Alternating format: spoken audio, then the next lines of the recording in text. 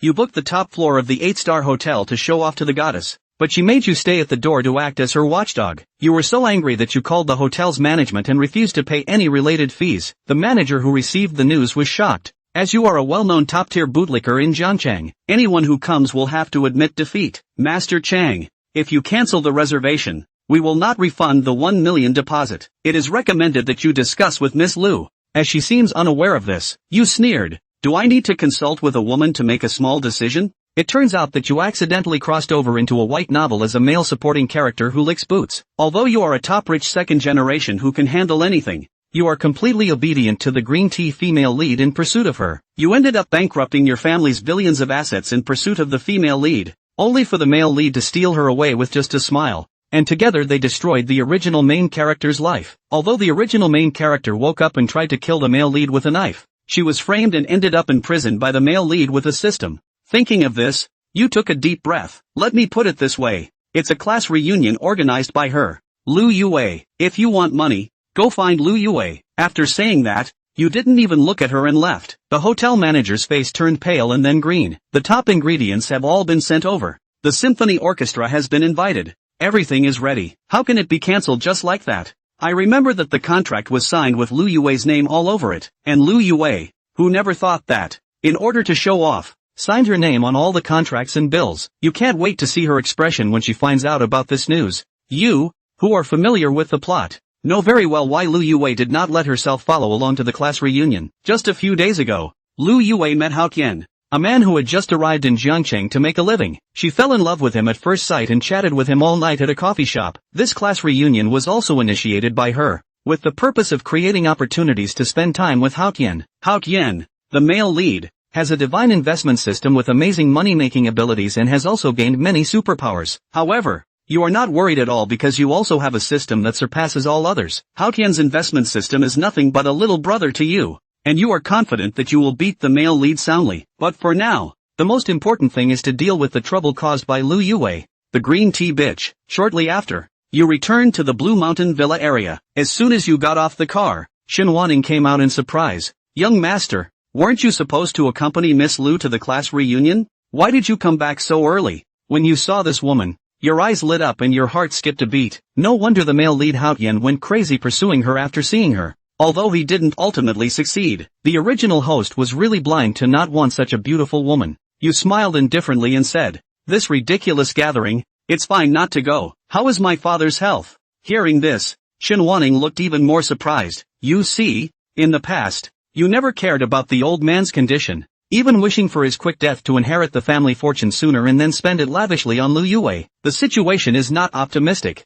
He may not make it through tonight. Shen Wanning said sadly. You look anxious, and hurried into the villa. You still admire and sympathize with this cheap father. Starting from scratch, with no background, Chang Yu's group has built up assets worth billions, working hard all his life, never taking a day off. Even though you may not have much affection for Chang's old man in your heart, as his only son, you should accompany him in his final moments. But by midnight, Chang's old man still passed away. Although the villa is equipped with top doctors and medical equipment from home and abroad, it is still powerless. You sit in front of the sickbed, tightly holding Mr. Chang's cold hand, and say in a sorrowful voice, "Father, you can rest assured. I will definitely lead Chengyu Group to new heights and become a world-class top enterprise. I will not let your lifelong efforts go to waste like this." Shen Wanning heard these words on the side, quietly wiping away tears, feeling quite relieved in her heart. Young master, Mr. Chang once helped my family through a crisis when a family member was seriously ill. I will never forget this kindness, and I will assist you wholeheartedly in the future. This is Mr. Chang's last will before his death. The lawyer will come to notarize it later,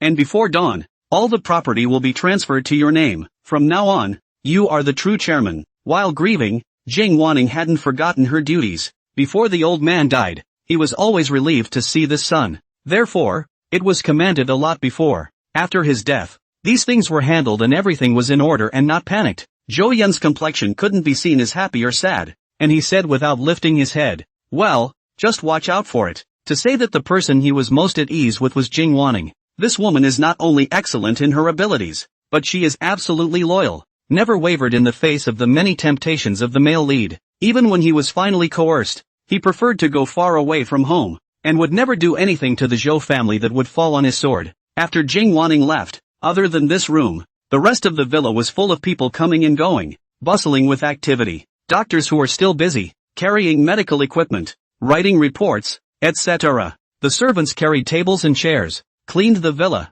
and after dawn they were going to carry the old man to the Lakeview funeral home for his funeral, and hold a memorial service to offer condolences. Hundreds of monks from the largest golden spirit temple near Jiangcheng also followed, banging on their magic weapons and chanting under their breath. Extremely rowdy. There were also the group's shareholders, the old man's former friends, and so on, all of whom climbed out of their nests and hurried towards the Blue Mountain Villa area. The entire business community of Jiangcheng was suddenly like a big stone thrown into a calm lake. It's making huge waves. The old man's death has kept many people awake tonight. Stormy weather. In the meantime, Kaishan 5-star hotel, above the air garden. Ceremonial music and music, singing and dancing, colorful, pushing the glass. Xu Yanran, who was wearing a white evening gown and drinking her cheeks scarlet, was completely unaware of what was happening inside the Blue Mountain Villa. Even if she knew, she didn't care. At this moment, her gaze was all on whichever clean-looking man in front of the table, named Ji Chen. The eyes were slightly infatuated. It's not disguised at all. The girlfriends and classmates around me were also in a drunken daze, one after another. They complimented her and said in a loud voice, "Thank you, Xu, for your generous hospitality tonight. Tonight has simply been one of the most enjoyable nights I've ever had. I never dreamed that in my life I would be able to go up to the top floor of the Kaishan Hotel, stroll through the Sky Garden, and look at the night view of the whole Jiangcheng city as if I had touched the starry sky. There's also a sky pool up here. I took pictures and sent them to my friends and got a lot of likes. Hey, thanks to Xu, I got to shine too. Xu Yanyan's life is good. To be able to marry this young rich second generation of Zhou Yun, how many people can't even beg for the blessing? To say that the venue is chartered, and an international orchestra to play, and a famous master magician to perform up close and personal, is no less than a star-studded banquet. In our class, the most promising one is Xu. No one else can catch up. In college Xu was the school flower, and now that she's wearing an evening gown, she's already comparable to a fairy. Xu Yanran listened with a smile on her face,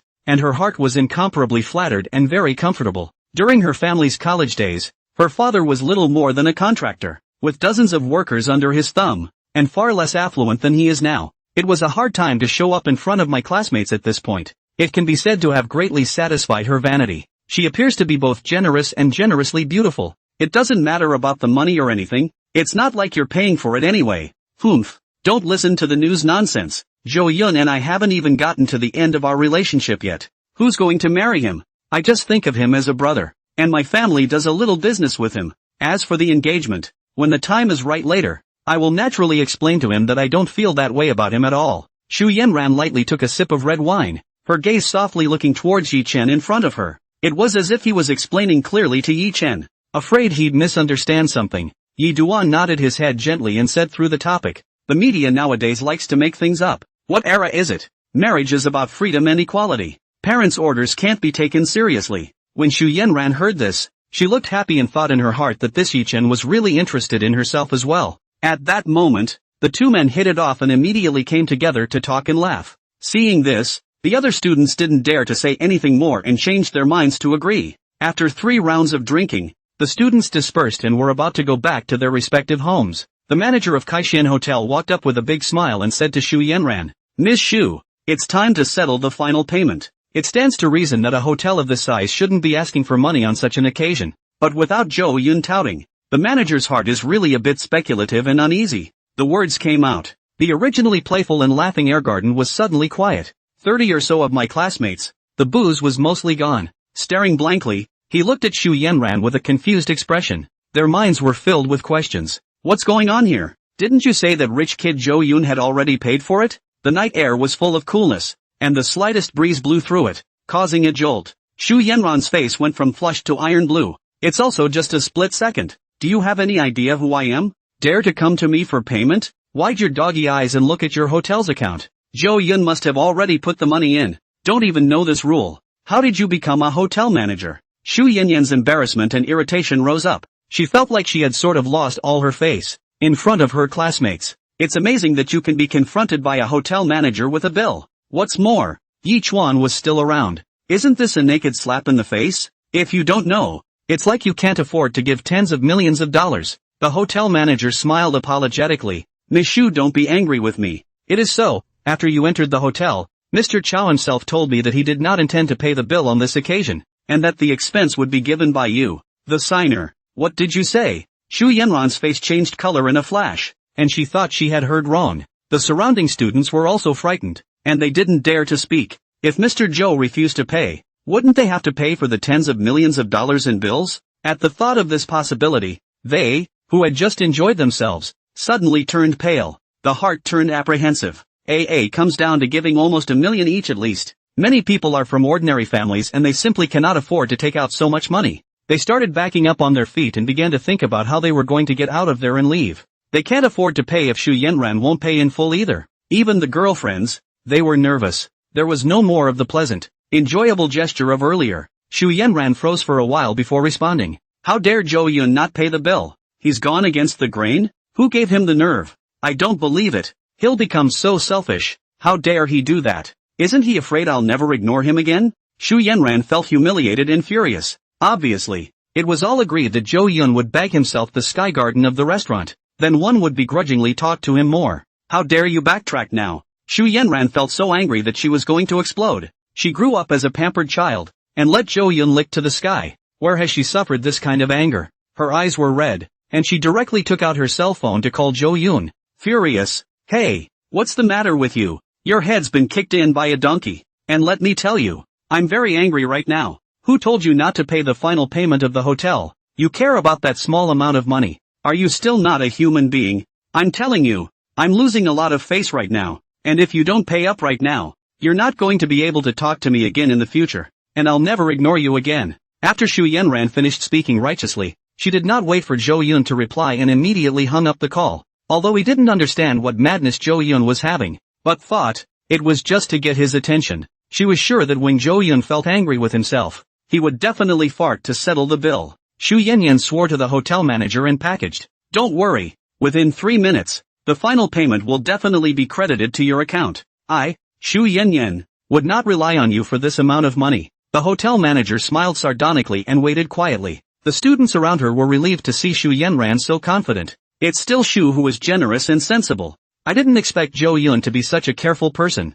That's right, rich kids still play with children's temper. Zhou Yun is not mature at all. If not for Miss Shu's control, I don't know how much he would have disgraced the Zhou family in the future. Shu Yenran was very flattered and tilted her head proudly. Every time I've used this trick in the past, it's been flawless. Zhou Yun will always be quick to fulfill his requests. I'm sure I'll be crying like a dog again afterward, begging for forgiveness. She could already imagine that image, with a row of her brain forehead. Her face turned scarlet, almost forgetting that Yi Chen was still beside her. Secretly, I thought, I shouldn't have lost my temper too much just now. It leads to a big image loss, right? I don't know if Yi Duan would care. She sneaked her afterglow to Yi Duan and was relieved. Just see the other's gaze was gentle, looking at herself with tenderness. Shu Yenran's heart is also warm and beautiful. I've made Mr. Yi laugh. Shu Yenran corrected her attitude and became elegant in her demeanor. Yi Chuan was heartbroken. It's really Miss Shu's sorrow to know such an untrustworthy person. Zhou Yun, a flower raised in a greenhouse,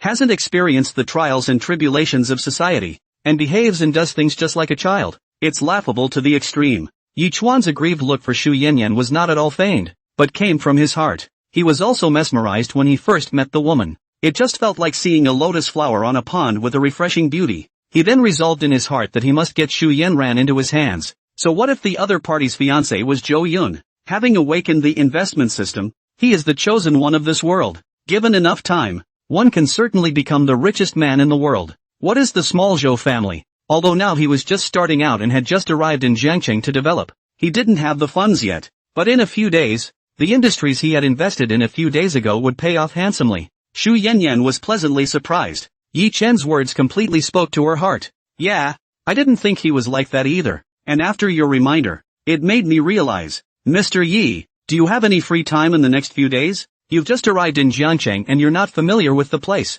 Why don't you let me show you around? Shu Yenran took the opportunity to invite Yi Chen to go play together. It's an honor. Yi Chen was full of smiles, his heart secretly happy. The two left their contact information with each other and agreed to visit various places in Jiangqing in the next few days. The hotel manager's face went completely black, because until now, the final payment has not arrived. That's when everyone got it. Zhou Yun played for real. Shu Yenyan called personally and couldn't even get the money. It couldn't help but make them mutter in whispers. It seems like young Master Zhou is really angry, breaking the mold and rejecting his fiancée for the first time. I hope I don't have to AA. I can't afford it. Shu Yanyan is nothing without Zhou Yun. I guess she doesn't want to pay the final payment. If I had known this, I wouldn't have come. I couldn't even AA $1 million if I sold it. Who let Shu Yanyan not let Zhou Yun come up? Now that people are angry, I'll see how she ends up. Still talking about the future Mrs. Chairman of Yuchen Group. Why do I feel like it's going to fizzle out? The students didn't dare to speak up though,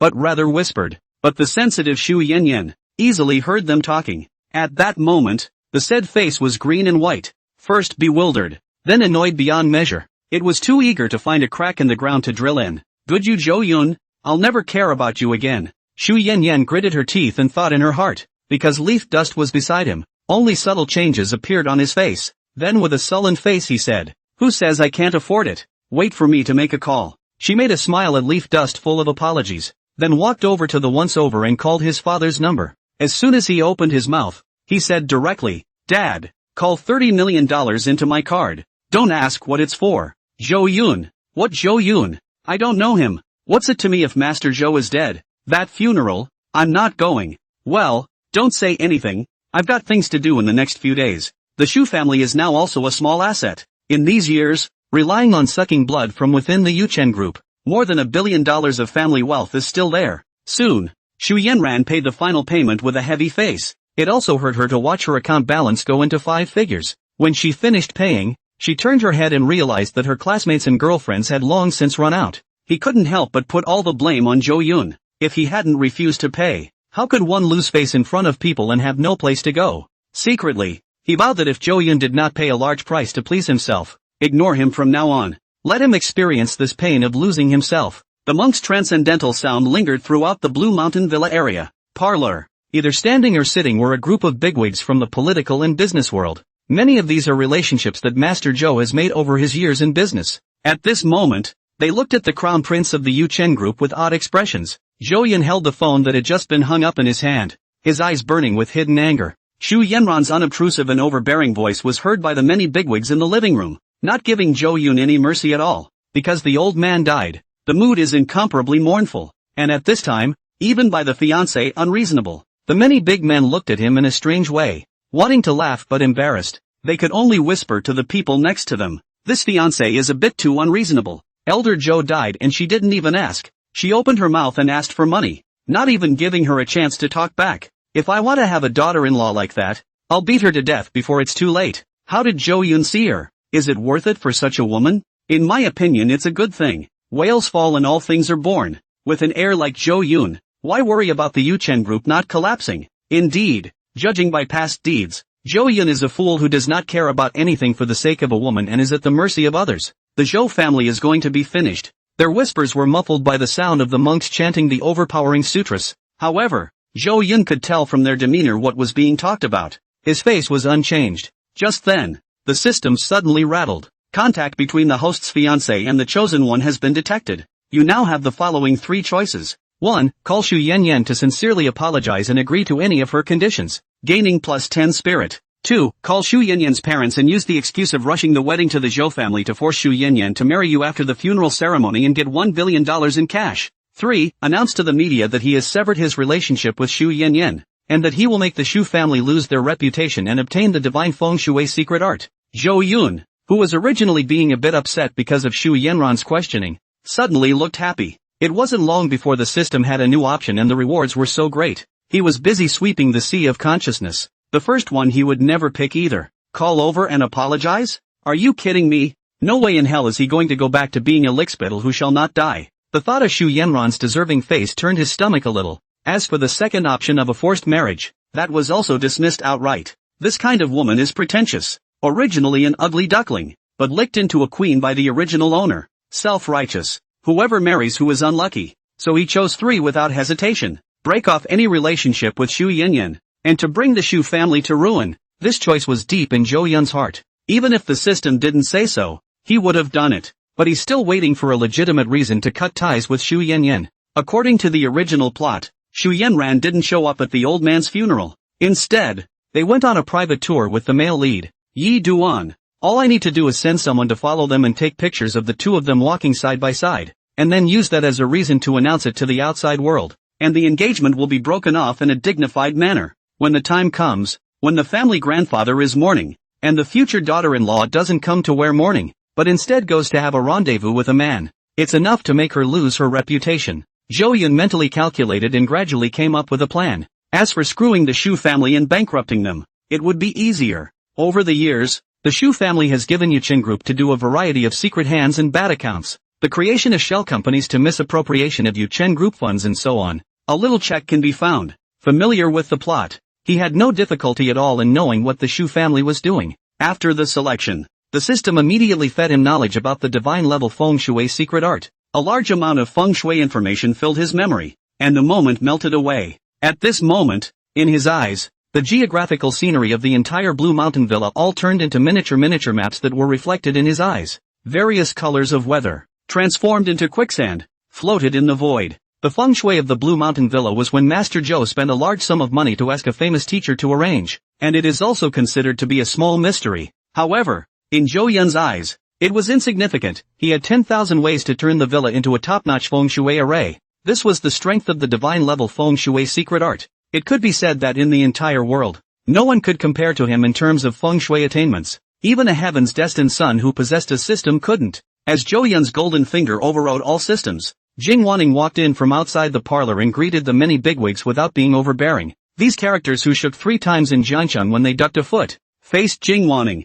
and their expressions changed to seriousness. Clearly impressed with the woman's abilities, Jing Wanning came to Zhou Yun's side and asked in a low voice, "Young master, I heard about what just happened to Miss Shu. You won't still be spoiling her, right?" Zhou Yun let Jing Wanning's ears come close, then whispered something. Jing Wanning went from frowning at first, to being puzzled, and then smiling joyfully and nodding her head repeatedly. The Shu family has indeed gone too far, and it should have been done a long time ago. Young master, you don't know. The current Yuchen Group is in a mess and disarray by the Shu family. Inside and outside the group, there's a lot of stigma against you. When these things are done, I'm sure they'll be as heartily happy as I am. I'll immediately arrange for someone to do what you've entrusted me with and make sure it's done. After Jing Wanning finished speaking, she hurriedly left the parlor. Shortly afterward, the lawyer that Master Zhou had arranged before his death also arrived. Zhou Yun took them into the study and spent quite a bit of time dealing with the inheritance. When it was dealt with, he also officially received all of the family's property and became the largest shareholder of the Yuchen Group, owning 55% of the shares. There are also countless estate properties in the River City and at home and abroad, among others, a fortune worth over $30 billion. When he and the lawyer left the study, the sky was already bright. Elder Zhou has been put into a golden casket worth tens of millions of dollars, ready to be sent to the Lakeview funeral home. The bigwigs are gone. They just came to see if the news was true, and in the meantime, they exchanged plans with their friends about what to do next. Zhou Yun put on his mourning clothes and went to the funeral parlor with Jing Wanning to greet the condolences of outsiders. Lakeview funeral home gates. Cars come and go. Many people who used to be related, not related came, and some distant relatives of Zhou Yun. But, all the people who were memorializing were surprised to find that Zhou Yun was the only one in front of Elder Zhou's last photo. Where's the fiancée? Although not yet married, Xu Yanran was also considered a daughter-in-law of the Zhou family by all accounts. If you're in a big funeral, you should at least see someone, not to mention wearing mourning. But after looking around the entire funeral parlor, he couldn't even see Xu Yanran's shadow. There was a lot of gossip. Some wondered, some laughed, and some sighed. Jing Wanning also looked at half a day, and saw that it was as the young master said, that Xu Yanran would not come. Although she had already prepared herself mentally, she was still angry in her heart when the fact actually happened. As the future madam of Yuchen Group, she was so rude and reckless. There will be a time when your Shu family will regret it. Jing Wanning clenched her teeth in secret, thinking of what Zhou Yun was going to do, and then relieved. Soon, Xu Yanran's parents also came to the funeral home. Seeing these two people, Jing Wanning's demeanor turned inhuman again, because, on Shu's father and mother's faces, they couldn't help but smile. Shu's parents couldn't suppress their smiles from the moment they got out of the car. Those who didn't know, thought he was here for the wedding banquet. Some people also cast envious and jealous gazes after learning of their identities. This Shu family is going to be on a higher level from now on. We work hard to fight, and we're not as good as people having a good daughter. Zhou Yun inherited all the inheritance, and with his IQ, he probably couldn't keep it and ended up giving it to Shu's family for nothing. Look at these two. Their mouths are all twisted up in laughter. If I were Master Zhou, I would first beat this loser alive before I die. I would rather donate all my money than give it away as a dowry. Now I really have to die in peace. The fools are still sour, but the smart ones are already climbing. Shu family parents have not yet walked to the main door of the funeral parlor. Was surrounded by a bunch of social elites and celebrities. A variety of flattering words, like no money have to say. Shu father's face was complacent and glowing. There were people present who had once been rivals, but now they also lowered their eyebrows and complimented themselves. This feeling was simply not too good. These people in front of him, a few years ago for him, were all unattainable, to be looked up to exist. But everything changed after her daughter dated Jo Yun. Now that elder Jo is dead and his daughter has finished her marriage with Jo Yun again, this Yuchen Group is equivalent to the back door of the Shu family, which can be taken at will. The thought that his Shu family, too, could become the hegemon of Jiangcheng, Shu's father was overwhelmed with complacency. Shu mother also looked arrogant, gently nodding to the crowd, not even bothering to say anything. After hypocritically excusing themselves for a while, Shu's parents headed to the hearth to offer incense. Coming to Jo Yun's side, the two pretended to be grieving and advised, "Don't be too sad. One must look forward. Master Jo has said that he wants to hold grandchildren the most and see you start a family. After we finish the funeral, we'll pick a good day for you and Yen Yen to get married and have a child soon. And Master Jo will be very pleased in heaven. By the way, since you've become a director, that project in the South Street Business District has been stuck by the group for a long time recently, so you'll find time to deal with it later." Shu's father smiled as if he was nagging a family member, but the words he uttered were depressing to the heart. All aspects of the commercial street project Yuchen Group are strictly controlled. Many building material dealers, who want to cooperate with the Jo family, are crazy about the low price. A dozen businesses are competing. Most of these collaborators also came to offer their condolences, and when they heard this, they were very unconvinced, and were extremely depressed to see that the opportunity to make money was going to be snatched away by the Shu family again.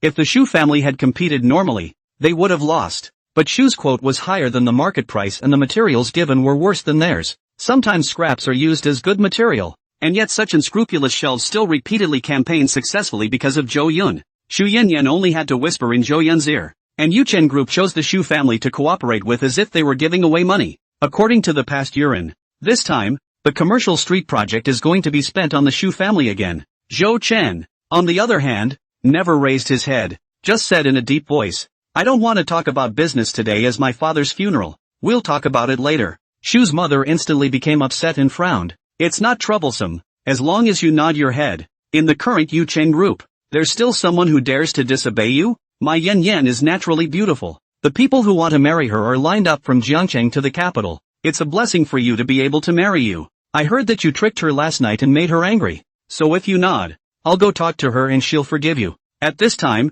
Jing Wanning walked over and said coldly, "Why isn't Shu Yanran coming?" Shu mother looked at Jing Wanning's beauty, couldn't help but feel a sense of crisis rise in her heart, crossed her eyebrows and said in a sharp voice, "The name of the mistress is also something you, a housekeeper, can call. No big, no small, no respect. Yen Yen, she's not coming. Naturally she has her reasons." Zhou Yun didn't even say anything. "What are you making noise about? Zhou Yun, you dismiss this woman immediately. I don't want to see her after Yen Yen marries you. Otherwise, the consequences of Yen Yen's anger. You know, you won't be able to marry her in this life, and I won't put in a good word for you. Hear that?" Shu's mother was bossy and did not give Zhou Yun any face at all, acting like a leader as she chided Zhou Yun and Jing Wanning. Shu's father was on the sidelines and didn't bother to stop his wife's savage spree. In his opinion, Zhou Yun listened to Shu Yanran so much. It's just a small thing to dismiss a woman. If Elder Zhou was still alive, the two would still be scrupulous. Now that Zhou Yun was his son-in-law,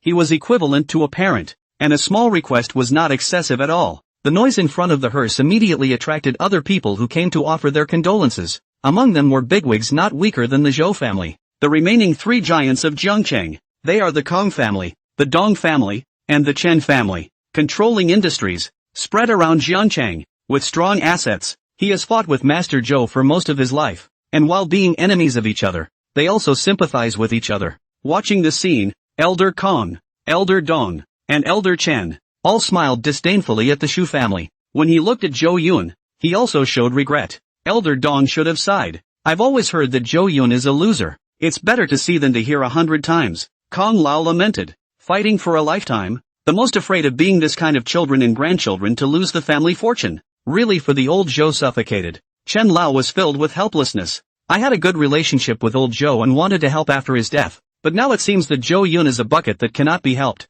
There is no need. With in-laws like this, 10 Yuchen groups wouldn't be enough to lose. If Zhou Yun really pushes Jing Wanning away, I'm willing to spend a fortune to hire her to housekeep for me. In the arena, it wasn't just the other bigwigs who scoffed at Zhou Yun. Even some of the elderly executives of the Yuchen Group were disappointed in this heir. They knew that the reason why the Shu family dared to be so arrogant was all because Zhou Yun was used to it. If he hadn't taken the Shu family at their word, with these two stupid parents, how could they be arrogant in front of Master Zhou's spiritual hall? But it's a family matter and it's out of their hands. It's just a pity for the loyal Jing Wanning. However, they didn't know that Zhou Yun had long since changed and was no longer the former licking wolf. Zhou Yun originally did not want to cause trouble today, but when Shu mother targeted Jing Wanning, the fire in his heart could no longer be hidden. He stood up with an open heart and looked straight at Shu's mother, as if there were 10,000 sharp swords hidden in his eyes, penetrating straight into the heart. You want me to deal with it today, don't you? Well, I'll do as you wish. Xiaodong.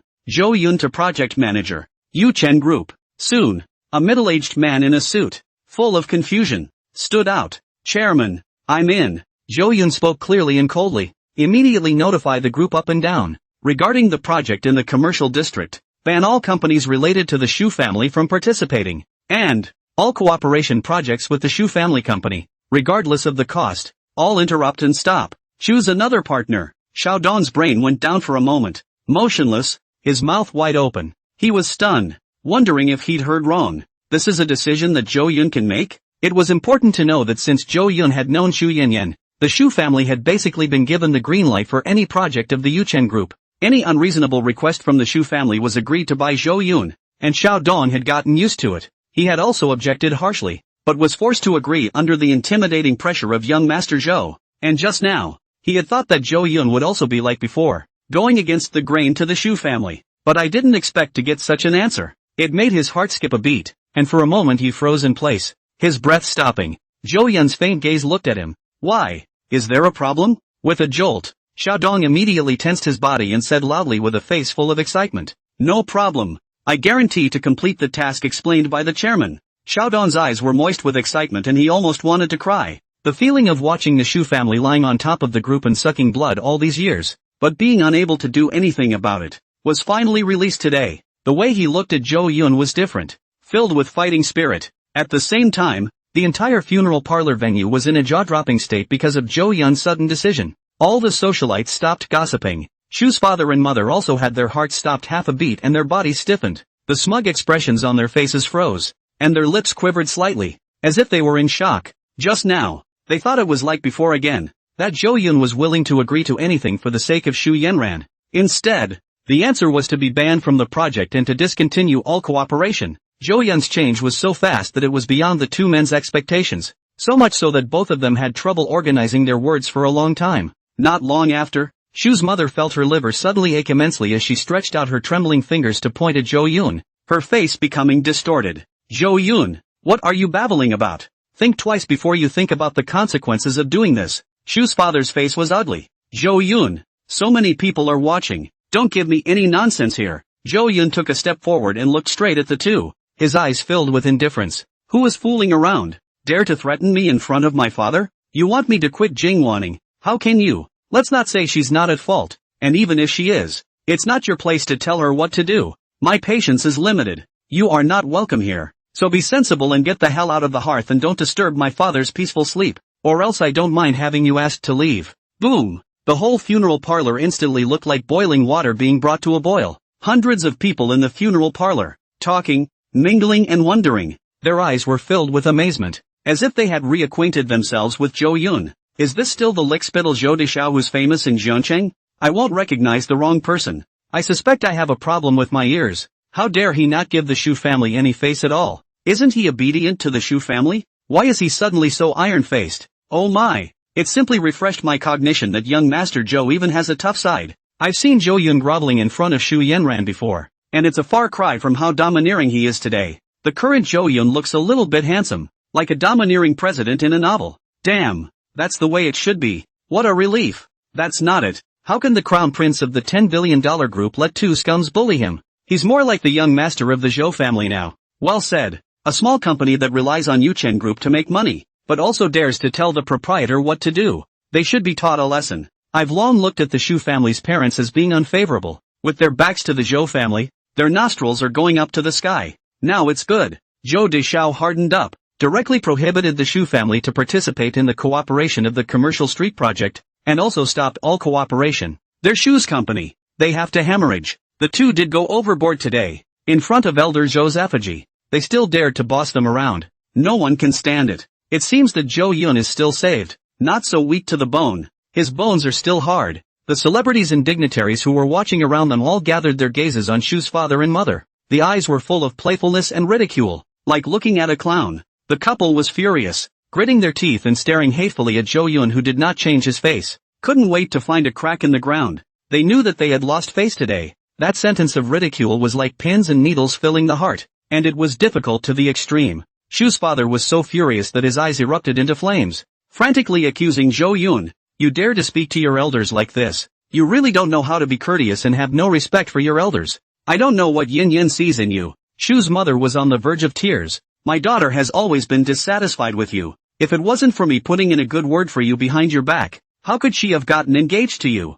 I didn't realize you had no conscience. You're good now. You've become the chairman of the board of directors. You're so powerful. You've flipped out. When I get back, I'm going to tell her what happened today, and tell her what a poorly bred white wolf you are. Without my consent, you will not marry my daughter for the rest of your life. You kneel down now and kowtow to us and apologize. There's still room to turn this around. The two knew that Zhou Yun cared most about Shu Yanran. In his anger, he also laid out his daughter, forcing Zhou Yun to kneel down and apologize. If it was the previous Zhou Yun, he would definitely hesitate, but now he was just giving a look towards the bodyguard at his side. The four brawny men immediately closed in on the Shu family's parents, looking ready to strike. Shu's father was suddenly filled with panic, his arrogance gone. Hatingly glaring at Zhou Yun, he hurriedly pulled Shu's mother outside. Good you Zhou Yun, you better not come begging Yin Yin. This matter won't be settled like this. The two men left the funeral parlor with their heads down and in a state of disarray. The people who had been fawning around them before were also fearful of avoiding them,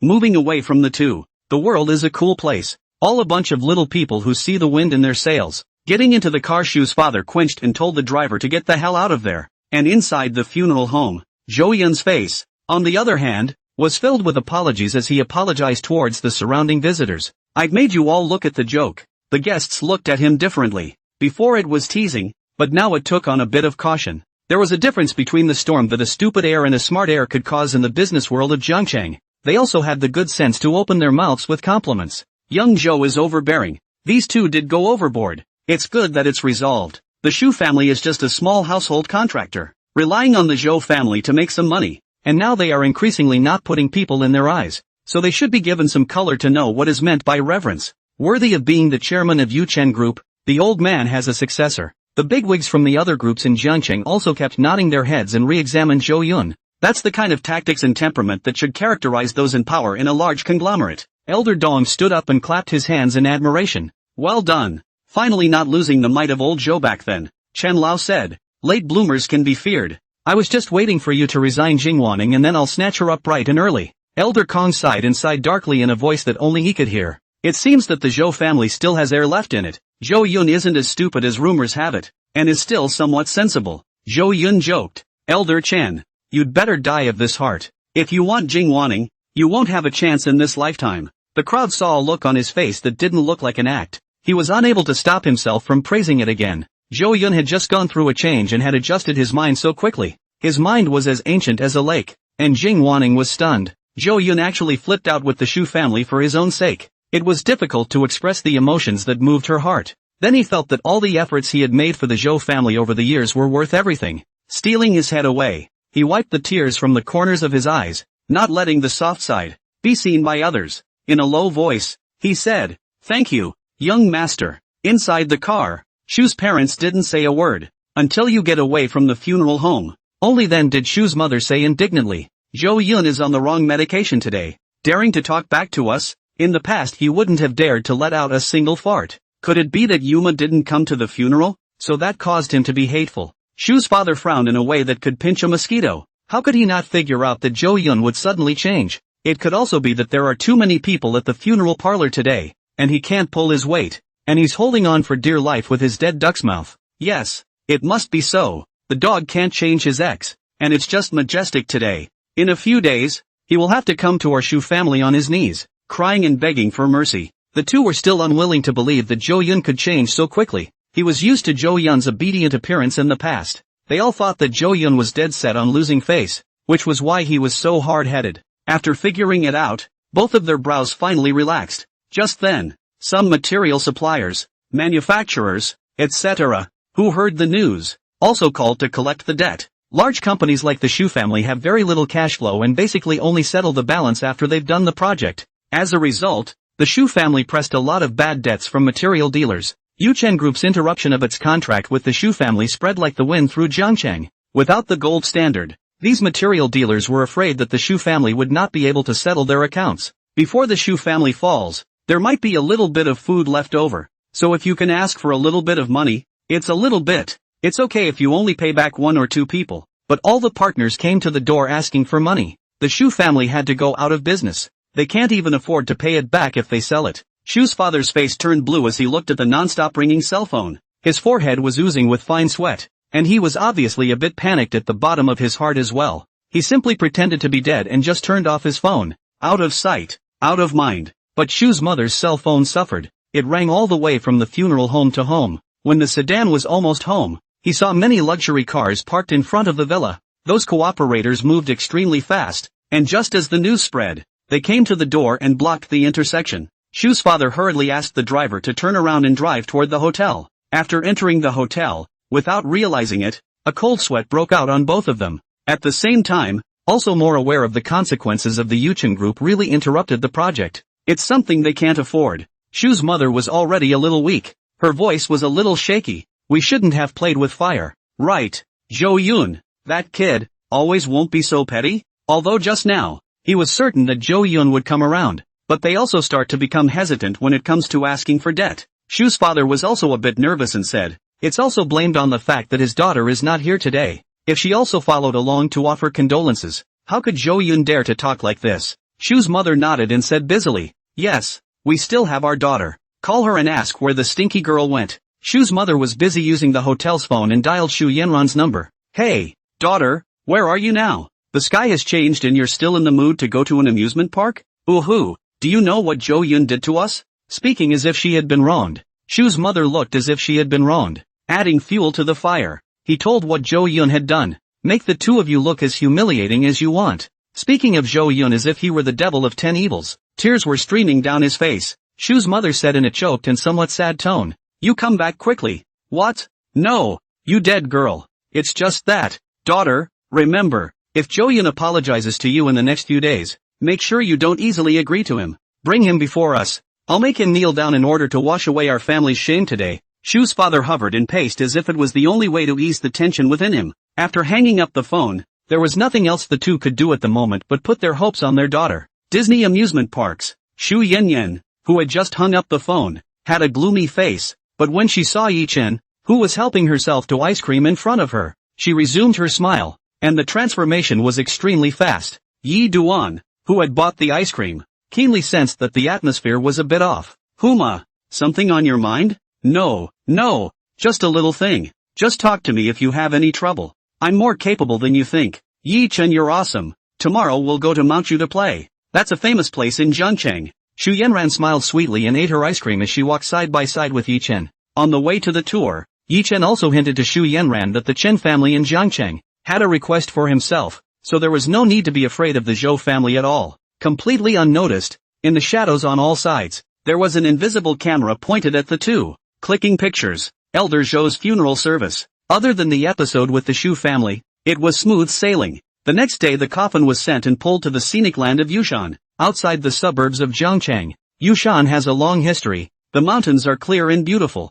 and the scenery is pleasant. It is a must-visit place when visiting Jiangcheng. To be able to buy a good cemetery plot here, one must have connections and background in addition to money. Many big rich businessmen want to buy it, and they can't do it with more money. Instead, Master Zhou bought it ahead of time, and his methods are heavenly. Standing on the top of the mountain, a shimmering light appeared in Zhou Yun's eyes, and all of Mount Yu's land veins and feng shui flickered in his pupils like a silken thread. A stream of metaphysical air in the line of sight. From a stone, a grass, a tree and a flower, floated around like silk. Miscellaneous but not chaotic. Zhou Yun possessed a divine-level feng shui secret art, so he could naturally see that this cemetery at the top of the hill could only be considered average, not the best. Of course he was not satisfied. It is about his own shade of fortune and prosperity of future generations. It must not be sloppy. He frowned slightly and asked Jing Wanning, who was following him around. Who did you get to choose this tomb? Jing Wanning said truthfully, it was for the Dong family to help and ask a gentleman named Ji Chuan to look at it.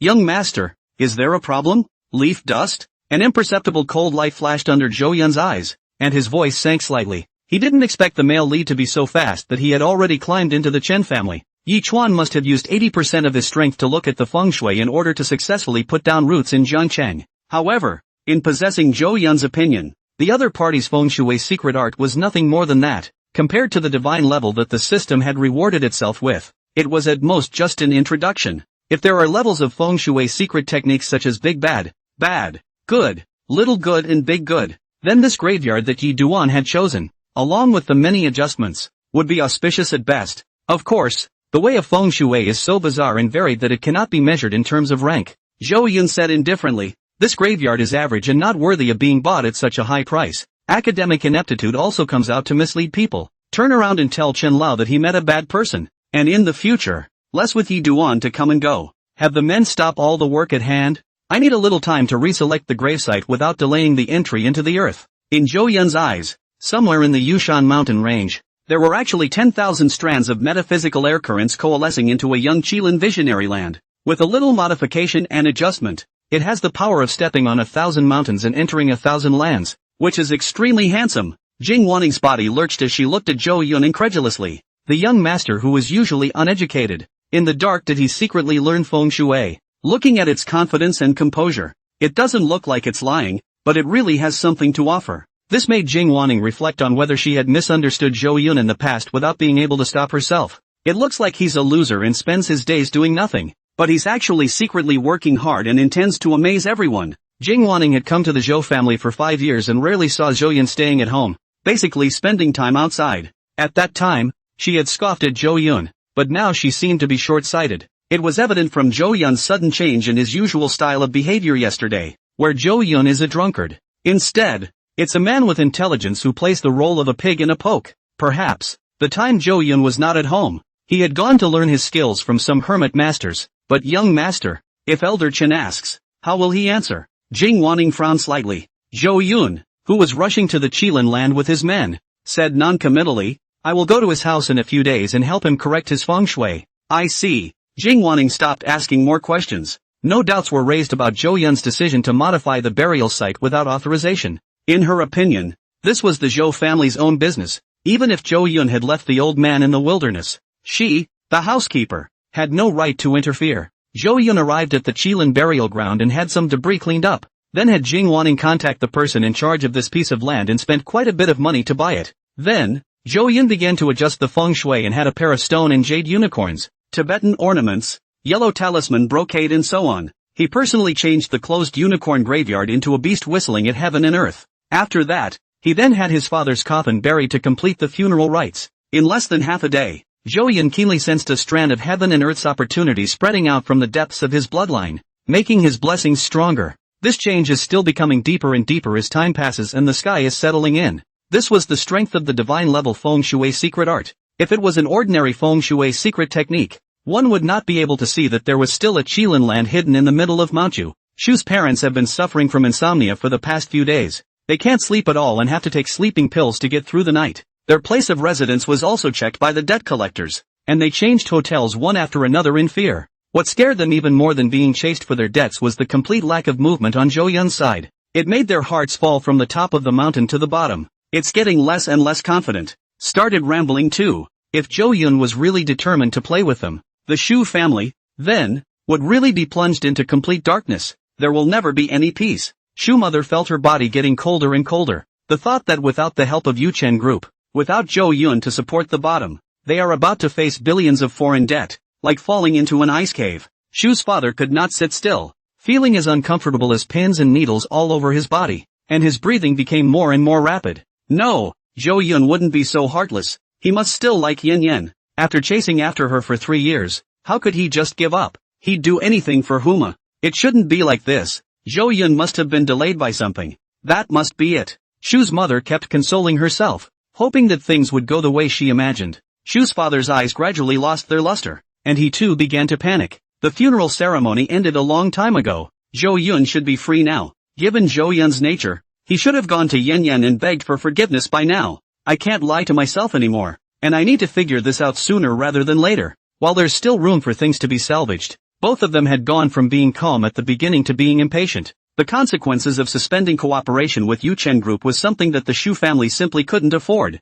Now it finally feels scary. Over the years, the Shu family had utilized Zhou Yun's identity to make many fake contracts and bad debts for breach of contract, and if they were liquidated, they would have to sit through the bottom of the jail. Of course, they didn't anticipate Zhou Yun to be so ruthless as to do this. Just trying to recoup my losses now. Two people are not stupid. Quickly woke up to the key point of breaking the situation. Lies in the daughter Shu Yanran. Shu mother called her daughter on the phone. This time no longer polite, and not a little pity, but instead filled with the tone of Xingxin. Hey, dead girl, don't go home yet. Where's the wild? Play. All day long. The house is falling apart and you didn't know to call back. Zhou Yun hasn't approached you. Won't you go to him? Yeah, go ask him what he really wants. What? You can't pull your weight? Do you want mom and dad to go? You come to the Maple River Resort immediately now. I'm here with your father. You won't return. Well, you've come to piss me off too, haven't you? How dare you hang up on me? Su's mother heard the sound of beeping and her eyes could spit out fire.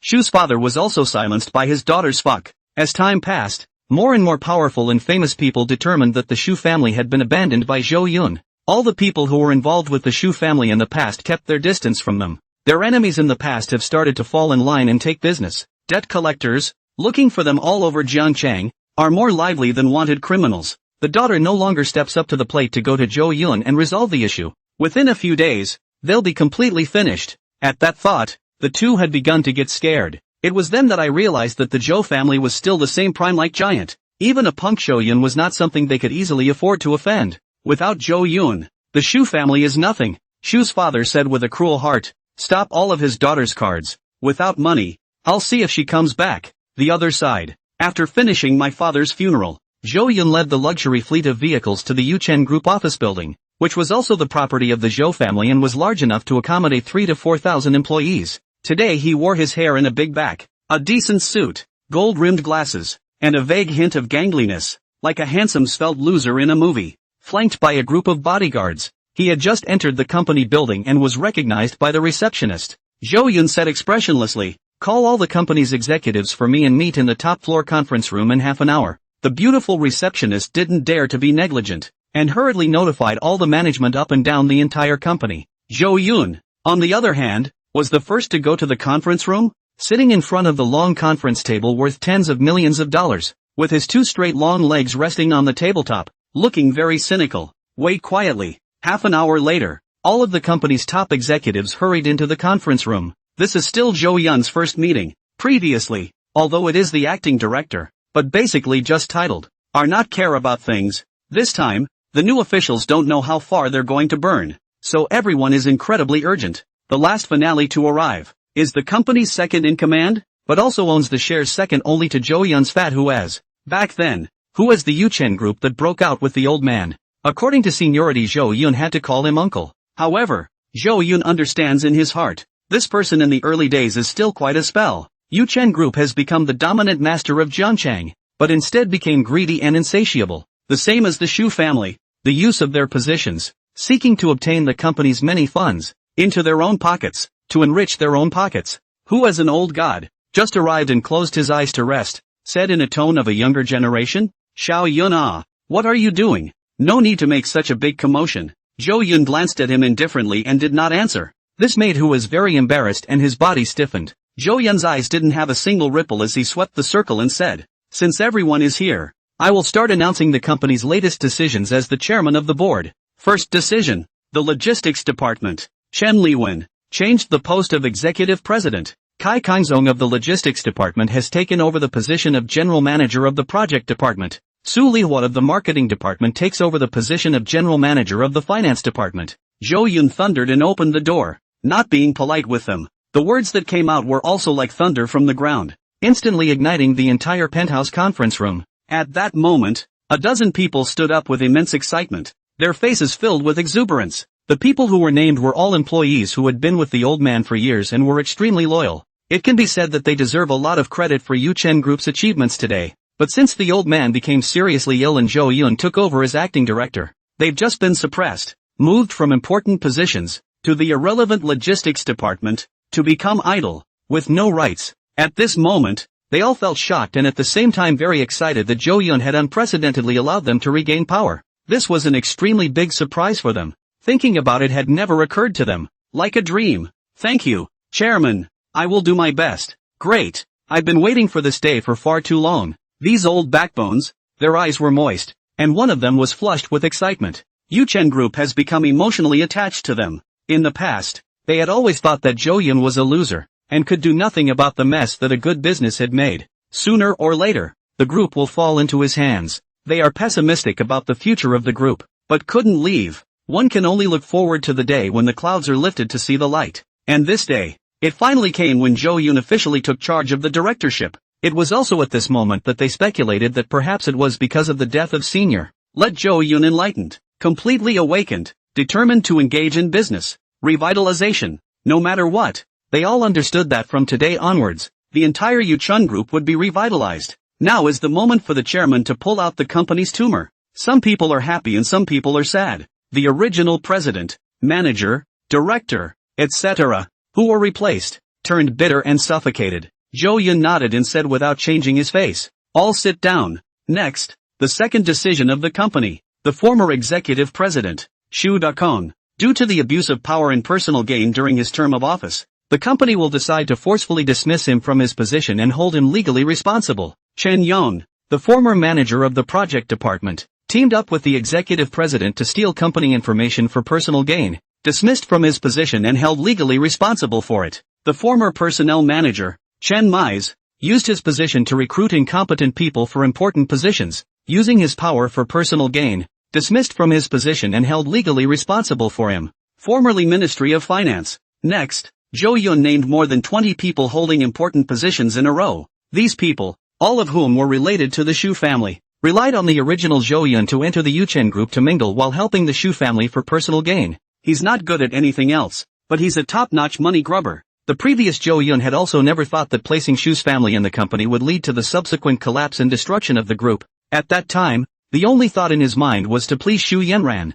The Shuis have been eating out of the palm of their hand for a few years now. At this time was named. Are feeling the heart suddenly thump a jump, like the top of the mountain fell off the cliff. Dizzy, feel the whole world is dark. Zhou Yun continued with a calm demeanor. Of course, any of their associates within the company, the employees in question, will be cleaned up one by one and handed over to the court. Now the crowd understood. Zhou Yun is more than just 3 fires in office. It's literally going to turn the whole group upside down and roll with thunder. At the same time, their gazes were filled with disbelief. They're the Shu family. It's Shu Yanyan's relative. You Zhou Yun, on what grounds do you revoke your position? Aren't you afraid that Shu Yanran will get angry? Also, why did Zhou Yun change so much? It was like he was a different person. Caught them off guard. Is this Sven scum with gold-rimmed glasses in front of him still Zhou Yun? The original general manager Shu Dakong, that is, Shu Yanyan's cousin, with an indignant expression, stood up and said, "Chairman of the board of directors, I'm not convinced.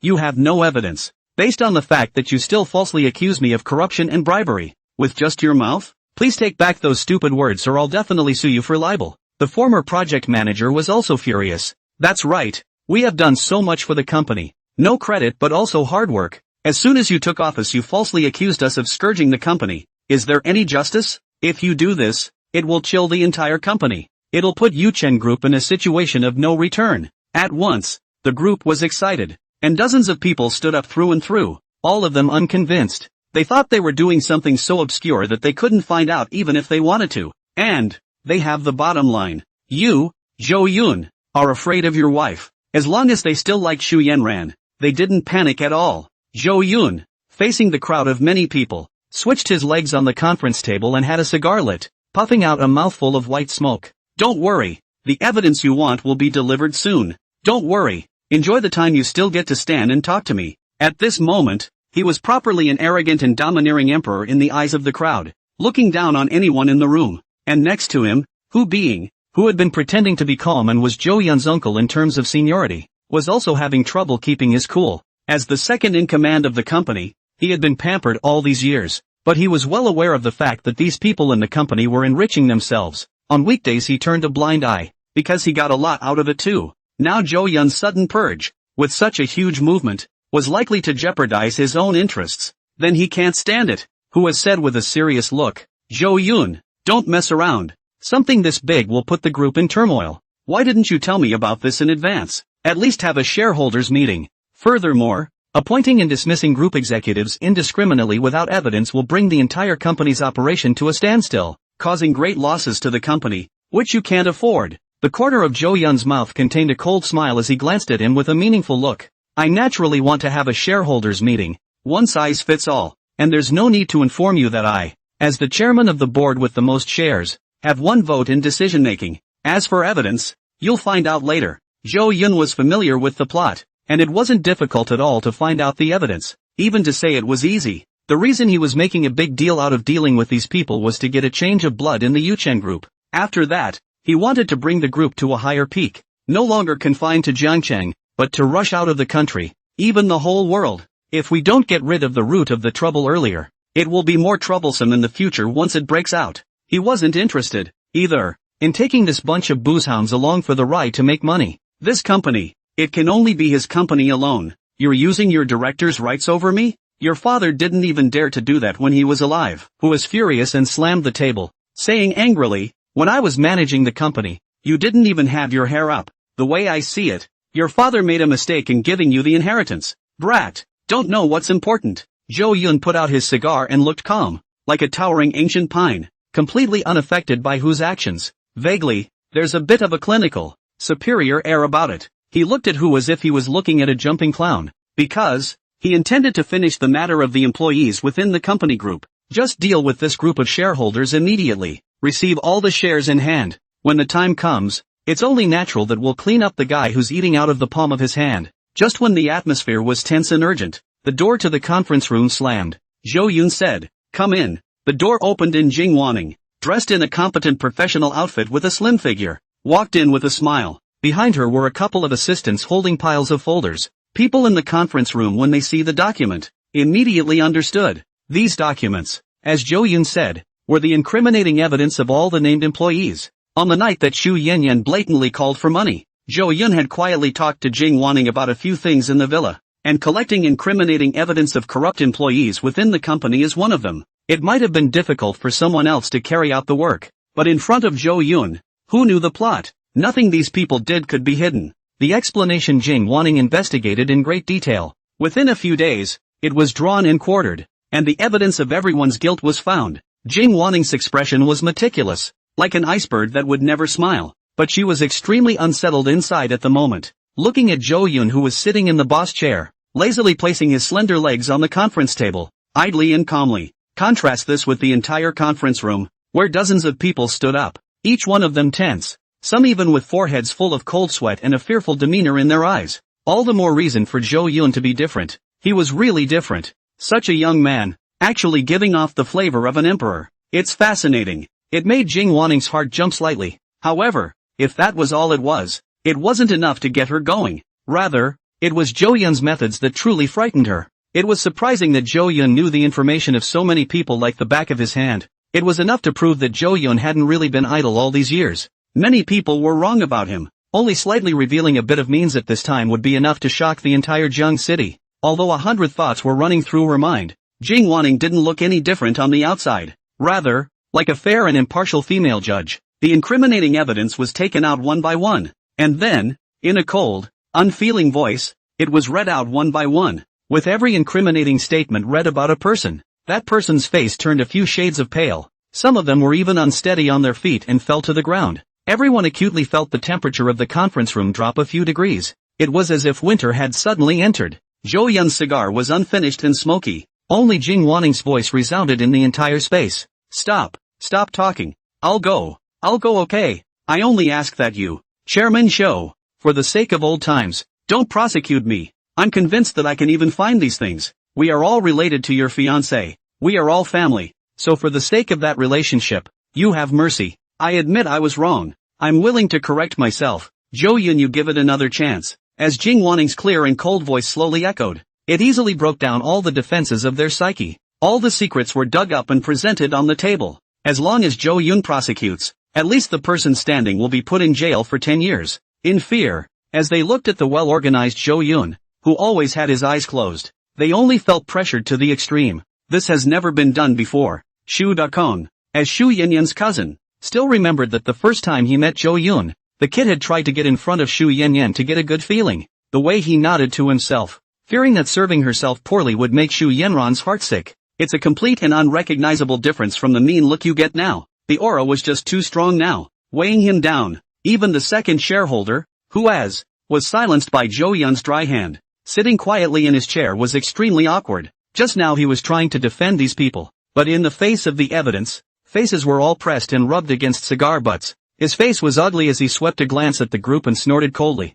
Waste. Then he stood up and lumbered out of the conference room. A smile finally appeared on Jing Waning's face, but it was a professional smile without any emotion. Do you want me to make a PowerPoint and get a more detailed cast for you guys to see again? Shu Dakong said resentfully. No, don't bother. It's just that, Zhou Yun, you've thought this through. If you really do this, beware of the reaction from my cousin's side. Haven't you always wanted to marry her? This matter as if it did not happen. The past is revealed. Keep the original appearance. We promise that we will not do it again in the future. And we will clean up our act and work well. And we will go and persuade Yin Yan's sister to listen to you and do whatever you tell her in the future. Many of the relatives that the Shu family had arranged into the Yuchen Group had been pissed off by Zhou Yun. The psychological quality is not strong. And the means are not there. Just like to get money privately, naturally cannot withstand this pressure. They were all defeated. And how could they dare to think of other sophistry and schemes in their minds? Just want to get this over with quickly. The fastest solution he could think of in his mind was to plead for leniency through Shu Yanran's relationship.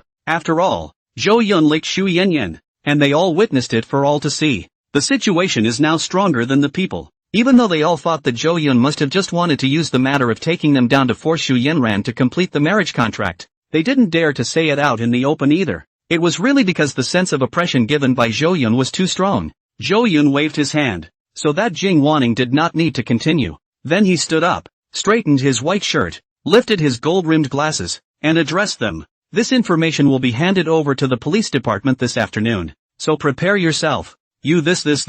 The relatives of the Shu family gulped, all bowed their heads, not daring to stay a moment longer, and all left the conference room in embarrassment. When they left, Zhou Yun then looked at the other senior employees present, a gentle smile on his face. In the future, Ms. Jing Waning officially becomes the chairman's executive secretary. She will be the one to make the next other personnel changes and decisions. Also, in addition to those just named, some of the others who have also done things to jeopardize the interests of the group will also be dealt with by her. After saying that, Zhou Yun turned his head to Jing Waning and smiled. Lucky you. It's all what I should do. Jing Waning said excitedly. Young master, you've really impressed me. Zhou Yun snorted and said, there will be many more surprises in the future. Learn to get used to it. Jing Waning said seriously. Young master, I believe in you. The other thing you asked me to do is done. Then Shu Yanran and Yi Chen have indeed stayed together for the past few days. But according to the information given by the henchmen, the two did not have a substantial relationship, not even holding hands. They were both reserved. Neither one wanted to poke at that relationship, and now they seem to be friends. These pictures, are they enough? Zhou Yun shrugged his shoulders and said, enough? Going on a date with another man on the day of the funeral is enough for me to back out of this ridiculous engagement. Go ahead and get busy. After Zhou Yun finished speaking, he left the conference room and went to familiarize himself with the recent affairs of the group. He was relieved to leave the rest to Jing Waning. No sooner had Shu Dakong and the others left the conference room than they immediately got together in groups and talked in a variety of ways. What kind of nerve did Zhou Yun have today? A brain cramp. What else could it be? After the old man died he had no more restraints, and was anxious in his heart for Shu Yanyan. Isn't it just wanting to marry Yanyan quickly by pushing us so blatantly? Cousin is really something too. Hanging on to people for so long and dragging it out. Well, if we push people over the edge, even we will suffer. Marrying Zhou Yun earlier wouldn't have been such a big deal. Let's hurry up and call her to urge her to plead with Zhou Yun. There's still a way to live. I'm not only going to rush it, I'm going to scold her. What do you mean this? The crowd murmured. In the end, it felt like the unringing of the bell. Only Shu Yanyan can solve this problem. At once, one call after another went towards Shu Yanran's cell phone. Huma, This is my new company, and within a few days, it's making money by the day. Yuchen brought Xu Yanran to his own company, with the word Tingfei written on the signboard. You are really young and talented, Xu Yanran said adoringly. Yi Duan thought for a moment and said, I heard that you seem to be unemployed. Why don't you invest in my company? I'll give you shares, and the two of us will partner up to make this business work. In the future, it can also become the most well-known enterprise in Zhangcheng. No, the whole country. Xu Yanyan's heart was stirred. Starting a company with leaf dust? Is he implying something about himself? This way the two can get closer. Whether the company makes money or not is secondary. Letting the feelings heat up is the point. Xu Yanyan heart sweet honey, at the same time directly shot bored said, your company. I definitely have to support. To how much money? I will directly let my parents play 100 million over enough? Yi Duan shook his head and said, there's no need for money, as long as you come to work. Well, I happen to be short of a secretary position. Secretary, heir? Yes. Xu Yanran didn't know what to think of, and her face slowly turned red. Then he said with vigor, how can you not vote? What do you take me for? No merit, no reward. Give me the account and I'll call you right away. Xu Yanran finished opening her own cell phone, ready to contact the bank and transfer money. It turned out that all the cards were deactivated and access was not possible. She was instantly furious. Excuses to go to the bathroom and go call my parents to check in. As a result, just as he entered the bathroom, his cell phone rang and it was his cousin. She fought back her impatience to get through. Dakota, what's wrong? What's wrong? I still want to ask you what's wrong. Xu Dakong questioned. Tell me about you. What are you doing dragging people around like this all the time? Now he's furious and not only has he sacked me all,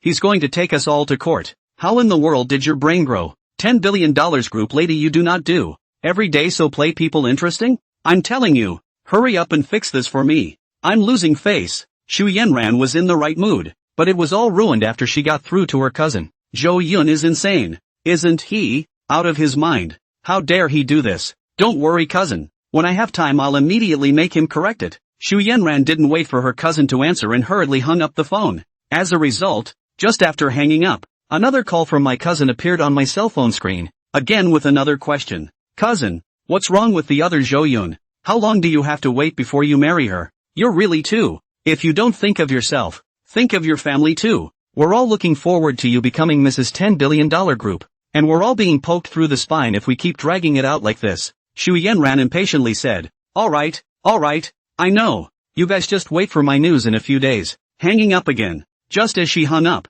her cell phone rang again, not even giving her time to call her parents. A dozen times in a row. She simply didn't answer it and turned it off directly. Her face was so bad that her heart was so depressed that she wanted to vomit blood. Good you Zhou Yun, isn't it just that you want to force me to marry you, as to do so many nasty things? I thought you were a good person and quite cute, but I didn't realize you were so vicious behind the scenes. Look at the turned off cell phone and think of the deactivated card. Xu Yanran sighed. She had only been relaxing for a few days and so many things had happened. Blame it on this bitch Zhou Yun, always not letting herself worry. Why can't she behave herself? There's no other way at the moment. She could only harden her head and go out of the bathroom, and said to Yichuan with full of apologies, I'm sorry Yichuan, there's something I need to find my parents for a trip, and for the investment, how about I give you an answer at noon tomorrow? Yi Duan said with understanding, there's no rush, take your time, my words have always been valid, let me send you. Hearing Yichuan's voice, Xu Yanyan quickly put what had just happened behind her,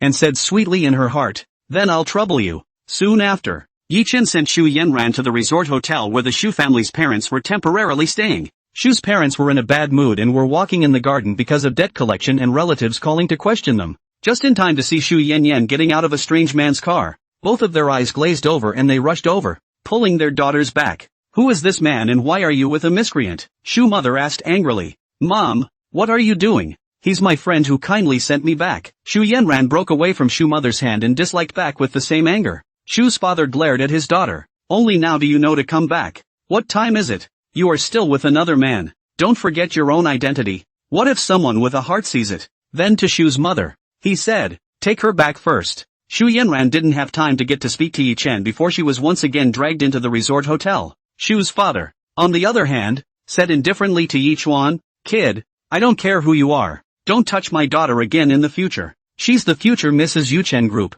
the fiancée of the Jiangcheng Zhou family's Zhou Daoxiao. That's not something you can mess with. You'd better know better. Yi Chuan leaned against the car door and smiled disdainfully. Uncle Shu, my name is Yichuan. Perhaps you've never heard of me, but soon, my name will be all over Jiangqing's political and business circles. The district Zhou family is not worthy to be placed in my eyes. As for Zhou Yun, a dude is nothing more than a dude. You made the biggest mistake by letting Yin Yan marry him. Shu's father felt ridiculous listening to him. With a brat, he also wanted to resist the Zhou family. It's good for young people to have pride, but not too much. Okay, hurry up and leave, don't be an eyesore here. After Shu's father finished speaking, he returned inside the resort hotel without looking back. The corner of Yi Chen's mouth wiped a cold smile. His eyes flashed with extreme confidence as he gently pinched the car door. No one can take away the woman I've set my eyes on. I'll take this Shu Yanran, to say I'm conceited. Ha, soon you'll know what it means to be a rising star. What it means to be a fierce dragon over the river. Yi Duan entered the car and had just started it when his cell phone rang. Hello Elder Chen. Did someone say that the feng shui formation I set up for your house was sketchy? Don't listen to him. The feng shui formation I set up for your home is absolutely the best. What does he know? Yes. Well, I'll be there. Hanging up the phone, Yi Chuan showed a vicious look on his face. Good you Zhou Yun, dare to spoil my good deed. I haven't even looked for you yet, but you messed with my head. The Zhou family is nothing more than a stepping stone for me. One day you will kneel before me. Shu mother pulled Shu Yanran into the room and then hurriedly asked, what is this man's relationship with you? He's the one I like. Shu Yanran said stiffly, looking at her daughter's rebellious appearance. Shu's mother covered her heart and almost couldn't catch her breath. Crazy, really crazy. You're already Zhou Yun's fiancée. How can you mess around like this? Daughter, it's okay to say such things to me, but don't say them in front of outsiders. Shu Yanran looked at her mother and instantly softened a bit. Mom, it's not like I like Zhou Yun. I never said I wanted to marry him. I'm going to pursue my own happiness. Shu's mother pulled up her voice. Pursuing happiness? What happiness can you take without money? You don't marry a nice young man, Zhou. You go and like an unknown person? How did you become so stupid, daughter? My daughter.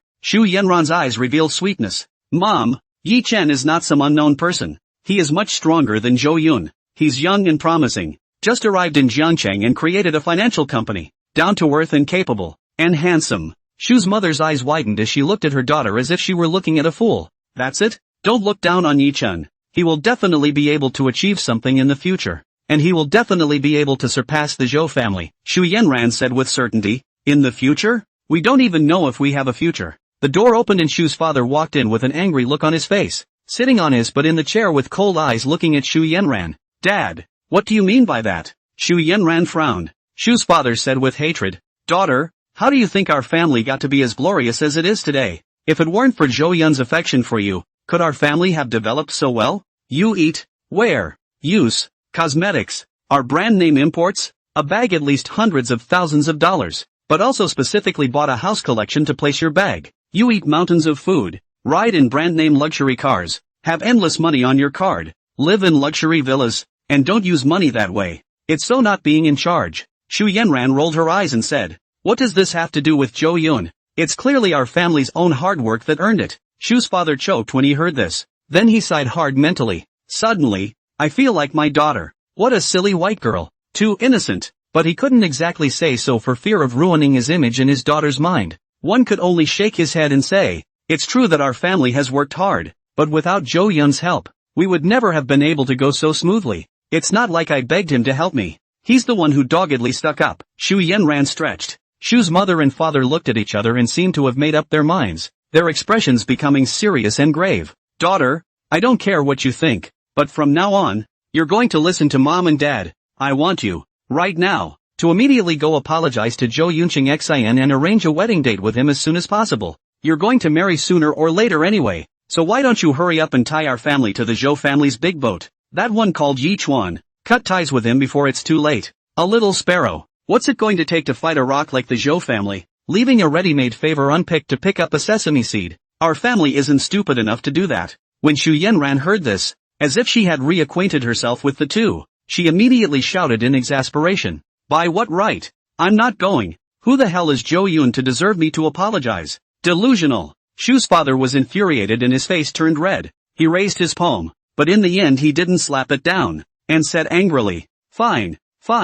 I'll tell you why now. A relative at home should have called you. If you don't marry, they'll have to be sent to jail by Zhou Yun. Zhou Yun interrupted all business with our Shu family. Not only did we lose a lot of money, But we can't get back the large sum of money we pressed on the project works in the early stages. No need for Jo Yun to do anything. Those debtors will be able to kill our family alive. What's more, our family secretly steals kickbacks, makes false accounts for Yuchen Group and so on. If all of this is turned over by Jo Yun, owing money is a small matter. If you sue us, you'll only be able to go to prison to see me and your mom for the rest of your life. You think it's really that easy to make money? Without Yuchen Group's background, without Jo Yun's layer of relationship, we take the head to earn? Right now, I'm afraid that we're just construction workers nestled in Old Factory Street, a small contractor at best. Today, I'm going to curse you awake. You're going if you're not. Do you really want to watch mom and dad die in front of you before you're satisfied? At the end of his words, Shus' father almost yelled with a deafening voice,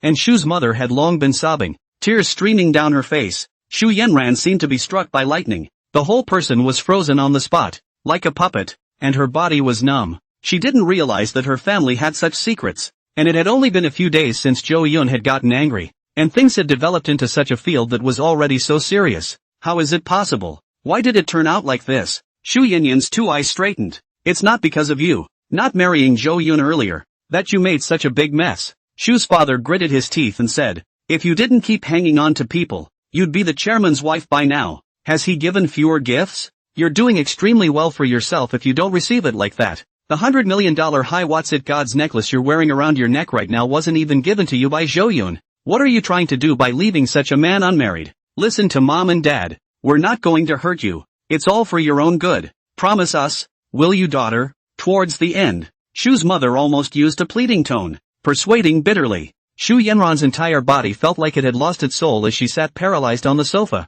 her eyes listless. She muttered to herself, it can't be. Jo Yun is just a fool. How did he change so much? When did he become so smart that he would use the blackmail trick? Okay, I'll marry okay, but even if I marry, he doesn't want me to care about him. I'll torment him for the rest of my life. Shu Yenran came back to her senses, full of hatred, and ran back to her room, throwing her body on the bed and covering the quilt to sulk. Seeing this, the Shu family's parents then put their hearts down, with a relieved expression on their faces. Anything is so much better if your daughter wants it. It was believed that it wouldn't take long for their Shu family to regain its former glory, or even go to the next level and become the business giant of the entire Jiangcheng. Shu's mother wiped her tears, took out her cell phone and said, quickly call your relatives and settle their hearts. The two men immediately pulled out a new cell phone and went door to door calling over the phone. The tone of his voice also resumed its previous superior arrogance. Hey, come to drink Yanyan's wedding wine in a few days. Well, apologizing is not necessary. The red packet is more sincere. My daughter will have no resentment. Hey, great niece, your cousin will be the official group chairman's wife in a few days. Yes, you should find time to have dinner and talk more. And you'll come as a bridesmaid then. After making the call, they got a new piece of news and hurriedly tapped the door at Shu Yenran's room and said gently, daughter, Jo Yun is organizing a banquet tomorrow night, inviting the entire Jiangcheng's dignified people to attend. We haven't gotten an invitation yet. It should be because Jo Yun doesn't know we're there yet. You call and talk to him about it, and then we'll talk to him at the party about you two getting married. Not long after, Shu Yanyan's voice bursting with anger came from inside the room. The son of a bitch blacked out my cell phone number. Yuchen Group has completed a major reshuffle in the transfer of power under Jing Wanning's thunderous and forceful approach. After doing all this, even Jing Wanning, who was as strong as a female elite, couldn't help but feel a little tired. Just after walking out of the office door, Jo Yun met her unable to stop rubbing her eyebrows. Take a break. Jo Yun made a cup of coffee and handed it to Jing Wanning. Chairman, your business is the most important thing. It's okay for me to be tired, as long as the group can get better and better. Jing Wanning looked at the coffee handed in front of her. Her eyes showed a different color, and she was a bit hesitant to take it. This was the first time Jo Yun had handed himself water. He had never looked at himself before. Thank you, young master. Jing Wanning still took the coffee. Her hands were wrapped in warmth, and a trace of warmth came to her heart. After taking a sip, Jing Wanning was still stubborn and said, young master, go back and rest first. I'm still close to finishing organizing all that information about the shareholders. Jo Yun sat on his desk and smiled. It's fine. I'll work overtime with you. Ask me if you don't understand anything. In order to keep the power of the group in his hands, he had specifically asked Jing Wanning to gather some hidden information about the company's other shareholders. Tomorrow morning Jo Yun was going to gather all the shareholders and then acquire the shares in their hands. So Jing Wanning knew that this information was very important and didn't dare to be sloppy. Some of these relevant details really still needed to be asked of Jo Yun. Thinking of this, Jing Wanning stopped persuading him to go back. Tonight's Yuchen Group building was brightly lit. With the change of power, many people were busy and did not dare to have the slightest slack. Zhou Yun just quietly watched as Jing Wanning seriously got into her work. It reminded him of an old man's words about the truth of life. That old man had to look at beautiful women every day, for no other reason than to make himself feel good. This was the mood of Zhou Yun right now. Jing Wanning belonged to that strong type of iceberg beauty. If she were to be cast in a movie, then the most suitable role would be a cold and beautiful female president with ruthless methods. And it is precisely this kind of strong woman who is full of an irresistible charm. It's late at night. Jing Wanning completely forgot that Zhou Yun was still beside her, and did not stretch until she had finished organizing the last piece of information. The tight-fitting blazer set dress shows off the shapely figure to its best advantage. Finished? Let's go eat together. Zhou Yun's gentle voice came from the side. Jing Wanning froze and opened her eyes to see Zhou Yun, who had been staring at her face from the table in front of her. Young master, you're still here. The thought of Zhou Yun staring at himself like this for hours, even though Jing Wanning was mentally strong enough, her cheeks couldn't help but appear a touch of scarlet. Of course, we agreed to go back together. How can I leave first? Zhou Yun yawned. Jing Wanning was the Zhou family's head housekeeper and had been living in the Zhou family before. Although she had now become a secretary and switched to working for the group, she hadn't had time to move yet. Zhou Yun hadn't thought about letting her go. Anyway, the Blue Mountain Villa was huge and had many empty rooms. Moreover, Zhou Yun didn't say anything about letting her not be a housekeeper. Then wait for me to finish printing the information. Right away, Jing Wanning said in a hurry. Shortly after, the two exited the group's building, followed by a large group of Zhou Yun's security team. Zhou Yun asked the driver to head to the highest penthouse restaurant in the entire Jiangcheng. Jing Wanning's heart skipped a bit when she heard the destination. She had thought she would just eat at the office, or at a random restaurant. Moreover, as a secretary and housekeeper, he was not qualified to sit at a table with Zhou Yun at all. He himself is just a subordinate.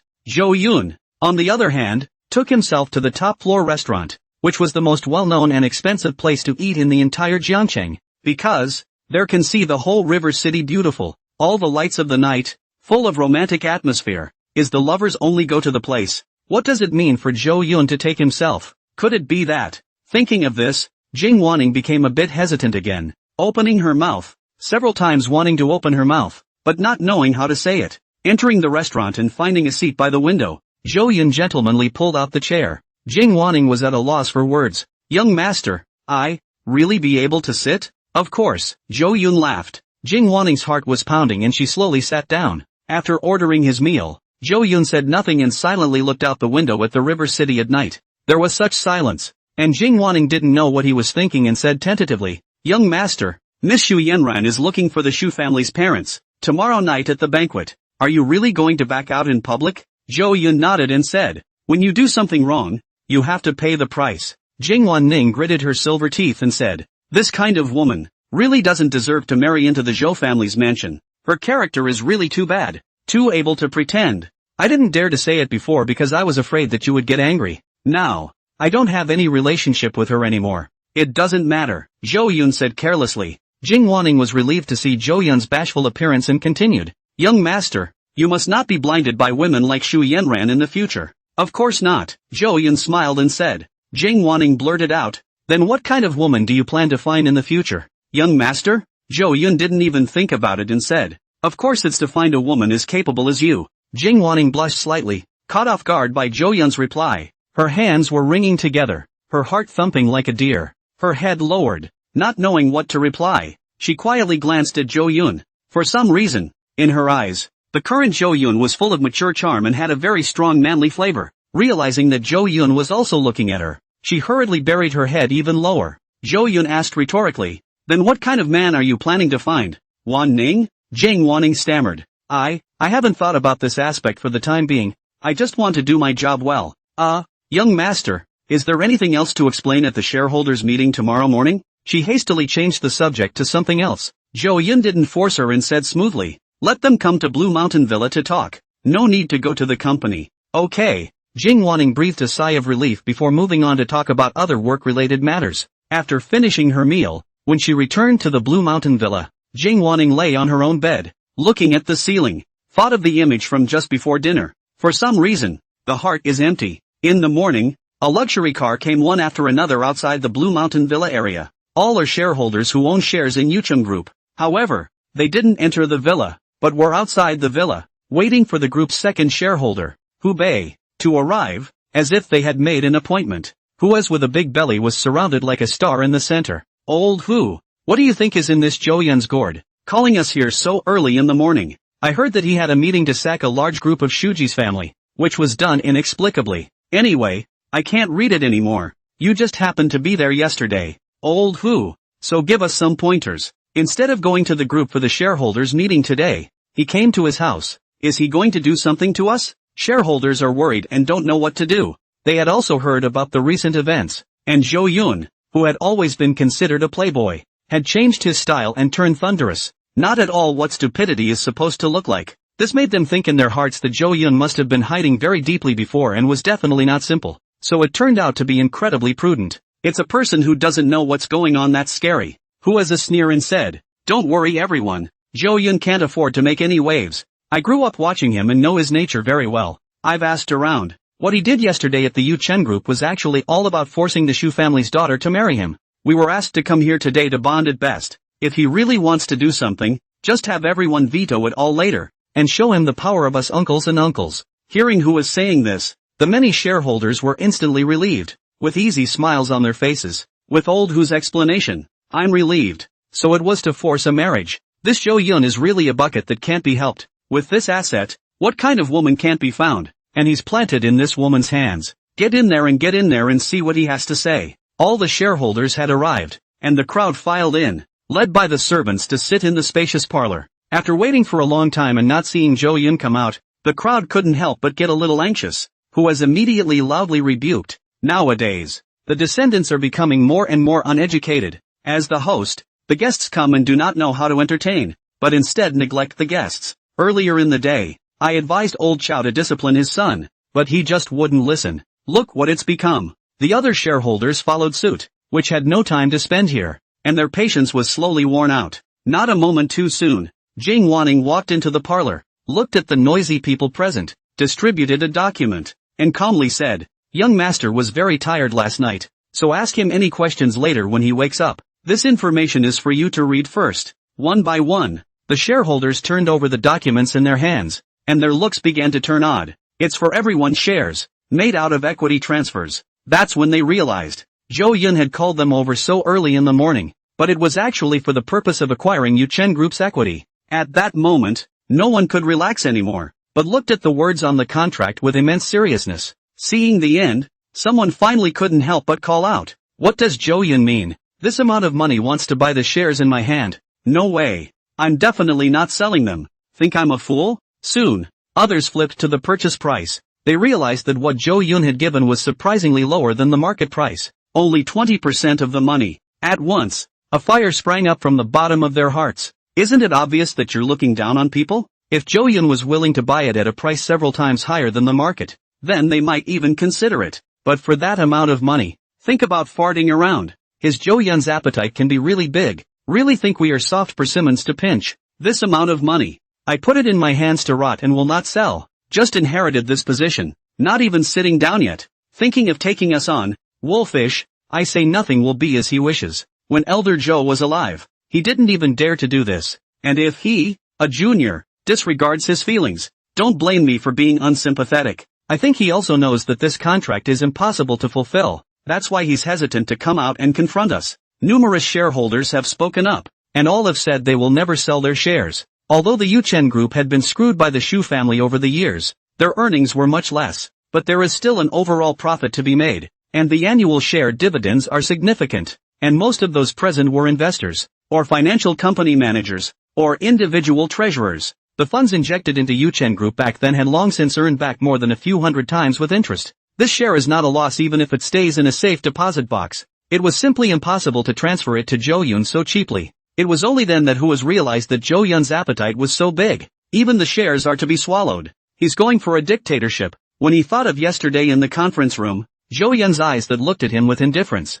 and his style of not being shocked by things, Hu has felt his temples jutting up, vaguely seeing the shadow of the old man's mighty and domineering years. However, he also had a bad breath in his heart. By what right does a junior dare to write on his head? When they met in the past, Zhou Yun had to obediently call himself Uncle Hu. Now, it was looking down on him like an emperor. He couldn't stand this shift in identity. Immediately, he said loudly, "While all the shareholders are present, I propose that a shareholders meeting be held immediately to cancel Zhou Yun's status as chairman. He's still too young and inexperienced in managing a group, and he needs to hone his skills more. Those of you who have no objections, please raise your hands." With him as the leader, the shareholders responded, neatly and unanimously agreeing to cancel Zhou Yun's position as chairman. And Jing Wanning, who was on the side, did not show any surprise on her face. "I wish I'd known it was going to be like this. Everyone, don't forget that the young master owns 55% of the equity." Jing Wanning smiled, who was coldly said, "Zhou Yun does have the right to decide by one vote,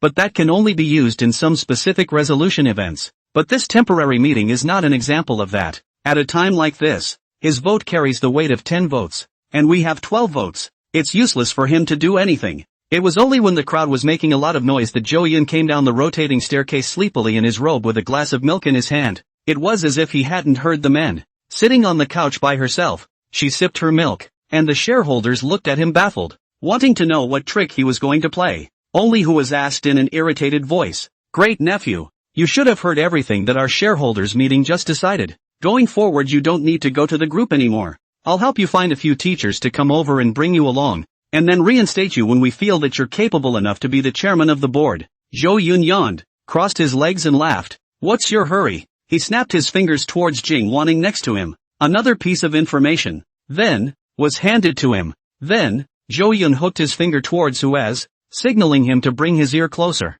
Hu was unsure, unconsciously perked up his ears. Zhou Yun softly whispered a few words in his ear. "Under the highway bridge next to Old Green Village, the grass has grown more than 3 meters high. TSK. Hua's face changed color in a flash. The whiteness was unmistakable. Zhou Yun's words caused Huaz to be struck by lightning and freeze on the spot. Chill hairs stood up all over his body, and cold sweat ran down his face. Why would Zhou Yun know about this? Back then, he obviously did a very secretive, informed people either long ago far away from the country, or dead. There can never be a third person to know. However, what Zhou Yun said, although very cryptic, was an incomparably clear indication of the location of the buried man back then, who was not from Jiangcheng. Back then, before he knew Master Zhou, he was just a small head of the social staff, received an assignment from above to teach a young man a lesson. He took a couple of men to find the man, but missed and killed him. Then the whole city was in an uproar because the young man was the son of a gangster. In his desperation,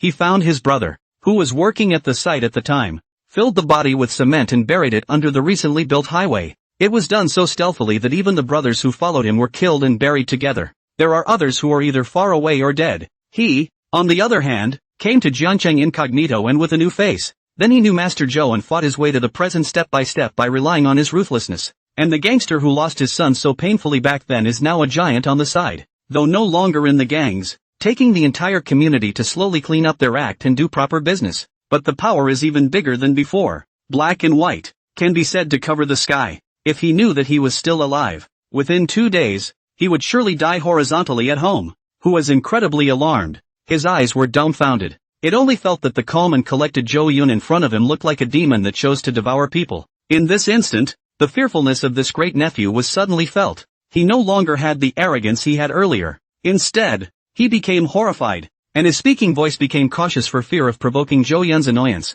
"Great nephew, this is a good thing to discuss. A good thing to discuss. You can do whatever you want as long as you don't blow this out of proportion. I was wrong earlier, and I now offer you a solemn apology. This share transfer contract, I'll sign it now, right away." Who as a cold sweat dripped continuously from his forehead, afraid that Zhou Yun would regret it. He hastily picked up a pen and quickly signed his name on the contract. Then he smiled fawningly. "I'm not a shareholder anymore. The Yuchen Group's affairs have nothing to do with me, and I don't have the right to vote anymore." Zhou Yun nodded, then tossed that information to Huaz, as if he had been amnestied, who left the meeting room as if he had been pardoned, not even looking at the other shareholders, as if he didn't recognize them. His wretched appearance caused an uproar. Just now, Zhou Yun was careful with what he said, but everyone could see that Hu has definitely been caught with some deadly handle. Otherwise how would he never leave just like that? This shook the shareholders to their core. One must know that Hu was definitely an insatiable old fox, or else he would not be able to sit in today's position.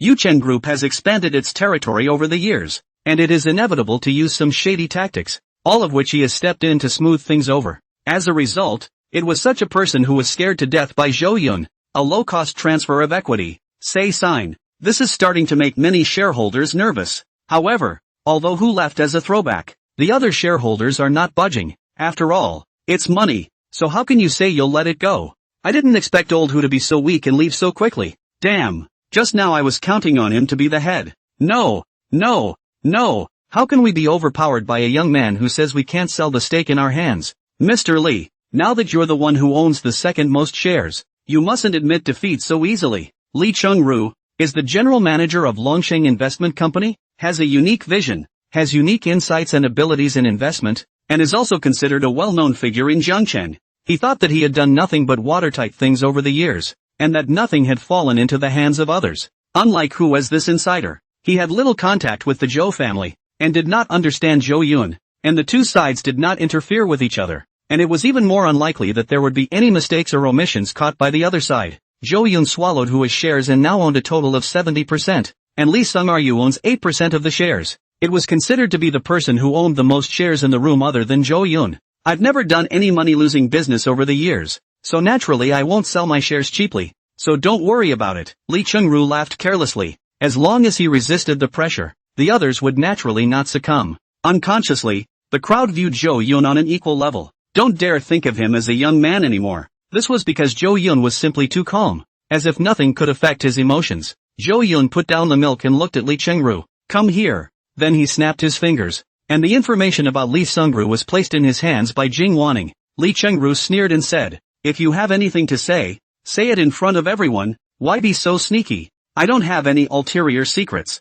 The many shareholders were up in arms. That's right, Zhou Yun is also looking down on Mr. Lee too much. Mr. Lee is the outstanding entrepreneur of Jiangcheng. His annual contribution to Jiangcheng is unmatched. What kind of black information can there be? What's out in the open? We're not outsiders. Zhou Yun raised his eyebrows, glanced at Lee Chung-ru, and nodded. Then I'll speak plainly. It's not really a big deal. I heard that recently Mr. Lee's son just bought a global limited edition McLaren P1. Congratulations. Mr. Lee is rich and powerful. Like me, I can only buy a BMW X5M, but also be pitched. It is a second-hand accident refurbished car. The left front lamp is shattered. There is still blood on it. I had someone look it up, and it looks like the previous owner's license plate number was Jiang A. Lee Chung-ru instantly lost his composure, as if he had been hit hard by a heavy hammer. It could be clearly seen as his body tensed up, his fingers bloodied and pressed down dead center on the couch. Zhou Yun, stop it. I'll sign right away. He immediately changed his face and his lips were trembling, obviously frightened. Cold sweat broke out on his back and his body was shaking. He hurriedly stood up, his body bent, and came to Zhou Yun's front like a pleaser, saying in a pleasing whisper, it's me who has eyes but doesn't recognize him to tie. Zhou Dong, don't blame me. This matter must not be revealed, or my son will die a horrible death. Please, for the sake of my friendship with your old man for so many years, hold your hand high. I'll sign this equity transfer, right away. Before Zhou Yun could say anything, Lee Chung-ru instantly couldn't wait to sign the contract. It's as if this contract is hundreds of billions of dollars of business, lest it slip through your fingers. Then he respectfully raised the contract to Zhou Yun with both hands. Jing Wanning stepped forward and collected the contract. Zhou Yun then gave the information to Lee Chung-ru, and then smiled. I don't have much use for this car, so I'll give it to our city's outstanding entrepreneur. You shouldn't mind, right? No offense. No offense. Thank you Dong Zhou, Lee Chung-ru said in a serious manner.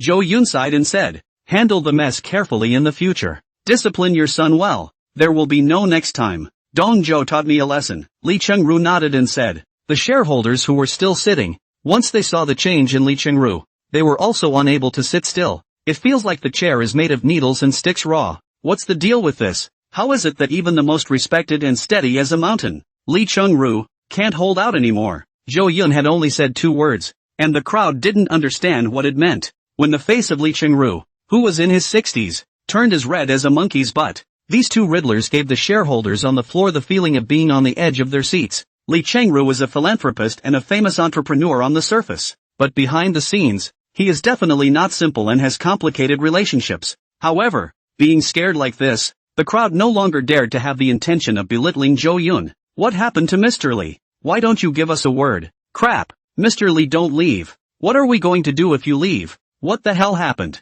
Can someone tell me? Lee Chung-ru look also as who is the same, did not even look at the people present. Flustered, he left the Blue Mountain Villa. I can't leave without it. It's just that what his son has committed is too serious. Drinking and driving got into a car accident and the person who was hit died. Li Chengru then found someone to take the blame. And this BMW is the accident car at that time. The person who was hit was a somewhat famous traffic star. If things get out of hand, his son will be spared jail time. Even the business in his name has to be affected in many ways. Shareholders, on the other hand, are starting to panic. The two people who had the most hope of holding up Zhou Yun's pressure were gone. And they, the little shrimps, were breathing hard as they faced the mountain pressing on their backs straight on. Zhou Yun looked at the wall clock and felt that the time was almost up, then snapped his fingers again and said to another stockholder with a bigger frame, "Congratulations to your daughter for becoming a municipal councillor. I sign." The burly shareholder sweats and writes his name on the contract without hesitation. The heart also set off monstrous waves, finally experiencing the feelings and pressure of both Huaz and Li Chengru. It's simply not something that can be topped. He certainly used a lot of dirty tricks and connections some years ago in order to make his daughter a municipal councillor and to give his family some say in the officialdom.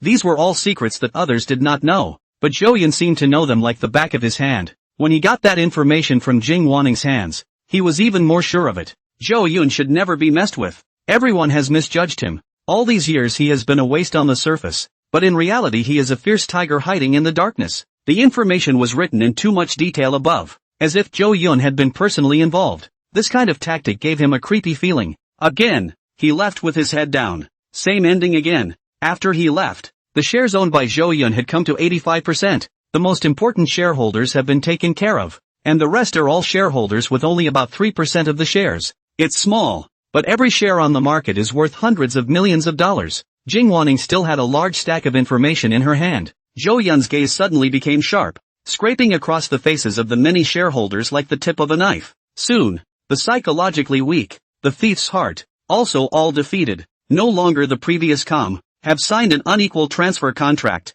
and Zhou Yun's shares, too, had gathered to 90%. Of the parlor, only the last few remained, and in their hands, they are clutching at least 5% of the shares. As long as a few people were kicked out, Zhou Yun would complete the Yuchen Group's great unification in the true sense of the word, and the rest of the shares that were left were owned by retail investors and were too dispersed for him to intend to take away anytime soon. Dong Zhou, the price you gave is too low. We still don't intend to sell. Yeah, it's not like we can't cut loose if you give a higher price. The main thing is that our family fortune isn't as thick as the others, and this share is equivalent to half of our fortune, so we just can't cut it. The few remaining shareholders, heads hanging low, braced themselves. It's true that Zhou Yun doesn't have any black material on these guys in his hands, mostly because they're so silent and unknown. Zhou Yun stood up and stretched. There's nothing more to talk about. See them off. Several shareholders panicked. If Zhou Yun didn't talk to them, did he want to play any underhanded tricks behind their backs? They couldn't hold it taut any longer and once again spoke in a panic.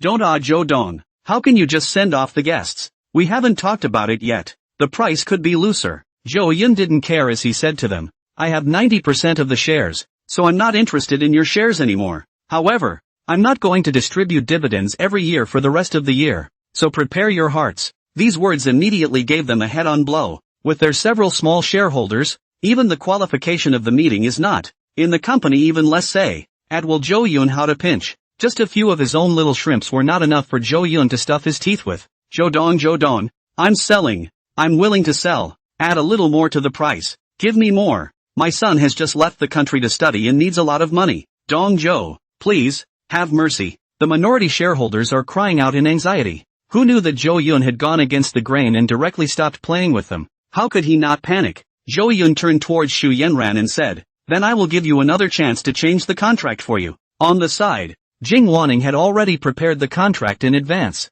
distributed to the remaining minority shareholders. The price is 10% more. It was still quite a bit less than the market price, but the crowd was satisfied. Their own power was no match for the Zhou family. If Zhou Yun wanted to play dirty with them, not to mention selling your shares, you're lucky to be alive. Immediately, the shareholders signed the contract and left. Zhou Yun, on the other hand, breezed to the dining room and ate his breakfast. Jing Wanning put the contract away and came to his side, looking at Zhou Yun with a face full of shock. Young master, you are even more powerful than the old master used to be. This tactic, once again, impresses me. It's as if you expected all of them to react, arranged everyone in a clear way, and ran this thing to a T. I couldn't have done it in my place. Jing Wanning was very impressed. If she were to do something herself, she wouldn't be able to do it so perfectly. And Zhou Yun had kept the pace of the meeting firmly in his hands throughout. Make those sophisticated shareholders willingly jump into the hole he has dug and pay for it. This mentality is truly unrivaled, Jing Wanning said in admiration.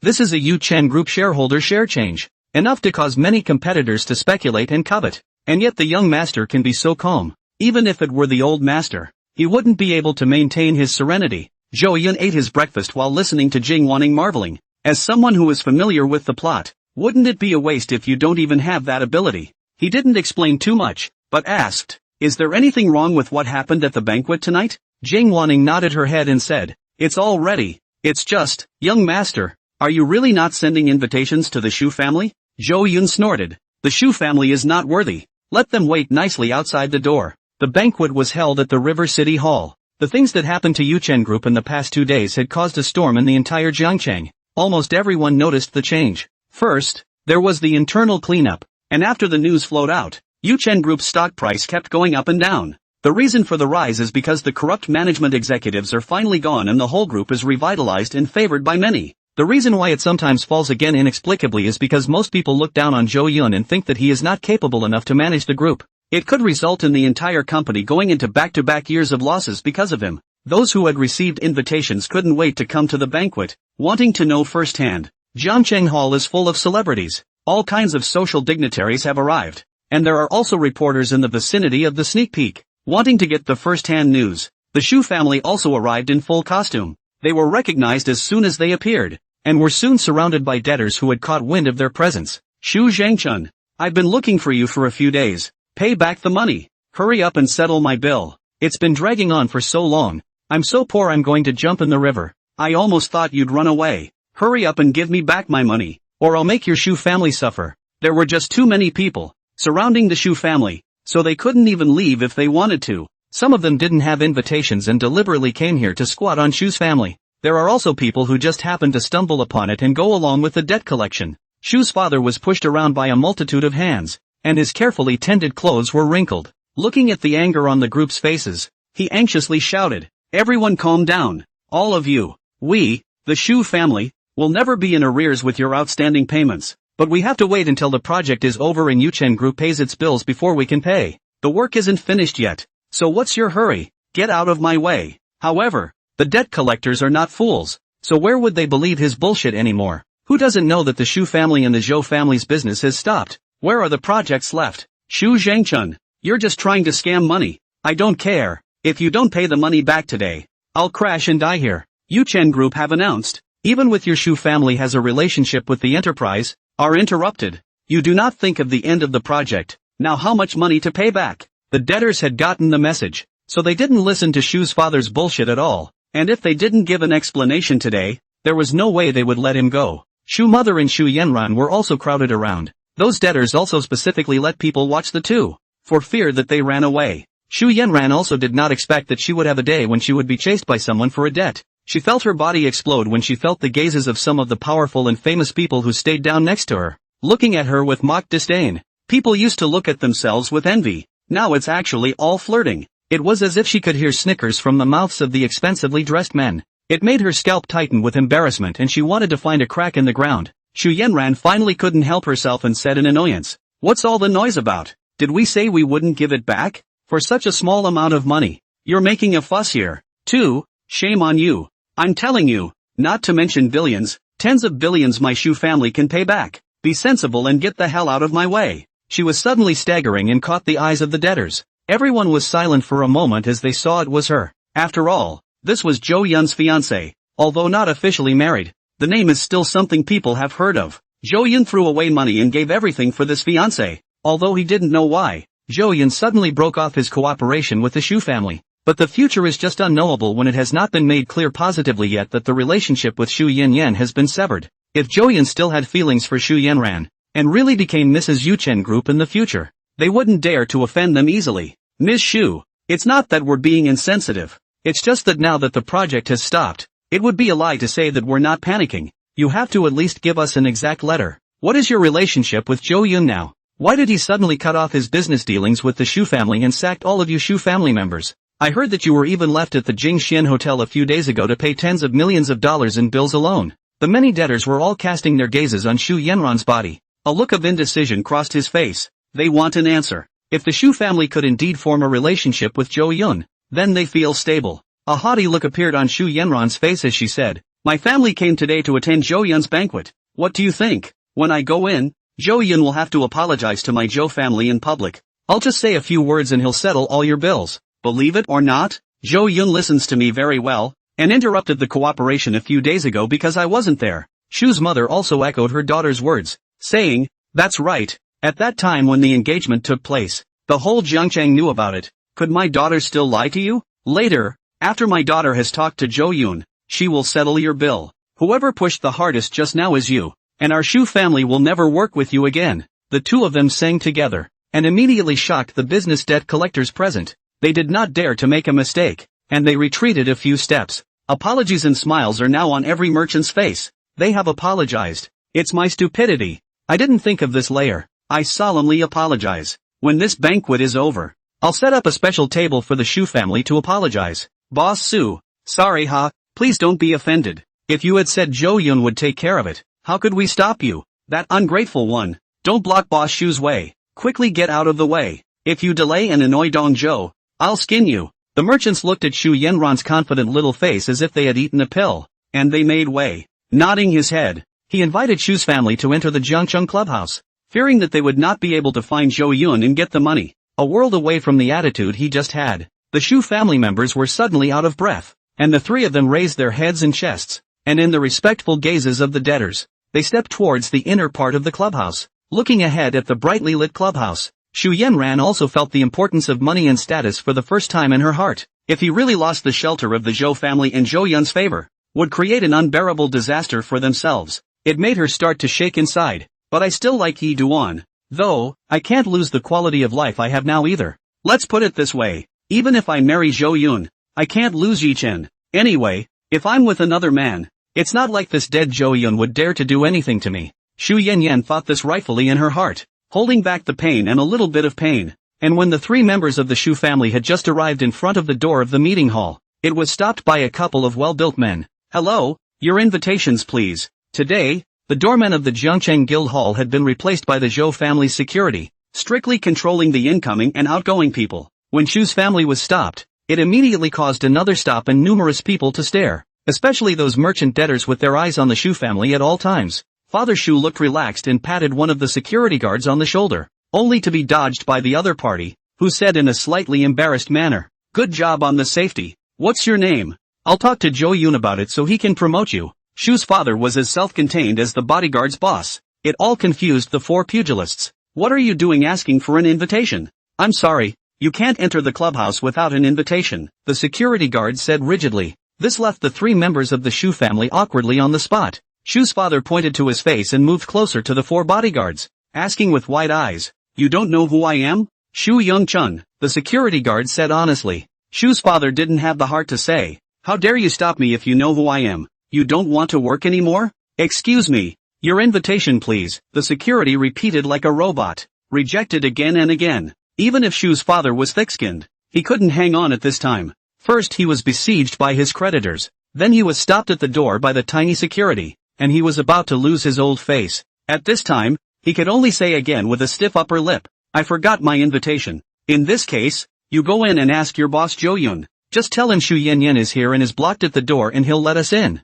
the security guard said with a stern face. "Our boss said that without an invitation, even if the King of Heaven comes, he can't be let in." With this security oil and salt, the three members of the Shu family were completely dumbfounded, dressing up and getting ready half a day in advance for tonight's party. "Working my ass off, and I can't even get in the door." Shu's father was so angry that his brain was smoking. He had never been so angry in his life. Shu mother's face reddened as if she was in a furnace, humiliated to the extreme. Their movements had attracted more and more attention. There was also a line of people waiting in the back who had rushed to the party. The three of them alone were stuck for quite a while, which instantly caused the other celebrities to be upset. "Hey, in front, get the hell out of the way if you don't have an invitation. This is the Zhou family's banquet. Not just any cat or dog can come and join in the fun. Security, hurry up and blow them away. It's a disgrace and a waste of everyone's time. The world is going downhill." Some people's cheeks are getting thicker and thicker, and Zhou Xiao's relationship dares to be recognized indiscriminately.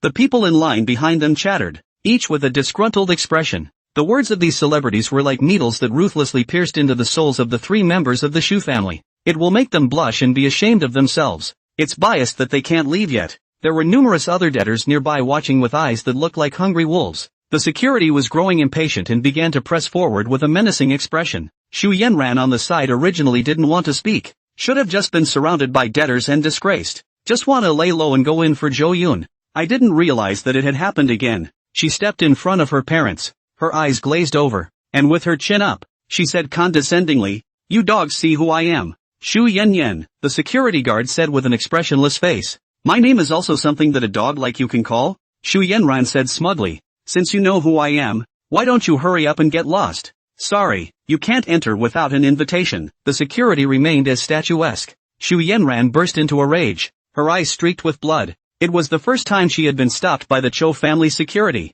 She remembered that when she used to go shopping at the mall, Zhou Yun followed her around, and it was these bodyguards that cleared the 10-meter radius around her. It was as if she was being starched by the security guards, arching over her, and now, being stopped at the door by a bodyguard he used to despise. Shu Yenran felt like her lungs were going to explode. Dogs? A bunch of dogs raised by Zhou Yun. Their eyes are blind. "I am Zhou Yun's fiancée. It's your mistress. How dare you stop the mistress, and offend the following? Good.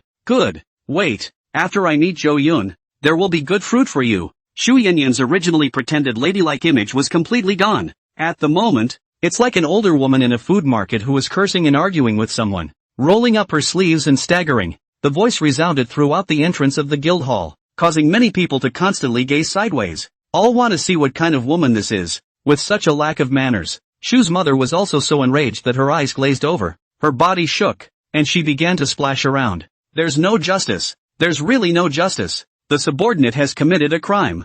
I can't believe you can't even enter the master's own banquet. Come and see. Everyone, my son-in-law is keeping these people." And they ended up stopping even their master's mother's family. Too beastly. The three members of the Shu family were completely out of options. It was impossible to leave, so they could only keep making a fuss. Shu's father was also shouting loudly, going out of his way to make everyone notice them. The purpose was to get Zhou Yun's attention inside the guild hall, hoping that if he came out and spoke face to face, everything would be much better. Completely unexpected, Zhou Yun really had no feelings for Shu Yenran, really so ruthless and heartless towards the Shu family. Thinking that it was all a result of not meeting Zhou Yun and not having a good talk in person. They believed that the moment Zhou Yun saw Shu Yenran, he would definitely lick his chops and curry favor again. At that time, it was time for the Shu family to turn over a new leaf. Just as the three were bickering, the group came from the back, slowly, to the front of the clubhouse. At the head of the group was an old man on crutches, wearing a tang suit. Behind the old man,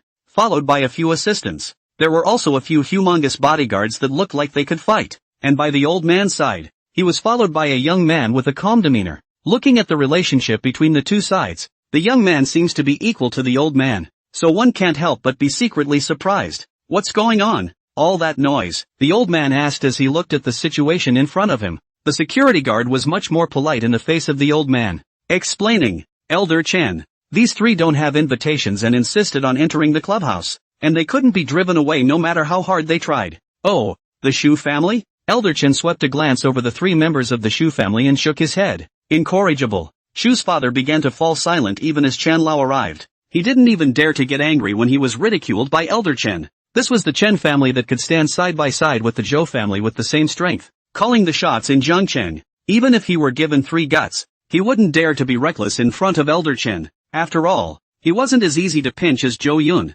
Chen Lao no longer paid any attention to them, and asked the assistant next to him to show the invitation, and was about to bring people in. Who knows? Shu Yenran suddenly turned to their side and said loudly in surprise, "Yi Chen, you're here too." Shu Yenran hurried to the front, her eyes twinkling with stars as she looked at a young man next to Elder Chen. She didn't expect that Yi Chen would be able to follow Elder Chen, or walk side by side. Being able to see Yi Chen here made her extremely happy, and she put all the unhappiness she had just experienced behind her, and became ladylike again. Yi Chen's eyes also lit up. Yan, what a coincidence. You're here too. Yeah, what a coincidence. You know, I've been thinking about our days since we got back yesterday. Well, Shu Yenran was just about to tell her pain of longing when her mouth was suddenly covered by Shu Mother's hand. Turning his head to look, Shu Mother's face had darkened into a pot, saying slightly ambiguous things to a man in public. The eyes were still imploring, and even a fool could tell that the two were having problems. Shu Yanyan glanced angrily at Shu's mother and just wanted to continue to finish.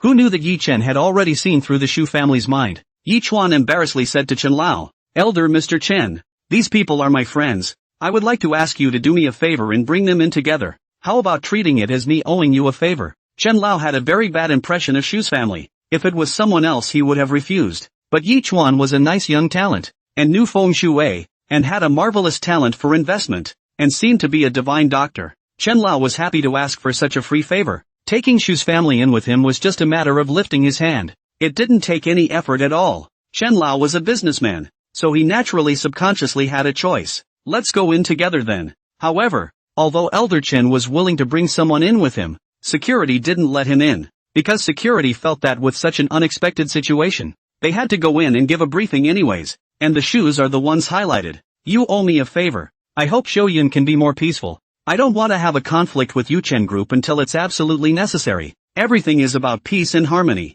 Elder Chen said to Yi Chen next to him. For Elder Chen to sell a face to Yi Chen was already considered a great favor, and no matter how ignorant Yi Chen was, he knew what to do. A lot of young people trying to get to the top don't get the chance. If it wasn't for the fact that Yi Chen did have some skills that made Elder Chen willing to promote him, it was estimated that he wouldn't even be able to meet him. If Zhou Yun insisted on not letting anyone in, Elder Chen couldn't say much. Yi Chen gently nodded his head, looking at Shu Yanran's gaze filled with affection. The two people did not say anything. Between the intersection of their gazes, there was a problem. Father and Mother Shu also sensed something was wrong, and the look gave both of them goosebumps. But when he thought that he wouldn't be able to get into the banquet without Yi Chen's help, Shu's father could only sneak in next to Yi Chen and say, "Don't forget, he's Zhou Yun's fiancé, and today is Zhou Yun's banquet, so this is his turf. You'd better take it easy on what you want to do. Don't embarrass our family." The warning was strong enough. Shu's father didn't want his daughter to have anything to do with Yi Chen, and it was imperative that he dealt with the matter with the Zhou family. As long as she was married to Zhou Yun, even if she divorced in the future, she would still be able to share at least half of the Zhou family's property, so it wasn't a loss in any way. When the time came, Shu's father and mother weren't going to care how their daughter fooled around. Yi Chuan looked at Shu's father, who was a head shorter than himself, completely unconcerned about the warning, and said confidently, "You don't have to worry at all. I won't make a big problem. And even Wei Zhou Yun is still asking for me." Just as a few people were talking, the security guard who had gone in to inform him trotted back. He didn't care about the Shu family but nodded to Chen Lao. "The boss has agreed for you to go in together." Elder Chen lightly breathed out, his eyes flickering with a faint light as he softly said, "It's not simple. Zhou Yun, this young man is not simple. I had thought there was a good chance he'd get carried away and refuse to let me bring the Shu family in. After all, the Shu family's idiots causing trouble at someone's father's funeral wouldn't be something I'd easily get around if I were him. The fact that we didn't send an invitation to the Shu family this time around tells us a thing or two. Obviously Zhou Yun is angry, and yet he agreed to let me bring the Shu family in, showing that he was willing to sell me this face instead of lacking the sense to offend me as well. Not bad, not bad. Interesting. I really don't know how your Shu family has been cheating Zhou Yun all these years. He clearly acted very smart." While leading the crowd inside, Elder Chen gave the Shu family a strange look, but anyone with a bit of a brain knows what trick the Shuis are playing, or the shittiest kind. Shu Yanran knew that the old man in front of her had a very high status, presumably even higher than Zhou Yun's father, so she didn't dare to speak out loud, and could only explain in a mosquito-like voice, "How can you call it cheating? It's clearly his wishful thinking." Shu's father, however, pretended not to hear and said awkwardly, "Maybe that's the power of love." The group entered the gilded ballroom with its many small waist-high round tables, each surrounded by groups of people, all smiling and chatting softly, and a number of wealthy foreign businessmen. The waiters carried wine and snacks and fruits through the crowd, just like a Western-style banquet. There were a lot of people coming, and an invitation could bring several people, so there were now hundreds of famous and powerful people in the hall, mingling with each other. There were boxes on the second floor of the banquet hall, and one of the boxes was even guarded by heavily armed security personnel, their eyes alertly looking in all directions. And with the other giants of Jiangqing vaguely visible through the glass of the box, Chen Lao knew where he had to go. However, a waiter soon came forward and said, "Hello Elder Chen, Dongzhou said that you are here, and I will take you in." Obviously, this kind of banquet was also divided into 3, 6, 9 classes, and a level like Chen Lao's would definitely go to that most luxurious box. Elder Chen nodded and said, "All right, please lead the way." Then he turned to the Shu family again. "You guys can see for yourselves. What you're going to do next has nothing to do with me anymore. Yi Chuan, Are you staying or going up with me to see the world? Yichuan was a little difficult. He couldn't afford to give up the opportunity to increase his feelings with Xu Yanran, but this time, showing his face in front of the bigwigs in Jiangchang was even more of a rare opportunity. In the end, he was still full of apologies and said to Xu Yanran, "Yanran, I'm sorry, wait until I'm done with my work before." Xu Yanran waved her hand and said, "It's fine. Wait, I'm going to find Zhou Yun's too." Xu Yanran would like to ask Zhou Yun what he means. How dare he do this to himself? There must be a limit to the brain pump. Without waiting for Yi Chen and Xu Yanran to finish, Elder Chen took a step toward the box. Leaf Dust hurriedly followed. A few people made their way to the box and security confirmed that it was okay and then let them go. Opening the door of the box, he soon saw 4 or 5 middle-aged and elderly people with steady temperaments sitting inside. They all had the aura raised by those who had been in the top position for many years, and it was hard to ignore them when they casually sat down. Separately, the Kong family, the Dong family, and a few important figures from the Zhang sector. Instead, sitting in the center of all of them was a young man with a clear face, wearing gold-rimmed glasses, looking very gentle, like a jade gentleman. This is Zhou Yun. Yichuan had always heard of Zhou Yun, but it was the first time he had met this top-ranking rich second generation who was famous in Jiangcheng. Previously, he had always thought of Zhou Yun as a person with a lewd temperament, petty, arrogant dude, sharp, etc.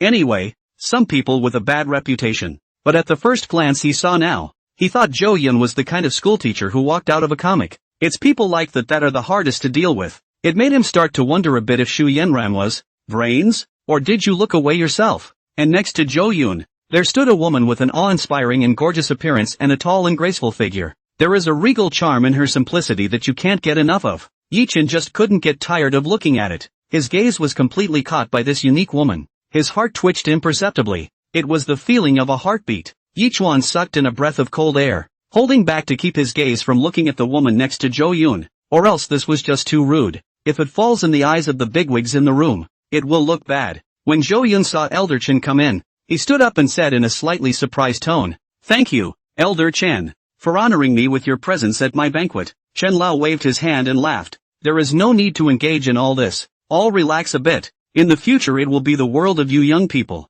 On the contrary, I have to thank you for remembering me as a bad old man." Chen Lao sat down on an empty sofa chair and crossed his legs as the waiter quickly placed good drinks on the table in front of him. After sitting down, Chen Lao began to introduce to the crowd. "This is Yi Chen, a very capable young man, who has just come to Jiangcheng to develop, and has successively made a lot of money through his investment ability." Dong Lao on the side laughed. "I've heard about it. A while ago at the auction at Jade Emperor Peak, a man named Ji Duan bought a painting at a low price. Who knew that it was actually a painting within a painting? The hidden masterpiece was even more precious and worth tens of millions of dollars. Jade Emperor Top is the top auction company in the country of China, extremely authoritative and very reputable, with business throughout the whole of China, and an amazingly powerful background." Yichuan said without being humble, "I happen to have seen it in an ancient book before, and had a slight understanding of it, and at that time, I was just thinking about taking a chance, and I didn't expect to be let in on the right one. Not really a strength."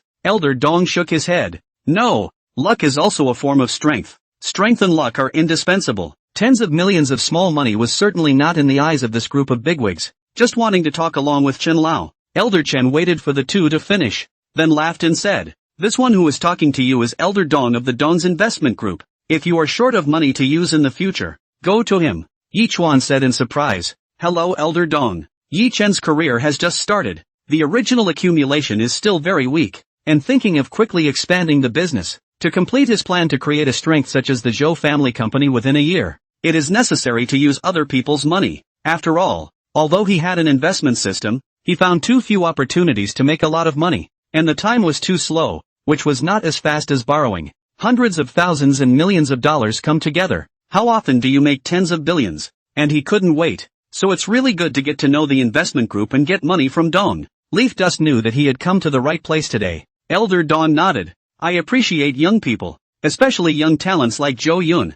Zhou Yun, always watching from the side, smiled and did not say anything. Yichuan's heart, however, listened with a bad taste, actually comparing himself to Zhou Yun, but he didn't say it out loud. He was sure that later on these bigwigs would understand who was the most capable. Chen Lao continued to introduce. "This is Kong Lao, the entire entertainment industry of Jiangcheng and the neighboring cities, the bar industry, some underground. Well, They are all owned by their Kong family group. Elder Kong is extremely well connected and has many connections in both the black and white worlds. If you run into trouble, even this was explicitly stated. Everyone could see how much Elder Chen valued Yuchen. Elder Kong calmly returned. It's all a small fight. It can't be compared to yours. However, like old Dong, I am very optimistic about young people. Well, especially young people like Zhou Yun. Both of them didn't forget who the landlord was today and had to give Zhou Yun a face. So they both mentioned it. Yuchen first made a polite greeting to Elder Kong. Then his heart sank. Seeing the meaning in the words of these two big shots, it was that he was not as important as Zhou Yun.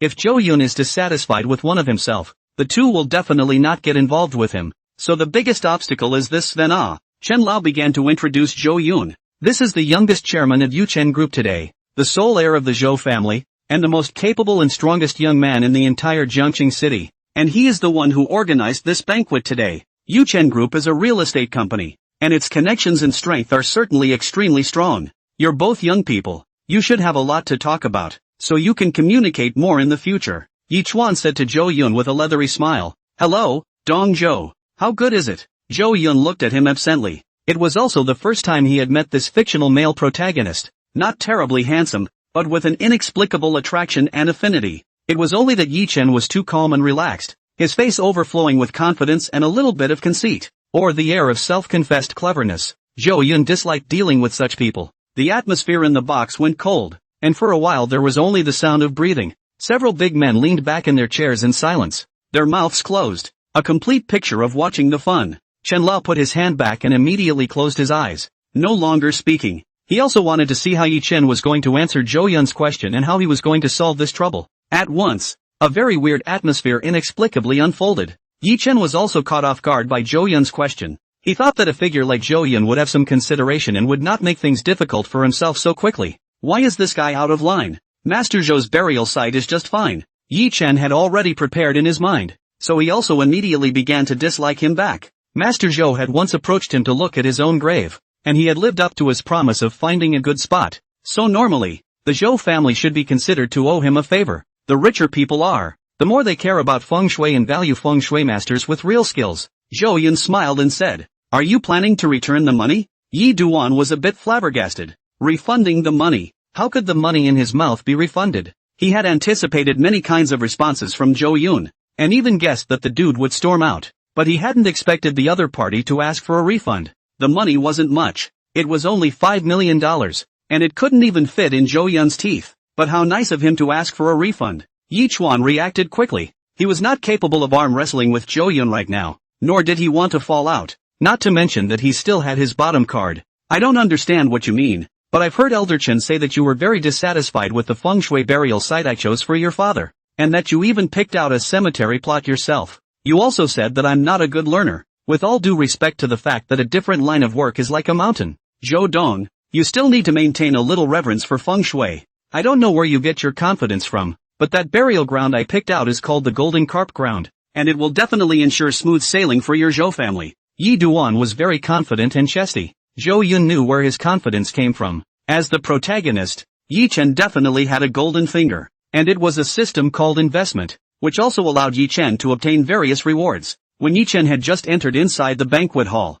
Zhou Yun's divine villain system then immediately sounded a prompt. Yes, a hint, not an alarm. In other words, Zhou Yun's golden finger was above Yi Chen's system. Zhou Yun's system said that it had discovered Yi Chen's system and had ingested all of the system owner's information. And in Zhou Yun's mind, all of Yi Chen's information was all at a glance. Yi Chuan had already relied on the system and gained many abilities, and being proficient in the secret art of feng shui was among them. Zhou Yun also has the secret art of feng shui, not just proficient, but a divine level feng shui secret art with the ability to change the sky and the earth. To make an analogy, when Zhou Yun was using the feng shui secret art, he could see, sense the air, the wisps of heavenly chi flow that wafted out from the pattern in all directions, flowing slowly like silk. He could easily change the feng shui pattern by altering the airflow. Yi Chen's feng shui secret art, on the other hand, did not have such an ability, and could only fine-tune, but did not change the sky and the earth, not at all on the same level. The golden carp land you chose is correct,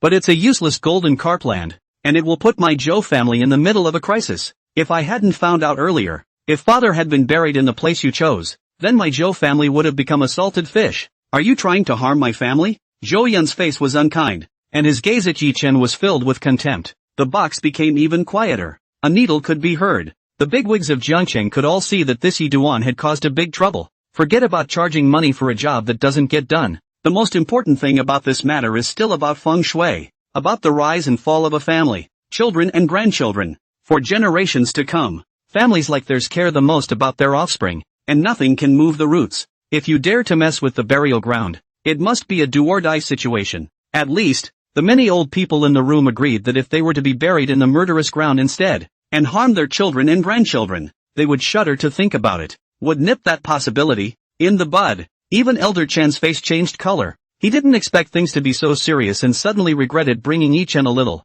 If something did happen, then he couldn't get away with it. After all, he was the one who introduced them. But the situation is still unclear. Whether or not it was true that Zhou Yun had spoken these words, those present were not sure. Furthermore, did Zhou Yun really know feng shui? The bigwigs were skeptical. So first I'm going to see what happens with the follow-up situation. Yi Duan also realized the seriousness of the problem. His breathing became rapid, and marks of bruises appeared on his throat. If it was really true that the burial site he had chosen was in danger, then he would no longer be helped by the bigwigs in Jiangcheng, and would not be able to move an inch. He wouldn't allow that to happen. However, he was very confident. After all, it was the feng shui secret art that the system had rewarded him with, so there would definitely not be any problems. If there's going to be a problem, it's going to be Zhou Yun's problem. He was a man with the help of the system. Would he still be afraid of a dude? Yi Chuan's mind quickly appeared about everything in the feng shui secret art mastery to defeat Zhou Yun's aggressiveness with strength. First of all,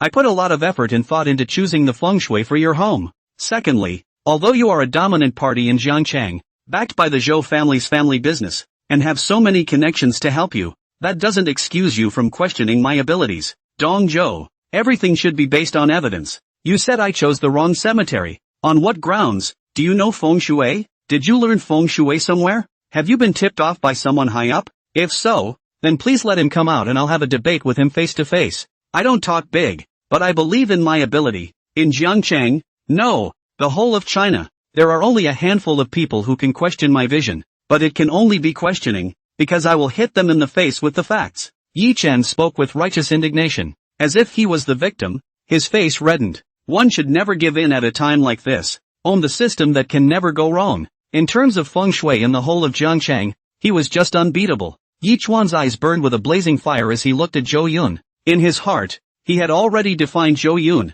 When he had the ability, he must not let Zhou Yun go. The Zhou family will eventually be turned into a stepping stone before he grows into a world giant, a minor villain that he won't even be able to remember 10 years from now. He is the protagonist of this world. The other bigwigs continued to remain quiet and just watched as the two men went toe-to-toe. And in fact, they had the intention of taking the opportunity to test how many pounds Zhou Yun had. Elder Dong, Elder Chen, and Elder Kong, on the surface, were in harmony, but this was based on both sides being equal in strength. If Zhou Yun is really a payoff, the ensuing storm will devour the business. Before Zhou Yun could speak, the atmosphere in the box was eerie at the time. Suddenly, there was a loud noise from outside the door of the compartment. Very intense, even to the point of spilling, filling the otherwise quiet room with a bit of, well, anger. The Jiangcheng bigwigs were all pulled hard from their thoughts, all looking at the doorway in shock. Zhou Yun, I know you're in there. What? Do something wrong? Hide from me.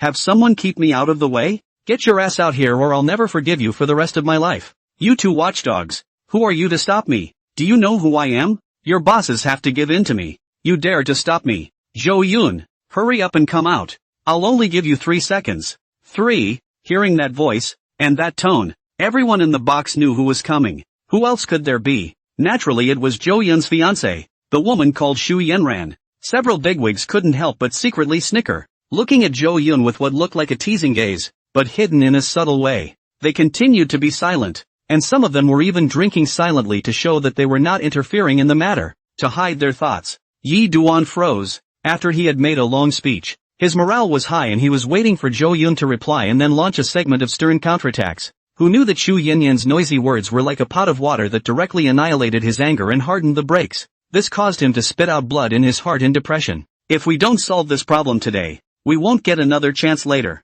But it's not okay to let Shu Yanyan make a noise outside. After all, he was the one who had allowed to be brought into the banquet. even though Zhou Yun and Xu Yanran's matter had nothing to do with him. Zhou Yun frowned slightly. He very much didn't want to be disturbed at this time, but Xu Yanran had come to the door, and he couldn't continue until he had solved this woman's troubles. And Xu Yanyan quickly finished the count and then continued to spill. Zhou Yun, you coward, hiding and not daring to see me. You know you've done something wrong. Open the door. Open the door if you dare. I know you're in there. Just as she continued to yell, Jing Wanning left Zhou Yun's side, opened the door of the box, and said to Xu Yanran with a cold expression, Miss Xu, please pay attention to your words and behavior. This is not a place where you can be wild. As for Xu Yanran, who was desperately stopped by the two security guards, the moment she saw Jing Wanning, she immediately became furious. I remember you, servant of the Zhou family. You bullied my parents on the day of old man Zhou's funeral. You ungrateful bitch. You must be the one who taught Zhou Yun to be bad. He originally had a pretty good personality. You must be the one who blew in his ear. Let me in. Xu Yanyan struggled to slap the arms of the two burly security guards, but just couldn't break through the line of defense. Her power was extremely weak. The security guards felt almost like they were being stung by mosquitoes. It didn't hurt at all. They didn't even frown. And behind Xu Yanyan was followed by the nervous-looking Xu family parents. These two didn't stop Xu Yanyan's nonsense spilling. In fact, it had felt humiliating at first, not gentlemanly enough, not in keeping with the status of a rising gentry, but after a succession of defeats and not being able to see Zhou Yun no matter what, the two men were relieved. Better to make a scene than go bankrupt. And until now, in their conception, they always thought that Zhou Yun was still the same Zhou Yun, and that as long as they met, anything could be said and all troubles could be solved. However, Jing Wanning only gave her a faint look. Zhou Yun's emotionless voice then came from the box. Blast it out. Blast out? The voice was familiar to Xu Yanyan, and the same was true for the Xu family's parents.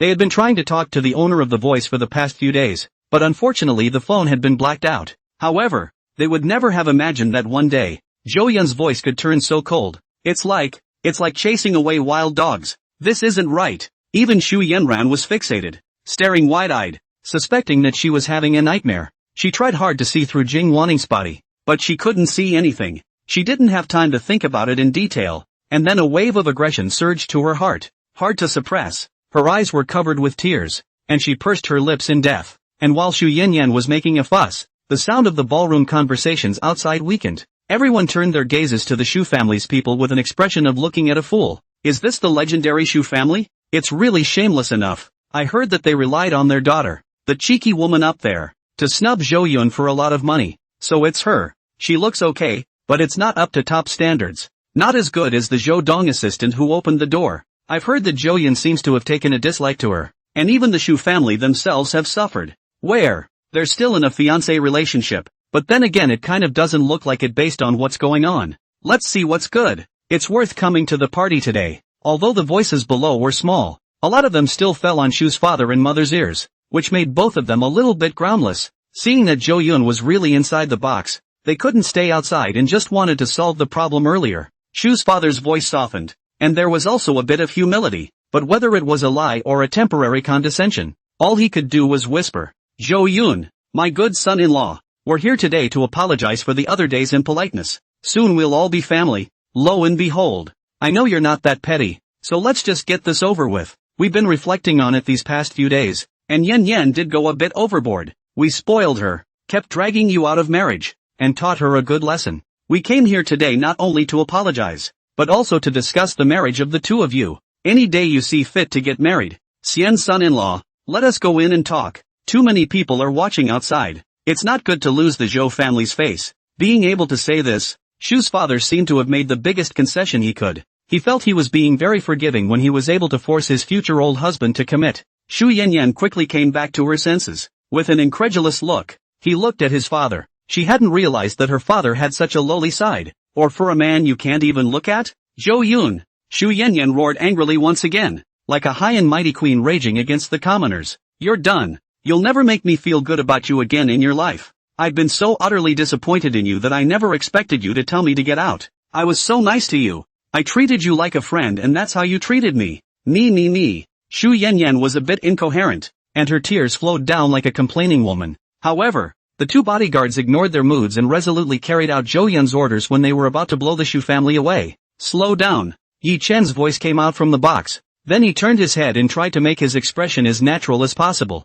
gently looking outside the box. and Shu Yanyan's eyes were wide open. Her heartbeat slowed down by half a beat. Suddenly remembering something, she hurriedly wiped her tears. Changing to another serene face, she said in surprise, "I almost forgot that you're here too.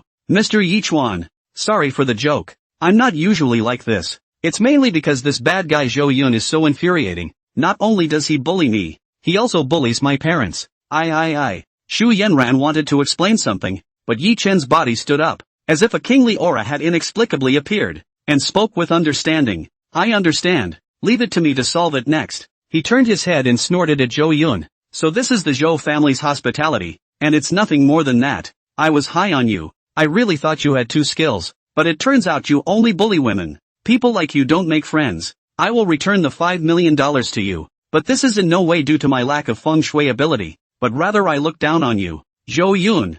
"Yeah, you're just a loser who inherited his ancestors' family business, dude, and can't even settle for a woman." Yi Chen's words were very nonchalant and even a bit insulting, but this was the effect he wanted. Yi Duan wanted to show the other bigwigs how he was not humble and had a superb temperament. He actually wasn't afraid of Zhou Yun at all, because his background was much stronger and terrifying, just that it wasn't allowed to be publicized for certain reasons, and he didn't want to rely on his family's power. He's going to use a provocative method to get Shu Yanran to come in and then solve the problem. This would not only win fame and victory, but also make Shu Yanran die to herself. It might even be able to impress Jingwaning and then poach her to her own company, and then there would be more opportunities for contact. He thinks well, but only if he's actually capable of solving the problem. Zhou Yun laughed, and suddenly laughed a very hearty laugh. He did want to laugh. When as a villain, one can't help but laugh when one has personally experienced a moment where the protagonist is faking it, while fully understanding where the protagonist's point of faking it is. On the side, Chen Lao's face darkened as he realized that things were getting more and more serious and a bit out of control. He hurriedly said to Zhou Yun, "Zhou Yun, even though I was the one who brought them in, this matter has nothing to do with me." Then before turning to Yi Chen, he said in annoyance, "Do you know what you are doing? Hurry up and shut up or you won't be able to get any more help from me." Zhou Yun waved his hand, stopping Elder Chen from continuing, and spoke, "First of all, the Shu family's people didn't get an invitation, which means that they are not my guests. Today is a banquet I'm organizing, and the place you're standing on your feet is an asset of our Yuchen Group. It's not your little character's turn to interject here what I want to do. You think I'm targeting you? No, I never had you in my sights from the beginning to the end." Without Elder Chen's words, you wouldn't even be worthy of talking to me here. Elder Chen was a good friend of my father's, and I don't want to see him victimized by you. Okay, let's not talk about feng shui right now. Secondly, I'm not afraid of the Shu family, and I'm not afraid of anyone in the room, though I know you're using agitation,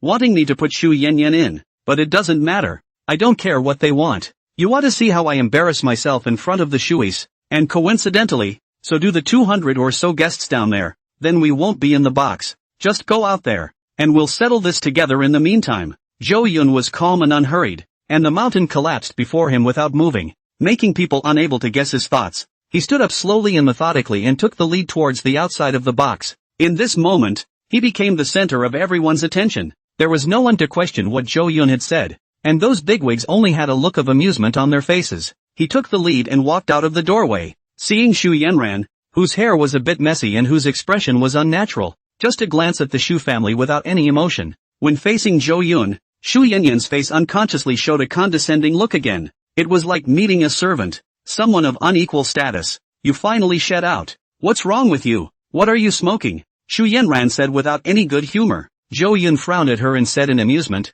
"You don't have a problem with your brain?" Shu Yanran glared at Zhou Yun. "You're nuts. Aren't you just trying to force me to marry you?" "Okay, I'll do as you wish. I'll marry you, okay?" Zhou Yun laughed. "No need. If you want to marry me, you're not worthy." "What did you say? How dare you say such things to me? You're crazy you." Shu Yanyan was still in disbelief, unable to believe her ears. The lickspittle who used to revolve around himself would say he was unworthy. This drastic, huge contrast was like a heavy hammer, hitting her heart hard. Zhou Yun laughed coldly. "Of course you don't deserve it. Average in appearance, despicable in character, irrational and inconsistent in appearance. What do you deserve me for? Although my Zhou family is not one of the top magnates in China, it is still considered to have a reputation. And my wife is not to say that she is unrivaled in the world and is a beauty, but at least she should be able to go to the hall and get down to the kitchen, be gentle and decent, and be generous and understanding. You have that spot on you that would fit the bill? As for our engagement,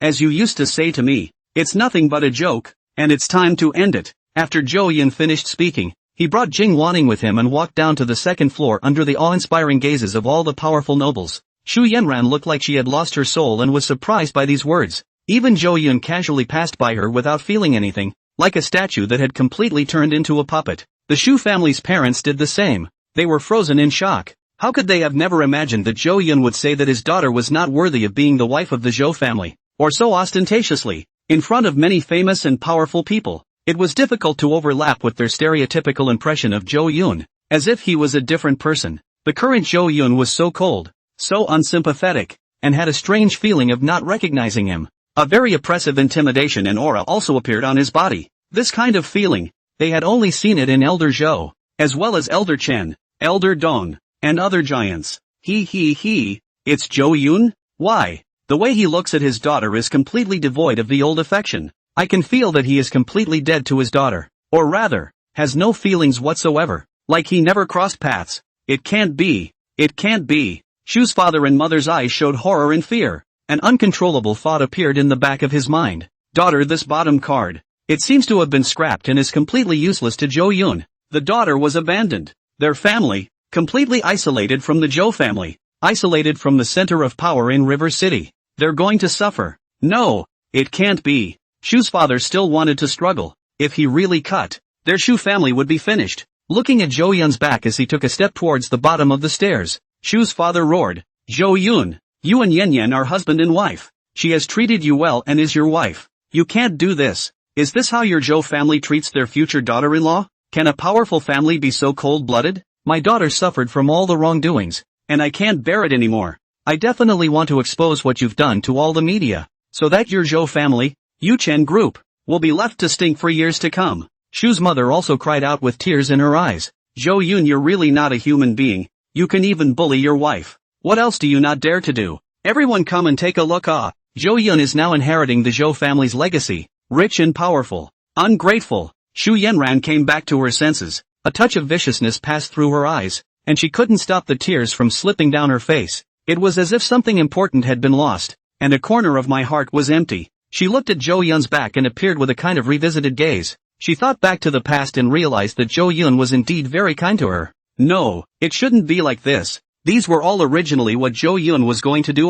Wasn't Zhou Yun pursuing himself to please himself? As soon as she thought of this, Xu Yanyan clenched her silver teeth again and said fiercely, Zhou Yun, stop fooling around and obediently apologize to me, and I'll pretend that what happened today never happened. All eyes went to the man walking down the stairs, and as if he hadn't heard it, he took the roar of Shu's family as a whisper. Inside the box, Yi Chen walked out and looked at the situation in front of him. He knew that he couldn't comfort Xu Yanran in front of so many people, but he could never just let it go either. Don't be angry. I will stand behind you, Yi Chuan said after some thought. Xu Yanran looked at Yi Chen, then at her parents, and ultimately said nothing. At this time, she was facing the disaster of the Xu family, and she had actually become wiser. Yi Duan sighed lightly, intending to strike again later. The other bigwigs in the box, who were also out with odd faces, shook their heads and ignored the Xu family as they walked down the stairs. The crowd didn't know what tricks Zhou Yun was going to play. Zhou Yun led Jing Wanning onto the stage of the banquet hall, and the staff immediately adjusted the microphones and lights.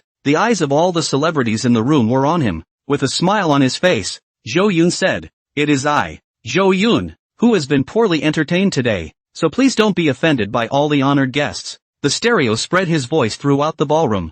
Numerous celebrities chuckled. Where? It's our honor to attend Zhou Dong's banquet. A little something. It's important for Zhou Dong to deal with his own matters first, and I can't stand to see the Xu family either. The Xu family doesn't even look at what kind of banquet this is. It's really disgusting. The celebrities expressed their disinterest and were very supportive of Zhou Yun's handling of the Xu family. Even if they were upset, they wouldn't say anything. After all, the Zhou family was still that Jiangcheng hegemon, and they preferred to watch the fun. What happened today would be the talk of the town later. The Xu family's faces turned blue, and they all slowly followed down to the second floor box. Just as they came downstairs, they realized that they were isolated by the powerful, and wherever they walked, everyone avoided them. As a result, there was a bizarre phenomenon in the banquet, and they were disliked by the crowd as if they were infected with the plague. Only Yi Chen didn't mind, always following behind Xu Yanran, lingering without fear. On the stage, Zhou Yun held the microphone and smiled. Everyone has heard some rumors about me discontinuing all cooperation with the Shu family.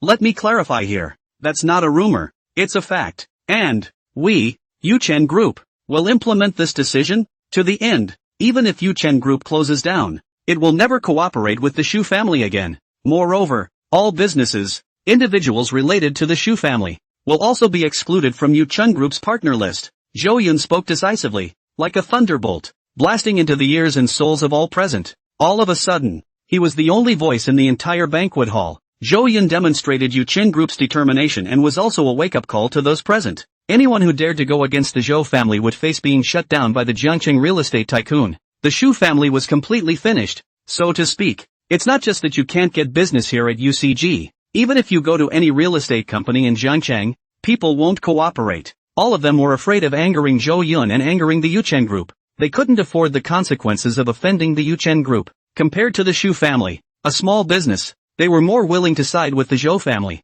as long as they weren't stupid. By re-emphasizing this statement by Yuchen Group in public, it is no longer a child's play, but a real decision. There's no room for redemption. Immediately, the powerful and famous people once again moved away from the Shu family for some distance, avoiding the plague in droves. Even the waiter who served the drinks walked around the three of them for fear of being implicated. To be able to make Zhou Yun like this, one could imagine how loath this family was. Public trial. They Shus were put on public trial, and on a son-in-law with high hopes. He originally thought that it would be easy to come to Zhou Yun to solve the problem this time, but he did not expect it to be so desperate. Shu's father was like being bombarded by 5 thunderbolts, and with Zhou Yun's voice constantly surrounding his ears, it felt like the sky had collapsed. Shu mother's reverse blood attacked her heart, her eyes were dizzy, and she fainted straight to the ground, her ears constantly ringing with cicadas. Shu Yenran rushed to support her mother. Her breathing became rapid, and her body turned red. Her skin as red as if she had drunk fake wine. She glared angrily at Zhou Yun on the stage as if she had been slapped by him. Her face reddened beyond recognition. She had the presence of mind to say something, opened her mouth, but couldn't. Only Shu's father reacted and exclaimed in grief, "Zhou Yun, you're out of your mind. My daughter is your fiancée, your wife. How can you treat us like this? Is your Zhou family really shameless to this extent? To bully even your relatives? Who would dare to cooperate with your Yuchen Group in the future? Shameless, so shameless. My daughter didn't do anything wrong, and my Shu family didn't do anything wrong, and you're just going to cross the bridge?" He decided that even if he lost his reputation, he would still make the Zhou family fall into the storm of public opinion. He wanted to show everyone the true face of this Zhou Yun's abomination. Yi Chuan also didn't forget to borrow the Shu family's win to crusade against Zhou Yun. It turns out that Zhou Yun is nothing but a rich second generation with a despicable character. Not only is he ungrateful and crosses the river to break the bridge, but he also doesn't value love and justice. The Shu family is your mother's family anyways, yet you treat them like this. I'm starting to sympathize with the people who work with the Yuchen Group. After all, the people they work with aren't trustworthy. Even loved ones can betray them, let alone strangers who have no blood relations. I urge everyone to wipe their eyes and see clearly the snake heart and treachery of the Yuchen Group. Yi Dust stood out and spoke in a righteous manner, completely acting like a righteous man. The powerful people in the room were no fools. After pondering in their hearts for a while, they also felt that Shu's father was right, and Yi Chen was right. Shu Yenran is, after all, a fiancé, and shouldn't have done such a desperate thing in reason, much less should it be brought to the table. You can do that to a fiancé, let alone a partner. If one is not satisfied, won't they be abandoned just like the Shu family? The powerful nobles had their own thoughts in their minds, and their gazes at Zhou Yun suddenly began to become wary as well. At least, they don't want to end up like that. Elder Chen, Elder Dong, and Elder Kong similarly shook their heads. It really doesn't make sense to do that. It's quite good for young people to be decisive, but you can't overdo it. He's still a bit too young. He can't be so desperate.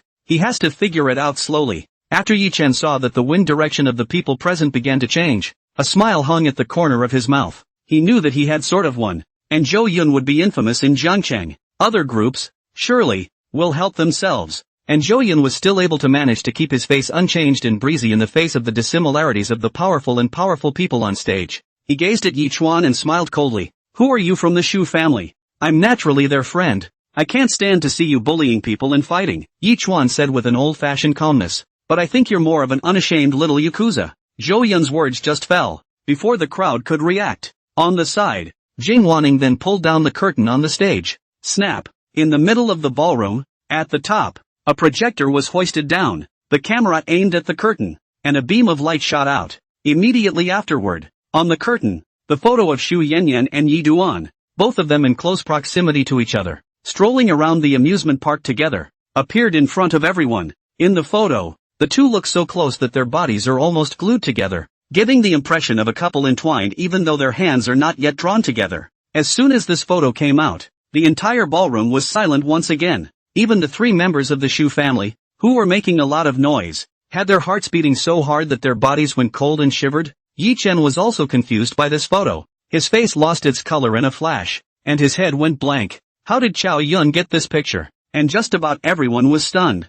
Zhou Yun calmly said, "As you can see, the two in the photo are very close. One is my fiancée Xu Yanran. No, a former fiancée. The other one, is this one who claims to be a friend of the Xu family? A little Yakuza named Yi Duan. Why would I call him a Yakuza? Because only a little Yakuza would be able to hook up with someone else's woman like a dirt dog when he knows Xu Yanran is already someone else's fiancée. Only a little Yakuza could be so reckless, with a skin as thick as a city wall, to come to a banquet I organized and face me in a dignified manner. Although I am good-tempered and have a good character, who I am, the director of the 10 billion group, can never allow such a villain to jump around in front of me. It should be obvious to everyone who is of despicable character and has no shame. Okay, after finishing about Yi Duan, next to the Xu family, let's not talk about the couple, Xu Zhangchun, who made trouble at my father's funeral. Let's say Xu Yanyan. As my fiancée, I treat her well, right? If you want the wind, you can get the rain. The money I've invested in her is at least $1 billion.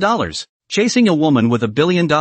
Top Hollywood actresses are chasing them, right? Of course, I'm not talking about my money problems, but I want to show that I respect her enough. And her, as a fiancée, never once visited my father when he was seriously ill. Not even to call and say hello. It's all forgotten. I can put up with it. But what about her? As a prospective daughter-in-law, she doesn't come to the funeral on the day of her father-in-law's funeral. Such an important day. Instead, she went to have a rendezvous with a wild man. Well, that is, Yi Chuan, the little Yakuza. I am a man and a son, and I can't stand for this to happen. Do all of you Xu family members take me for a bully? Zhou Duan said that when he was giving his speech, he actually didn't have too many waves in his heart. He just thought it was funny, looking at the dumbfounded expressions of the hero and heroine with secret amusement. But for the sake of the show, he couldn't laugh out loud and could only continue to vocalize. I hadn't wanted to meet with the Xu family, broke off all contact with their family, and had wanted to just calmly bring everything to a close. But they won't stop and still come to the door to bully people. After saying that, Zhou Yun turned his head and secretly smiled at Jing Wanning before secretly nodding his head. Jing Wanning watched Zhou Yun's performance, and for a moment, she too was all frozen. She remembered how calm Zhou Yun had been when he had previously said that he would cut off the Xu family's ties. And now, if she didn't understand that Zhou Yun had already been disappointed in the Xu family long ago and wouldn't care at all, she really thought that Zhou Yun was in pain. But she didn't forget the mission. Keep showing the sneak peek back. On the curtain, pictures of Xu Yanran and Yichen kept playing. Among other things, there were photo detectives who deliberately photographed the two as close, lending misalignments to get pictures of them pulling their hands closer together. When the photos are played back to the last photo, the whole room was in an uproar, like seawater suddenly boiling. The entire venue exploded. They all let out a gasp of amazement, thinking that this fact was too unbelievable. The future young lady of the Yuchen Group, Zhou Yun's fiancée, could be so shameless. All the famous and powerful people looked at the pictures on the curtain and only felt an unspeakable anger that kept surging up.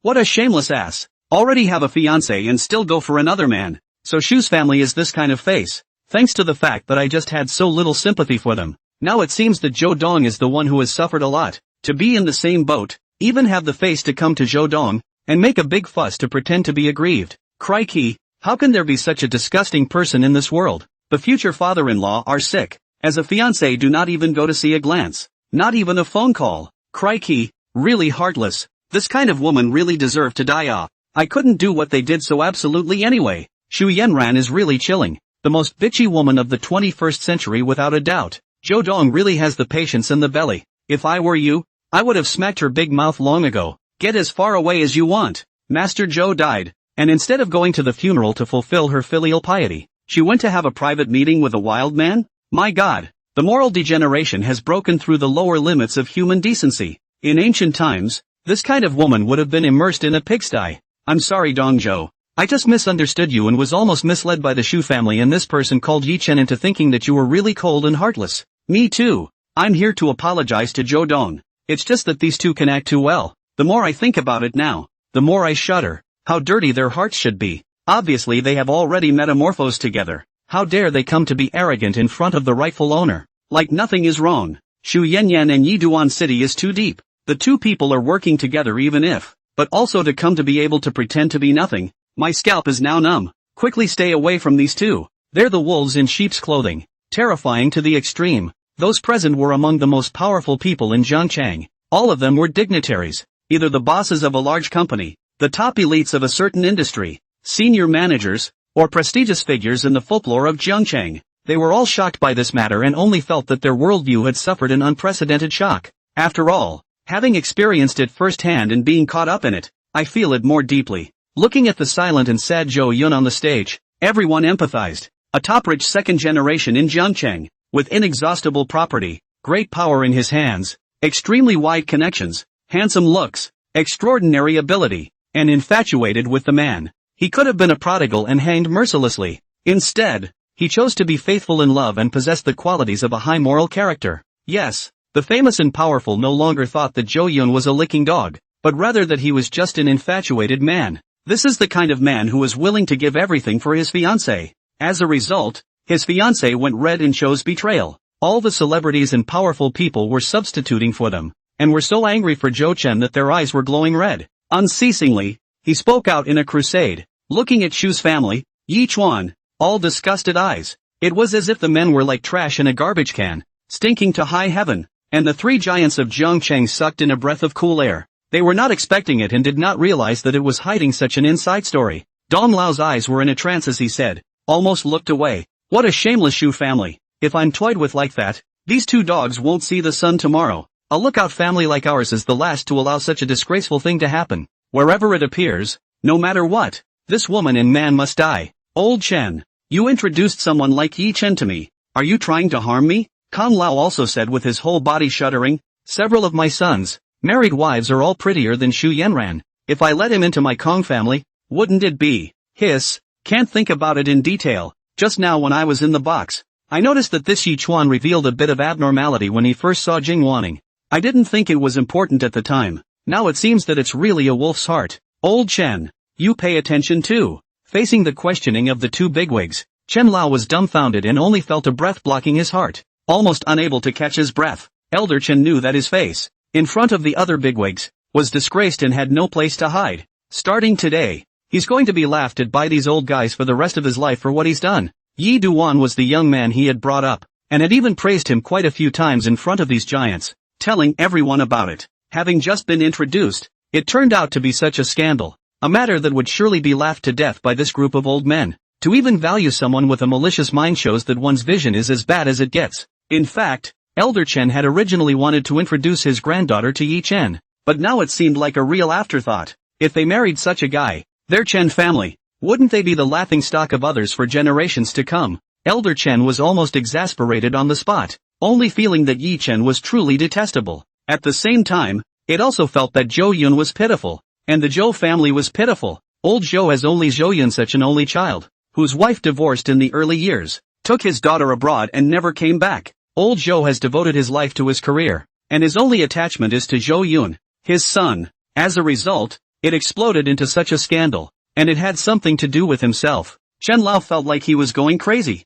Elder Chen's eyes burned with angry flames as he glared at Yi Chuan and angrily rebuked. Yi Chuan, you've disappointed me too much. It's a waste of my cultivation of you. Yi Chen, who was being watched by everyone, also felt a chill running straight from the soles of his feet to the ceiling. How could he have ever imagined that the photos of himself and Shu Yanran touring together would have been taken by Zhou Yun and published to the public as an adulterer with no morals? What a way to go out. Frankly, he never expected anyone to be deliberate in those days, and never felt that it would be a problem for him to go and hang out with Shu Yanyan. At that time, he didn't think about anything, he only thought about taking this woman Shu Yanran quickly. And today, he knows that his reputation completely stinks. Seducing a married woman, ironclad evidence. No one will even listen to his explanation anymore. In other words, from now on, he became the object of scorn by the entire Jiangcheng power elite, just guided the powerful to crusade against Zhou Yun. The back foot was rubbed hard on the ground by a couple of photos. This caused his head to be all mushy right now,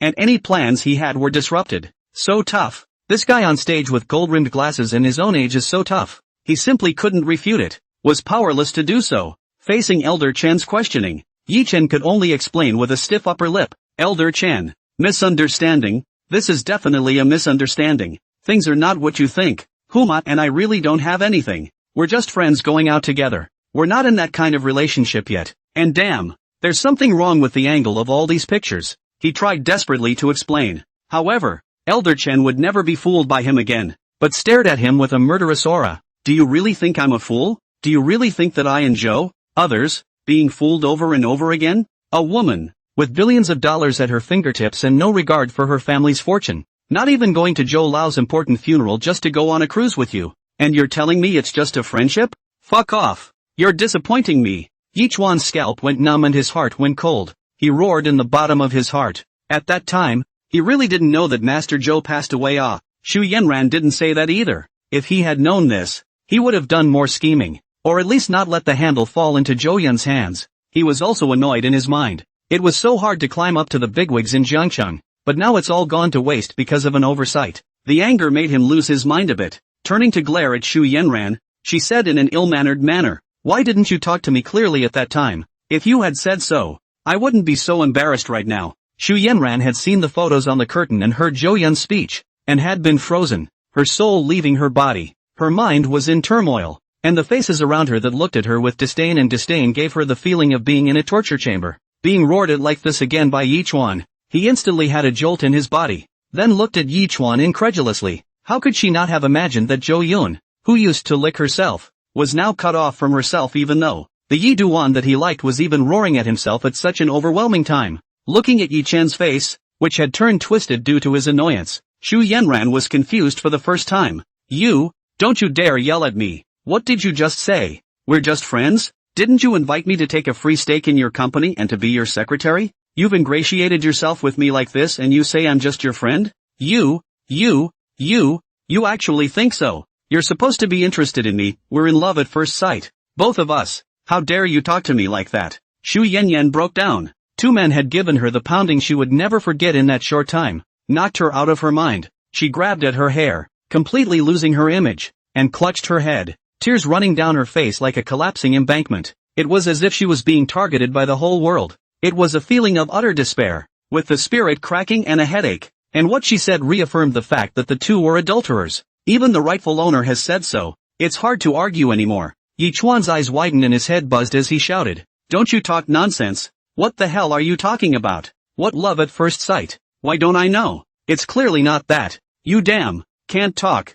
Say less." Yichuan didn't expect Shu Yanran to be so stupid. It's simply piggybacking. Leaf Dust's mind had exploded. Powerful people were pointing at these people, and some even took out their cell phones to take pictures and videos. No surprise, it would definitely be on the news tomorrow. Yichen took a deep breath, no longer paying attention to the Shu family, and lowered his head, thinking of a solution. As for Shu's father and mother, when the photo appeared, they were drained of all their strength and sat on their asses, with no image to speak of. They looked bulky and wooden, and their eyes were lax. It felt like the sky and earth kept spinning in front of him, and the sky was about to collapse, and the dizziness was non-stop. How can it be? It can't be. It must be a fake. It's P. My daughter wouldn't do such a thing. It couldn't be done. That day she clearly went on a trip alone. How could she be involved with Yichen? "Daughter, tell Zhou Yun. Tell everyone that you didn't do it." Shu's father kept muttering to himself like he had a mental illness, shaking his head frantically. Shu's mother, on the other hand, looked ashen, and her entire body was dumbfounded, not knowing what to do. However, what Shu Yanyan finally said to Yichen shattered their illusions. It's all true. Ironically, Shu mother could no longer hold back her anger to the extreme, and at Shu Yanran, who was already confused, she raised her hand and slapped it down. Pa! Crisp slaps resounded throughout the hall. How could you do such a thing? Confused. Really confused. You've jeopardized the entire Shu family. Yuma, it's over. Shu's mother cried out in pain after the slap and cried alone in pain. Their Shu family had one foot in hell because of their daughter's capriciousness. It's hard to forgive for doing such a thing, and the series of consequences that will follow will come like a storm. Shu's mother has no business being the woman of a wealthy businessman anymore, and has to live a more miserable life than before. Shu's father still had a little bit of sense left. He held back the monstrous anger within him, grabbed Shu Yanlan's shoulders and kept shaking them. "Daughter, there's still a chance. Zhou Yun used to love you so much, he will surely forgive you. Now apologize to him. No matter what method you use, kneel down, smack yourself in the mouth, kowtow, admit your faults. Self-mutilation is fine. Take out your old love tokens, and awaken the memories you shared. I don't care. You have to get his forgiveness any way you can. You have to. You know? If I don't get it, I'll beat you to death. I'll beat you to death. Shu's father's tone was a bit pleading at first, but in the end, his face gradually became hideous and angry, like a devil. Pressing down on Shu Yanran's shoulders was extremely hard, even emitting the sound of bones rattling. Shu's father couldn't bear the consequences, and he preferred to let his daughter die to keep the honor and wealth. If your daughter dies, the big deal is to find another woman to have another one. As long as there's money, there's no shortage of women at all. But there's only one chance to get rich. Shu's father had been rich, so rich, had had an extravagant, intoxicated life, and would not want to go back to the days of poverty. He can't go back, and would rather die than pawn off on a normal day. And this time, he couldn't even live an ordinary life with a huge debt. He couldn't think of anyone other than the Zhou family who could help him out of his predicament and simply couldn't afford to pay it back. Therefore, the daughter must be forgiven by Zhou Yun. Shu Yanran was in a trance as she was scratched raw, and listening to her father's words, she was incredibly confused. The crazy father in front of her, the look of disdain in everyone's eyes, made her feel like she was in a nightmare. She subconsciously did as her father said. Staggering to the bottom of the stage, he looked up with blurred tearful eyes and looked at the indifferent Zhou Yun above him, begging, Zhou Yun, I was wrong. Let's go back to the old days. Okay, I promise you. We'll get married right away and live the life you said you would. Okay. You love me so much. Surely you'll forgive me, right? Come on down. Let's go back. Nothing happened today. Shu Yanran didn't know what she was saying. She just felt that her image was completely ruined. But that's okay. As long as we go back to sleep tonight, everything will be fine tomorrow. She looked at Zhou Yun expectantly, feeling that in the next second Zhou Yun would become gentle and then walk off the stage, take her hand and leave this sad place. However, it was not to be. Zhou Yun just glanced at her coldly and stopped paying attention, not even answering her words, treating her like a transparent person. Zhou Yun continued, I am grieved and have been completely disappointed in Shu Yanran. I will not feel the slightest bit of pity for her anymore. There's always a price to pay for doing something wrong. Therefore, I have decided to cancel my engagement with Shu Yanran, and to recover the expenses incurred in the course of their association with her. Of course, I'll forget about some small money, but the sea god's heart I was cheated out of by her must be returned. The words fell. Jing Wanning silently walked off the stage, came to the side of Shu Yanran, who was already like a puppet, and took the $100 million Neptune's heart necklace off her neck. When Jing Wanning left, it took Shu Yanran a moment to react. Looking at her empty neck, her heart aching beyond words, her eyes were instantly bloodshot, as if she was insane, chasing towards Jing Wanning like a shrew, howling, give it back. The sea god's heart is mine. Who are you to take it away? You robbers, all of you. Stop her. She's robbing me. God damn it. Shameless stinking woman. However, before she could take a few steps, she was stopped by a quick-eyed security guard and held down dead in place, making it difficult to move an inch. She's starting to get mentally unhinged, completely forgetting what she said to the others earlier. If any of her girlfriends had been present, they would have remembered that at the reunion, she had said that she didn't care at all about money or the $100 million Neptune's heart diamond necklace. At the time, I also wanted to throw away the Neptune's heart. As a result, when the time came to actually lose the Neptune's heart, the ugliness in her heart was immediately exposed, and she was not what she appeared to be. Where was it that he couldn't give it up, completely treating the Neptune's heart as his lifeblood? Immediately after looking at her face, boos rang out in the ballroom. The famous and powerful people also clapped and applauded Zhou Yun's decision. Well done. The engagement should have been cancelled a long time ago. Marrying this kind of woman will surely cause a ruckus and chaos. Whoever marries Shu Yanran is a true family man. Zhou Dong is decisive and resourceful. Break a clean break before it's too late. Out of sight, out of mind. Hundreds of millions of dollars worth of Neptune's heart hanging around Shu Yanyan's neck is really an insult to this diamond. Shu's family is out of luck. Zhou Dong officially announced that there is no turning back. I heard that their family owes a monstrous external debt. Yuchen Group is unlikely to give his family to pay back the money, and will definitely use all means to bring the Shu family down. Zhou Dong is equal to pronouncing the death sentence of the Shu family. It can be imagined that after today, there will no longer be a Shu family in Jiangchang, and they will be reduced to being the dogs in the water that everyone cries out for. Serves me right. I really exhaled hard when I saw this. You all don't know the situation better than I do. This Shu Yanran really overdid it in the past. Has been hanging on to Zhou Dong, but also put on a look like Joe Don owes her money, got the favor not to appreciate even if, but also feel deserved. Hey 2A. What the hell? Even the cold-faced bodyguard who had been following Jo Yun around couldn't help but speak in tongues. They had followed beside Jo Yun for the longest time and had seen the most, often holding their breath, and now that they saw Shu Yen end up in the end of the world, they were also filled with pain. The guests were in an uproar and praised Jo Yun for doing a good job. In their place they would have definitely done it more ruthlessly. Many people felt very relieved to see the Shu family in bad luck, and some of them, in order not to be dragged down by the Shu family, hurriedly called the people in their companies and told them to immediately sever their relationship with the Shu family and to contact such people less.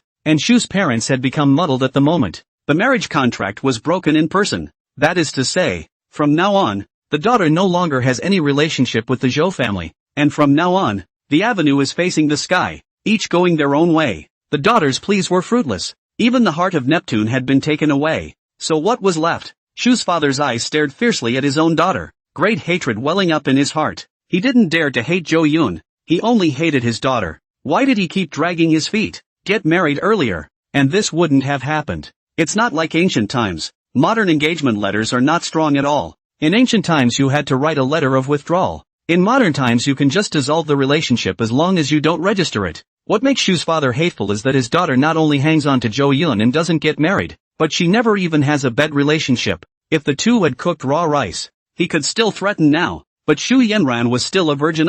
Shu's father and mother were desperate and didn't know what to say, so they could only sit in place. As for Jo Yun on the stage, he took out the invoice for the Neptune's heart and said, "This is the voucher for my auction of the Neptune's heart at the time, with my payment name written on it, thus proving that this diamond is owned by me. I'm just taking back what's mine." With this proof, there was no fear of Shu Yenyan filing a lawsuit later on, eliminating the idea of them taking the Neptune's heart back. After finishing the dissolution of his marriage with Shu Yenyan, Jo Yun said indifferently, "Of course, I will not let a bad relationship affect the company's normal operations and decisions. Our company treats all of our partners equally. Even when we found out that Shu Yenran had done something red herring, I never thought that this would affect our cooperation with the Shu family. The reason why I did this is that I found that the Shu family, during the period of cooperation, used fake contracts to swindle the group, used shell companies to secretly transfer the group's funds, shipped fake materials to the construction site while making false accounts with the company's employees, and that all the materials were substandard and so on.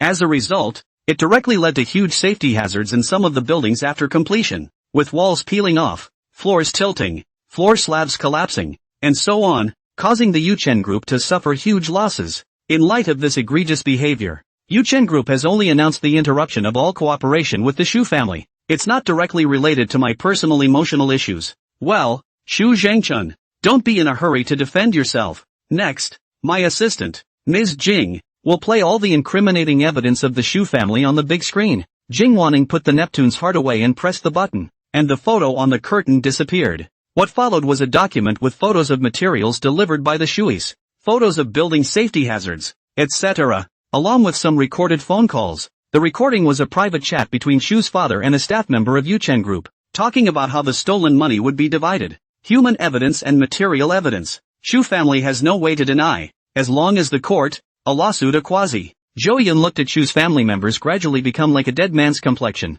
and continued without emotion. Our company will refuse to pay any money to Shu's company, and ask Shu's company to compensate our company for the loss. This material in this afternoon has been sent to the court. That is to say, it was impossible for the Shu family to get another penny from Yuchen Group. All the costs invested in the previous period, the loss of hair left, but also owed Yuchen Group a huge amount of compensation. If you do a rough calculation, you have to have a deficit of at least $1 billion or so, and $1 billion or so in foreign debt. The Shu family's cash flow is at most 2 to 300 million. These have long been invested in the South Street business district. Now is not much cash on hand at all. Moreover, the court must have already accepted it. And with the Zhou family's ability, all of the Shu family's bank accounts are now frozen. The 3 members of the Shu family didn't notice because they had to prepare for the banquet. They were totally screwed, declared bankrupt on the spot, and faced jail time. And when the famous and powerful people heard this, their eyes lit up in amazement. Worthy of being the chairman of the $10 billion group, he speaks of an official business and never mixes any personal feelings. In that case, it seems that the Shu family does have a way to take death, using inferior materials to flush out good materials. If something happens to this as an unknown number of innocent people's lives, Shu family members are so cruel, completely treating human life as grass. Vicious heart. Disgusting. Luckily Joe Dong found it in time, or else it would have been sucked by a leech like the Shu family, and even the biggest company would have collapsed. This is really the end of the Shu family completely. Once this kind of scandal is announced, it is absolutely impossible for them to turn around. The proper government will restrict their travel. It will be difficult to even leave Jiangcheng and run away. Hey, speak of the devil. The court people are here, and by the looks of them, they should be here with a subpoena. That was fast. Serves you right. Right at this moment, a few court staff came to the banquet hall, and immediately after they asked the waiter that those few were from the Shu family, they walked towards them. The celebrities and dignitaries all made way. Sure enough,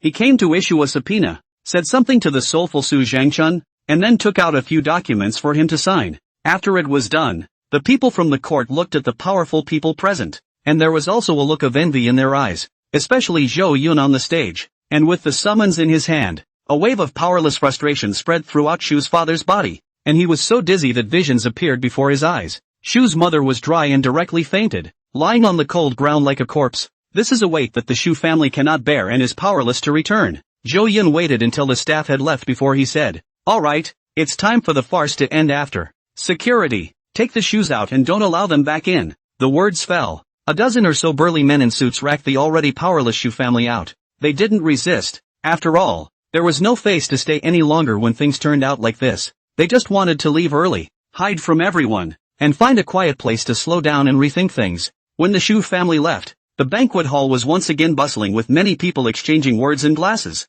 Today's events were so shocking that there was a lot to discuss with someone and vent the surprise emotions that I had just been subjected to. And at that moment, the two bigwigs, Elder Dong and Elder Kong, silently moved away from Elder Chen, a sense of resistance appearing in their eyes. Obviously, he was also upset by this matter. And although it was said that the culprits were the Shu family, Yi Duan, who was brought by Elder Chen, was also involved. Moreover, this Yi Chuan almost got involved with himself. If it really happened, the consequences would be unimaginable. Elder Chen was also embarrassed. At this moment, he only wanted to leave with the Shu family. It was really too humiliating. He had never suffered such a great humiliation in his life. Chen Lao stared at Yi Chen and angrily shouted, "What are you still staying here for? Don't you think it's enough for me to make a fool of myself? Don't stay here and be an eyesore. Hurry up and get lost. I'll settle the score with you tomorrow." Yi Chuan's face darkened as he said angrily, "Elder Chen, don't forget about the feng shui array I set up for your house. Are you also a person who crosses the river and breaks the bridge? It's none of your business if I leave. Do you really think I need your help?" When Elder Chen heard these nonchalant words, he was so angry that he wanted to hit someone. But there are a lot of people watching here, and it's not like we can lose our poise, or we'll lose even more face. He grunted coldly, deciding to settle the score when this was over. Outside the door of the Jiangcheng Guild Hall, the Shu family was blown out of the water. Shu father, Shu mother, Shu Yanran, three people, no soul like stood outside the door. The banquet hall was full of lights and noises, and inside was the center of power and wealth in Jiangcheng. And while they could have and do squeezed in, they are now isolated as if they were in a different world. Go, go! The cold wind blew over and Shu's father shivered. Suddenly remembering something, his eyes couldn't stop looking from side to side. Under the nearby tree, a single debtor was waiting, and when Shu's family came out, they slowly gathered around. Before entering the clubhouse, the Shu family was blocked, and finally dodged a bullet by fooling Zhou Yun will pay back the money. Now that the Shu family has been cut off by Zhou Yun, and their accounts have been frozen, and they have been restricted from traveling, there is no money left on them to pay back except for a little cash. The scary thing is that the court summons is not only for Shu's father, the legal responsible person of the company, but also several other summonses for Shu's mother and Shu Yanran respectively. That means all three are now broke. If you get stuck with a debtor, you won't get out of the clubhouse parking lot today. When it was too late, Shu's father immediately pulled Shu's mother and Shu Yanran, spreading his legs and running. I don't know where I got the strength to run as fast as I could. The debtors outside the door hadn't gotten the message yet and didn't know what was going on in the clubhouse. They couldn't react in time, and when they chased them to the parking lot, the Shu family's car had already sailed away, and only the taillights could be seen. Crap! Why is this guy running faster than a rabbit? Why did he run away when he saw us? Didn't he say that when he came out he would resume cooperation with the Yuchen Group and would be able to pay us back? What happened in the clubhouse? Can anyone tell me? Damn it! I'm a head full of questions right now.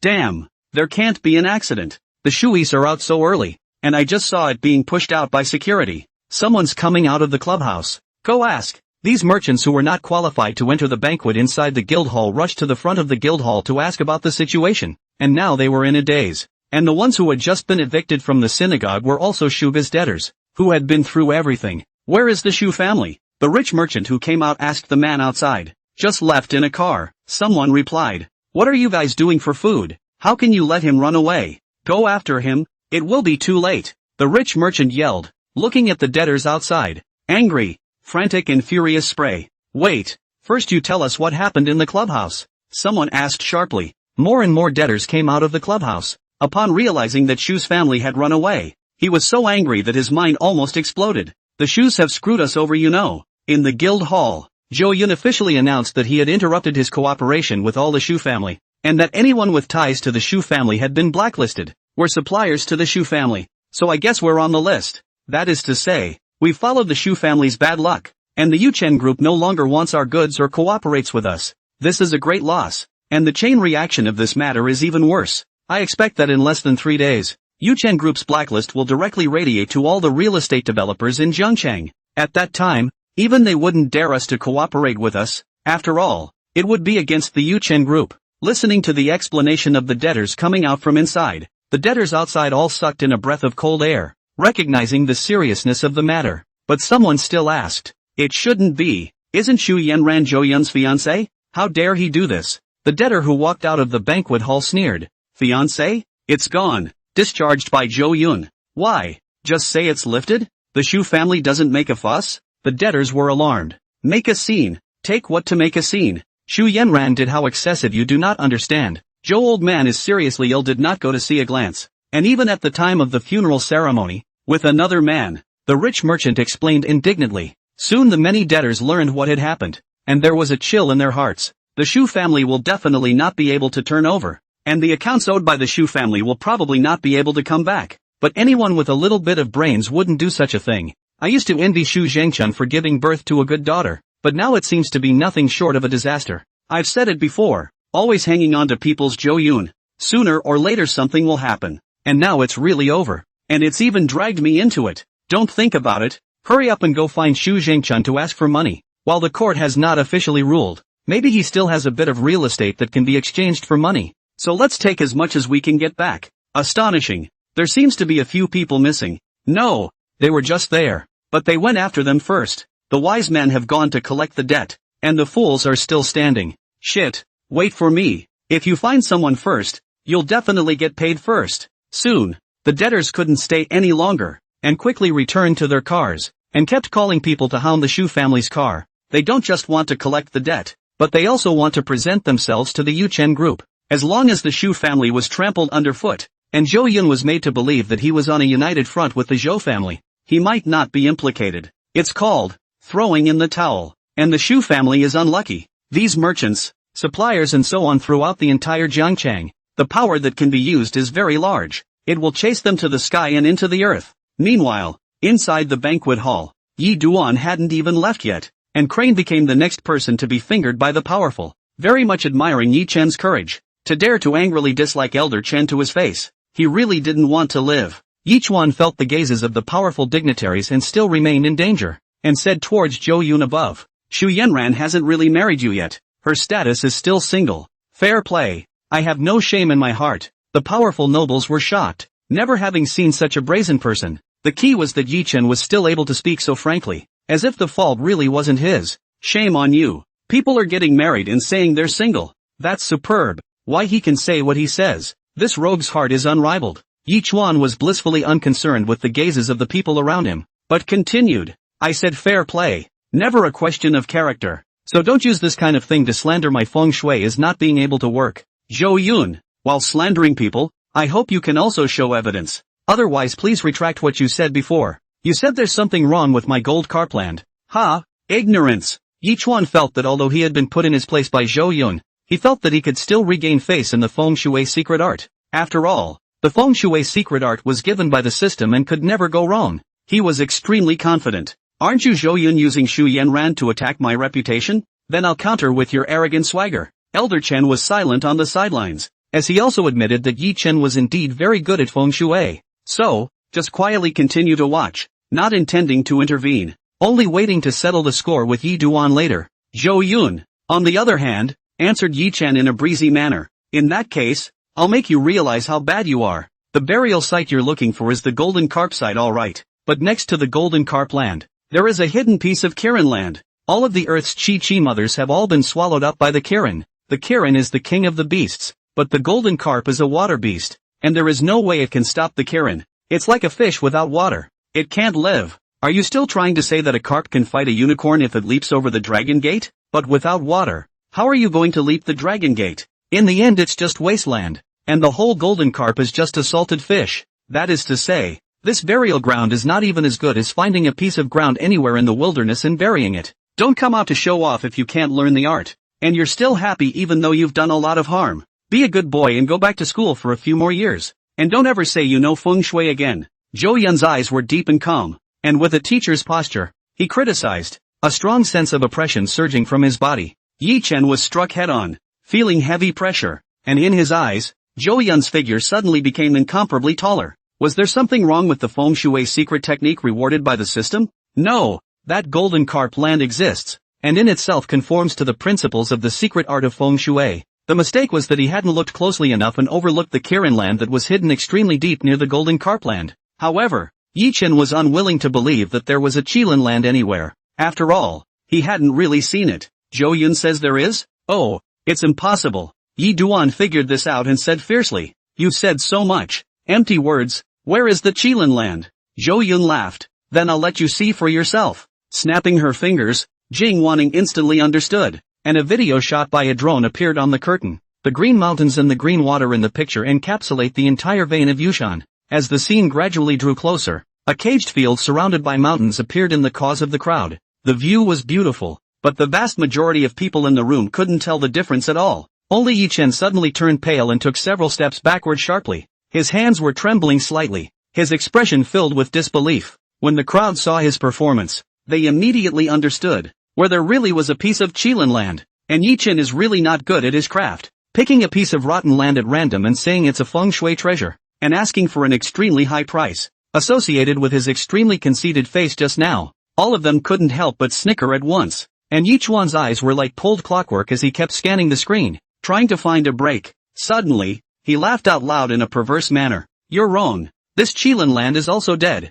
This is a prison cage. The Qilin simply can't get out unless a passageway can be constructed to get out of the trap, which I won't bother you with. I've already had a jade sky ladder built." Zhou Yun explained for Yi Chen in advance. Thousands of meters of jade paved road to receive the unicorn out and laugh at the four seas. The cost was so high that the average person, even if they had chosen this cemetery, would not have been able to make it work. Don't ask. To ask is to be rich. What grandeur to build a jade path directly to the top of the mountain. The entire banquet hall trembled. It was simply trenchant. The graves of ancient princes and lords were no better. Zhou Dong streams the approval. It seems that what Zhou Dong said is true, because the man who refuted Zhou Dong is already bloodless. Awesome. I didn't realize that Zhou Dong knew feng shui. Admirable. And rich. And hard-working. If you don't make a move, you're directly crushed. Yushan's jade paving is surely going to become a famous landscape. This person called Yi Duan, who was showing off and playing smart in front of Zhou Dong, didn't expect to run into a master.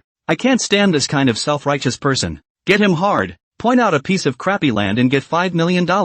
I'll get on me. Look. Yi Duan's face is black and he's still thinking of fighting back. As Zhou Yun explained, the entire room was in awe. Yi Chen, who could be regarded as a guest by Elder Chen, naturally had two skills. However, in front of Zhou Yun, it was still not enough. Descending to strike and directly pointing out the mistakes and omissions. Everyone was helpless. Even this kind of knowledge blindness Zhou Yun understood. In the future, who would dare to say that he was uneducated? Elder Dong, Elder Kong, and the other giants were also mentally raising Zhou Yun's importance by a few places, vaguely becoming an equal competitor. And Elder Chen was dumbfounded by what he saw. Eunice in the foreground had sent word to him before, said to be careful with leaf dust. This guy is not very good at learning the art of feng shui. At that time, he did not think it was a joke until now that Zhou Yun had missed a hand, and he realized that Zhou Yun was not joking. Could it be that the feng shui Yi Chuan set up for me is also problematic? Chen Lao sucked in a breath of cool air, thinking of Zhou Yun's warning. The more he thought about it,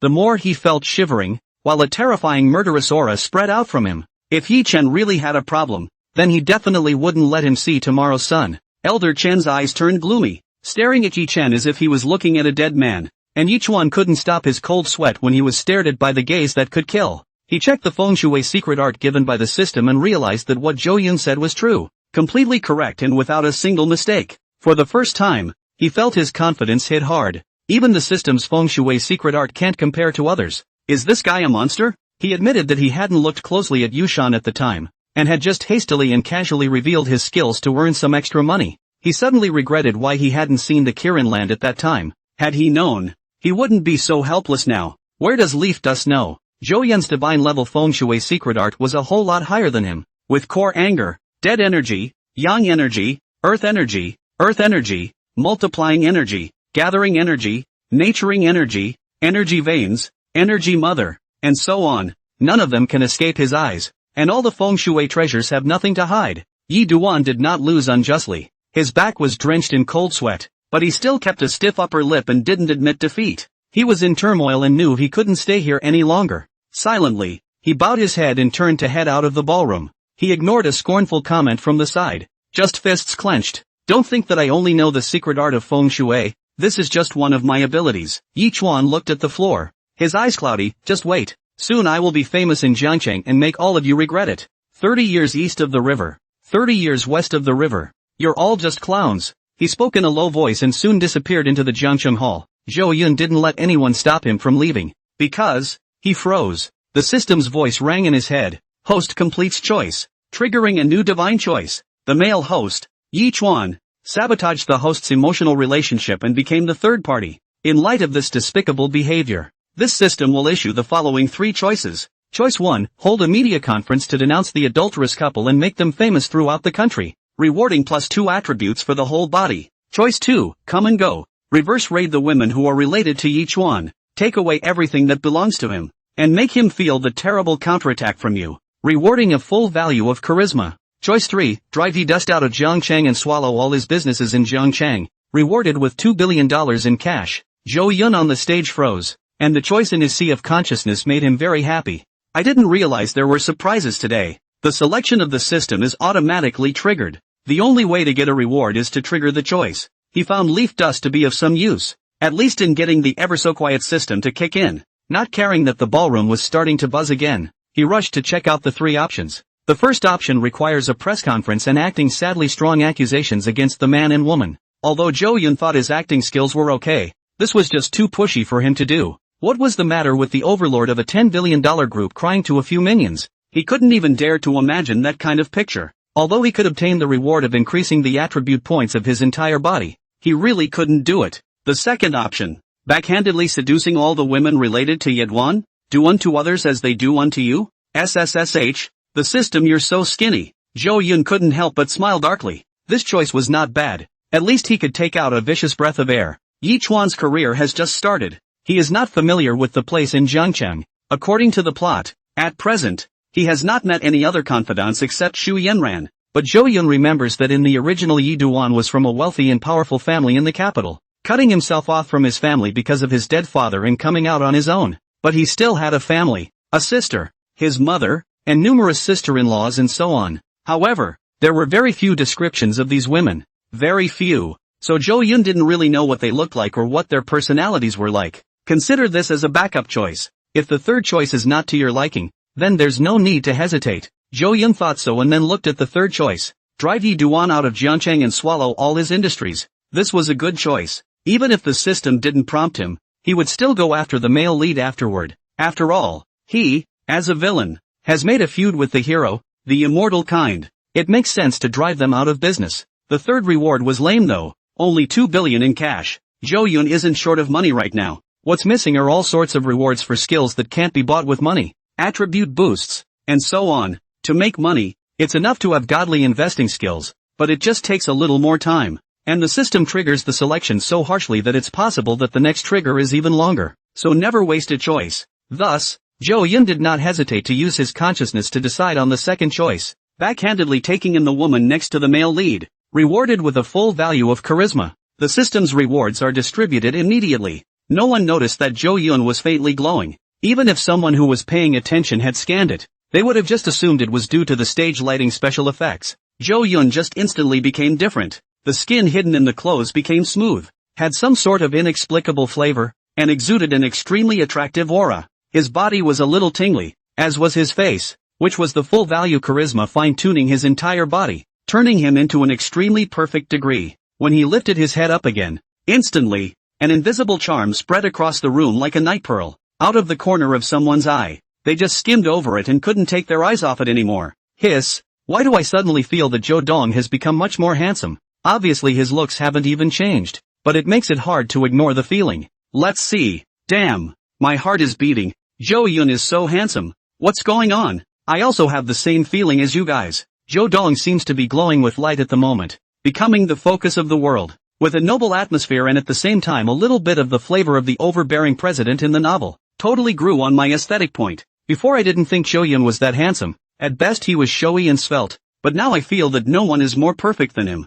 No, I feel more that he looks like the Jade Prince, delicate and powerless, with a flirtatious and compassionate style in every move. It's my cup of tea. What I've always wanted to look for is a man like that. You nonsense. People, Joe Dong clearly is a stalwart man. Well, I see him full of manly atmosphere. Let a person cannot help like stick in his chest, listening to his strong heartbeat. Why I see differently than all of you. I wasn't really a fan of Chow before. I just liked his money, but now I like his person more. What to do? Maybe it's because Joe Dong's speech just now was so impressive, so dominating, subverting our perceptions, and now that he's back to being single, that's why we've changed our mindset and reacquainted ourselves with what a man full of charisma he is. Right? Oh, Joe Dong is single now, good looking and rich. If I could spend the night with him, I dare not think about it. I admit, I'm starting to like Chow more and more. Don't you guys argue with me. TSK, don't even look at your qualifications. Your looks don't even compare to that bitch Shu Yanyan. People will look at you? If you ask me, Joe Yun should be mine. It was really scary after the full value glamour glow, and all the women in the banquet hall were staring at Joe Yun on the stage with stars in their eyes, glittering without blinking. Most of them were invited female companions, lovers, daughters, etc. of wealthy businessmen. No matter what kind of woman, from the top to women, from the bottom to virgins, Joe Yun killed them all. They simply couldn't take their eyes off of it, and their eyes gradually became mesmerized, not knowing what they were fantasizing about. The atmosphere in the banquet hall was also full of ambiguity. Many women whispered, some even had their hearts beating faster, and love quickly took over the high ground of their thoughts. Some people couldn't help but move towards the stage, trying to strike up a conversation with Joe Yun. Not just one, but more and more women did so. Even Jing Wanning, who was staring blankly at her boss, felt her eyes, as if they had been sucked by an iron absorber. Zhou, young Master Zhou, you seem to have become different. It's so strange. You obviously still look the same as before, but there's just something about you that gives you an indescribable aura. The way you are right now, it's like there's an empty piece of my heart, and that piece is only you. Jing Wanning couldn't help but speak, but in less than 3 seconds, her face was red again, like an apple, and her fingers gripped her shirt tightly as she kept shying away. She hadn't said anything so shy since she was a little girl. And this was the first time, and it was to a man. How could I say such a sentence? It shouldn't be, Jing Wanning muttered to herself in her mind. However, she couldn't help it and secretly looked at Joe Yun, suddenly remembered the other night, and Joe Yun overtime dinner together. I do not know if it is hinting at something. I was hesitant myself at the time, but now I have a bit of regret. Joe Yun was calm on the surface, but inwardly he was dumbfounded that the full value charm was so terrifying. He could feel those fiery gazes like they wanted to swallow him. Sighting the woman in the hall, he couldn't help but feel his scalp tingle. The first time he experienced it, it made him shudder a little. Already women were beginning to wait at the entrance to the stage. He's going down there and he's definitely going to get his contact details blown up. So, this place can't stay for long, Zhou Yun muttered in his heart, then said to Jing Wanning, maybe it's because you've been staying with me for a long time lately and your feelings for me have deepened, so it's normal to change your mind. Don't think too much. Zhou Yun yawned and proceeded to continue his preaching to all the powerful people. The content of the speech is nothing more than the director he just took office, as well as the recent decisions of Yuchen Group, and the general strategic direction, such as the adjustment of the project, the future planning and so on. Of course, some business secrets will naturally not be said. It drew a burst of applause from the many guests, who all praised Yuchen Group for having Zhou Yun in it, and that it would surely develop far and wide as the day went by. Said that after the announcement, it was getting late and there was no use staying here in the ballroom. Zhou Yun took the lead and walked off the stage. Jing Wanning had someone turn off the stage lights and projector, then followed closely behind. He politely chatted with all the guests and apologized. then planned to leave through the back door. And after he left the banquet hall, Elder Chen had the good sense to follow behind, waiting until no one was around before calling out to Zhou Yun. Zhou Yun. I really didn't know about what just happened. Don't take it to heart, Elder Chen said with apologies. Zhou Yun stopped and laughed. It's alright. You were also deceived by a villain. It's justifiable. It's best if you can think like this. I will never help Yi-chan from now on. Don't worry. Shen Lao rubbed his hands together. It doesn't matter. He's just a minor character. I won't pay too much attention. Zhou Yun shrugged. Then, I have a favor to ask. Today, after looking at the feng shui comparison between you and Yi Duan, I remembered what you said before, that the feng shui formation Yi Duan set up in my house is problematic. Can you? It was a bit difficult for Chen Laoshi to speak, and he wouldn't have opened his mouth if he hadn't been forced to do so. Yi Duan was the one who brought him into the Jiangcheng Club. Instead, this kid is here causing trouble and pissing off his master, waiting to get into trouble on their own. If it were anyone else, they would have already stopped giving themselves a good look. Zhou Yun, however, did not take it seriously. This kind of heart. All of them old guys were ashamed of themselves. He was a little embarrassed that he had even asked Zhou Yun to help with the feng shui. But the feng shui issue concerns the whole family, and he can't just get anyone to look at it again. Zhou Yun was another big Buddha in feng shui, so he could only beg hard. I have a big gift for you when it's done, and it will definitely please you. For the sake of me and your father, who have been friends for years. Help. This matter, let's wait for a while before we talk about it. As you know, I just took over the old man's shift and I've been very busy lately, Zhou Yun said with embarrassment. Okay, you go about your business and come over whenever you're free. Chen Lao didn't dare to expect too much, and his attitude turned humble. A feng shui expert is worth putting his head down for. Without saying anything else, Elder Chen left the clubhouse. Zhou Yun also returned to the Blue Mountain Villa with Jing Wanning under the protection of the motorcade. Inside the villa, Jing Wanning was all tired, but she was still in high spirits.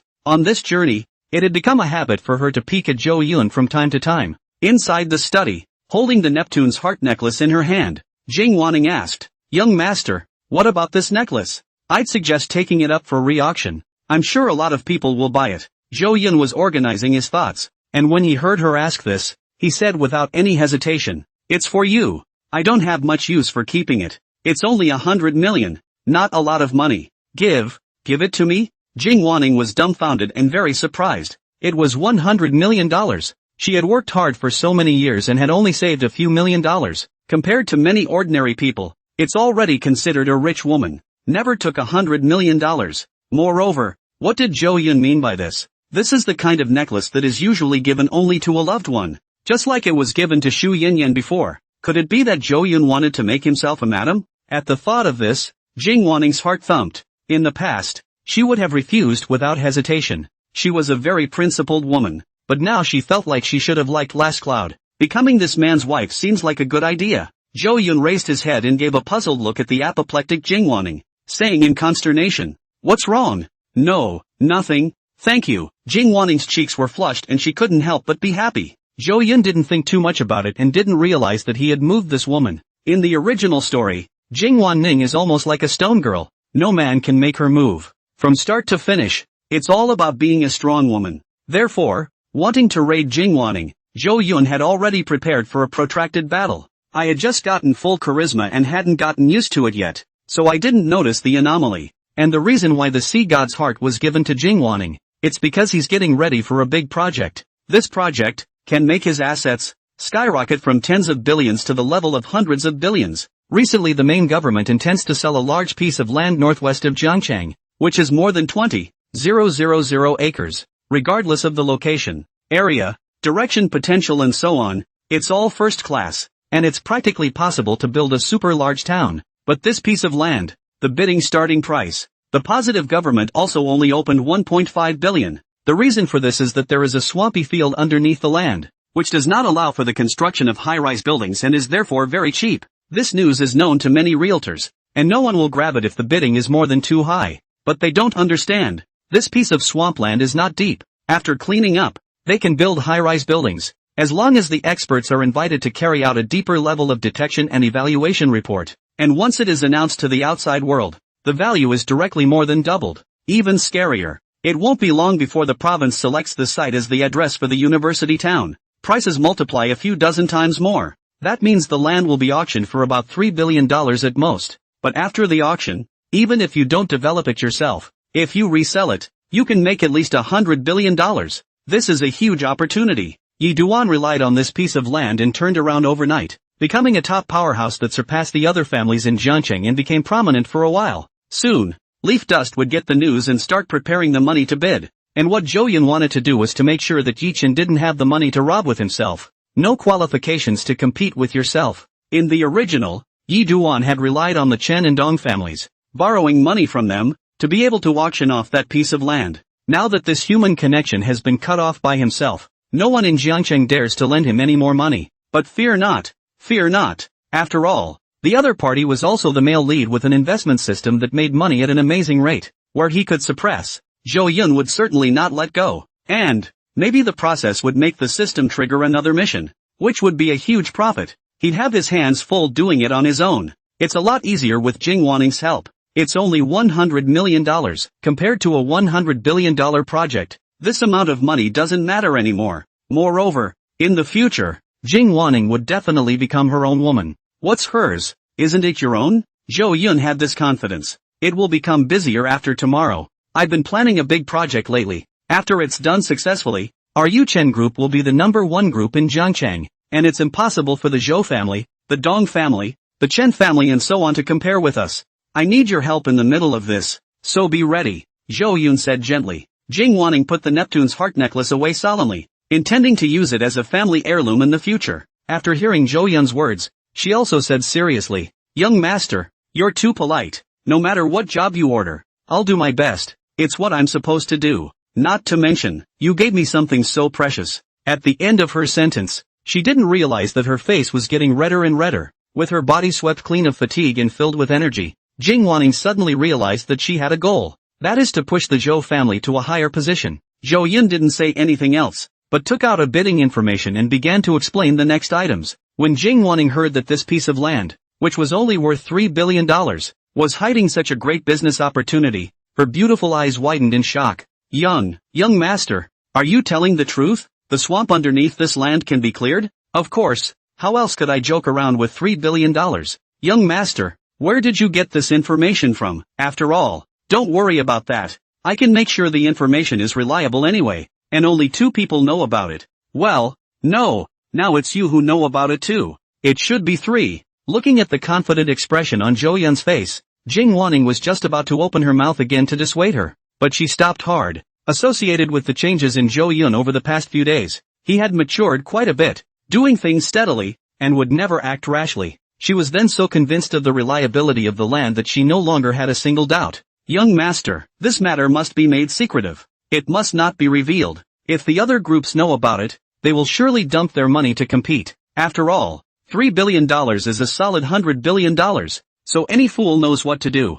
Jing Waning's face was serious, thinking of the consequences. If the news was revealed, as a last resort, she would definitely persuade Zhou Yun to use illegal means to close the news. Zhou Yun said calmly, I understand. As long as the 2 of us don't say anything, no one will know. Jing Waning was stunned. Then isn't there a third person who knows? She thought it was a mysterious person who informed Zhou Yun of the business opportunity of this land. And this mystery man is the third man. That person would be even less likely to say it because he wants to make that money too. Zhou Yun laughed. He's competing with us too? Who is it? Young master, do you want me to have someone do him? It's guaranteed to be clean and definitely won't involve you. Jing Waning's eyes were filled with a murderous aura. Zhou Yun was in a trance and quickly said, no need for the time being. He can't turn over any big waves, and I have to prepare to deal with him recently. Who is that? Jing Waning asked again. Yi Duan, Zhou Yun said dryly. Yi Chuan? That little punk who dared to go against you? The murderous aura in Jing Waning's eyes became even more intense, and when she associated it with Yi Chen's mouth, she couldn't wait to find someone to do him in. An obscure little man, who came out of nowhere, also dared to raise a fight with the young master. Too bold. And now knowing the young master's trade secrets, there's no longer any reason to live. It's him. Wait, don't even think about doing him. You don't need to use a tactic like killing someone until you have to. Zhou Yun felt a deep chill emerge from her body and hurried to dissuade her. If he killed Yi Chen now, then it would be difficult for him to reach the Yi family again, and there would be no way to complete the raiders' mission. Killing is easy, but torturing is more of a skill test. Just don't let him have the money to bid on it, so he can only watch the $100 billion project dryly. but do nothing about it and get upset. Jing Wanning said with a sudden realization. Then, young master, you're actually setting him up in advance by making him an enemy of the entire Jiang city's powerful and wealthy today. Amazing. Young master, you amaze me too much. Zhou Yun burst into a sweat. He had never thought about this. Bullying Yi Chen was just a matter of passing.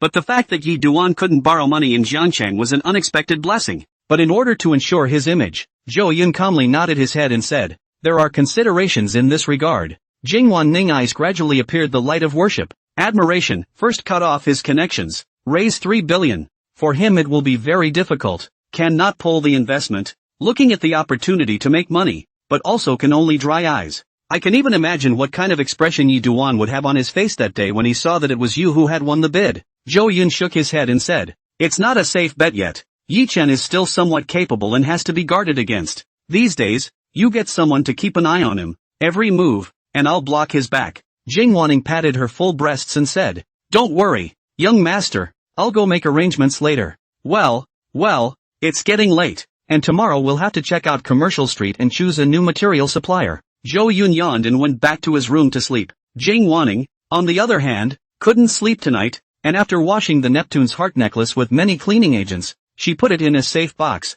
Her head was fantasizing about what was to come and she simply couldn't stop. This one night was extremely uneventful amongst the powerful people of Jiangcheng. The Shu family has fallen, and the Yuchen Group needs to find a new partner. The gap left behind is enough to create a few more billionaires. Many people were eyeballing it and couldn't wait to have a bite of it too. Therefore, the multi-party suppliers are also overnight to get a plan of intent to cooperate. Tomorrow we'll take to the Yuchen Group over the eyes, hoping to get signed. Of course, after seeing Zhou Yun's power, the cooperation plan this time was no longer full of loopholes like the Shu family's time. They also didn't have a daughter that Zhou Yun could favor. It's basically a very reasonable contract with all sorts of concessions. Some of them are not even profitable enough to join the Commercial Street program, because after working with a large group, and in the future with other companies, this seniority can be taken out to brag in the long run, except for these small business powers. One of the giants of Jiangcheng, the Chen family compound, Elder Chen was furious and on fire when he returned from the Jiangcheng Guildhall.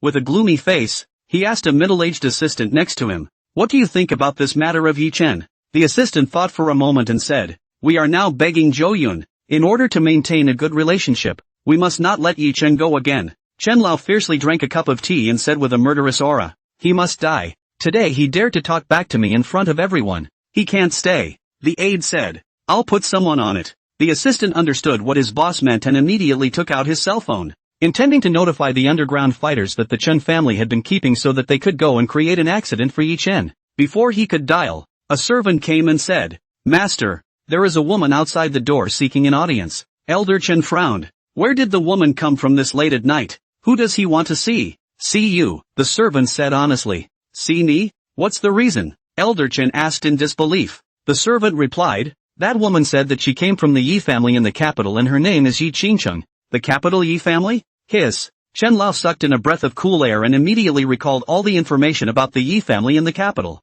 All the powerful families that could gain a foothold in the capital city. None of them were simple. And the Yi family is also one of the most famous plutocrats. Industries in all fields, in all provinces and cities in China have business. Even the military supply force. There are Yi family's shadow. There were thousands of family branches alone, as intimidating as a sky-high tree, and just the apparent possessions amounted to trillions, which the Jade Emperor Peak Auction House could hardly match. It was simply not comparable to a group like their Jiangcheng, an ant with an elephant-like difference. If the Yi family stomped their feet, Chen Lao's business in Jiangcheng would have to be finished, and they didn't even have the qualifications to be rivals. Compared to the Yi family in the capital, the Chen family was like a stall. At the thought of the woman outside coming from such a big place, he hurriedly got up and went to the door to greet her himself. Come to the gate made of copper imitating an ancient princely residence. A woman in a white t-shirt, jeans, flats, and a duck hat was seen standing outside. This casual outfit looks ordinary, but if someone who knows what he is doing sees it, he will be surprised. This is actually a limited edition name brand, worth tens of thousands of dollars. The woman was still tall in her flat shoes, at 1.77 meters, with a head of long smooth hair swinging in the wind, and her exposed skin was white and clean, like pearls. The arms were like tender lotus roots that one would love to hold in one's hands. What was worse was that the woman's waist was thin and tough looking, and disproportionately large above the waist. This is an extremely beautiful woman. Although he didn't see the real face, Chen Lao was using his years of experience to define it in his mind. Hello, I'm the head of the Chen family, Chen Tianzhong, Elder Chen said with a polite smile. Yi Qingcheng raised her head, giving a glimpse of her flawless features and soul-stirring eyes, and said softly, Hello Elder Chen, my name is Yi Qingcheng. I'm disturbing you with a late-night visit. No bother. It's our honor to have Miss Yi come to the Chen family. Please speak inside. Elder Chen made way and waved his hand to invite her in. Yi Qingcheng, however, shook her head and said, It's not necessary. I came to the Chen family today because I wanted to caution you. Yi Chen is a member of my Yi family, and a direct descendant. I hope you won't make things difficult for him. Elder Chen's body stiffened, and his heart set off monstrous waves. From the beginning to the end, Elder Chen had never expected Yi Chen to have such a big head. There were so many people with the surname Yi under the sky. He wasn't even associated with them. After all, which Yi family member, letting go of their huge industry, came to Jiangqing to start a business? If the Yi family's industry casually revealed a little bit,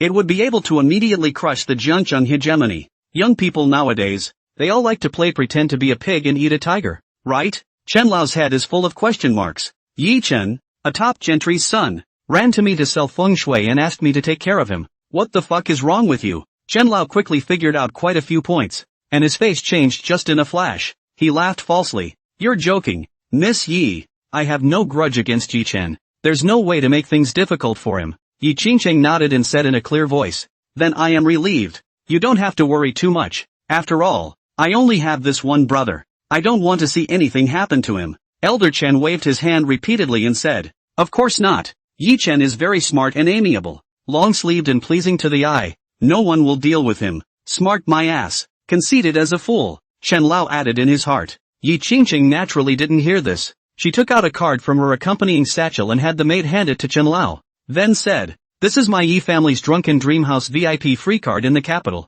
a small token of appreciation. No honor. It's getting late, so I won't keep your old man from resting. Goodbye. Yi Qingcheng turned around without looking back and gradually disappeared into the darkness. Wait a long time after she's gone. It was the assistant next to him who said in surprise, Elder Chen, this Yi family's people are too stingy. Who are they looking down on? Sending a free card? Our Chen family at least owns tens of billions of dollars in assets. Wouldn't we be laughed at if we used a free bill for dinner? Elder Chen sighed and said in a serious tone, She's not giving a gift, but to show me that she's a real Yi family member. Only the Yi family can give away a free card for Drunken Dream House. And the VIP box of Drunken Dream House. Eat a meal starting at $10 million at the bottom. The assistant's eyes widened and he subconsciously spat. Crap. So expensive. Eating dragon meat? His yearly salary, which was just over $1 million, was already considered good among ordinary people. This going to the Drunken Dream House for a meal. Half of your life is directly wasted. Elder Chen said in a strange manner.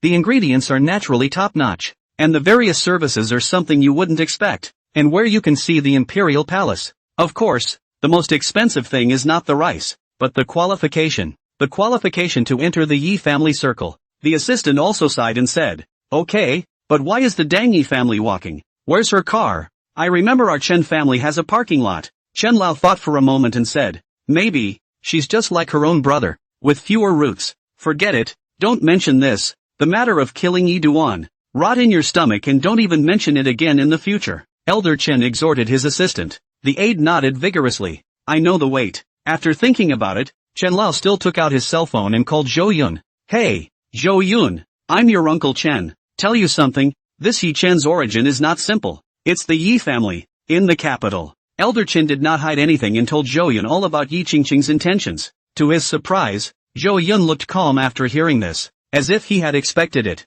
This made Chen Laosher wonder if Zhou Yun wasn't afraid. Why does it seem like it's a good idea? But he couldn't care less. And informing Zhou Yun was just selling a favor. Long night, the three members of the Shu family, who had been chased by their creditors into hiding, had just rushed to a rural farmhouse on the outskirts of Jiangchang. The Shu family had been planted, and Jiangchang was no longer safe for them. I've just been found several times by debtors' men, hounded and almost stopped. Shu's father got rid of the debt collectors by driving recklessly, running several red lights, and once almost getting hit by a big truck, then rushed out of Jiangchang and found this farmhouse. They only have 20,000 to 30,000 yuan of cash left, cannot go to the big hotel, can only find some cheap farmhouse to hide. Damn.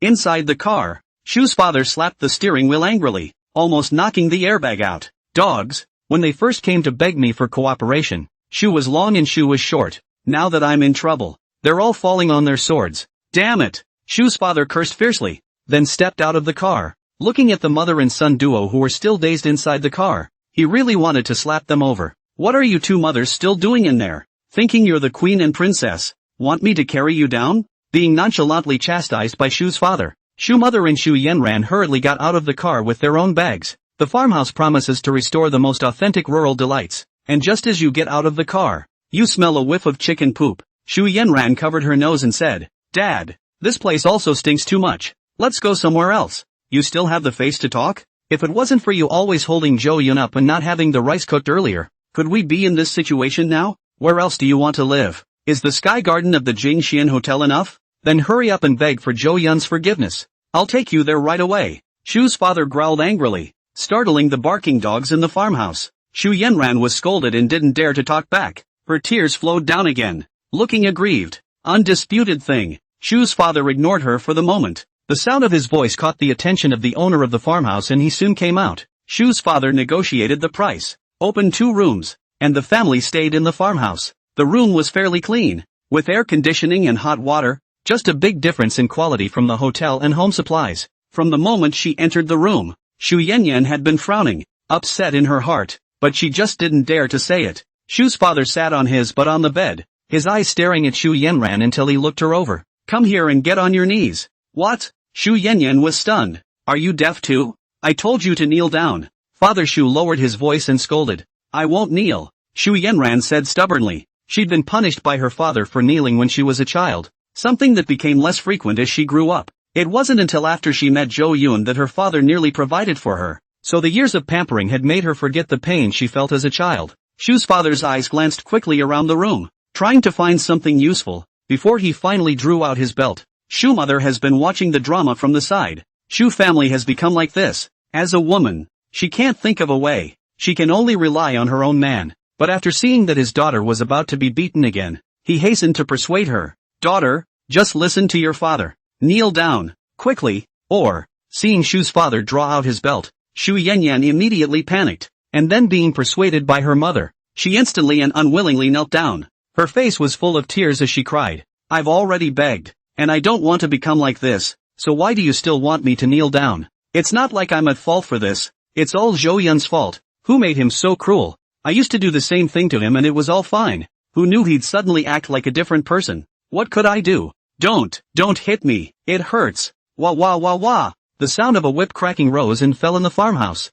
and the sound of women sobbing and crying in pain. Shu Yenyan cried out loud and was covered by Shu's father with the quilt over his mouth as he continued to beat. It didn't stop until he was covered in bruises. Shu Yenran was knocked out a few times, suffering such pain for the first time in her life. If you had been more honest and behaved yourself on the day of Master Zhou's funeral, you wouldn't have made such a mess. Even if you don't go, you're still hanging out with that little son of a bitch Yichuan. What a fucking disgrace to me. When the day comes for me to die, are you going to take a man and bop in front of my corpse, too? Ha? What else can't you do? It's my fault for not disciplining you properly and being too indulgent. So today I'll start teaching you what it means to be a human being. Snap. It's called a favor. So get it in your head. Shu's father rolled up his sleeves, red-faced and sweating profusely from shaking his belt. Seeing Shu Yenran in pain, Shu's father finally stopped his hand. Then he turned his eyes to Shu's mother, who was silent on the side. Shu's mother was like falling into an ice cave and said in fear, What are you looking at me for? You come over here looking for a fight too?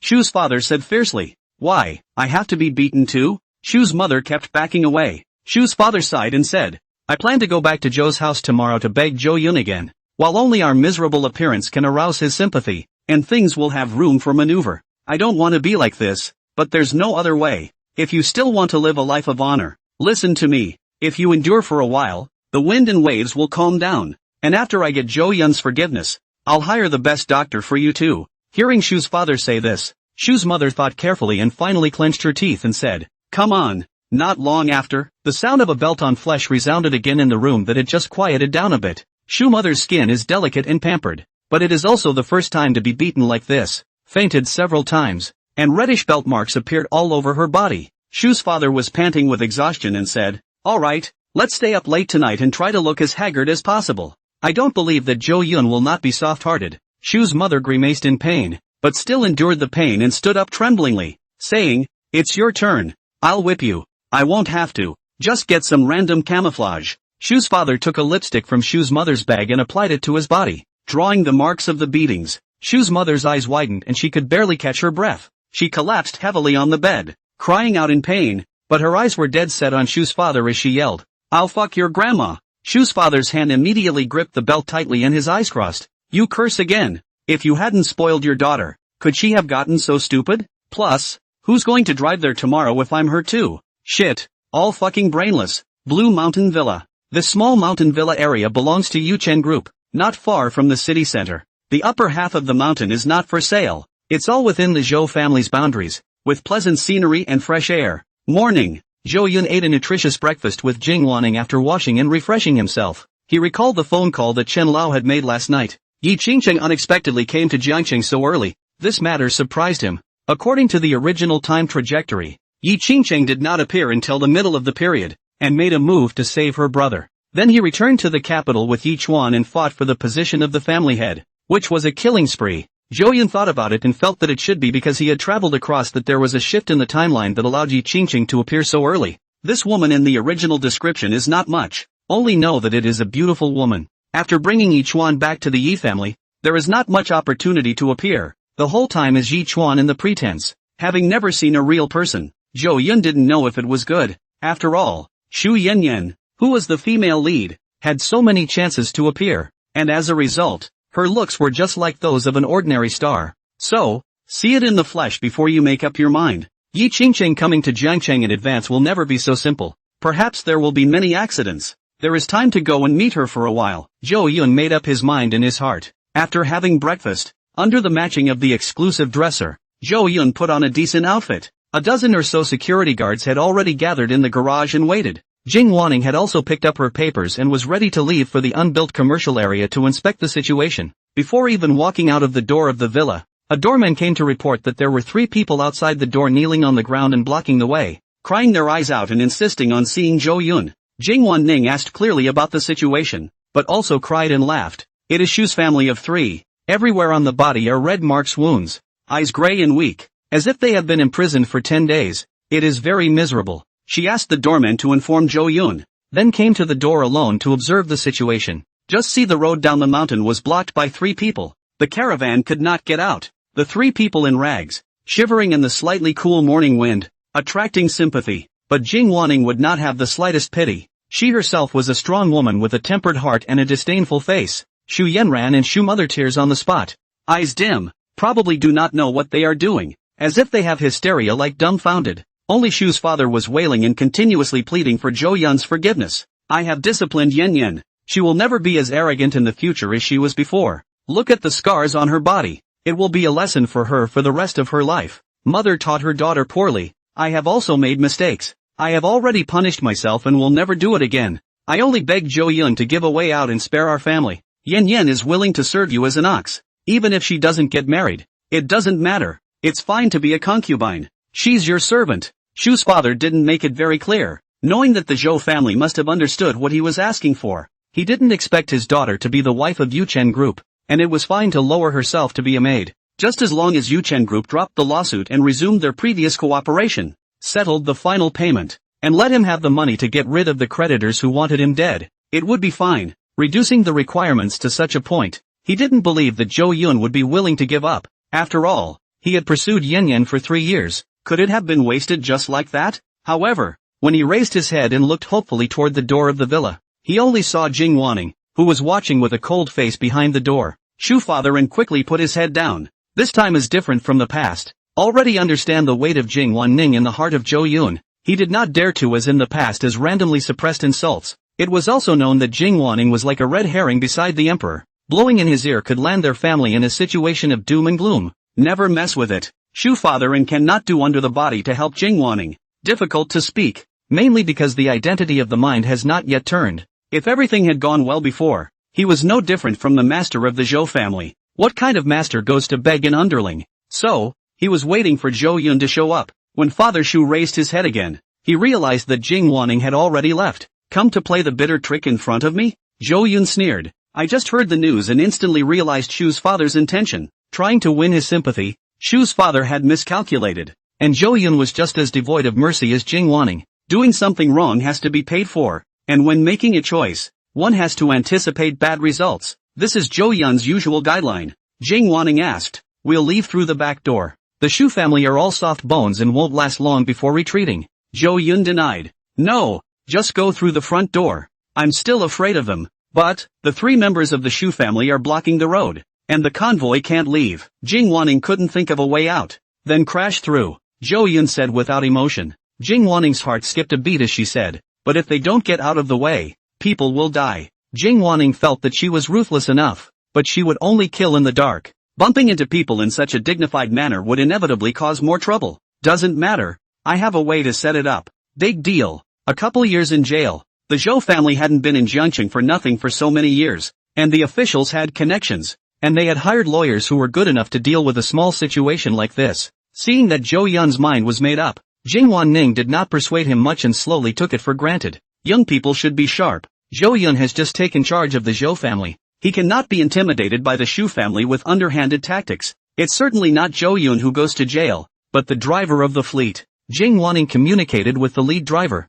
promising to compensate, so that the driver, despite crashing through, if something happens, one person will take full responsibility, and all compensation will be paid by the Zhou family. When you get out, you'll still be able to continue to have that job as a driver for the Chow family. With such a promise, the driver had no hesitation, and he dared to crash when the King of Heaven came. The convoy slowly left the garage, 5 brand new luxury cars, and slowly arrived in front of the villa. The door of the villa opened and Shu's father raised his head violently, then cried earth-shatteringly, with all kinds of pleas for mercy coming out one after another. But inside the car, Zhou Yun was unmoved, the windows closed, blocking all the noise too. Can't hear it at all. He didn't even look at Shu's family, turning a blind eye. Shu's father saw Zhou Yun in the car and shouted at the top of his lungs, but it was as if the two sides were separated by a world of dimensions, making it difficult to communicate with each other. Shu Yanran also raised her head to look at it, and at that moment, she froze, her eyes wide, as if she had entered a dreamy time and space,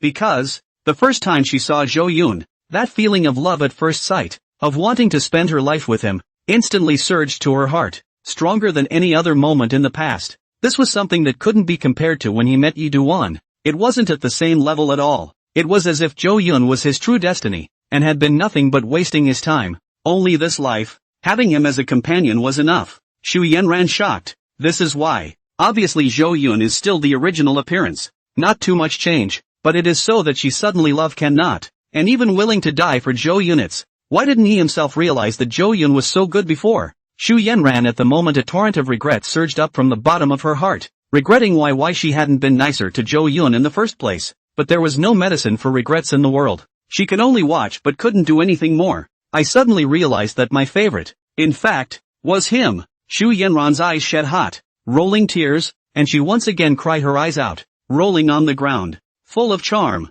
simply unstoppable. At this moment, the lead driver faced the 3 members of the Shu family who were stopped at the roadside and symbolically pressed the horn without any slowdown in speed. Shu's father, who had stopped in front of the car, watched the limousine accelerate and come back. He gritted his teeth. He didn't believe that the Zhou family dared to hit himself in the face, but his spirit had been completely tightened. Soon, just when the vehicle was still 5 meters away from him and still not braking, Shu's father was still defeated and cursed. Damn, he really dares to crash. Shit, Zhou Yun, are you still a human being? Son of a bitch, animal. When it was too late, he hurriedly lunged towards the side and pushed Shu's mother and Shu Yanyan out, which managed to dodge the whistling rushing limousine, then watched as the convoy sped past. The 3 were in a sorry state like beggars on the side of the road, at their wits' end and dumbfounded, until the convoy was so far away that you couldn't see the ass of the car. It was only then that the 3 Shu family members slowly got up and left the Blue Mountain Villa in a sorry state. There is only another way to do it. Zhou Yun is determined to push our family to death.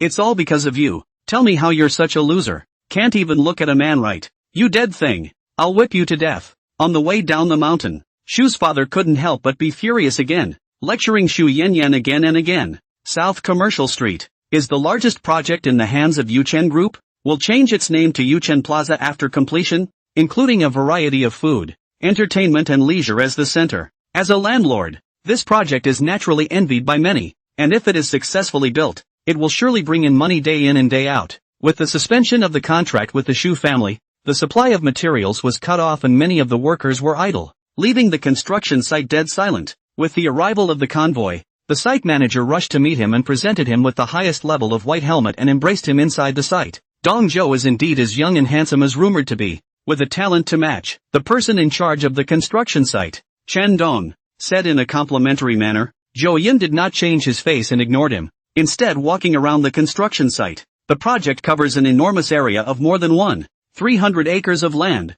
surrounded by towering office buildings with a 5-story department store building in the center. The cranes had stopped, the exterior wall framing hadn't been removed, and there was the occasional knocking and banging going on, which wasn't very lively. Talk to a new supplier as soon as possible to get this project done, and after that the company is going to focus all of its efforts on new bids. Entering the mobile tin room at the construction site, Zhou Yun said to Jing Wanning, "Bring up the information of those vendors. I'll choose. There are too many documents. Now are using the tablet computer to receive information."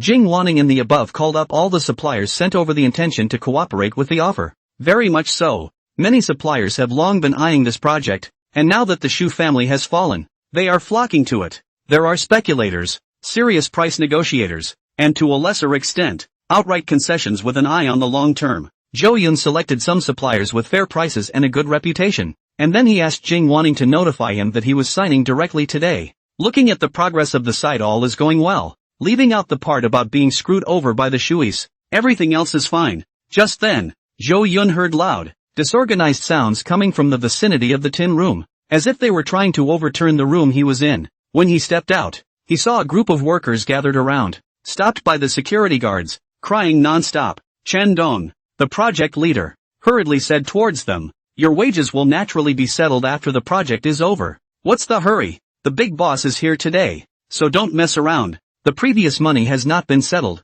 I have not been paid for a year. The family has old and young people waiting for me to bring money back. When will it be settled? I cannot wait. We were also the ones working on the last project, but it turned out that we were only paid the wages of the workers brought by the Shu family, and we didn't get a dime. And now that the Shu family has run away, when are we going to get our wages? The big boss is here just in time. I don't care. If I don't pay today, I'll crash and die in front of the boss's car, and I won't live. Please have mercy on me. My baby is only a year and a half old and it's a time when he needs nourishment and there's nothing I can do about it. Do you know how stressed I am?" The more the workers talked, the more agitated they became, and they all wanted to make a move, and the burly security guards could barely stop them. Chen Dong also had a face as black as the bottom of a pot. Today Zhou Yun came and these workers made trouble, so not giving face. When Zhou Yun left, he must give them a little color. Chen Dong's eyes glanced and saw a guy who stood out among the workers, standing at a height of more than 1.9 meters and as strong as an ox, but his face was honest and coy.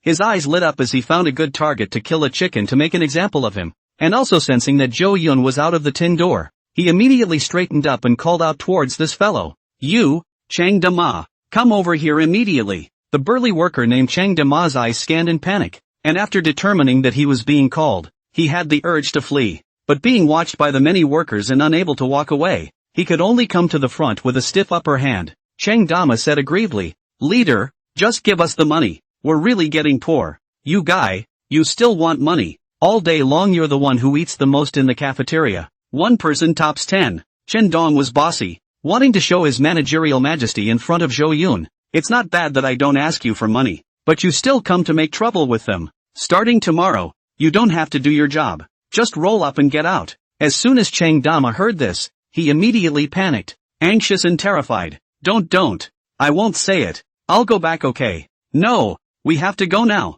Chen Dong felt absolutely cool at this moment. The feeling of a burly man who was feared by everyone, with his fate in his own hands, made him float. While teaching Chang Dama a lesson, all the rowdy workers around him quieted down, each becoming like defeated roosters. No one wants to be thrown out of the works, and once you leave, it's hard to get your money back. They were angry in their hearts but could do nothing about it, and some wanted to fight for Chang Dama, but when they thought of the old and young at home, they wilted again. Chang Dama's eyes instantly lit up with rage, incomparably angry. His body reddened, his fists as big as stone grinders clenched and sinewy, but I don't know what came to mind. But I held back, hung my head, and said nothing. Chen Dong had just been startled as well. If Chang Dama had thrown a punch to his head would have turned into a windmill. Fortunately, Not to be outdone by the easiest person to bully in the construction site, Cheng Dama was still soft. Aside, Zhou Yun witnessed what happened and felt bad in his heart. Although he has become a capitalist, he is by no means a bad seed who bullies even the lower class folk with respect for them. He has always believed in the principle that you only get what you deserve when you create value for society. Never get rich by destabilizing society. Therefore, when he saw these migrant workers, each in rags and full of bitterness, he couldn't help the anger rising in the bottom of his heart. There was a great deal of dissatisfaction with Chen Dong's approach. Then Chen Dong once again committed an act that made him feel despicable. How dare you make a trick to make an example of me? As a management, even if you don't put your heart into solving the problem, you still suppress the people underneath you. Guys like that can't stay. But to his surprise, the chicken that was killed was a little familiar. After thinking for a few moments, he remembered something and couldn't help but reveal a look of delight. Chang Dama, one of Yi Duan's cadres in the original story, known as the Four Heavenly Kings, known for their force, individual combat power explosion. A person single-handedly challenge a dozen special forces in no time. For Yi Duan, block knife block bullets. A few times near death have survived. Like a cockroach, life force is incomparably tenacious. Having helped Yi Duan with a lot of dark deeds, it could be said that he was one of the contributors to his later business empire. Not thinking that he would meet Cheng Dama, who had not been received by Yi Chen under his command, Zhou Yun was of course very happy. If he could take him under his wing and work for him willingly, he would have great security. And the security team was not even more important than Cheng Dama alone. Carefully observing, Zhou Yun secretly surprised. Worthy of being a child practicing Bajiquan, this fat cow-like body, gnarled and powerful muscles, stronger than steel thighs, whoever sees him has to bury his head and walk. Simply do not dare to mess with it. Rigid and incomparable. Thus, Zhou Yun fought the idea of intercepting him as he beckoned towards Chen Dong. Come here and tell us what's going on. Chen Dong immediately nodded his head and trotted to the side. Fawning, Zhou Dong, these are all unruly workers. The work period is not yet over, and they are thinking of asking for money for their work. Zhou Yun said unhappily, then why did I hear that they didn't get paid for the last project, but instead the workers brought in by the Shu family got paid? All of Shu's workers have been dismissed by Jing Wanning. This construction site was basically emptied of anyone related to the Shu family. Chen Dong scratched his ears.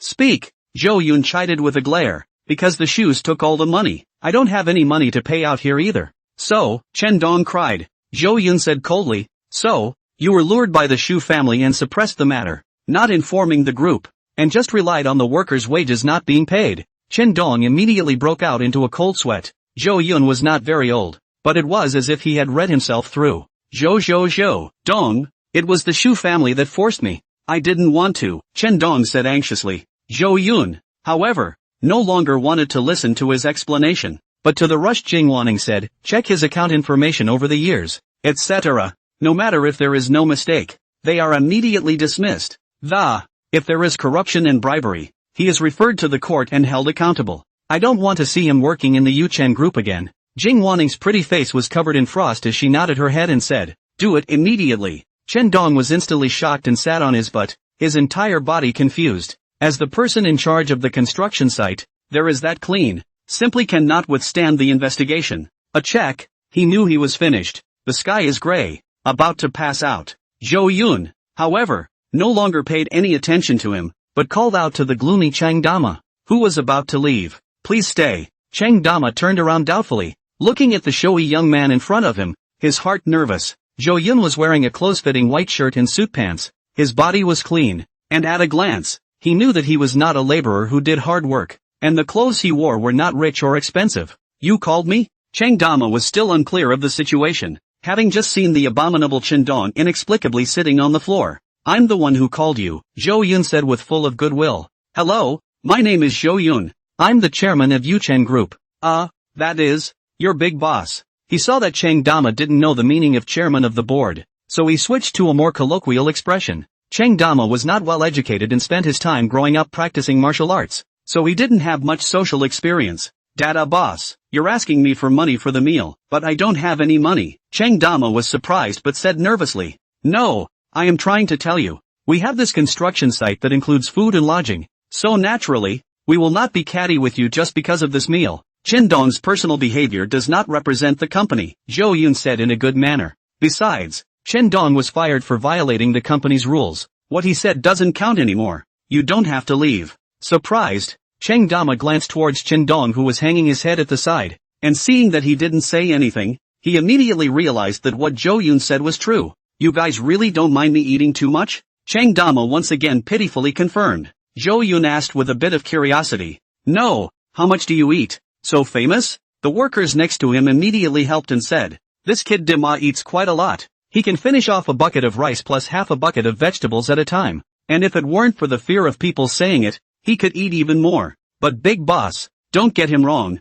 although he eats quite a bit, he can do the work of 5 or 6 men by himself, and do it well. Yes, we have him at our construction site. He can solve a lot of troubles. For example, some heavy machines broke down and needed to dismantle the parts. He casually lifted the extremely heavy iron blocks. We all admire him. This man Dima is just too honest, growing so big that he believes whatever others say. Big boss must not listen to Chen Dong's nonsense. This guy can't spit ivory out of a dog's mouth. He's so smooth. Many of the workers spoke up in favor of Cheng Dama, thinking that Zhou Yun had also dismissed Cheng Dama because of his meal portions. Zhou Yun was surprised and secretly snickered, standing next to Cheng Dama, realizing that he was only able to reach his shoulders at a height of a meter or so, and was filled with a sense of security as if he was standing next to a Gundam. What a superb hitter! One would be foolish not to take him under his wing. Gently patting his muscles, Zhou Yun laughed. Of course I don't care. Eat as much as you can. Dima, I think highly of you. You are so powerful.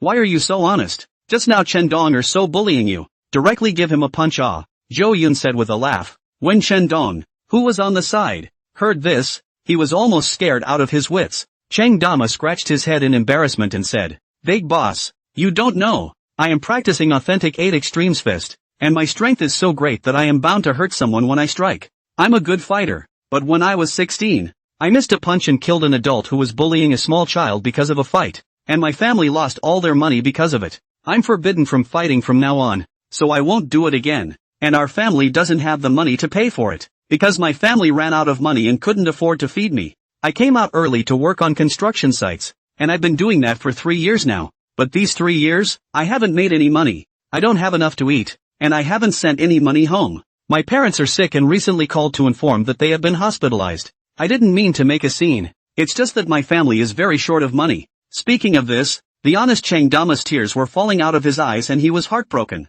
It's heartbreaking to see such a big man with wet eyes. Men don't bend over backwards for $5, but is willing to do anything for his family. Even Jing Wanning, who was on the side, was very sympathetic when she heard Dima's explanation and wanted to help, feeling that the other person was in a similar situation to what he used to be in. If he hadn't met the Zhou family, perhaps his parents would have died and he would have become an orphan long ago. Young master, let's help him, Jing Wanning begged. Zhou Yunchan laughed. No need to help. He has the ability to fight for it himself. Zhou Yun looked at Cheng Dama with a serious face, revealing an air of superiority around him, and everyone felt it and quieted down. It's great to be able to fight, but you also need to have a brain. Force isn't everything. It's the background and power that counts when you're out there, Zhou Yun said nonchalantly. Cheng Dama froze for a moment, suddenly feeling that the young man in front of him had become like a master, lecturing himself. Big boss is sorry. Cheng Dama didn't know what to say, and could only say in an aggravated manner. But, Zhou Yun turned his words around and laughed.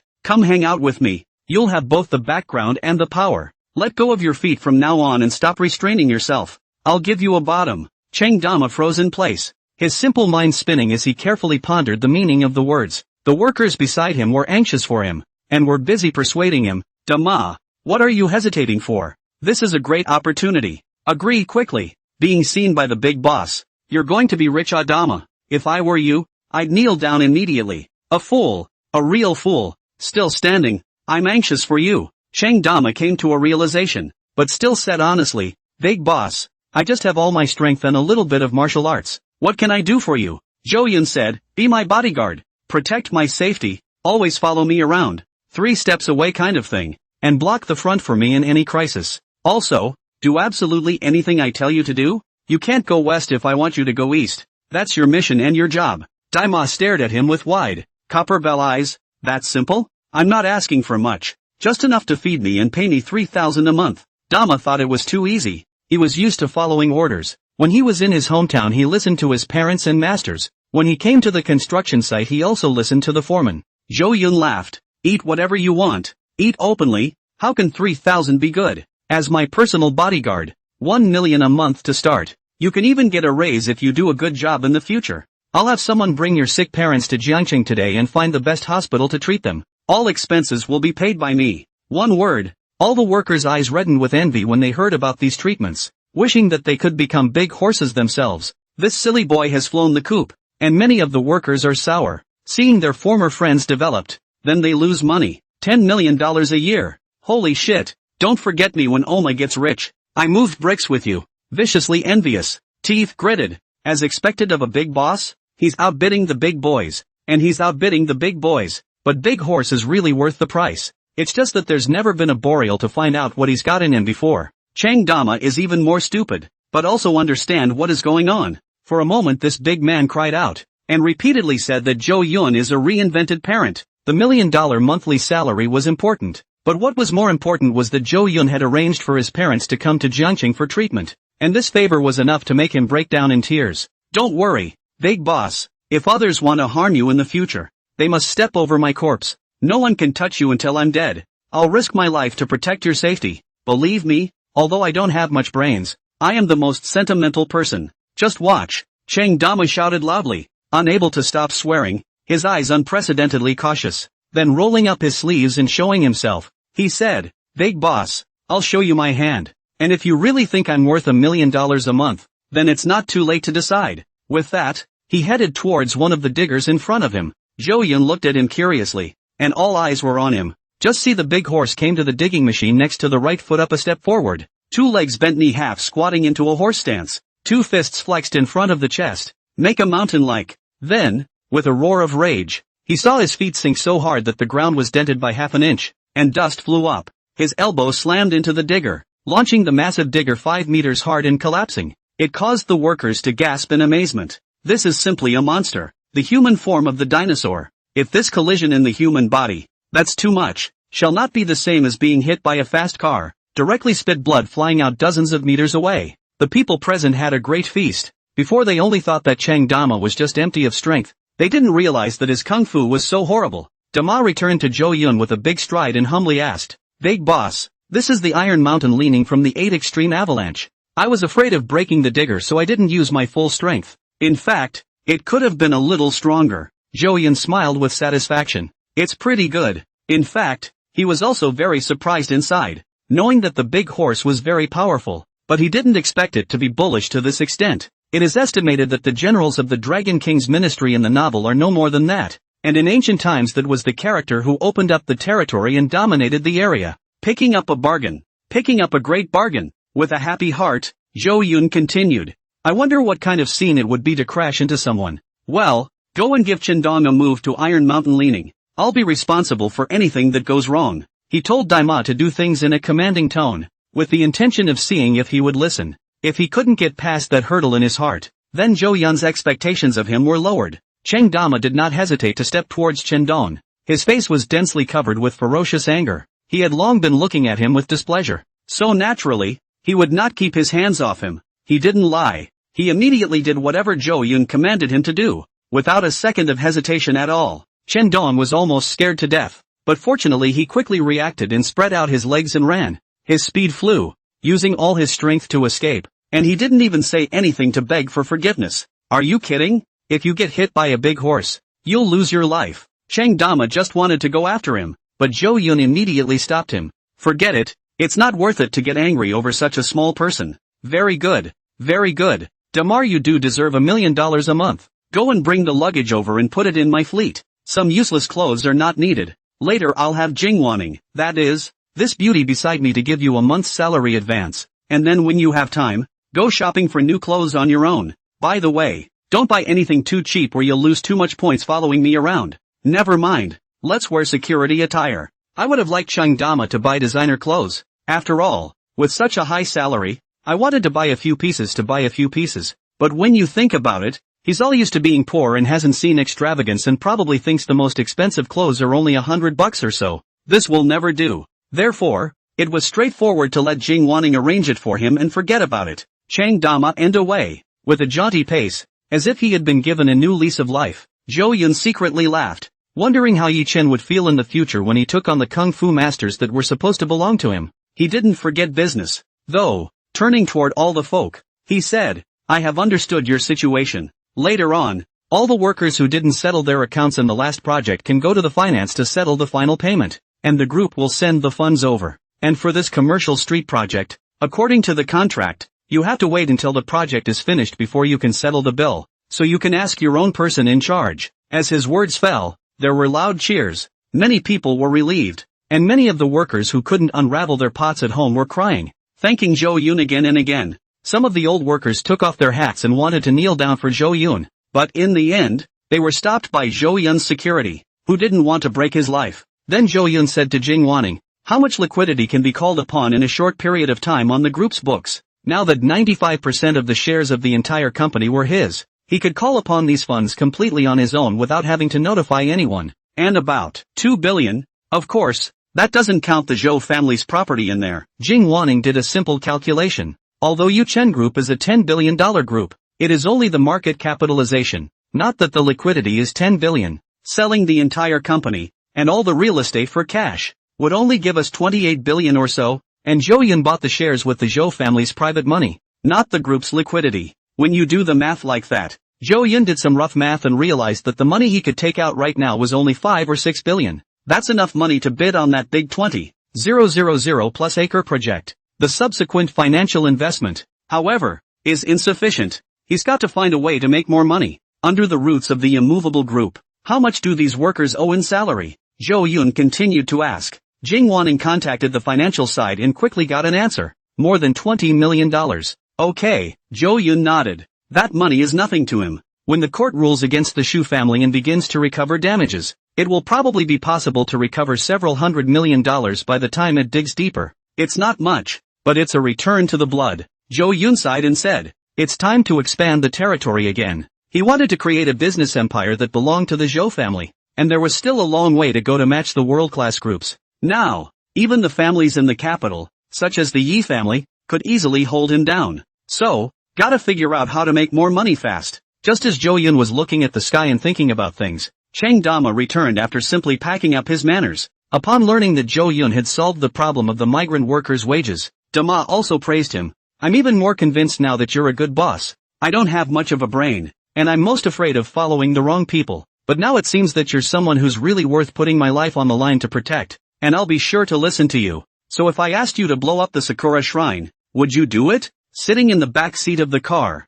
Zhou Yun flirtatiously asked Cheng Dama in the passenger seat. There's such a good thing? Cheng Dama was ecstatic. Ahem. We'll see how it goes. There's no rush now. Zhou Yun coughed twice, thinking that this guy was really straight. It would be better to joke less about him in the future. What if he took it seriously? Jing Wanning snickered at her side, smiling like a flower. Although Zhou Yun stopped asking, Jing Wanning asked curiously, Dama, you're ready to have money. What are you planning to do? Cheng Dama thought about this question for a long time, and finally said, I want to go to a buffet. I heard that there is a limited time and unlimited amount of food there, and you can eat whatever you want within the specified time, but it's very expensive, and it costs more than $100. I never had the money to go before. Jing Wanning couldn't hold back any longer, and her silver bell laughter echoed in the carriage, which was very nice to hear. Zhou Yun was also all smiles, and in his heart, he mourned the cafeteria that had been chosen by Dama. Dama continued, the second thing, I want to buy a cell phone with a big screen. My hands are too big. Every time I touch the screen, I have to be careful to operate it. When I buy a phone, I'll download King and get a skin for my favorite, Fa Mulan. The rest of the money to buy a house in Jiangqing for my parents' retirement, and take my sister and brother over to study. The other side, Tengfei Investment Limited. Yichuan sat in his office with a gloomy face, thinking about everything that happened last night. There was always an anger burning in his heart. Immediately, he frowned again. Why? I suddenly seem to have lost something important. This feeling comes inexplicably, as if a line associated with oneself in the underworld to break off, hazy, so that people cannot catch. Forget it, I don't want to think about this. I have to make money quickly, surpass Yuchen Group earlier, and crush Zhou Yun hard under my feet when the time comes. No one can stop my rise. I will be the man who will stand at the end of the world in the future. A small Zhou Yun is not worthy of provoking my anger. There will come a day when he will come begging me on his knees, and it won't be far off. Taking a deep breath, Yichuan pushed his mind down, turned on his computer, and turned on the ability to see the return on his investment. He searched the internet for all the programs that could make money, whether it was stocks, or auction items listed by auction houses, and antiques, or even gambling on stones and so on. He looked at them all. A precise return on investment appeared in his eyes, and that was the ability the system gave him. It's also the source of his confidence. In the end, it made him discover something interesting, and that was the bidding program that was published on the official website of Zhengqing by Zhengfu. But not before taking a closer look. The doorway opened with a thud, and a beautiful, slender woman in casual attire, wearing a ducktail hat, walked in. The receptionist girl who chased after her outside the door said in a panic, "I'm sorry, Mr. Yi. I couldn't stop her." Yuchen looked at this beauty with indifference in his eyes and said to the receptionist, "It's fine. Go back to work." The door closed, and the beautiful woman was clearly none other than Yi Qingcheng, Yi Chuan's sister. Yi Qingcheng just simply sat across from Yi Chuan, duck-tongued cap covering half of her pretty face, placing her straight long legs on the desk, not saying anything. Yi Chuan said in annoyance, "Can you not look for me? I told you, I don't want to go back to the Yi family. I can fight my way out on my own. My dear brother, no matter what you say, I will not go until I have you back. The family business is what you should be doing. Enough fooling around, enough playing around, come back with me. Mother needs you." Yi Qingcheng was helpless. Obviously there was no way to do anything about this younger brother, and could only speak kindly. In her opinion, Yi Chuan was just not doing his job, getting an investment company that was as ridiculous as a toy that could be thrown away at any time. Yi Chen said in a low voice, "When I left the Yi family, you and mother turned a blind eye, not even a word of goodbye greeting, and now you're looking for me to go back. Don't you think it's ridiculous? My father died. I want to avenge him, but you all obstructed me in every way. My eldest uncle should have died, while he is now living a good life. Everyone is indifferent to this matter, including you and my mother, as well as numerous people close to me. Your cold-bloodedness and heartlessness has completely hurt me. In that case, I'm going to get justice for my father, for myself, in my own way. By what right? Will I be waved away? I'm tired of living like that. I'm going to make my own way." I left the Yi family, as if the dragon returned to the sea, swimming recklessly. "This cage can no longer cover my body." Yi Chen roared lowly, his hands grasping the table legs with force, his eyes revealing a color of madness and unyieldingness. He was like a trapped beast, struggling hard, and his aura was monstrous. Yi Qingcheng looked at him and also let out a slight sigh, explaining, "It's not that Mom and I don't care about you, but we thought that it would be best for you to go out for a break at that time. In that situation, if you keep your anger up and don't know how to hold back, you'll easily encounter a counter-supplement from your eldest uncle's lineage and risk your life. It's for your own good that Mom and I are holding you back. Uncle is now the head of the family, and there are plenty of ways for people in his house to get you killed. So what if we know that father was killed by him? Do we have proof? Not at all. Without a father at the top, what are Mom and I going to do to fight him and protect you? So, even if you're angry, you have to hold back and not be unreasonable. That's why we didn't try to talk you out of leaving the house at that time, and even couldn't wait for you to go. Now that the time has come, and the rumors are spreading in the great house that the eldest uncle is very ill and may not be able to return to the world, it's a retribution of sorts, and it's time for you to go back and fight your cousins." Yi Qingcheng explained her intentions, hoping that this stubborn brother would understand his mother's good intentions. It was true that this brother had no brains sometimes, but he was the only man left in the second house, and all the burdens were placed on him. However, Yi Chen said disdainfully, "It's this kind of rhetoric again, trying to trick me again. My ears are getting calloused. Eldest uncle is seriously ill? Unfortunately, my time is too short to kill him with my own hands. I hope he can hold out for a little while longer. When I rely on my own ability to rise, he can see the awesome scene when my strength is not inferior to the Yi family. I really want to see his expression at that time. Okay, I get it. I'm not going back. So just die. Get the hell out of my company. You're not welcome here. And don't ever come back to me again." Yi just voiced without any feelings. "Do not treat yourself this sister," and has a deep disconnect with it like. The fact that it behaved like this deeply stung Yi Qingcheng. She had thought that Yi Chuan's reaction would be like this, but when she was really confronted with it, she was still very sad. "Yi Chen, don't this. Leave my company. I don't want to say it again." Yi Qingcheng looked at his determined brother and could only stand up, intending to persuade him slowly, "Not in a hurry. Forget it. I'll stay in River City for a long time until you come around. If you have any trouble after that, come to me and I'll try to help you out. By the way, I've set the Chen family straight. They won't come after you again. Be well." Leaf Dust was relieved when his sister left, and the sense of urgency in his heart increased. To make money quickly, right now he was still too young. Even a character like Zhou Yin could sway him. He couldn't be pressed anymore. He had to turn the tables.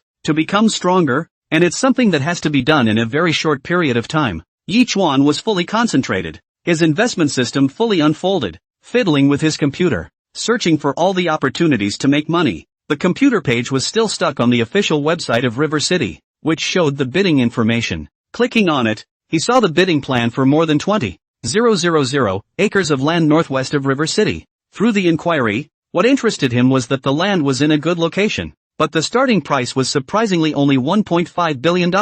That low? Then he searched for information about the land and learned that it wasn't suitable for a high-rise building and that the ground was swampy, making it a less than desirable site. However, what made him suspicious was that the system showed the return on investment of this piece of land, which amounted to 40 times. In other words, if the auction price ended up being set at around $3 billion, it would make hundreds of billions. Yichuan's heart thumped, his blood flowed faster, and he felt that the opportunity to make a lot of money and instantly take off was right in front of him. He didn't doubt that the system could be wrong, and after countless trials, the investment system had never missed a beat. In other words, there's a problem with what's really going on with this land. If he could get the shot, then he would instantly be richer than the Zhou family and become the #1 predator in Jiangcheng. At that time, what Zhou Yun, what Jiangcheng, three big families, all have to dwarf themselves. Yichuan couldn't help but laugh out loud, feeling that all the depression had been swept away. The future was bright, and the fantasized scene was already approaching reality. This feeling was so good that Yichen could no longer resist the image of Zhou Yun's face darkening. I am indeed the flying boat that catches the wind in this age. In the whole of Jiangcheng, there is no one who knows the secret. Only me, I'm the only one. Yi Duan gradually lost his mind and danced around the office, saying grandiose things. However, he quickly calmed down again and began to glow. I only have about $20 million in assets that I can utilize right now. Not enough to auction the land. I must earn about $3 billion before the official bidding to be eligible to enter. Damn it, if it weren't for Zhou Yun, I would have been able to borrow money from the Chun family and Dong family and other powers. And now it's all ruined by him. Is this guy my bogeyman? Nothing good happens when I meet him. I'm going to have my hands full. $3 billion.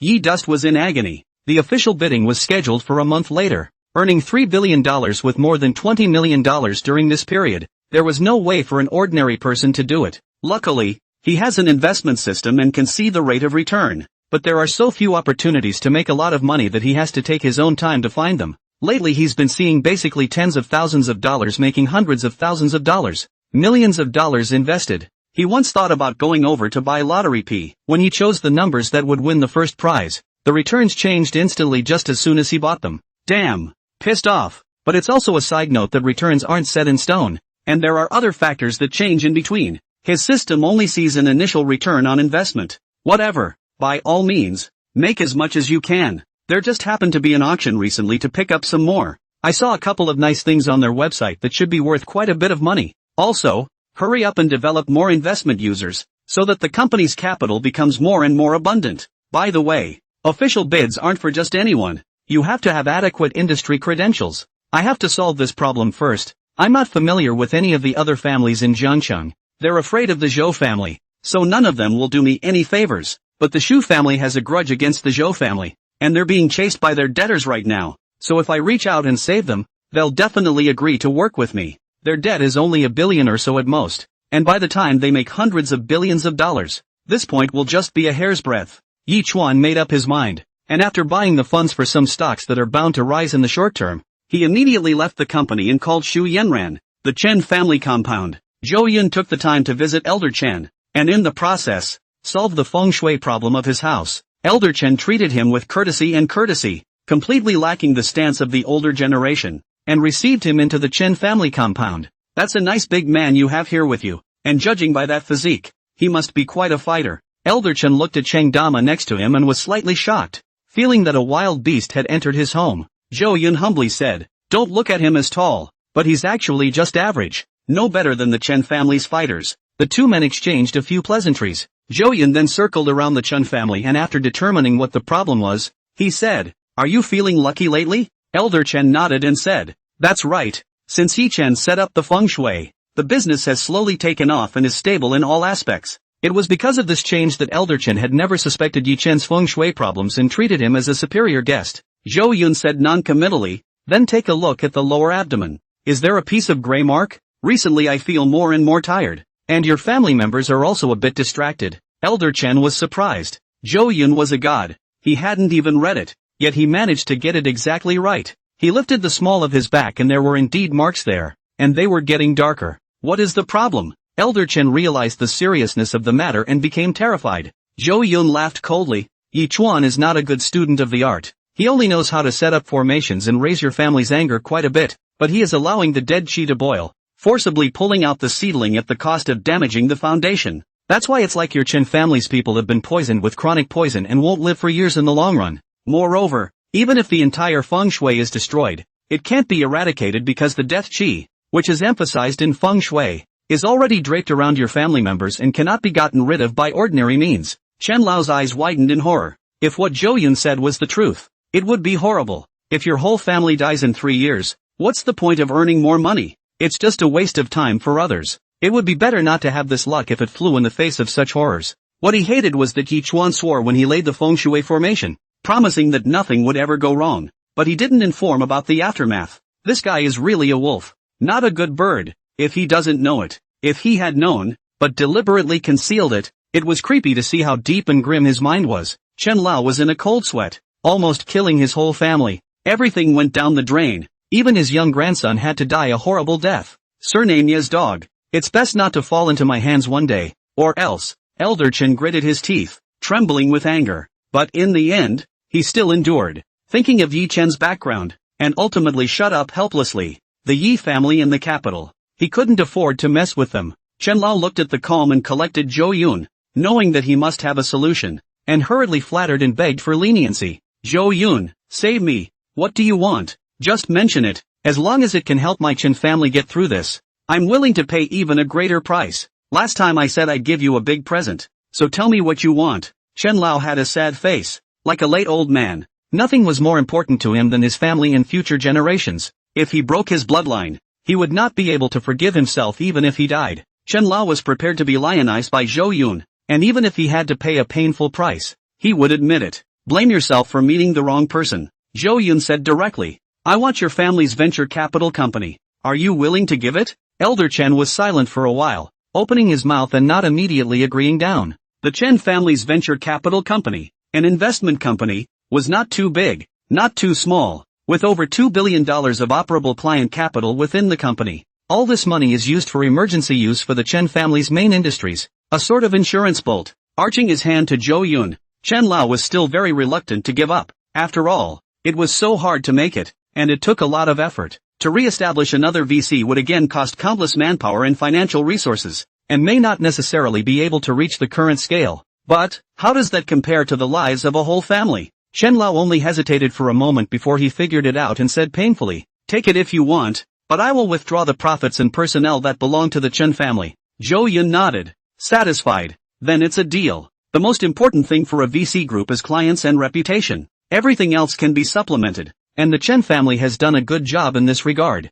Zhou Yun had the idea of getting an investment company before. Subsequent Northwest project sites will require significant capital investment. With the money Yuchen Group has today alone, it's a bit hard enough to fully wrap it up. Of course, there is another way, which is to take out a bank loan. Banks will be happy to do so. Diddy is no fool, and when the value of the land comes to light, it's sure to be a sure thing, and they'll be willing to lend any amount of money. However, Zhou Yun did not want to go to the bank for a loan, unless there's really no other way. He preferred to use his own funds to dish out the entire project altogether, which would save him a lot of trouble. And VC is a good choice. Ability to raise funds and manage them on a discretionary basis. And it's good for the future development of Yuchen Group. Zhou Yun had also thought about recreating a financial company, but the time needed to absorb customers was too long. Might as well just get ready-made. Jing Wanning didn't come with her today, dealing with other matters at the company. After Zhou Yun personally talked to Elder Chen, the middle-aged assistant went to the group to interface with Jing Wanning,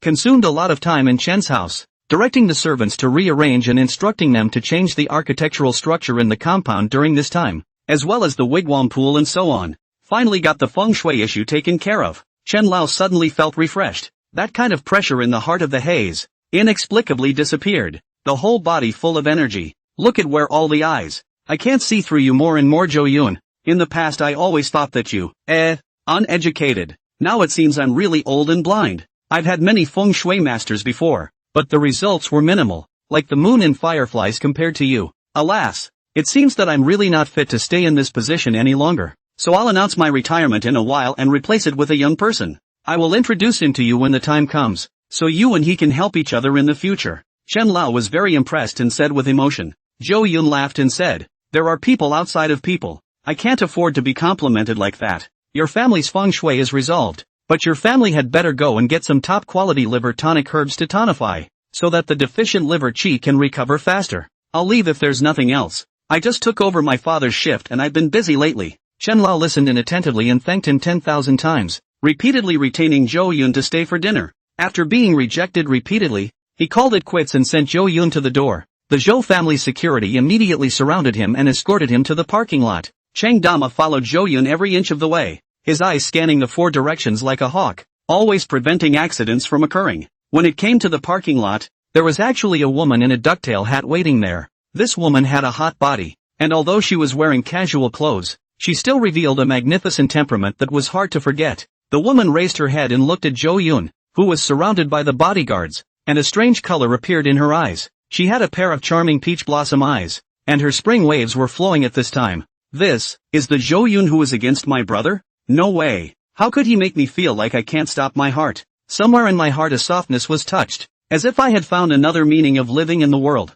which was to be with him for a long time. Impossible, after all. It reminds me, the first time I had a spring in my step as a student, and I can't get sick of him at all. I've seen a lot of top-stream male celebrities. I've been invited to all kinds of international fashion weeks, and I've seen countless models, but none of them have ever struck such a chord with me. A man who can give me that feeling is never a bad person. There must be some misunderstanding between him and his brother. At the first sight of Zhou Yun, Yi Qingcheng was mesmerized and immediately defined in her mind that this man was by no means a bad person. It may have come from a woman's sixth sense, but she trusted her instincts a great deal. The original cold expression quietly melted away, and Yi Qingcheng became at a loss for words. As Zhou Yun got closer and closer, it was as if she could hear her own heartbeat pounding. However, the first one to walk towards her was not Zhou Yun, but the gigantic Chang Dama, who stood in her way. "Hello, please get out of here. This is my big boss's car." Chang Dama only had vigilance in his eyes, ignoring the beautiful woman and speaking extremely nonchalantly.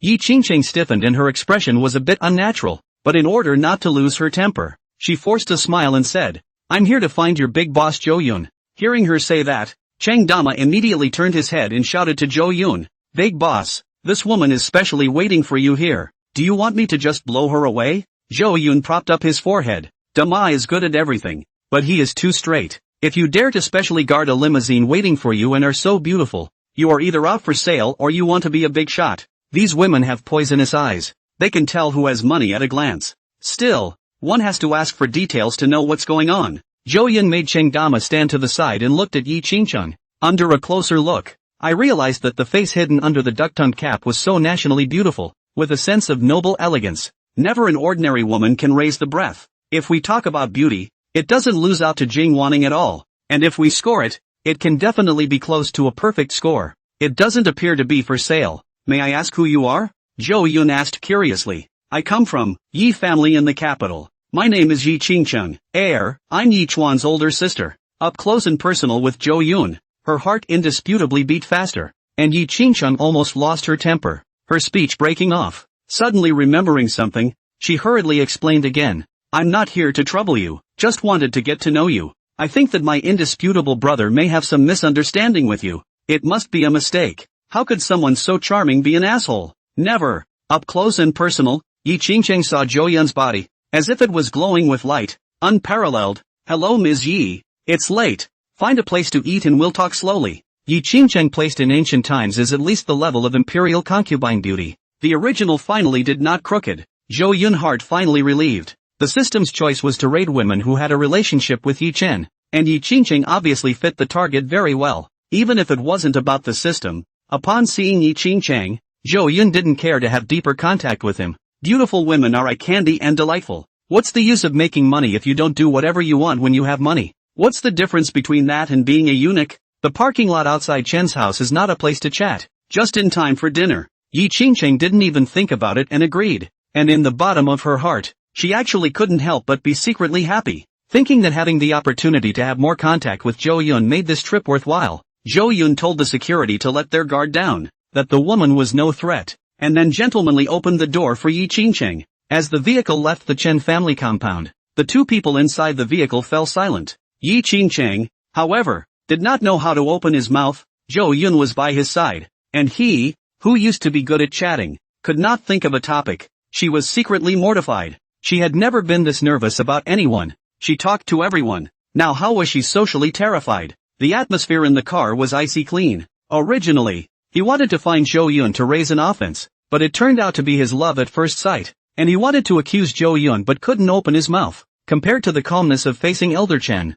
Yi Qingcheng was nervous at this time, afraid of saying the wrong thing and causing Zhou Yun to be disgusted, making it difficult to organize her words. In the end, it was Zhou Yun who spoke first, saying, "Miss Yi, I am not too familiar with your brother. I have only met him once. There is no misunderstanding. You don't have to make a special trip to find me to explain." Yi Qingcheng said along with the topic, "No, there is still a need to explain. I heard about what happened at the banquet the other night. This younger brother of mine is indeed reckless, spoiled from a young age, somewhat lawless." In fact, there was absolutely no need for Yi Qingcheng to explain so much to Zhou Yun. If outsiders knew that the hallowed Yi family would specifically apologize to a small businessman, they were afraid that they would be shocked beyond words. World-class plutocrats like them, bullying you is to look up to you, and striking up a conversation with you is already an honor for you. No one can resist anything. Yi Qingcheng continued to apologize. Yi Chuan has never learned feng shui since he was a child, and he even presumptuously labeled himself as a feng shui master, and he almost misplaced Master Zhou's grave, which was wrong for one thing. He made his second mistake by being intimate with Xu Yanyan even though he knew she was your fiancée. As Yi Qingcheng spoke, she suddenly felt sorry that Yi Chen had really caused too much trouble for Zhou Yun. Zhou Yun is replaced by the same level of plutocratic heir. The Yi family is estimated to be hemorrhaging money and losing face. Zhou Yun laughed and said, "Young people know their mistakes and can change it. Things happen. Everything happens. Everything goes with the wind. People have to look forward. I have long since been out of mind. But thanks to him, I was able to see Xu Yanyan's true colors and avoid incurring the family's misfortune and being snickered at." Yi Qingcheng looked at Zhou Yun's calm and peaceful side, and was overwhelmed with admiration. This heart and belly, compared to Yi Chen, was simply more than 10 times stronger. Why is there such a big difference at the same age? She was thinking that if her younger brother was half as mature as Zhou Yun, perhaps the second house would have already overpowered the big house, and wouldn't have been made to hold its head up all the time. When she thought of that petty look when she had just met Yi Chen, Yi Qingcheng couldn't help but sigh. "You're not what I expected, and I'd like to make friends with you, the genuine kind. Even though I am a woman in the Yi family, I have quite a bit of power and manage many businesses in my hands, so if you have any trouble, just talk to me. I'll definitely do all I can to help." Yi Qingcheng's eyes contained spring waves, and she took the opportunity to establish a relationship with Zhou Yun and ask for contact information. Zhou Yunchan smiled. "It's my honor to make friends with Miss Yi." The two exchanged contact information in the car. Yi Qingcheng, heart happy, relaxed a lot, did not think that Zhou Yun is such a good communicator. Suddenly in the bottom of the heart, crazy plus points. "I will instruct Yi Chen to cause you less trouble. Next time he does this, please make sure you inform me and I will teach him a hard lesson." Yi Qingcheng said solemnly, "This brother of mine has been bursting with confidence since he was a child, very conceited and high-minded. He has rarely experienced setbacks, so please bear with him." Zhou Yun said indifferently, "As long as he doesn't actively provoke me, I won't do anything to him.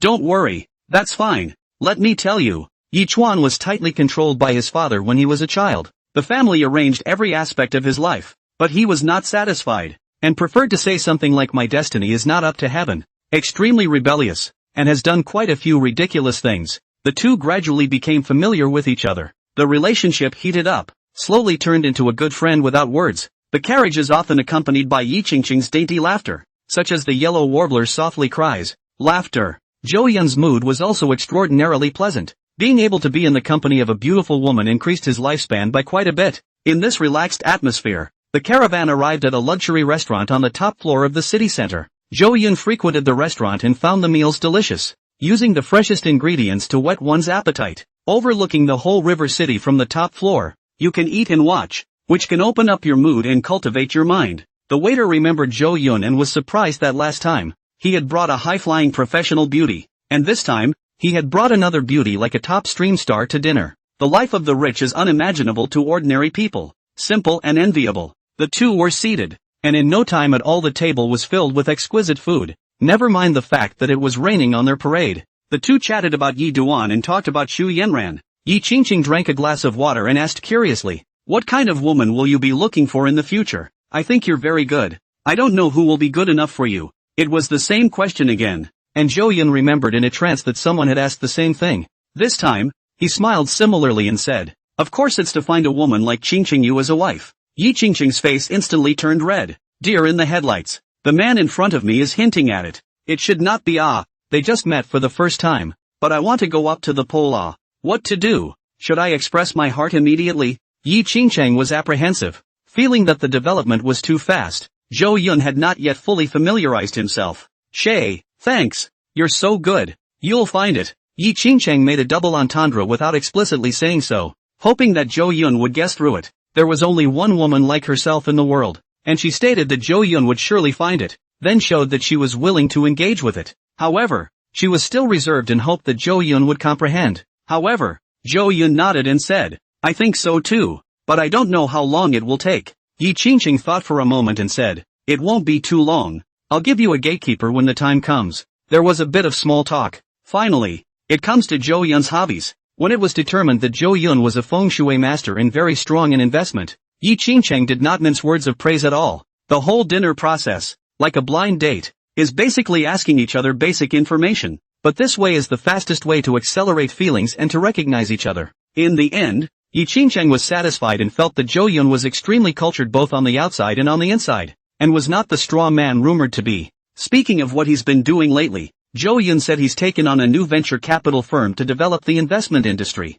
Yi Qingqing did not say anything, and immediately intended to invest $100 million to show support for Zhou Yun's company. Meaning a little. Zhou Yun was pleasantly surprised. This woman is really on the road. Okay to get along with? Much better than Yi Duan. The relationship between the two is further. The choice of the system seems to be completed soon. At the end of the conversation, Zhou Yun invited Yi Qingqing to join him for the auction at Jade Emperor Peak. Yi Qingqing readily agreed and made a date to go there together, both wanting to take their relationship a step further. After finishing dinner, Zhou Yun stated, "Let me give you a ride." "No need. My driver is already waiting downstairs. See you at the auction." Yi Qingqing smiled sweetly, having a very satisfying afternoon today. As Zhou Yun watched and left the restaurant in the car, she looked back several times, a little reluctant to leave. "I still have a lot of time left in Jiangcheng. There are plenty of opportunities to make contact. There is no rush. If it's too soon, he'll think I'm a prodigal woman and it'll be the end of me. This time I came to Jiangcheng really had a big gain. I meditatively think that Zhou Yun should be my true destiny. With him, even without talking is unforgettable." Yi Qingqing was apoplectic and snickered alone, fantasies appearing in her eyes. If Yi Chen knew her thoughts and mindset at this time, he would probably be infuriated on the spot. Meanwhile, a farmhouse on the outskirts of Jiangcheng. Yi Duan drove here, accompanied by a few newly recruited bodyguards. Not without a bodyguard. Now that he was already an antagonist amongst the famous nobles of Jiangcheng, and had also provoked Zhou Yun, who knew when he would come down hard on himself, so it was better to be on the safe side. "I didn't expect the Shu family to be so miserable, all pushed to this point. It's better this way. The more they fall the better for me." Yi Duan scanned the countryside and revealed a disdainful expression. Not long after, the three members of the Shu family walked out, and when they looked at Yi Chen, they were furious. "You son of a bitch. How dare you take the initiative to come looking for it? Haven't you caused the Shu family enough misery? Yi Chen, did you come to kneel today?" The first time Shu's father saw Yi Chuan, he immediately jumped out of his skin and took out his belt to whip this son of a bitch to death. If it wasn't for him seducing his daughter, how would the Shu family have ended up in such a situation, and would have been the in-laws of the Yuchen Group by now? The number one family under the hegemony of Jiangcheng. Who doesn't hate losing glory and wealth? Shu mother is also angry when she looks at Yi Chen. But she was still sore all over, her skin purple from last night's belt, and she couldn't get better anytime soon, so she had to be silent. Shu Yanran, on the other hand, was looking at Yi Chen in a daze, her heart still recalling the feeling of the world shattering when she saw Zhou Yun's glance back in the morning, and the feeling of remorse had still not dissipated. She wasn't a bit elated about Yi Chen's arrival. Her mind had long since stopped focusing on this man. Just like the yellow flowers of the next day, Yi Duan had already been abandoned by her in her heart. However, Yi Chen did not know that in just a few days, Shu Yanran, this woman, had changed her heart again. He looked at the dumbfounded Shu Yanyan, inexplicably distressed, mainly because its body was covered with belt wounds, and he felt like it was hitting him. He still liked the woman, a little silly at times, but just inexplicably attracted to himself. "Uncle Shu, What's wrong with Auntie and Yen Yen? Why are they injured so badly and not brought to the hospital to see? Yi Chuan asked suspiciously. You still have the nerve to ask. If it weren't for you, they could have suffered like this. Shu's father did not have the good sense to say. Shu's father wants to take it to the hospital, too. But a trip to the hospital would require registration and possibly hospitalization. And it wouldn't be long before their creditors found them and they were left to become corpses in the morgue. So I can only put some medicine on it hastily and take some anti-inflammatory medicine on it, so I can survive for a while. Yi Chen was stunned. Forget it, I won't ask more. I just wanted to apologize today. Then, he looked at Xu Yanran seriously and affectionately. I apologize for being angry at you at the Zhengqing Club. I really didn't mean it that day. I blame Zhou Yun, he was the one who stirred up trouble. Men like him, you don't have to care. It's best to split up. I will definitely be able to surpass the Zhou family in the future. And you said you would believe in me. You deserve better. And I'm that guy. Yi Chen first apologized, then suppressed Zhou Yun some more, then praised Xu Yanran, playing a good game. He took a box from his bodyguard's hand, and inside was an exquisite watch worth over $300,000. He laughed. This is my apology for my feelings, and it's just the beginning. In the future I'll send you a gift that's more expensive than the Poseidon's heart. The watch glows with a metallic luster under the light. Xu Yanran froze, looking at the watch that was handed to her, and Yi Chen's face that thought he was handsome, inexplicably generating disgust. This feeling was just like facing Zhou Yun in the past.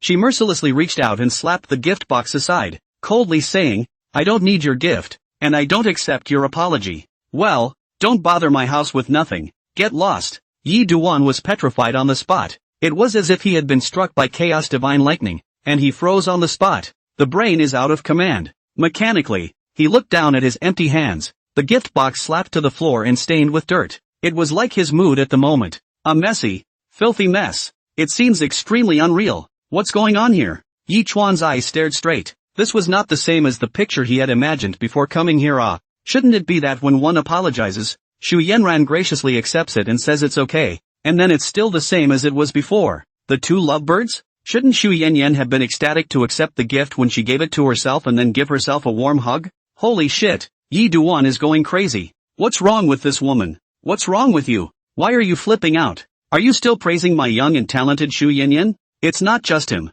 Even Shu's father and mother were dumbfounded by their daughter's actions. As if remembering, just yesterday, her daughter kept saying that Yi Duan was the real deal and that she would not marry him. Love at first sight. Love between the two. In just a few days, let her feel the taste of true love. What else did he say? With Yi Duan, even if he ate steamed buns every day, his heart would be sweet. At that time, they were still helpless, unable to change their daughter's mind, and could only persuade her bitterly. Now the daughter is outright disrespectful to the real man and slaps away the gift and tells him to get lost. It's groundbreaking this. The two looked at each other, both a bit caught off guard. My daughter didn't get psychotic and split her second personality because of the shock she received, did she? But, well done, daughter. That's the way to treat him. What the hell? It's not enough to harm our family. You want to do it a second time. Apologize. Apologize for what? A piece of broken watch and you want my daughter to like you? Are you cerebellar atrophy or something? Don't take a piss and look at yourself.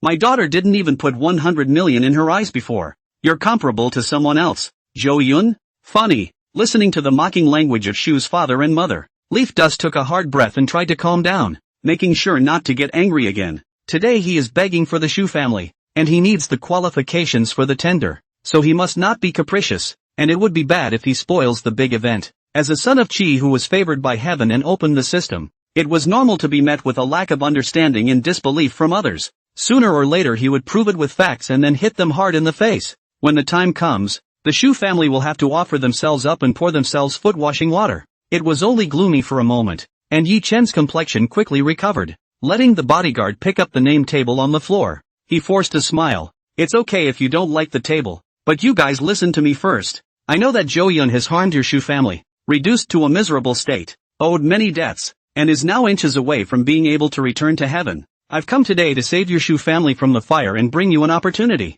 Even if you don't rely on the Zhou clan, you will still be able to regain your former prominence. Zhou Yun is nothing. Yi Chen held his head high and stood out his chest, a kingly aura gushing out from him. This time he came, with full of sincerity. Hundreds of billions of dollars of projects, enough to eat intestinal fat belly full. Slightly lift Shu family, no problem at all. In his opinion, he was the savior of the Shu family. and as long as he wasn't a fool, he knew what he should do. You're a fool, aren't you? Shus' father and mother said in disbelief. Auntie and uncle, listen to me first. I have a project in my hand that is very profitable. As long as you cooperate with me, you will have no problem paying off your debts, and you can even make a big profit. Yichuan said confidently. Comfort was filled with a suspicious look. I've been mixing for so many years. Don't fool me. How big is the project? Yi Duan patted his chest and packed his ticket. This project is enough to sensationalize Zhengcheng. When the time comes, all the suppliers, real estate developers kneel down to beg you. I'm going to bid on the commercial land in the main house, which is over 20,000 acres, and I'm aiming for it. What's missing now is the qualification for bidding. Originally, I could have just found another company to work with, but since I have a good relationship with Yuma, I came to your family. Ye Dus did not say through hundreds of billions of profits who do not. I read. Shu father is by no means a good person, surely insatiable. At that time no, surely get an inch. The king of hell is easy to see, but the little ghosts are hard to deal with, and Shu's father is a little ghost. Shu's father huffed fiercely and said, more than 20,000 acres of commercial land, the starting bidding price that shall not be tens of billions of dollars? Kid, what are you from? Seeing that Yichen didn't look like he was joking, Shu's father got serious. If it were before, he would think that this kid is joking. Tens of billions of projects, open mouth. But now the Shu family has no way out, and can only let go of the fight, like a drowning person, haphazardly grasping a life-saving straw. Yi Dust said, you don't need to care about this, just cooperate with me. In these next few days, you can follow me, and you will naturally know my ability to invest money. However, I have one more condition. You can't stop me from dating Yuma. Saving the Shu family and getting the qualification was only the first step. The second step was to completely take Shu Yanran into the harem. With such a great favor, Shu's family would never hesitate and definitely agree. As expected, Shu's father made an immediate decision. If you can really save my Shu family, Yan Yan will be betrothed to you. Dad. Shu Yanran immediately became anxious and opened her mouth to shout. I don't like Yi Chen anymore. I like Zhou Yun. I love Zhou Yun. I don't care. I'm going to be with Zhou Yun. He must still like me. I want to win him back. Shu's father instantly glared and cursed. How much longer do you have to be irrational? Before I let you and Zhou Yun get together properly, you preferred to play with others, and something happened as a result. Now that your mom and I are doing what you want and letting you be with Yi Chen, you're making a scene about liking Zhou Yun. Are you out of your mind? Born against me and covered in backbones? This time it's not up to you. You know the situation at home well. One more little accident and your mom and I can go jump off a building. I can't help it. Shu's father feels that everything is not going well this year, and his daughter is wavering, pushing the whole family to death every time. Yichuan also hurriedly said, Yan Yan, I was really wrong last time. When this project is over, I'll make it up to you. What else could Shu Yanran say? This time she really had no choice. She couldn't really watch her parents die. He could only sulk alone and turn his head away. Shu's father rubbed his hands together and said, how long will it take for our family to turn over? Yichuan said, the slowest won't be more than a month. Tomorrow night you guys will go to an auction with me. Then you will understand my strength. Shu's father pondered for a while before saying, a month? I can still afford to procrastinate. That's it. I hope you won't let me down. It's a deal. I'll come pick you up at that time. Yichen gave Shu Yanran a distant look. Night, Blue Mountain Villa. Inside the study, Zhou Yun was in a pleasant mood, casually reclining on a chair and thinking about the recent events. Finally, the Shu family was cut off as a tumor, so that they could no longer suck the Zhou family's blood, and the entire Yuchen Group was revitalized. This was just the first step in his intention to develop Zhou's business empire.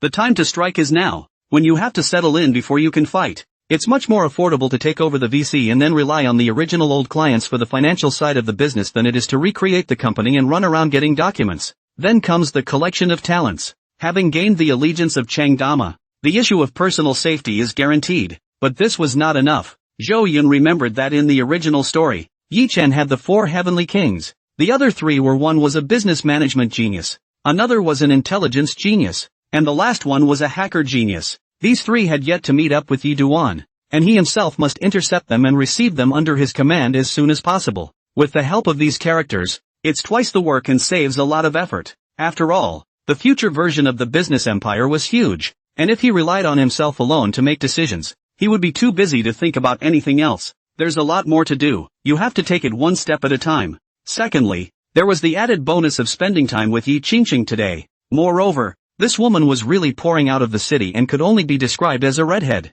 He was quite kind to himself and did not use the Yi family's power to oppress people. Instead, he was very humble. The first step to rate her has been achieved, and the next step is to slowly cultivate the relationship. Of course, Zhou Yun wasn't going to do whatever it took to raid Yi Qingcheng in order to have to complete the system quest. If you don't like it, even if you defy the system, you'd rather have it than not. This woman was not hateful in the original story, had a good personality, gave a lot to help her brother become the head of the Yi family, and never implicated innocent people, regardless of looks or personality. It was worthwhile for Zhou Yun to make contact. Just as he was thinking, there was a soft knock on the door of the study. "Come in." Jing Wanning entered the door in a radiant manner, her black western dress wrapped around her rounded wallpaper, and underneath was a pair of straight long black silk legs with high heels. A refreshing aroma came from her. "Young master, this is the more important document of the day. I can't decide. Please take a look." Zhou Yun decentralized, and a lot of things in the group were handled by Jing Wanning and a few loyal veteran employees. Only when faced with some big decisions,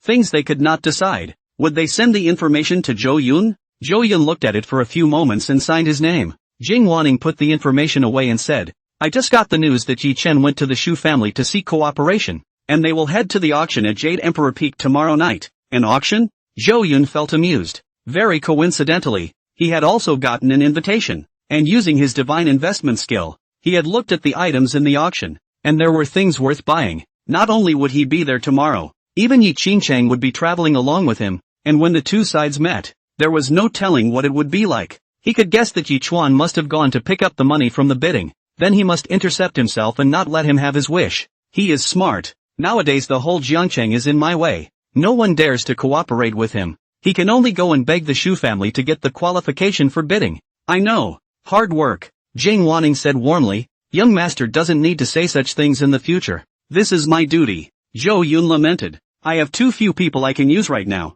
You have to manage the company's affairs as well as the Zhou family's affairs, and keep an eye on Yi Chuan for me. It's really not easy for a woman. However, this is only temporary. I will be recruiting many talents soon, and then you won't have to be so busy." Jing Wanning's heart was incomparably warm and sweet. "Thank you, young master, for caring." On the second day, the moon was in the night sky. Jade Emperor Top Auction Company, crowded with people. Enough luxury cars parked outside the door to open the exhibition. Those who could come were all the rich and powerful in Jiangcheng, and many bosses from abroad, with their partners, dressed up and competing for attention. It also attracted many anchors and self-publishers, female netizens, etc. Although they are not qualified to enter the auction venue, they are able to film many celebrities and powerful people outside the door to satisfy curiosity and at the same time rub heat in traffic. Female netizens, usually with a team, wander around the parking lot, and when they see the owner of some famous car leaving, they immediately squeeze in front of the car and pose for sexy photos.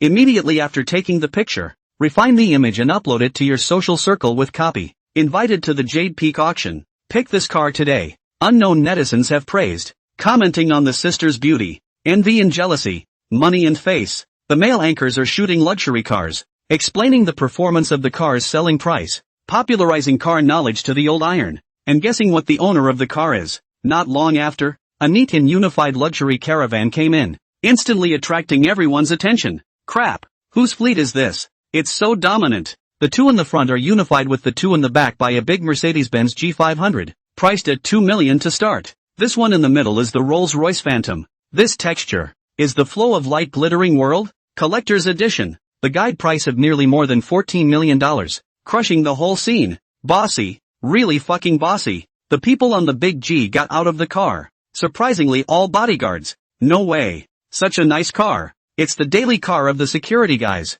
And the guy with the Phantom in the center. What's his identity? Who are the people in the Phantom? The cards are also too big. A dozen bodyguards escorting around. One of them is like a wild beast, exuding a ferocious aura. Looking at me, my legs are weak. Take my group photo. It's a great opportunity. Out, in a simple, generous suit with a slightly open collar and a straight figure. Really handsome and composed. With gold-rimmed glasses. Svelte and elegant. With delicate features, like a fluttering dandy with class. So familiar. I seem to recognize him. Isn't this Zhou Yun, the crown prince of Yuchen Group? Holy shit, he's even more charismatic than what I've seen in the photos. I feel like I've seen an international superstar. Seeing the real thing in person, I suddenly felt that what the internet said were all rumors. This is simply your son. So handsome. I'd die if I could be with him. Rich and handsome. Simply the ideal object. It would be great if he were my big brother in Pungjai. I don't know if he has a vibe. It's almost like a bully who came out of an idol drama.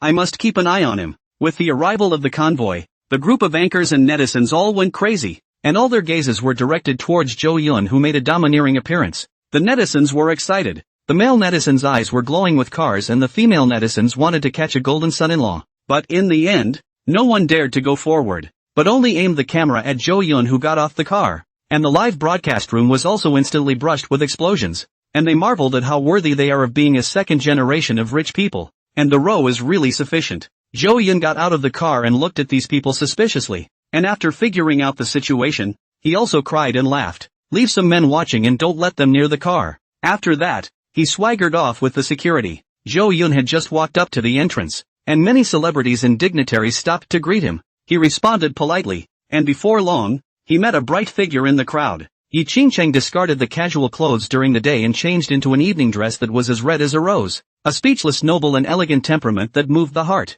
Yi Qingcheng was different from Jing Wanning, belonging to that kind of noble beauty, not cold, with a kind of intoxicating and addictive atmosphere. The celebrities present, in front of her, all eclipsed, just like the contrast between green leaves and flowers. Too dusty. She came in style. Her smile was so generous that not only Jo Yun, but all the men looked mesmerized. Who is she? I haven't seen this person in Jiangcheng before. Which family's young lady is she? She's so pretty. Quickly inquire. This woman must have come from an extraordinary background, and the aura on her body is not something that ordinary people can raise. Who is she heading towards that has an acquaintance here? Does it already have a partner? After the many celebrities greeted Jo Yun, they couldn't help but drop their gazes on Yi Qingcheng's body, their eyes full of amazement. There was speculation as to what kind of man would be worthy of such a superb woman. The crowd unconsciously made way, and Yi Qingcheng walked towards Jo Yun as if she were a princess. You're so beautiful today. Jo Yun's eyes lit up and he smiled brightly. You are also very handsome. Yi Qingcheng smiled without losing her manners.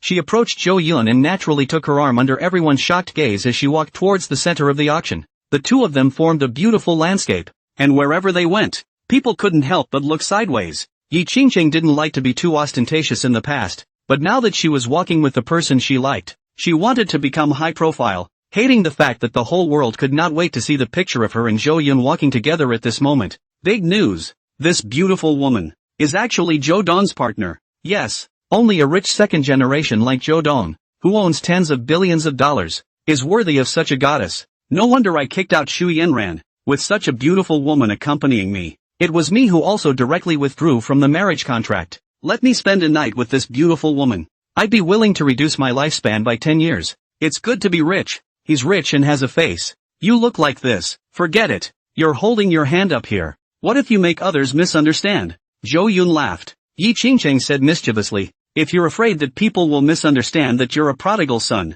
then I'll loosen my hand right away. What I'm saying is that you're being misunderstood for having a boyfriend. After all, you're from the Yi family. There must be many people who are secretly concerned. I'm fine with that. Jo Yun shrugged. Yi Qingcheng teased. Anyway, none of the men that my family chose for me. I don't have eyes for any of them. It's better if they know, but if you're afraid, I can go and explain later. After saying this, she was also a little nervous inside. He was afraid that Jo Yun would be pressured by the Yi family and shy away from contacting him. If Jo Yun let take her hand away, then she would be little disappointed. It's okay for a man to have no money. If he doesn't even have the courage, the impression in his own mind will be greatly reduced. She can join the family if she doesn't have the money, and as long as she truly loves each other, she'll fight tooth and nail to keep Jo Yun. Although the two hadn't really been together or established a relationship, having known each other for only 2 days, Yi Qingcheng had already begun planning for the future and worrying about the future. Jo Yun's expression was ancient. Hold your hand tightly,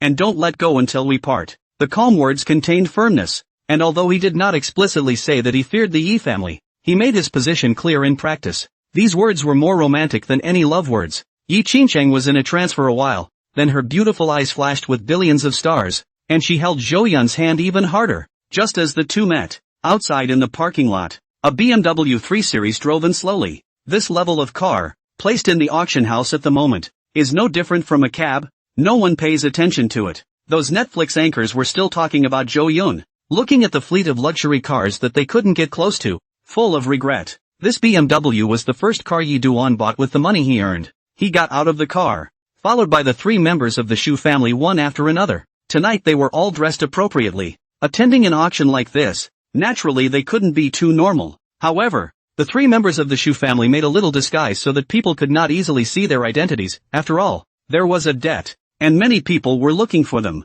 Just getting off the bus, they could hardly avoid hearing the noisy chatter of the netizens' anchors. If only I were qualified to participate in the auction. As long as I can get in, I'll make sure to make this noble gentleman fall under my garnet skirt. For Big Benz and a Mirage, it can be ranked first in the parking lot. This kind of row, it's worthy of being the crown prince of Yuchen Group.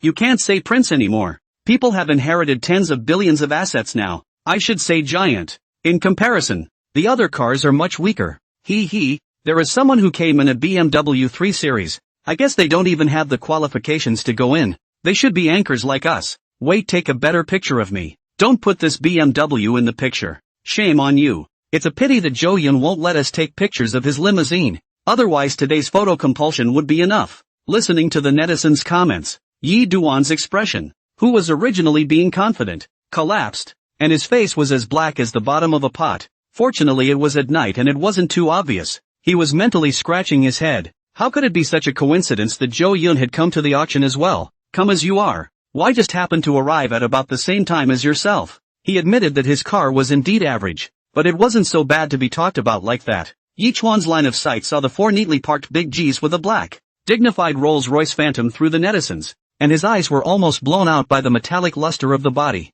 The lines, the unique logo, the luxury of the model, exudes an air of splendor and greatness. Take his car and run it over hard on the ground. Face snapped and hurt. Plus the internet celebrities went crazy with the comparisons, and all of a sudden it caused a big blitz on him. An unspeakable feeling of humiliation surged through her. It's not like you rely on your family's money to be so flamboyant. Unlike me, who relies entirely on my own fight. If I would go back to the Yi family, I could change one a day and have the car dealer design a global limited edition for me. Yi Chuan snorted coldly, trying his best to keep himself from looking at the luxury car and suppressing the displeasure in his heart. Although Zhou Yun's car was even better than his own bodyguard's car, his heart was overwhelmed with smugness at the thought of $100 billion project. By then, he could buy even a Rolls-Royce Silver Phantom, not to mention a Phantom, and he was the only one who knew this news. Xu Yanran's eyes were lifeless, and when she heard that Zhou Yun had also come to the auction house, her eyes, which had lost their color, suddenly took on a bit of light. She looked towards the Zhou family's convoy and determined that it was Zhou Yun's car,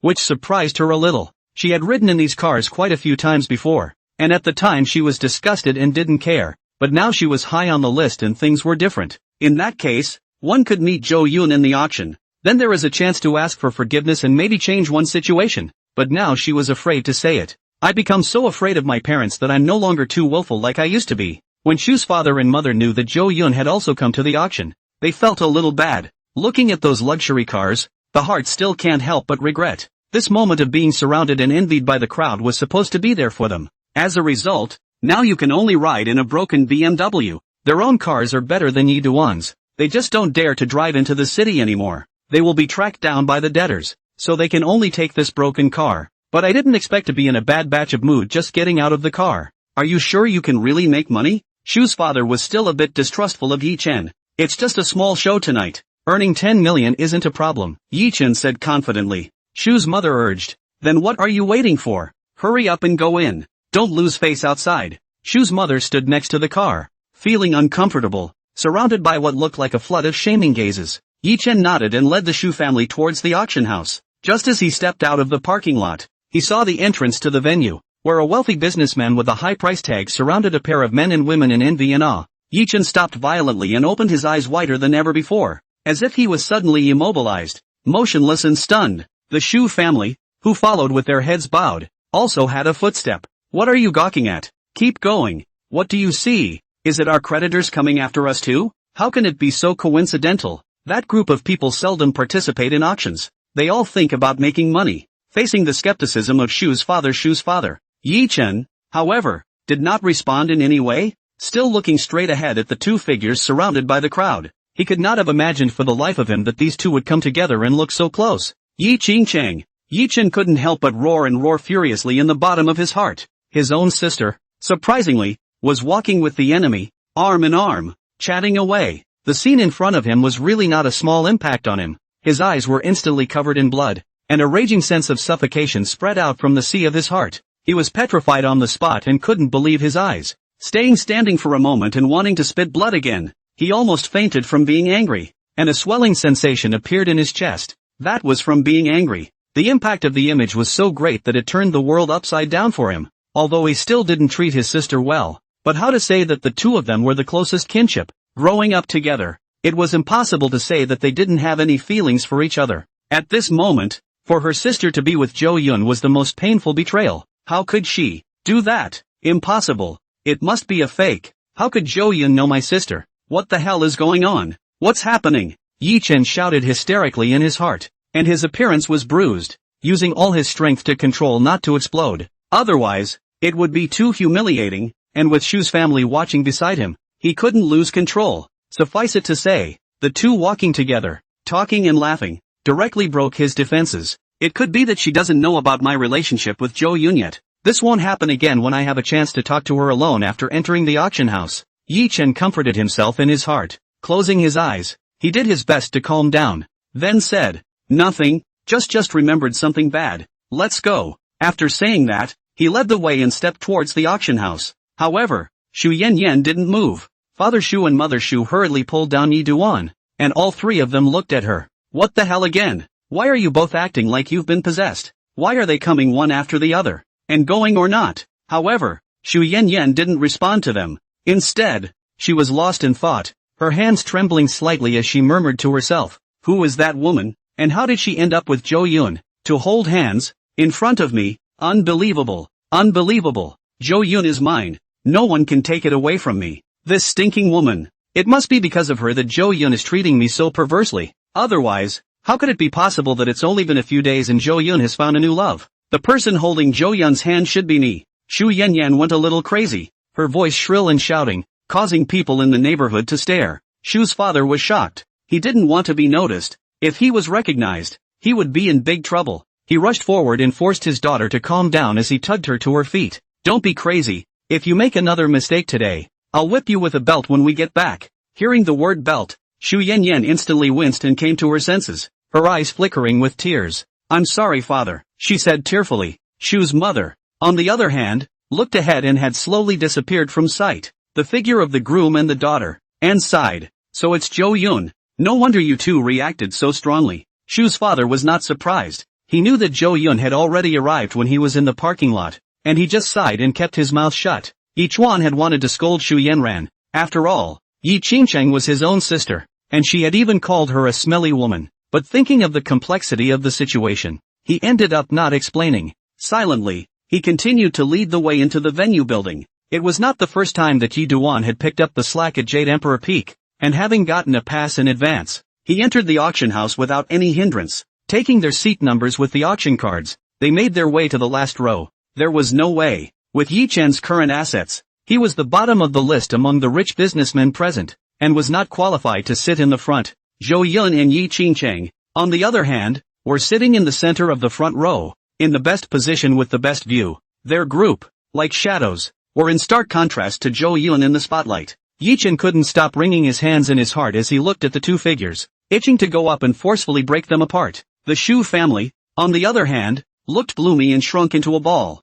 constantly showing regret. And Jo Yun in the front row, as if sensing the gaze behind them, turning his head to look at their position. At once, the Shu family was frightened, panicked and looked down at their toes without saying a word. Now, their relationship with Jo Yun was irreparable, and Jo Yun was their biggest debtor. When the court's decision comes down, they'll have to pay the Zhou family an incalculable amount of compensation. Therefore, they didn't even dare to lock eyes with Jo Yun anymore. Only Yi Chen, with a threatening gaze, glared away without fear. Jo Yun smiled, not caring. Then he spoke to Yi Qingcheng next to him. Yi Qingcheng also turned her head and looked at Yi Chen. This time, it was Yi Duan's turn to clam up and bury his head in his seat extremely quickly. Awkward. Beyond awkward. Although when he was outside, he wanted to question his sister as to why she was with Jo Yun, but when really face to face, he found himself flinching a bit, thinking about yesterday. "I asked my sister to leave me alone in the future. It would be too much of a loss of face if she was the one who approached her first now."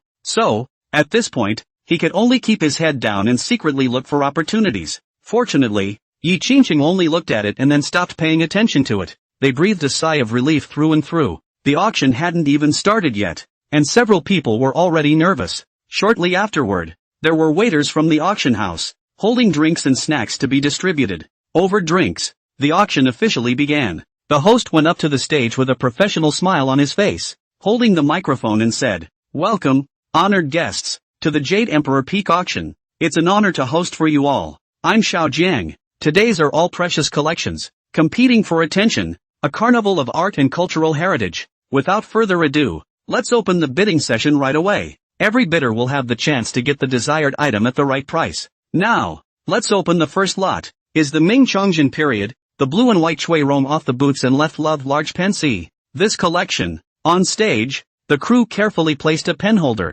on a table in the center. The presenter's voice was high as he spoke about the origin and value of the penholder. Soon after, the bidding began and those who liked it raised their cards to make an offer. The final sale price was at $1,200,000. During this process, both Zhou Yun and Yi Chen did not make any moves, and it was clear that the target was not this blue and white porcelain vessel. During the process, the two men's investment skills were all turned on, observing the actual price of the lot. With the passage of time, the auction was a third of the way through. Not a single offer was made, and the lots all ended up at reasonable prices, bought by others. There's no money to be made and nothing worth buying. Soon, though, as a would-be blackened and rusted birdcage was placed on the table, and the presenter quoted it for far less than its actual price, leaf dust was starting to get stupid. The host said, "This birdcage is called a filigree enamel birdcage, made of enamel with copper gilt, and the surface only looks black because of rust, but there is no doubt that this is a treasure from the Qing dynasty period. In that era, those who could afford this kind of birdcage were either rich merchants or officials, with unusual origins and good collector's value. Starting bid, $100,000. In Yi Duan's eyes, the return on investment of the birdcage is constantly changing with the offer. It's rare and there are a lot of people who like to collect it. Although most don't understand its true value, there is a succession of offers, but it's nowhere near the highs of birdcage prices. And when the birdcage came to $500,000, Yi Duan's return on investment then showed a return of more than 20 times. That means that the real value of this birdcage starts at $10 million.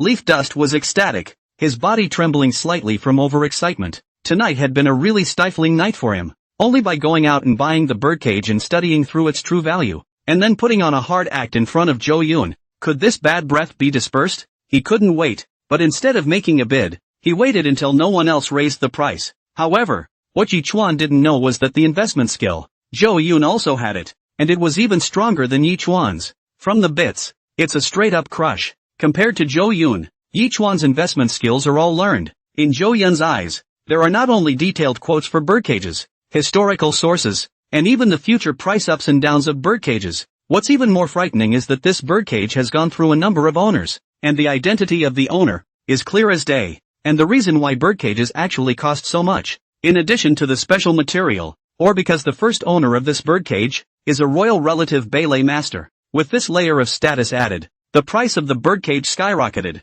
but very few people in the room could tell the true value of the birdcage. Even if there were some antique experts sitting around, they wouldn't be able to tell without close contact. Modern bird players, still few and far between, are a rarity and don't get much attention. As a result, the price rose to $700,000 and then stagnated. After the moderator called out a second time, "Anyone else?" Yi Chuan finally couldn't help but make a move, raising his sign and saying, $800,000. Auction starts at $100, 000, and you can't offer less than 0.1% at a time. On the side, Shus' father asked in a low, puzzled voice, "What's so rare about this birdcage that it can make money? I don't want to believe it." Shus' mother was also stunned. $800,000 to buy a birdcage. Crazy, you can't spend money like this. Yi Chen, you brought us here just to see this? Yi Duan laughed. You guys don't understand, this thing is worth millions of dollars. In the eyes of many collectors it's a supreme treasure, and I'm the only one present who can see it.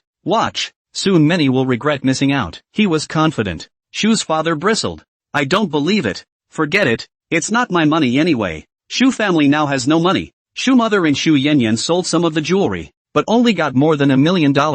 I don't dare to go back to my home. There must be someone there to guard it, so I am really poor. Yi Duan was waiting for the bidding to be successful and then impress the Shu family, enjoying the feeling of pretending. He was very much looking forward to it. However, to his surprise, thinking that no one would grab it from him. Who knew that Jo Yun had actually quoted after him? 1 million. Jo Yun's clean voice rang out in the venue, causing everyone to stare. After seeing clearly that it was him, no one dared to grab it again except for Yi Duan. Jo Yun was also extremely famous in the auction world of Zhangcheng. This guy used to not care about money no matter what he shot. Even if the lot premium was several times, he still shot it. This is a direct result of the fact that no one will be unwise enough to compete for what he has his eye on. At the same time, because of his identity, no one was willing to cross paths with the Zhou family, so none of them would grab it from him. Yi Chuan gazed at Jo Yun, secretly annoyed, and could guess that this guy was definitely doing it on purpose, just to grab it from himself. He had never raised his hand before, so why did he follow suit after his own offer? Yi Chen had never heard that Jo Yun liked to play with birds, so it must be just to disgust himself. Yi Chen had also never thought that Jo Yun also had the same system, and a stronger investment skill than him. It wasn't against him at all. Jo Yun was totally just trying to make some extra money. Even if not for sale, take-home collection is also quite good. Placed in the garden gazebo, Zhou family forced directly pull full knot. Birdcages worth millions of dollars are casually left in the garden as ornaments for no other reason than to give the stray birds a mansion. Seeing Jo Yun's offer, Shu's father also kindly reminded, "Don't grab it from Jo Yun. You can't grab it from him. He never misses anything he sees." Yi Chen sneered. "It's not like he knows the value of the birdcage. He's just grabbing it for fun. I don't believe he can keep fighting me. Even if he wants it, I'm going to raise the birdcage to its actual price so he doesn't make a dime." How has it never missed? Didn't he lose his fiancée? Shu Yanran, who was on the side, heard these words, and a flash of abnormality suddenly appeared in her eyes before it dimmed again. She was completely dead in the water now that she tried to shut up and keep quiet and let her parents have their way. She had been staring at Yi Qingcheng since she entered the venue, and even she had to admit that in terms of looks, the other party had thrown herself off a few blocks. With such a beautiful woman accompanying him, how could Zhou Yun possibly look at himself again? Shu Yanran regretted a lot. Before there was an opportunity they did not grasp. From the fingertips past, now regret has no use. 1,010,000. Yi Chen raised his card again and looked at Zhou Yun with eyes full of provocation. "I'll just offer 10,000 more than you each time and see who gets disgusted," he thought in his mind. At this moment, the eyes of the entire crowd looked at him. Seeing that it was an unknown person who dared to compete with Zhou Yun, they also sneered and whispered, "Who is this guy? Never heard of him. Isn't competing with Zhou Dong looking for death? He can't earn the pocket money of other people's Zhou Dong for the rest of his life." Being watched by everyone, the three members of the Shu family hurriedly buried their heads down in silence. For his part, Leaf Dust raised his back. Zhou Yun, however, did not even look at him, but continued to raise his card to offer $1.5 million. As soon as the words fell, Yi Duan immediately picked up $1,500,000. Zhou Yun raised his card, $2 million, 2,000,001. At this point, anyone with a clear eye could see that Yi Chen was up to no good. If he really wanted it, he would have quoted an extremely high price, instead of shouting 10,000 every time. This kind of auction, which can easily offend people, only occurs when the relationship between the two parties is not good. Zhou Yun did a fine job, and each quote was moderate, showing a great fondness for the birdcage. Instead, Yi Duan was deliberately being disgusting. $2 million for a birdcage, even if it's made of enamel, is a high price. A normal auction at a time like this, no one would even try to compete. Yi Qingcheng, who was sitting next to Zhou Yun, also stood up nonchalantly, turned his head to look at his brother, and asked drily, "Yi Chuan, have you played enough?" Zhou Yun's normal offer: "You have to engage in this kind of small action. When did you learn to play with birds too? Stop your stupid behavior immediately." Yi Duan was enraged on the spot, his expression grasping at straws. It was clearly Zhou Yun who had to grab it from himself, and my sister lectured herself in return. What are you two up to with all this nonsense? Yi Duan was really furious. Even if his own sister didn't help him, he came to accuse instead. Does this look like something people do? I can't believe I'm helping an outsider. Moreover, it was clearly Zhou Yun who was at fault, and he himself was the first to offer. Instead, my sister's arm went out the door. Did Zhou Yun give his sister some kind of mesmerizing soup? Or did he cast a subdue? Crap. Yi Chen had trouble accepting this result for a while, but he didn't dare to say it explicitly. After all, a few days ago he had gamely told his sister that the Yi family's business had nothing to do with him. He also told his sister not to come back to him in the future. In other words, it's not up to the family to decide what they want to do. It's none of one's business what one's sister does. He was the one who robbed me first, Yi Duan said as he suppressed his anger. I didn't expect you to be such a shameless person. I was wrong about you, Yi Qingqing said with disappointment. Yi Chen sat down again, crossed his legs and said calmly, who doesn't know shame? Dare to walk with you, and don't open your eyes to see yourself. Are you worthy? Zhou Yun is much better than you. At least he won't make small moves. Yi Qingqing disliked back. The auction is based on each person's ability. If he can't afford to play, he should hurry up and get out. It's not like I'm breaking the rules. Yi Chen became more and more confident. Anxious. Zhou Yun is definitely anxious, Yi Chuan secretly said in his heart. Yi Qingqing angrily pointed her finger at him and said, good, very good. Then, she turned her head, full of apologies, and said to Zhou Yun, I'm sorry, this brother of mine has such a personality. It's because I didn't educate him well from a young age. Zhou Yun smiled lightly and said, no harm done. He's right, the auction goes to the highest bidder, so I'll just buy it then. Zhou Yun looked at Yi Chen being scolded by Yi Qingqing.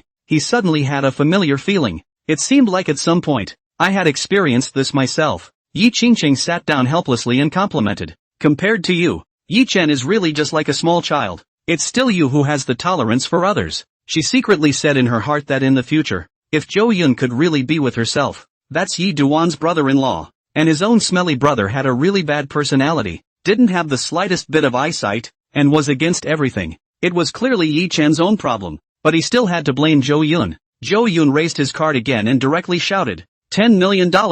After he raised his card, the powerful people in the auction house, too, were shocked and speechless. This was really ho-hum, and directly raised the price of the birdcage by almost 10 times. In all the times they had attended auctions, they had never seen anyone so crazy. It's only Zhou who is so generous and throws money for what he likes. As rumored, rich businessmen don't get their money from the wind. And it's impossible to make a business work without some brains. So, basically, you don't do business at a loss. The actual price of the birdcage, in their opinion, would never exceed $1 million.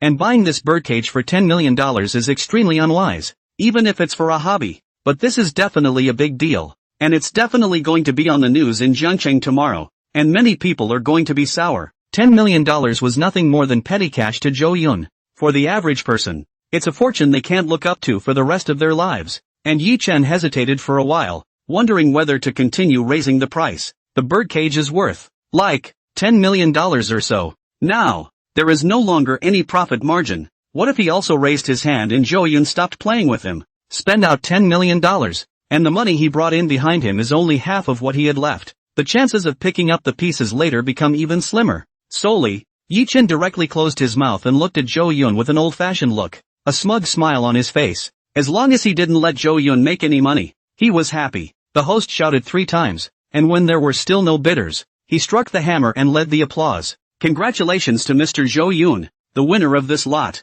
a heirloom filigree enamel birdcage. Let's give him a round of applause. For this auction, our company will donate half of the profits made, all of which will be donated to the children in the mountains. Thanks again to Mr. Zhou Yun for his contribution to the children in the mountains. Not bad for a seasoned presenter. Immediately after knowing that Zhou Yun had suffered a loss, he used words and said that the money lost would be used for charity, invisibly raising Zhou Yun's reputation. If Zhou Yun was angry in his heart at this moment, after hearing the host's words, accompanied by the applause of praise from the surroundings, a large portion of his anger must have subsided. Yi Qingqing also cast an admiring glance at the host in succession, worthy of being the top auction company in China. The hosts trained are different. This ability to be exquisite in all 8 aspects. If Yi Chuan could learn half of it, I wouldn't have to worry so much. Unfortunately, Yi Chen couldn't hear what his sister was saying, or else he would have been spitting madly. Sister, no matter what she says, she has to aid herself, pulling out the whip at all times and lying down. Zhou Yun didn't look angry at all for losing money. Instead he smiled and said, I'll tell you a secret. You keep it quiet for now. What secret? Yi Qingqing's gossip fire burned brightly, and a flash of color passed through her eyes. She felt that Zhou Yun's willingness to tell her the secret showed that the two were one step closer. It seemed that just now, scolding Yi Duan was still effective. And, keeping secrets together is a sign of intimacy in itself. Zhou Yun whispered, I didn't lose any money, and I even made a profit. The actual price of the birdcage is around $12 million. Yi Qingqing's eyes widened. Although more than $10 million was not much money, she was filled with curiosity about this matter. Zhou Yun told him about the origins of the birdcage, explaining to him why there was such a big difference in price. But not only that, the birdcage could go up in price again. $10 million is not the final price of the birdcage, in fact the pinched enamel birdcage, which is a continuous birdcage, is rarely known. Yi Qingcheng heard that Zhou Yun did not lose any money, and also put down his heart, but still flickered his eyes. All question marks. Completely unable to understand. Zhou Yun continued to explain. The lian bird cage, which is not used to contain birds, has far more ornamental value than practical use. When the lian sparrow cage is finished, the cage will have a brass bird that blends in with the entire cage. If, however, the copper bird inside is found, the value will double to over $20 million. Zhou Yun had seen the bottom of the birdcage with his investment ability and knew the true colors and the real value. And in the introduction of the birdcage, later on the auction house will temporarily add an additional lot before the end. In this lot, there is the bronze bird in the cage of the lane sparrow. When the time comes to buy both together, the value doubles. This secret, of course, he would not say explicitly that he could see the future value of the item. Yi Qingcheng praised. I'm getting more and more impressed with you. Not only do you know feng shui, but you've also studied antiques. Zhou Yun smiled and said, Feng shui also has insights about antiques that I just happen to understand. Yi Qingcheng regretfully said, it's a pity. It would have been nice to find that copper bird. Zhou Yun said mysteriously, maybe, it will appear soon. Who can say about this matter of fate? Yi Qingcheng nodded her head and added mentally, if it wasn't for his younger brother, he wouldn't have come to the tiny Jiangcheng and wouldn't have known Zhou Yun. This thing called fate was indeed amazing. Yi Duan was also clapping his hands in congratulations, smiling as if he had already won. Shu's father whispered, the birdcage was obtained by Zhou Yun, although he didn't make any money. You've taken out your anger ruthlessly. Since there are no leaks to pick up, we should go, right? Yi Duan shook his head and said, today's auction, what can be earned, is not just this one. Wait until it's over and then leave. No need to go. Alright, I'm sure of your ability. I've decided it's okay to work with you. Let's get going. Shu's father couldn't stay any longer. He felt the gazes of some of the people around him, resting on himself from time to time. Seems like someone already recognized it. Among these people were many friends of the debtor. By the time they give notice and the debtors surround the auction house, it will be hard to leave. Yi Chuan denied. I came here today to make money, and I won't hide it from you. My business is just starting out, and if I want to participate in that project, I need to have at least $3 billion. $3 billion? It's enough to pay off my family's debt. Shu's father was shocked, and busily said, if you have $3 billion, don't bid on it, just give it to me, and I'll marry my daughter directly to you. No, and my company, all of it. Yi Duan twisted his head to look at him as if he was looking at a fool. In his mind, Shu Yanran was certainly important, but it's not even close to a $100 billion project. It was the cornerstone of his journey towards success. Definitely first $100 billion to earn, then $3 billion randomly give. The lesser of the two is very clear to him. Let's talk about it later. Yi Chen did not explain and continued to stare at the next lot on the stage. Soon, quite a bit more time had passed, and since the beginning Yi Duan hadn't made a move because there were no worthwhile investments. Only Zhou Yun bought Yi Qingcheng a tourmaline with beads and emerald soft bracelet, which was court jewelry from the Qing dynasty. After Yi Qingcheng obtained Zhou Yun's gift, she smiled like a flower with 1,000 beautiful charms, making all the men in the room unable to resist their hearts. Only Yi Duan was not moved. For him, his sister was ordinary looking. He had seen her since he was a child, and he had gotten tired of it long ago. Shu Yanran, on the other hand, was incomparably jealous. She felt that the soft bracelet should have been her own, but now it was taken by Yi Qingcheng. It was simply a robber. It had never occurred to her that before. Not to mention this $2 million bracelet, when Zhou Yun gave her the heart of the sea god. What a condescending, disdainful demeanor she had. How she had embarrassed Zhou Yun in front of a large crowd, towering over him. One can only say that there is a cycle of heaven. The auction continues. In the process, Yi Duan still managed to capture a few good items. Zhou Yun occasionally raised the price for him, allowing him to earn not much, only a few $100,000. A drop in the bucket compared to the tens of millions of birdcages. But it's been proven that he's capable. Father Shu also secretly guessed that if Zhou Yun had not interfered, the biggest winner of this auction would have been Yi Chen's. The last lot with a great profit appeared. Yi Duan also thought that he had figured out Zhou Yun's routine when he was in the front of the auction.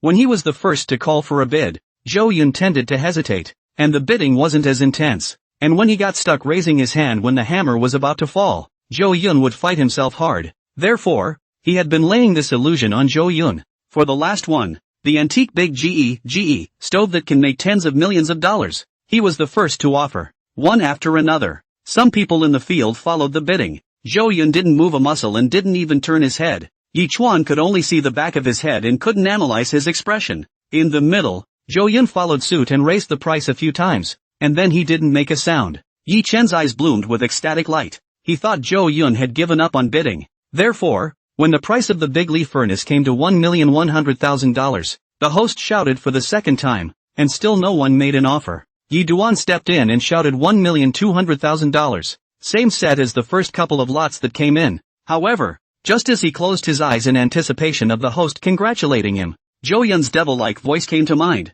$1.5 million. Fuck! Yi Chen violently opened his eyes and let out a low, angry curse. Why doesn't this guy follow the rules? Why the fuck did you raise the price again? He'd been looking forward to the presenter hammering the hammer and then making a smug statement about the true value of the thing on the floor, and putting on a big show. As a result, he was hardened by Jo Yun, who held his head down. He felt like it was too hard for him. This guy is really my nemesis. Every time I meet him, nothing good happens. I'm so mad. I don't believe it. He'll be able to restrain me for the rest of my life. He by no means knew the value of this stove well enough to be trying to carry it with me. He just quickly hid his loss of temper again, pretended to make a normal offer, raised his card, and quoted $1,600,000. This time he didn't play tricks. Instead of quoting 10,000,000, he jacked it up by 100,000, showing his determination. After coming to the auction house and wasting so much time, he would only earn a few $100,000. He was not willing to do so. Unfortunately, Jo Yun acted as if he had eaten him to death, and simply did not do as he wished, continuing to make offers. Raised the price to $2 million. Yi Chuan's mind exploded on the spot, his face distorted, like a devil hiding in the shadows. Already near the edge of madness, Jo Yun had tens of billions of dollars. Buying a $10 million item was just like buying a pack of chili fries. There was no need to think about it at all. But he couldn't right now. He was just a petty thief if he didn't use the power of the Yi family. 10 million still hurts for him. He needs that money to play out as a bigger investment. Yi Duan continued to raise his card and offered $2.5 million. Chao Yun $3 million. Seeing that the price was getting higher and higher, Yi Duan's face was as black as the bottom of a pot. Anxiously, he drank water to suppress the riot. It was also because he drank too much water, and when he was stimulated by Jo Yun, he almost couldn't hold it together and peed on the spot. Fine, fine, you play like this. Yi Chuan showed his teeth and secretly hated it. Just give it to you. Let's see how I'm going to punch you in the face when I get that land auctioned off. He was raising the price to 8 million when Jo Yun still raised his bid. He knew that he would not be able to shoot, so he could only give up and deepen his hateful attitude towards Jo Yun in his heart. After the host announced that the Great Ligurian Furnace had been successfully bid on by Jo Yun at a price of $8,200,000, the whole thing rose again in an uproar. The rich businessmen and celebrities present had no idea of the actual price of this thing, so they all thought that Jo Yun was too generous. It's simply magnificent. Buying two things in a row at a high price is as simple as buying a toy. It's only $10 million. Jo Dong might earn it lying down in a minute. People have to die of anger. Think I get up early and work hard. Now the assets are only just over 100 million, and do not dare to spend money so indiscriminately. Congratulations to Mr. Chow. Hegemony is unparalleled. Some sighed, some complimented, and all of them smiled towards Jo Yun full of goodwill. Jo Yun also stood up politely and kept nodding his head in response to the guests. His smile was like a spring breeze, which made people couldn't help but feel good about him. Only the Shu family didn't move. They buried their heads low, only occasionally looking at Jo Yun through the cracks in the chairs. The bottom of his eyes couldn't help but glow with regret. Yi Chuan, on the other hand, stood up and said to Shu's family, "The auction is over. You guys wait for me here for a while. Don't run around. I'm going to use the restroom." He left without looking back. However, he's just gone ahead. The host then announced, "Honored guests, today's auction, a complete success. And because Jo Dong for the support of children in the mountainous areas, to help the poor to help the relationship of love, our company temporarily decided to continue to supplement a lot. There is no pejorative sense in describing the money Jo Yun lost as support for the poor mountainous areas, and the hosts are doing it entirely for Jo Yun's sake. After all, such a generous and outspoken customer, as long as the administrator of the Jade Emperor Peak Auction House Jiangcheng branch was not a fool, would be maintained at all costs, something that would make the other side look good, and they certainly left no stone unturned in publicizing it. Thus, in order for Jo Yun to not have a lump in his heart in the future due to the fact that he had auctioned off 2 premium items in a row, the auction house decided to hold an additional auction in his name. Jo Yun nodded and cast an appreciative glance at the host. Everyone sat down again and waited quietly. Shortly afterward, a large, quaint, old box was brought out from backstage by the crew. When Jo Yun's eyes looked at the chest, The investment skill that had been turned on also immediately revealed all the information about the chest in front of his eyes. This shitty box is worth $500 million?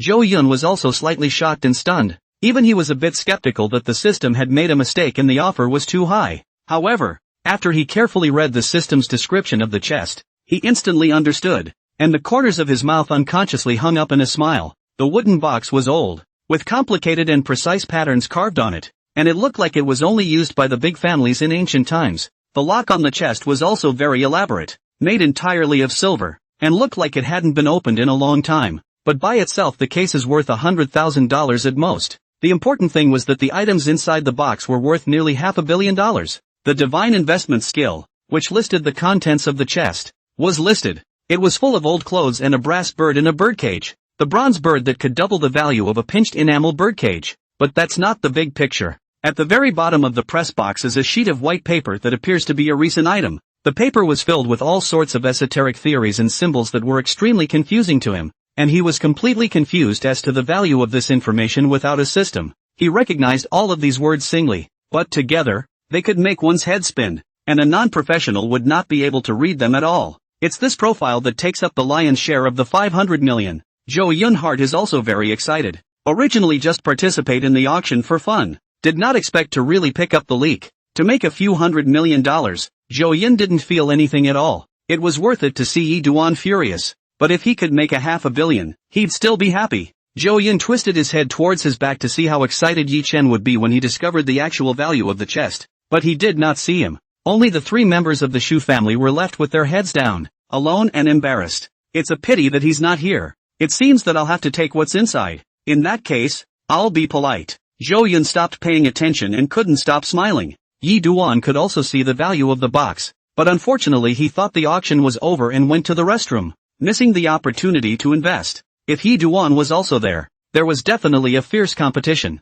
And now, Yi Duan could only eat a dumb loss. And when he came back and saw the lot, he didn't know if he would die of anger on the spot. The host introduced the box and said, "This is our final extra lot. This ancient box, from the South City after the Book family, whose ancestors in the imperial court as a big official, and then through the changes in history, the ancient box hard to save. Recent descendants have also been very competitive, with an abundance of talented people, those who have gone to prestigious universities, postdoctoral fellows, graduate students, and countless others. Unfortunately, the chest was inherited by a distant relative of his when something went wrong and the family died in a plane crash. The relatives didn't find the key to the chest and couldn't bear to destroy the structure of the chest, so they simply consigned it to our auction house for auction, along with its contents. We just received the lot and didn't force the box open, so we don't know what's inside. Suffice it to say that no one but the dead learns the value of the chest." The host explained where it came from and didn't lie. Jade Emperor Top relies on its reputation to do business. And when it says it hasn't opened a box, it hasn't. If they cheat their customers and word gets out, business will go down the drain and they can't afford to do that. Jo Yun was also sure they hadn't opened it. Otherwise, those research materials inside must have long been appraised by the Jade Emperor's top looking for experts and then swallowed it all alone. And it is impossible to flow out for auction. Those who were present, who did not speak, appeared disinterested. An inexplicable box, as with gambling, where it's not clear what's inside, is rarely photographed. The host continued, "The fact that the chest has survived intact from its ancient bookish origins has a special significance in itself. Keep this chest in your home to bless future generations with greater intelligence and talent." The host keeps attaching unseen values to the boxes to raise everyone's excitement. Upon hearing him say this, some of the dirtbags who were themselves uneducated instantly became interested. Although they don't read much, they have suffered a lot from being uneducated, so they all want their offspring to produce a real scholar. So, after the host blew the case out of the water, people started raising their cards to make offers. Finally, when the price of the box stopped at around $500,000, Jo Yun also started to raise his hand. Yi Qingqing on the side covered her mouth and laughed. "This is also to be shot. You don't have a child yet. It doesn't make much sense to buy this." Jo Yun joked. "There will be in the future. I'll have 10 or 8 more to get together and play soccer." Yi Qingqing rolled her eyes beautifully and said, "Are you that powerful? Hiss, give birth to 10. You can't do it by yourself. Want to try?" Jo Yun also became interested, his gaze looking straight at her. Yi Qingqing was also not willing to show weakness and pursed her lips. "Just try. Who's afraid?" "Yeah, it's a deal." Jo Yun's face did not turn red and his heart did not jump. Flirting with girls cannot be too honest. and occasionally opened the yellow accent, regulating the interest, in order to have more fun together. Yi Qingcheng, however, turned her head to the side, her face inexplicably reddened, as if she had smeared blush on it. Adorable. She couldn't stop fantasizing about what was going on, clouded over. And after Zhou Yun opened his mouth to make an offer, everyone in the arena were very sensible and no one competed with him. This final lot, itself, was additionally added for Zhou Yun. It was bought by him and no one said anything. Once the host struck the hammer for the third time, it was announced that the box belonged to Zhou Yun's income, and it was officially effective. Once again, the room erupted in fierce applause and congratulations. At the same time, they were filled with curiosity and all wanted to know what was in the box, even though it was already time to disperse, and not one of them wants to go. Meanwhile, Yi Chen came back from going to the restroom, his face still gloomy as he looked at the bustling hall and asked Shus' family, "Isn't it already over? They haven't left yet?" Shus' father said, "Just added another auction and sold a broken box." Leaf Dust frowned. "Boxes?" Yi Duan was puzzled as to how to get a box, but unfortunately he didn't see it. However, after learning that it was auctioned off by Zhou Yun, he scoffed. This guy was addicted to competing with himself,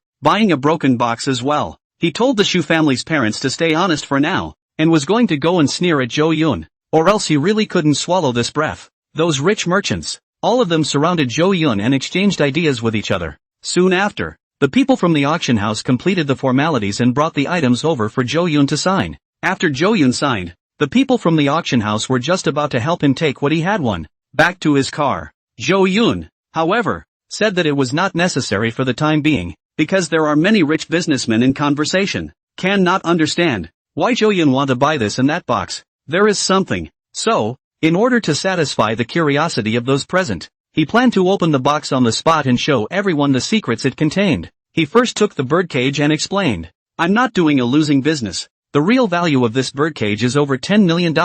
He then explains the history of the materials used in the birdcage and what it really looks like. The crowd came to a realization and praised it, saying that Zhou Yun was knowledgeable and could see its true value from such a distance. Yi Duan, on the other hand, said in a conspiratorial manner, "It's indeed a good thing, but it's a pity that what could have been taken cheaply didn't end up being earned." Everyone's gazes, then, shifted to him, immediately recognizing that he was the one who had purposely raised the price so that Zhou Yun did not pick up the bargain. Courageous little brother. Among those present, there were several antique experts who politely asked Zhou Yun to take the birdcage in his hands and study it carefully. They also looked at Yi Chen curiously, wondering where this rash young man got the courage to compete with Zhou Yun. Yi Duan raised his head in chest and snorted. "I saw the value of the birdcage at the first glance, and it should have belonged to me, but who knew that it was interjected by Zhou Yun? He definitely didn't see it coming and was just trying to compete with me. Since he robbed me, I naturally can't let him just pick up the slack." However, hearing this, the experts kept sneering. Although Zhou Yun and the others didn't dare to mess with them, Yi Chuan didn't have much of a background at first glance, so he questioned, "This birdcage is worth more than $10 million. Do you know why?" Yi Chuan's expression was stunned for a moment as he said, "More than 10 million? Impossible. I definitely didn't see it wrong." The expert struck him with a pinch enamel birdcage. A cage designed for ornamental use, would have contained a copper bird, which, if found and combined, would have doubled the price again. "It seems like you only know half of it, so you should go back and read more." The expert's words drew laughter from the room. They have said that he is short-sighted and has not even grown his hair to come out and show off. Yi Chen's old face was suffocated in red, but he was unable to refute it. He can see the actual value but has no idea why it's so overpriced. Compared to the theoretical knowledge of the experts, he only knows the results, and that result is still skewed. Yi Qingcheng also felt humiliated and hurriedly drank towards Yi Chen. "There's nothing more for you here. Hurry back. I'm not sure how many pounds you are. When did you learn to appraise antiques? I'm ashamed if you're not." Yi Chen, on the other hand, glared angrily and disliked her. "You're the one who should go back earlier. What's the point of staying in Jiangcheng all the time? You're really annoying. You just give me a hard time all day long." Neither sibling picked out their identity, but they knew what the other was talking about. Seeing that Yi Qingcheng was ready to rebuke again, and knowing that he could not speak to his sister, Yi Chen once again sneered and said to everyone present, "But Zhou Yun does not have a bronze bird, so this birdcage is only worth $10 million. Oh, it's useless to say more. Trying to find a matching copper bird is like looking for a needle in a haystack. It's something that can't be done with money. The crippled birdcage, like his owner, will never find his other half." Yi Chuan's speech had left no room for error. Completely not giving Zhou Yun face, nakedly engaging in targeting. He just wanted to make Zhou Yun angry, to make this guy lose his temper in front of the crowd. Honestly, since he had known Zhou Yun, Yichen had never seen him truly angry, and had always been breezy, which made him very upset. He's starting to cuss underhandedly, and it's taking his breath away to be repeatedly added to the mix. As soon as Yichen's words left his mouth, the atmosphere in the room would instantly reach freezing point, and the crowd moved away from him. The way everyone looked at Yichuan was like they were looking at a madman, clamoring in front of the Zhengchun land snake. He was really looking for death. Yi Qingcheng was also angry, no longer caring about her face. She took off her sexy high heels. Then towards Yichen was a fierce kick. What are you babbling about? You're crazy.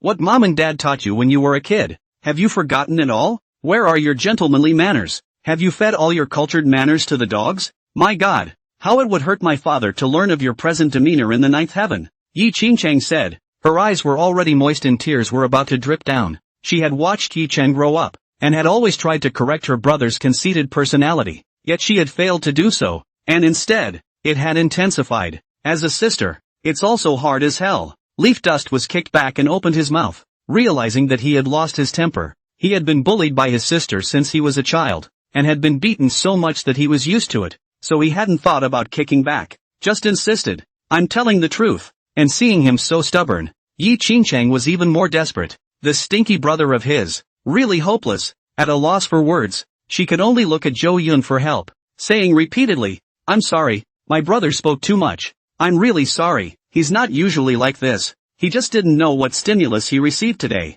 Zhou Yun looked at the mess in front of him, then felt Yi Qingcheng's watery eyes, and sighed broadly. That's just it. I won't fight with a little kid. Then, unconsciously, he opened his arms in comfort. Yi Qingcheng didn't know why. It felt as if these hands had a magic power, which made her go into Zhou Yun's embrace smoothly. Feeling the warm chest, with the sturdy arms, her emotions gradually calmed down. Yi Duan directly opened his mouth. What's the deal with you two? And shame on you. How come you're hugging in the next second? And in front of me? Can't you restrain yourself? Although it had already been guessed that Zhou Yun and his own sister might have a catty relationship, but when it really happens right in front of you, Yichen still felt that his body was about to explode, and countless high horses raced past in his heart. He suddenly regretted why he disliked Zhou Yun, giving the two the opportunity to openly hug each other. Did I single-handedly push my sister into the abyss? No way. Hey,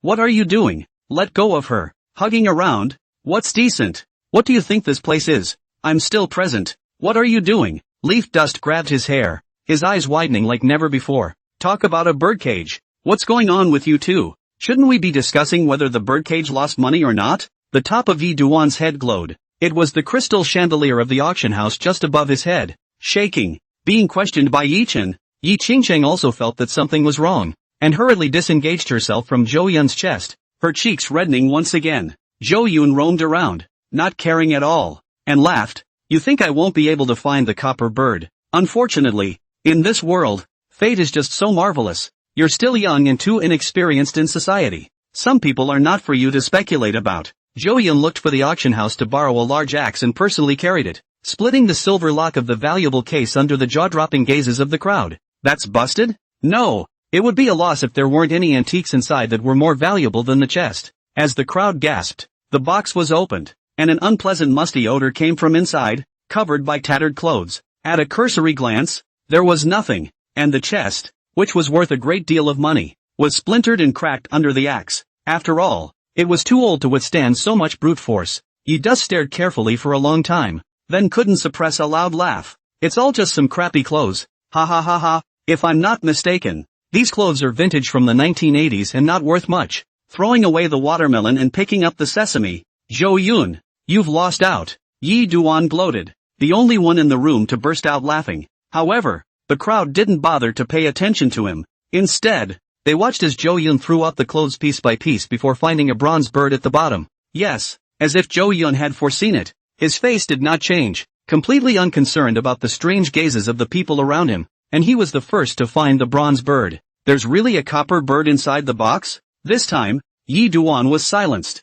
inexplicably feeling his face burning hot. Shit, you can even find a copper bird here? No, maybe it's not the matching bronze bird for the birdcage. It must be wrong. Yi Chen comforted himself in his heart. However, it didn't go as he had hoped. With ease, Zhou Yun placed the copper bird into the enameled birdcage, tightly sewn as if it were one. The experts also rushed to bring the birdcage to continue studying it, revealing a gasp of amazement at once. The craftsmanship is heavenly. It's so perfect that it doesn't even look like it's been separated. It's welded together. God! Suddenly I feel that the ornamental and research value of this birdcage has soared a great deal at this moment. It's really worth doubling the price. The bird in here is alive and well, like it's going to fly out any minute. Shut the cage door. The experts were so excited that they couldn't stop holding the magnifying glass up and down, left and right to carefully study the birdcage. If it wasn't inconvenient here, they could study it for 3 days and nights without sleeping. More mental than researching the other half. And their reaction proved that the copper bird was,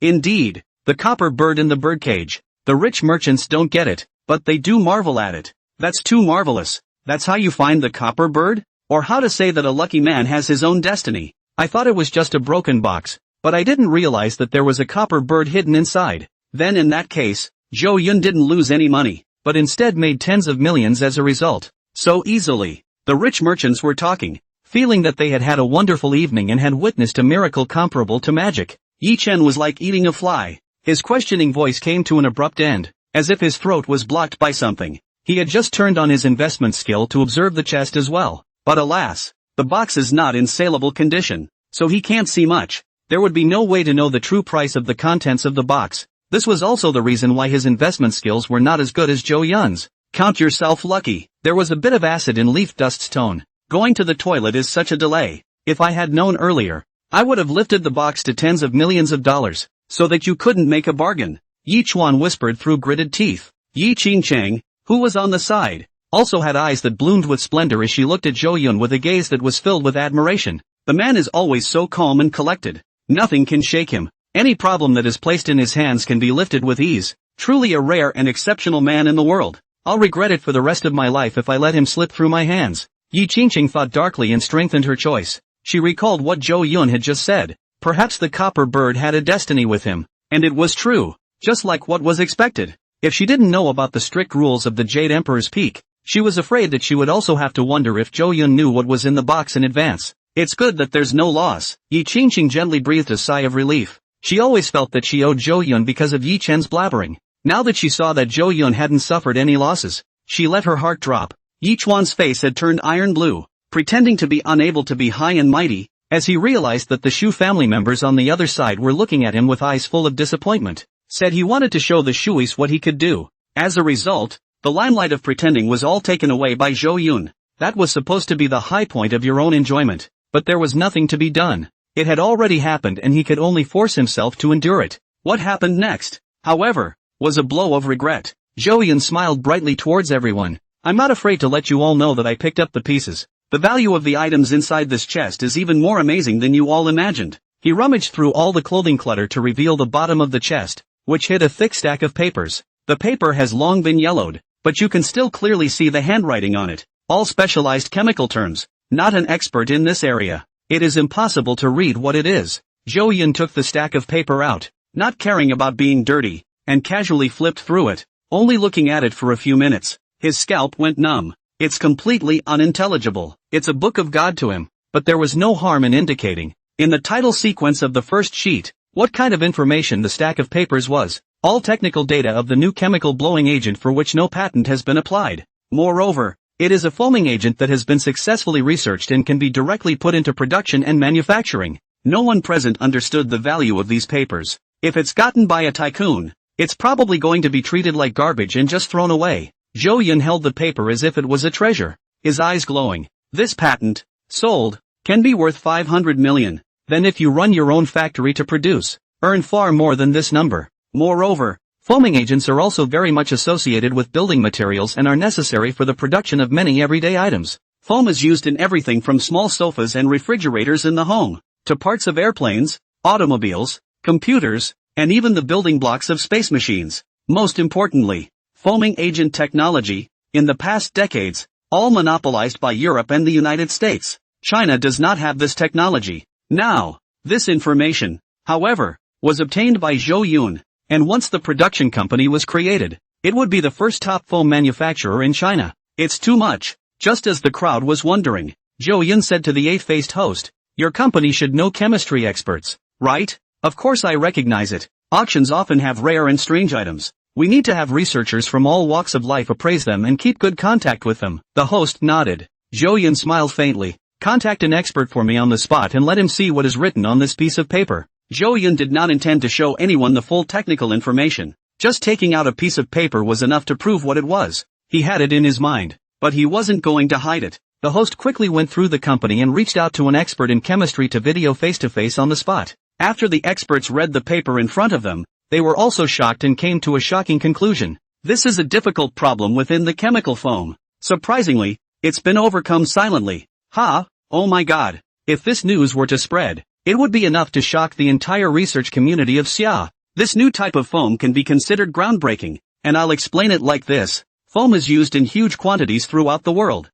but in the midst of its production, the old foams were extremely polluting to the environment, generating freon, destroying the ozone layer, and so on. Foam production has been one of the main culprits of pollutants. Despite many iterations back and forth, it never solved the problem. But now, on the top of this paper, it says that the contamination problem has been heavily downplayed, which, if true, is enough to stonewall it. May I ask where this great scientist is? And I am doubly shocked by the research information he has produced. The scientist, who has a reputation in China, appeared agitated and, on the other side of the video, had been transformed. But after the presenter's explanation, the expert eventually let out a long sigh and said, "Creation is a great man. Doing this kind of scientific research is significant and very important to Xia, so it must be kept secret. And perhaps because of this, no information about him has flowed out. So I didn't learn about it until now. That information was obtained by this Mr. Zhou Yun, and I hope that he will treat it well and not let a foreign power steal it."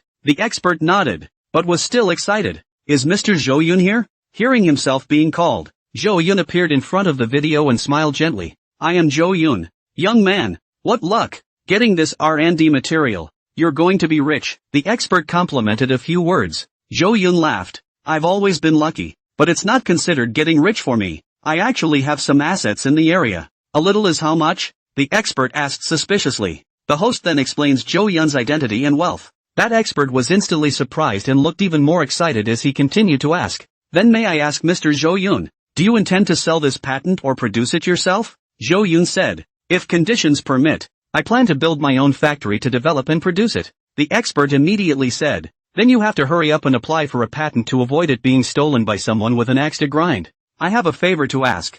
I'd like to take a few of my students to work in your factory, and we can sign a formal confidentiality contract. I don't mean anything else. I'm just very interested in this technology." The video shows this expert being very religious and without malice. He introduced his resume very seriously, as if he was interviewing for a job, hoping that Zhou Yun would give him this opportunity. The host reminded Zhou Yun in a whisper, "Dong Zhou, this chemist family member is a great talent in Xia. Many people wanted to hire him as the head of the research and development department, but he didn't agree. This is a good opportunity." Zhou Yun instantly understood and immediately said to the chemist, "Then I will ask for more of your help in the future. There's no reason to disagree. You can't have an expert delivered to your door." And after signing the contract, there is a series of hassles that require professionals to make a reasonable production, buy specialized equipment, and so on. It would save a lot of work if this chemist helped. Zhou Yun didn't know anything about that. He was only interested in making money. The expert said joyfully, "I'll fly to Jiangxing tomorrow to have a detailed discussion with you, and help you apply for the patent on the way." After a few more pleasantries, the expert hung up, looking anxious, and in the middle of the field. After this video talk, everyone in the auction house knew the value of this information. Many people's eyes instantly reddened. Most of the rich businessmen who came here had assets of around 100 million. Zhou Yun picking up a leak was worth over $500 million. And that's still the value of the information. If it is officially put into production, the subsequent profits that can be obtained will be incomparably horrifying. And the prospect is so great that it is impossible to imagine how much income will be generated. It is important to know that this is a new technology that breaks through the monopoly blockade of Europe and the United States, and the value that can be created is absolutely amazing. Previous researchers, who worked on new technologies, did not want to produce them on their own, but because they could not afford to buy the equipment. How many people can afford to move both billions of dollars? Moreover, they don't have time to manage factories and companies, and they have to deploy all the parties and apply for certificates and so on, which is a lot of trouble. For scientists bent on delving into the mysteries of the universe, they prefer to spend their time exploring the science of the unknown. As a result, many researchers either sell their patents or license them to work with other groups of companies, and Zhou Yun, as a businessman, but directly owns this patent, do not need to cooperate with others. How can not let people I read?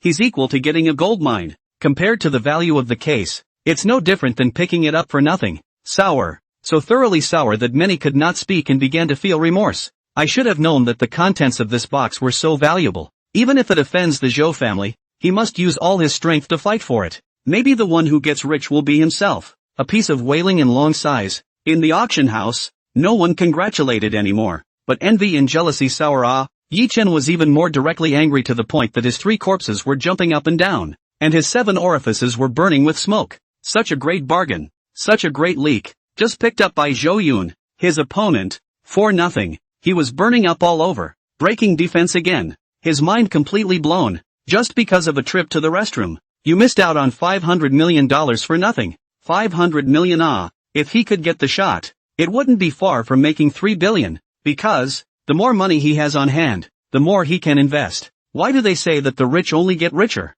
It's because they have more assets to work with. For example, if a rich person puts $100 million in the bank at 4% interest per year, that's $4 million a year, and the average person who puts $100,000 in the bank will only get $4,000 a year in interest. Use money to make money. That's what it's all about. With 500 million, he could turn it over a few times in a short period of time. Soon we'll have enough money for the $3 billion bid, and now he only has $20 million to operate with. Even if he doubles it, it takes too long. 500 million. Yi Duan's heart was dripping blood. He was unwilling to accept this fact, unable to see Zhou Yun is better than him, and said bitterly, I am not convinced by this auction. I wasn't there just now and missed the final bidding. I propose a new auction where everyone can be present to compete. It's only fair and just. Yi Duan lost his mind and did not want Zhou Yun to pick up the advantage, becoming greedy and speaking loudly. His loud shouts also silenced the entire room. Many thought he was crazy.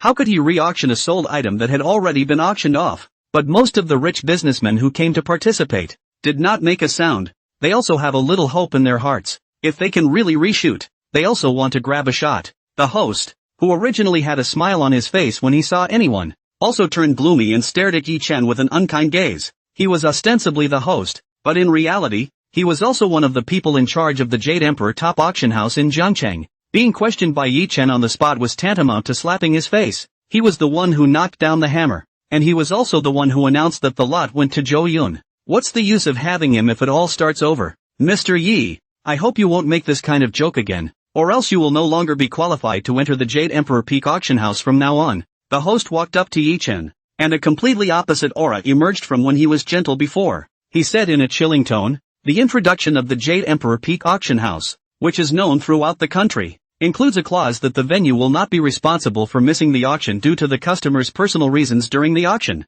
If everyone makes a scene like you and comes back, what will I do to keep the Jade Emperor Peak auction house going? According to you, does our auction house still have to notify the whole country so that all Chinese people can come and bid on the auction because they missed out by not getting qualified? No, I'd better inform the globe to participate? They are also because they missed it, and there are many rich people who didn't get the message. According to you, after the Color P lottery numbers are released, can't those who didn't have time to buy a ticket also ask the lottery company to retake the shot and then buy the set of numbers that are sure to win? Are you a 3-year-old child, coming here to my Jade Emperor Peak to fool around? Who do you think you are? If I remember correctly, Mr. Yi Chuan, your personal assets are just over 20 million, right? What makes you think you can compete with everyone in the room? Who in the room isn't a billionaire? What makes you think that you can compete over the $10 billion worth of Zhoudong? You can now take out 500 million, 1 billion. The moderator spoke with extreme nonchalance, to the point of berating and chastising. Each sentence was like a knife cutting into Yi Chen's face.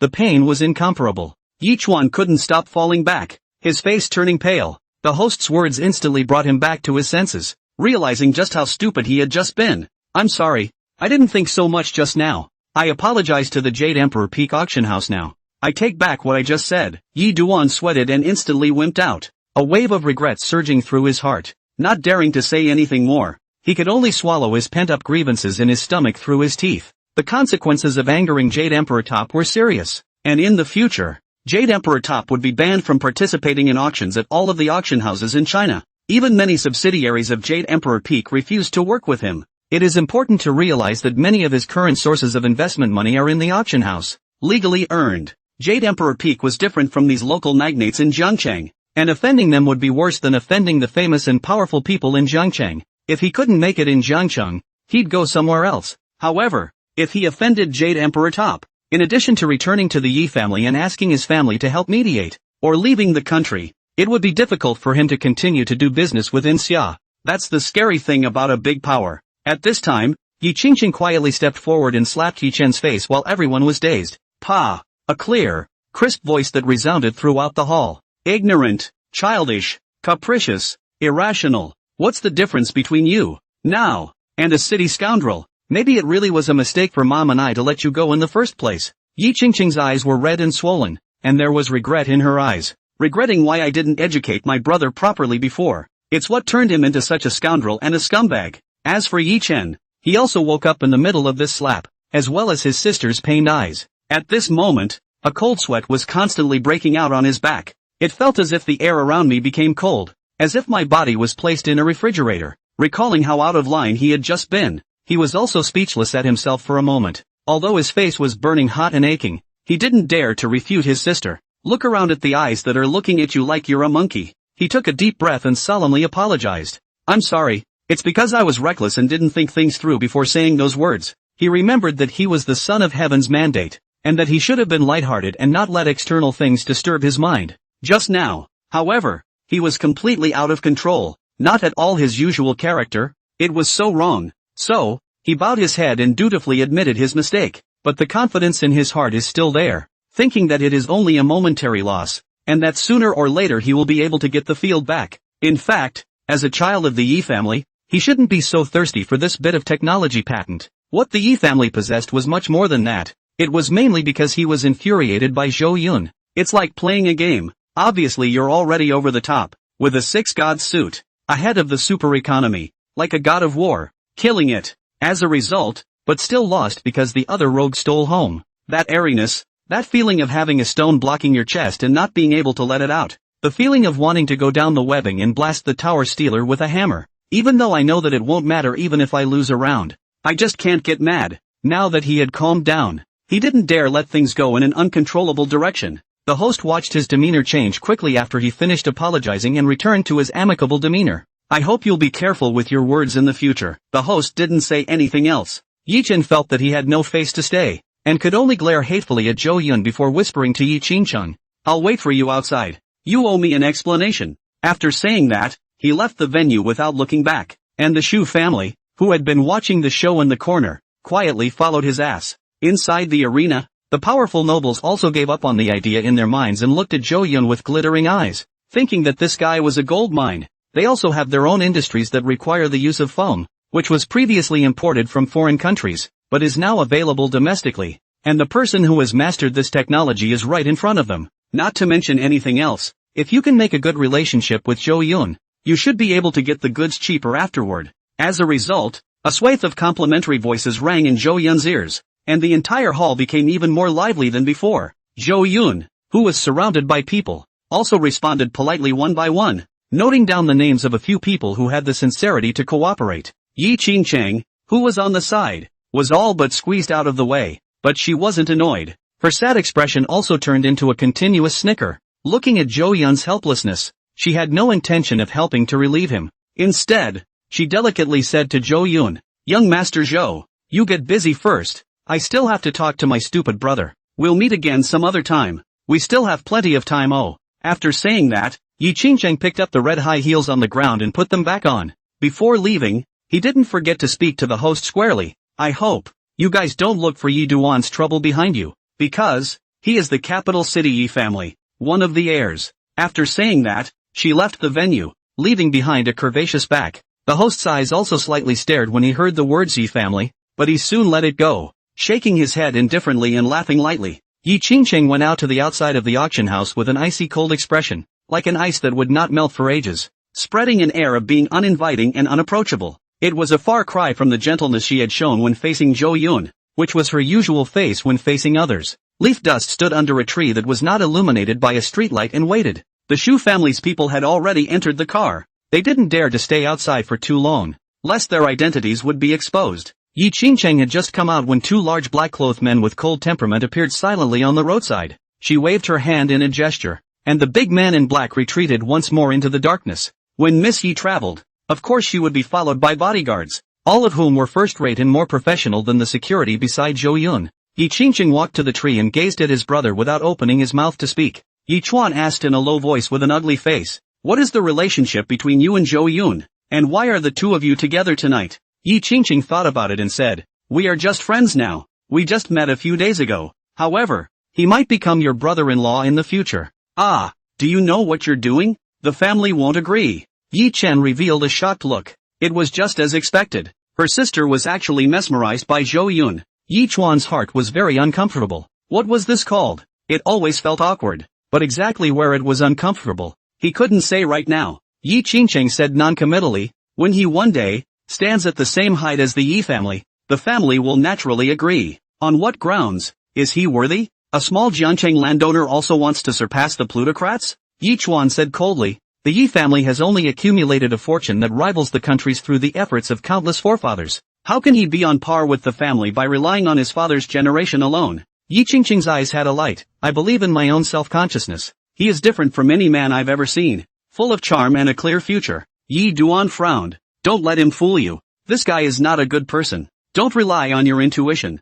He won't soar. Sooner or later he'll be down and out. Don't think about marrying him. Your ultimate destiny will be men from other plutocrats, such as the ones from the Long and Tang families. Zhou Yun doesn't deserve it yet if he wants to be my brother-in-law." Yi Qingcheng said expressionlessly, "Don't mention those disgusting men to me, or I'll whip you." Yi Duan was so scared that he took a step back. He knew that his sister wasn't joking. She really dared to smoke. In the end, he stuck to his guns. "Zhou Yun, he can't marry you. I told you, you two can't be together." The thought of Zhou Yun if he really became his brother-in-law. Yi Chuan then felt hairy, and after thinking only a little, he hurriedly snuffed out that thought. He really dreaded seeing that day. If that day really came, how groundless one should be, fearing that one would have to go completely insane and lose one's mind altogether. Just thinking about it didn't work. It all made him feel like he was having a nightmare. That scene, it was horrible. Yi Qingcheng shrugged and said, "I can make him your brother-in-law whenever I want. However, back to you.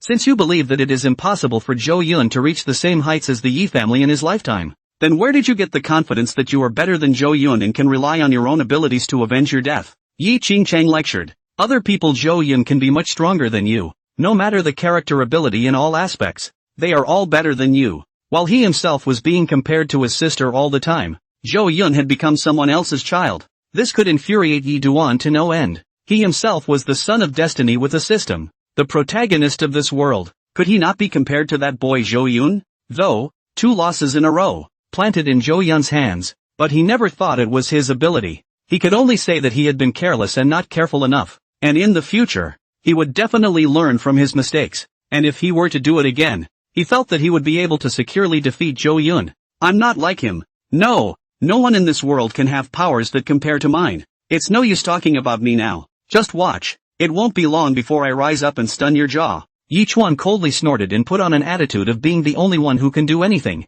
The thought of the project that would make hundreds of billions of dollars made him incredibly grounded. Yi Qingcheng wanted to look at his brother like a fool. "How have I not realized since I was a kid that you're less of a man? Forget it. I'll warn you once more. Don't mess with Zhou Yun for me if there's nothing else. I'll whip you once for messing with him. Also, I'm running out of patience. I can give you time to prove yourself. And if you still haven't produced anything, you're coming home with me. You've been with that Shu woman lately, haven't you? Get away from her. This woman's segment is too low. She doesn't even have the qualifications to become a servant of my Yi family." Yi Qingcheng yawned and warned Yi Duan in a cautious tone. Then, it turned around and left the tree, got in its own car and left. Leaf Dust listened to his sister's warning and thought carefully. "It was clearly Zhou Yun who provoked me first, and yet you're still blaming me. Impossible. Where there is Zhou Yun without me, there is me without him." Yi Chen thought in his heart with deep hatred. He returned to the parking lot as well and drove off under the contemptuous gaze of the netizens. On the road, the 3 members of the Shu family sat in the back seat, and at first they managed to keep quiet. But in the end, Shu's father couldn't help but ask, "That woman called you her brother. Could it be that he's your sister? A real sister or a cousin?" Yi Chuan drove the car, thinking of things in his mind, and casually coped, "Kissing sister. Then what does it mean that he's walking with Zhou Yun? Shu's mother couldn't help but spray. It's like a feeling that there's a spy amongst your peers. Yi Duan had a headache and said, I can't control her. Things aren't what you think. They're just ordinary friends now. Never mind. I'm not going to bother with you about that. All I care about is when I can get me through this. Shu's father felt a head too big, completely confused about the intricate relationship between them, and now only want to hurry to get out of the sea of suffering. I would have been halfway there today. If I had been there, that patent might have. Thinking about this, Yichen was still a bit angry. Then if you're not sure, our cooperation, Shu's father said worriedly. What's your hurry? If I didn't have confidence, would I still follow to find your Shu family? Yi Chuan gritted his teeth and said, our next stop, to Cloud City. Cloud City, where is the most famous? You're going to gamble on stones? Shu's father's eyes went straight. Yi Duan nodded. That's right. According to the information I've inquired about, the Jin family's old mine has recently dug out quite a lot of new materials. There are nice things that might be able to double my assets. You really are. Shu's father was just about to retort something, but thinking back to the auction house and seeing Yi Chen's performance, although he didn't win anything, his vision was still there. He shut up. This guy is so confident. He might actually have a couple of tricks up his sleeve. Trust you one more time. Shu's father had no other choice. At this time, no one noticed that in the dimly lit seat, Shu Yanran's eyes revealed a ray of pain and suffering, but she said nothing, her eyes lax and cohesive, her expression sometimes twisted and sometimes calm. Zhou Yun finally got rid of the enthusiastic rich merchants, and it took a lot of persuasion to turn down the many enthusiastic invitations to be his guest. After signing the papers backstage at the auction house and paying the money,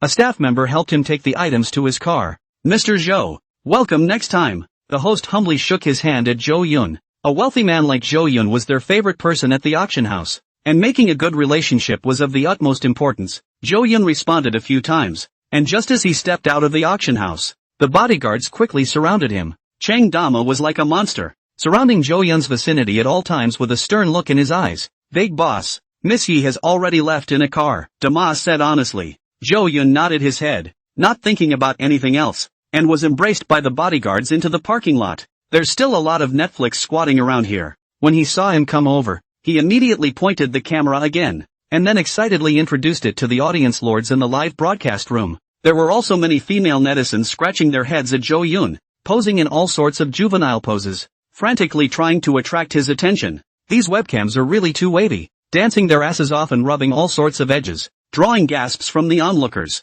Female netizens see him show up. There are also bold, immediately shouted, handsome, add a contact. Zhou Yun just faintly swept a glance at her chin that could be a nail, and instantly lost interest, responding, my fish pond is full, sorry. When he finished, he got into the car in silence. In the old days, maybe he would have stopped to watch, but after having a close contact with Yi Qingcheng, these mediocre fans and plastic surgery net red faces can no longer shake his heart. Not to mention Yi Qingcheng, even Jing Wanning, no matter in terms of body shape and appearance, it was a descending crush on the female netizens. What's more, the two women possessed an aura that other women couldn't imitate. It's one of those types that you won't get tired of playing for 10,000 years. The security guards also got into the big G, protecting Zhou Yun back and forth as he slowly left the parking lot. It only left a wailing sound from the female netizens, and after all, not a single woman was favored by the Zhou family's crown prince. The convoy went up to the viaduct. Inside the car,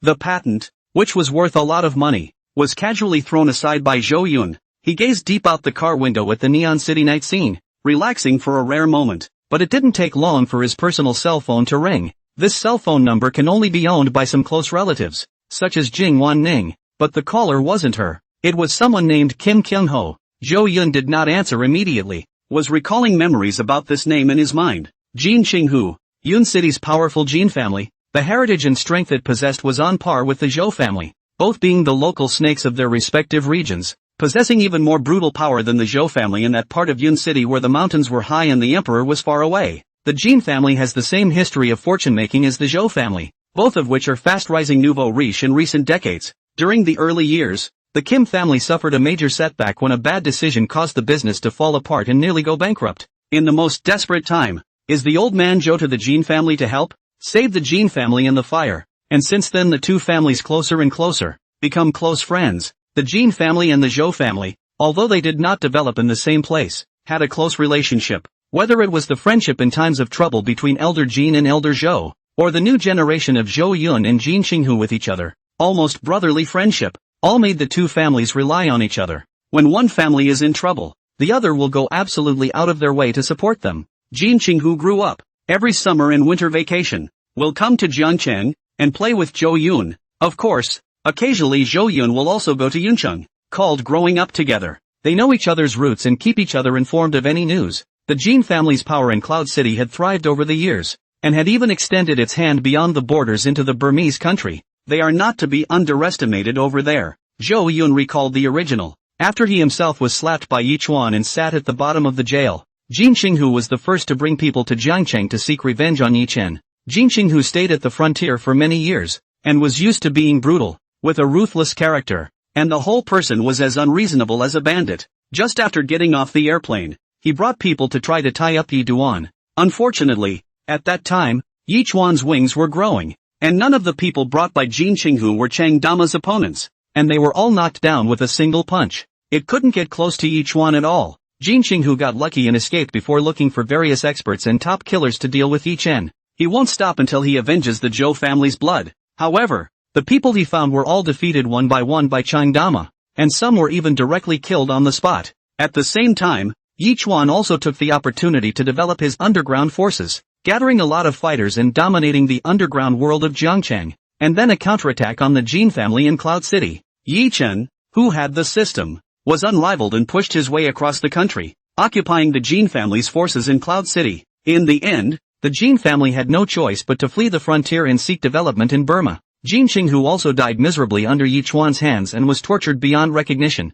Thinking of Fei Chan, Zhou Yun gave a rare heartfelt smile. Though the kid was big and straight-talking and sometimes did things that were very annoying, but it was true to his character. And after his own accident, without saying a word, he rushed to take revenge without hesitation. This time, Zhou Yun naturally wouldn't let that result occur again. Zhou Yun had just picked up the phone, and before he had a chance to speak, the loudspeaker was blaring like a noise had appeared. Zhou Yun, old Zhou, well done. Ha ha ha, I just got back from going to Maine with my father and I saw the news that you finally dumped that bitch. I have advised you long ago, that dead woman is not a good thing. More than the container will also pretend. This kind of Sima thing is not worth your Zhou Dishao's deep love at all. If you come to Cloud City, I'll find you 100, 1,000, so you can be a groom night after night, in turns, for a year. When I went to your place before, I was so upset with this shoe that I could not wait to slap her big mouth, break her arms and legs, and throw her to Burma. Damn, this bitch is pissed off old me,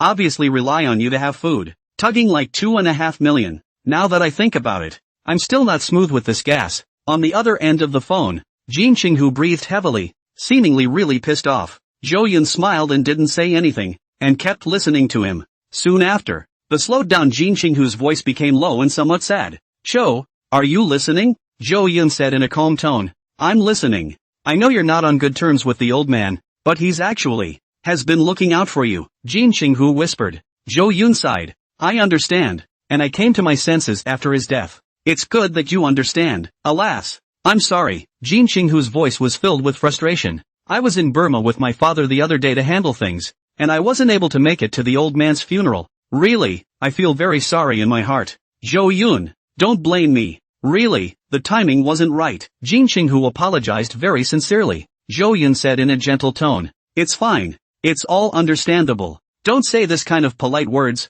You're out of line. Jin Qinghu continued. Thank you, brother. I'll stop being pretentious. As a sign of regret, if you're free to come to Cloud City recently, I'll give you a big gift. Zhou Yun was puzzled. What program? Jin Qinghu said. My father and I have gotten a lot of good material in Burma. Plus the old pit at home has also produced a lot of goods recently, and I am ready to organize a Fengyan gambling conference. Come over here and I'll send you a good piece of material worth hundreds of millions of dollars straight away. Kim Kyung-ho is talking about hundreds of millions of dollars worth of good material, not cut up and worth hundreds of millions. Rather, the material was worth hundreds of millions before it was cut. The jade in the material is the kind that has a 90% chance of making money. Zhou Yun hesitated for a moment, thinking about the cramped schedule of things lately, needing to keep an eye on Yichen at all times to prevent him from having a chance to roll over. It was a bit hard to free up his hands, so after thinking about it, he replied back, I don't know if I have the time yet. I'll get back to you after a while. Jin Qinghu said, I understand. You just took over the group. Must be a busy man. It's okay, this material I keep for you, not for sale. Zhou Yun laughed. Good. It's a deal. I'll definitely go to Cloud City to look for you when I have time. After chatting with Jin Qinghu a few more times, he hung up his cell phone. It's late at night and the lights are streaming outside. Shortly after, the convoy slowly drove into the Blue Mountain Villa, and Zhou Yun returned home. Jing Wanning's room was still lit, and Zhou Yun ate some late-night snacks before she walked down. Young master, the commotion you've made tonight is really not small. The relevant department of the main government just called me quite a few times. Jing Wanning's pretty face was calm, with an unnatural glint occasionally flashing under her eyes. News traveled really fast. It seems like she already knows what happened in the auction house. Zhou Yun thought to himself. What was all said? Zhou Yun asked curiously. The department in question does not have its own contact information, so it has to call the group company. Jing Wanning said, they want to meet with you to talk in person, and they want you to build the factory in Zhangcheng. Zhangcheng's official bigwigs are really well informed. The patent of the foaming agent has not yet been warmed up, and the bigwigs smelled the smell and came. If Yuchen Group builds a factory in Zhangcheng, and it is also a material factory with great demand, it will inevitably directly drive the economic development of the entire Zhangcheng, as well as the employment of the population. This foaming agent technology is at the top of the world, and once production begins, it will surely create a monopoly at home and abroad in the future. As time passes, more and more companies come to ask for materials, and the factory gets bigger and bigger. By that time, a factory, at least, all need tens of thousands of employees to keep stable operation. Zhou Yun bowed his head in deep thought. He had no problem with building a factory in Zhangcheng. In this place, the old man used to have a lot of connections and could avoid a lot of official trouble. Times are different these days, and many official people basically don't break the rules and engage in backroom deals, but some accommodations that are within sensible rules, such as advance notification of news,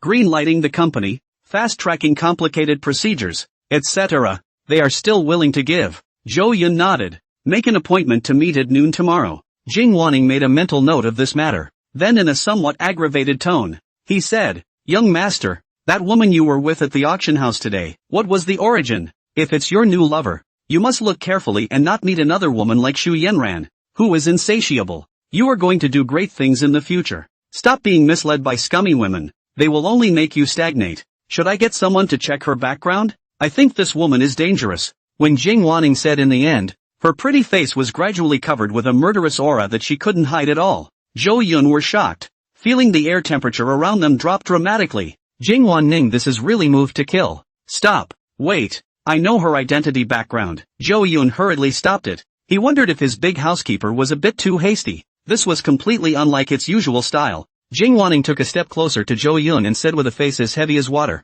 Who is she? Zhou Yun felt even colder and a bit puzzled, but still patiently explained. She is from the Yi family in the capital and came to Zhangcheng for her brother. Capital Yi family? Jing Wanning flinched for a moment, then said with wide eyes, It's not possible that Yi Chen is her brother. Is it? Aha! Zhou Yun did not hide it. They are siblings. Jing Wanning was very smart and immediately launched a rich association, her thoughts opening up quite a bit. The auction had caused quite a stir, and from the news she had gotten, Yi Chen was there. This little Yakuza was infuriated and slapped by Yi Qingcheng, but he could only hold his tongue. Jing Wanning associated it with the fact that perhaps, Zhou Yun's contact with Yi Qingcheng was not accidental and had been set up long ago. Since Yi Chuan was stuck with Xu Yanran, so Zhou Yun returned the favor in his own way and directly approached Yi Chuan's sister. The two walked arm in arm in the auction house, which did not give Yi Duan gas smoke on the spot. Jing Wanning's eyes glowed as she imagined the scene of raising her eyebrows, wishing she could be there in person, but she was ultimately too busy to miss it.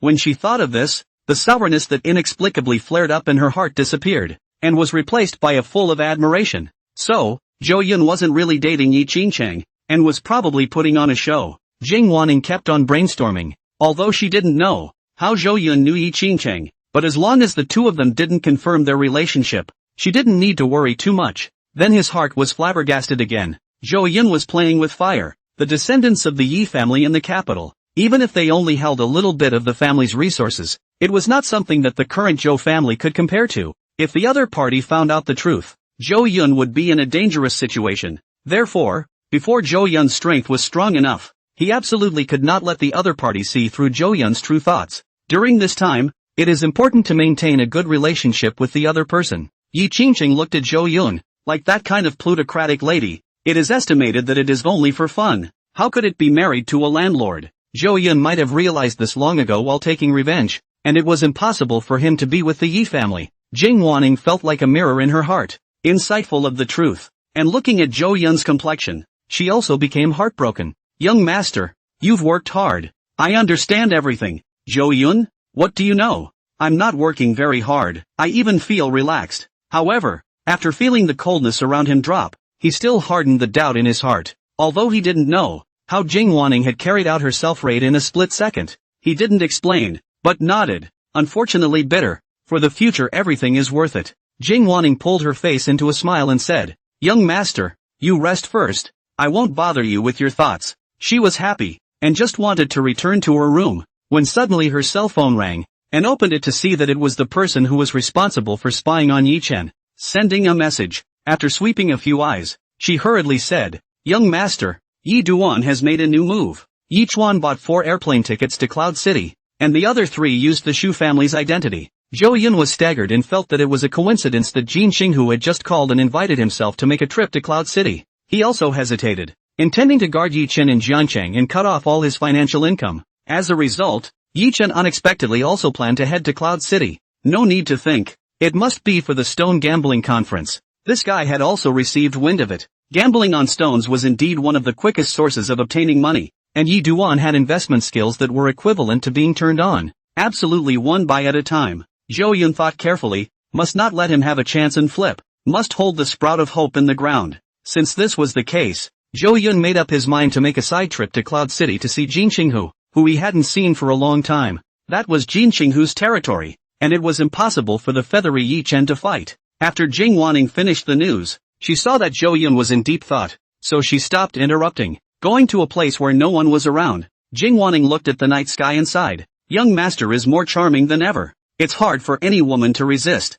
Plus, with his status and position, he's sure to have a lot of flowers and butterflies surrounding him. Who can conquer him completely? I don't think anyone can. Maybe he belongs to no one. I don't know what will happen in the future. Let's take a step and see what happens. All I can do is to keep following around and help him identify some women with ulterior motives approaching. Jing Wanning sighed several times in succession, suddenly feeling that it was unrealistic to completely occupy Zhou Yun. To be able to have a corner place in his heart was, perhaps, enough. Day 2. After breakfast, Zhou Yun called Jin Xinghu. Say that you are ready to make a trip to Cloud City. I didn't give notice last night because it was late at night and it wasn't good to interrupt so late. Jin Xinghu, of course, was very happy and expressed a grand welcome, taking Zhou Yun to feel the joy of being single, with clubs throughout Cloud City at his disposal. Zhou Yun only thought he was joking and agreed. Then, together with Jing Wanning, under the protection of Chang Dama and the security guards, they left the Blue Mountain Villa and headed to Yuchen Group's headquarters.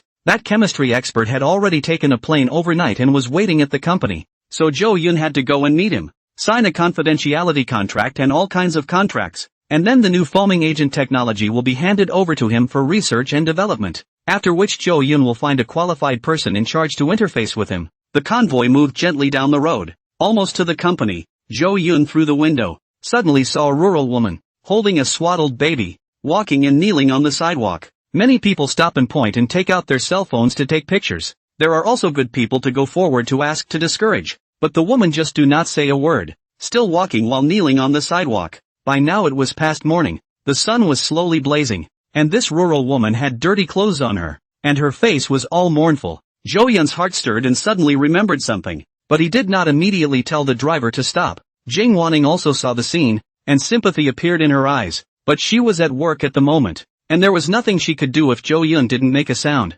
Arriving at the Yuchen Group's headquarters building, under the awe of all the staff, Zhou Yun and Jing Wanning went to the reception room and saw the chemistry expert. In the chemical expert's excited conversation learned about the foaming agent. Zhou Yun did in his heart, and from some of the speech and mannerisms, also know that the expert is really a person who is obsessed with research technology. Do not seek fame and fortune, but only for China's scientific research is developed, and all walks of life never have to beg for foreign suppliers. Do not have to look at other people's face. Zhou Yun heart admiration, chatting about the construction of the factory. The preliminary investment must be at least 2 billion, which is still in the psychological price of Zhou Yun within the scope of tolerance. After chatting for nearly 2 hours, negotiating the matter, having the chemical experts sign the contract, and finding a specialized person to take care of it, Zhou Yun and Jing Wanning went down to the office building at noon to eat with the official people. The same talk about building a factory in Zhangchang. Some details need to be harmonized views. While Zhou Yun went downstairs,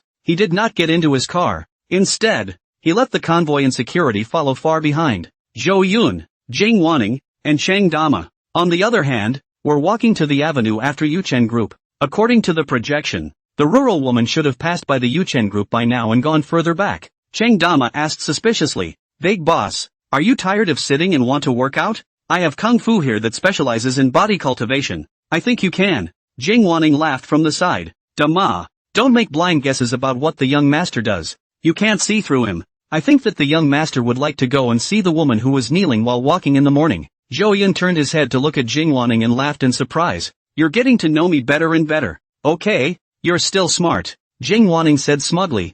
"I just know that young master won't look on and not care." Cheng Dama agreed. "Young master is indeed a good man. Thanks to him, my parents were able to heal so quickly." Zhou Yun smiled mysteriously and stopped explaining. Couldn't explain it even if he wanted to, because the rural woman's actions reminded him of the business wizard in the original. One of the 4 heavenly kings received by Yichen, a genius named Yang Xingrui, and Yi Duan. It was because he saw the report about this woman, and found Yang Xingrui, and spent a lot of money to recruit him into the company, and only then created the future belongs to the foundation of Yi Duan's business empire. This talent, since encountered, must not be missed, intercepted before it is too late, received under the banner. A few people walking, soon saw the rural woman. At this time was surrounded by more people than in the morning. The Chinese bones never lack the gene of love to see. Zhou Yun was dressed uncommonly and looked like a very rich man. Jing Wanning also had a great aura, plus Cheng Dama's monster-like figure. The 3 of them walked inside, and the onlookers naturally moved out of the way. Zhou Yun stopped to observe the rural woman, her legs trembling every time she knelt down, obviously using all her strength, kneeling for hours while walking, something some subpar men can't always do, while women with a new month-old baby in their arms gritted their teeth and persevered. There was no pain in the woman's eyes, only a determined light, as if she would kneel through even a mountain of fire ahead. On the side, Jing Wanning asked the bystanders what was wrong with this woman at the right time. The onlookers said in a chorus, "This woman is really pathetic and has been kneeling since morning while walking. I didn't know at first, but then the woman said that her newborn daughter, who had eye cancer, was so poor that her family couldn't afford medical treatment, so she could only post on the internet for help. One of the posters, who called himself a rich kid, said he would donate $30,000 to the baby if the woman dared to walk and kneel for 2,000 meters, while walking on Zhongwan Avenue. I found that post. This guy is so arrogant. It makes me incredibly angry. Read it. This guy said, money a big handful more, casually in the top restaurant to eat a meal to spend tens of thousands of dollars. As long as you dare to in the Zhongwan Avenue, every 3 steps to Kowtow, 2,000 meters, I will donate 30,000 yuan to your daughter treatment of eye cancer. Damn. This guy is so inhuman. Since he's so rich, just donate directly. Why bother torturing people? This is a woman who has just given birth. Not yet out of the month, but to be subjected to such torture, who can afford it? Watching me fall into tears. Women are weak, but a mother is strong. So what the ancients said is true. If I were that rich kid, I'd just donate it and never make things difficult for people like that. Oh, that guy I suspect is a fraud. Not rich at all. He's just an internet keyboard warrior, posing as an identity. I bet behind the computer is an ugly-looking, dirty-minded stingy man, the kind that can only eat instant noodles to get by. People are so disgusting nowadays, making fun of people's grief. It's unconscionable. Someone took a video and posted it online, angrily denouncing the behavior of the self-proclaimed rich kid. There were also people who broke down under that post and said that he was not a human being, bullying ignorant women like that, and that they hoped he would do what he said he would do. Some of the media, who were keenly informed, quickly arrived carrying long guns and were shooting the news from the sidelines. This matter quickly fermented on the internet. The fire burned like a prairie fire. The entire Jiangqing people know a big half, causing very much attention. Jing Wanning was also furious as she cursed in a low voice. People already have wounds, and this guy still wants to rub salt in it. What a scum. I hope he'd better do what he says he's going to do. Otherwise I'll definitely pull him out and take out a vicious breath of air. Cheng Dama's eyes erupted with fire, saying, isn't this bullying an honest person? This guy reminds me of my former supervisor, and I can't wait to punch him in the face. Both were enraged, vicariously, and looked at the trembling, still kneeling women with great sympathy and heartache. The 2 men also went to persuade them, but to no avail. The woman was determined to finish kneeling for the sake of her daughter. Finally, a short time later, the women completed the task described in the post. at which point they could not even stand,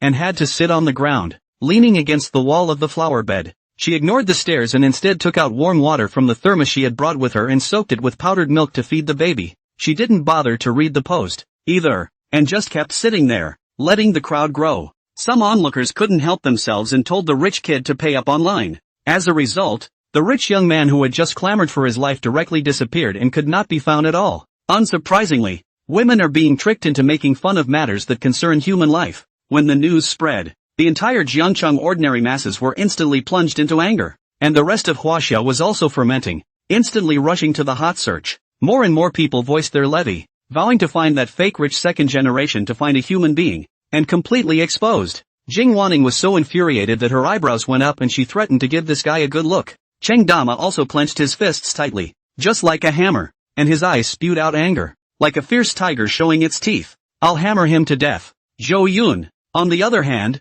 was not angry and appeared to be much calmer than the two. Instead, his face showed admiration. High, really high, a genius for the ages. Excitement showed on his face, unlike the others who were annoyed, and his eyes twinkled like he had found gold. Jing Wanning, who was originally angry, also froze when she saw Zhou Yun's reaction and asked suspiciously, "Young master, what are you saying? Why can't I understand any of it?" Zhou Yun laughed. "Just ask this woman. This is not the place to talk. Tell her who I really am. Then have someone drive over and ask her to get in the car. Remember, make sure you make it clear to her that we mean no harm, that we're the ones who are going to help her, and that she's served her purpose. It's better for you, Jing Wanning, to go. Cheng Dama, you stay away from people," Zhou Yun admonished. Cheng Dama looks too scary, fierce and vicious, standing there, like a bandit, where the woman dared to enter the car. Although Jing Wanning's head was full of question marks, she happily went to make the arrangements. The meaning of Zhou Yun's words was to help the women tide over their difficulties,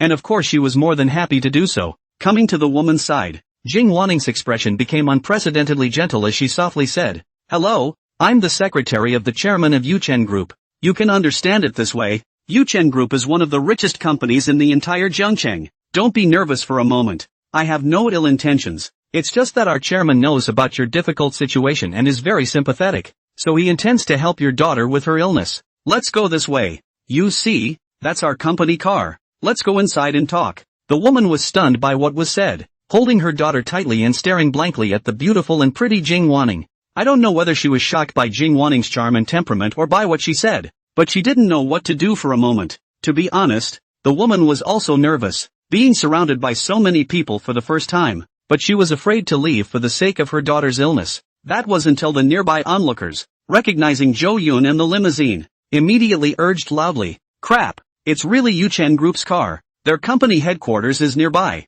There should be no mistake. Where does anyone here dare to impersonate? I recognize the license plate. And this handsome young nobleman, often swiped on the local news in Jiangcheng, can't be wrong. Zhou Yun is the real rich second generation. With him out there, this child can definitely be cured." This woman is so lucky to have run into Zhou Yun. It's considered a blessing that she didn't abandon her child. "Get in the car. What are you waiting for? Do you still want your child to be cured?" "This mother, he's not a liar. He's really rich. Your daughter is saved." The onlookers were thrilled and finally relieved to see the child saved. See, the woman is still sitting stupidly on the ground, and hastened to persuade her to hurry up and get on the car.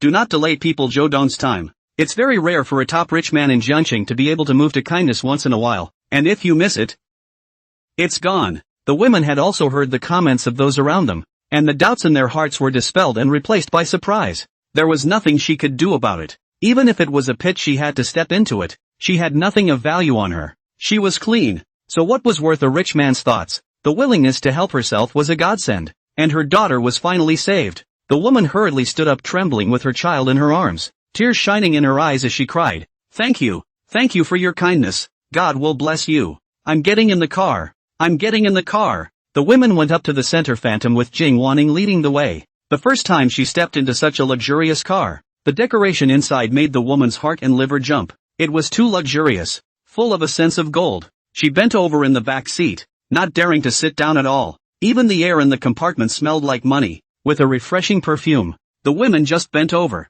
crouching in the gap, not daring to sit in the leather chairs, with a look of awe over timidity on their faces. Zhou Yun sat in the co-pilot's seat, while Jing Wanning and the women sat in the back. Jing Wanning comforted. You don't have to be like this. Bending over is not good for your body. The woman said fearfully. No, no, no. This chair is more precious than my person. I can't afford to pay for it if it gets dirty. Look, is it okay if I put a cloth pad on it? Seeing that she couldn't be persuaded, Jing Wanning could only agree. Yes. The woman took a clean floral cloth that had been wrapped around the baby and laid it on the leather chair before sitting down. Zhou Yun asked the driver to drive the car to the best hospital in Zhangcheng. On the way, Jing Wanning kept comforting the women, who thanked them repeatedly and said they were great benefactors. Finally, Zhou Yun opened his mouth while answering Jing Wanning's doubts. He asked the women, which one of the people posing as a rich kid is there? I want to find him. The woman froze at the words and immediately dropped her head, a panicked look in her eyes. I don't know him.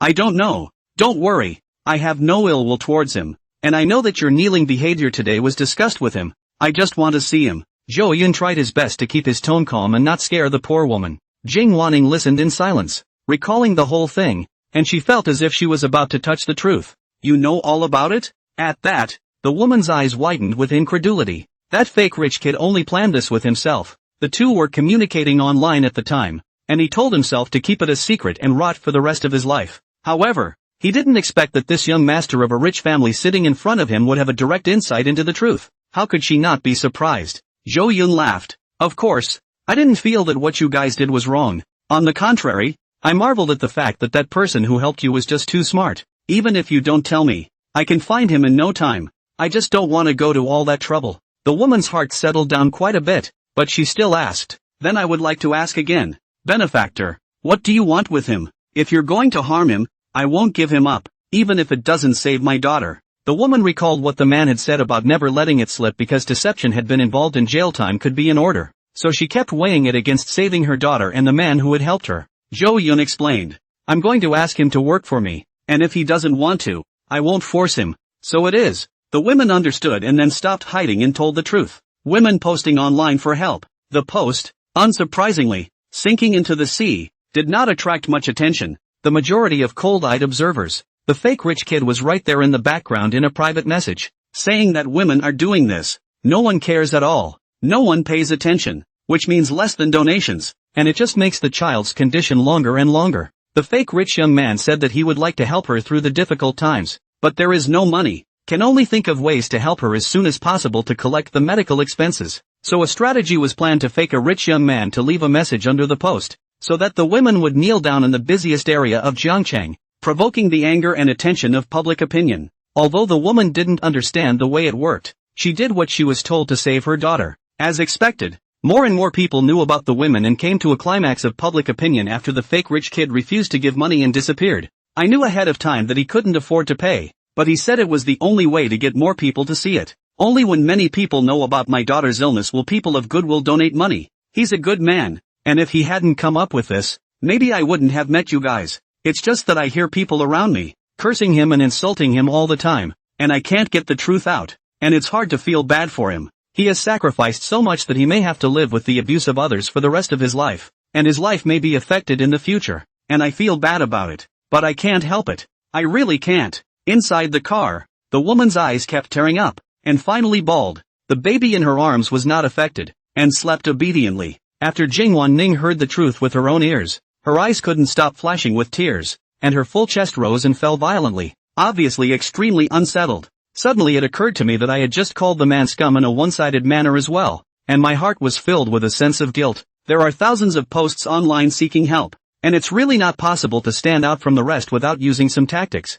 It's only when things get a great deal of attention that you can find kind people willing to donate money to fund it in a world of indifference. Even some cold and heartless people would be more or less willing to donate a little bit of money just to gamble with him. And the price for that is that he is completely destroyed. Jing Wanning let out a long sigh. The schemer uses his body as bait and carries thousands of curses to invite the world into the game. This gentleman's methods are so righteous that I am ashamed of myself. I get it. I finally get it. Jing Wanning suddenly realized and admired. This guy was really too powerful. He dares not bet on the goodness of the world, but he dares to bet that there is evil in the heart of every man, and that all men want him dead. After Jing Wanning marveled for a moment, she looked at Zhou Yun on the passenger side, her eyes spread out over the stars. Young master, you must have known the inside story for a long time. That's why you deliberately came to find this woman. So you couldn't stop marveling at the man's operation after you heard those onlookers explaining what happened. I can't believe I didn't even comprehend what you meant. It seems that young master is really more powerful than I thought.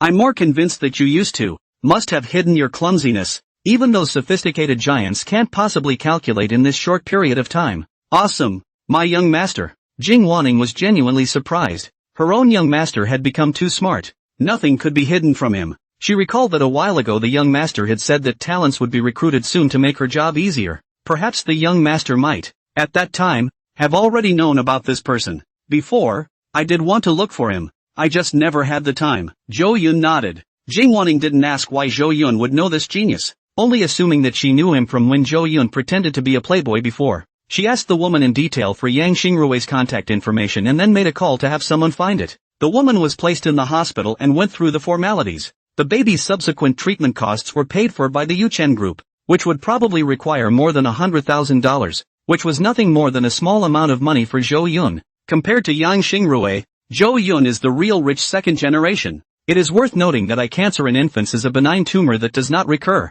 After dealing with this matter, Zhou Yun did not rush to find Yang Xingrui. Instead, they went to the Ronggui Hotel in Jiangchang, which specializes in business negotiations, to talk to official people about building a factory. After entering the hotel, Zhou Yun was polite and called uncle one by one. The ones who came were all older people who had dealt with the old man a lot over the years and had even hugged Zhou Yun when he was a child. Officials are very important to this matter. The technology of the new foaming agent, the dispute over the country's fortunes, although it is only the tip of the iceberg. But the summer country has not been so raised eyebrows for many years. That's why the top face gave strong support to Zhou Yun to build the factory. The officials of Jiangchang also took care of Zhou Yun, facilitating every aspect and giving the greatest benefits within not breaking the rules. In the end, when asked about the location to build the factory, the official directly granted a good piece of land to Zhou Yun and signed a 30-year contract at a very low price. They are not stupid. As long as the production of blowing agents is functioning properly, not only does it solve the employment problem,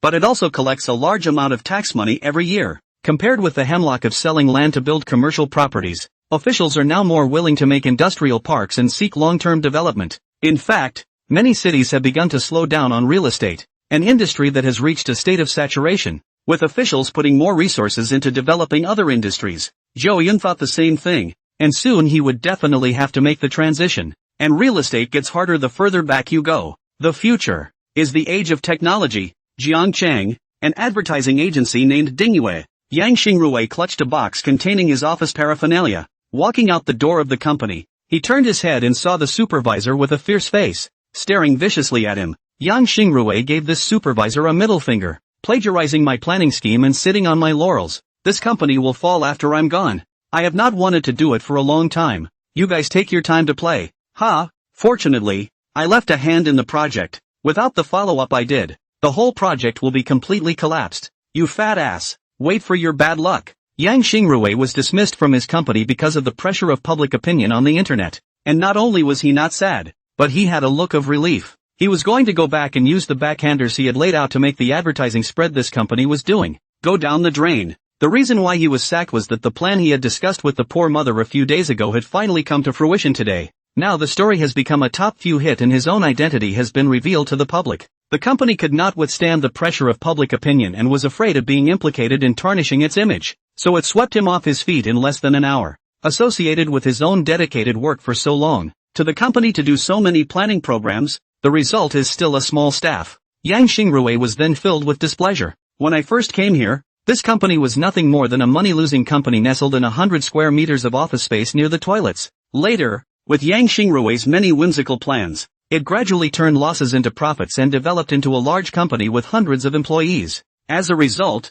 their own wages not only did not increase, even the new staff can bully themselves. Many people who do not have much ability, but can rely on nepotism, easy to get to the top. Staying any longer is just a waste of time for Yang Xingrui. As for the abuse that was all over the internet about himself, he didn't care. Even when many of his relatives and friends called to scold him, he ignored them. As long as that mother and daughter are healthy and safe. It's already nighttime. Walking down the brightly lit street, Yang Xingrui doesn't want to go back to his rental room so early. Taking out his phone, he was on social media apps, planning to call his friends from the old days out for a drink. Results, damn, got myself all blacked out. Ha! Yang Xingrui gave a spontaneous smile. He looked away, which wasn't a bad thing, and at least knew ahead of time that some people weren't worth befriending. The sooner you pull the plug to avoid being cheated and betrayed in the future, the better. On second thought, he was going to check on the poor woman, and in the meantime, help her keep a check on the online donations.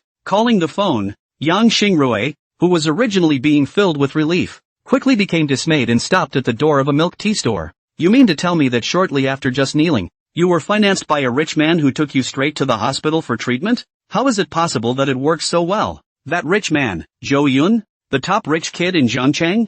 Yuchen Group? Crap? Yang Xingrui's face was full of surprise, so scared that his other hand holding the paper box went limp, and the box fell to the ground, spilling papers all over the place. He panicked, picking things up and calling at the same time. That's Zhou Yun, the crown prince of Zhangcheng. He, an advertising planner who keeps an eye on the news online, had certainly heard of it. He had also specifically inquired about quite a bit of information about Zhou Yun, and was as familiar with the name as a thunderbolt. So, you told him about my planning. To him, Yang Xingrui's mood was extremely unsettled.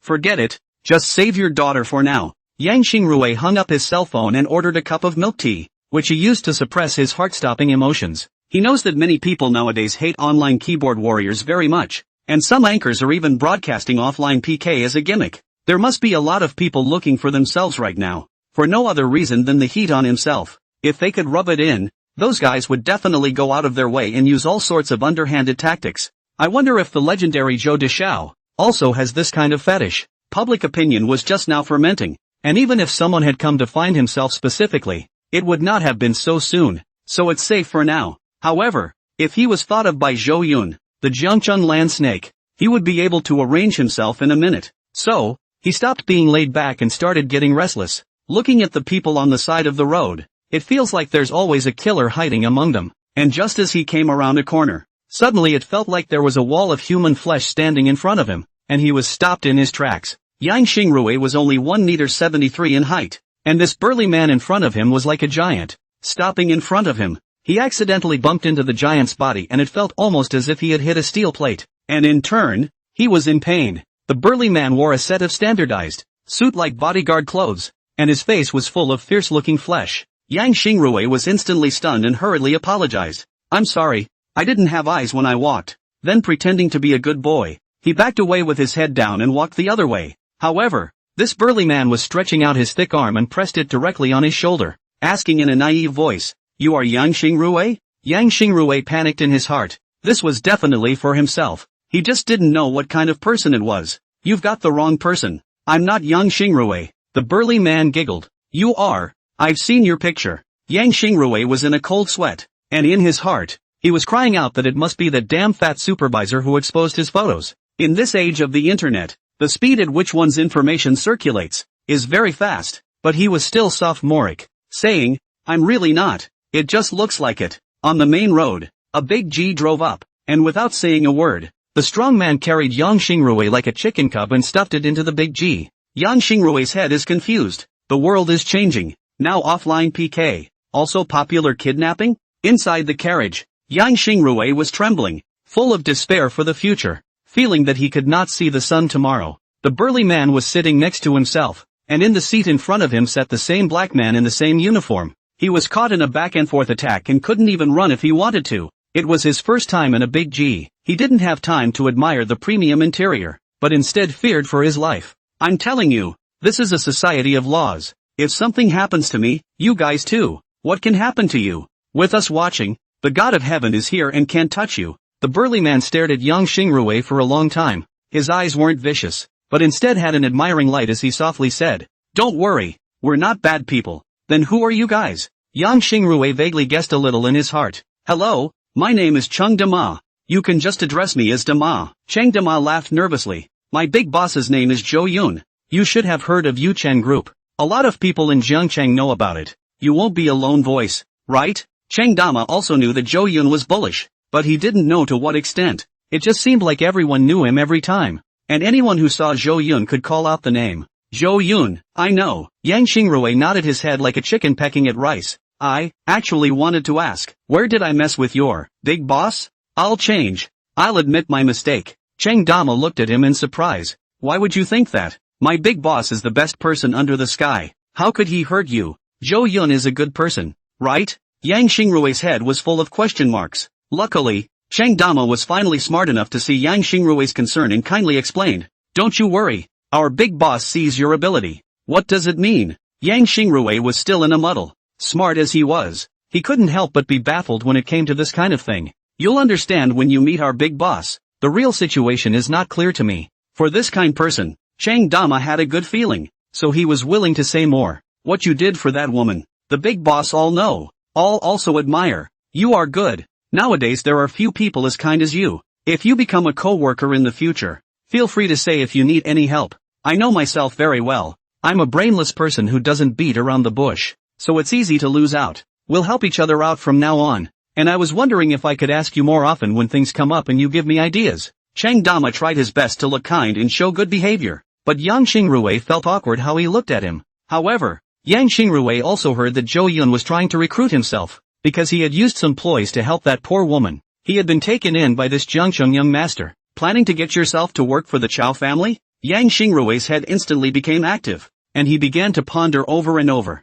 The big G drives fast. The moon is on the branch. It's late at night. Just outside the car is still a city bustling. Skyscrapers, but at this time it has become quiet, like driving to the countryside. There were green trees outside the car windows, and Yang Xingrui felt that the car was driving to the mountains. This is a luxury villa area. The roadside lighting street lamps are valuable goods. In the dense light, both sides of the road are well taken care of a variety of exotic flowers and plants. Yang Xingrui thought about his situation. He guessed correctly that the big G drove back to the Blue Mountain Villa, and the entire area above the halfway point belonged to the Zhou family. Entered the villa. Yang Xingrui like a country bumpkin. Look left and right. Private swimming pool. A variety of high-end entertainment facilities. All over the mountain weeks of the garden and so on. Even the grass here outside the sale price is worth at least a few $100s. Not to mention a lot of tens of thousands of dollars of plants. A railing, like a long snake, encloses the mid-levels and winds its way around, and the sidewalk next to it is covered with cobblestones. Like a park. Yang Xingrui only felt dazzled and mesmerized. Even the air was different and extraordinarily fresh from the mountain. Now that's where rich people live. In the corner of the garden, there were also many antiques, and Yang Xingrui felt that any one of the contraptions was worth more than himself. Embraced by the bodyguards, Yang Xingrui walked into the villa, feeling that he didn't even deserve to step on the expensive carpet. A variety of authentic oil paintings, each worth a great deal of money, hung beside the building. A sense of inferiority immediately appeared in Yang Xingrui's heart. The roof of the villa was accessed through a side door, and it was like a vacation home up there, with a sophisticated bed and breakfast feel to it. Yang Xingrui was the first to meet what looked like a cold-faced female president in a TV series, a woman with a colorful appearance. The woman smiled amiably, giving him all kinds of spring breeze feeling. Yang Xingrui's nervousness suddenly disappeared a lot. The roof has barbecue facilities, rocking chairs, and a couple of yoga mats, with a long solid wood table in the center. At the end of the long table stood a wine glass 1/3 full of red wine. The glass was held in the hand of a gentleman and shaken gently. The moment Yang Xingrui saw the man, a name immediately appeared in his mind. The head of Yuchen Group, the crown prince of Jiangcheng, the Zhou family's youngest, Zhou Yun. Unlike the photos he had seen on the internet, when he saw the legendary figure in person, Yang Xingrui still couldn't help but be slightly shocked. In the middle of the night, Zhou Yun's entire person seemed to be glowing, and the incomparably bright moon in the sky seemed to cast a halo of light on his body. Like a son of the moon, Zhou Yun was very iconic looking, with well-defined features, a jaw like a knife, dark dense hair, calm eyes, and a well-proportioned body, wearing a white shirt with a button undone, revealing a detailed collarbone and sexy throat knot. He was permeated with a strange temperament at all times, indefinable, but very attractive. Sitting there with his legs crossed, he became the protagonist there, and could not be ignored at all. If he is a woman, he will definitely fall in love with him. Yang Xingrui thought this in his heart, worthy of being a young master of a powerful family, even if he didn't have a good reputation outside. He was really handsome in person. Yang Xingrui stood in place, not knowing what to do, still holding the box in his arms after being dismissed, like a naive batch, full of confusion. Zhou Yun smiled and said, "Mr. Yang, please take a seat." "Ah, yes. Yang Xingrui hurriedly took a seat next to the long table, not daring to get too close to Zhou Yun and being coy. Zhou Yun carefully said, "You haven't eaten dinner yet, right? What do you like to eat? My family's chef is very good at his craft. He can do anything." Don't bother. I'm not hungry. In fact, Yang Xingrui was so hungry that he ate a loaf of bread in the morning, and didn't eat for lunch because he was too focused on what was going on online. Zhou Yun ignored his excuses, and even if Yang Xingrui refused, he still asked Jing, wanting to inform the chef. Mr. Yang is from Chuan City, right? I'll have the chef make some Chuan dishes.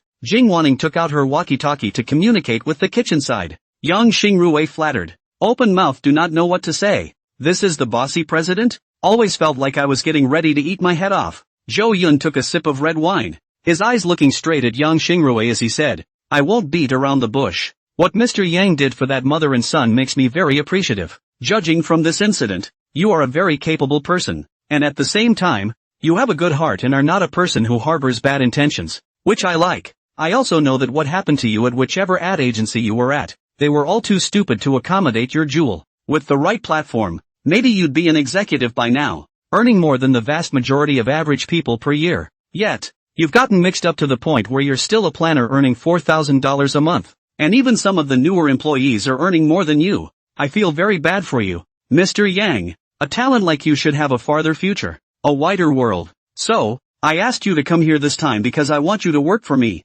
Yang Xingrui, the half-builder of Yi Duan's business empire, was still just a humble little man. Zhou Yun did not dare to underestimate him. Just like Chang Dama, when Yang Xingrui's confidence was gradually cultivated in the future, the value he could create would be incomparably vast. Yang Xingrui had no idea how much he was valued by Zhou Yun. Now he's still a little flattered and it feels surreal. What had happened in that short hour was like a dream to him. Entering the Blue Mountain Villa and seeing the lavish residences of the top gentry is more than a little ridiculous. And now, this wealthy Zhou Yun, directly and explicitly said that he wanted to make himself work for him. It's like a big pie in the sky. So unreal. That, young Master Zhou, Dong Zhou, my head is a bit confused right now. Can you give me time to straighten it out? Starry Young pleaded, wanting to think through what was going on first. Zhou Yun crossed his legs and laughed. It's fine. The chef still needs some time to cook. Take your time to think. There's no rush. Zhou Yun's recruitment was a great joy for Yang Xingrui. Anymore, it's better than doing well in an ad planning agency. Now Yang Xingrui was at the end of his rope. In a short period of time, because of the online abuse, the reputation has been stigmatized and no company will want him again. At least hold off for 2 years until the wind blows over and people forget his name before a new job offer is possible. Therefore, Zhou Yun here was nothing less than the best choice. He had pondered in his mind that Zhou Yun was not as bad as the internet said, and when he personally faced Zhou Yun, he still felt that pressure of a superior. If it was just a dude, it could never be so calm and steady. Yang Xingrui could still see that Zhou Yun had the means and the belly. Saving that mother and daughter showed that Zhou Yun was also a kind-hearted person. He had a choice in mind, but still wanted to understand more clearly. I would like to ask, if I enter the Yuchen Group, what can I do? Zhou Yun said, I've checked your resume. You came from a business management major and were forced to make a living before switching to advertising planning. I'm going to open a new real estate company, and then you'll be the president, managing the whole business and soliciting bids for me. Open a company directly to me? Yang Xingrui's jaw dropped, shocked by Zhou Yun's decision. Yes, don't you believe in your own abilities? Zhou Yun placed his hands on the stage. I think, I should, I can. Yang Xingrui still has a little self-confidence in his own, even after graduation was poisoned by the society, but still did not throw away the arrogance of the heart. Then there's no problem. You can sign the contract today. The monthly salary is the same 1 million to start. No ceiling, depending on your ability. Zhou Yun waved his hand. Chang Dama is also only $1 million a month, and the value that the future Yang Xingrui can create is much higher than $1 million. Jingwan Ningli was about to prepare the contract and put it in front of Yang Xingrui, while whispering, that mother and daughter thing. You did a beautiful job. Thanks. Yang Xingrui nodded modestly. Without even looking at it, he directly signed the contract. There was no need for someone of Zhou Yun's status to lie to himself. There's nothing worth lying to each other about yourself. A rotten life. After signing the contract, Yang Xingrui officially belonged to Zhou Yun's staff. He instantly also looked like a different person, full of seriousness, sitting upright. He said, thank you, Xiao Zhou, big boss, for giving me this opportunity. I will definitely work well and never let you down. This job is important to me. A turning point in my life, a new beginning. Without you, I might have been obliterated for the rest of my life. Please believe me, I'll make the best of it. Yang Xingrui was a smart man, and after signing the contract, his heart was filled with fighting spirit, and he swore in his soul that he would help Zhou Yun's business rocket to the top of the top industries at home and abroad. Zhou Yun was breezy and told him not to be so formal and said something about his plans. The real estate industry is only temporary. Soon I'll be transitioning as a whole to a science and innovation company. So prepare yourself ahead of time. Yes. Yang Xingrui kept nodding his head. The servants brought up the fried dishes. A full table with a wide array of dishes. Looking at Yang Xingrui straight gulp. Big boss, I can't eat this much by myself, Yang Xingrui said in fear. Zhou Yun stood up and laughed. It's okay. You eat slowly. It's okay if you can't finish it and pack it away. By the way, if you're short of money, you can get an advance on your paycheck from this Ms. Jing, my secretary, and she'll take care of it for you. I still have things to do. I might not be in Jiangqing for the next few days. If you need anything, just ask Ms. Jing. After saying that, Zhou Yun came to Yang Xingrui's side, patted his shoulder and encouraged him a few times before leaving the roof of the building. Cheng Dama secretly gave Yang Xingrui a thumbs up and kept squeezing his eyes. But Yang Xingrui didn't know what he was trying to express and only thought that his eyes were dry. Jing Wanning went to see Zhou Yun off. There were only a few security guards left on the roof of the building, and some servants who were at their beck and call outside with Yang Xingrui. Yang Xingrui at first ate carefully and found that the taste was really good, making him have a big appetite. The temptation of food made him lose his mind, and he ate faster and faster behind him. Shortly afterward, the sound of a propeller spinning violently suddenly came from the top of the mountain, resounding throughout the Blue Mountains. Yang Xingrui looked up in bewilderment and saw that from the top of the mountain, a helicopter flew out. The plane was flying low. Through the lights of the villa, Yang Xingrui saw that apart from the person who flew the airplane, inside the airplane there was only Zhou Yun, who was wearing noise-canceling headphones, and whichever bodyguard with a formidable figure, named Cheng Dama. Crap, half the mountain is owned by his family, and at the top of the mountain, he owns the airfield outright. This is the life that rich people live. Yang Xingrui let out a sigh of relief, fantasizing that he would one day be able to ride in a helicopter and have a good time high in the sky. He had a feeling these days wouldn't be too far away. As long as he followed Zhou Yun and did a good job, he could get what he wanted. On the airplane, Zhou Yun shook his hand at him. Yang Xingrui immediately stood up and bent over, then respectfully watched the airplane disappear into the night. Jing Wanning is back. She still had to deal with Yuchen Group's business and couldn't leave with Zhou Yun with a face full of regret. Yang Xingrui had also eaten almost enough and hurriedly bid her farewell. Just as she walked downstairs, Jing Wanning suddenly said, Mr. Yang, please wait, you have something you haven't taken yet. Yang Xingrui turned his head to look and was embarrassed to find his fired case still on the table. Hurrying to take the box, he left the villa area in a panic. Zhou Yun was sweet enough to have his bodyguard return him to the downstairs of the old neighborhood he rented. Holding the cardboard box, he had a feeling like he was in a different world. Taking a deep breath and looking at the cardboard box, he went straight for a trash can and threw it away without hesitation. Then the very middle of the road. These things, don't want them. Starting tomorrow, I will be renewed and live a second life. The Shu family, Shu Yanran, who had been silent all day, looked at her parents who were packing their bags and preparing to go catch a plane. Finally, I couldn't help but speak up. Dad, Mom, can we not get so close to Yichen? He's really crazy now, daring to go against Zhou Yun. He can't possibly have a good ending in the future. Shu's father didn't have the good sense to say, you're the one who said that you're with Yichen, and you're the one who said that you're away from him. What do you want? Shu Yanran said in a panic. No, I think this thing is getting weirder and weirder. Don't you guys feel it? Mother Shu frowned. What are you babbling about again? Shu Yanran explained. I think it's fishy. Yichuan knows that I am Zhou Yun's fiancée, yet he still dares to come and seduce me. What gives him the right to do so? In the beginning, I really thought that he and I were in love, but after I was later withdrawn from the marriage and suffered a huge change of heart, and after meeting Zhou Yun again, I realized that my favorite was it's still Zhou Yun. It's Yi Duan who is destroying my relationship with Zhou Yun. Ask the world. That woman won't make a mistake. Originally Zhou Yun would have forgiven me.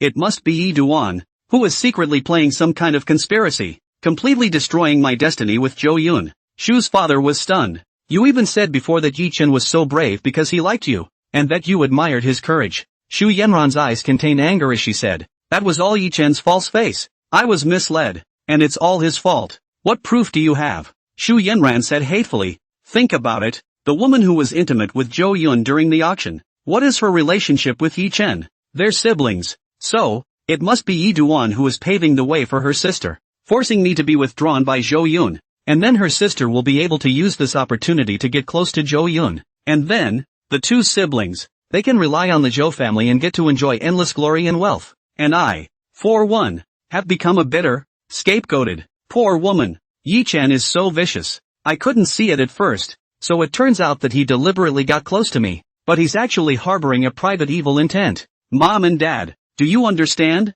It's all Yi Duan's fault. It's all his fault. Our family, in fact, was victimized by him. Shu Yan ran open teeth and claws, like a crazy dog, constantly yelling, "Will be used as a pillow, as a punching bag," with long nails to tear, the sky-white cotton wool flying non-stop. She was in a state of madness, her eyes showing madness. Shu's father shot out to hold her down, his eyes erupting with a cold aura, saying, "Stop it for me. I usually tell you to watch less courtroom dramas. Now your brain is out of whack." If that's true, then Yi Chuan would have gotten his way a long time ago. And why would he come to us, the Shu family, for cooperation? It makes no sense at all. In my opinion, Yi Chen's sister is just a scout planted beside Zhou Yun. It's not as dramatic as you think. Regardless of the facts, now that our family and Yi Chen are now completely bound together, we can only go one way. There is no turning back. Listen to me. I don't care what's going on in your mind right now. Don't get me into trouble until the crisis at home is completely resolved.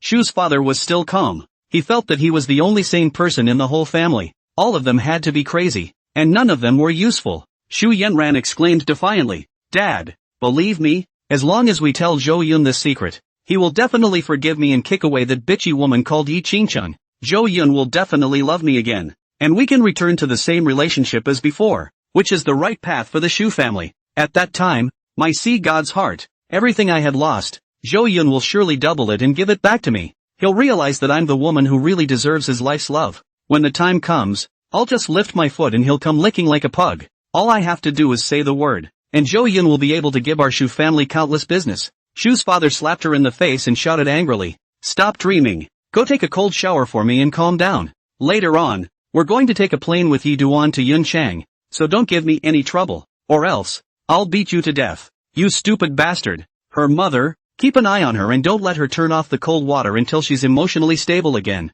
Cloud City, outskirts, a secluded manor. The estate, which covered an extremely large area, was patrolled externally by people in SUVs in groups of 3 or 5. The interior is luxurious, with a combination of concrete and wood, decorated in a style that has a unique flavor of ethnic minorities, with many fruit trees planted, as well as a soccer field, basketball court, and more. At that moment, a buzzing sound rang out over the estate, and looking upwards, it was a helicopter, constantly firing flashing lights downwards, like a star. The guards of the manor took out their walkie-talkies and confirmed the helicopter's origin, and many of the darker deployments all dropped their guards. The helicopter entered the estate unhindered and slowly came to rest on the estate's tarmac. Dozens of people had already been standing next to the tarmac. Leading the way was a young man with dyed blonde hair, gold earrings, a Bodhisattva Buddha sign on his chest, a flowered shirt, and crocodile shoes. This guy was Zhou Yun's hairdresser, Jin Qinghu, standing crookedly in front of all the black-clothed men with a cigar in his mouth, his eyes revealing an arrogant and uninhibited light. His aura was so special, and his face looked a little more evil, but in person he was okay looking. If he wasn't wearing a name brand, he wouldn't be much different from the street skank at the entrance to the village. When Jin Qinghu saw Zhou Yun coming down from the airplane, he immediately opened his arms and walked up with a dangling smile on his face. "Bro, damn, it's been too long, I've missed you." Jin Qinghu laughed out loud in a good-natured manner. The first time Zhou Yun saw him, he was reminded of a certain movie, Yellow Hair who couldn't move without breaking someone's legs. Zhou Yun was also smiling, and the moment he saw Jin Qinghu, his body and mind couldn't help but relax. Although this kid is cynical, but it is true, for himself, willing to put his life on the line, to the death did not yield Yi Duan. "You old glass." Zhou Yun also flirted and gave him a hug. Then, in passing, he put his hand on Jin Qinghu's shoulder and strutted towards the manor. "My dad made a point of telling me that you must bring him to meet him when you get here. It's been a long time."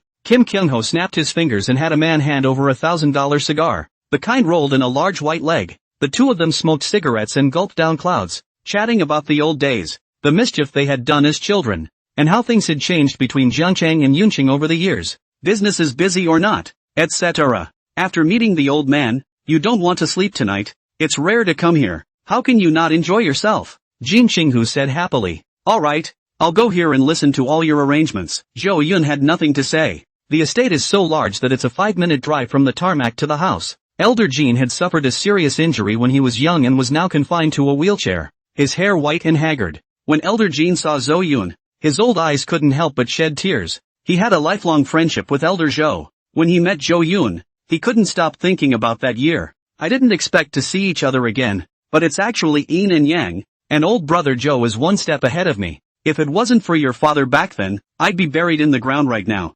Alas, things have changed, and I am getting old, and before long, we'll go down to your father as well. In the future, this world is for you young people. I have already delegated the power to Xiuhu. In the future, the two of you need to support each other, and you must never do anything to fall on your sword and frame each other. I have only this one wish left today. The old man sighed long and hard, his eyes dulled to the light of his youth. Jin Qinghu said cautiously, Pops, Zhou Yun and I are as close as brothers. Even if I die, I won't do anything to harm him. Just rest assured. Don't say such demoralizing things. You have a long life ahead of you. A long life is not a problem. Zhou Yun also spoke. Old Father Jin, as long as I am around, the Jin family will not decline. Elder Jin nodded and waved his hand. Alright, you young people go play. It's good to be young and energetic, but don't overindulge too much. Remember to take safety precautions. Not every woman is worthy of carrying the seed of either of our families. Master Jin's heart is as clear as a mirror,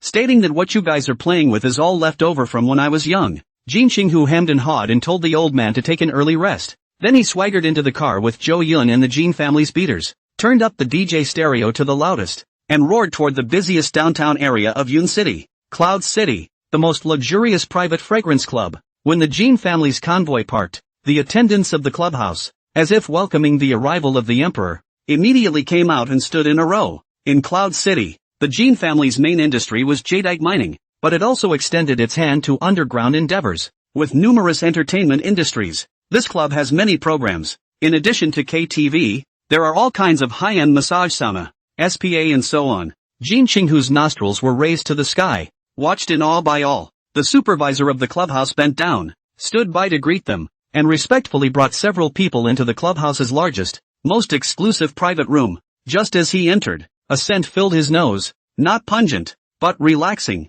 The box was lavishly decorated and full of style, with a huge screen and karaoke screens on the walls. Entering the box, Jin Qinghu asked the boss to take out the treasured good wine. Then the bodyguards stood around on guard. The manager then arranged for a line of women with exquisite figures and red makeup to walk in. The box was instantly filled with flowers, women showing off their bodies in every way they could, and dainty laughter. It wasn't the first time Zhou Yun had entered such a place, but that was only in his previous memories, and after coming to this world, it was the first time he had played like this. He then opened his hands and placed his feet on the crystal tea table, at the mercy of Jin Qinghu. This is an area where Tiger is light on his feet. Jin Qinghu swept a glance and said with dissatisfaction, My brother came to Cloud City today, and you're looking for this kind of goods for me? Get the fuck out of here, all of you. Next batch. Jin Qinghu roared. The entire box shivered, and the supervisor couldn't help but shed cold sweat. He hurriedly apologized and then told the group of women to leave the box. Zhou Yun could even see the women stomping their feet viciously outside the box, obviously suffocating. Cheng Dama had been following Zhou Yun within 5 meters of his side, which was the fastest distance for him to react if danger occurred. Daima had also learned a lot about professional bodyguards during this time, following the original security, but has not seen too much of the market. He squatted down and asked Zhou Yun curiously, Big boss, I think these women are quite good. Why Tiger said no, as if they are not bad. Zhou Yun just wanted to answer. Jin Qinghu on the side came over and laughed. Big brother, I've been paying attention to you since we got off the plane. New here. You've got a big body. These muscles, hiss, as hard as iron. You could go to the MNA. You shall not knock out that group of champions. I've spent quite a bit of time abroad, and there are very few as strong as you, and even fewer who can build their muscles like iron. If your boss was someone else, I'd have poached you heavily. But for now, protect my brother well. I'll tell you why this batch won't work. Because, they're all impure. Jin Qinghu was very interested in Chang Dama, as if he had found a treasure. You know, a normal bodyguard is not worth his asking for a solicitation. And those who could follow Zhou Yun so closely were definitely close friends in the heart of the pro. In addition, Jin Qinghu has been hanging out in the cities of the border for many years, and has seen a lot of fierce fights, and is considered half an insider. So he naturally knows that Dama has kung fu in his body, and it's not weak. So, too, was the patient explanation. Cheng Dama's face was full of questions. Brother Tiger, is it that their heart character is not good enough to come to this kind of place to have fun, and they still value this? Jin Qinghu shook his head. His eyes were a bit dazed. He was talking to a cow? Zhou Yun laughed and said, Dama is an honest kid, fresh from the countryside. Jin Qinghu held his forehead and said helplessly. I mean, they don't have a first time anymore. What is the status of Zhou Yun? Come to Cloud City as a guest. I as the landlord. How can I let use this kind of goods perfunctory? Completely unworthy. Otherwise, when I return to Jiangchang, Zhou Yun won't know how to laugh at me. Furthermore, dumping that bitch Xu Yanran is a great joy. That remnant flower is defeated. I must show him a more colorful sea of flowers. Jin Qinghu waved his hand in a big way, looking very bold. Chang Dama was shocked. He finally understood what was going on, and his worldview had been shocked. This is something that can be seen? Chang Dama took a small breath of cold air. Before long, a new batch arrived. Kim Kyung-ho is very picky and wants not only pure women, but also good-looking ones with deep skills. The manager of the Hyatt Regency Club has been very busy, transferring people from all over the city. They didn't dare to annoy Jin Qinghu. This was a lunatic in Yunchang. Upsetting him could overturn the entire clubhouse. The backstage owner of the Fragrant Joy Club was equally afraid of the Jin family. This was not only because the Jin family was powerful in Cloud City, but even outside the borders, it was equally prestigious. Get a couple of outlaws from over there to come over and do an assassination. Who can stand up to that? In the end, the beautiful and sweet-sounding young lady was finally chosen. The young sisters were originally depressed that some of them were dragged here when they weren't even on the clock tonight. But after realizing that it was Jin Xiaohu, no one dared to slack off for fear that something would happen if they came late. They had a look of awe in their eyes, but were quite professional, good at playing games and sparring, and the atmosphere in the box was buzzing. It was worth mentioning that apart from their fear of Jin Qinghu, their eyes were all on Zhou Yun. Charm full value is no joke. Killing power, no matter where.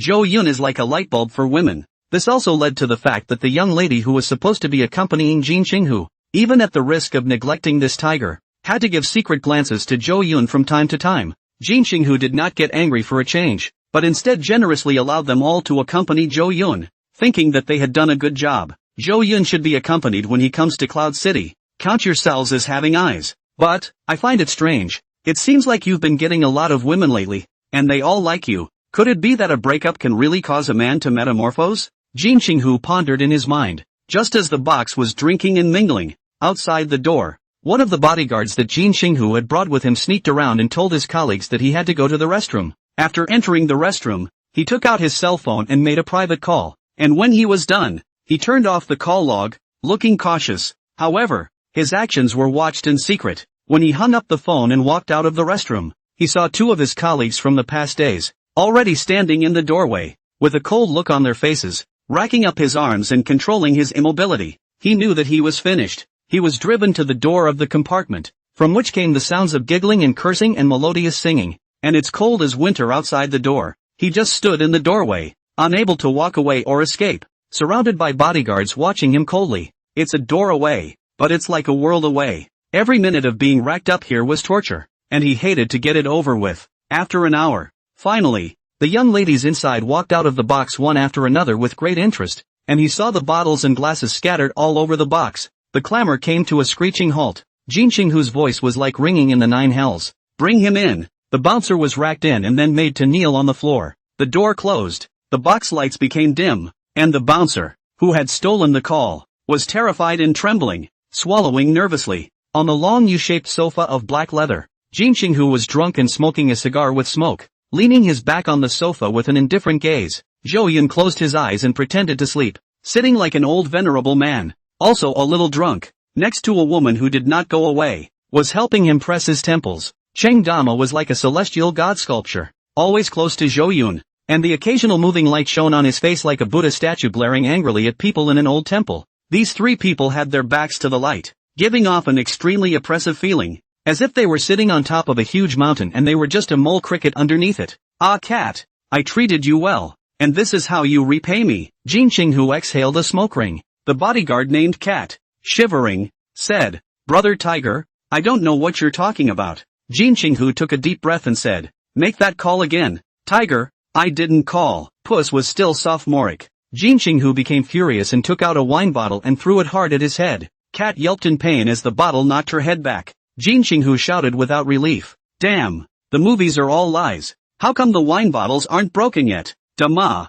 you try it. I just can't believe it. Jin Qinghu laughed cheaply, handed an XO bottle of wine to Chung Dama. Dama looked to Zhou Yun until the latter nodded, and only then did he take the bottle and stride towards Cat. Puss felt the floor of the compartment vibrate and the blood flowed to his eyes, which took a lot of effort to open. Then he saw the beast standing in front of him, bottle in hand, thumping on his head. He felt like his head was going to split open, and he didn't know if it was the wine or the blood that mixed and drenched his entire body, which made him scream in agony and pain. Then the phone hidden on the front of his pants was taken out. Zhou Yun's gaze was ancient, and as he watched Jin Qinghu fiddle with his cell phone, he asked curiously, "Is there anyone else in Cloud City who dares to plant eyes around you?" Jin Qinghu exasperatedly said, "Yes, a woman with ruthless methods and strong abilities. Although my Jin family is the strongest force in Cloud City, it can't really do it with only one hand. There are still some not-so-weak clans below. Among them, there's a Shin family that started out in the jade material business, just like my Jin family.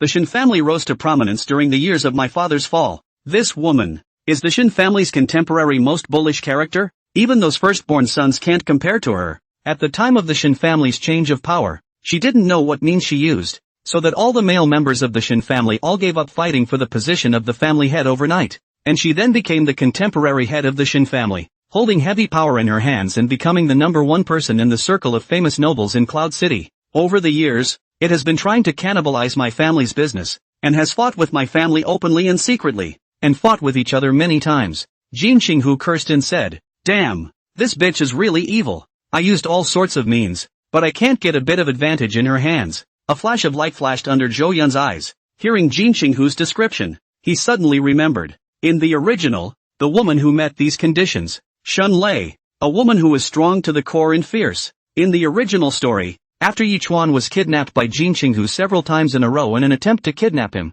he brought his people to Cloud City to take revenge. In the process of rooting out the Jin family, he comes into contact with Shun Lei and becomes enamored with her. Later, after various well-arranged heroic rescues by Yi Chen, Shun Lei became one of Yi Chen's women. This woman, however, also relied on Yi Chuan's strength to become the overlord of Cloud City after the fall of the Jin family, constantly providing Yi Chuan with funds for him to build his business empire. There was no doubt that this woman's ability was extremely strong, able to still run the Shin family well under the deterrence of the Jin family's power. If she wasn't ruthless, the person would have been long gone. So, Shun Lei is one of the female leads and the second female lead after Shu Yanran. It's her. Zhou Yun's heart rose with intense interest. Just as he was thinking carefully, suddenly, the system, which hadn't moved for a long time, once again appeared to move. Shaking in his head, Zhou Yun froze, unexpectedly triggered at such a time. It was unexpected. He had been prepared for the system to be silent for a long time. I didn't expect to be surprised on this night,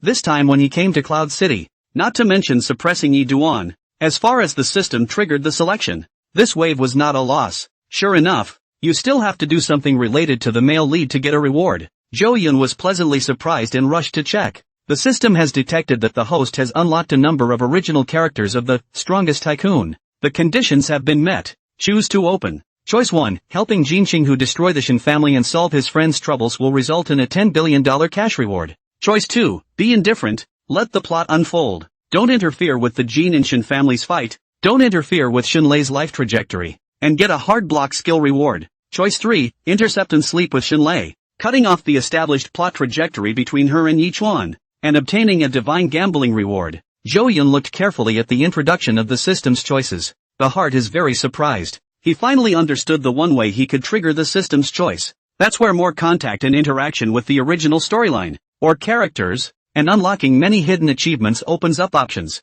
It kind of confirmed one of his previous suspicions. The Strongest Tycoon is the title of the original book. This tycoon is about Yi Duan, who has developed to a late stage and is rich as a nation. The first option, destroying the Shin family and allowing the Jin family to dominate in Cloud City, looked very good. It was a simple step for today's Zhou Yun to do, but the reward is so bad that it only gives 10 billion in cash. Zhou Yun, who had godly investment abilities, did look at this amount of money a little bit. So, first choice, as an alternative. The second choice, letting the plot develop, not interfering in the Jin family's fight with the Shin family, and not interfering in the heroine Shun Lei's personal life. In other words, if Shun Lei became Yi Chen's woman in the back, he himself could only watch, because he had crossed over and the plot had changed. Yi Duan had come to Cloud City to gamble on stones in advance. That must have had some contact with Shun Lei. If this woman is rated by Yi Chuan, meaning, the Shin family was Yi Chuan's pre-existing foundation, and the Shin family's funds all became Yi Chen's boost.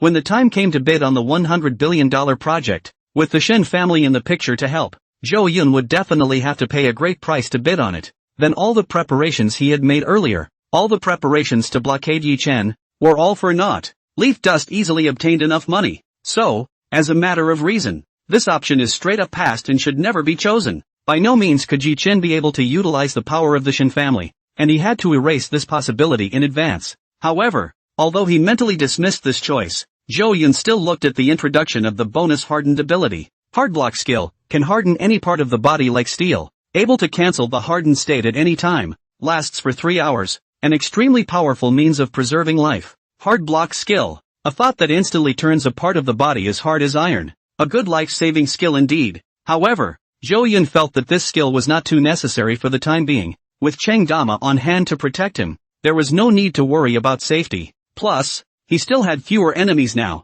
and Yi Chen wasn't much of a threat, and wouldn't use assassination as a last resort. Having said that, hard block skill could make a huge difference in some sort of mystical poker battlefield. However, Zhou Yun was very confident in his own strength in that area, and holding it at will was not a problem. Moreover, he was resistant to this choice and didn't want Yi Chen to get help from the Shen family at all, so he directly negated it. I hope the option of this ability will still appear in the future. Zhou Yun thought this in his heart, then looked to the third choice, intercepting the heroine, Shen Lei, and putting her to sleep, cutting off its connection with Yi Duan. To put it another way, it was to rip off Shen Lei and make her his woman. This choice left Zhou Yun's mind a bit unspun. What's the difference with the previous ones? The women around Raider Yeduan? However, after thinking carefully for a while, he understood, because Shen Lei had not yet gotten to know Yi Chen, nor did she have a bloodline connection with him, and was a complete stranger. It's just the future trajectories of life that will intersect, so the two options are not in conflict.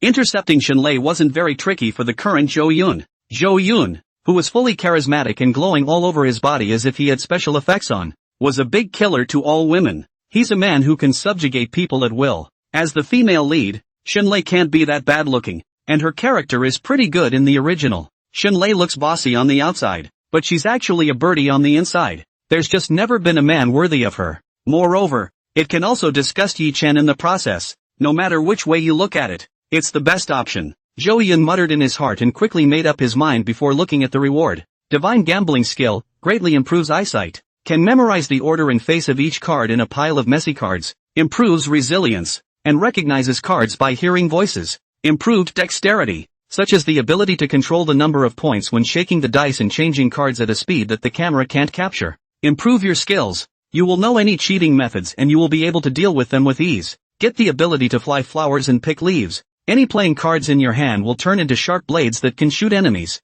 100 shots. Improvement of psychological quality. Zhou Yun looked at the introduction of this skill and was very satisfied. Divine gambling technique could not only be applied at the gambling table, but it also enhanced his physical fitness, and many of the techniques could be applied in his daily life. Flying flowers and picking leaves could even improve Zhou Yun's personal strength. That's a nice bonus. Go with him. At that moment, Zhou Yun mumbled in his mind, and the system quickly locked onto the words and dissipated the other two, allowing them to remain in his mind. When Zhou Yun completed the quest, the choice words would disappear. Soon after the selection, the full knowledge about the gambling technique was fully charged into his memory. A very familiar feeling that Zhou Yun had already begun to adapt to. His body also produced changes. His eyes could see clearly through the darkness to the pores in the corner bodyguard standing in the corner, and his sense of hearing was greatly improved, so that even the other party's breathing that was intentionally and deliberately lowered could be heard clearly. He silently and smoothly probed into Jin Qinghu's pocket, pulled out his four-square action suit,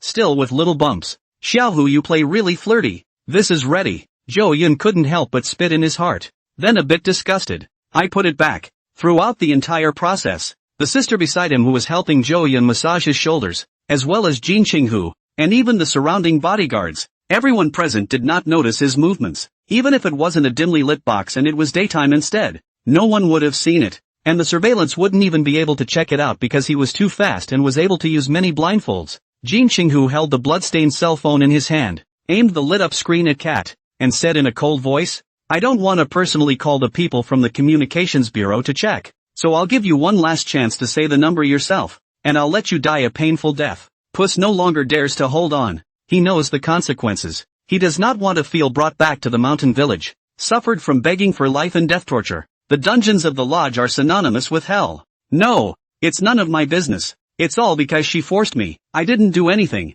I just told her the information about young Master Zhou's arrival in Jiangchang. Really, Tiger, believe me, I really didn't give out any useful information. I said, her phone number is 152. Terrified, Puss kept banging his head heavily on the floor with a dull thud. Jin Qinghu ignored him and instead started dialing the number while saying to Zhou Yun, "Our family got good material from Burma this time, and this woman couldn't hold back, wanting to know where the source was. Recently, my actions were inexplicably known by this woman, and quite a few scouts appeared around me, so I was secretly investigating. And now, I've finally uncovered this rat. Give me a few minutes while I take care of some personal business." Jin Qinghu's attitude towards Zhou Yun was heartfelt and sincere. Unlike when he faced his men, Zhou Yun waved his hand and said, "You are busy with your business. I also want to see how powerful a woman who can jump under your nose can be." Jin Qinghu sighed and said, "She really isn't simple. If it was just an ordinary Shin family member, I would have moved her a long time ago. But rumor has it that this woman has hitched her wagon to the power of the Dragon Palace outside the borderlands. And my Jin family is as small as a mayfly compared to a behemoth like that. Although it's just a rumor, we have to be on guard. If the Dragon Palace intervenes, my Jin family is afraid that we'll have to pay quite a price." The Dragon Palace? Zhou Yun was slightly surprised. Why was the name of this power so familiar? As if I had heard it somewhere. He had a vague suspicion in his mind, but whether it was what he thought or not remained to be found out. If true, it's amazing that the world he's traveling through looks like it's more than just a book. It's likely to be a multi-element mixed world, and also because of his own crossing, some of the plots have been deviated in small parts and are completely different from the originals. After all, in the original, there was no information about the Dragon Temple throughout. The Shin family also didn't have any backers before they met Yi Chen. Now there is a Dragon Palace. That has emerged. No wonder. The always ruthless Jin Qinghu did not kill Shenlei. It turned out to be jealous of the forces behind it. If it was true, then this Dragon Palace, which was enough to rival the capital city's plutocrats, possessed a power that could not be underestimated. Dragon Palace. What is the situation with this power? Zhou Yun murmured in a low voice. Jin Qinghu shook his head and said, "I don't know much about it. I only know that this force possesses terrifying strength outside of the borders, and has participated in coups in other countries, participated in military operations in the Lighthouse Kingdom, and held a country's king hostage, as well as exterminated ferocious and infamous terrorist organizations. Dragon Palace owns one of the top 3 PMC forces in the world, called Black Gold, which, as it claims to the public, is a legitimate company that combines the business of private military contractors, security consultants, and so on, and owns more than 50,000 mercenaries in plain sight alone. This is still just the tip of the iceberg of the Dragon Palace. I don't know about the rest. I haven't heard who the owner of the Dragon Palace is, what kind of characters it possesses. This organization is too mysterious." Jin Qinghu shook his head and continued, "That's why my Jin family is wary of the Shin family." Zhou Yun nodded, keeping the Dragon Palace in his mind, intending to check the bottom line in the future. It was only then that Jin Qinghu pressed the dialing button, and a beeping sound came from his cell phone, which was soon connected. A lazy female voice came from inside. "Hey, Kim Kyung-ho?" Jin Qinghu was also stunned. He did not say anything. Shenlei actually already guessed. "I'm warning you, don't turn on anyone around me again, or else, I'll sweep away all the venues in your path," Jin Qinghu said irritably. Shenlei on the other side of the phone laughed softly. "How well did I consider the offer I gave you last time? There is no harm in cooperation between our two families. I can make you more money if you agree," Jin Qinghu said with a murderous aura. "Don't you dream. I won't even give you this line if I rot it away tomorrow. That's a shame. It seems that you really are a stupid tiger that can never see the road ahead," Shenlei said contemptuously. "If you don't say anything, I also have a way to pull out the secrets of your Jin family. It's not too late. I'm going to get ready for my beauty sleep. And by the way, say hello to my friend who has traveled a long way and is looking forward to meeting him one day." After saying that, without waiting for Jin Qinghu to reply, Shenlei hung up the phone. Exasperated, Jin Qinghu jumped to his feet and slapped the glass coffee table repeatedly, exclaiming, "Besides Xu Yanran, this is the second woman I hate." When he finished, he reached for his cell phone to call again. There was a beeping sound coming from the microphone, which had obviously been pulled. The fire in Jin Qinghu's chest made his evil-filled face distorted, and his head full of blonde hair trembled. Suddenly, he looked at Chang Dama on the side. His eyes erupted with essence, and he hurriedly said, Brother is very capable of fighting, right? Do me a favor." Seeing his half-crazy appearance, Chang Dama's heart was bottomless. and he said in a good and naive manner, that, kidnapping women is something I don't do it, unless it's at the behest of the big boss. Jin Qinghu popped over to Dama's side, grabbed his shoulder affectionately with one hand, and said with a cheap smile on his face, it's not a bad thing. Kidnap what frame? I'm a law-abiding entrepreneur. I'd never do such a thing. It's like this woman has opened a few venues for black boxing on the road. Let's go where we can stroll around and, by the way, see how strong these fighters are. How about it? Are you interested? Black boxing? Cheng Dama was deep in thought. He was actually quite interested in fighting black fighters. After so many years of practicing martial arts, there was not a single time that he could soundly strike out, and he could not even find a suitable sparring partner. Every time I sparred with my senior brothers, I was afraid to fight today and go to my senior brother's house for a banquet tomorrow. Therefore, after coming out to work, he also had the idea of black boxing, but that's not legal. The family definitely doesn't support it, and if they get caught and leave a record, it'll be even harder to find a job outside in the future. Also wanted to go over and play internationally or make the national team, but it's not like he had the access or the connections. So, his fists had been itching for years.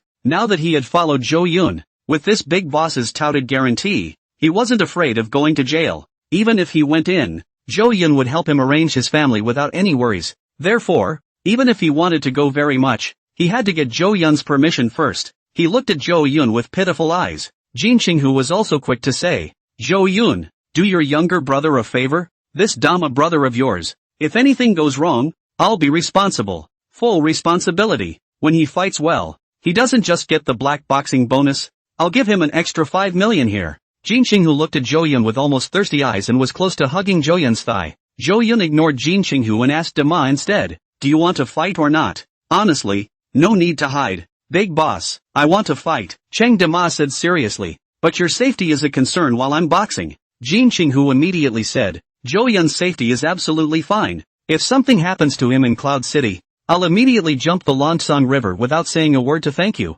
Zhou Yun smiled and nodded his head. Since you want to fight as well, then go ahead. It just so happens that I also want to see a live fight and have a good time. Jin Qinghu was overjoyed and laughed loudly. Then it's a deal. Let's get high tonight and go boxing tomorrow. Dama, you're a brother. I'm going to make a friend. Jin Qinghu smiled openly. The thought of tomorrow Cheng Dama, Xinlei's good hands, all crippled. He was happy. And the song is done. The night is late, and it's time to relax. Jin Qinghu asked the manager to come over and shouted, bring my own brother to relax and unwind. If you can't entertain him well, you won't have to open this club tomorrow. The manager said fearfully. Definitely. Jin Qinghu said apologetically to Zhou Yun, brother, you go relax first. I'll let them give you a good massage. It'll be dawn when you get up after a good night's sleep, and you'll definitely have plenty of energy. I still have to deal with this. Zhou Yun was taken by the arm of his little sister, who had not yet left, and led towards the door. You're busy, Zhou Yun responded. Walking out of the box, there was a shocking cry of pain and the sound of bottles breaking and bones snapping behind him. Although howling miserably, the anti-bone bodyguard deserved this fate, and Zhou Yun could not generate a bit of pity in his heart. The next morning, after experiencing half a night of SPA that could not be described in detail, Zhou Yun woke up in the matching room on the top floor of the clubhouse, refreshed, energized, and permeable, as if all the pores had been opened. With a pair of beautiful twins lying beside him, Zhou Yun put the tips they couldn't earn in a year of work on the bed, then opened the curtains and looked at the scenic Cloud City. Smelling the fresh air in the morning, his soul was permeated. When turning around again, the pair of little sisters had quietly left. Open the door. Jin Qinghu's bodyguard guarded the passage. Last night, the top floor will be emptied. The whole floor is only 2 people living. Cheng Dama rests next door. The security problem has no say. An aunt who had passed the inspection came with a cart, entered the room, and changed the bloody sheets and cleaned them. Zhou Yun had his bodyguard wake up the sleepy-faced Jin Qinghu.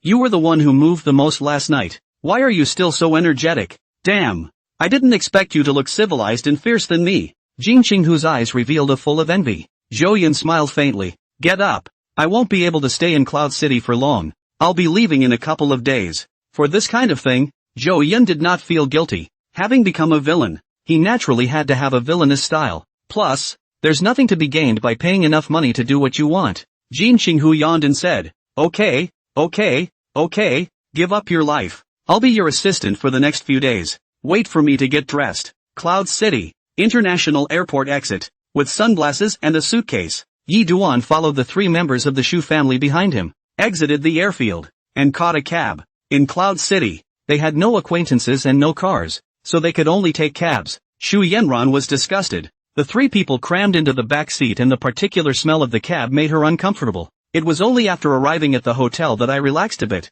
but still resented the specification of the hotel, which was not even a presidential suite. After these days of calmness, in addition to the mental confusion, she also began to understand that love is not a meal. A small Yi Chen. What right to fight with Zhou Yun? Coupled with an analysis that Yi Chen was deliberately approaching herself so as to create an opportunity for Yi Qingqing to approach Zhou Yun, she became even more disgusted with Yi Chen. All the way flying from Jiangchang, she hadn't given Yi Duan a good face. She didn't care at all. Even disgusted. Yi Duan also felt very hard to understand. Along the way, he kept on being attentive, serving tea and water, showing himself, only to be rewarded with Shu Yanran's cold eyes. Instead he was doing all this as he should. It's still poorly done. I'm not good enough for your brother-in-law. Make it sound like you owe her. He suddenly understood how Zhou Yun had felt all these years. Like licking a dog. No, more aptly like a donkey. No matter how much one pleases, the other person not only doesn't feel it, but even resents the slowness of doing it.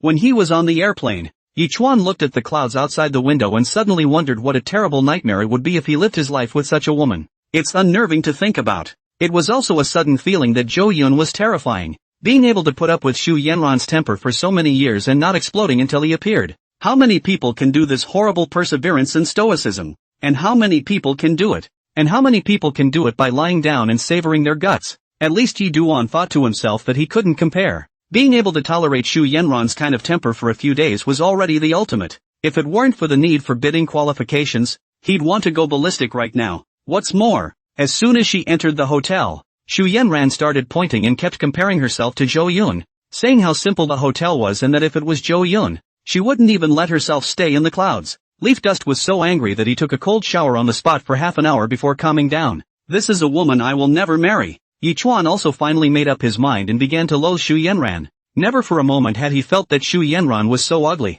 The old love at first sight and love for each other have all disappeared, leaving only indifference. The Gambling Stone Conference won't start until 2 days from now. During this time, stroll around the merchants selling materials, pick up leaks, make some funds. Time can't be wasted. Yi Chuan's attitude produced a subtle change, only treating the Shu family as partners, not future in-laws anymore. The three members of the Shu family didn't say anything and listened to his arrangements. There was one thing that Yi Duan buried in his heart and didn't tell them. He came to Cloud City. Gambling on stones to make money was only one aspect. On the other hand, to see if he could gain the favor and help of the Cloud City Gene family, perhaps with the Gene family behind it, that $100 billion project would be within reach, and there would be no need to worry about funding anymore. Yi Duan has this confidence. The investment ability is fully open, can see the real value of the stone, although it is not clear what it is, but it is enough to know how much it is worth. The three members of the Shu family were also interested in gambling on stones, and even wanted to play a hand in it,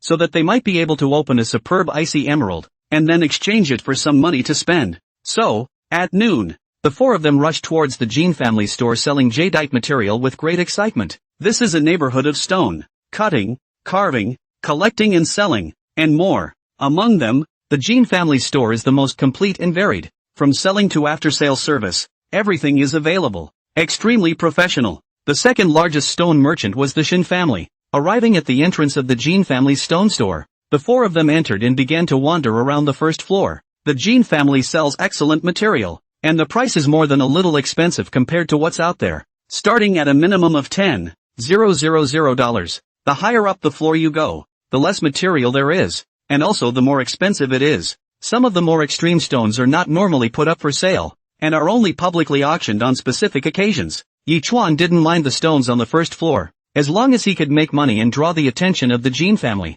He had inquired about it when he came here, and the new generation of the Gene family's handlers was called Jin Qinghu, and although he was a bit evil, he was only interested in profit. If you show enough value for yourself, the other person will surely take the bait. Yi Chuan turned on his investment skill and swept away all the valuable stones on the first floor, spent almost $500,000 on a dozen pieces of stone. The rest of the stone is basically a loss. This makes Yi Chuan secretly smacked his lips. The entire floor. There are thousands of stones, but only a dozen stones can earn. The odds are only 1%. Really damned ruthless. But think about it, Yi Duan also relieved. If the material is all good. If the Gold family has long opened their own. Many people want to come to the stone gambling to get rich, but often people and money can win money out of this place? Extremely rare. Yichuan's opening of so many materials in a single breath also attracted the attention of many customers who were selecting wool. They have followed to the cutting area to watch the fun. Many people are beginning to speak out to mock. Yichuan choose the material. Did not use a professional white light lamp to study. Take a look at it and buy it directly. He is bound to lose money. However, after the stone was cut and the dozen or so pieces of material all shipped, these people were suddenly in awe. This made Yi Duan almost cry, burst into tears on the spot. How many days has it been since I finally let myself pretend? Finally, someone is starting to surprise and admire themselves on the sidelines. That's how it's supposed to unfold for a son of Qi with a system. He dreamed of feeling immensely superior. Ever since turning on the system, he had constantly suffered defeat at the hands of Zhou Yun, leaving him depressed. His missing corner of self-confidence is finally slowly coming back. On the first floor of the gambling stone, the material bought for $500,000 made him more than $3 million, a six-fold increase. Then he walked up to the second floor, where the material started at least $50,000, and the better ones were in the hundreds of thousands. Yi Duan once again picked over $1 million worth of material. No surprises, cut all good material. Once again stunned all the customers. The news of the Jin family out of the big goods spread in the gambling area. Many people rushed to join in the fun. And these materials were also purchased by the Jin family on the spot. Yichuan did not refuse. His goal is the big materials that may be worth hundreds of millions of dollars in the gambling conference, as well as Jin Qinghu. Selling the material back to the Jin family and letting them earn a share of the difference was tantamount to showing that he had no malicious intent, and Jin Qinghu should be able to see that. After making tens of millions of dollars, the sky darkened, and instead of continuing to go up to the third floor to sweep the goods, Yi Chen chose to leave. Yi Duan believes that tomorrow when he comes over again, the manager of the Jin family will definitely notify Jin Qinghu over, and then at that time, he will select the material on the third floor, and show his hand in a small way to shock Jin Qinghu. This shall not offer itself up. He had his mind made up, and it was a done deal. However, after a few days, things went awry for him, because, what he didn't expect when he thought about it, Jin Qinghu's relationship with Zhou Yun was close to that of a brother. At that moment, he looked back on today's decision and felt so stupid, overwhelmed with anger and regret. The three members of the Shu family, too, were not aware of the catfight between the Jin family and the Zhou family, or else they would have definitely dissuaded Ji Chen. Shu Yanyan, during her relationship with Zhou Yun, regarded herself so highly that she didn't even put Zhou Yun in her eyes, and never bothered to inquire about what the identity of Jin Qinghu, who only appeared a few times a year, was. Therefore, Shu Yanran had always thought that Jin Qinghu was just an obnoxious distant relative. Until now, Shu Yanyan had always thought that Zhou Yun was an only child, not realizing that he had a sister who had gone to the lighthouse country with her mother in the early days. In Cloud City, in a dark and dimly lit dark alley, there were quite a few small stores that still had dim lights on late at night. The roads were dilapidated. A lot of garbage was flying in the wind, but there were a lot of people, all trippy youths hanging out in the community. An alcoholic gets drunk and rolls his empty bottle randomly on the floor. The bottle rolled to the feet of a line of people and was crushed by a nearby foot, shattering glass all over the place. The drunken man looked at the group wistfully and drunkenly. Standing in the center was a man with a big, greasy back haircut, gold-rimmed glasses, and a British suit with his hands tucked into his suit pants. This man's face was clear, his body was straight, his face was indifferent, and he had a superior temperament that was extremely charming. People like that shouldn't be here,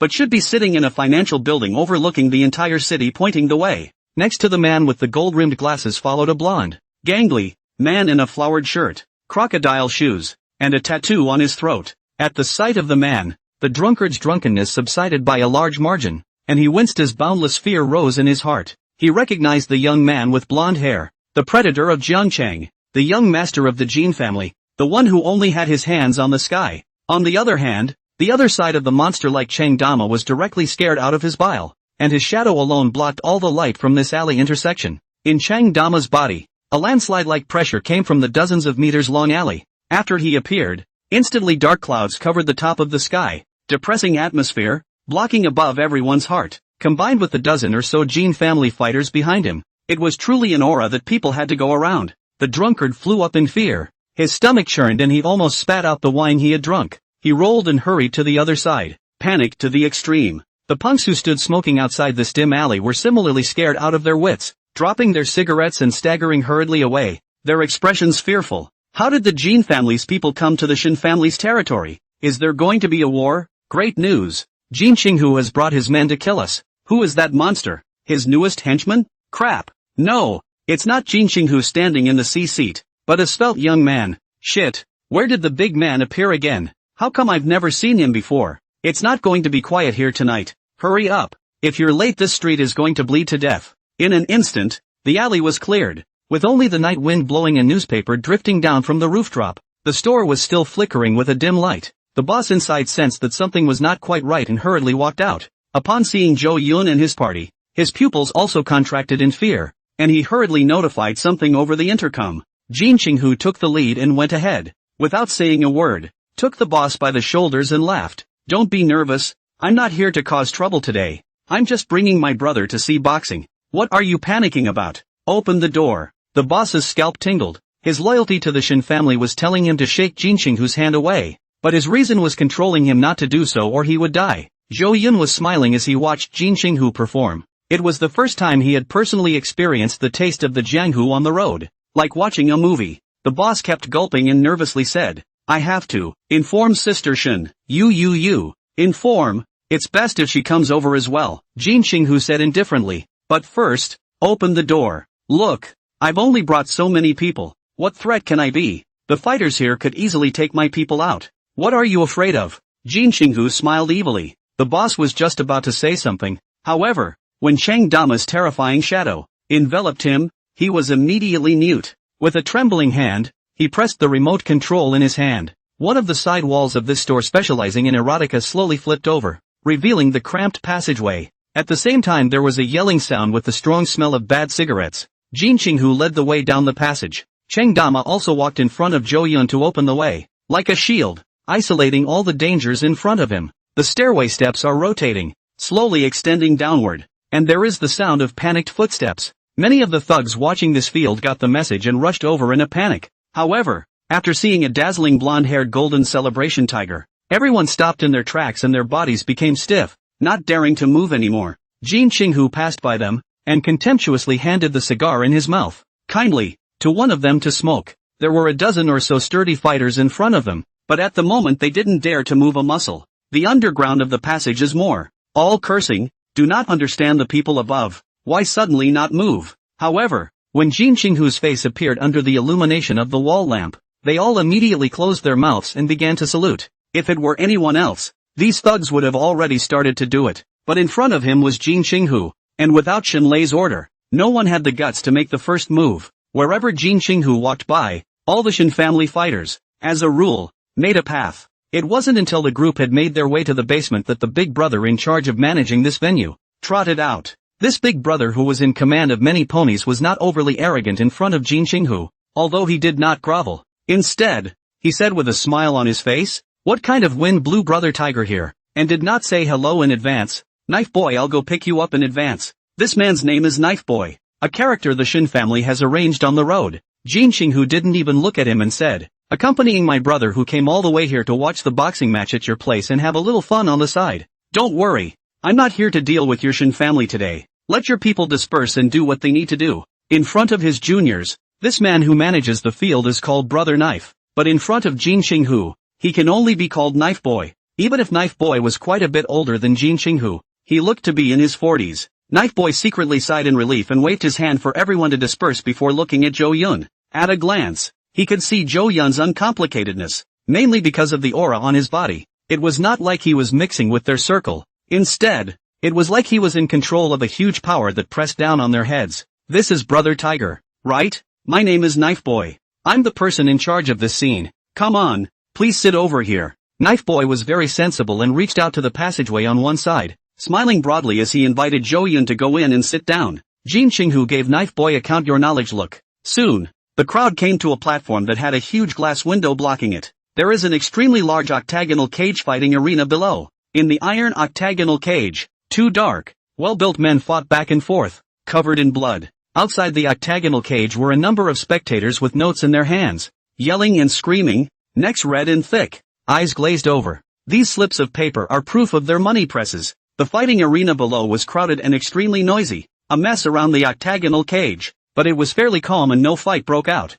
The platform above is the only VIP booth grandstand. Normally, this was Knife Boy's office, able to control the whole scene, and occasionally Shinlei would come over to sit and rest and admire here. Jin Qinghu and Zhou Yun sat where Shinlei used to sit, and Knife Boy smiled at the side and said, "Brother Tiger, what is this boss's name?" Jin Qinghu relit a cigar, raised his legs and smiled. "Just call him Zhou Dong." "Zhou, good day, Zhou Dong. First time meeting, please take care of me." Knife Boy is worthy of being a person who grew up in the road, know how to judge the situation, busy calling people to send good wine and good cigarettes, serving this strange big shot. Zhou Yun nodded bashfully. He had no animosity towards Knife Boy, and soon after he had raided Shinlei, Knife Boy was a member of his own family, so naturally he would not deliberately make things difficult for him. However, Jin Qinghu was unaware of Zhou Yun's thoughts. His eyes flashed with laughter, and he was thinking about how to bring down this black boxing ring. "Where did Knife Boy dare to go?" said. "Zhou Dong came all the way here.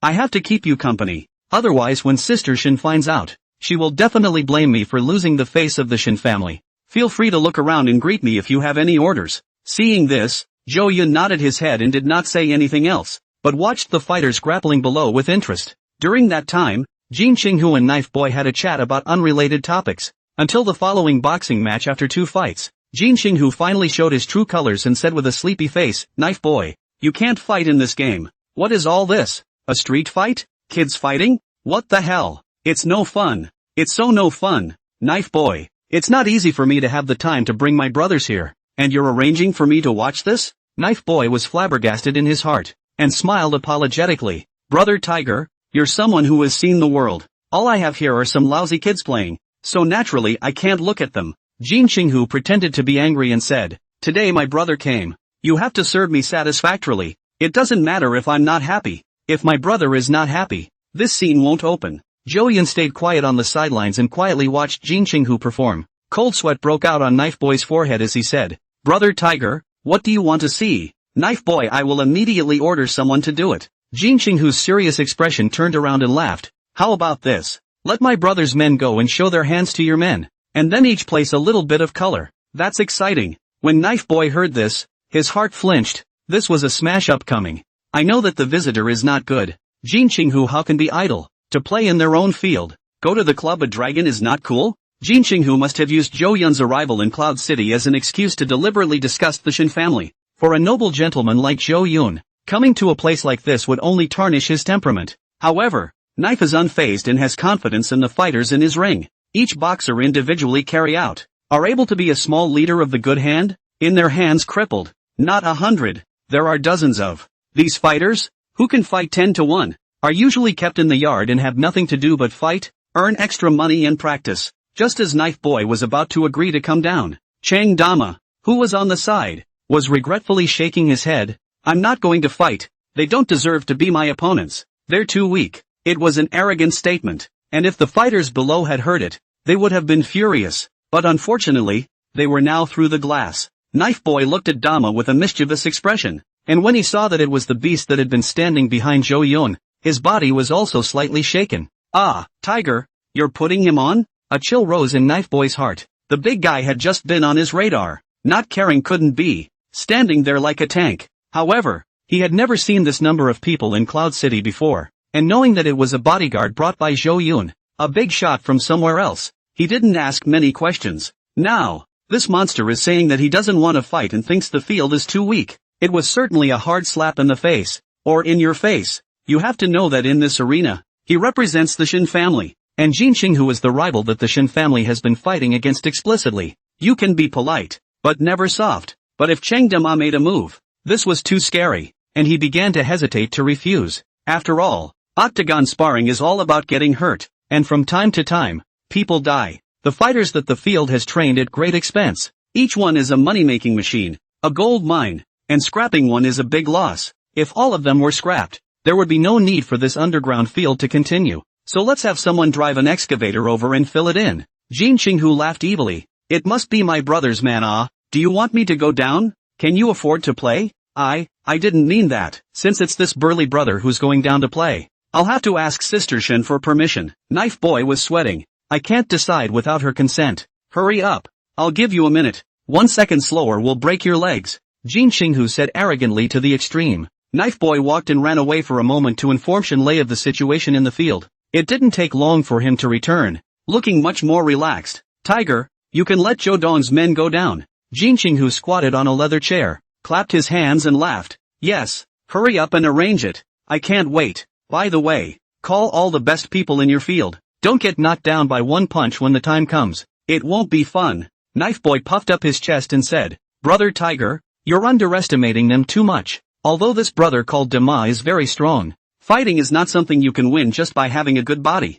The people I have here don't practice flowery techniques, but real kung fu, the kind that hurts and kills when you move. I beg your pardon if Brother Oma is injured. Jin Xinghu yelled, cut the crap. Cheng Dama looked at Zhou Yun in aggravation and whispered, these fighters? They're really, very trashy. Zhou Yun smiled faintly and said, just play around. Getting permission. Cheng Dama said no more and followed Knife Boy down to the venue. Jin Xinghu still felt it was not enough and called for a bet of $50 million for Cheng Dama. As a result, the Knife Boy disagreed. This number of venues cannot afford to lose the maximum limit of $1 million for a single game. Jin Xinghu still wanted to make a scene, but Zhou Yun pulled him back and said, alright, it's enough to waste the beaters in the field. Don't play too big. Jin Xinghu shriveled up and said, are you worried that I will clash too much with the Shin family? Forget it, it's just to get out of a bad mood anyway. I'll listen to you. Zhou Yun was belabored in the bottom of his heart, not worrying about your conflict being big, but worrying about the hindrance to his own raid on Shenlei in the back. In the future, we'll all be family, so why bother looking up and down? Underground black boxing ring, temporary replacement, caused many audiences dissatisfaction. Finally the Knife Boy personally appeared in the suppression, and Cheng Dama appearance. All become enthusiastic. Cheng Dama enters the octagonal cage bareback, leaning against the iron mesh in boredom. Each of the spectators outside stared at the beast as if they had been drinking fake wine, their eyes glowing red, their blood boiling, and the whole room gasping. Everyone was agitated, arms raised high, shouting frantically, expecting a quick fight. They wanted to see blood. They wanted to see this beast torn apart. Soon, as the atmosphere of the entire room reached a peak, a man with bandaged hands, dark skin, and a dozen or so hideous scars on his body entered the octagonal cage. Knife announced that he could rebet. Many spectators started betting, and Zhou Yun and Jin Xinghu, who were in the stands, couldn't help but be dumbfounded when they saw the betting results. This group of people don't know what they're talking about,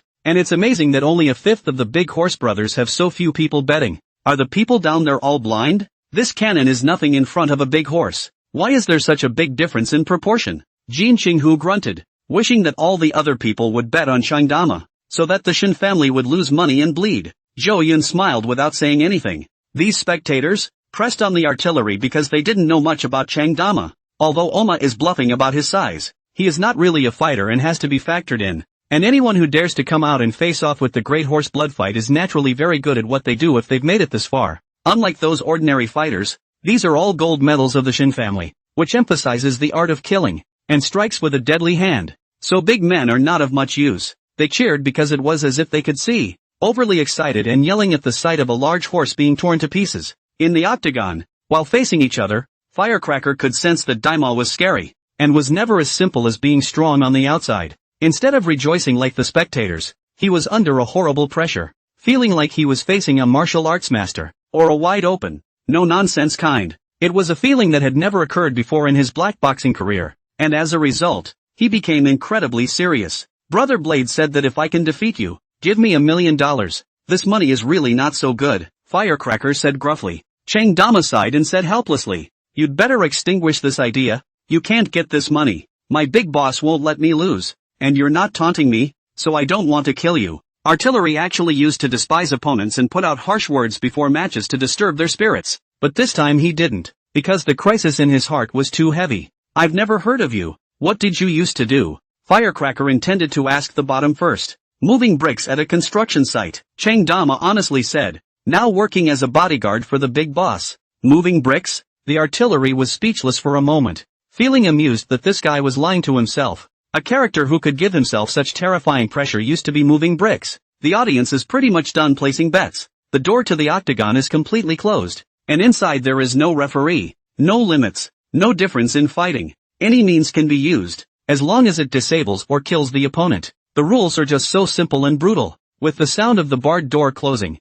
the artillery struck directly without greeting. That is, taking advantage of the fact that Cheng Dama did not know the doorway, so he wanted to take advantage of the situation first. He used all his strength, bursting out with speed like a cheetah, his hand clenched into a claw shape, wanting to crush Cheng Dama's throat. It's the only weakness that seems undefended, mainly because Cheng Dama is too tall to try and hit the back of the head. However, while Oma looked clumsy, he was actually quick-witted when it came to fighting, his eyes showing a sparkle that was normally not even visible. Then, like thunder, he probed and slapped the artillery's oncoming head hard. Precision, speed, brutality, with a dull thud. Before the spectators could react to the fact that it had begun, the artillery hit the iron net of the octagonal cage with a heavy thud like a kite with broken strings. The entire octagonal cage shook violently, and the body of the artillery slowly dropped, its head crooked beyond recognition, with only its violent breaths ringing out, its eyes bulging out in disbelief, like a fish out of water. The whole place fell silent at once,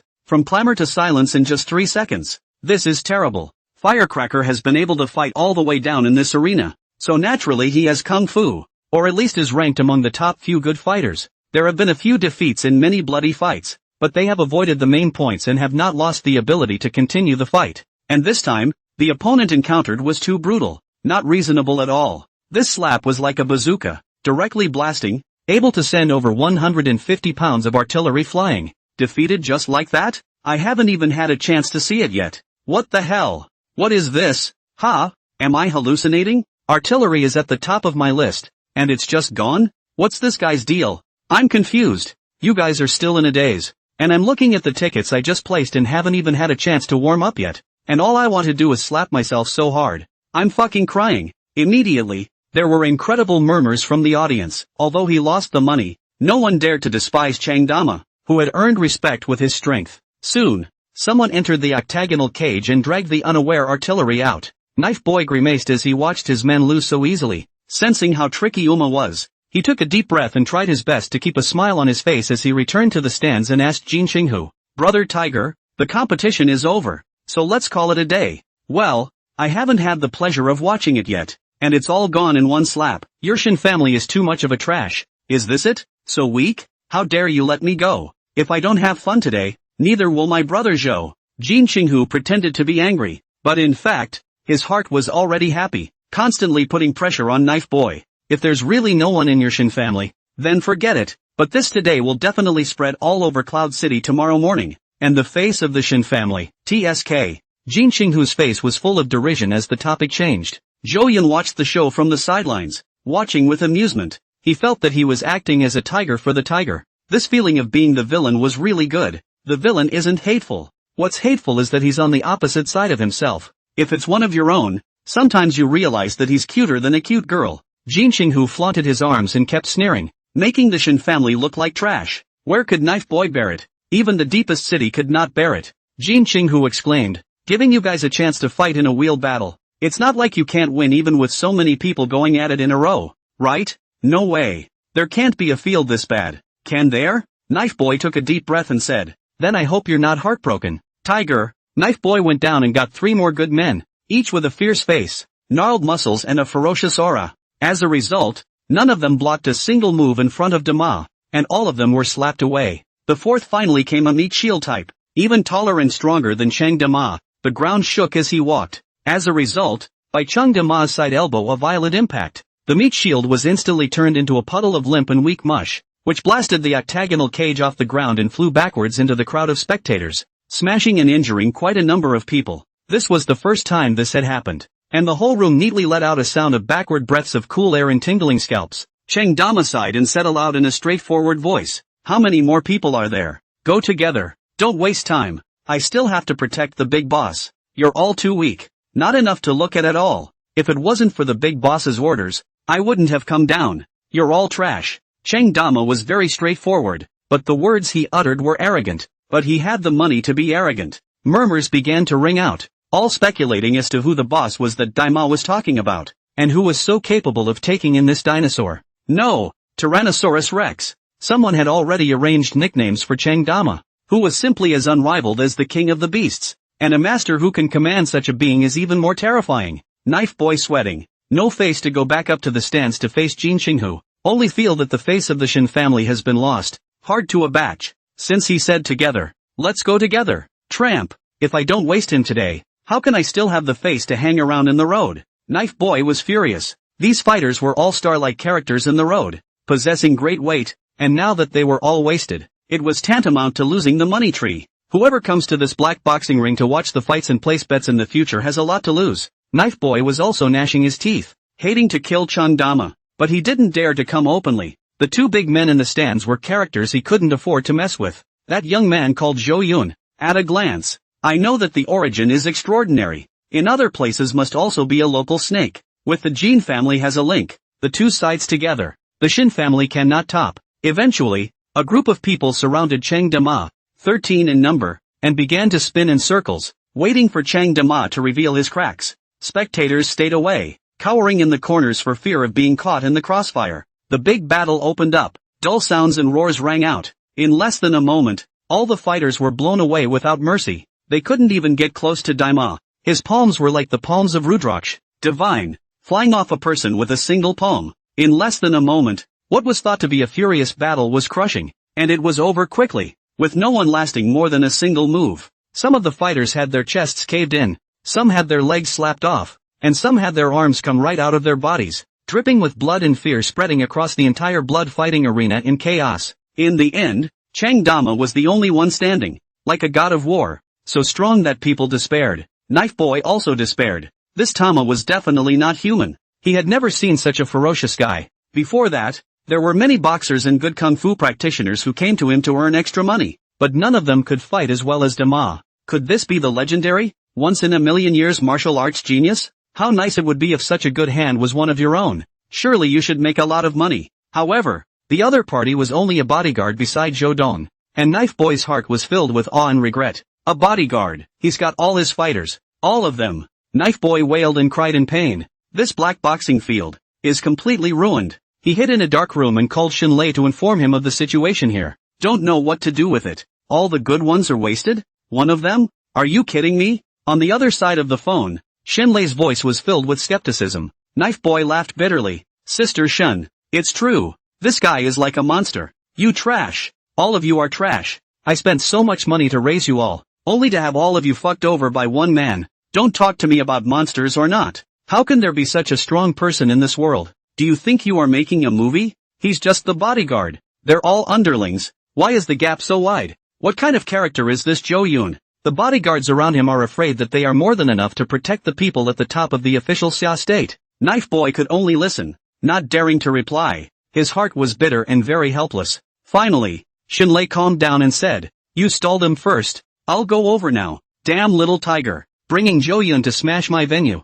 This is too much. I have to make him bleed." Shinlei hung up the phone and was gathering people to come this way. Chang Dama felt bored and returned to Zhou Yun's side. "Good job. I wasn't wrong about you." Zhou Yun gave Dama a nod. Chang Dama scratched his head and giggled. "They're really too bad. Not to mention me. Even my senior brother can easily crush them." "Your senior brothers and sisters, are they doing well now?" Jin Xinghu's eyes were glowing, filled with the desire to draw them in. Chang Dama, he can't get it. But if he could be half as strong as Dama and get those senior brothers and sisters or whatever. Jin Xinghu was also very moved. Dama naively said, "Some are farming at home. Some are helping people kill pigs in the market. And there is a senior brother who I heard is working as a security guard." Zhou Yun knew what Jin Xinghu had in mind, but he also wanted it badly. So he could only say apologetically, "I've already made an internal decision, so don't even think about it, little tiger." Jin Xinghu's originally excited look immediately became shriveled. Like a lost love, alright.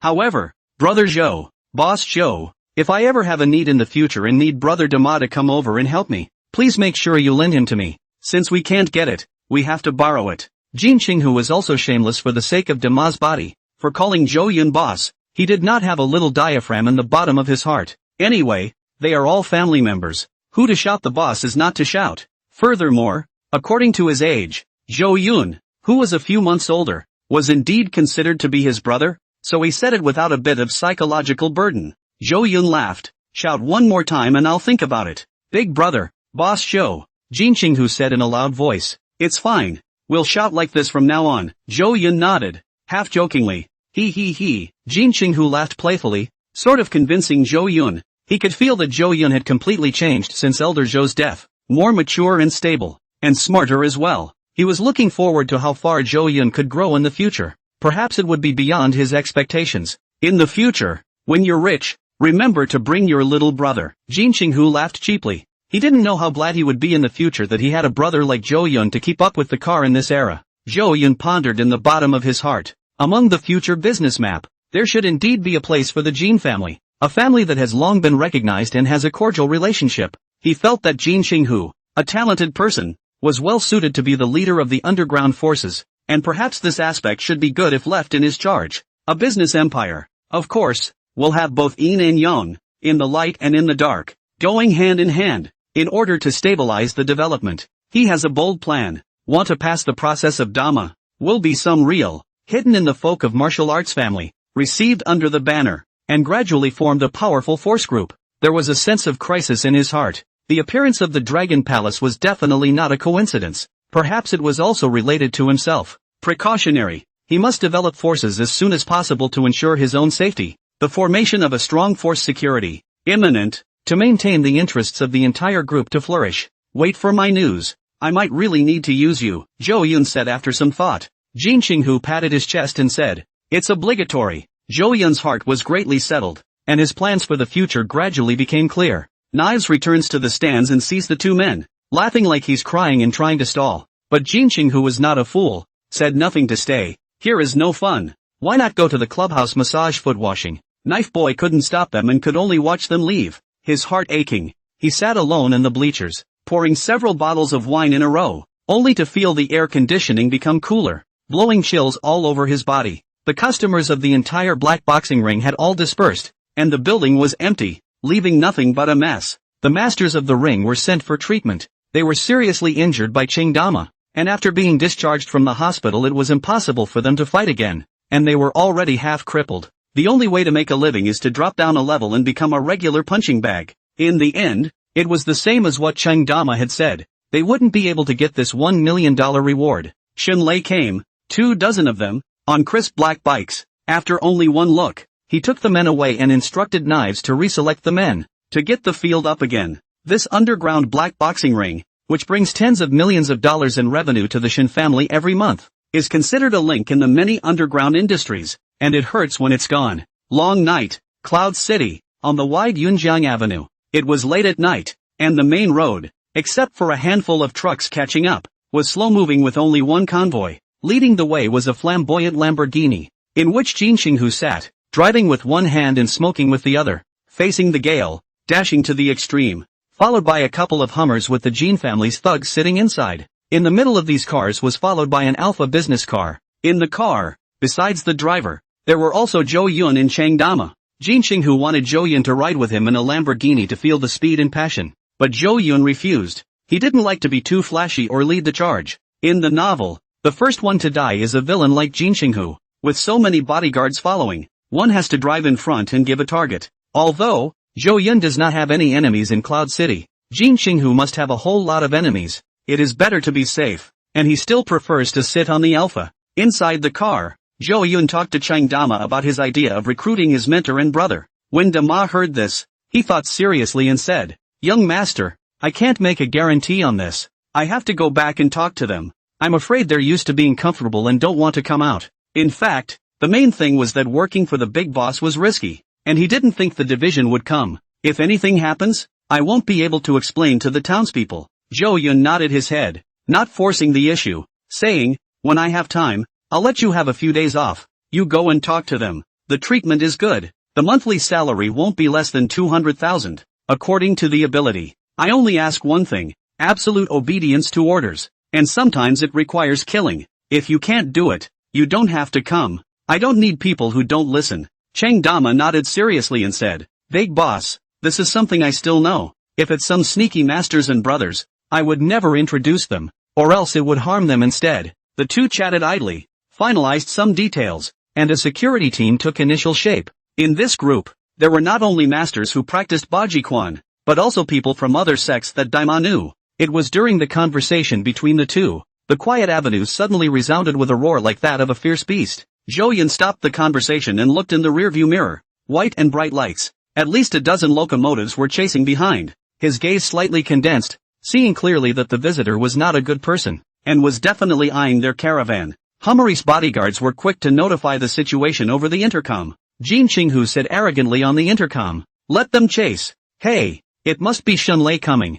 I just won't stop. I just wanna piss her off. I'll run away when I'm done having fun. What can he do to me? Dama, protect your big boss, charge." The convoy began to roar down the road, the Hummer's engine running like crazy, emitting a violent roar, and the whole street was blown up by the violent noise. These fighters are all old drivers. Cannot drive, cannot. Many times need to scramble to catch up with the enemy or escape. So the car is superb. In the avenue is flying. Many drivers of large trucks that were overtaken cringed and dutifully retreated to drive in the slow lane. Watching a Lamborghini fly by like a stream of light, Zhou felt a strong sense of pushing back and opened the window, letting the gusty wind blow his hair around. However, the Alpha was ultimately a commercial vehicle, no better than a Lamborghini, plus the driver was afraid that Zhou was in discomfort, so he gradually slowed down and broke away from the convoy. Zhou didn't blame him and smiled. Follow the normal speed. The Alpha slowed down and traveled at a gentle car speed. The locomotives caught up, and only then did Zhou notice that it was not a dozen or so, but 24 or so uniform black locomotives that looked extremely expensive, with all sorts of sophisticated modification accessories housed in the bodywork, and speeding up into a path of black lightning. On each locomotive sat 2 men, one of whom drove and the other of whom held a long steel pipe in his hand. The steel pipe occasionally pressed against the ground in a shower of glittering sparks. It gave Zhou a feeling, like he was seeing a biker party organization's hitman from Sakura Nation, filled with the flavor of an underground jungle. Before long, a wild locomotive was the first to rush up next to Alpha. Zhou squinted his eyes toward the window and was a bit surprised that the locomotive was seated with only one person. And, surprisingly, the man wasn't wearing a helmet. You should know that the other party's speed at the moment had reached 180 mph, which was already extreme speed when traveling on city roads, with the gusty wind blowing like waves. Zhou fixed his eyes on it, but it was still a woman, with long-dyed fiery red hair, painted with cool and condescending makeup, black eyeliner, with black lip gloss. She had a delicate body with amazing curves, her breasts were full, her thighs were firm and strong on the pedals, and her ass was like a peach under a black leather jacket that pressed against the seat of the motorcycle, the leather jacket reflecting a sexy sheen under the glint of the lights. What made Zhou feel even more interesting was that this woman had a haughty temperament, and her right hand was tattooed with a large flower arm, a rose with thorns all over it up to just below her throat. If you get another eye of heaven tattooed on your brow, you'll be the mature version of a spiritual little sister. The first impression of this woman was wild, domineering, and proudly independent. It was also at this instant that Zhou recognized, based on the original description, that this woman should be Shunlei of the Shin family. This thunderous, spontaneous woman. Shunlei looked indifferent, her hair blowing in the wind. She turned her head and gazed at the Alpha's car window. Then she saw the most memorable scene of her life.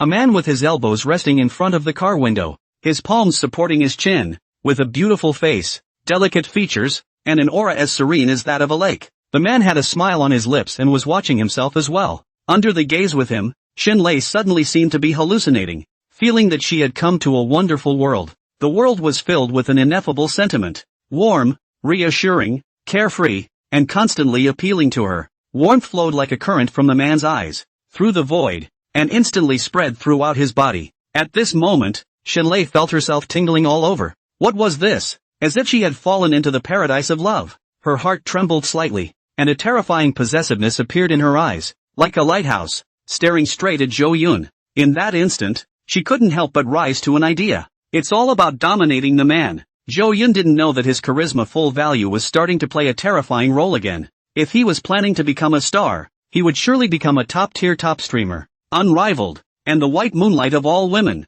even rushed out of the country, popular in Asia, and even the world, becoming Mr. Earth, the object that countless women want to marry. Zhou found it amusing and waved his hand toward Shunlei as a greeting. It was all extremely new to him. It was as if he had walked in a movie today, first watching black boxing and then speeding through it. It put him in a good mood, so he couldn't help but be playful as well, not thinking of such a thing as a crisis in the slightest. Shunlei slowed down her locomotive and stopped chasing after Jin Qinghu in front of her, but said loudly toward Zhou, "Stop the car." The wind was too strong for Zhou to hear, and he thought she was asking where Jin Qinghu was. Zhou politely pointed toward the front and directly betrayed it. He shook his hand, indicating that Jin Qinghu was not in this car. As a result, Shunlei thought Zhou was saying, "Overtake me and cut me off. Otherwise I wouldn't have stopped." Shenlei more vigorously. Secretly this prey is really personality. Dare not stop the car. He likes such a stubborn man. Struggle. The more you struggle, the happier I am.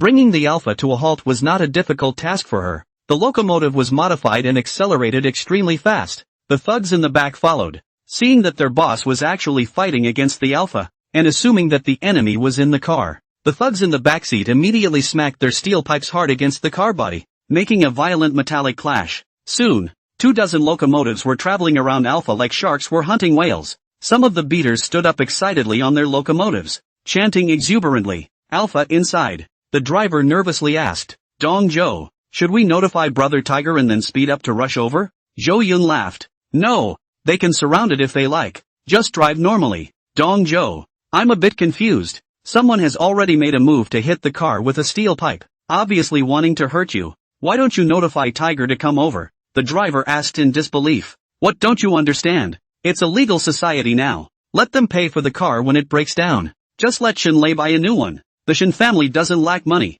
Just smash it," Zhou Yun joked. As soon as the words were out of his mouth, a steel pipe was thrown through the window of the car by the battering ram. Cheng Dama's quick eyes and hands grabbed the steel pipe and twisted it into a bent shape with force. Zhou Yun's face was dark. "These beaters are not reasonable. Well, you are just watching the show. Why do you have to fight so hard?" Zhou Yun couldn't bear it and said with a gloomy expression, "Stop the car." The driver hastily slowed the car to a stop at an intersection, and the locomotives around him braked to a halt. Cheng Dama was the first to get out of the car and respectfully opened the door for Zhou Yun, then stood guard like a doormat. Zhou Yun straightened his loose hair and straightened the suit on his body. His eyes were deep as he looked at the ferocious fighters who had taken off their helmets and were gradually gathering around. "Big boss, what's next?" Daima looked at the group indifferently. Zhou Yun said, "Those who threaten security are directly crippled." As soon as his words fell, Shenlei ran over in a huff. Before it was Dama's turn to make a move, Shenlei stunk towards the group of fighters first. "Who told you to do it?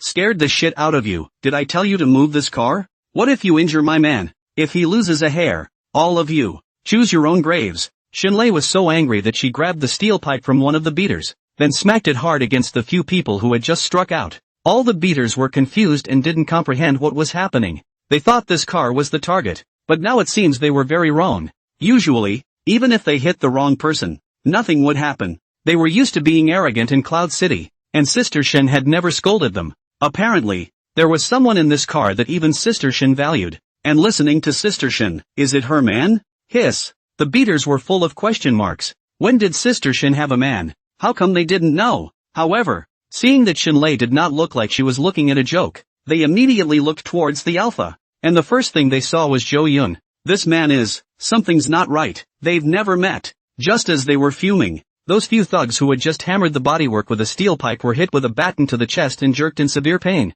But they didn't dare to scream out or move, until Shenlei's anger subsided. Zhou Yun and Cheng Dama glanced at each other, and both of their gazes were filled with bewilderment. Why is it different than expected? What happened? Cheng Dama's eyes lit up and quietly gave a thumbs up behind his back, whispering to Zhou Yun, "Big boss is high. You even have a boss lady in Cloud City." Zhou Yun held his forehead. What was all this about? He does want the raiders, but he hasn't started yet. 3 seconds later, though, he realized that it should be the full charm kicking in. Shenlei was mesmerized by herself. Zhou Yun was suddenly helpless. He realized that he really lacked understanding of the horrors of full-value charisma. Handsome to the point of ignorance, Shenlei calmed down, tied her red hair in a ponytail, turned around, and said in a domineering manner, "Zhou Yun, right? Very well, little man. I have my eye on you. Come with me." She could easily guess Zhou Yun's identity based on the information she had received, and there was no one else but Zhou Yun who could follow Jin Qinghu's convoy and be protected.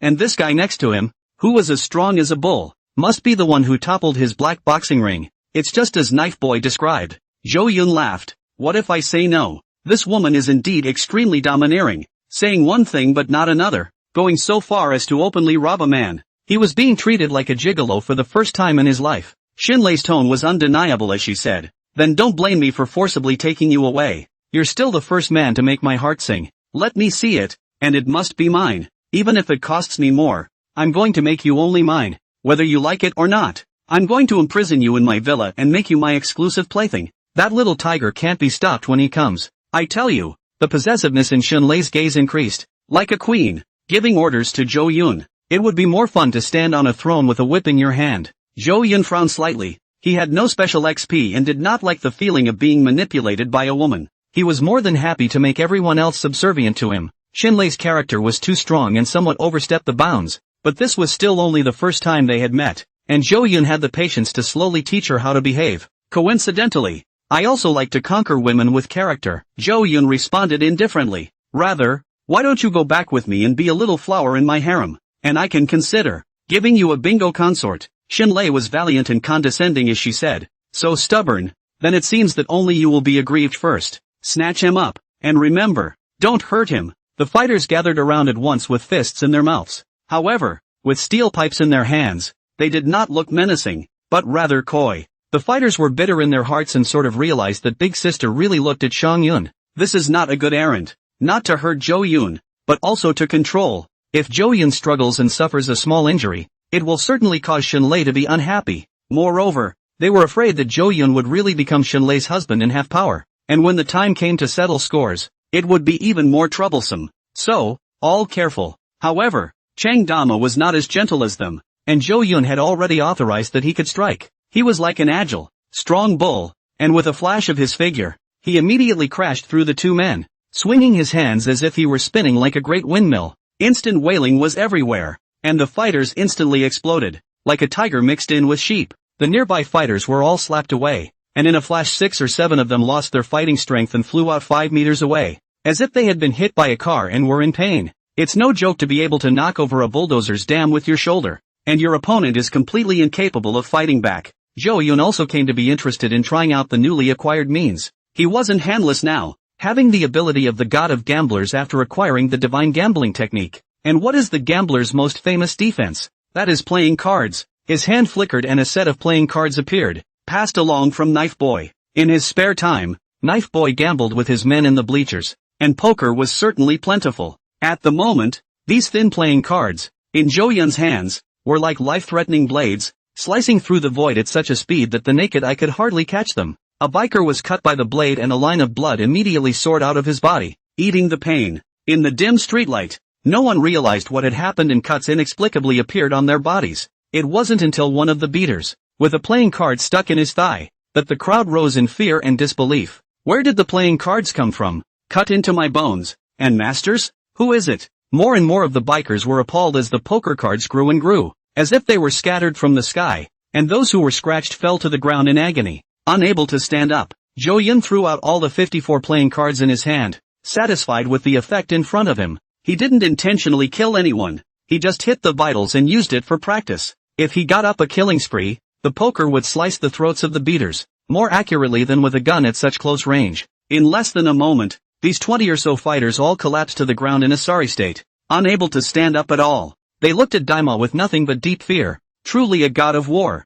An inexplicable awe rose in his heart, and he finally saw that the source of the playing cards was the young nobleman who was striking. Xinlei was also stunned. Her leather-clad body tensed up as she said in shock, "This is the fighter who toppled my field. It's really scary. Zhou Yun, I underestimated you. With this kind of expert protection, it is indeed difficult to kidnap you. You're still strong too, to have used the playing cards so divinely. I thought you were a weak scholar. Today my mom had an eye-opening experience. It's just like magic. Awesome, awesome." Xinlei was extremely shocked. Just based on Zhou Yun's flying card skill alone, he could already have a standing in the road. If it was a weak literati, Xinlei would still be able to confine it. But this guy was clearly capable of hurting anyone with a piece of paper, and couldn't be trapped at all. Although she was surprised, Xinlei was not afraid. She had an extremely good heart and didn't care that her men were all killed in battle. "You've taken me by surprise, but today is only the first time we've met, and you won't get away with it. I'll keep looking for you from now on until the day you fold to me." Xinlei bit her lip lightly, looking resigned, but there was nothing she could do now. The people she brought with her were too few. Suddenly, the sound of a roaring engine came from the distance and an intense light shone through. "It's Hummer and Lamborghini." Kim Kyung-ho has folded back. Xinlei's face sank, and she immediately returned to the motorcycle, turning the front end in a wide circle. Before leaving, he turned his head to Zhou Yun and regretfully said, "Little man, you must keep yourself safe lately. If you get hurt, I will be heartbroken. Wash up and wait for me. I'll see you some other time." After that, he drove off without looking back. Although Xinlei was not afraid of Jin Qinghu, but if she fell into its hands, it would be a trouble. and she would not be able to avoid being ridiculed. She came and went as quickly as she could, leaving behind a host of thugs who didn't care. Chang Dama turned his head and asked Zhou Yun, "Boss, should we chase?" Zhou Yun calmly said, "No need." He wasn't going to tie Shenlei up. There is no benefit in leaving it behind now, but rather it will provoke its rigid nature, which will not be beneficial to the later strategy. He wants Shenlei's heart, completely folded. The fiery eagle would have to be boiled to get it to listen. The group of fighters who stayed behind, on the other hand, were terrified and helped each other, barely standing up. Dama did not lay down a deadly hand. There was no need to kill anyone. Only the ones who had just flung steel pipes were completely wasted and couldn't even move. In the end, some of the fighters ran away, and those who didn't make it were controlled by Jin Qinghu's men. The Lamborghini opened and Jin Qinghu jumped out of the car, rushing, "Boss Zhou, are you alright? Why did you make the driver stop? If something happens, how can I explain to the old man? You really want me to jump the Lansang River?" The Lansang River is a large, broad and majestic river that spans Yunnan province and the Golden Triangle of Myanmar, among other areas. Zhou Yun said helplessly, "I thought she was only targeting you, but I didn't realize that even I was targeted."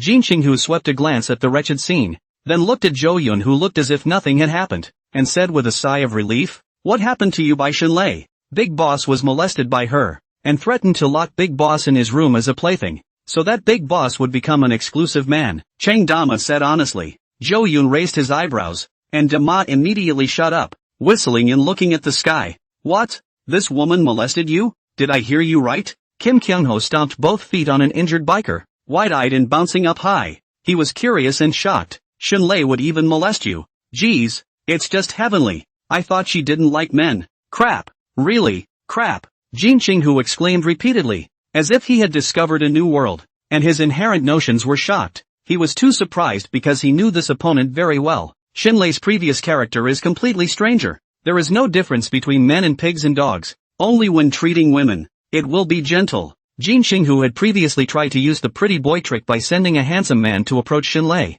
As a result, he was thrown out with his arms and legs broken, and is still in the hospital. From that time on, he wondered if Shenlei didn't like men. As a result, now, Shenlei would actually molest Zhou Yun and said that she would put Zhou Yun under house arrest. This news was too shocking. Jin Qinghu was still a bit unconvinced, but Zhou Yun didn't want to say more, so he had to ask the biker party, and after learning about the process, he was finally convinced. "Boss Zhou, now that I'm calling you boss, there's absolutely no diaphragm in my heart." Jin Qinghu didn't mean to make fun of it, but was genuinely heartened by it. "If I had known that, I would have asked you to come over from Jiangqing to help earlier." "So Shenlei likes your type." "Shenlei is very pretty. It's well known that she's one of the most beautiful women in Cloud City, but she's just too intense, and a lot of people who want to chase after her are discouraged from doing so, and no one has ever caught her eye. I always thought she'd be single for the rest of her life, but I never thought she'd catch a glimpse of you. What a miracle." Kim Kyung-ho was all smiles. Zhou Yun laughed. "Not yet. Let's see." Jin Qinghu nodded. "You have to be careful. This woman is very powerful. I don't think it's suitable to be a wife. It's not good to control. A family of our stature should marry a virtuous and obedient woman. Shenlei is not very good. Marrying her is totally looking for a sin. Unless she can change herself for you and be a little better behaved." Jin Qinghu pondered that he wouldn't marry a woman who was too strong anyway, and with his big personality, it would be hard to live together. Then after learning of Zhou Yun's divine flying card stunt, he was even more shocked and revealed his admiration. He went up to examine the wound and was even more shocked to find that the playing card had indeed been inserted into the biker's bone and could not be removed. It should be known that within the Summerland, the control of firearms is very strict, and it is basically impossible for large firearms to appear. At best, there are only a few small handguns coming in from outside the country, which is rare. The road to mix, with or more cold weapons, firearms only the big man to wear a hand. Zhou Yun, on the other hand, was able to use ordinary playing cards to produce an effect not weaker than bullets. This ability, if it were to be spread out, who would dare to make an enemy of him, was already near transcendent. This is a scenario that only occurs in movies. Jin Qinghu thought it was cool, too cool, and begged Zhou Yun to teach himself, almost calling his father. Zhou Yun cannot teach. The system directly instills and passes on, equivalent to him practicing this card skill since childhood. Naturally very powerful. Want to teach can only be taught from the age of a child. Jin Qinghu is too old. Hesitantly, he could only digress and say, "Where to next?" Jin Qinghu said, "I'll go to Lansang River after I have the group of bikers disposed of." Zhou Yun was puzzled. What's the point of going there? Of course it's a yacht party. Jin Qinghu opened his hands and exaggerated. All the very best. Turn on the headlights tonight. Zhou Yun cried and laughed. You city people really know how to play. Jin Qinghu hemmed and hawed and smiled cheaply. If you don't play again, if you really let Shen Lei take you in, you won't be able to play in the future. Zhou Yun spent a night in Langkangjiang with a paper-thin nightlife. Yi Chen and Shu's family, on the other hand, hunkered down in the hotel and quietly waited for the second day to arrive. Today, Yi Chuan still went to gamble on stones, intending to let go of his fists and make sure to lure Jin Qinghu out. When they went to the gambling street, Shu's family separated from him and played their own games. After seeing Yi Chuan's ability to make money, Shu's family couldn't sit still, thinking that gambling on stones was also too easy, and the greed in their hearts was aroused, thinking that by what reason they couldn't earn. With more than $1 million in hand, he might be able to cut a random piece of material and make hundreds of times the profit. At that time, without relying on Yi Chuan, they would be able to pay off their debts. Wouldn't that be great? I see that kid Yi Chuan. He chooses stones with ease, but he actually has little tricks and goals. I've already memorized his moves. Now these stones, they're definitely loaded. They're loaded. We're definitely going to get rich, Shu's father said impassionedly, excitement written all over his face. He looked at the 10 stones he had chosen at a cost of $800,000, fantasizing in his mind that crystal-clear ice jade would appear inside, jade that can stir up the whole country. In time, the gambling street will leave his name and legend. His eyes glistened like an uptight gambler, treating the 10 stones as if they were his own sons, and his big gamble was attracting some strolling spectators who stood to one side, waiting for the stone to be cut. Shu's father didn't notice that the only person in the room who looked at him like a fool was the shopkeeper selling the stone. Shu mother and Shu Yanran are also paying close attention. This is the only big half of their family left. Finally the stone was cut. All of it was rough stone. Not a single bit of jade color had appeared. Not even the lowest grade of chalcedony. In an instant, Shu's father exploded. The whole person went crazy, murmuring and crying out impossibly. He had obviously chosen according to Yi Chen's method. How could he not even have a bit of jade? It's no longer a question of losing money. It's all down the drain. There were discerning people in the audience who could see the doorway at once. This family was pitched by the boss. Those stones are fake, are artificially made. The surface looks like jade pulp, are deliberately processed, make hold out to fool people who do not know the business. This scam is pretty shitty, but anyone who knows a little bit about it can take a white light and make a good guess. This family is like a vegetable market to buy food, coming with their hands behind their backs, looking proudly at the ancient Mo Yang, just sweeping a glance and buying. At first I thought they were bigots from somewhere, but it turns out they're all idiots. The crowd dispersed with a lack of interest. No one reminded the Shu family. After all, if they said it in person, it would upset the shopkeeper and add to the trouble. Shu's father took the crushed stone and cried without tears. Before he wouldn't have put this amount of money in his eyes, but now he was heartbroken. Impossible. That's what Yi Chen did. Could he be lying to me? Shu's father said in agony. Shu Yanran immediately chimed in. That's right. It must be Yi Chen who misled us. Obviously they all chose the same material. What makes him able to open a good jade by himself? Shu's father's hatred was so great that the loss of money made him lose his mind. And he said, Go back to him and ask him for a clear explanation. Make him pay for it. Shu's family left the roadside stone store in a huff under the owner's eyes looking at a retard. The other side, Golden Family Stone Big Business Building. Yi Duan came and was warmly welcomed by the manager. Yesterday, Yi Chuan hit the good stuff in a row. And when the news spread out, this store of the Jin family was trampled through the threshold by gamblers, and business was incomparably booming, with revenues doubling several times. Many people thought that the Jin family building was so easy to ship out, and surely they could go there themselves, and they all ended up failing big time. Therefore, Yi Chuan was now considered the red man of the Jin family's stone store, and was an honored guest. Getting this treatment, Yi Duan was very relaxed and comfortable, and resumed that highbrow demeanor as he wandered around the stone hall, surrounded by the salesmen. This reminded Yi Duan of a news story he had seen before. Someone asked if the casino would let someone go if they won tens of millions of dollars in Aussie town. Someone answered, not only will let you go, but also give you a free stay in a 5-star hotel, and also call you special services to help you while exchange rate transfers are done. Very thoughtful. When you're leaving, you even have to beat the drums and desperately publicize it, put up banners for you, and hate to let the world know about it. The casino owner, that's the one who's most afraid of you dying. All you have to do is get out of there alive and you become the gold standard that can make countless people swoon over your own casino. If you can spend tens of millions of dollars and achieve a sizable publicity effect, those bosses will surely be willing to do so. And each one of them is very shrewd. Lose one of you, and the thousands of others who rushed to give away their money. And people aren't even afraid of you winning. The fear is that you won't come. Sooner or later that money will come back as long as you still come to play. Yi Duan was embraced by the manager as well as the waiters as he wandered around the hall, and he was flattered by the compliments in front and behind. Many people on this street had gotten wind that the stone god, who had made millions yesterday, was back,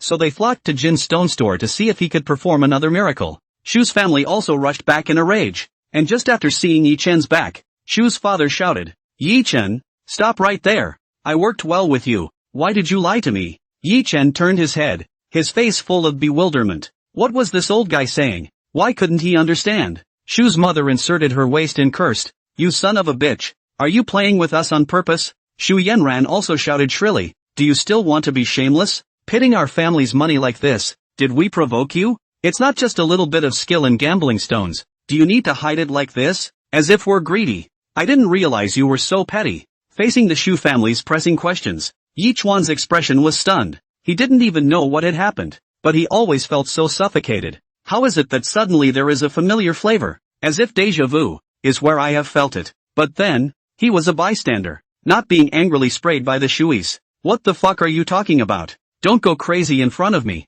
Yi Chen's complexion was so gloomy that it could drip water. Among those who had come to watch Yi Chen gamble on the stones, there were also many who had seen the Shu family gambling on fake stones. Someone scoffed and talked about what had happened and talked about it. After hearing this, Yi Duan felt an undeserved disaster. Lying shot. Obviously, it was the Shu family themselves who couldn't help but gamble, and what could they do if they lost money? They didn't have a system, and when he first came to Gambling Street, he was secretive and didn't say anything. Now that you've lost the bet, you're blaming yourself. How can you win? It's normal to lose. Yi Chuan's eyes glowed as he stared blankly at the brutal, unreasonable Shu family members, suddenly feeling a huge stone blocking his chest, almost out of breath. Treadmill. So angry. Is this the true face of the family? So tempted to kick this family in the face. How can you guys say it with such a straight face? Did I let you guys go play? Yi Duan was furious. I lied to you guys. I never taught you guys to gamble on stones. Shu Yanran said irritably. Why haven't you taught us?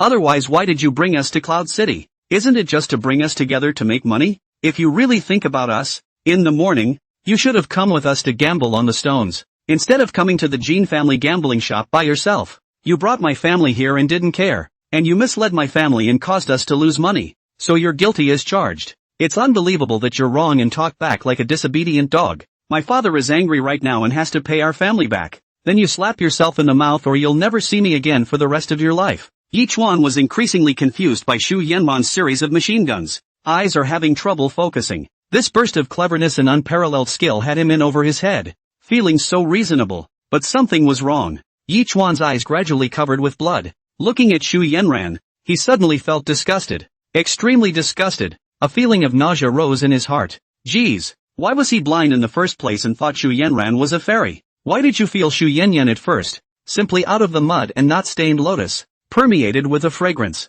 Now that fresh scent has turned into a foul odor, he suddenly felt that he had indirectly done Zhou Yun a favor. It was to give Zhou Yun the rightful excuse to kick this kind of woman out. If Shu Yanyan was allowed to marry Zhou Yun, the Zhou family would truly never have peace. Instead, he himself did the good deed and drew away this karma for Zhou Yun. The more he thought about it, the more angry he became. If Shu Yanyan the woman was still Zhou Yun's now, maybe his sister would have no contact with Zhou Yun at all. Although he had a bombastic mindset, he had grown up quite a bit after Zhou Yun's 2 educations. Or do you plan to hold back and keep the big picture in mind? The cooperation of the Shu family is still important. Yi Chuan was afraid of being looked at as a joke by others, so he could only endure it and said, "Let's talk about this matter at night. I will give you a satisfactory answer." Shu Yanran said in an overbearing manner, "You'd better be true to your word." Things finally calmed down, and Yi Chuan stopped paying attention to Shu's family, gradually gaining distance. Yi Duan and the manager of the Golden Family gambling shop walked towards the higher floors.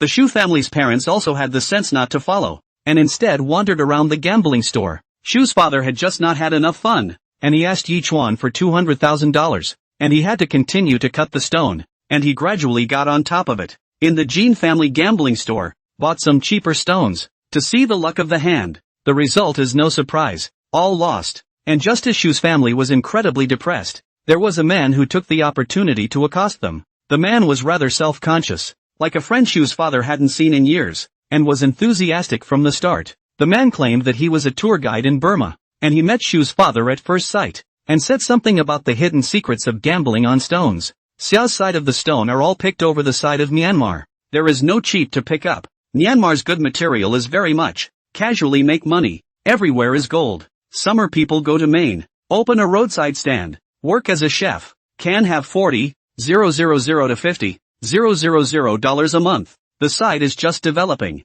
And unlike the summer country, there are opportunities everywhere. The tour guide said he just didn't have the funds or he would have quit traveling long ago and gone over there to get rich. Said Shu's father was so excited that he couldn't wait to worship him as a brother on the spot. He didn't realize that the guide had a first-rate level of condescension. And Shu's father quickly gave out all his information. The tour guide's eyes glowed and he patted his chest. It's even better if you're in real estate. Let me tell you, Myanmar is now the 80s and 90s of Xia. It's vigorously developing its infrastructure. And foreign businessmen like you are very welcome. Where the land is sold cheaply. Just go over there and you'll be the next Li Ka-sung. The next Wanta International. Shu's father and the tour guide talked as if they were in full swing. Thinking that Myanmar was really a blue ocean and couldn't wait to go there now. It's a paradise. And with this guide who knows Maine well, it's hard not to get rich. Shu's father immediately shot down the idea of hiring the tour guide as an assistant, thinking that he was Mr. Crouching Dragon and shared his interests. However, he did not hide the fact that he had a debt on him and was being sued, and that he was temporarily restricted from entering or leaving the country and could not get a passport. The tour guide said straight that it is okay. Let Shu father do not have to worry. If really cannot mix in the summer country, when the time to take the money to find their own, there is a way to arrange for him to sneak across the border. Shu father cannot help but be happy. He now has a lot of real estate, take to sell, but also can mix 1,000 million, although not pay off the debt, but can rise again in Burma. He asked for contact information with the guide right away and called him a brother, all red in the face. He breathed a sigh of relief. Even if Yi Chun couldn't be relied upon, he still had a way back. At that moment, the bottom line hardened, no longer relying on Yi Chuan, intending that this brat would have to provide the Shu family with a good dose of blood. Jin family gambling shop. Yi Duan picked out a few more pieces of material, take it to the first floor and cut it. After cutting a few good roughs and shipping all of them, earning several $1 million, it once again triggered the admiration shock of many people. The exasperation in Yi Chuan's heart towards the Shu family finally dissipated a bit, and he raised his head with an inscrutable face. Finally, the manager felt that the guy had a unique vision and was a talented person, so he began to contact Jin Qinghu. Calling over, Jin Qinghu's tired and lethargic voice rang out, and he couldn't sit still when he learned that there was this kind of talent over here. Jin Qinghu and Zhou Yun are still resting. Last night's yacht party battle was fierce. He could not bear to wake up Zhou Yun. He plans to come over to take a look himself. Soon after, Jin Qinghu dragged his tired body into the store. There was no meeting with Shu's family, who were at the moment chatting with their tour guide, Snakehead, and meeting up to go out for dinner together. When Yi Chuan saw Jin Qinghu, he couldn't help but feel a sense of awe in the bottom of his heart. This prince of Cloud City was different from what he had imagined. It's really a bit alternative and arrogant and uninhibited. While the rich kids over in the capital are all princes, Jin Qinghu looks like a bandit leader. But that's okay, as long as it gives you a benefit. You're Yi Chuan? Jin Qinghu yawned lazily. He didn't recognize Yi Duan, and in the previous news of Zhou Yun's auction at Jade Emperor Peak, he had only mentioned that there was a man who intentionally competed with him, but didn't mention any names or photos. In news like this, most of the shots were given to Zhou Yun, the main character. Yi Chuan nodded his head and said in an unassuming manner, "Hello, Boss Jin. I won't say any more nonsense. Pick a few more stones for me to see if they are really that amazing." Jin Qinghu said. Yi Chuan continued to pick a few pieces of stone and cut them again. The result was still the same. They all shipped. Jin Qinghu's expression was stunned, slightly shocked. There really was such a godly person. Did this guy possess the legendary perspective eyes? He didn't dare to slack off any longer. This kind of character would bring great benefits to the Jin family if he could recruit them. Other than that, when the time comes to go to Burma to choose the material, all the good material will be in the bag. The Jin family has the channels. Yi Chun has the ability. Under the cooperation between the two sides, this shall not earn a fortune. Your ability is extraordinary. Those experts who use specialized instruments may not be as accurate as you. Jin Qinghu was never stingy to praise the talent. Is there any interest, and our cooperation, to give you a high salary, at the same time have a draw income? Some good materials, in the gambling store, basically cannot be seen, usually by the Gold family collection, or into the auction house, only occasionally out of the lower level of the market. These materials, ordinary gambling players, can't be touched at all. Therefore, Some people who can afford it will choose to work with the hoi polloi to make money together. Jin Qinghu laughed. The material in the store is not even an appetizer. Work with me and I'll take you to something more exciting. Yi Chuan's heart was moved, but he didn't want to be bound by the Jin family. Once he cooperated, it meant that he was permanently tied to the Jin family's ship, and he couldn't leave even if he wanted to. Therefore, he chose another way of cooperation, saying, I don't want to sign a contract, and I don't want a base salary, just a draw. In addition, I don't accept the Jin family's control. I can leave at any time, and I'll only come over when the big material appears.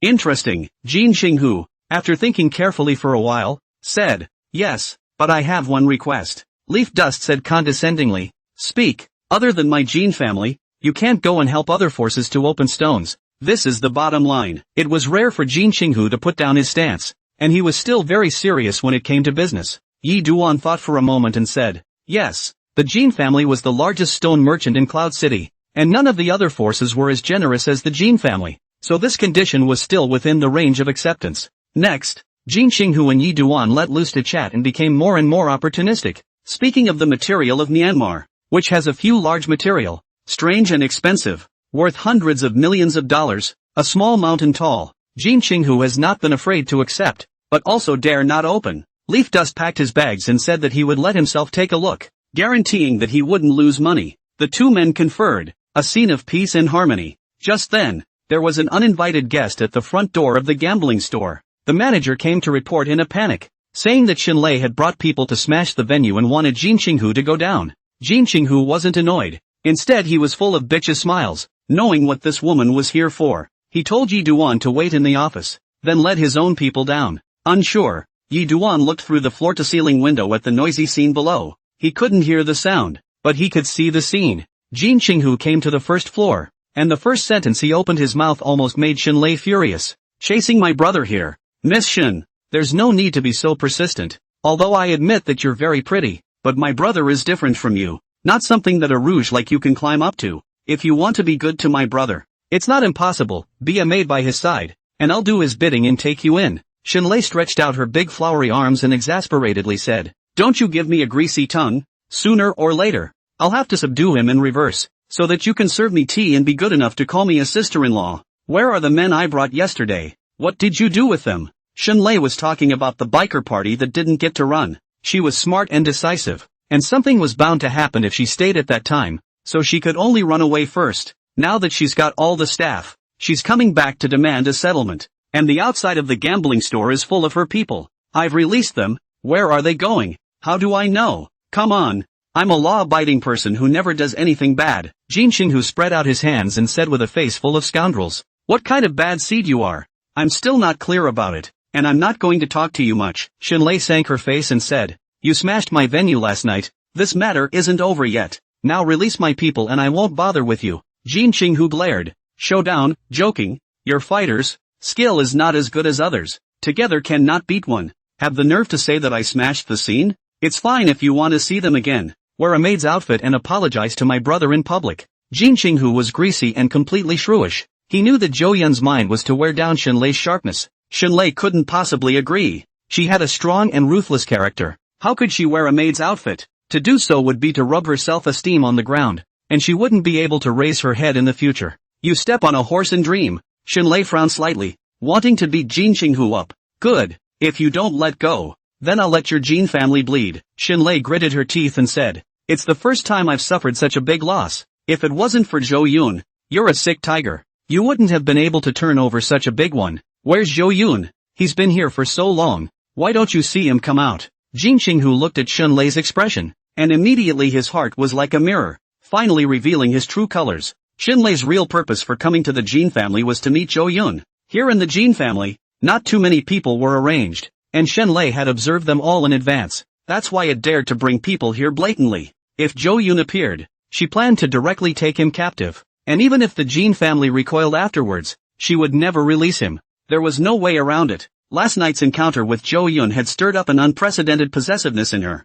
She was determined to take Zhou Yun, a man, into her boudoir. After going back last night, she hadn't been able to fall asleep. Her mind was full of Zhou Yun's shadow, a frown and a smile, all of which mesmerized her. She had someone check Zhou Yun's information overnight and knew that it was the crown prince of the Yuchen Group in Jiangcheng. However, that old man had already died, and apart from money, Zhou Yun didn't have much power. And now even if he trapped Zhou Yun in Cloud City, there wouldn't be a reaction from Jiangcheng's side. After all, the frontier was different from the inland. This side was wilder. She was considered one of the local snakes, and there was absolutely no one in Jiangcheng who could cross such a long distance to deal with herself. After Zhou Yun was completely conquered, the Yuchen Group would be merged into the Shin family, and there would no longer be any fear of the Jin family. And what a wonderful thing that would be. Of course Jin Xinghu couldn't tell her about the madness on the yacht last night, but just said, he's tired and resting, and as I said, if you want to see him, come in a maid's outfit. Seeing this,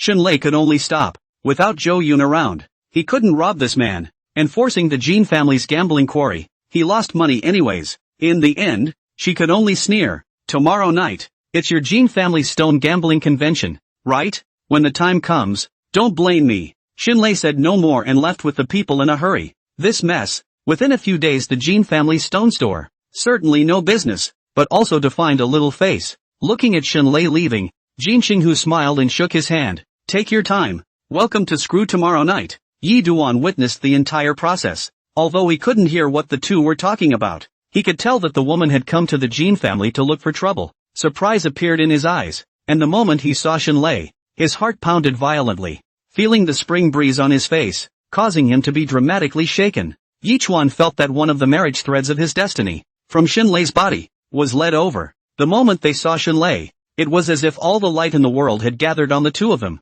He senses he's falling in love again. Falling in love at first sight with Xunlei and wanting to be with her. This woman was a completely different type from Xu Yanran, with a kind of wild petulance, her face filled with an unyielding look of fatal attraction. Yi Chen felt that the current Xu Yanyan, in front of Xunlei, was not even worthy of lifting her shoes. His heart's feelings for Xu Yanran faded. I want to give all my love to Xunlei. When Jin Xinghu came up, he was still staring at Xunlei's departing back for a long time. Jin Xinghu didn't notice his difference, pouring tea alone, and said, that woman, you saw her. Aha. Leaf Dust turned back and asked curiously, who is she? The Shin family's eldest miss, who was also the contemporary power holder, came to trouble my Jin family today, and I'm very upset. Jin Xinghu smiled and said, so, I want to teach her a little lesson, and since you've already cooperated with our Jin family, then do me a favor, go to her Shin family's field, buy up all the money-making stones in her family's store, and then say loudly that, except for the stones that have already been selected, all the other materials are all money-losing goods. Yi Duan had already gained a certain reputation in this street, opening nearly 20 stones in a row, each of which was worth a lot of money and was a miracle. He had the title. Everyone called him the Eye of Fortune, never needed to touch the stone. He could tell by looking at it if he was making money or not. If he were to go to the Shin family's field to cause trouble and spread the word, then surely no one would go to the Shin family to buy stone again. This move cannot be said to be not poisonous. Jin Xinghu is ruthless, but on the surface it is like giving Yi Duan a bargain. I'll have someone ensure your safety, and I don't want a dime of your income from the Shin family this time. I'll give it all to you. Yi Chuan's brow furrowed into a Chuan character, feeling that he had entered the wolf's den and was seeking skin with the tiger, combined with Jin Xinghu's blonde hair and earrings, and the tattoos on his chest. A ferocious aura came over him, and he felt even more dangerous. Really not a good person, with a stern aura all over his forehead. Yi Chuan suddenly regretted a little. Had he known this, he should not have chosen the Jin family at that time, but should have gone to the Shin family instead. You can make money and maybe show your charm and hold a beautiful woman. Xunlei he was very moved and made up his mind that he had to take it, so he refused. I'm not going. Jin Xinghu froze, his eyes slightly condensed and said, give me a reason. Don't want to go. Just don't want to go. Yi Chen raised his chin and said, forget it, I don't want to cooperate with your Jin family. Jin Xinghu laughed coldly and said, you don't think that I can't do anything about you without signing a contract? In this acre of Cloud City, not many people have dared to go back on their word in front of me. Anyone who did that would have grave grass as tall as you by now. If you don't listen, pick a place to bury yourself. Jin Xinghu also flipped out and stopped pretending. He felt that this guy Yi Chen was too arrogant, a rash young man, and since he didn't listen, there was no need to be too polite to him. It's time to threaten or threaten, no matter what your origin is outside. Even if you're a plutocrat in the capital, in this Cloud City, I'll still be able to take care of you. Jin Xinghu was really fierce, comparing it to a plutocracy. And anyway, the sky was high and the emperor was far away, so that group of people wouldn't come after them for a word. He didn't know Yichen's details. This guy was really the first son of the plutocracy, or one of the heirs. Anyone else wouldn't believe it. The Hall heir would come to find himself to cooperate in gambling on the stone. It's not an idle pain in the ass. Looking at Jin Qinghu's face full of ferocity, Yichen was a bit flustered. He had never seen such a rogue. He was really afraid that Jin Qinghu would do it, and then he would die in vain, and having the system would be useless. He was furious with anger, but there was nothing he could do about it, and stood in place for a long time before he said, "Fine, I'll help you this once, but I want you to help me when something happens in the future." Jin Qinghu's face turned and became gentle again, smiling. "Good to say. You've taken the pitch. You're one of us. How can I not help?" Yichen took a deep breath and nodded. "I'm going to the Wind and Cloud Gambling Conference tomorrow night. You must be there. Please." Jin Qinghu grinned. He just did not say anything else and left the office. Cross to meet Shameless. He really cannot help but do as he is told. However, he also kept an eye out, and after going to the Shin family's stone store, while showing his ability and charm to capture Shinlei's heart, he should also try to explain the situation, dumping all the pots and pans on Kim Kyung-ho. After Yi Chuan left, the henchman who had been standing beside Jin Qinghu asked, "Brother Tiger, this kid looks unconvinced." Jin Qinghu disdainfully said, "Do it if you don't listen. This kind of brainless expert, if it can't be used for me, it's more harmful to keep it. In this business, you don't need a penetrating eye. Someone like that will only destabilize the market. But if the one destroying the market is me, that's a different story." Ha ha. Yichen didn't immediately go to the Shin family's gambling store. He was smart enough to know that Shinlei must have been angry at that time, and it would be a waste of time to go. Therefore, after meeting Jin Qinghu, he went back to the hotel with Shu's family. Speaking of the Shu family, Yi Duan was already getting his patience worn out. "I don't know what's going on today, but Shu's family has inexplicably straightened up in front of themselves. Those who don't know, think they paid off all their debts and became confident." Yichen didn't care about them and no longer mentioned letting Shu Yenran marry herself. All he could think about in his mind was Shinlei's beauty, that hot body, and cold temperament. It gave him a terrible desire to conquer, a desire to take this kind of woman and hold her down in front of him. Compared to Shinlei, Shu Yenran's performance today really disappoints me too much, Yi Chuan muttered in his heart. He was still confident in himself, handsome, well-spoken and noble. In the past, none of the women who looked at it could escape the palm of his hand. For example, Shu Yenyan, who already had a marriage contract with Zhou Yun, hadn't just broken it off for her own sake. In his mind, Shinlei was already in his pocket. The next morning, the Shu family was still sleeping, and Yichen was too lazy to even call them. He planned to, after that, go back to Jiangchen without informing Shu's family, not wanting to take the same airplane again. What a character himself, not just a system plus, the background alone. The capital city plutocrat, the heir of one of the four great families. All over the summer country are industries. Overseas are many companies. Owns the shares of the international group. Although he didn't care to use the Yi family's background, but a small Shu Yenran, a Shu family, also in front of his own bossy, he could not endure. Took a taxi to a street of gambling stones. The Jin family store and the Shin family store, not far from each other, decorated with gold and blue. Very poker. On the door plate of the Shin family, a large Shin character, and underneath it, the word Shin was used to inscribe the word Shin. Entering the gambling store, Yi Chuan curiously asked the salesman, "Is boss Shinlei Shin in the store?" The salesman said with a wary face, "You're not here to buy a stone? What do you want?" "I don't mean anything else. I just admire Ms. Shinlei for a long time. I heard that she is the #1 beauty in Cloud City and I want to meet her." Yi Chuan laughed. The salesman grunted coldly. "Our boss is not for everyone to see. She will indeed come to sit in the store today, because there is a stone gambling convention in the evening, and she is bringing experts to the store to try their hands." Yi Chuan said pretentiously, "Just in time, so that Shinlei doesn't have to choose Jean. I'm the expert he's looking for." "You?" The salesman was full of disdain. Yi Duan didn't say much nonsense. "I'll buy the stone." Then, he turned on his investment ability in the store and scanned all the stones in the first floor lobby. Not even the group of discounted materials piled up in the corner. The first floor picked out some stones that made at least 5 times as much, then went up to the second floor and swept up the goods like crazy. At this time, there are quite a lot of customers in the Shin family. Yesterday Shinlei brought people to the Jin family to cause trouble. The wind has not passed. Many people will not go to the Jin family for the time being, so they all came to the Shin family. Some people recognized Yi Duan's identity and were very excited, secretly saying that this time, they could have another eye-opening experience, and that this stone god had finished sweeping the Jin family's goods and had come to sweep the Shin family, a total of 12 pieces of stone, cut open. No surprise, All big profits.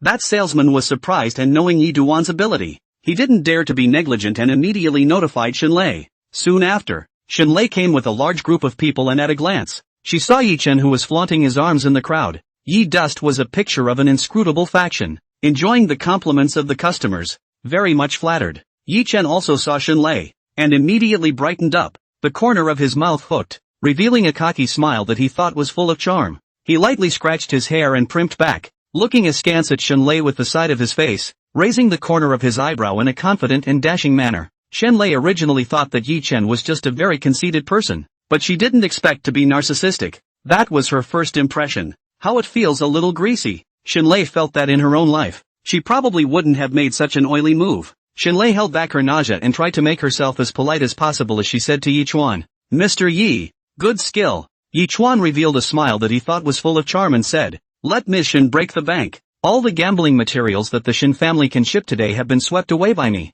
The customers in the room muttered in their minds when this was said. Yi Duan, the master, said that the Shen family had no goods. Who would dare to buy? At least those present immediately piped up and decided not to patronize the Shen family for the time being recently. That's the celebrity benefit. Shenlei's face also sank as she sneered. "Mr. Yi, it's not up to you to decide whether there are good goods or not. Don't think that you are talking nonsense just because you've cut a few stones and tarnished the reputation of my Shen family. Don't think that sick tiger can really bail you out." Yichuan hurriedly said, "Ms. Shen, you've misunderstood. What I'm talking about is that the good materials that the Shen family placed on the stage were all bought by me. But there's still a lot of good material out there that can make a big profit. Besides, who says your Shen family doesn't have any material?" Yichen stepped forward, his hands behind his back, proudly independent. He played a trick. Jinxing, who made him say in public that the Shen family had no good stone, and he did comply, but only on the table. Shen's family still has a lot of warehouse materials piled up on the ground that are unsellable and difficult to dispose of.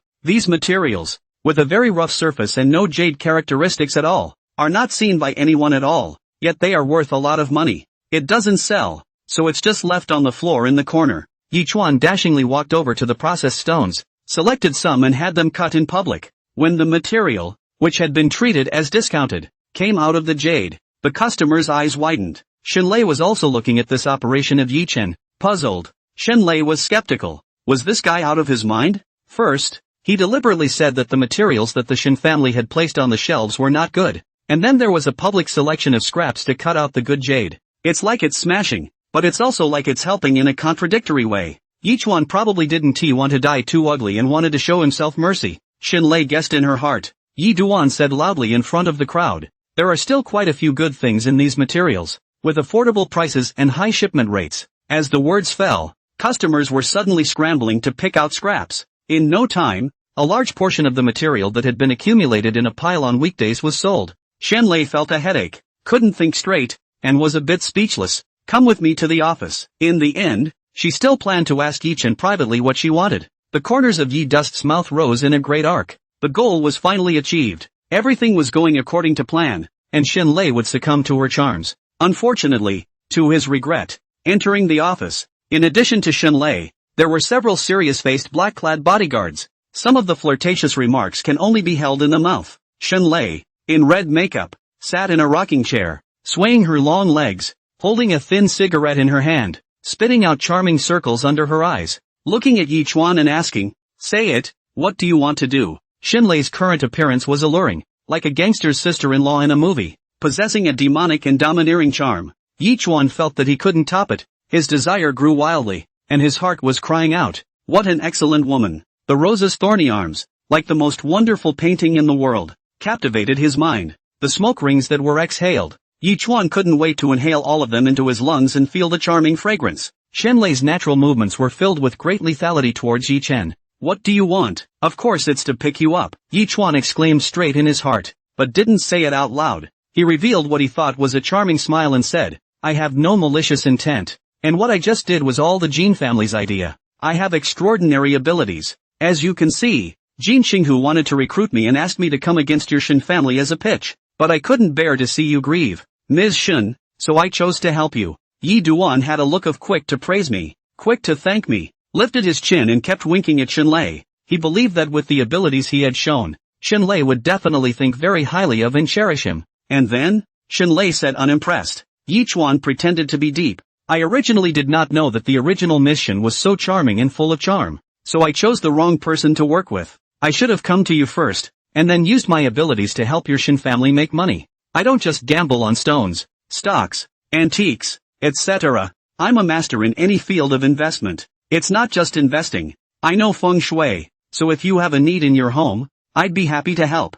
Yichuan changed his posture and looked out the window with a mesmerizing gaze. If you can guarantee that Jin Qinghu won't come looking for trouble while I'm in Cloud City, then I'll be happy to help the Shin family. With my help, you guys will surely surpass the Jin family not days from now and become a big predator in Cloud City. Splitting the many powerful clans. He was extremely confident that any clan hearing these words could not remain indifferent. The Shin family definitely wanted to surpass the Jin family and completely become the Cloud City's hegemon. And Yichen kept adding chips to himself to make Shinlei understand his importance. Yichuan turned around again and looked at Shinlei, who was gently smoking without any expression on her face. Looking at the pair of long legs, and the lonely and unassuming pretty face, he only felt that his belly was burning. It's entirely because I appreciate you, Ms. Shin, that I'm willing to abandon the darkness and come to help the Shin family. If Ms. Shin can agree to one more condition, I'll tell you another secret. Shinlei put out the cigarette and looked at Yi Duan. Feeling funny, Shinlei could also see now that Yi Chen was interested in herself. It's been a constant flirtation since the first moment I saw myself. Is this guy not kicked in the head by a donkey? Is it possible that you are teasing yourself? And don't bother to inquire when you've ever liked that person who thinks highly of himself and pretends to be a pussy when he's a little bit good. She suddenly remembered Zhou Yun, and with the constant contrast between the two, her face expression quivered imperceptibly. She loves Zhou Yun more at first sight. Yi Duan, obviously, couldn't meet this standard. However, what Shinlei did not expect was that Yi Chen had been carefully observing her expression. With that one tremor, Yichuan thought that Shinlei had fallen in love with herself. Leaf Dust was a bit smug. Shinlei came back to her senses. Her expression became inhuman, and said, "What is the request?" Yichuan secretly laughed in the bottom of his heart, still pretending. "The bodyguard is present, so you cannot let go." Yi Duan took the opportunity to say, "I hope that after the gambling conference, I can spend dinner with Miss Shin. Well, just the two of us, and talk about life." Hearing this, Shinlei looked at Yi Chen with interest. The two black-clothed bodyguards standing at the door also looked at Yi Chen as if they were looking at a fool. How many years has it been since there was really one who wasn't afraid of death and dared to take the initiative to pursue Miss? The bodyguards remembered that the last one who pursued the lady was still lying unconscious in a hospital bed. The last one, who was in a mental institution and hasn't been released yet, yells every day that he's not sick. This guy called Yichuan just met for the first time and dared to plot against the lady. The two bodyguards admired his courage. "So you want to bureaucratize me? Tell me earlier." Shinlei smiled charmingly, taking in the heart. Leaf Dust swallowed his saliva. "I'll give you a chance, but it's up to you." Shinlei laughed lightly and seduced. Yi Duan was mesmerized and nodded. "So, you agree? Then I'll reply to Jin Qinghu right away and not cooperate with him." Shinlei stood up, stretching her exquisite curves, and laughed. "What's the hurry? Wouldn't it be better if he didn't know? It is better to fight in the open than to strategize in the dark. Tonight, I'll go to the stone gambling conference, and you'll help me pick out the money-making stones to properly kill Sick Tiger's face." Yi Chen only thought that Shinlei was testing herself. Then he agreed without hesitation. Shinlei smiled faintly and said, "You go, I have work to do." Yi Dust nodded his head, not wanting to create a situation outside of the festival. He was already satisfied with the current situation and left after saying a few good words. He probably couldn't have imagined it any other way. There's no way Shinlei likes him at all, and would never have dinner with him. Shinlei was only doing this to drain Yi Chen's value and slowly fish for his appetite. Shinlei's heart had been completely occupied by Zhou Yun. When they met in the evening at the stone gambling conference, Yichuan would surely be miserable. However, not only did Yi Chen not know these, even Shinlei did not understand his relationship with Zhou Yun. The bodyguards curiously asked Shinlei, "Boss, what's going to happen to this kid back there?" Shinlei's eyes flickered with coldness as she said, "After the stone gambling conference tonight, arrest him and use your own methods to bend him and wear down his heart. I'm going to make him a tool man who only works. I don't need a capable person who dares to think alternative thoughts, and I'll make him regret being born in this world if he dares to think blasphemous thoughts about me." The bodyguards looked as normal, not a bit surprised. It was a decision that had been expected for a long time. The night is bright with stars. The Cloud Province is not a heavy industrial area and is not subject to industrial pollution, and the stars and moon can be clearly seen on the night sky here. The stone gambling conference organized by the Jin family attracted many powerful forces from the Cloud Province to attend. Many famous jade buyers, jewelers, also came to the city. It was expected that they would be rewarded by the appearance of extremely rare jades in today's stone gambling meeting. The location was set at a place on the outskirts of Cloud City, in a manner far from the noisy city. A luxurious luxury car, traveling from Cloud City, parked outside the manor, nearly 3 kilometers of land. The manor was heavily lit and the atmosphere was warm, with the atmosphere of a European-style aristocratic party. Yi Duan came with the Shu family, came in a taxi, had the entry credentials given by the Jin family, and was released into the manor under the securities inspection.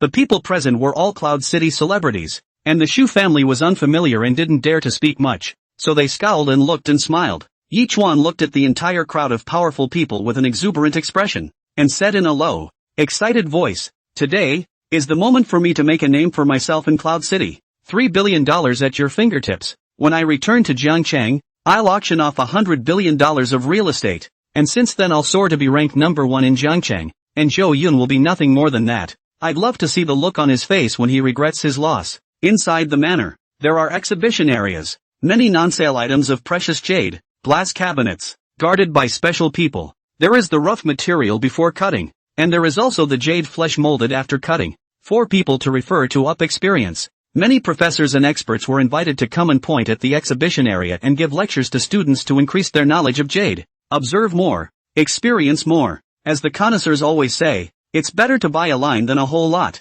If the surface of the material appears large green, there is a high probability that the thickness is only a thin layer, and the color has not seeped into the interior of the emerald. If there's only a thin, dense line, that jade color enters at 9 times out of 10. Yi Chuan took Shu's family with him, listening to the knowledge and theories of these experts, and secretly laughed in a low voice. How many experts can't compare to me? They all have their blind moments, while I can see at a glance. Shu's family looked curiously at the jade in the glass display case and kept exclaiming, "Such a little jade can be sold for tens of millions of dollars? What kind of seed water? Yellow sand skin, deep sun big green. Crikey, this big piece of material is worth more than 100 million. It's also too valuable. If all these jades were mine, my Shu family's debt would not be enough to fear." Shu was fantasizing that he had a gang of outlaws and then had them come and steal all the jade from the field. Shu mother and Shu Yenran, with eyes only for the expensive jade jewelry that had already been made, fantasized about how expensive they would be when they wore it.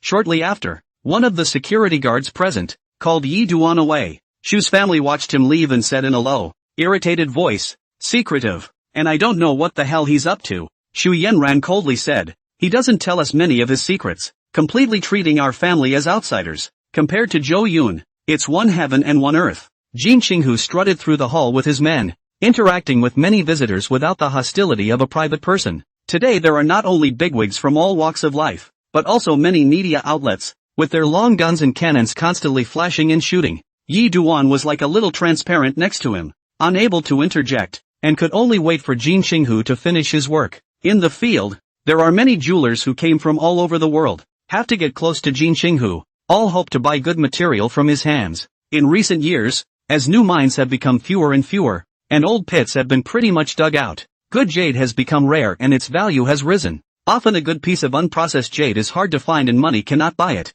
Many rich people want big material for customized jewelry and carving rays to show the grandeur and heritage of the strong clans. Gold was good but too ostentatious, so the rich set their sights on rare items such as jade. Good material, no worries at all. As a result, these famous jewelers from all over the country were also courteous to the Jin and Shin families, except for some people. For example, a jeweler from Aussie City named Ran Lung, the owner. The man was high-minded, and from the moment he entered the manor, he put up a high and mighty front. He was also sandwiched among the other jewelers, but from start to finish, he didn't have a polite word to say and put on a face that everyone owed him money. Ran Long said in an old-fashioned manner, "We have a boss in Macau who is offering a high price and is in urgent need of a large piece of material, so don't fight with me for the goods that come out today. I don't think, Tiger, that you'll give me a hard time." The moment he opened his mouth, he instantly brought the heated atmosphere down to freezing point. Many of the jewelers were silent, looking at him with displeasure and helplessness. Ran Long is not just in the jewelry business in AO City,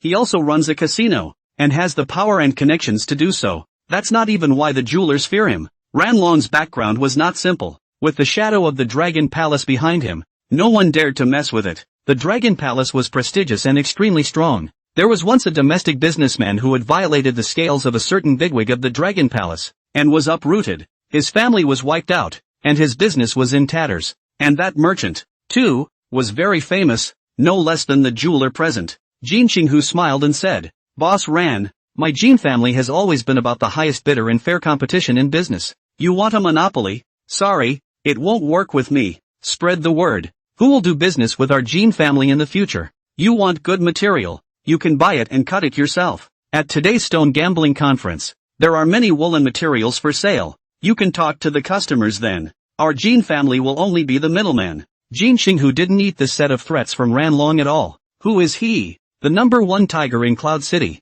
The people of the Dragon Palace may be very powerful outside of the country, but within Xia, they don't even dare to do things openly. Xia upholds the principle that one's own people can make a mess, but external forces that try to intervene will surely usher in the most terrifying counterattack. The Dragon Palace is still best known for its mercenaries and foreign road forces. In spite of this, the Dragon Palace has been laid out in the country over the years, and many industry giants, all of which have their shadows, are certainly not to be underestimated. Other people are afraid. Jin Qinghu is used to being cross. Do not care who you are. Fair treatment. It is not too much. The Dragon Palace wouldn't take the initiative to deal with him either. Jin Qinghu had a degree in mind. Ran Long snorted coldly and said, "Fine, fine. I hope that your Jin family can last a little longer and contribute more to the Jade world." As for Yichuan, who was on the side, seeing that this Ran Long actually had such a great momentum, he also secretly kept him in his heart. Then he heard the person next to him talk about Ran Long's strength, which made his eyes light up. Ojo mogul, casino owner, jeweler, must have a lot of money. That relationship can be pulled. The greedier the other party was, Yichuan felt that with his value, the more he would be worthy of the other party's regard. After exchanging pleasantries with them for a while, Jin Qinghu walked towards the backstage, with Yichen following behind. "What you did yesterday, at the Shin family stone store, I'm very dissatisfied," Jin Qinghu said with displeasure. Yichuan said, "At that time, the situation was special. This woman Shinlei, I don't want to hear an explanation. I just want to know the result." Jin Qinghu turned around and stared at him like he was a dead man. "Wait, a lot of big wool will come out. You will give me a careful watch then. Tell me how high the real value of the wool is, so that I can easily price it. I'll arrange for someone to bid with the customers in the back." The purpose of the Stone Gambling Conference was to publicize the reputation of the Jin family, also to sell some stock material, but Jin Qinghu do not want to lose money. See customers make money, then their own loss of money. So, the only way to ensure that you lose less is to engage in underhanded tactics. "Don't worry, there will be a generous reward after the deed is done," Jin Qinghu seductively said in order to make Yichen feel at ease with his work. Yichuan shook his head and said, "I cannot want to be paid, but I want the Jin family to lend me $3 billion after it is accomplished." The payoff was at most $100 million, which was not what Yi Duan wanted. $3 billion?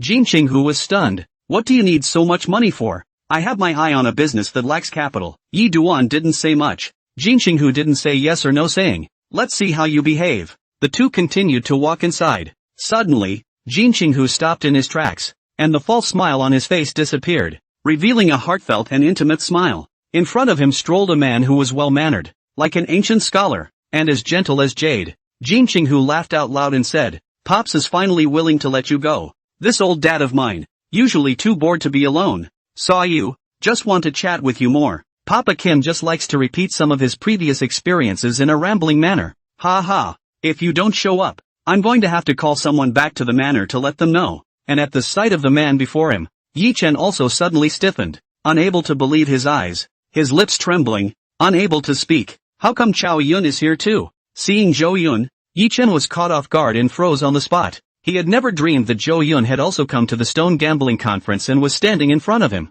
When did a real estate guy get interested in jade? Did he want to come and buy the goods? Yi Dust set off an inexplicable horror in his heart at this instant, and the image of being suppressed by it several times surfaced, completely at a loss as to what to do. Looking at the situation, Jin Qinghu's relationship with Zhou Yun seemed to be quite good. That's what this is all about. Yi Duan walked behind and was already dumbfounded. What he didn't understand even more was that Jin Qinghu had hooked up with Zhou Yun, and his relationship was even more ironic than he had imagined. From the short conversation between the two, it was known that Elder Jin both knew Zhou Yun and was pulling to impart life experience, like a junior teaching a younger student. What does Zhou Yun have to offer? Leaf Dust's mind was confused and dull, not knowing what to do. Jin Qinghu still didn't understand the situation. At this time, he introduced to Zhou Yun, "This is my new friend. His name is Yichuan. He has a knack for looking at stones. Any wool he picks out can basically be shipped. If you need to use him in the future, I can make the decision to let him go hang out with you. Zhou Yun did not look any abnormal and extended his hand to Yichuan. Hello Mr. Yi, we meet again. He didn't intentionally crowd Yichen. He was very gentlemanly and did his best. In fact, in his eyes, Yichen was covered in wool. As long as you intercept Yi Duan's chance with a woman, you will be rewarded with the system's choice. It's a treasure trove. How could Zhou Yun let him die without gripping him bald and hairy? On the contrary, Yi Duan had an expression of shame and anger, feeling embarrassed that he had been tricked. This was too embarrassing. The Jin family that one wanted to climb up the ladder of friendship was actually on good terms with Zhou Yun to such an extent. Kim Kyung-ho just thought of himself as an employee under him, treating himself as if he was a tool, and having to go and work under Zhou Yun, originally equal in status. He was instantly pulled down. Leaf Dust's mind exploded and his head went down. He would never work under Zhou Yun's hand even if he died. He was a heavenly destined lord with a system. How could he stoop to the villain's level? What was the difference between that and a waste? Instead of shaking hands with Zhou Yun, Yi Chen said with a gloomy face, I will never go to work under Zhou Yun. If you have to force me, then I'll have to leave. If it really came to that point, he would definitely show his identity, and he would not hesitate to use the Yi family's power to save his life. Anger also appeared in Jin Xinghu's eyes. He could sort of see that this kid Yi Chen and Zhou Yun were not dealing with each other. Bold, what do you think you're standing in right now? Jin Xinghu stepped forward and approached, a fierce aura permeating his body. I'll give you a chance to reorganize your words. Then, Jin Xinghu turned his head and asked Zhou Yun, Boss, what's the deal with this kid? You guys look like you have a beef. Zhou Yun shrugged and said, It's nothing much. Xu Yanyan was pried away by him. Well, on the day of the Jade Emperor Peak auction, he and I competed for a birdcage. It was nothing major. Jin Xinghu fiercely stared at Yi Chen with wide eyes and laughed maniacally. So you're the receiver? Ha ha ha ha ha ha ha. I really don't know whether to thank you or loathe you now. After all, it's also because of you that my boss made up his mind to sweep this bitch off her feet. Saving my brother from the fire should be a great merit. But, taking someone's wife is a fact. Yi Chuan, my boss is kind and doesn't bother with you. But here in Cloud City, as his brother, I can't just ignore it. Plus, it's even more abominable that you've repeatedly gone against the boss. Since I've been allowed to stumble upon it, wouldn't it look like our two families are too soft if you leave Cloud City without your physical shortcomings? Jin Xinghu was in charge of every sentence, and his bandit aura surged out of his body, like a hungry wolf with crazy eyes. Yi Chuan's body was cold, his scalp was numb, and he staggered back, feeling that he was going to be planted today. I didn't expect that coming to the Stone Gambling Conference would be a step into hell. The Jin family, which he was supposed to befriend, has turned into an enemy, and threatened to leave himself short of arms and legs. Yi Duan regretted so much that he wanted to vomit blood. Stepping on a horse, what is this called? If he had known that the Jin family and Zhou Yun were so close, he would not have come to Jin Xinghu even if he had killed himself. What a deep concealment. Yi Duan's face flushed red and his hands were full of veins from anger, just as Jin Xinghu was about to make his move. However, he was stopped by Zhou Yun. Don't move him first, there are a lot of people today. The impact is not good. Zhou Yun spilled. Although Yi Chen was at fault first, he is the brother of a friend of mine. I had said to her that I would not pursue Yi Chen's responsibility, so I can't be allowed to go back on my word. Can I? Is it a sister or a brother? Jin Xinghu's eyes lit up. Zhou Yun laughed. Of course it's sister. Crap, Jin Xinghu exclaimed outright. You picked up his sister? He flirts with your fiancé and you pick up his sister? Crap, crap, crap. Awesome, really awesome. Worthy of being the boss. You're practically my idol. Absolutely. I would have done the same thing. Jin Xinghu's eyes glowed. The anger in his heart immediately disappeared and his murderous aura dissipated as he looked at Yi Chen with a gaze filled with sneers and mockery. Zhou Yun slapped the back of his head and laughed. What nonsense. I'm just friends with his sister for now. We haven't reached that point yet. Jin Xinghu, I get it expression. It didn't get to that point. That is, it's almost there. I don't know you yet? Jin Xinghu's body flames all disappeared, smiled and said to Yi Chuan, so it's the great uncle. I told you earlier, I can still do this to you. Beg your brother-in-law. Leaf Dust erupted. His face twisted. These two, they don't treat themselves as human beings at all. Talk about your sister in person and flirt with her. And to be your own brother-in-law, and claim to pick up his sister. How could Yi Duan not be angry? It's like being given a facelift and having your scars unreservedly exposed to everyone's eyes, thinking that their siblings are cabbages to be ravaged. Zhou Yun, you're still pretending. Who doesn't know about your wolfish ambition? Yi Chuan shouted angrily. I'm telling you, it's impossible. As long as I'm around, you'll never want to be with my sister in this life. Yi Duan had a seizure. like a dog guarding its food, showing its teeth and completely losing its demeanor. And his frenzy was what drew the attention of many of the powerful people present. Many people stopped looking at the exhibition and slowly walked over with a playful expression on their faces. Who's so bold as to go crazy in the Jin family? Jin Qinghu's eyes also lowered, signaling the security beside him, and said to Yichuan, brother-in-law, you're not in good shape. Go backstage to rest for a while, and calm down afterward. Two security guards stepped forward aggressively, about to rack him. Yichuan also panicked. If he was really taken away, this time the purpose of coming to Yun City to find investment and make money would be completely blown. Yi Chen's eyes were filled with despair as he glanced around the crowd, and suddenly, he saw a familiar silhouette. Help me, he called out toward the field. Just arriving, a woman in a simple, elegant black swan gown. With Yi Chen's shout, many people looked towards the woman, and suddenly their eyes lit up. The person who came was none other than Shenlei, the contemporary head of the Shen family and known as the overlord flower of Cloud City. Shenlei's makeup today is more formal, red lip color, hair naturally falling to the shoulder, less a trace of domineering, a little more tender, beautiful and moving. Her flowery arms were hidden in her black silk sleeves, leaving only a little rose branch bud exposed at her neck, revealing a bewitching and moving beauty. The black swan gown will be her proud curves, perfect show, to the whole field of men. Have a kind of want to ruthlessly will be her waist in the arms of the impulse. When Shenlei heard Yi Duan's call, she was also stunned and a trace of unnaturalness appeared on her pretty face. But soon, her eyes were all drawn to Zhou Yun, filled with surprise. Zhou Yun, I knew you would come, Shenlei said happily. I'll see how you can escape me this time. The words fell. Yichuan's body trembled violently, and the little light of hope that had just risen in his eyes was instantly extinguished as if he had been doused with a pot of cold water. It's all gray in horror and disbelief. It can't be. Why is Shenlei's attitude towards Zhou Yun a bit ambiguous? The two of them, are they related too? No, it won't. The Jin family and the Shen family are rivals. How could they be connected? How could Shenlei be with her rival's friend? But what the hell is going on with Shenlei's eyes? That look, when I was in her office, she hadn't even shown to me. So soft and loving. Yi Dust's mind exploded, bubbling up 100,000 reasons in his heart. Shenlei, who was regarded as a hopeful, even cast a seductive and teasing gaze at Zhou Yun, which was difficult for him to accept. Shenlei is the woman he has internalized, and has already made initial contact. He thinks he will be able to raid soon. Who knows that Shenlei seems to like Zhou Yun? This caused him more despair and pain than knowing that Jin Qinghu was Zhou Yun's brother. On what grounds? On what grounds? It was as if a beast was roaring in the back of his mind, but his body was being held in check by the Jin family's security, whose knees were on his back and his face was pressed to the ground. Zhou Yun's full value charm had no effect on men, and if Yichuan turned into a woman, he might be able to feel the charm that hit his soul. At this time, Yichuan was in front of his eyes. The sky was dark, the sky was spinning, and he was so depressed that he couldn't breathe.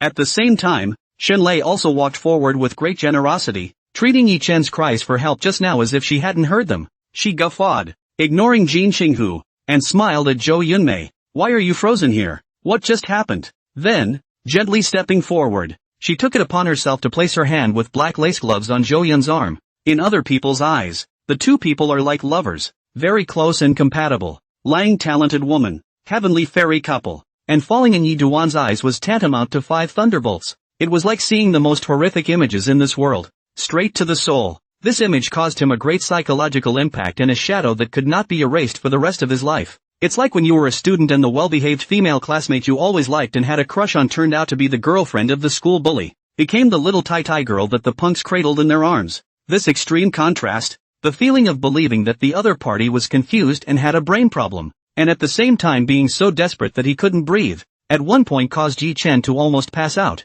The feeling of falling in love with a small, innocent beauty sitting in the backseat of a spiritual guy's Ghostfire while sitting in a Mercedes-Benz BMW with an empty passenger side. Leaf Dust was going to choke. Teeth are clenched. On what grounds? No one in the room paid any attention to Yi Chen's mood. They were all curious about what kind of character Zhou Yun was and how he could get Shenlei's favor. The Shu family also squeezed over and saw Zhou Yun, who was being watched by the crowd, and were similarly jaw-dropped. Shu's father hurriedly took the mother and son to hide in the middle of the crowd for fear of being recognized by Zhou Yun. He grimaced and whispered, "Why did Zhou Yun come along? Isn't he dealing with Yuchen Group's affairs right now? He still has time to attend the stone gambling conference?" Trouble. Xu Yanyan also came to a realization when she saw Jin Qinghu and then listened to the people next to her talking about it. This dirt poor person is actually the youngest master of the Jin family in Cloud City? Xu Yanyan felt a bit of mass wall separation. I always thought he was a punk that Zhou Yun knew in society. How could he have such a big background? I even told Zhou Yun to cut ties with him in the first place.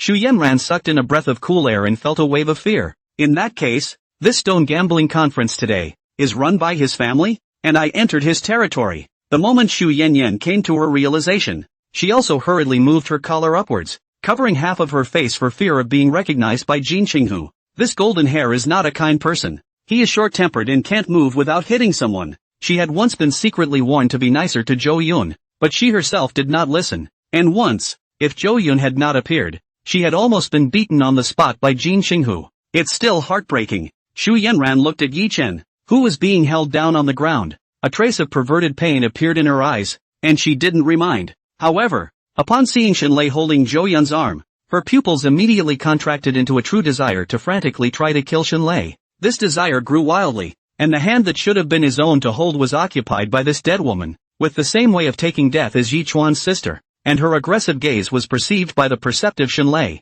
Shenlei lightly glanced at Xu Yanran, and that gaze made her uncomfortable. Shenlei remembered Xu Yanran, but there was nothing unusual on the surface. She was going to, after this was over, find the woman out. She would not allow any woman to dare unleash hostility and hatred on her. This is a danger that must be wiped out in the cradle. While the Xu family was silently observing, Jin Qinghu smiled cheaply from the sidelines, explaining the ins and outs. Of course, ignoring the details about Yi Duan's sister. I don't know him. After hearing this, Shenlei grimaced and said to Jin Qinghu, do whatever you want. He is to blame for any kind of death that dares to go against the man I love. The words were cold, defending Zhou Yun at every turn, and Shenlei made her position clear. Standing on Zhou Yun's side, anyone who dared to go against Zhou Yun was going against her. And Yi Chen was like falling into an ice cave. His body was freezing around him, and his Dao heart was broken. He thought back to when he was in the office. He kept teasing Shenlei, and now he really looked like a fool. People have been in love with Last Cloud for a long time.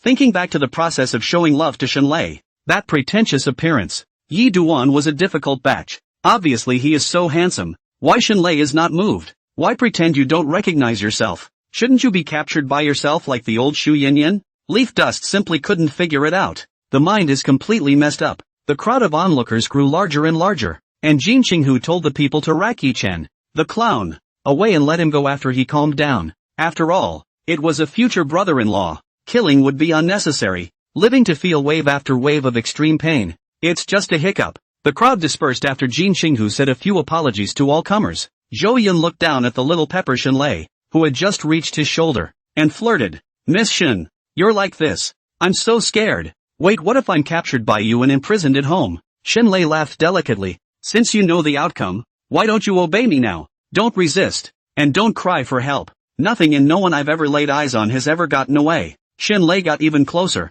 exactly as if she was glued to Zhou Yun and wouldn't let go of her hand even in death. Zhou Yun felt fullness and a penetrating aroma, crying and laughing. So sure I'm yours? Zhou Yun continued to pull. Shenlei was more reckless and didn't care about the people around her. Standing directly on his tiptoes, he left a distinct red lip print on Zhou Yun's face. Now, no one can take it away. Shenlei smiled and squinted her eyes like a curved moon. Jin Qinghu followed alongside, pretending to look up at the sky and occasionally snickering. The stone gambling conference, which was still only a prelude and had not officially begun, was left by the Jin family for the guests to view the exhibition and exchange ideas. At that moment, that auspicious city boss, Ran Long, with 2 jade stones coiled in his hands and his eyes inexplicably filled with anger, came forward with a few people. Ran Long stared at Zhou Yun dead in the face, or more accurately, he should have been looking at Zhou Yun's arm that was being held by Shenlei. Who are you? Dare to let Miss Shen hold your arm? You don't deserve it. Hurry up and stay away from Miss Shen. She's not something you can get your hands on. Ran Long directly blocked Zhou Yun's direction of advancement and spoke in a rude manner. Inexplicably, Zhou Yun frowned at the middle-aged man with 2 mustaches as his smile faded. Without answering Ran Long's question, he instead asked Shenlei, is he a member of your Shen family? Shenlei's original pleasant mood from staying with Zhou Yun also dropped to a low point the moment she saw Ran Long, her eyes full of impatience. No, he's a businessman from Aussie City, a petty and treacherous businessman who does casinos as well as jewelry business, and one of the acquirers of my Shen family's jade, Shenlei said quickly. Jin Qinghu stood in front of the two, straddling Ran Long's front, and said coldly, hurry up and get out of the way. Don't force me to tear my face off and have someone throw you out. You don't want to lose face in front of so many people today. Jin Qinghu was restrained tonight because this was a convention organized by the Jin family, and he didn't want any accidents to happen. Ran Long returned. I'm just here to warn you guys a few times. Don't overplay your hand. That for you can't afford to mess with. Then, Ran Long looked at Shenlei and said, I hope Miss Shen can respect herself. The one from the Dragon Palace's heart towards you. You should understand. It's best not to cause any trouble. I'm afraid that your Shen family won't be able to protect you. You know in your own heart how you became the position of the Shen family's head in the first place, and I hope you won't forget that one's favor. Don't overplay your hand. You're doing this man a disservice. Sure, if you're just playing it doesn't matter. Ran Long speaks without fear, light mouth and thin tongue, giving people a feeling of azul compulsion. He looked at Zhou Yun again and warned, I don't care what your status is or where you come from. Shenlei is from the Dragon Palace and is favored by that person. It's not for you to touch. If you want to live, you'd better put your wits about you. I've said my piece and you're on your own. With that said, Ran Long walked over to his seat in front of the stage set up by the manor and sat down, a taste of extreme contempt on his face as he scorned everyone present. Zhou Yun heard Ran Long mention the Dragon Palace. The name is so familiar. It made his heart sink slightly. By now, he had kind of completely understood that this world was a comprehensive world, currently known to have Yi Duan, the male lead in the strongest tycoon novel. Now another dragon temple has popped up, and the name of this novel, Zhou Yun remembered, should be called Dragon Battle in Heaven. It's a Dragon King Returns. 100,000 generals at his command type of hubris novel. If Zhou Yun's guess was correct, that hall master who was making a name for himself overseas was the legendary Dragon King's male master. But, why is the Dragon Palace involved with Shenlei, the heroine of the other novels? Zhou Yun guessed that it should be because of the changes caused by his crossing over. When Ran Long appeared, it further confirmed Zhou Yun's suspicions. This guy is one of the external heads of the male lead in Dragon War in Heaven. When the hero traveled to Aussie City to act like a pimp and was looked down upon by punks on the streets of Aussie City, a phone call from the hero immediately made this Aussie City man of the hour show up and set all the trouble right. It's the characters in the novel. A sense of urgency suddenly appeared in Zhou Yun. The Dragon Palace was different from Yi Duan, the male protagonist who had traveled and started over. Today's Dragon Palace. The opening is the strongest force, influence radiation at home and abroad,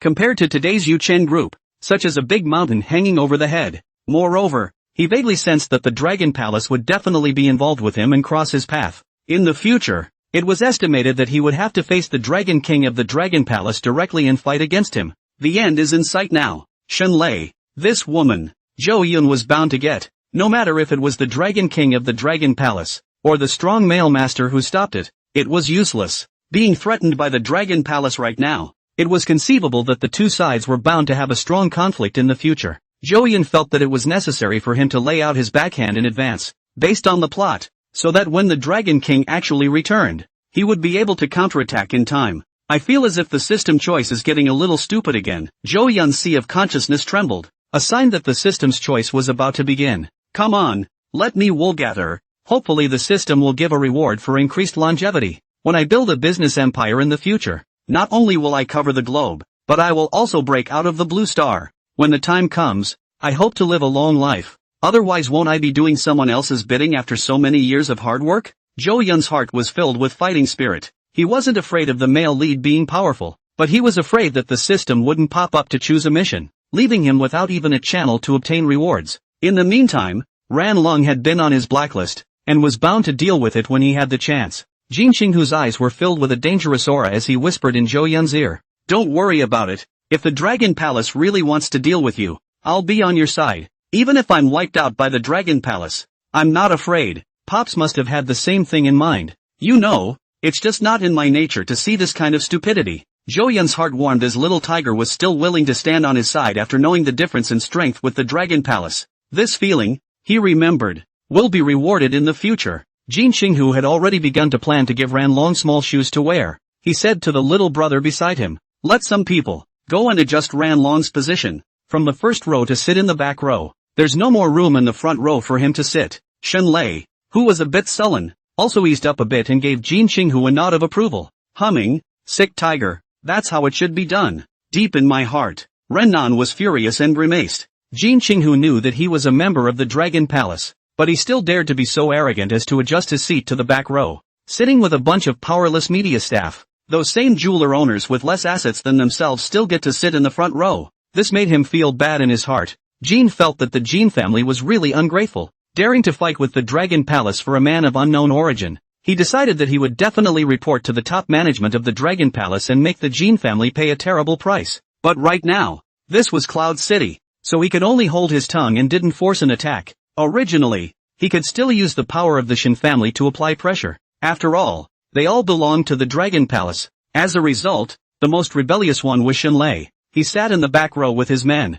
surrounded by the Jean family's thugs in a circle, eyeing him intently. It's just clearly engaging in targeting. The nearby visitors could see that something was wrong and avoided it. Make Rennan look like the plague. At this time, Jin Qinghu led Zhou Yun inside the manor, which was backstage. Shinlei stalked Zhou Yun to death, not letting go in any way. Jin Qinghu smiled at Shinlei. You weren't supposed to be able to come in this place, but in the future, the Shin family and the Jin family may be a family. Shinlei had an expression that counted on you to know what you were talking about, and said, "What a sweet little mouth, brother Xiaohu." Then you quickly tell your sister-in-law, "Where did you get these materials from Burma?" Jin Qinghu directly rolled his eyes and said, "Wait until when you completely become my boss's woman." Shinlei domineeringly said, "That's not a matter of minutes. As long as Zhou Yun is willing to go home with me, I'll get things done tonight, and then I'll be at ease at home." Jin Qinghu grunted, "Don't be paranoid. My boss will be the one to do great things in the future. The Zhou family's strength assets are not weaker than my Jin family.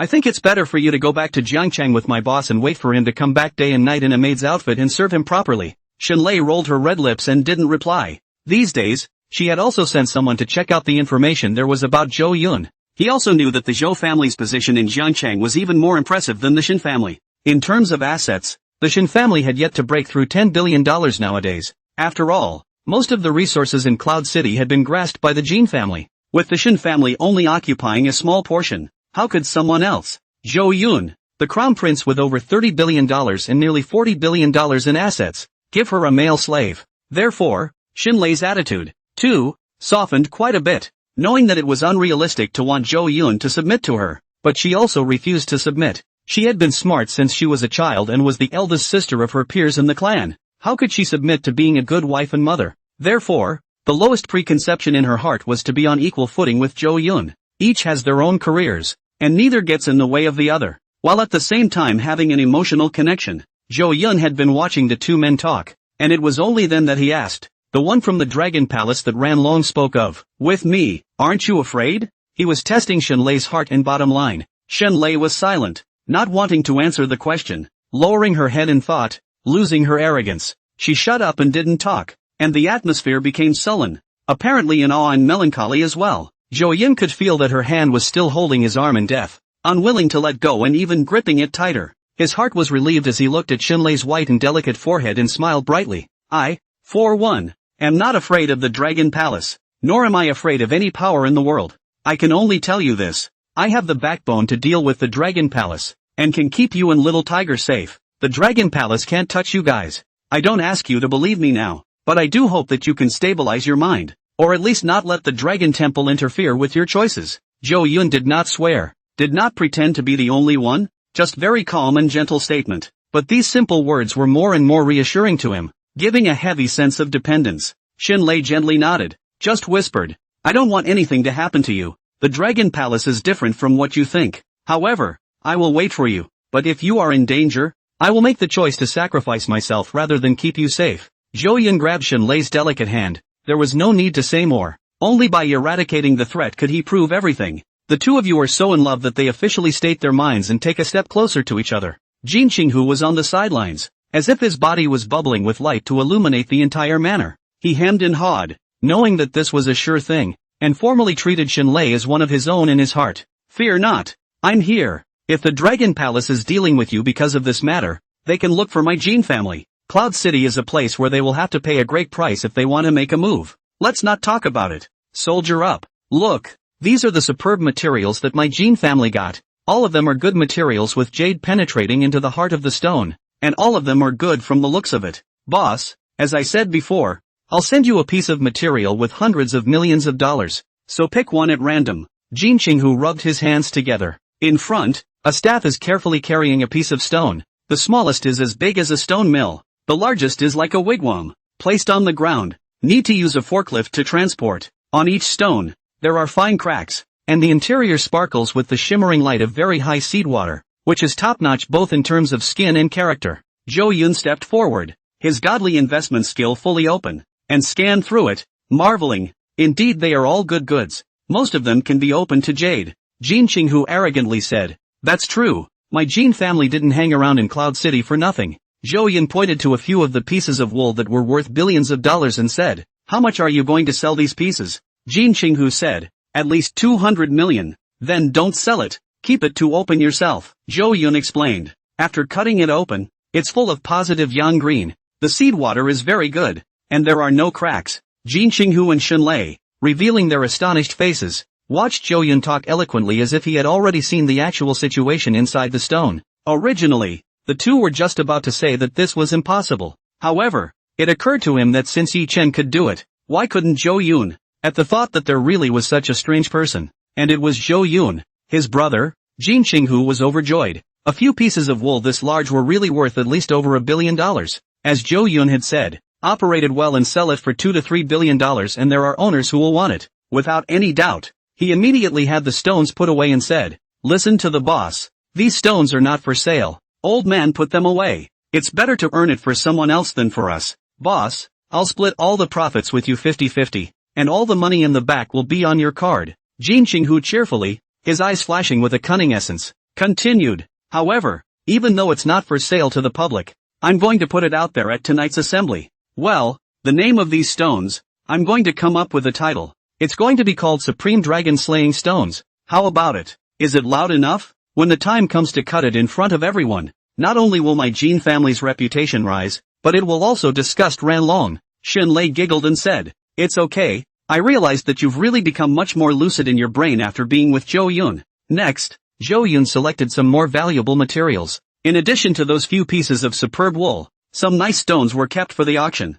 Of course, these stones, the price of the auction out will not be low. Jin Ching-hu will secretly arrange people to raise the price. Jo-yoon pondered for a while and murmured, with Yi-chan and Ranlong around, there will definitely be an accident later, and the two are bound to cause trouble. In that case, I might as well dig a big hole for them to jump into and have a good time. The prerequisite for Yi Duan to be able to see the rate of return is the sellable status of the item. Since this is the case, Jo-yoon's eyes flickered as he discussed with Jin Ching-hu. Hearing the plan, Jin Ching-hu revealed a wicked smile. After making preparations, several people came to the front of the circular stage, with Shunlei sitting next to Jo-yoon, waiting for the opening. Yi Chuan was locked up in a utility room within the manor, his hands propped up against the wall, his wet head pressed tightly against the wall. The reason why it was wet was because the King family's thugs had just poured cold water on his head. Tiger said to leave only after he calmed down. Yi Chen's head was now pressed against the wall, just forcing his emotions to calm down, while also thinking about the things that had happened over the past few days.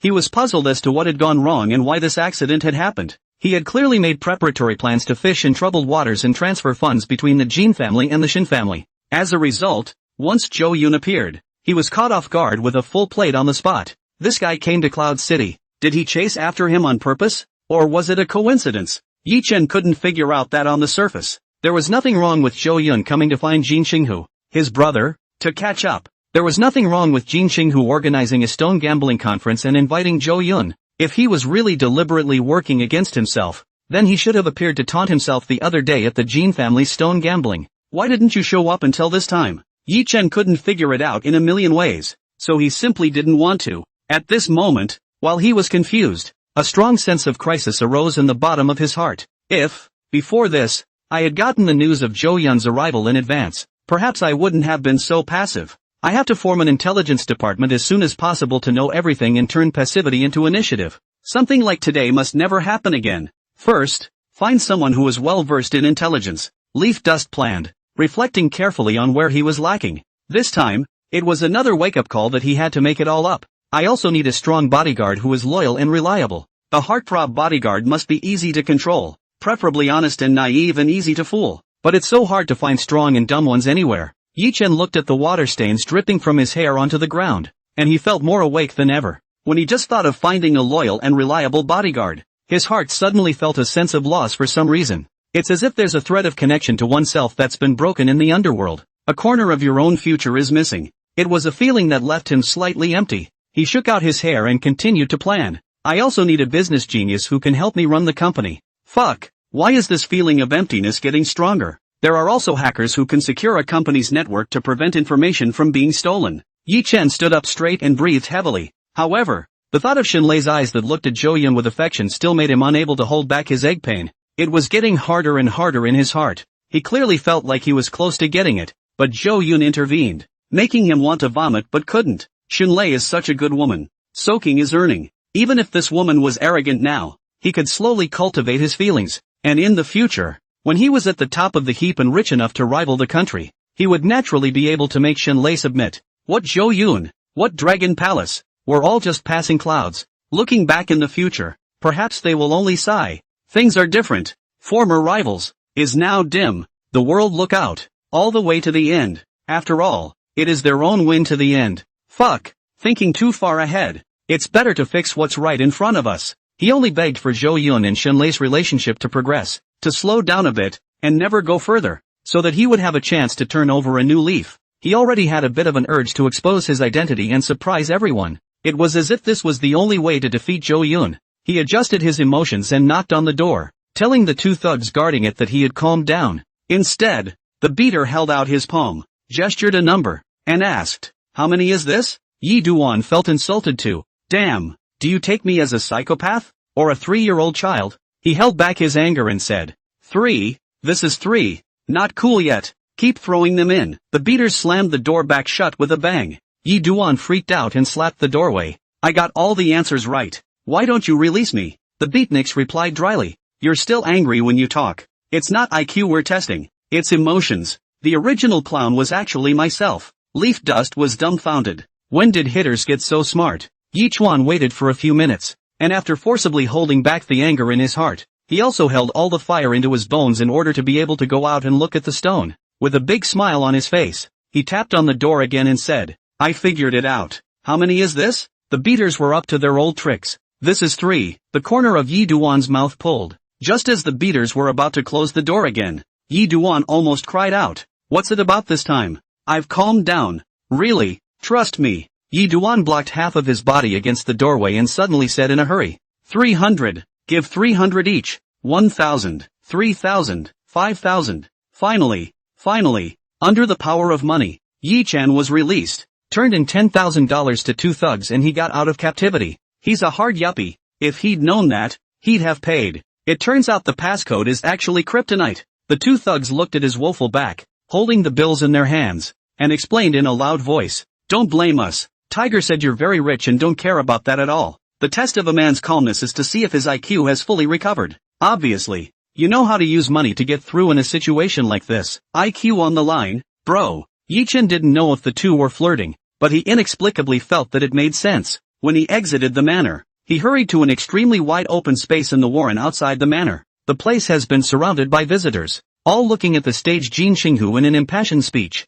Yi Duan saw that the seats were all filled, leaving only a few empty seats. He looked at the person in the middle of the empty seat and realized that it was that Ran Long who had dared to go against the Jin family in Cloud City. This middle-aged man is a picture of shrewdness. Why he sits in the last row, while next to him no one even dares to sit down next to him. This might be someone else who was in fear of him. Yi Chen thought this in his heart. Since no one dared to sit, he, one of the heirs of the Yi family, dared to take a seat. His eyes brightened, feeling that this was his chance. Ran Long was definitely rich, and if he could befriend, he could regain the opportunity he had lost with Jin Xinghu and Shinlei. Take the $3 billion investment. Yi Chuan couldn't help but be happy and secretly said, Ran Long is explicitly making things difficult for Jin Xinghu. It can't still be one of Zhou Yun's men, can it? He wouldn't believe it. Strides toward the empty seat beside Ran Nan. Ran Long turned his head to look and saw Yi Duan sitting next to him in a big, naked manner, and unlike next to him, he didn't even have the slightest bit of fear. Not caring,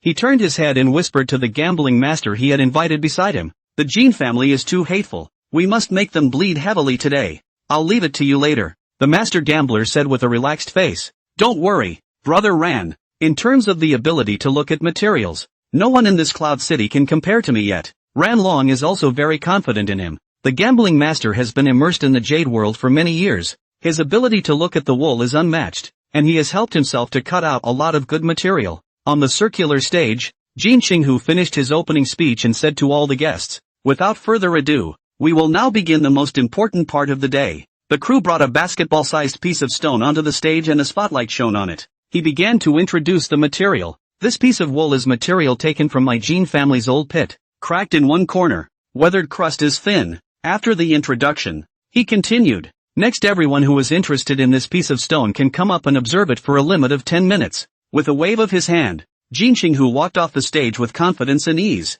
Soon, some customers who wanted to buy came up to the stage one after another, taking out all kinds of precise and small instruments to observe the condition of the stone. Ran alongside of the gambling master also went up to the stage, with a thumb-sized white light lamp, looking left and right, and finally in the heart of a big determination, walked back. This piece of material is good. The waterhead is very good. There are signs of floating green flowers. If the price is within $2 million, it can be auctioned off. The gambling master gave his advice. Rennan frowned and asked, 2 million, I only care about how many times the maximum return. The master gambler said, between $5 and $8 million. It's hard to say exactly. You know, no one can fully tell the value of the stone. Ran Long was dissatisfied. Just earn this much money. Not as much as my casino's income for a day. Forget it. A mosquito is still neat even if it's small. The master gambler said, according to my previous experience, just opened. This is just an appetizer. There are still a lot of materials behind. There is no hurry. The two conversed, not at all avoiding the nearby guests. In a loud voice, Yi Chuan also heard it and deliberately said aloud, this stone is worth at least $12 million when cut. This confident, light voice instantly caught Ran Long's attention. However, Ren Nan only glanced at him lightly and shook his head dismissively. The gambling master, on the other hand, grunted coldly, brat, you haven't even stepped onto the stage, and you dare to be so arrogant when you're so far away. Young people nowadays are so arrogant and cocky. In the face of the stone gambling master's skepticism, Yi Duan was non-committal. The facts would prove everything. The padding was already in place, and when the master gambler was punched in the face later, Ran Long would naturally care about himself. Soon, 10 minutes passed, and the stone was opened from the $1 million reserve price, and each increase could not be less than $100,000. This is a very high price, but there are still a lot of people looking at it, and one after another, people are participating. Ran Long also made a bid, and in the end, the price was raised to $3 million, and then came to a screeching halt. He didn't get it. It shouldn't be. The final price of this stone in my mind will be set at $2 million. Why is it hard half the price higher? The gambling master had been involved in many wool bids and sensed something was a little off, but couldn't quite put his finger on it. The guests who got the rough material did not hesitate to let the staff of the Jean family cut the stone on the spot, right next to the stage. There were cutting machines and professionals giving guests advice on cutting. A spotlight was shown on the cutter, and as the stones flattened and separated, they quickly came out green, with a translucent color that made them look like they were worth a lot of money. When the rough material was cut, the staff set the outstanding jade on the circular stage and turned it around, supplying all the visitors present to admire it. Jean Xinghu smilingly walked on the stage again, said in a loud voice, congratulations to this Mr. Li, with a price of $3 million, opened a piece of old pit glass seed, full of green full emerald, worth in $12 million. Congratulations! This gentleman surnamed Li, red-faced, went on stage, excitedly looked at the jade he had bought, then said something about how he saw the stone. Something about having a destiny with himself in the underworld, and got the envy of the whole audience, and got off the stage. Immediately, there were jewelers who couldn't wait to come forward to acquire it. Ren Nan also sent his men to acquire it, only to be rejected and sold to someone else. This made Ran Long eat his words and couldn't stop regretting why he didn't continue bidding just now. Are you so old and dim-eyed that you can't see this? Ran Long chided the stone gambling master reproachfully. This master forehead appeared fine. Cold sweat said, who can guarantee 100%? I can only determine at most 60%, is already the limit, can know the shipment has been good. Ran Long glared at him in displeasure, then looked at Yi Chuan next to him, putting a fake smile on his face and said, what is the name of this little brother? My name is Ran Long, I am a jeweler. Yi Chen lightly glanced at him and said, Yi Chen. Ran Long smiled and said, brother Yi is quite capable, he can tell the value of the stone from a distance, even better than a master. Where did little brother learn his skills? Yi Chuan pretended to be deep. When I was a child, I went up the mountain for fun, and accidentally fell from the mountain, and survived the disaster, and found an ancient book of stone identification. Surprised, Ran Long hurriedly said, is that ancient book still there? And I'm willing to pay a big price for it? Yi Duan said sadly, unfortunately, after I finished reading it, It was used by my grandmother to burn it for porridge. Ran Long thought you play me? This kind of bullshit ghosts do not believe. Secretly, this young man is very stingy, do not want to reveal half, but he didn't get angry, thinking that Yi Chuan was a talented person, and if he could help himself, he would surely make a fortune. What a pity, such a good book, but it's good that the old man is happy. How about little brother help me look at the stone later? I'll split the profit with you. I guarantee you won't lose out. Ran Long laughed. I have the money, you have the ability. We work together. Seamless. Yi Duan nodded his head and agreed to come down. The fish had taken the bait. This was the effect he wanted. The two of them are in sync, and they are working together. On the circular stage, Jin Qinghu continued to introduce other woolen materials, one by one, on the table, with prices and quality sizes, also getting higher and higher. During this process, Yi Duan kept giving Ran Long hints about the true value of the wool, and each time, he was very precise. It also made Ran Long more and more impressed and confident in Yi Chen. The gambling master also felt amazing and didn't dare to underestimate Yi Chen anymore. But unfortunately, Ran Long didn't get any of them. They were all bought by others for close to the actual price. It was just so angry that some of the guests were as mad as hell and kept raising the price, rising from millions to tens of millions. This was a situation that was basically impossible in the previous stone gambling conference, and Ran Long wondered if this group of people were stupid. Maybe it's so crazy because the first person to earn it mobilized the others. Yi Chuan vaguely saw that Zhou Yun, who was sitting in the first row and drinking red wine, occasionally turned his head to look at himself. The meaning was hard to understand. Yi Chuan glared fiercely away and muttered fiercely, when I get the investment, sooner or later I'll make you regret it. Although Yi Duan was bullish, Ran Long until the stone gambling conference were almost over, still did not pick up the leak. It made him very angry and he felt that he was having a bad day, and that no matter what he did, someone was jacking up the price and the price. This place, Cloud City, was really his nemesis. Everything was not going well. It was not easy to meet a stone gambling expert, but he could not even make money. On the stage, Jin Qinghu went up to the stage and said to the guests present, today's Fengyan Gambling Stone Conference is nearing its end, and I hope that all of you can gain something, not just wealth, but also eyesight and knowledge contacts and so on. Next, let's first give our applause to the guests who have successfully cut out good jade. The applause was thunderous and the atmosphere was electric. Let me introduce you to one of my brothers,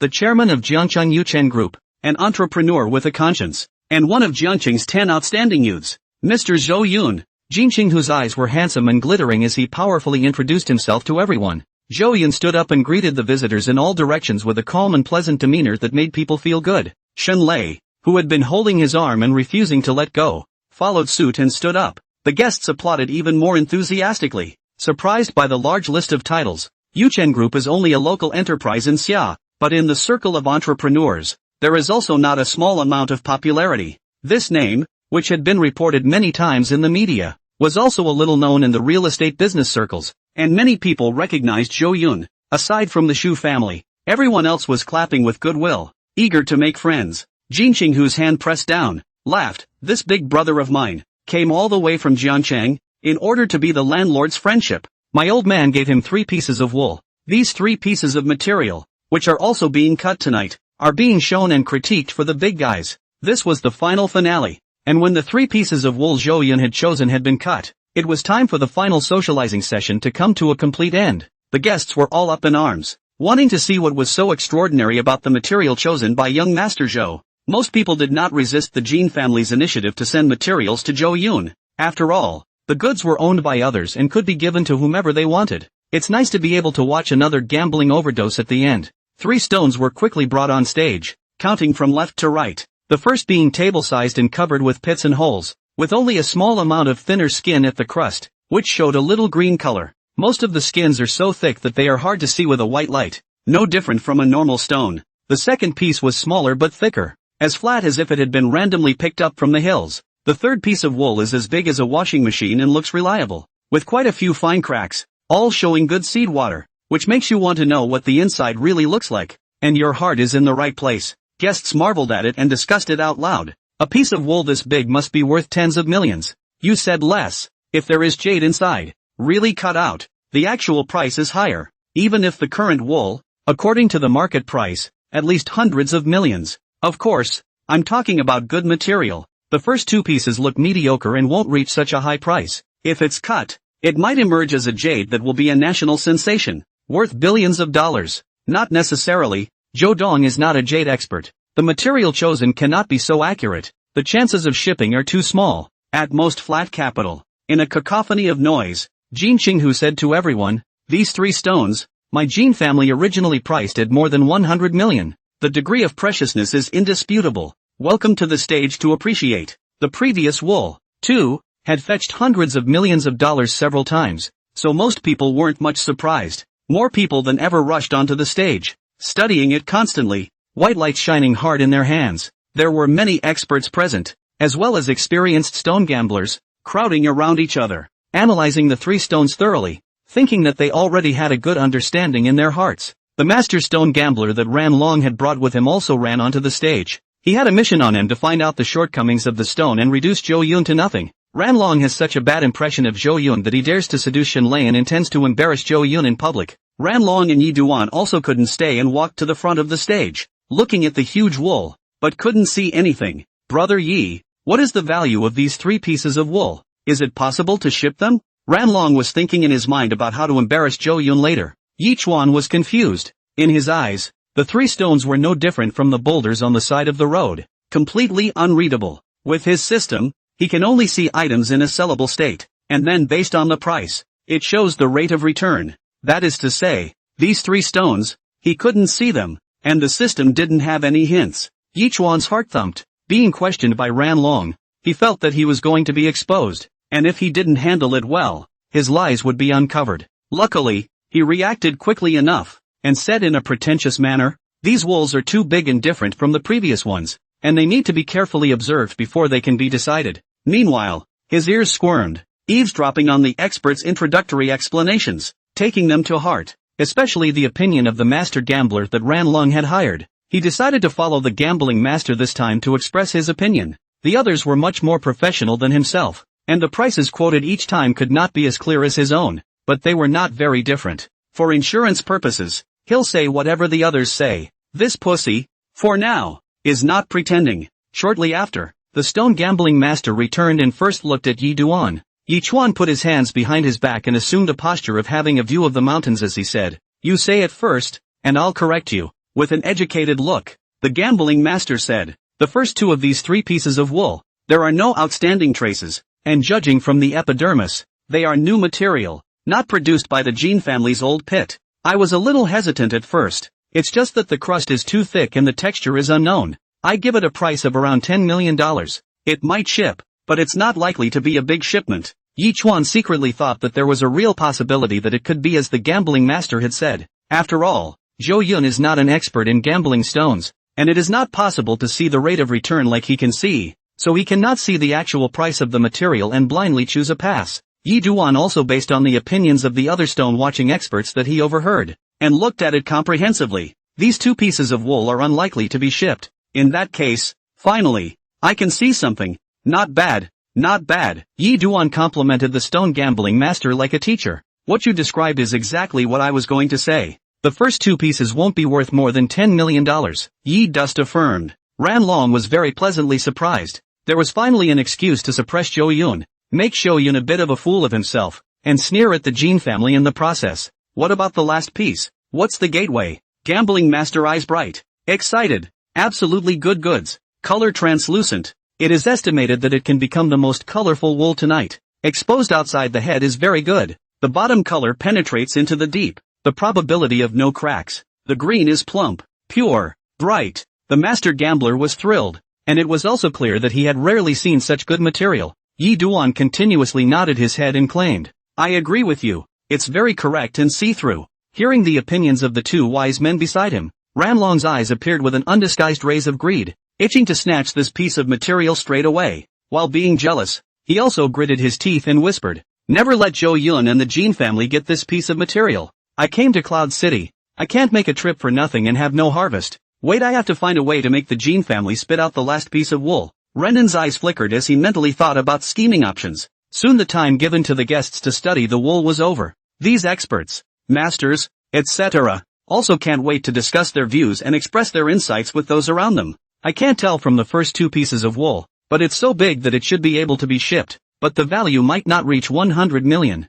The wool wasn't cooked enough. And overall it wasn't brilliant. Only a few little bits were a bit interesting, but it was definitely going to be a loss. I don't think so, but it doesn't matter to Joe Dong. Ha, after all, it's the material sent by the Jean family. Just have fun. This amount of money won't hurt for them. The final cutting of the 3 pieces of wool was the grand finale, and many people stood up, refusing to sit back in their seats, and all turned their eyes to the cutting machine, wanting to be the first to see the answer. Ran Long also didn't go, but sneered loudly, "If you're not in this business, don't come and touch it. Play so big. Make people laugh. The first piece of wool is not likely to ship. The value will never be more than $10 million. Yuchen Group's little Joe Dong, I think you'd better, or first go to buy a few hundred pieces of wool to practice before you say, such a large material cut. I'm afraid that it will become the biggest joke in the jade world in recent years. These stones, they are the kind of stones that a 3-year-old child wouldn't pick. The Jean family's people probably saw it too.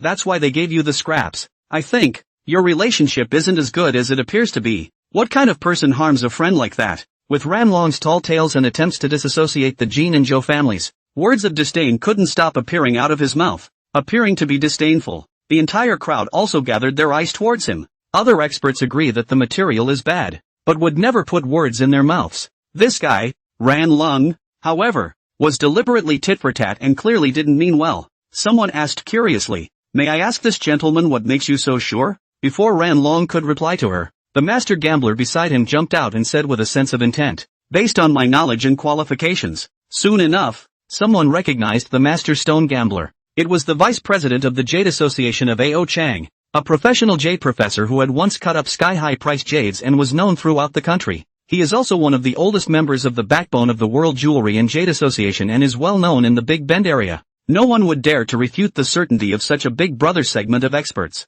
Yi Duan laughed out loud from the side. Indeed, only a 3-year-old would choose this material. Disgraceful. Then realizing that no one was laughing with him, he coughed a little awkwardly. Facing these people's squeezing, Jin Qinghu glared with both eyes, hating to put them in the small black room now and torture them with all his might. As expected of the boss, these people have really started messing around. Fortunately, there were arrangements made earlier. Jin Qinghu held back his anger and thought darkly in his heart. Zhou Yun pressed his hand on Jin Qinghu's shoulder, signaling him not to get angry, and said in a voice that only the two could hear, "Everything is going according to plan. Don't be seen through." They had planned ahead, and the tactics of Ran Long's few people were all expected, so they weren't actually that angry. Shenlei let go of Zhou Yun's arm at this time and pretended to say angrily, "Whether there is jade or not is not something that can be concluded just by talking about it. Even the president of the World Jade Association doesn't dare to say that he can identify the jade composition within the wool material 100%. What are you, a vice president of Auspicious City?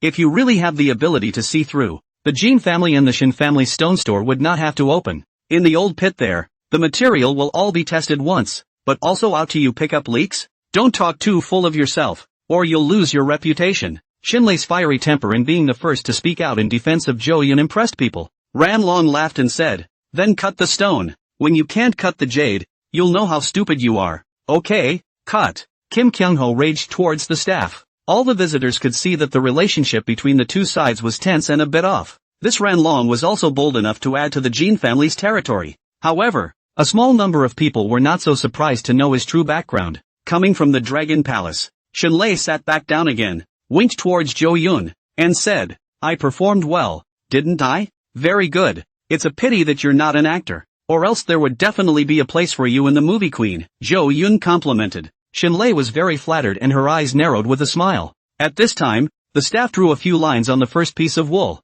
To determine the parts of the cut, the sight machine began to start, the water liquid constantly dripping on the stone. As the ratchet of the cutter gradually disappeared into the stone, a touch of green shimmered out under the light, like a spring bud, growing stronger and gradually taking on a more blazing luster. Green. Vaguely, there is a dense green mist floating out. That is the water mist is reflected and changed the color. In the green, there is a little bit of blue, giving people a sense of dazzle and disorientation, as if the cut is not a stone, but a piece of fairy mist. When this green light came out, it exploded in everyone's head like a thunderbolt, and many people's faces changed color in an instant. The customers were all instantly excited. Their voices were like boiling lakes, ringing endlessly. The scene was so shocking, like a special effect. Full green. This is full green. This head of water. This deep green. High ice grade water. I've never seen it before. It's beautiful. It feels almost green with oil. This greenness is dripping out of water. The value must be extremely high. Get rich, get rich. Just the little shimmering light that shows is enough to indicate shipment. Crap, did not expect. I actually missed the eye. The first piece of material crust is too thick. The texture is not clear. Whoever thought that there is a big goods hidden inside? Boy, such a big green emerald. That's not bad. Earn a fortune all. No way. No way. Shoot it. The whole cutting process is precious. It might become a classic case. I'm really blind. Cutting from this place can produce green. It's worth a fortune. It's so dense. It can't be an imperial green emerald, can it? The guests and experts held their breath, feeling like they were witnessing history, without blinking their eyes, dumbfounded as they watched the cutter slowly slice through the edges of the stone. As soon as the first stone was completely cut, the crowd saw a unique, noble, and richly colored green emerald appearing in front of them. It was so aesthetically pleasing that it felt like it was a flawless piece of green jade flesh, as if it was pulsing and breathing. Those who knew what they were doing could no longer hold back their gasps of surprise. It really is an imperial green emerald. It's emerald green, like a calm spring lake. The green stone seems to be rippling. I can't take my eyes off it. Such a large piece of imperial green jadeite. How many bracelets and jewelry can be made? How much is it worth? It's unimaginable. That number is simply heavenly. Absolute. So absolute. The value of the stone cut in front of us is only $50 million at the highest, far less than 1% of this one. This trip was worth it. Seeing the Emperor Green come out with my own eyes and being one of the witnesses is enough for me to brag in front of the rest of my peers. This isn't an emerald. It's an endless amount of money. Yuchen Group's Zhou Dong is rich. Thanks to Dong Zhou for giving us a great insight. And congratulations to Dong Zhou for cutting the anticlimactic jade. As the crowd talked excitedly and fiercely, and horrified voices resounded throughout the arena, today's Fengyun gambling conference had officially come to a climax. Ranlong an instant body wooden, eyes staring straight at the Emperor Green Emerald. Straight cry impossible. He was so shocked that his soul was about to leave his body, and he couldn't stop murmuring and shouting. How could it be imperial green? This color? Yes, it's imperial green. The wool is only cut for the first time, and its value is already approaching $500 million, and it won't be much worse later on. Really radiant. Such kind of water jadeite emerald. Zhou He this brat. How can luck be so good? Ranlong's eyes were streaked with blood, and the greed for jade in his heart was infinitely elevated. Seeing Zhou Yan making money was worse than him losing money, and the vinegar spilled over. Ranlong had earlier proclaimed loudly and with certainty that the first piece of wool could not possibly produce a large shipment, and that at best it would be a small jade of $10 million, not worth mentioning. As a result, the stone was cut, and the radiant green color, directly like a sledgehammer flying, gave him a hard blow to his soul. He blushed, his lips quivering in the face of the truth, not knowing how to retort, holding his tongue too hard. At this moment, some people who reacted quickly looked at him, their gazes filled with ridicule and mockery. It made his face red and he wanted to find a crack in the ground. With a gloomy face, he looked at the gambling master and said ferociously, "Didn't you tell me that it's impossible to ship this piece of material? Tell me what it is. If you can't even see this, what did I hire you for? Analyzing me blindly? How do you expect me to get off?" The master gambler was also a bit at a loss for words and embarrassed. It's impossible to be 100% accurate. I can only tell a little bit with a high probability. I admit that I looked away, and thought it was a piece of lousy material, but this is in no way a question of my professional competence. They're blind cats with a real shipment and there's nothing I can do about it. No one can guarantee 100% just from the appearance of the wool, and I'm just favoring the greater probability. Furthermore, this Mr. Yichuan also shares my opinion. He's so divine, like he possesses the ability to see through the eyes, but he still hid his eyes. What can I do about it? The stone gambling master felt that he was very resourceful. Woe to him, and drew the topic to Yi Duan. Ranlong also obediently turned his gaze towards Yi Chen and said irritably, "Are you hiding a hand from me? Why did you choose to be wrong this time? You owe me an explanation." Yi Chen was helpless. He didn't want to lie to Ranlong either, but there was no way. Who let these stones not be in a saleable state? He couldn't see the rate of return. He was about to spit on it himself. Who knew that this master gambler wasn't reliable either? There must be something wrong with this piece of material. It's not about my hunger. It must be the Jin family's people who are secretly messing with it. Yi Duan still posed and said righteously. Hearing this, the gambling master's eyes lit up, thinking that Yi Chen was right. This was a wonderful excuse. He could tell that the Jin family definitely didn't fudge on the stone and intentionally deceive people, and the stone wasn't for sale, so it wouldn't be beneficial to the Jin family to do so. But he didn't poke Yi Duan because he also looked away in order to fool Ranlong. There was no way but to embrace Yi Chuan's point of view. That's right, this wool must have been handled by the Jin family. I'll say, when I just looked at it, why was the texture so fuzzy? It was aged by the Jin family by means of means. Ranlong did not doubt the two men's point of view, and agreed that Jin Xinghu was behind it, purposely blinding them. Ranlong's mind had been taken over by greed, and he said in shame, next time don't look at it the wrong way. I don't want to lose face again. The gambling master and Yi Duan answered in succession. The stone was cut, and the three men, their faces as black as the bottom of a pot, were secretly mocked by the bystanders. Jin Xinghu took the microphone and said, "Oh, this Mr. Ran, are you blind?" Earlier Ranlong said that only a blind man would pick this material, and that it was impossible to ship it. Now Kim Kyung-ho returned to him with these same words. Shinlei is even more desperate. Directly grabbed the microphone, found a 3-year-old child in the crowd. Interviewed, "May I ask the child, if this piece of jade were you, would you buy it?" This little kid, who is being carried on an adult's shoulder to watch the show, is a child from a jade family whose family has a partnership with the Kim family. The child was raised with an ear to the ground and answered fluently, "Buy. Of course I'll buy it. Don't say 100 million. I'll buy it for 500 million. Only a fool would not buy it. It's a jade that can be earned without losing money," the child said in a good manner. "Little friend is so good." Shinlei turned around and looked at Ranlong's trio, smiling teasingly.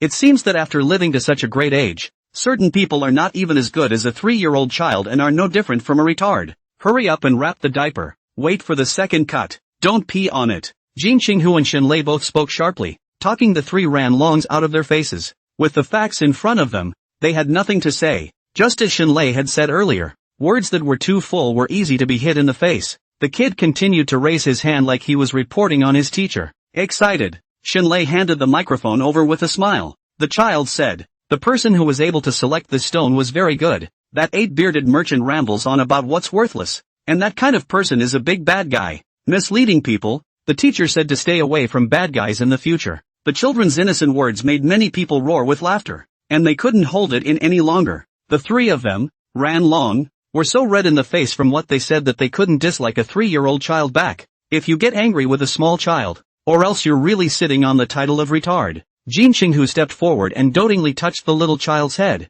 smiling, "Let your father add a chicken leg for you tonight." This family was doing business in Cloud City, and had some small business partnerships with the Jin family, which was considered a petty family. Jin Xinghu was happy on the spot, promising to send more business to their family, so that this family cannot help but be happy. Rennan stepped aside and pressed his anger, sharp-tongued. The other jewelers, on the other hand, had already begun to throw purchase intentions at Zhou Yun. Zhou Yun was immediately surrounded by jewelers, listening to the prices quoted by these people. He returned, "There's no rush now. I'll decide whether to sell it or not after it's cut." The jewelers rushed to talk and persuade. Zhou Dong, the so-called one cut of heaven, one cut of hell. Who does not know what the next cut is like? Now this material, it looks like it is worth $500 million, and then cut down. If there is an accident, the value of the value will be greatly reduced. In this case, I'll offer $700 million for it, and I'll take the risk behind it. It's absolutely fair. I'll offer $800 million. Our company. It's been a long time since we had such a large imperial green emerald sitting around. You don't want to grab it with me, Dong Zhou. Do you believe in fate? I think I'm destined to be with this stone. I'll offer $900 million.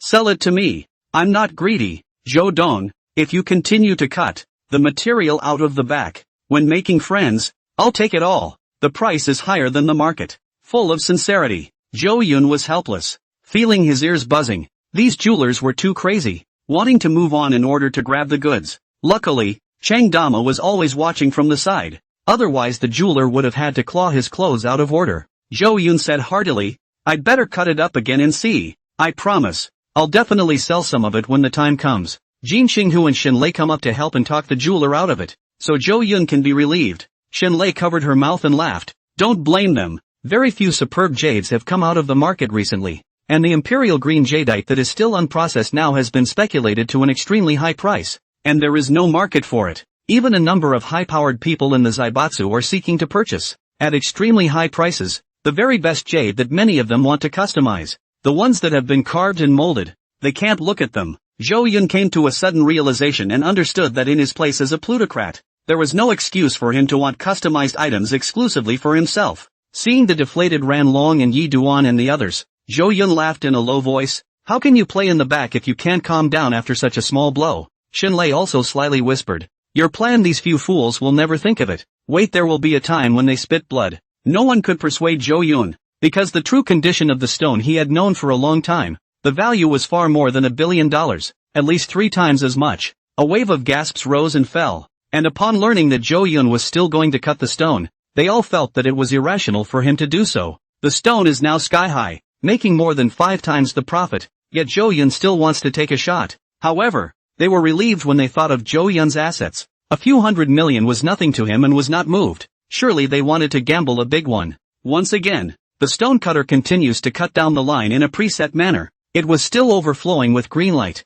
and the transparent aqueous liquid had just entered the interior of the wool, and was dyed green, transforming into a mist of water that spewed out. Extreme Emperor Green Jadeite. This knife down. The whole value of the wool. Another $1 billion. When the cutting machine stopped and the jade was carefully flattened by the staff. It was hard for everyone to calm down tonight. This piece of wool was so amazing that it was hard to match it in recent years. Many visitors were so excited that they took crazy pictures with their cell phones, including themselves in the picture, and then used the photos to send their friends to notify the outside world of the news. However, just before their surprise could stop, Zhou Yun signaled to continue cutting. The third cut goes down. The value doubled again, reaching the point of $3 billion, and the cutter seemed to be wrapped in green light, constantly reflecting the light of crystal clear green emerald. It's so dazzling, with an ineffable beauty that moves the heart. Visitors were dazzled by the intoxicating green color of the imperial green emerald and indulged in it. Unable to extricate themselves, the staff carefully brought the emerald to the stage, and then lifted it up and around the circular stage, supplying it for all to enjoy. Jinxing, who was also almost to Zhou Yun kneel, he is now completely convinced. His own this childhood playmate, suddenly became magical, actually really can accurately see the value of the stone. The last trace of doubt in Xinlei's heart dispelled. Unconsciously, the bottom of the heart of Zhou Yun had a little worship, and felt that it was really God. Her mindset also quietly changed, knowing that, perhaps, Zhou Yun was not a man she could easily grasp, and that Zhou Yun did not lack money or strength at all. This kind of man, there is no lack of women. Want to get into his bed a lot of women. Zhou Yun is too charismatic, with a high face value, money, and means and ability. That woman under the sky can stand up to it. Xinlei thinks there is none at all. The more she thought about it, the more annoyed she felt, and she simply didn't want to think about it. He could only once again tighten his hand on Zhou Yun's arm, not willing to let go. Not far away, Yuchen stared at the imperial green jadeite on the stage with a deadly stare, and it was hard to suppress his expression of jealousy. The value starts at a minimum of $3 billion, and can go even higher if an owner is in a hurry. Yi Chuan was secretly red-eyed if Zhou Yun didn't show up. This imperial green should be your own. With his cooperation with the Jin family, he would be able to share at least $1.5 billion. Now, it was all stirred up by Zhou Yun, and feeling so much money passing before his eyes, his heart ached so much that he couldn't breathe. He looked towards Zhou Yun, who was being admired and complimented by everyone and accompanied by Xinlei. A great beauty. He just hates it so much. It's not enough that he was robbed of his money, he was even robbed of his girl. But he couldn't do anything, and was about to be on the verge of losing his mind when he saw, again, that the 2 thugs of the Jin family, who were responsible for locking him up, were outside the crowd, staring at him with smiles on their faces. This discovery was like having cold water poured over his head, reminding him of the fear he had been dominated by these 2, and his anger instantly disappeared. These 2 old coins, still staring now, must have been waiting for themselves to become emotionally unstable and then recapture them. The Shu family members, who had been in the crowd and didn't dare to say anything, were also incredibly shocked. Before Shu's father came to Cloud City, he had fantasized that he would be able to cut the heaven-defying jade and pay off his debt, and the imperial green in front of him is exactly what he dreamed of. Just this piece will solve his current crisis. He was eager, his eyes red with envy. In the past few days, the court over in Jiangcheng had called and told him to hurry back. Legal also said that if the person is not available, an attorney should be scheduled to be there as soon as possible as well. He doesn't have a lawyer now, and the original lawyer of Shu's company, after knowing that the Shu family had been abandoned by the Zhou family, had long ago raised a bucket and ran away. He was now in a dilemma. I want to snatch the stone away so badly. Father Shu looked enviously at Zhou Yun in the front row. It is really a person who is more angry than a person. $3 billion of stones. Zhou Yun can be so calm. Shu's mother was also full of greed as she said, how good it would be if Zhou Yun was still my son-in-law. This imperial green jadeite, he will definitely leave me a copy. Use it to customize a jewelry. Carve my name on the jade. All the noble women in Jiangcheng, still shall not be soured to death. Ah! Nothing can go back. Shu's mother was in agony. Shu Yanyan was also tossed by the sea of vinegar, and inexplicably hallucinated in front of her eyes. In the hallucination, Zhou Yun shook off the stinking woman's hand and walked onto the stage, announcing to everyone that he was his favorite woman and had been cut off, to use this imperial green emerald to win back the love of his life, and to show that he has learned the error of his ways and wants to make amends. Then, in the envious gazes of all, Zhou Yun walked off the stage and, like a knight, bent down and took his hand, and in the midst of all the attention, pulled himself back on top of the stage, kneeling on one knee, asking for forgiveness. However, it was all an illusion, but Shu Yanyan was so immersed in it that she couldn't help herself,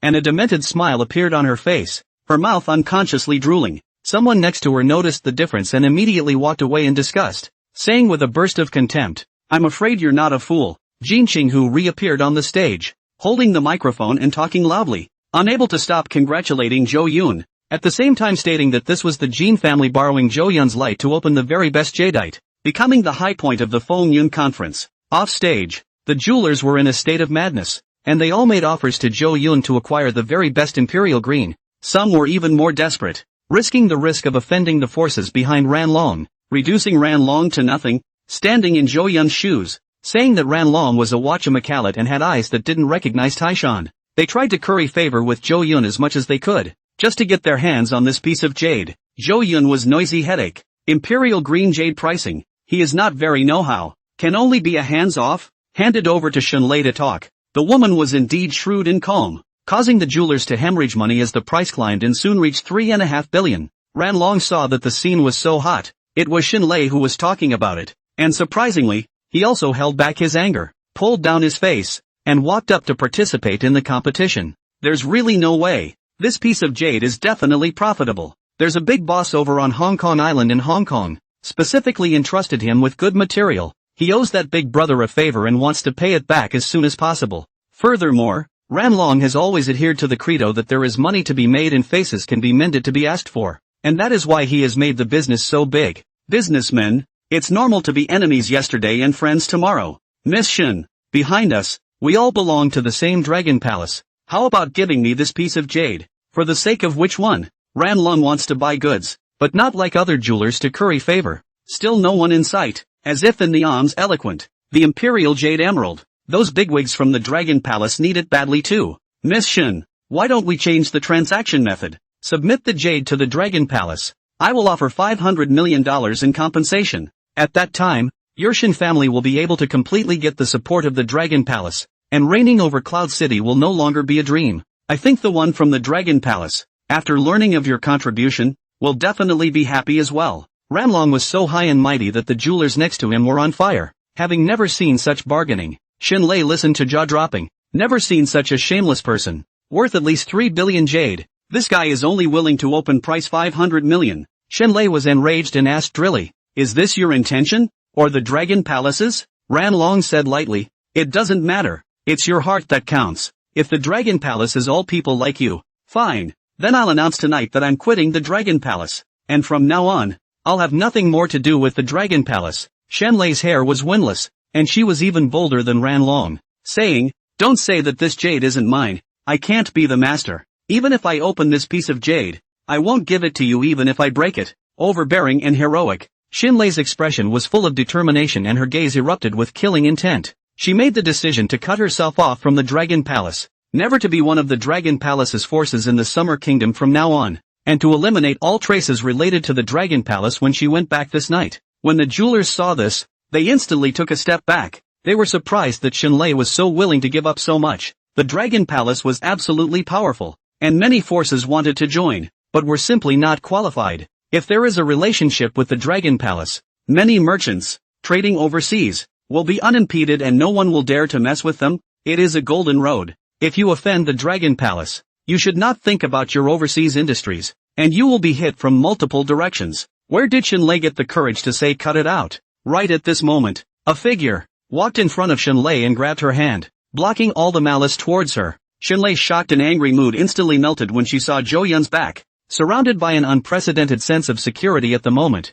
with warmth coming from her hands that penetrated straight into her soul. Zhou Yun looked at Ran Long. His tone was light. "I hereby announce that the Imperial Green Jadeite, Ran Long is prohibited from participating in the bidding, no matter how high the price is, even if it's in the hundreds of billions, trillions, I won't be selling. From today onwards, the Jin family and the Shin family, Jiancheng Zhou family, officially reached a strategic in-depth cooperation. All three industries are highly integrated. Product interoperability, the source of goods and channels to share, go forward and backward in unison. From now on, the three families will no longer work with corporate companies that have ties to the Dragon Palace, including you, Ran Long.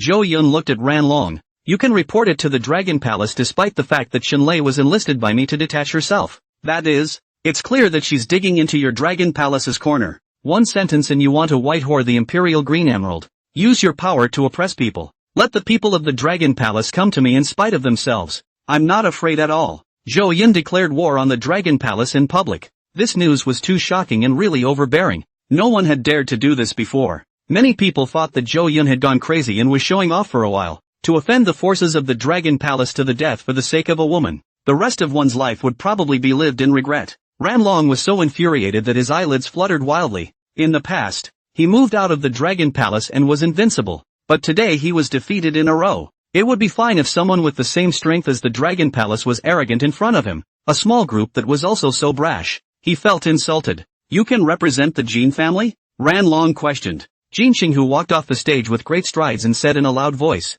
Boss Zhou's meaning is my Jin family's meaning. Well, you guys will regret your decision today and will understand what it means to be the difference between an ant and an elephant. Ran Long's hair stood up one by one. Xinlei, you're finished. No one can protect you if you've angered anyone, Ran Long said in a vicious voice. Xinlei hugged Zhou Yun's arm and said softly, Do you think, which one will protect me, or you? As the words fell, Ran Long didn't know what came to mind, and was silenced, a chill spreading from the bottom of his heart. Nope, when whichever one knows that Xinlei and Zhou Yun are together, they might be on my side. Ran Long hesitated but shut up, triggered to imagine by Xinlei's words. Jin Xinghu came to Zhou Yun's side and whispered, Boss, this guy is really an eyesore. Should we do it now? Jin Xinghu made a neck-wiping motion. Zhou Yun shook his head and said, There are so many people watching at the scene. Killing someone on the spot because of price dissatisfaction. Spreading the word is not good for the Jin family's reputation. If you want to do him, wait for the end of the conference and then do a clean job. Zhou Yun had never been a kind man and was quite calm, and in his heart, he already had a murderous intent towards Ran Long. Not now though, at least not to make it too obvious that there was a media presence and the aftermath was a pain in the ass. Jin Xinghu nodded his head and said, Listen to you, then should we blast him out now? Zhou Yun continued again. He's so jumpy, how can he do it without ruthlessly pitting him? The big dish is not yet served. Then wait a little longer, Jin Xinghu said as he held back his killing heart. This one episode was quickly calmed, but a bigger storm was brewing. Ren Nan was deflated and couldn't talk about it even with his thick skin. In the end, this piece of Imperial Green Emerald was sold to a little-known jeweler in Xia at a price of $4 billion.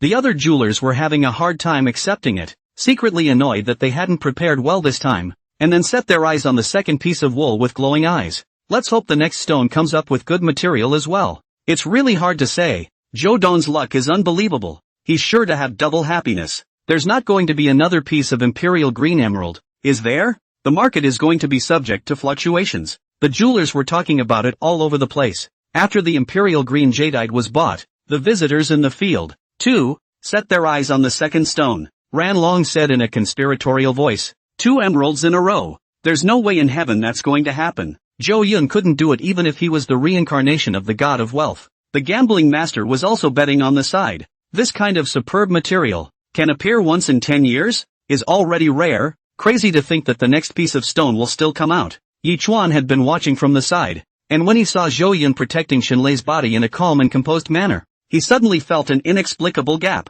Perhaps this was the textbook of pretense. This was called dominance. Although he loathed Zhou Yun, he had to marvel in awe. It was just too decisive. As a young master from the Yi family in the capital, he had naturally heard of the name Dragon Palace, and in his place, he would never be openly antagonistic. I will only advise Xinlei to hold back for a while and live well, waiting for me to grow up and destroy the Dragon Palace in the future. Although a trace of admiration rose inexplicably, Yi Chen did not think that he was weaker than Zhou Yun. This is not wise at all. Dying too quickly is just a fight of trapped beasts, Yi Chuan secretly thought in his heart. I admit that he is very lucky, but the second stone, it is also impossible for good goods to appear again. to be able to produce a piece, is already against the odds. Who does he think he is? Having a golden finger like me? Yi Duan thought with a grin. It's not just them. Many people don't want to believe that they can still ship. However, the facts shattered their imaginations. When the second piece of wool was cut and the purple intent spread all over the eyeballs,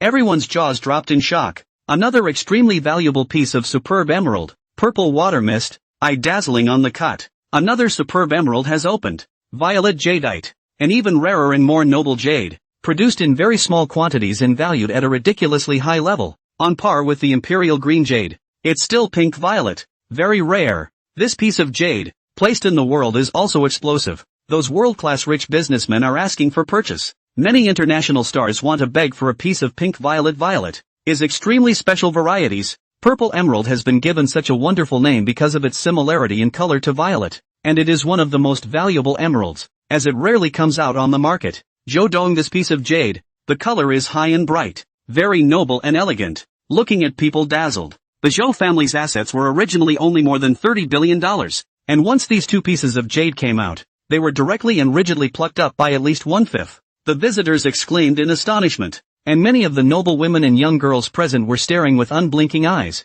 unable to remove their gaze. Pink and purple emerald, a fatal killing force for women, who want violet emerald to make a piece of jade, not only a symbol of nobility, but also to improve the face status. Women's climbing winds are more horrible than men's, and the newly cut violet emerald, although smaller than the imperial green emerald, is afraid that the value will not be much worse. Ran Long, face hot and painful, just squeezed Zhou Yun not long ago, really opened the jade again. The light yet regal purple color made him huff uncontrollably, his greed undisguised and beyond gripping. It was unbelievable. Ran Long felt his heart in paroxysms, thinking frantically in his mind why Zhou Yun's luck could be so counterintuitive to such an extent, and why this piece of jade was not opened by himself. He wanted the violet emerald more than the imperial green emerald, because the customized demand he received was from a female boss from Hong Kong Island in Shangjiang, and the other party said she wanted rare and good jade, preferably violet jadeite. If you can't find it, emeralds with some other superb material such as Wada jade would work.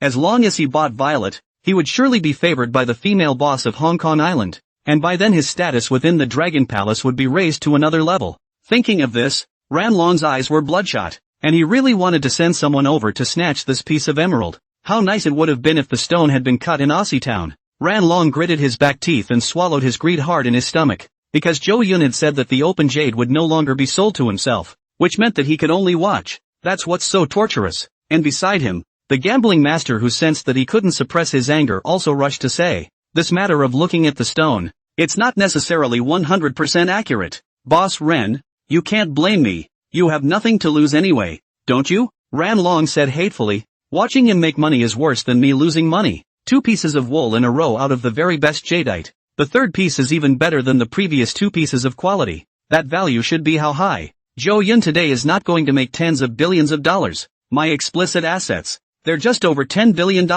He's going to make more than my assets in one day." Ren Nan was already a bit mortified and angry. At this time, Yi Chen suddenly proposed, "Mr. Ran, we can't let him take advantage of it anymore. We should take advantage of the fact that the third piece of wool isn't open and cut it down." Ran Long said, "Mr. Yi sees the value of the third piece?" Yi Duan did not dare to go with the flow this time, and honestly said, "I don't see it, but look at Zhou Yun's appearance. He is full of confidence in the last piece of wool, and it is likely that he will also have to ship it." Ran Long pondered for a while and said, "It's indeed possible. I also think the chances of shipping are high, but how can I get him to sell? Do you have a solution, Mr. Yi?" Yi Duan played a heartbeat and said, "I'm just proposing, but if the wool doesn't ship in the end, you can't blame me. Don't worry, I'll be responsible for all the consequences." "You say," Ran Long agreed. Yi Duan then said the plan in his heart. "Wait, you take the lead. Say loudly that this gambling stone conference is a big joke. The Jin family will only hide the best material to leave for their own people,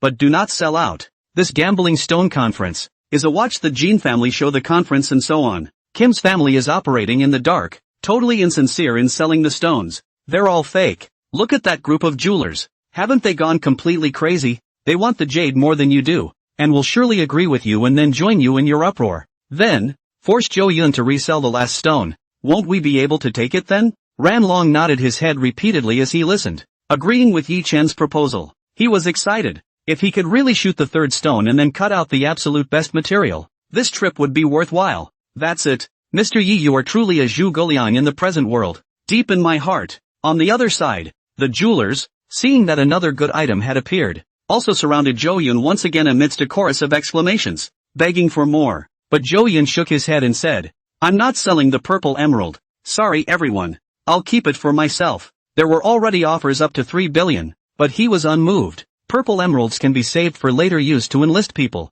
and customized emeralds mean more than any gift, especially to women, who are simply irresistible. Seeing this, the jewelers could only sigh, full of frustration and a sense of frustration. Just then, Ran Long, who had just settled on a premeditated plan, suddenly jumped onto the stage and blurted out in righteous indignation at everyone. Fake, all setups, playing us like monkeys. The Jin family are all colluding, deliberately hiding the good material from sale and deliberately bringing it out tonight to show it off. Good calculation.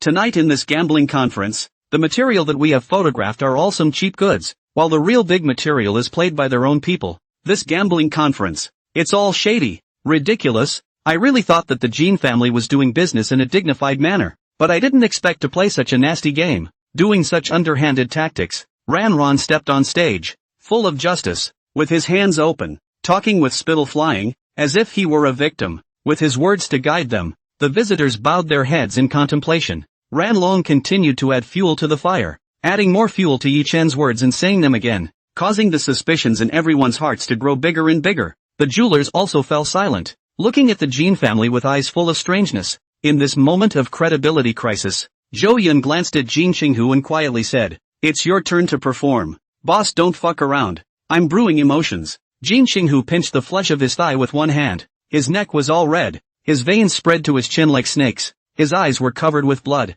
They were about to bulge out, and his breathing became rapid. Nonsense. There's no way my Jin family would do such a thing. All business is honorable. Jin Qinghu looked like a raging lion that had stormed. Ran Long said with great righteousness, Then how do you explain why all the good materials were opened by Zhou Yun, but we didn't make any money? Zhou Yun is your brother. You must have colluded in private. Jin Qinghu shouted. You're stepping on fart. My Jin family is a big family. Would I do such a thing to fool you? Ran Long sneered. Whether you've done it or not is not something you can say with a mouth. The jewelers present, the one who didn't come all the way here, only to return empty-handed. Can your Jin family afford these guests? He started pulling other jewelers down. The jewelers were intent, and their attitudes began to tilt in Ranong's favor. Seeing that Jin Qinghu rolled up his sleeves and was about to make a move, Zhou Yun sighed and stepped forward to stop him, then turned to Ran Long and said, Empty words are no proof. So what do you say? Ran Long secretly laughed, but on the surface, he seriously said, Unless you can sell the last piece of wool, then I will be convinced and apologize solemnly to the Jin family. This. Zhou Yun was horrified, his face showing a look of difficulty, his hands clenched together. This look, in the eyes of others, is like having a ghost in your heart, inevitably making people think more. Further confirming Ran Long's statement, the scales began to tip in the guests' minds, gradually filling them with distrust. Ran Long and Yi Duan were also happy in their hearts, and were even more certain that this last piece definitely had big goods, or else Zhou Yun, who was such a tough guy, wouldn't have made such a difficult appearance. Thinking about it, Ren Nan was even more eager for the last stone, aiming for it. See, there really is something shady going on. Can't afford to give it up? Then hurry up and disperse, and don't open the Jin family's stone store. Can't afford to play you guys. Ran Long yelled. The jewelers looked moved, and in front of the huge benefits, they also changed their faces. Unlike earlier when they humbly complimented Zhou Yun, Boss Ran is right. The Jin family can't prove that they haven't done it in the dark, and they don't even dare to sell the last stone. So what kind of justice is that?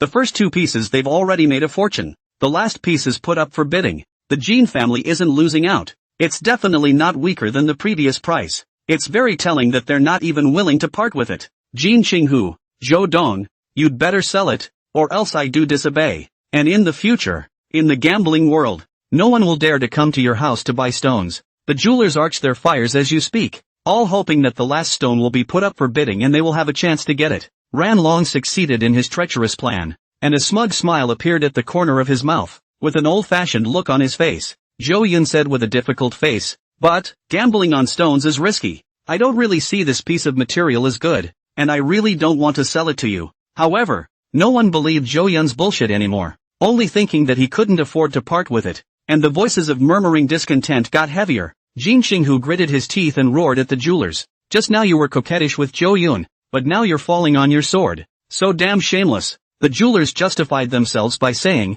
if I had known that you were playing a private game, I certainly wouldn't have done that. Who made you play mind games first in the first place? And if you are truly honest and blameless, I apologize for being rude now. Zhou Yun swept a glance at them and was also annoyed. Okay, since you guys want to buy it, let's say the price first and see if I agree. He didn't indicate that he was going to sell it. Because of Yi Duan's investment system, it was possible to see the rate of return of items in the sold state. If the last piece of wool, which he said could be taken out for auction, then Yi Duan would immediately find out the end and stop the plan. So Zhou Yun stuck a bug.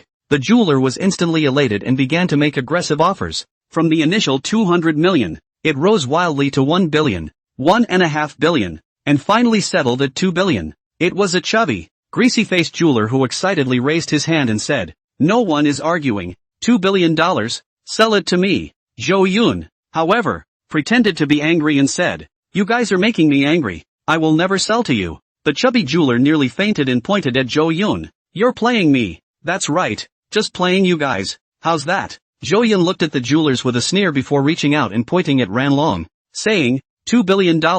I wouldn't sell it to a villain like you even if I sold it to him. As despicable and nasty and lewd as Ran Long is, he hasn't repeatedly jumped across the room since the beginning. Ran Long was pointed at his nose and scolded. Although the words were a bit hard to hear, he subconsciously ignored them in front of the huge benefits. The look of surprise. No one argued with himself, nodded his head uncontrollably, and even felt that Zhou Yun had a point, and couldn't help but say right in his heart. They're all hypocrites. I'm the only true villain. Zhou Yun said in exasperation as if he was angry. $2 billion? Do you want it? Ran Long was overwhelmed by the surprise, feeling that he had picked up a great bargain, and hurriedly said, yes, I want it. You can sign the purchase contract right away. Ran Long had cooperated with the Jin family before, and immediately had a trading contract brought in. Signing his name with a light hand, Jin Qinghu walked forward, took the contract, took a close look at it, and also signed his name in duplicate. For large sums of money, the transfer will not be successful so quickly,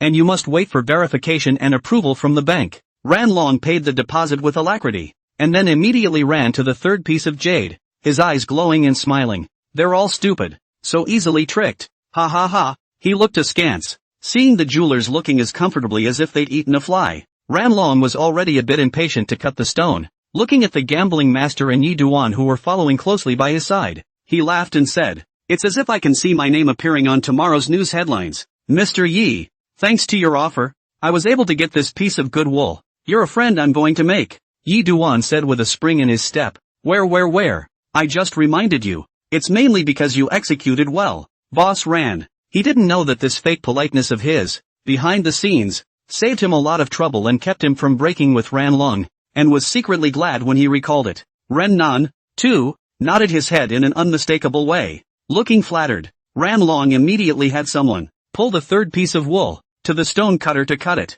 His body was trembling slightly because of his overexcitement. After all, it was the first time he had directly spent $2 billion, 1/5 of his fortune. The visitors were looking forward to seeing the cutting of the jade more than ever before, and were poking their heads around to observe the cutters. With the cutter not inside the stone, the crowd had their hearts in their throats. However, as time passed, this time, it wasn't as outstanding as the previous two pieces, and all was quiet. The only sound in the scene was the harsh sound of the cutter and a faint mist of water. The stone cutter kept running, and in the blink of an eye it was halfway through the cut. Mud and water flying. Ranlong's heart went cold as his vision faded to black and he and the stone cutting machine were the only ones left around him. No jade color, no brilliant light, the whole cutting process is flat. That is to say, the first cut down no goods. When the first cut of the wool was completely sliced through, there was a clunk and a crunch from the stone. The spotlight shone on the material. The surface of the stone was rough. There were only a few scattered jade seeds, the size of a thumb cap, as if mocking Ranlong's insouciance. The expressions of the hundreds of visitors began to change, colorfully, first in dismay, then in disbelief, because two pieces of valuable jade were opened in a row. The crowd thought in their hearts that this third piece of wool was definitely not bad either. After all, it was worth hundreds of millions of dollars. And that's what came out? Jade seeds, and of such low quality that they sell for $5 a piece on the market. And at a preliminary estimate, so many that there should be more than 200. Garbage seed. I don't even want it as a gift. Extremely low quality. Too many mixed colors. Really ugly. Sure enough. I told you that in the world. How could there be such a heaven-defying person? Opening $2 billion of top-grade jadeite in a row is already unprecedented. And if the third one is still out, then it's really a god. Luckily, the third piece is scrap. Otherwise I won't be able to sleep tonight. Phew. It seems that the first two pieces are, indeed, lucky. However, this Joe Dong from Jiangcheng didn't lose. This piece of rotten material was bought by that middle-aged man with the 8 beard. $2 billion? Ha ha ha ha. Side by side. It's also considered a kind of luck. Look at this octogenarian. His face is blue and swollen, and his expression looks like he can't take a shit. It's so funny. Ranlong's state of mind appeared to change dramatically. His chest was full of piercing ice, and his mind was in a trance. The first blade went down and gave him a heavy blow. Yi Chuan couldn't stop fuming. His face changed color in an instant, quietly taking 2 steps back, a strong sense of crisis rising in his heart. The bottom of his heart cried out impossibly. Why did it turn out like this? Obviously it was bound to be profitable. Just now, Zhou Yun had shown a heartbroken expression, looking like he was very reluctant to give up what should have been a cut out of the Gaijin jade, but it turned out to be a pile of garbage. Ranlong epileptic, no longer difficult to calm down, dead staring at the stone, low roar, I do not believe. This piece of material skinned and those 2 pieces of good. How can this kind of garbage goods? It must be a fake. The real surprise is behind. Cut. Keep cutting for me. In the back of his mind there was still a little hope that the second cut down would excel. Couldn't imagine the end of buying a piece of scrap. He simply couldn't bear it. It was one of the most painful frustrations of his life. Nevertheless, his hopes were ruptured. The second knife cut down the center of the material. Still flat. Still all jade seeds. Dull, uneven color? Trash seed water. Ranlong had collapsed. His body's chi and blood reversed and rushed straight to the top of his head. His head buzzed and felt the sky spinning. I'm a little dizzy and I want to throw up so bad. The mood fell from the top of the mountain to the trough in just a moment. The transformation was so fast that his endocrine disorder was so violent that his body couldn't carry it. He is a very petty person who loves small gains and cannot tolerate losses, let alone losses of such magnitude that have completely broken his defenses. 2 billion, has lost hemp. Even flat capital is impossible. From the center cut are not shipping. No chance of turning over. On the side of the also Yi Dust was dumbfounded. He looked at Ranlong who had fallen into mania. Secretly said that the big thing was not good. The bottom of his heart set off a monstrous wave of horror. There was also an endless feeling of regret. Just now should not talk too much. Proposed to let Ranlong buy this piece of material. Now not to mention pull investment. Not be cut to death are lucky. How did this happen? Damn it. If only this stone was in a sold state, I would still be able to see the rate of return. This is trouble. Yi Chuan's body was numb as if he was stabbed by needles. Ranlong's face was red, like a flashback, and his body jumped straight up again. His voice hoarse as he roared. Cut. Keep cutting. This material can't be this wasted. It can't be. It mustn't be. Ranlong was possessed and still thought that he could still ship with the third slash. He just wanted to lose less money and have a violet emerald in the back. Enough to beat a pair of bracelets and please that lady boss on Hong Kong Island. Spending $2 billion to get the attention of a female boss is worth it anyway. However, as the stone cutter continued to rattle, the third cut goes down. Ranlong went straight to the ground and sat on his butt on the cold floor, ignoring his image. His face turned clammy and he breathed in large gulps of air. Those who didn't know thought he was having an asthma attack, causing the guests around him to move further and further away from him. His eyes began to be confused. His vision was fading. The whole world seemed to be deserted. Just him, this loneliness, panic, trepidation, spreading his soul. He couldn't get out. The world was quiet. A cacophony of noises all around him, all cut off. The bodyguards he brought rushed to guard him, not daring to move him for fear of actually collapsing over. This is a situation where the only way he can recover himself is to let him ease off slowly. The frustration is so great that he'll have to go back to a psychiatrist to be able to regulate it. No matter what anyone says, he can't hear them. The gambling master was also flustered. He had never failed before. This was the first time, and as a result, he lost billions of dollars. He is also going to vomit blood. The news spread back. The vice president identity is not guaranteed.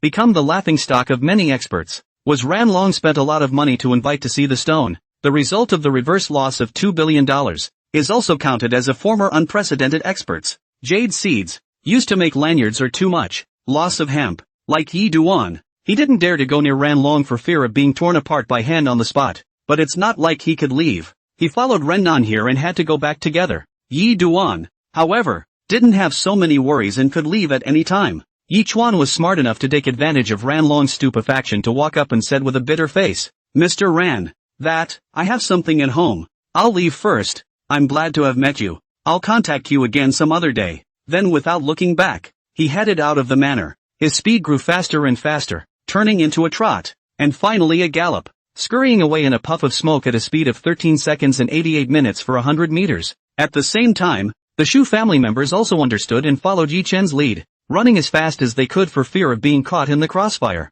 With Yi Chen's departure, Ran Long became demented, and a storm of noisy voices once again rose within the manor. The whole estate was abuzz. It was now midnight, and those who had been sleepy were all awakened and refreshed. It was all gloating talk, drooling over Ran Long, and some even had pained smiles on their faces, as well as continuous maniacal laughter. Pouring a loss of $2 billion is too amazing. The wonderful degree of this matter, more than the opening of the heavenly price of jade has ever been. Tomorrow is definitely going to be on the headlines. The entire short video platform is going to be brushed. Predictably, Boss Renan's name is indeed going to be on the most prominent pages. But instead of making a lot of money, he's going to lose money to muggles and be the butt of everyone's jokes. Boss Ran from Australia City is spitting blood this time. What bad luck for him. $2 billion down the drain. Just cut out such a lousy stone. I think I'd be fine if I got on me. Just pick up a big rock on the side of the road and cut it out better than this piece of material. Look at him. He's going to be mentally deranged.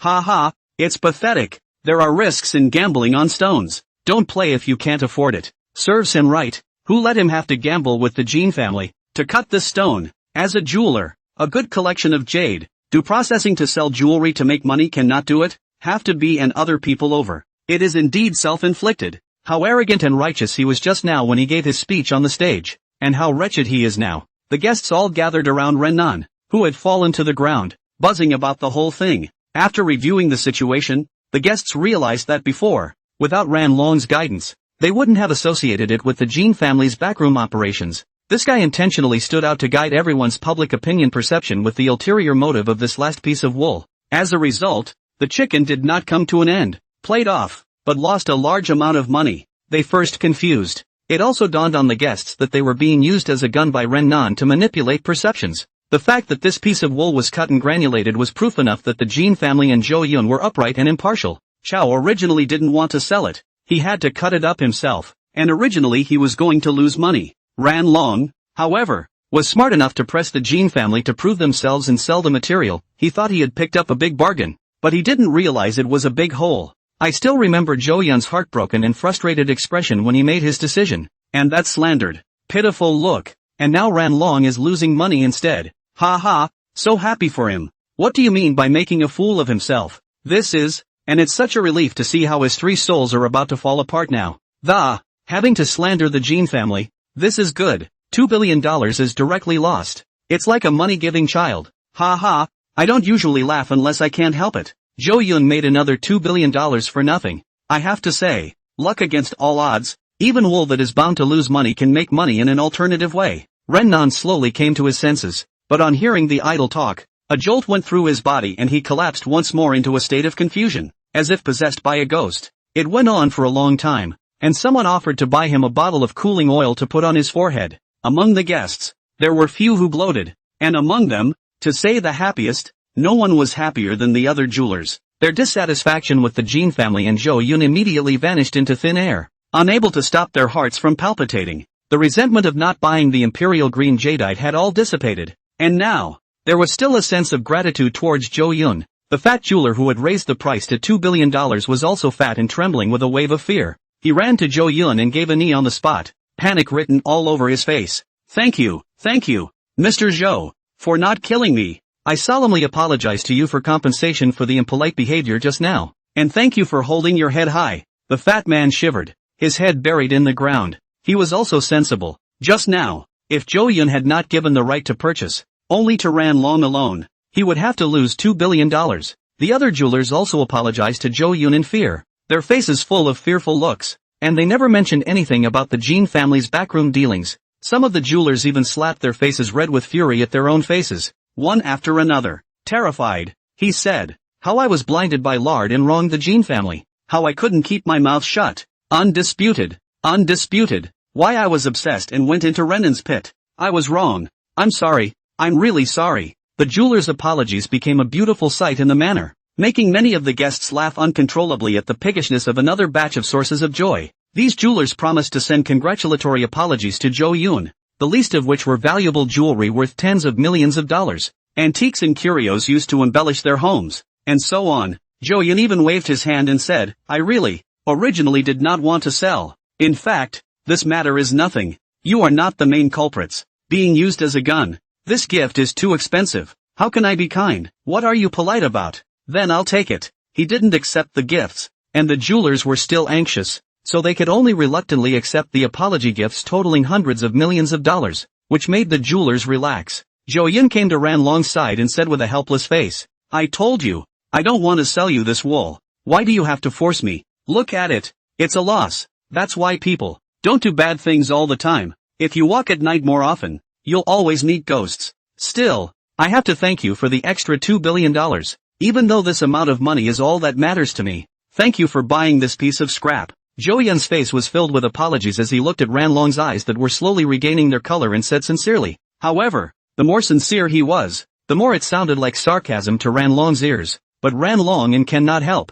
It is his own proposed to buy, but also signed the word. Now want to back out is not possible. Can only say that bad luck? Ran Long looked pale, bit his lip to make it bleed, and turned his head away with a grunt. Jin Qinghu stepped forward, thrusting his waist and said, You're still not convinced? Quickly apologize to my boss, or else you and the people you brought with you will all have your legs broken today. The Jin family's fighters and security immediately surrounded them, with 50 to 60 big, strong men, and their momentum was like a rainbow. Ran Long had only brought 3 bodyguards with him, and at this moment, they were already sweating and swallowing nervously. One of his bodyguards said sullenly, Boss, the situation is stronger than the people. For the sake of safety, how about? Ran Long was shaking with anger, but finally stood up in depression, still refusing to bow his head. Having lost $2 billion, he was already hurting as if he was dying of 1,000 cuts, but he really didn't want to apologize, and looked up at Shenlei, pulling at the corners of his mouth. Miss Shen, you and I are in the Dragon Palace together. This matter of apologizing in public, let's dispense with it. Shenlei found it funny and said, Is it useful for you to talk to me? It's not like you're apologizing to me. The main man is here. Furthermore, I'm no longer a member of the Dragon Palace. Am I on good terms with you, having met just a few times? Ran Long was mortified. Fine.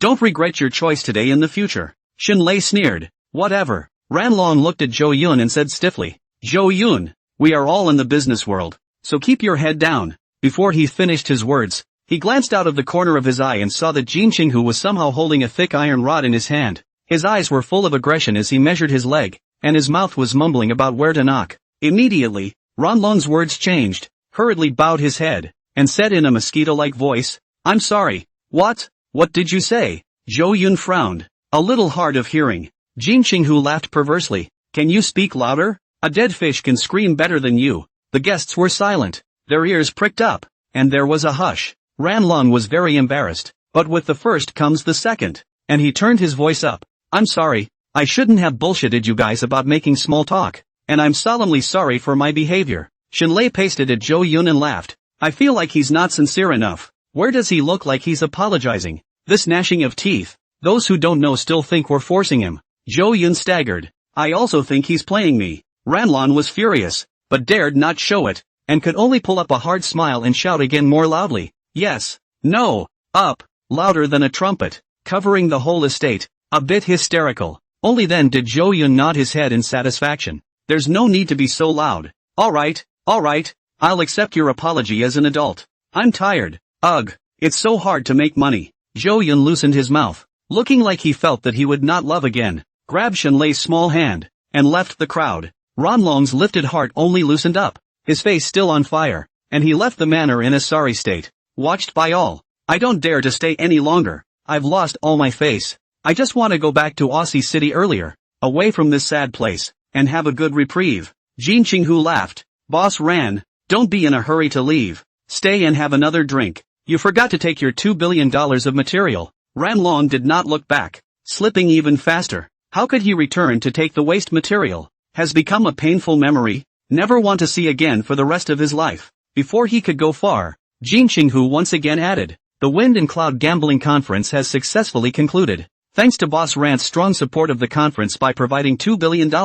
Next is the moment of the banquet sponsored by Boss Ran. I've already set the meal in advance, and there will be red packets of lucrative things to take later. So everyone eat and drink as much as you want. Eat happily, drink painfully, and don't get drunk. Jin Xinghu's voice came through the stereo and covered the entire manor. Outside the manor, there was a wail that was more distinct than acoustic. The guests raised their eyebrows and smiled, thanking the Jin family and Zhou Yun, as well as Boss Ran for their generosity, raising their glasses and cheering. The atmosphere was cordial as they pushed and laughed about the evening's events, with the most talk about Renan's holding back and constant hilarity. Jin Xinghu came to Zhou Yun's side and asked in a low voice, "Boss, should we get him killed?" A lingering murderous aura surged from Zhou Yun's body as he said coldly, "Don't let him leave Cloud City alive, and when we find him, we'll make quick work of it." As Ran Long toed the line, his heart flooded with murderous intent. He has never been a good man. For all the unstable factors, will never stay. Inevitably to cut off the roots and eliminate. Since he had already made a grudge against the Dragon Palace, he would kill to the end, and as long as there was an opportunity, he would definitely not let it go. Jin Xinghu said cautiously, "Already arranged for someone to track it down, and so on. I'll go and keep an eye on it. Don't worry, boss. Be careful. Your own safety is most important. This way, I'll have Dama go with you," Zhou Yun said after some thought. Jin Xinghu shook his head like a rattledrum and refused. "Dama is still with you to protect your safety. Against this kind of goods, my Jin family's own people are enough." "Okay, come back early and rest." Zhou Yun clinked glasses with Jin Xinghu, finished his glass of wine, and watched him walk out of the manor beyond through the bustling crowd with his thugs. The atmosphere in the manor was still warm. Food spread throughout the eating area. Meals from all over the world. Guests were drinking red. Many of them raised their glasses to Zhou Yun in a friendly gesture. Zhou Yun also smiled and responded one by one. These visitors didn't know that Ran Long, who had just left, had already been gone after by Jin Xinghu, or else they would definitely shudder. Shen Lei posted up, and the two of them walked over to a quieter part of the vineyard. The grapevines were adorned with bright yellow string lights that were brilliant, like shooting stars in the sky, surrounding the two men and isolating them from the noisy world outside. Shen Lei's eyes were inexplicably mesmerized as she exhaled. "Mr. Zhou, it's nice to meet you," Zhou Yun responded. "Ms. Shen, I'm happy to meet you as well." Shen Lei drank a glass of red wine painfully. There was red wine flowing out along the corners of her mouth, flowing down to her swan-like neck and sexy collarbone. "It's just, I regret why I didn't get to know you earlier." Her expression became inexplicably a little sad again, and the wrist holding her glass dropped gently, shaking. "Born into a powerful family, you can't help it. The pressure from my elders and the chains that my parents forcefully loaded on me have always kept me moving forward like a wind-up toy. But I was tired, really tired, and during my rebellious years, in defiance of my family's arrangement, I tattooed red roses with thorns all over my right arm in hopes that I could get them to give up on me, and I'd be out of their hands. But a red rose, no matter what, is always a flower and will be picked. Growing up I couldn't do anything about it. I was arranged by my family to marry a rich businessman, but I didn't like him. I was disgusted. Guess what I ended up doing?" Shen Lei looked at Zhou Yun with affection. It was at this point that she removed all the defenses from her body to look like a woman, not a domineering local female giant. Zhou Yun hugged her waist and said, "You killed him?"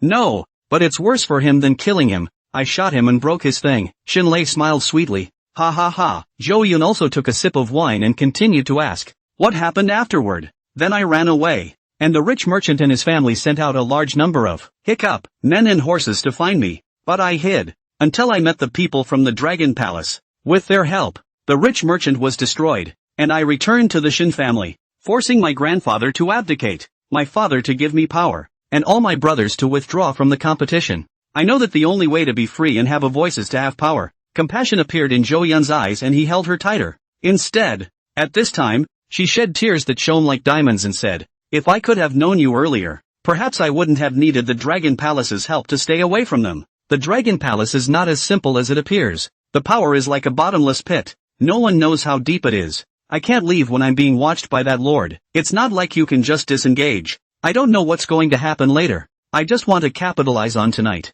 Shen Lei's eyes like a pool of spring water, looking at Zhou Yun are melting. "All warmth?" she asked. "Do you care about my flower arm tattoo?" "No, I think it's pretty and full of charm." Zhou Yun spoke from his heart. Shen Lei continued, "Do you like me?" Zhou Yun nodded. Shen Lei was really drunk. Her cheeks were flushed, and in the next second, she forcibly kissed Zhou Yun, hot and rolling, and did not separate for a long time. Give it to me. If in the future, something does happen, I might as well give it to you. Shenlei was completely drunk, and Zhou Yun was also drunk, and the wine glass was placed on the stone table below the grapevine. Zhou Yun carried her and headed for the luxurious room within the manor. Stars dotted the night sky of Cloud City. Under the shimmering light, the 5 Humvees raced along the Lansong River, like 5 beasts hurrying through the night. The wild roads of Cloud City were twisting and turning, and the Hummer practically ran over the weeds in a brutal manner. On each vehicle, there were burly men with composite crossbows in their hands, nearly 30 of them, with their gazes fixed dead center on a yacht that was breaking the waves on the river.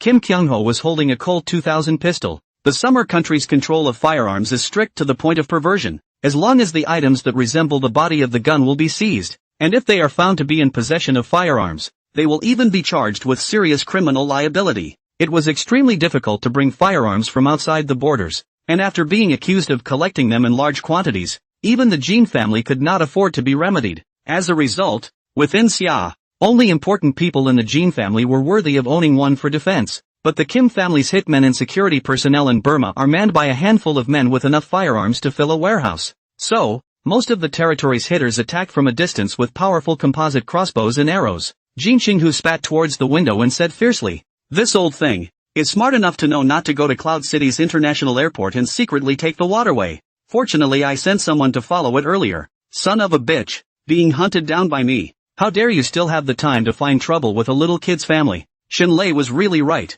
What a petty person. Jin Kyung-ho wants to kill Ran Ryu very badly. This sinister guy. To get back at the party, the little kid who was asked questions by Shenlei, not forgetting to go after the little kid's family on the run. Luckily, Jin Qinghu arrived in time to scare Ran Long away from him, then a wild goose chase all the way. Ran Long? This guy is extremely defensive, even rented a yacht in the Lansong River in advance, just to prevent this kind of situation. He probably didn't expect to have to use the yacht one day. Jin Qinghu was furious. It was too late to find another yacht, and he hated to drive the Hummer into the river. During the chase, the hitmen in the car kept shooting crossbows and arrows towards the river. On the hull of the yacht, hundreds of crossbow arrows had been inserted, and many more had fallen into the water. Luckily, each Humvee had a number of crossbows and arrows hidden in its compartments, or else there wouldn't have been enough to go around. And just then, 2 crossbow bolts coincidentally hit the glass of the yacht's flanks, shattering the whole thing and revealing a panicked Ren Nan and the security men inside.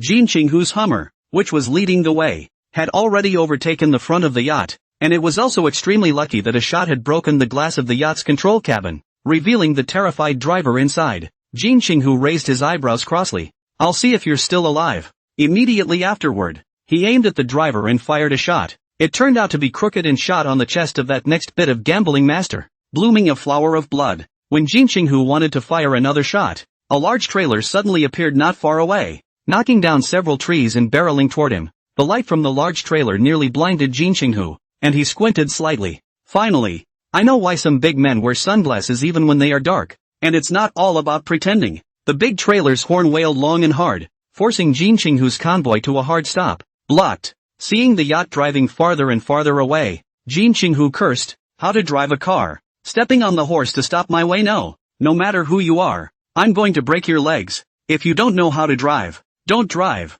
Delaying my big event, Kim Kyung-ho, carrying his pistol, ran to the door of the big truck, but realized that the driver on it had disappeared. A handful of the Jin family's fighters swapped their crossbows for machetes and searched the big van, but found no one. Just then, several muffled grunts sounded. The 2 thugs who had been searching the woods not far away fell to the ground, their necks shapelessly crooked. Unable to speak, some of the beatniks shone their flashlights through, only to find that not a single ghostly shadow could be seen, except for one of their own who had fallen to the ground. Before Jin Qinghu went to investigate, 2 more people fell to the ground, still without even being reminded. The speed was staggering. Jin Qinghu shouted out ferociously, "Who is it? Come out to me. You have the balls to play head-to-head with me." But the people in the dark ignored him and continued to hunt in the darkness, and in a short while, a few more people fell. Jin Qinghu acutely noticed that 2 black shadows flashed by in the weeds around him, but he couldn't see them clearly at all. He stared carefully as silence fell around him and the beaters held their breath.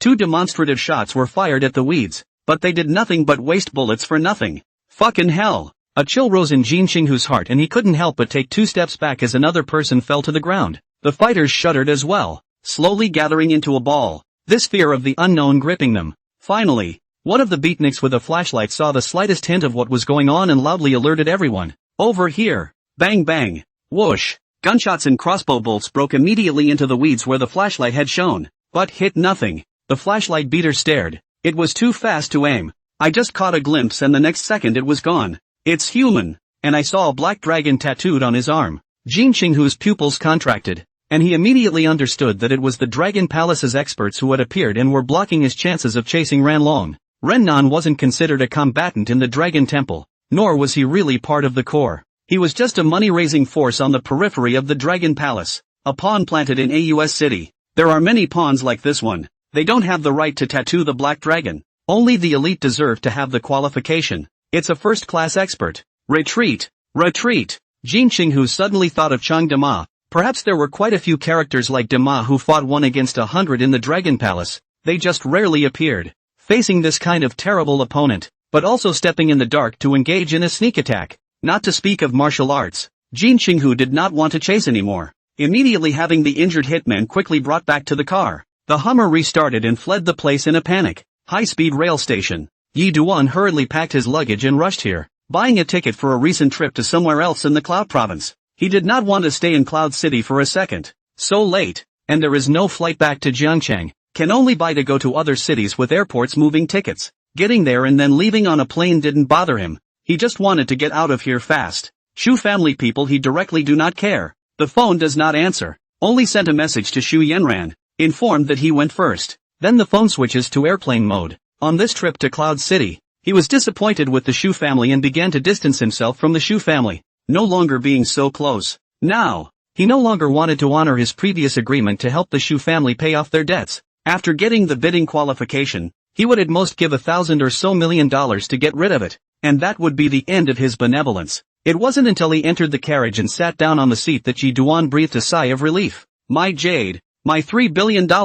After relaxing and thinking back on everything about this trip to Cloud City, Yi Chen kind of wanted to cry. I thought I could get $300,000 of investment through the Kim family's connections. Then he will pick up the beautiful Shenlei and welcome a brand new life. Anymore, you can still rely on gambling on stones and get at least a few $100 million. As a result, because of Zhou Yun's appearance, all of these plans were disrupted. Finally, right now, Ren Nan was thankful that he wasn't coming after him. This trip to Cloud City was a total loss. Whether it's the women, the money, or the high points, it's all annihilated. His own 7 inches were all being held down viciously by Zhou Yun, unable to do anything about it. And he was being suppressed from beginning to end. The aftermath of this setback was so strong that Leaf Dust felt that it would take a long time for him to regroup. Only every time he turned on the system could he feel a little warmth and regain a little confidence. He felt that he, the chosen son, had lived a truly stifling life, having been bullied by Zhou Yun several times in a row. And every time he resisted, he was ruthlessly crushed by the other party, like a nemesis. Shaking his head, Yi Chuan wanted to try to forget about this incident, otherwise it would leave a shadow in his heart. Looking again at the other passengers in the compartment, he found no unusual behavior, and made sure there was no killer, and then let his heart drop. He didn't know that Zhou Yun and Jin Qinghu weren't going to kill him,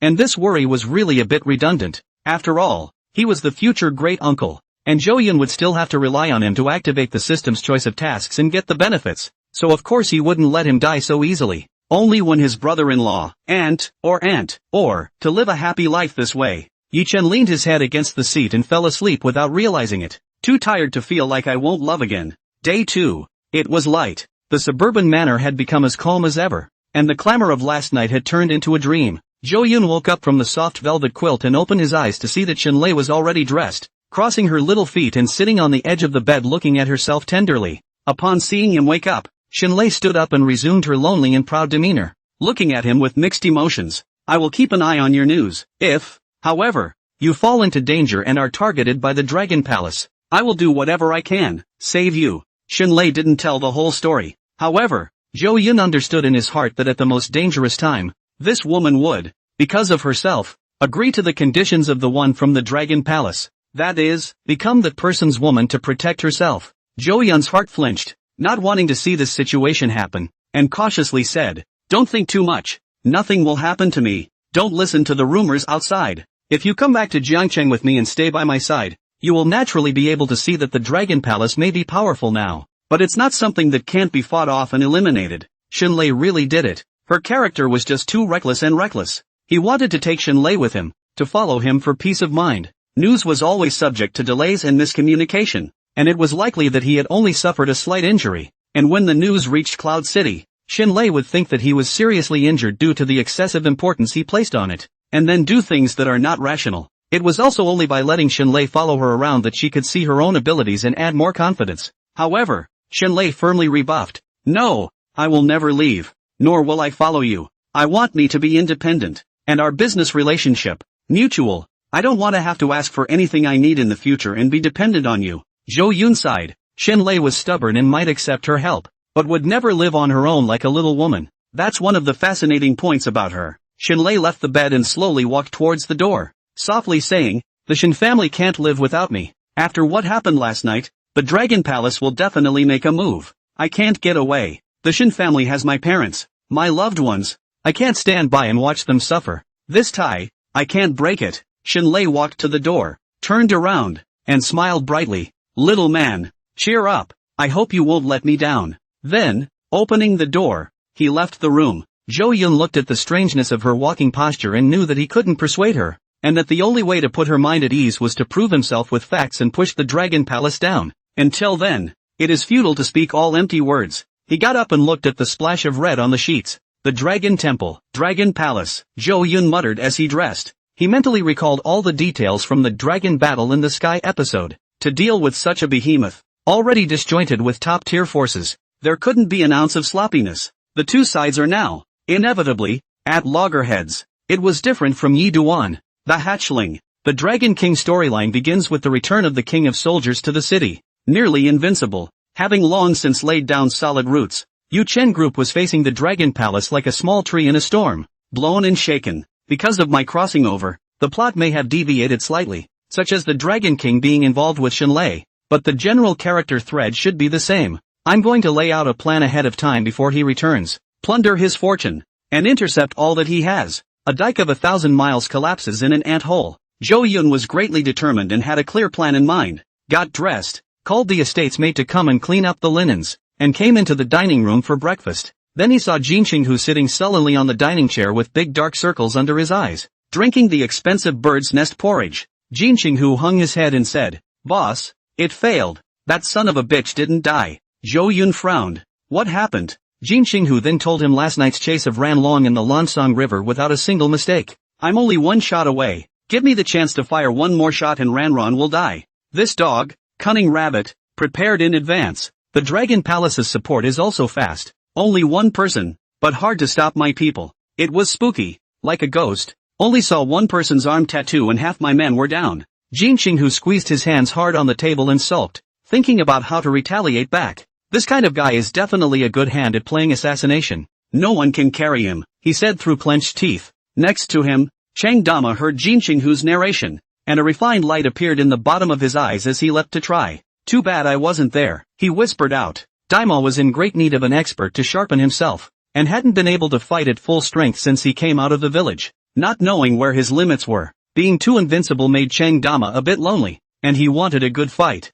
Jin Qinghu sat paralyzed in his chair and looked at Dama regretfully. Unfortunately, you can't leave Boss Zhou's side. His safety is more important. This Dragon Palace person is definitely proficient in assassination. Boss Zhou, be careful and make sure to have Dama follow every inch of the way. I doubt the Dragon Temple will kill you. Zhou Yun was still too short of people around him, with only one expert in Dama. Otherwise, sending another expert to follow Jin Qinghu in pursuit might be a different ending. Zhou Yun ate his pastry and listened silently, when suddenly his heart stirred. The divine choice system appeared to move again, vibrating slightly in his mind. His heart was delighted. It was just as he thought before. When the name Dragon Palace appeared, the system would never be silent. Another chosen one is present. And being the very skinny system that he is, naturally he's not willing to be quiet and is going to give him a new assignment. He silently checked the system status, and saw that in the sea of consciousness, the words about sleeping with Shinlei had quietly disappeared after completing the mission last night. The first time the system,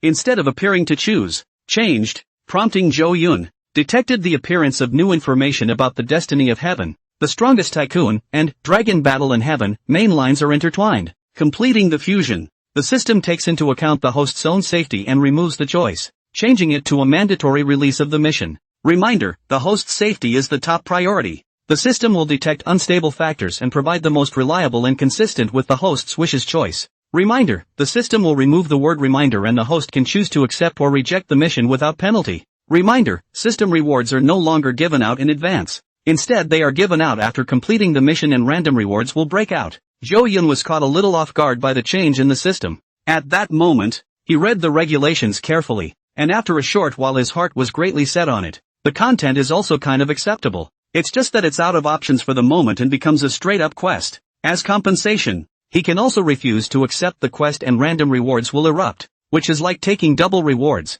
Not bad. He continued to look. Mission issued, travel to Ao City, eradicate all the forces of the Ran family, and kill Ran Long, who has great hatred for the host. Upon completion of the mission, reward, future brain machine handover fusion technology, outbreak of additional rewards, whole body attributes, randomly increased by 3 to 10 points. Read the information about the mission. Jo-yun couldn't help but spit. As a special administrative region, Ao Chang is a mixed bag of dragons and snakes, completely different from the inland. Ran Long is definitely powerful there, and is definitely hiding firearms, which is dangerous to the extreme. That's the choice for my safety? Let me go over to Aussie City and be in danger. Not bad for a pipsqueak system. Luckily, the quest rewards are good, and with the new system, you get 2 rewards for doing a quest compared to the previous option. This is great. The future technology, the brain-machine intersection technology, Jo-yun had heard a little about it and knew that it was very awesome, and if it could be perfectly realized, it would certainly change the life of the whole world. At this stage of the blue planet there are also people working on it, but it's just getting started. The technology is still at a shallow surface level, and if you want to fully realize it, it will take at least 20 years. Brain-computer interface convergence is the concept of creating a direct link between the human or animal brain and an external device to realize the information interaction between the brain nerves and the device. The brain-computer interface technology of this era is not mature, and irreversible after effects such as damage to the brain and body physiology often occur. It can only be used for smart bionic prosthetics customized for the disabled, detecting a patient's mental state, with some rough VR, etc. And the system produces perfect brain-computer handover technology that is very mature, completely free of after effects, and makes up for a large number of bugs, develops powerful arithmetic, and so on. If the experts who study this area were to get their hands on this technology, they would surely be madly obsessed with it, because it would mean the beginning of a new era. With the perfect brain-computer interface, it is possible to develop the perfect virtual and reality, and by taking a simple instrument with you and lying on your bed, you can enter another world. Gaming, film and television, training, military training, subgenre animation interaction, artificial intelligence AI, meta-universe, and other fields will be transformed by this technology. Even, with the passage of time, he could open the cyber age, inserting chips into people's bodies, surfing the internet anytime, anywhere, researching artificial hearts, building the perfect fusion of human body and machine, and even mechanical ascension. Jo-yun's breathing became heavy. Loving the reward, with this technology as a foundation, a future technology group began to quietly take shape. He had thought about it before, transforming the real estate industry into a technology industry, but he didn't have any other scientific research technology other than a foaming agent. Now, however, there is no problem at all. As long as he owns this technology, he will be able to stand on an equal footing with the officials, and very much have the courage to communicate, and take what he needs, and negotiate. And he is sure that the people above him will spare no effort to support him. He could also rely on the official power to more easily deal with the Dragon King who was due to return at any moment. After all, most of the Dragon King's forces belong to foreign countries, and the officials would never allow any foreign forces to cause trouble in the country. Jo-yun adjusted his mindset and looked at the second reward. Whole body attribute enhancement. Physical, mental, strength, speed, endurance. It was also one of the rewards he wanted the most that money couldn't buy. Both rewards were good, and Jo-yun chose to accept the quest. Outside, Jin Qinghu and Dima were chatting happily, guessing what kind of kung fu the expert who was blocking them was. Little tiger, if the people from the Dragon Palace come after you, you must put your own safety first. Jo-yun opened his mouth gruffly, as he began to suppress the Dragon Palace's power in the country and killed Ran Long. The subsequent Dragon Palace would surely send more people to retaliate. Those around him would surely be implicated. Especially Xiaohu and Xinlei who were far away in Cloud City. He hated to see anything happen to the two. Jin Qinghu nodded his head and said, I will pay attention to this, and I will expand the number of security personnel recently. So I will try not to let the Dragon Palace take advantage of this. When you really encounter danger, you will surrender first and agree to whatever terms you are offered. Jo-yoon continued to exhort. This critical situation won't last long. I'm going to make a move against the Dragon Palace to eradicate their influence in the country in the fastest time possible. Jin Ching-hu nodded. I understand, and will definitely prioritize saving my life. It's just that, Boss Joe, how are you going to do it? This organization is too mysterious. The intelligence is too little. We don't even know how many forces are related to the Dragon Palace. Perhaps, within Cloud City or River City, there are other forces that are involved with the Dragon Palace, hidden so deeply that even my Jin family cannot find out. Jo-yoon laughed. You don't have to worry about this. I have my own way. Just listen to my message. I'm going to make a trip to Wasi City in the next few days, and this Ranlong account can't just be left alone. Jin Ching-hu said. Going to Ao Chang? Boss Joe, that's Ranlong's territory. Life is unfamiliar. You won't necessarily be able to get away with it even if you have a big horse to protect you. If you really want to go, I'll go too. Ranlong bought that stone and spent $2 billion.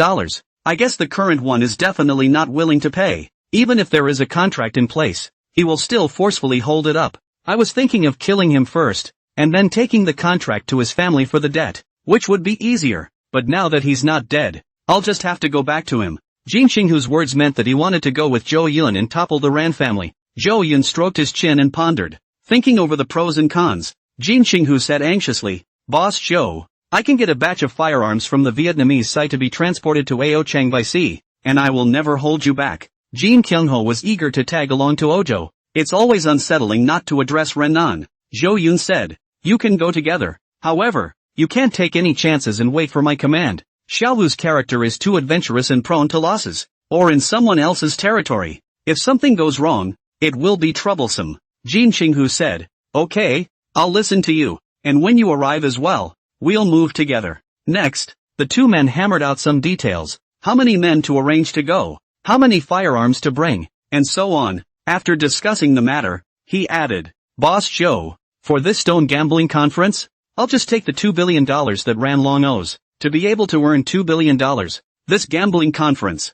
has been a complete success. Before the old man and I thought that earning 400 million would be about right. He grinned and was very sensible, not arguing with Jo-yoon. If Jo-yoon hadn't been there this time, not to mention 2 billion, 2 or 300 million would have been enough. The Jin family is already satisfied. Anyway, they are all family members, to whom it is not to give. Jo-yoon did not push back and agreed, otherwise it would seem too pretentious. The first piece of Imperial Green Jadeite, with a revenue of $4 billion, was just enough to be used to invest in the foaming agent factory, to buy equipment and the cost of renting space to the officials, etc. There was also a piece of violet emerald. He planned to find a master with good craftsmanship, according to his women's preferences, carved into their favorite jewelry to take as a gift. For example, Jing Wanning, and Yi Qingcheng, Shun Lei. For now, he only wanted to give it to Shun Lei, since the woman had already had a relationship with him and was very affectionate. The other women, whose relationships are not yet clear,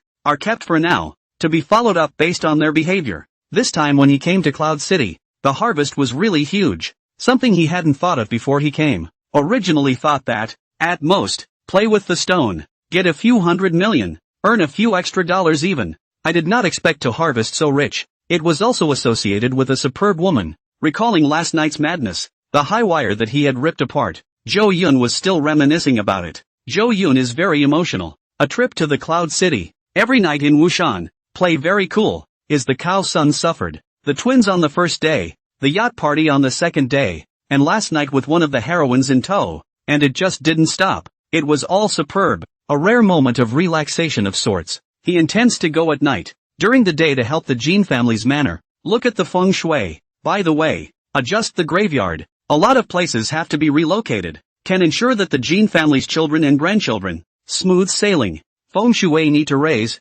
not a moment can become good, the kind of force to pull up their own luck. Usually with sequelae, belong to the injury to raise luck. After staying for another half a day, before leaving, he went to find Shinlei, intending to say goodbye. Who knew that the woman would not give Jo-yoon the opportunity to meet and turned him away? Seeing this, Jo-yoon could only leave helplessly, knowing that Shinlei had an iron heart. She will only be at ease if I show the strength to be able to fight against the Dragon Palace. Jo-yoon exhaled, understanding in his heart. In the evening, after having dinner with Papa Jean, He boarded a helicopter and left Cloud City. Zhou Yun had thought that this matter in Cloud City would end here. But it didn't. For something had arisen that he did not know about. And that was unexpected. Today he went to find Shenlei. The reason why he didn't see his face, apart from the reason why Shenlei didn't dare to see him for fear that she wouldn't be able to resist going with him. And then there's the fact that Shenlei tied up Xu Yanran. Xu Yanran, who was waiting for her flight at the Yunchang International Airport,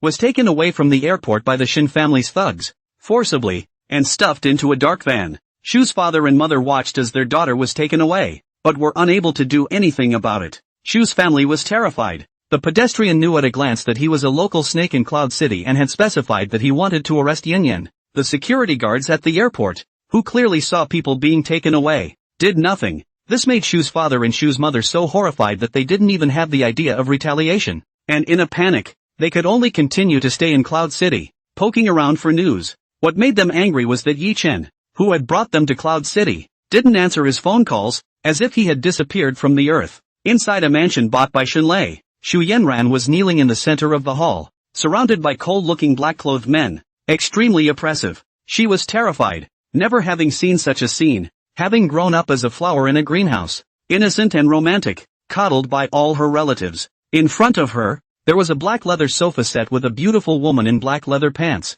sexy as hell heels, and crossed legs. The beautiful woman looked indifferent, like an eternal iceberg, giving people a feeling that no one should enter. Tilting her chin and looking down at her. This woman Xu Yanran had seen, just last night at the Stone Gambling Conference. This woman was close to Zhou Yun, and the two of them were like glue, making her look at the jealousy fire burning non-stop. Last night, while this woman was holding Shang Yun's arm, her heart cut into 1,000 pieces and she almost went crazy. I didn't expect to meet again, but I was somehow kidnapped by this woman directly from the airport. Who are you and why did you bring me here? Let me tell you, my parents are right outside. Once they call the police, you won't be able to eat. Be sensible and release me quickly. Xu Yanran gritted her teeth and said to Shenlei. Shenlei tilted her head upward some more, her expression still indifferent, almost contemptuous, as she looked at Xu Yanran, who was still struggling. She exhaled a breath and faintly said, Xu Yanyan, 23 years old, graduated from Zhonglu University. Before her family's situation was ordinary. Her father was a small contractor. After being looked at by Zhou Yun, she relied on the Zhou family's influence and took the opportunity to move up the pole, creating Shu's company. This company, the only revenue, is to suck the Zhou family's blood, using Zhou Yun's innocence, lulling him into paying non-stop, and slowly growing to over $1 billion.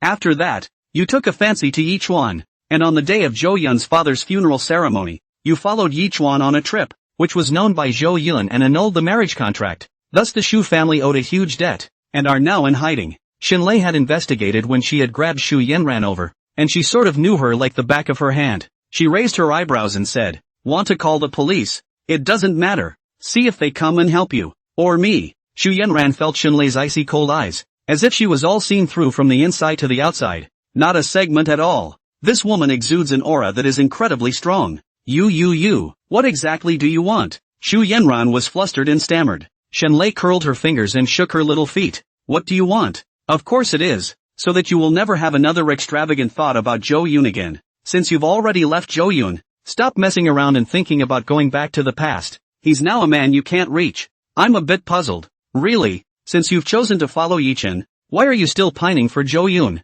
Shenlei frowned and made a contemplative gesture, looking at Xu Yanran suspiciously. No, I didn't, Xu Yanran said with a stiff upper lip. Shenlei suddenly, with the tip of her eyebrows raised, coldly said, No? During last night, when I was just holding Zhou Yun's arm, what kind of look did you give me? How dare you show me eyes full of murderous intent and hatred? I haven't seen that in a woman's eyes for a long time. Shenlei suddenly stood up, displaying her perfect figure, enchanting, with an evil charm, but her expression was terrifying. Xu Yanran's head buzzed as she remembered that she was indeed glaring at Shenlei with a death glare at that time, itching to kill her by 1,000 cuts. But how could she not have expected that just looking at it would be the bane of her existence? So, you brought me here because of that glance? Xu Yanran's eyes widened. The first time she had seen such a brutally unreasonable woman. This is too domineering, too fierce. What kind of horrible intuition? Reading so much in one look. Shenlei coldly said. One look is already enough. Xu Yanran was stared at by a body of cold hairs exploded up.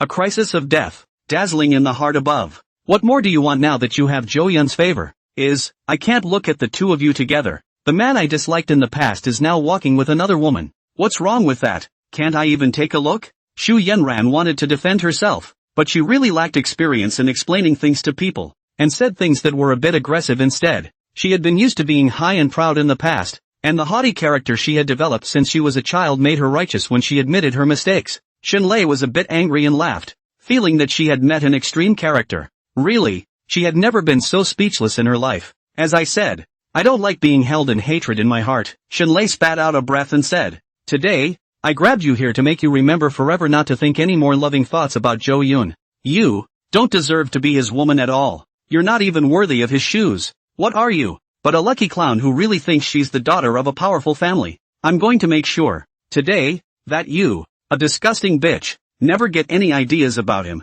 to make you think of me. The very thought of him rises an infinite fear. Do it. Xinlei stood for a moment, feeling that there was still a bit of pain at the small of her back, and sat down again, letting the people begin to give Xu Yanran a profound lesson. She said in a cold voice, actually, I'm still quite tolerant of women, but your lotus words have made me make an exception, and it's already enough to be proud of myself. A muscular and strong hitman, holding a long whip in his hand, mercilessly lashed towards Xu Yanran. Snap! The whip hit the flesh and immediately blossomed into a blood flower. Xu Yanran made a miserable sound of pain and slumped to the ground, crawling in fear like a snake. Stop! Don't hit me! Don't hit me! Xu Yanran was in agony. However, no one in this hall responded to her, and it became her hell. A few moments later, Xu Yanyan had already collapsed with her hair and eyes confused and drenched in blood. She had been a bit schizophrenic before after she was withdrawn from Zhou Yun's marriage and was severely whipped by her father's belt once, and she was often cloudy and in a state of confusion and hallucination.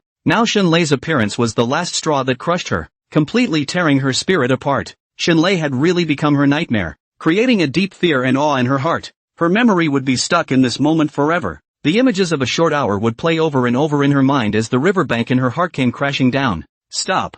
Xinlei looked at Xu Yanran, who looked like a female ghost that had crawled out of a garbage heap, and reached out her hand to make the man in black stop. It's me who overestimated you. I didn't expect to be so fragile. I'm very uninterested. Xinlei stretched her charming waist. Xu Yanyan's psychological defense was too weak, and had already kept a shadow over whip-type weapons. At that time, her father had hit her hard but not fatally. But this time, he had directly taken half of her life. The hand is very measured. Basically are skin wounds, but also enough delicate skin Xu Yanyan suffered. Xu Yanran's body shivered and trembled as she said repeatedly, I don't dare. I won't dare anymore. Xinlei sighed. Throw her into a mental institution, where she'll be treated for, well, superficial injuries only. Of course. The henchman immediately dragged the pudgy Xu Yanyan into the van, taken to a mental hospital in Cloud City. Xinlei was well acquainted with the head of the psychiatric hospital, and a number of people had been sent in by her when she seized the position of the head of the family. Xu Yanran was already delirious, completely unaware of resistance, just saying, don't hit me, don't hit me, I won't look at you anymore, I won't look at you anymore. Witnessing Xu Yanyan leave, he had his men clean the blood and all exit the mansion, leaving her alone. She was lazily lying on the sofa, holding a flat screen. The screen was full of pictures of last night, and Zhou Yun, the two of them intimately holding hands. A sweet smile appeared on her face, completely different from the ferocity she had just shown, like a wife who missed her husband. Little man, I hope you don't blame me. It was just my little bit of selfishness. Her cheeks flushed as she recalled last night's madness. I hope you grow up. After all, I'm betting all my chips on your future. River City. The sky is bright. It wasn't until the airplane landed under the airport in Jiangcheng and his feet hit the ground that Ji Duan breathed a sigh of relief. He looked at Jiangcheng, thinking that he still had a career here, and the frustration he had felt in Yunqing finally slowly disappeared. Not caring about anything else, he went to the parking lot, drove the parked BMW, and drove to a Yi family property in the city center. This is a large human resources company, spread all over the country. In Jiangqing's just a branch. When Yichuan first came to Jiangcheng, he basically wouldn't come here. He was determined to surpass the Yi family on his own. So naturally he didn't want to create a connection. He stepped into the Yi family estate this time in order to find his sister, Yi Qingcheng. He had already thought about adding to the story of what Zhou Yun had done in Cloud City. Of course, the process of Zhou Yun pretending to be a pussy would be automatically omitted. Focus on describing the two of them, Zhou Yun and Xinlei, who are in love with each other. To make her sister wake up to the fact that Zhou Yun is a scumbag, to reveal his ugly face, to make her lose her reputation. Let Zhou Yun never become his brother-in-law. Unfortunately, things were too urgent at that time, and Yuchen did not tell Shinlei about his sister's affair with Jo-yun as well. In this way, it might even be possible for Shinlei to wipe the slate clean and leave Jo-yun. Then you can comfort yourself and take advantage of the situation. Very emotional, Yi Do-won could only think of going back later when he had the chance. The day will come. I just hope Shinlei hasn't gotten into bed with Shang-yun yet. When he thought about it, he also felt that it was impossible. After all, the two should not have known each other for a long time. Otherwise, how could the Jin family have been at odds with the Shin family? Shouldn't have rolled right away. Yi Family Human Resources Jiangcheng Branch. After Yi Qingcheng came to Jiangcheng, she was temporarily in charge of the affairs of the manpower company, and usually stayed in the office to rest when she had nothing to do, and occasionally went shopping. When Yi Do-won arrived and told the receptionist about his identity, he met his sister who was in the news in the office, and the first time Yi Qingcheng saw him, his expression immediately darkened. I don't want to see you. Get out of here. You are not welcome here. Leaf Dust was filled with bewilderment. It seemed like he had said this to his sister before, and now it was bouncing back? Yi Qingcheng pointed to the news on the computer and said angrily, I told you not to go and cause trouble for Jo-yun, but you even chased him to Yun City and teamed up with someone else to try to victimize him. I don't have a brother like you. Get the hell out of here. Leaf Dust? On the computer, it showed the follow-up reports of the gambling conference. There were many media present that day, and one conference cut out $2 billion of large materials, which stirred up the whole Jade world and caused a great impact. The media, of course, would not let go of this gimmick and took many pictures of the exquisite Jade, as well as images of Yuchen following Ran Long around. The reason why Yi Do-won was confused was not because of the news, but because his sister said that he had deliberately gone to find trouble with Jo-yun. This was too much bullshit. It was clearly Jo-yun who followed him, but now he was being falsely accused by his sister instead, making him furious. That's not what happened, Yuchen said with an ugly face. It was clearly Jo-yun who followed me. Wherever I go, he goes. I'm literally going crazy. What do you know? Don't make up your mind just because you read a news story. Yi Qingcheng angrily said. He will follow you. Do you think I'm an idiot? What's in it for you to follow you? And what do you have to offer him right now that's worth looking at? There is a good reason for people to go to Cloud City. Jinqing who was his good friend. And for a gambling conference of such a large scale like this one, there is no excuse for inviting a good friend to attend with him, and to bond in the meantime. And the fact that he never deliberately went looking for you during his stay in Cloud City is more proof that he definitely didn't know you were there as well. And you, what are you doing in Cloud City? Gambling stones? You haven't been interested in stones since you were a child. Don't tell me you like gambling. You must be deliberately trying to disgust him because of my relationship with him and not wanting him to be your brother-in-law. Furthermore, you brought the Shu family along with you to Cloud City for the self-evident purpose of wanting to flaunt yourself in front of Jo-yun. You think you're so great, stealing someone else's fiancée and being smug. Yi Qingcheng was on fire, analyzing the ins and outs of the matter in a reasonable manner, completely setting Yi Do-won up for sex. This series of accountability, Yi Chen was dumbfounded, and upon careful consideration, he actually felt that it made sense, as if it was really the same thing, but not at all. Yi Do-won was shocked. No, it's not. I didn't think to bring Shu Yan to disgust him. I'm bringing it with me because I'm working with the Shu family. It's not what you're saying. He was said to be in a trance, and his look was confused for a while. He had really become a sinner, a lover of envy and showing off. When I came to the manpower company, I wanted to sue, but I ended up being cornered by my sister herself. You're just using your status to bully Jo-yun. Don't think I don't know, Yi Qingcheng said in annoyance. You've changed, becoming the same as those dilettantes. Before, my mother and I really didn't think that letting you venture out on your own would become so clumsy. Yi Chen took a deep breath and said, I'm not going to mess around with you, and I'm too lazy to explain to you. I came here today just to tell you that Jo-yun is not a good match for you. He cannot be my brother-in-law. You've seen the pictures on the news, right? The woman beside Jo-yun is his new favorite, confidant. He's just a scumbag. Don't be fooled by the previous deeds of pure love between him and Shu Yanran. Yi Qingcheng, come to your senses. He felt that when his sister heard this news, she would definitely be shocked, and then without hesitation, she would hate Jo-yun. Who knows? Yi Qingcheng, however, as if she had prepared for it, said flatly, this is normal. On an occasion like that, a successful man naturally has to have a qualified dance partner by his side. Miss Shin is pretty enough to support Jo-yun's charm. Foolish brother, don't you understand? You were once at a banquet with your father as well, and the woman by his side at the time wasn't your mother, which is normal. And it's normal for a man from a family like ours to have many wives, as long as he has the right to do so, and as long as others are willing. It's understandable. Our grandfather, 4-1. Had 9 wives. Our eldest uncle had 4 concubines. And our father had a couple of little moms in addition to our mother. So it's not like you haven't seen them before, Yi Qingcheng said rightfully. Yi Chuan's 2 eyes straightened, feeling that his sister was a bit incomprehensible. Crap, this brain of yours, is it really normal? He didn't have the heart to say. It's not like Zhou Yun and the Yi family are the same. What does he count for? You're not going to make him a concubine, are you? Yi Qingcheng said. Sooner or later, he will be able to become a top-tier plutocrat like the Yi family. I see such potential in him. My feeling won't be wrong. Zhou Yun has a charm on him that you men can't experience. Wherever he goes, he attracts wildflowers and butterflies, and I don't think I'm capable of keeping him in check. But, if I were to be his proper wife, yet I could control the woman behind his back. Yi Qingcheng narrowed her eyes and said, an unprecedented confidence appearing on her face, while Yi Chen's heart was chilled as he said, you're really poisoned too deeply. You've gone crazy, a miss of the Yi family. You're even willing to let your man have 3 wives and 4 concubines. I am so speechless. Why can't you be as domineering as your big sister in the big house and let your man join the Yi family? Which superfluous son-in-law, now, is obedient, pouring foot-washing water for his eldest uncle and mother, serving tea, and not daring to utter a single fart?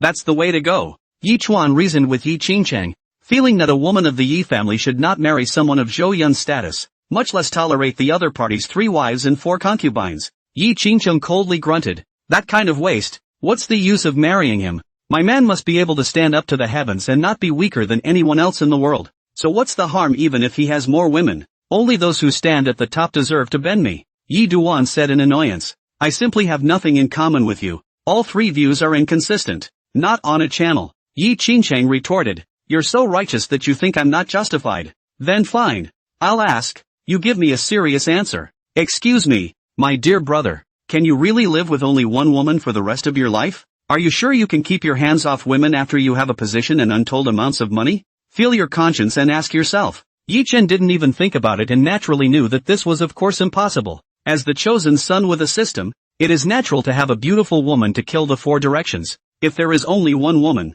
what is the use of him wanting this heavenly riches? Life is all gray and all you can do is watch and not play. So you might as well cut to rule forever. I'm different from him, Yi Chen said rightfully. Yi Qingcheng laughed. Ah yes. You and he have different brains. At least he's not as pretentious a gentleman as you are. And you're not as charismatic as he is. Yi Chuan's scalp was numb. He directly turned around and left, throwing the doorway with a thud. I don't talk to you. You're already haunted and can't pull yourself out. I'm too lazy to persuade you. Yi Qingcheng said, don't mess with Zhou Yun anymore. Hurry up and go back home with me. You're messing around too much outside. Yi Chen's voice came from far away. Before I make a mark, there's no way I'm going back. Yi Chuan drove back to his company. All the way to his head was the words sister is really heartless. It's like there's an echo that keeps ringing. He was finding it too hard to fly, and the things he had been encountering lately had been so strange that he could not fly when he was clearly hung. When he returned to the company, he heard the financial report and looked at the extra $50 million on the books, which made him feel a little more comfortable. Before going to Cloud City, he checked the return rate of stocks through the system and let his employees buy the designated stocks, making a profit in a short time. With more than $10 million, making $50 million in more than a week, 5 times the profit. This achievement made the whole Tingfei company staff fall into excitement. However, Yi Chen was not satisfied and felt that it was still too slow. Researching stocks is really a solid option to increase your wealth. However, the stock market, it is rare to see the miracle of dozens of times up or down in one day appear. Only fiction will appear. Even for foreign stocks, there is no limit on what can go up or down. And in the last few days, there has only been one tech stock that has gone up by more than 20%. That's already enough of a rise to trigger a surprise among shareholders. Something like that spiking several times its value doesn't come along once in a few years. If he could have had $1 billion, doubling it a couple times would have been about right. But sadly, he has so little raw buildup. Yi Duan looked at the bill and said to the company's assistant manager, publish our company's performance for this period of time to the media, and look for pushers to attract traffic on the self-media platform, so that more and more retail investors will put their money in our company for investment.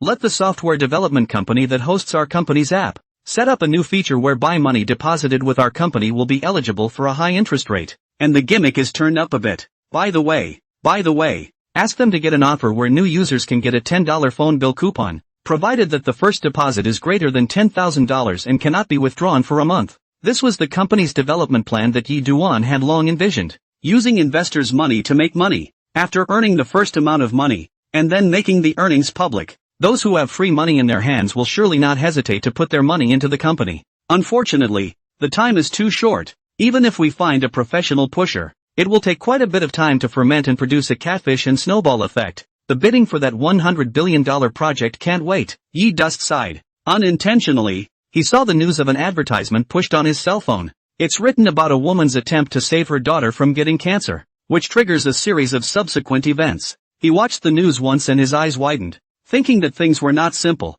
and an inexplicable flash of light in his head showed him the way. He felt that the one who posted online and was fleshed out, named Yang Xingrui, was not simple, and there was definitely something fishy going on. Yi Chuan's eyes gradually brightened as he said, "If this man and the women are colluding, that's too powerful. If I can receive it under my command, it will definitely be a great help." Just this ability to detonate public opinion alone might be able to push the company's performance to the #1 spot on the hit list and raise huge funds for the company. Yi Chuan's heart thumped in the bottom of his heart, and he hurriedly inquired about Yang Xingrui's news. But the information on the internet was too little, and no one knew where he had gone. If only I had an organization that was proficient in intelligence. Yi Chuan sighed once again. It was indeed difficult to do it alone. One had to quickly form their own squad and team. He spent more time skimming through that original thread, and quickly picked up a little clue from what the angry netizens were saying. Start by looking in an old neighborhood. Maybe we'll see him. If I can get him to work today, I might be able to raise funds after a couple of days.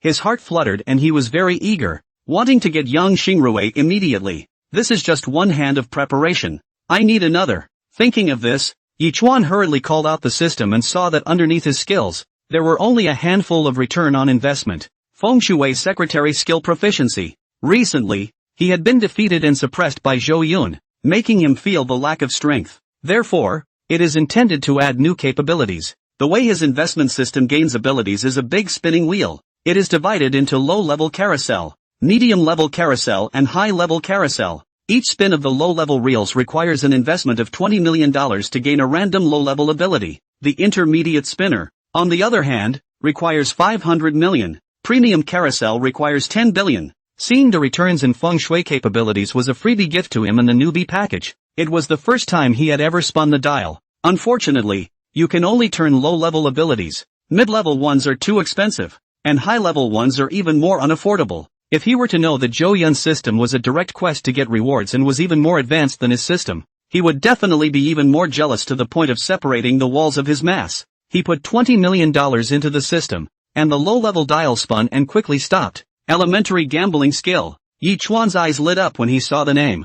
You're also too lucky to get another money-making ability yourself. Although it was only elementary, it was comparable to any gambling master in this world. And with the return on investment, the two complemented each other, and the effect was straight out of an intermediate skill. This is exactly the ability one desperately needs to make $3 billion faster. Very well. After taking care of the company's affairs and selecting stocks worth investing in for the employees, we'll immediately depart for Australasia. Yi Chen smiled confidently and looked at the air, fantasizing about his reigning figure in AUS City. By the way, Ran Long is also in AOC. I wonder how he is doing now. Maybe I can ask him to take care of him. Yi Chuan thought about it and planned to still give Ran Long a call. If the other party had a bad attitude and resented himself because of the matter of the Stone Gambling Conference, then he would immediately hang up the phone. From now on, we'll beat the hell out of each other. To his surprise, instead of blaming him, Ran Long was concerned and asked if he was alright. Ran Long said that this was all a plot by Jin Qinghu and Zhou Yun.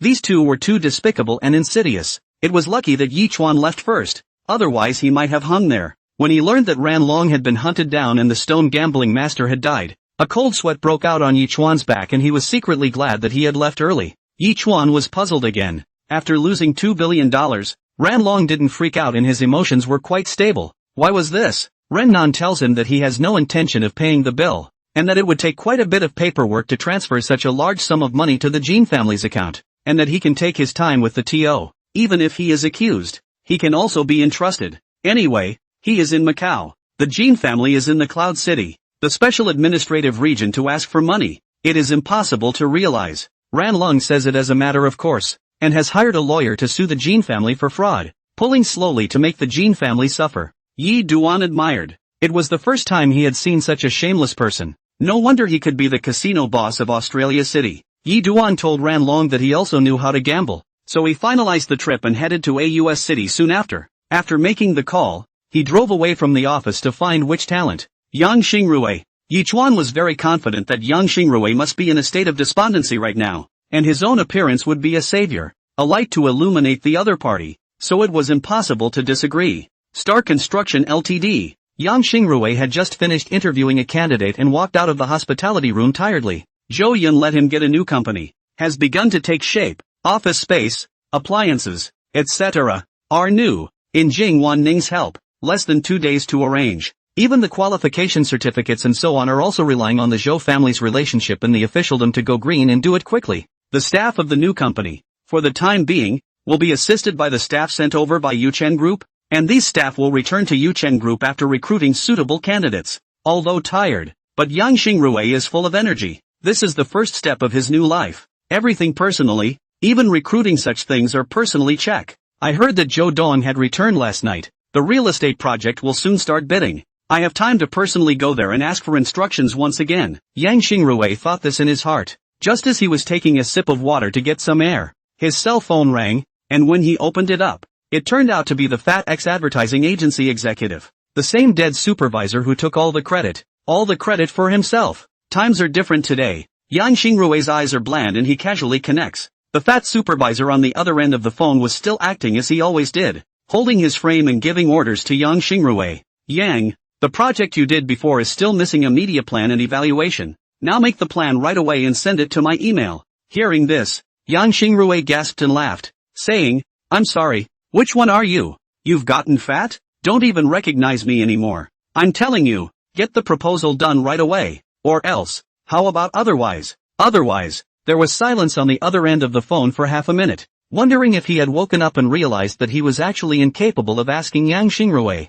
It is the company forced Yang Xingrui fired, and the company violated the labor contract in the first place. Want to sue him? Have no way. This supervisor also wondered how Yang Xingrui, who used to be coy and obedient, suddenly became hardened. But he was also in a hurry. The client asked to achieve a difficult effect. It must not be comparable to the previous planning of Yang Xingrui, and the whole company. Only Yang Xingrui can do it. The supervisor has just let people get a version of the planning program over to the customer. The result is less than an hour. Was rejected. And the client threatened that if he kept fooling around with this crap program, he would not work with the company again in the future. Not just this client, but some of the big clients that we have worked with regularly as well. If we lose these clients, our reputation will surely be damaged and the company's performance will be finished. However, he put all of Yang Xingrui's programs under his own name, and the client really thought that he had made the advertising plan. Now he was sort of riding the tiger, and could only look for Yang Xingrui again. If there's nothing else, I'll hang up first. Yang Xingrui directly hung up the phone. Shortly afterward, the supervisor called again, still with that familiar supervisor's accent. Xiao Yang Starry Young continues to connect and hangs up. Bro. Brother Yang. Dad. You're my dad. Please help me cope with a client for once. When the company finds a suitable replacement for you. Okay? For the sake of colleagues. Dad. Don't hang up. I'm convinced. The cost of this advertisement. The same as before. Double the price. Really? Double? And the company is willing to pay for breach of contract. Transfer the liquidated damages to my card. Yang Xingrui said. Go ahead. Wait. Don't hang up. It's turning. The supervisor said hastily. Shortly afterward, Yang Xingrui's cell phone bank sent a transfer message. Although only 10,000 yuan, he couldn't look away now, but he just couldn't swallow it. Then, Yang Xingrui said, alright, we don't have any relationship anymore, and I'm not obligated to wipe your ass anymore. Get lost. Don't. You made the program. Hey. The supervisor ended up sounding a little exasperated. Yang Xingrui laughed loudly. His heart was painful and cool, and he could already think of the consequences of the advertising agency. Without their own program, with those half-baked in the advertising agency, the planning out of the advertisement is greatly discounted, and definitely not the expected effect. In less than 6 months, this company's assets are going to shrink by half. Will not be able to take more than a few orders in a year. It will surely go bankrupt in 2 years. The advertising industry is not so good. It's too rolled up, and Yang Xingrui knows it by heart. Who can be blamed but the owner of this house for being an idiot? In the beginning, Yang Xingrui believed in the boss's big cake, until later, more and more relatives into the company, developed into a family business, cast aside the meritocracy, appointing relatives. He realized that he was really a world-weary fool who had been fed by his boss's painting of a big pie. After all, not everyone is like Zhou Dong, straight to give generous treatment to the real. After blacking out the supervisor's phone, he was refreshed and energized, finally ending a major issue in his heart and feeling comfortable. In the midst of the mood, another strange call came in on his cell phone. After connecting, the man claimed that his name was Yi Duan, and that he got the contact information from the advertising agency. Yeden? Yang Xingrui's mind immediately recalled the news he had seen the other day. It was a man named Yi Duan who went against Zhou Dong at the Jade Emperor Peak Auction House. On the news today, there was also a report about the Cloud City Gambling Conference. This one called Yi Duan was standing next to that arrogant and domineering Ran Long. Obviously it's not with Chao. It's the haters. Yang Xingrui's impression of Yi Chen immediately became bad. Leaf Dust didn't know that he had unknowingly run into a gun. On the phone, Yang Xingrui's tone was polite as he asked, "This Mr. Yi, may I ask what you're looking for?" "Mr. Yang, I know what you did for that woman, and fancy your talent, and would like to hire you as my company's career manager." Yi Chuan didn't talk nonsense and directly opened the door. Yang Xingrui laughed, "Sorry, I found a new job. You can think about it. I can give you a salary of $20,000 right now, 5 times what you get at the advertising agency, and there's definitely a future for you following me. My ability." Yi Chuan began to gush again about how he would be in the future, and although it was still just a small company now, it would surely be comparable to the World Group in the future. It's so close to talking the system out. All kinds of bragging about their abilities. God forbid. However, Yang Xingrui was unmoved. In his heart, he couldn't help but spit out, "How come the bosses nowadays, they like to draw big cakes so much?" Having eaten a large pie once, he wasn't about to eat it a second time. This Leaf Dust is even more outrageous, but also said that soon the company will be listed. Within 10 years, crowded into the world's top 500 companies, ranked in the top 10. It's a shame you don't write novels. You're such a braggart. In the end, Yang Xingrui turned him down. Zhou Yun took a helicopter back to the Blue Mountain Villa last night and went to bed. Jing Wanning didn't have the patience to wake him up. Instead, the two only met in person during the morning meal. Young master is always the man of the hour no matter where you go. It's on the news again. It's all about you. Jing Wanning held the tablet in her hand and watched with great interest. Zhou Yun sipped his milk and laughed. This trip to Cloud City was slightly rewarding. Not bad. Is there anything going on with the group that I should keep an eye on in the meantime? From her briefcase, Jing Wanning took out a contract with English letters all over it. On the first day after you left, someone from the Lighthouse country came to you and talked to me about the new foaming agent. They want to buy the patent you're holding. Offered $2 billion for it. And here's the contract they drew up. Zhou Yun just swept a glance and threw this English contract into the trash. For him, the patent for the new foaming agent, which is impossible to sell, is simply not something that can be measured in terms of money, because this patent means the patriotism of that plane crash of a domestic chemist. There is a lot of mystery as to why the plane went wrong and why this information was locked away in an old box to pad the bottom. From the mouths of the old chemists hired, Zhou Yun knew that there were quite a few patriotic researchers like them, and it was obvious that the owner of the truly new foaming agent was one of them.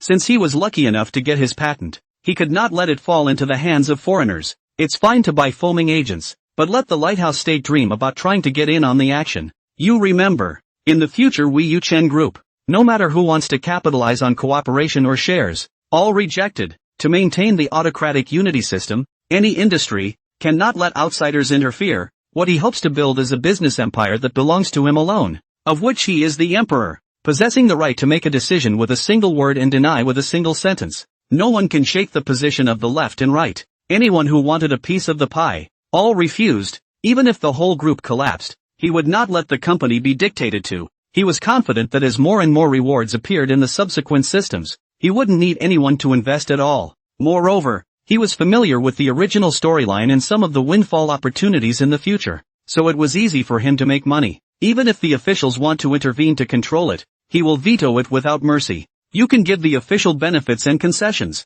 and you can talk about some conditions that are unfavorable to the development of the group, such as new products are preferentially provided to Xia and not sold to foreign countries, and the latest products are always preferentially cheaper to the official and delayed on sale, and so on. But that's about it. Officials must not be allowed to send people into the group to bureaucratize the whole group and become like many state-owned enterprises. His was already mentally planning to prepare himself ahead of time if it really came down to a last resort. Go buy a large island and set up your own scientific research center. A personal group independent of all state control. But it was too far to think about that now. He had to develop the group before he was qualified to talk about conditions. Jing Wanning seemed to have anticipated Zhou Yun's reaction and laughed. Then I will decline for you. Aha! Zhou Yun gently nodded his head. Jing Wanning said the second thing, the repair work of the piece of land given to us by the official is on track, and has been handed over to the following people to design the plant. But the research home that Professor Ma brought with him couldn't wait to get into the research, and I had one of the old houses on that lot remodeled into a makeshift research lab.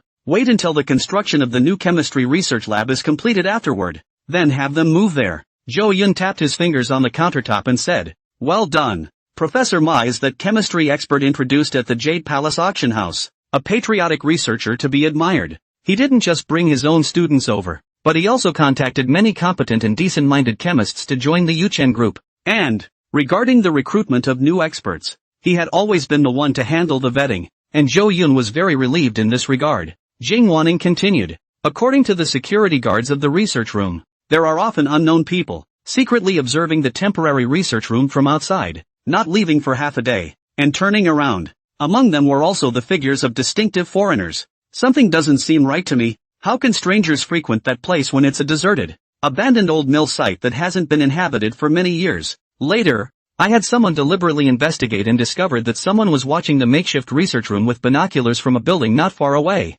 Zhou Yun's pupils stared slightly. The news revealed by this matter was shocking. He couldn't stop guessing. These surveillance people are by no means simple, and are here to obtain the foaming agent technology. The figure of the foreigner appeared so quickly that, perhaps, the external forces had already known something about the new foaming agent, and whichever expert invented the new foaming agent may have actually been spied on like that at one time. Zhou Yun understood in his heart and continued to ask, what is your opinion? Jing Wanning said easily, I detained some of the suspicious personnel, and the official people came to investigate and found that they were indeed serving forces outside the country. I suspect it has something to do with the foreign businessmen who came to talk about cooperation the other day, and they did a double take. Once you don't get cooperation, you definitely have to go dark. On the technology of the new foaming agent, officials are taking this matter very seriously, and Secretary Jiancheng gave an order to build a 24-hour temporary police kiosk not far from the temporary research lab. Zhou Yun appreciated. Well done, but it needs to be a bit more thorough to work.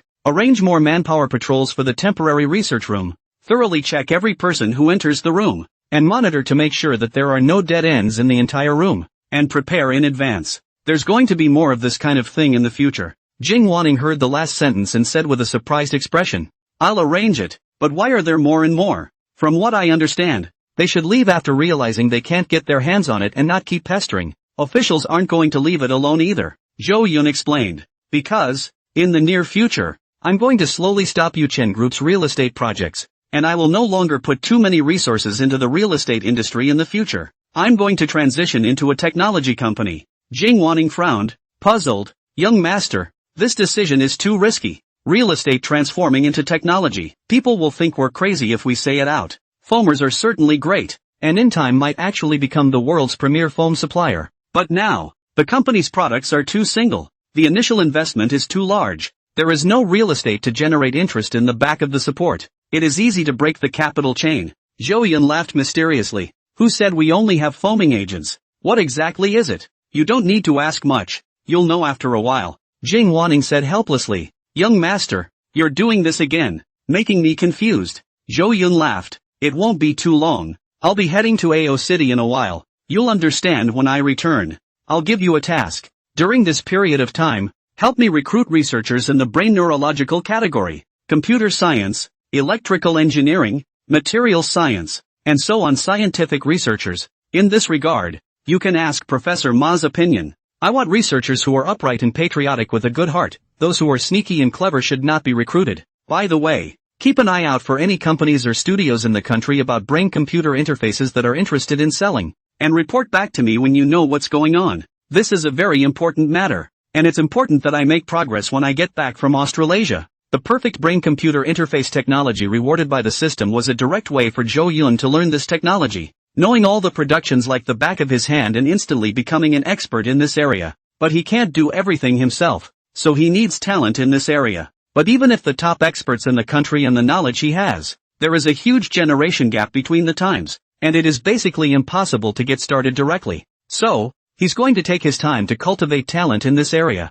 Although Jing Wanning was puzzled, she didn't ask more questions and nodded her head in agreement. It was getting late and she was the first to leave the house, leaving the villa to work within the group, leaving Zhou Yun alone to rest within the villa. Smelling the fresh mountain air, Zhou Yun took a rare moment to clear his head in the recliner. Shortly afterward, the doorman reported over the intercom that Yang Xingrui was seeking an audience. Still on the roof of the villa, Zhou Yun held a cup of orange juice in his hand and drank it slowly. Yang Xingrui, unlike the ordinary dress of the previous first meeting, had put on a proper suit, a successful man's style. Big boss, Yang Xingrui said respectfully. Maybe he was infected by Chang Dama. He felt that calling big boss was very smooth. Zhou Yun let him sit down in the chair next to him and asked with a smile, "How is the new company getting on?" "With Ms. Jing's help, it's progressing quickly, and it's already able to operate initially." Yang Xingrui did not dare to take credit. Zhou Yun said, "That's fine. Don't do anything for a while, grind it out for a while." Next, Zhou Yun spoke to Yang Xingrui and asked him to bid on the nearly 30,000 acres of land at the northwest of Jiangcheng, and also revealed the secrets amongst this land. Yang Xingrui once again recognized the importance of this piece of land, punching his ticket to definitely vote it down and prove his ability. Zhou Yun continued to him, "The real estate company is just your start. Soon the group will be transformed. Some of the old business of real estate will flow into your new company, and when the time is right, you will return to work at the group headquarters." He revealed some of his visions to Yang Xingrui in advance so that he could be prepared. Yang Xingrui was smart enough not to ask more questions. Anyway, he would do whatever Zhou Yun told him to do, and would just complete the task at hand perfectly. Then, he talked about Yuchen coming to find himself. Zhou Yun smiled and said, "Pay no attention to him." Yang Xingrui nodded his head and left after chatting a bit more. After he's gone, the private number rang and it was Jing Wanning calling. "Young master, a woman named Chen Rui Xin called the group. She claimed to be the daughter of the Hong Kong Island boat king and wanted to find you. I asked her what it was about, and she had to tell you herself. So see if you want to." Zhou Yun found the name Hong Kong Island Chen Rui Xin familiar. In a moment he recalled that it had appeared in Dragon Battle in Heaven, a Dragon King novel. Hong Kong Island Chen family is definitely today's world-famous family. Its assets have long exceeded trillions of dollars. In the 20th century had once ascended to the ranking of the richest man in Xia. The Chen family's old man went to Hong Kong Island from the hinterland in 49, and in 55, aiming at the shipping business, he borrowed money from all over the world to get stuck in, and then gradually developed and expanded. By 81 he had more than 200 large ships with a total tonnage of 21 million tons, and the fleets belonging to the Lighthouse State and the Maoist State combined were not as large as his total tonnage. Development to this era has been a party giant, strong, capital like a mountain. Compared with the nondescript capital city plutocrats, there is no better. There is an old saying in Hong Kong folklore that the city is the city of the Li family and the harbor is the harbor of the Chan family. It is enough to show the influence of the Chan family in Hong Kong. The Chen family has not forgotten its roots after the development and growth of the situation in the return to play a huge role in the inland shipbuilding business, but also had to support the purchase of 6 domestic freighters, donations to hotels, universities, libraries, the creation of schools, hospitals, and other public service projects. Countless. No matter which way you look at it, the Chen family was a hegemonic level existence that was strong enough to influence many situations. It was completely different from the Zhou family, which was confined to the local area, and was completely one in the sky and the other on the ground. Such a shipping giant was born out of a 1,000-year-old girl, naturally extremely favored. In the original story, in order to get the Boat King family to join the Dragon Palace, the Dragon King had his people keep pulling Chen Rui Xin strings, and even traveled to Hong Kong City himself, just to be able to pick up this 1,000-year-old girl. Ran Long of Watching, also for this purpose, gladly accepted Chen Rui Xin's commission to find suitable jade to create custom jewelry. If the Dragon Palace had the shipping support of the Ship King family, its strength would be even greater, and it could even influence the decision-making of a large country. The reason why Ran Long was so thirsty for the Violet Emerald was also to gain Chen Rui Xin's favor, which was definitely a great achievement for the Dragon Palace. That's why you can't wait to get the stones so badly. And now, the jadeite had fallen into Zhou Yun's hands. Chen Ruixin's purpose for calling over was definitely to want the violet jade without a doubt. Zhou Yun said, "Give her my number. It's fine. Don't worry." Hanging up on Jing Wanning. Shortly afterward, Chen Ruixin called. "Hello, how are you? Is this Mr. Zhou?" The voice was very melodious, kind of like the flavor of a haughty young lady in a Hong Kong drama. Speaks standard Mandarin, without the plastic Mandarin accent that Hong Kong people have with Cantonese in it. "I am," Zhou Yun said. Chen Ruixin said, I wish to purchase the purple jadeite you're holding. I hope Mr. Chen will set a price. No matter how high it is, I'm willing to give it. Sorry, I'm not selling the purple emerald. Zhou Yun refused without even thinking about it. Chen Ruixin was a bit anxious and said, Mr. Zhou, I hope you can cut your losses. In this way, in the market the purple jadeite is worth 3 billion. I am willing to offer 5 billion to buy it. And if it's not enough, you can add more. Zhou Yun was surprised in the bottom of his heart. It is really the children of the Ship King. Really not bad. Trenchant, Dillian said to add. If it were normal, he would have sold it. However, unprocessed purple emerald is extremely rare. It is too short to use it to sell for money. He intends to continue to keep it. Maybe it can be of greater value. For example, now, even the granddaughter of the Ship King called. Doesn't this get an extra relationship that can't be bought with money? Chen Ruixin's tone of voice did not have that kind of superior bossy attitude, and had a good attitude, which also made Zhou Yun have no ill feelings towards her. I'm sorry Miss Chen, this piece of jade will not be sold for any amount of money, Zhou Yun calmly said. Chen Ruixin obviously didn't want to give up yet, pleading, Mr. Zhou, do me a favor. My mommy will be celebrating her 50th birthday soon. I want to customize a pair of mother and child bracelets for her, and the purple emerald is just right for our taste. The material you opened is big. Cut out a piece. Enough for me to make bracelets on the line. The price is the same 3 billion. How about it? Zhou Yun thought for a moment and said, I'm not selling this jade, but it's not impossible if Miss Chen wants it. In this case, I'm going to AO City in a couple of days. I may have places where I need to use Miss Chen's help, and if you're willing to help, at that time, I'll send you enough material to create a pair of bracelets. What's the harm in that? Zhou Yun thought about it and felt that this was an opportunity. Being unfamiliar with the Australian city, it is inevitable that many obstacles will be encountered. Even if you are well prepared, there may be things you missed. When the time comes, there's a real possibility that we'll have to resort to the power of the Ship King family. Ao Chang is very close to Hong Kong Island. Some bosses on Hong Kong Island often go to AOC at night and come back when they are finished. The Ship King had some influence over AO City, and it wasn't a small one, and he was able to speak in front of some forces. Being prepared, he used the Ship King family as another bottom card. It's always good to be more prepared. On the other end of the phone, Chen Ruixin quickly agreed. Mr. Zhou, you're a smart man, and I'm willing to make you a friend. So it's settled then. Come to Hong Kong Island sometime. I'll treat you to dinner. Zhou Yun hung up after exchanging pleasantries with her for a while longer. Information about Chen Ruixin bubbled up in his mind. This woman was not like the usual Missy, but instead was very grounded. Rarely participate in socializing banquets. Low-key, even the news media reported on her. Information is rare. Black material is extremely rare.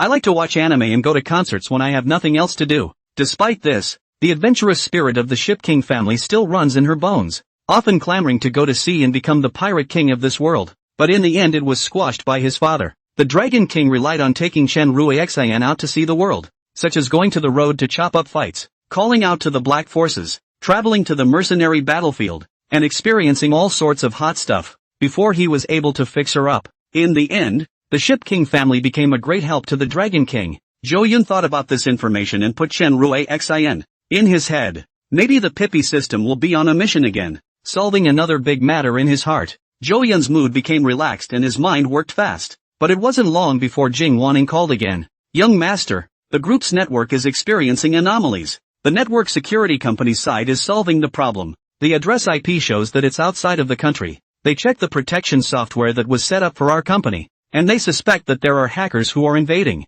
The external network has been shut down over there now, and they're troubleshooting for virus vulnerabilities. Zhou Yun's complexion instantly went cold. The news put him in a foul mood. Over the years, real estate companies have been hacked a handful of times. Construction and real estate companies. There is really nothing to hide. At best some financial reports and quotations. Now that hackers have suddenly invaded the network, it's clear that they're coming for the new foaming agent technology. Fortunately, there is no information about the new foaming agent in the group's building, and such top secret information is all in the research room. The temporary research lab uses a local area network that is not linked to the outside. So the other party has no way to break in except to have someone put the virus on a USB flash drive and then access the computers in the research lab. After facing no way out of the research lab, they targeted the network of the Yuchen Group. But unfortunately, this information was top secret, and no one had the information except for Professor Ma and other researchers with Zhou Yun. As a result, the other side's calculations fell flat. But this isn't the time to relax. Perhaps the inexplicable group of hackers had quietly monitored all the networks in the villa. It put him on his guard. Jing Wanning's side continued. I suspect it's the hired hacker from the Lighthouse Nation businessman who came to talk to us about the foaming agent the other day. Zhou Yun said cautiously. They are the most likely, but we can't rule out some domestic forces. What does the side of the internet security company say now? Jing Wanning said. They said that the hacker this time was just a tentative intrusion, and they've already solved it, but for security reasons, it's best to only use the LAN for a while, but it's not a perfect solution. There are thousands of people within the group, and some of the staff who maintain the group's buildings can come and go as they please, and as soon as one of them touches the network, the LAN won't be secure, and it will become a hacker's backyard. Zhou Yun said unhappily. Internet security company, is there a way to completely eliminate hacking? With all the fees they are paid every year, there's not going to be nothing they can do when something really happens. Jing Wanning said. The only way they can come up with is to send professionals to be stationed in the company and keep an eye on it 24 hours a day, and then for every problem that comes up,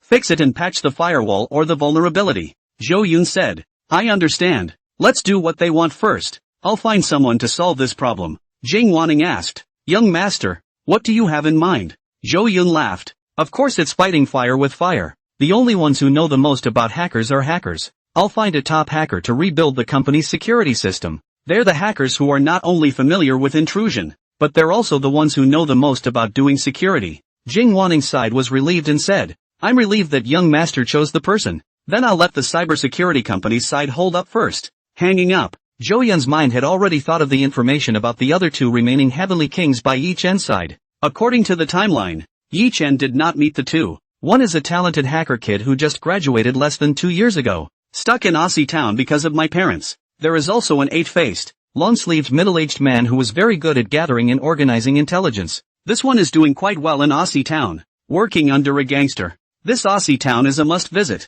There is no reason not to go. Whether it was getting rid of the Ran family or intercepting the two Heavenly Kings, both were very important to him right now. Just to make sure, Zhou Yun finally made a decision and said, Dama, big boss, I'm in. Behind him, Cheng Dama stepped to the side. Tomorrow, no. Tonight you will go back to your hometown and contact all of your masters and brothers, as well as friends who know Kung Fu, to help me do something. Zhou Yun licked his lips and said, this matter is very important. I'll have the helicopters send you back directly. Cheng Dama was visibly flabbergasted for a moment and hurriedly said, Big boss, how can this be? If I leave, what about your safety? Dama's hometown was in the next province, and he had previously followed the engineering team to Yuncheng to do construction. Workers like them, is where there is work to do where to run, sometimes busy, in order to earn more money to support their wives and children, cannot go home for several years. Zhou Yun said indifferently, this is Zhangchang, it's my territory, it's considered safe for the time being,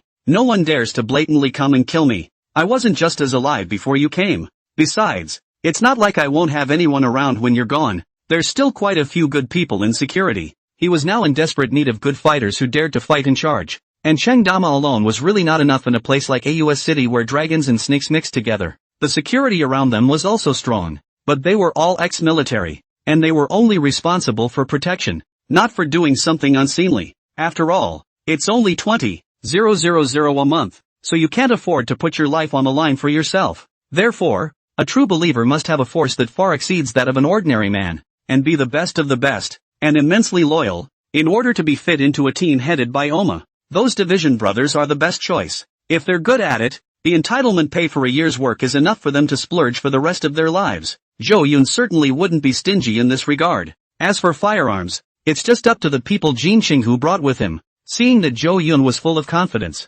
Cheng Dama put his heart down. Dama thought that although these security guards are not as good as himself, but they are also good and experienced, and they are in Jiangchang, so the big boss should not be in trouble. Big boss, I have an ungrateful request. Can I bring my parents and sister along for a trip back to my hometown? They haven't gone back since they recovered from their illnesses. There are many things they haven't dealt with. Cheng Dama carefully requested. Afraid of upsetting Zhou Yun, he added, we can take the high-speed train back. It's also very fast now. Zhou Yun laughed. No need to be so troublesome. Arrange for a few more helicopters, then go back together. I want speed. Cheng Dama nodded his head vigorously. Very grateful. The top of the Blue Mountains is huge and has been built into a widened platform with 2 helicopters parked on it, which are driven by specialists for maintenance and upkeep. Getting permission to take a public vacation, Dumas rushed off to fetch his family. Entering the villa for the first time, Dama's family is terrified, like Lulu entering the Grand View Garden, fearing that they might accidentally violate the master's rules.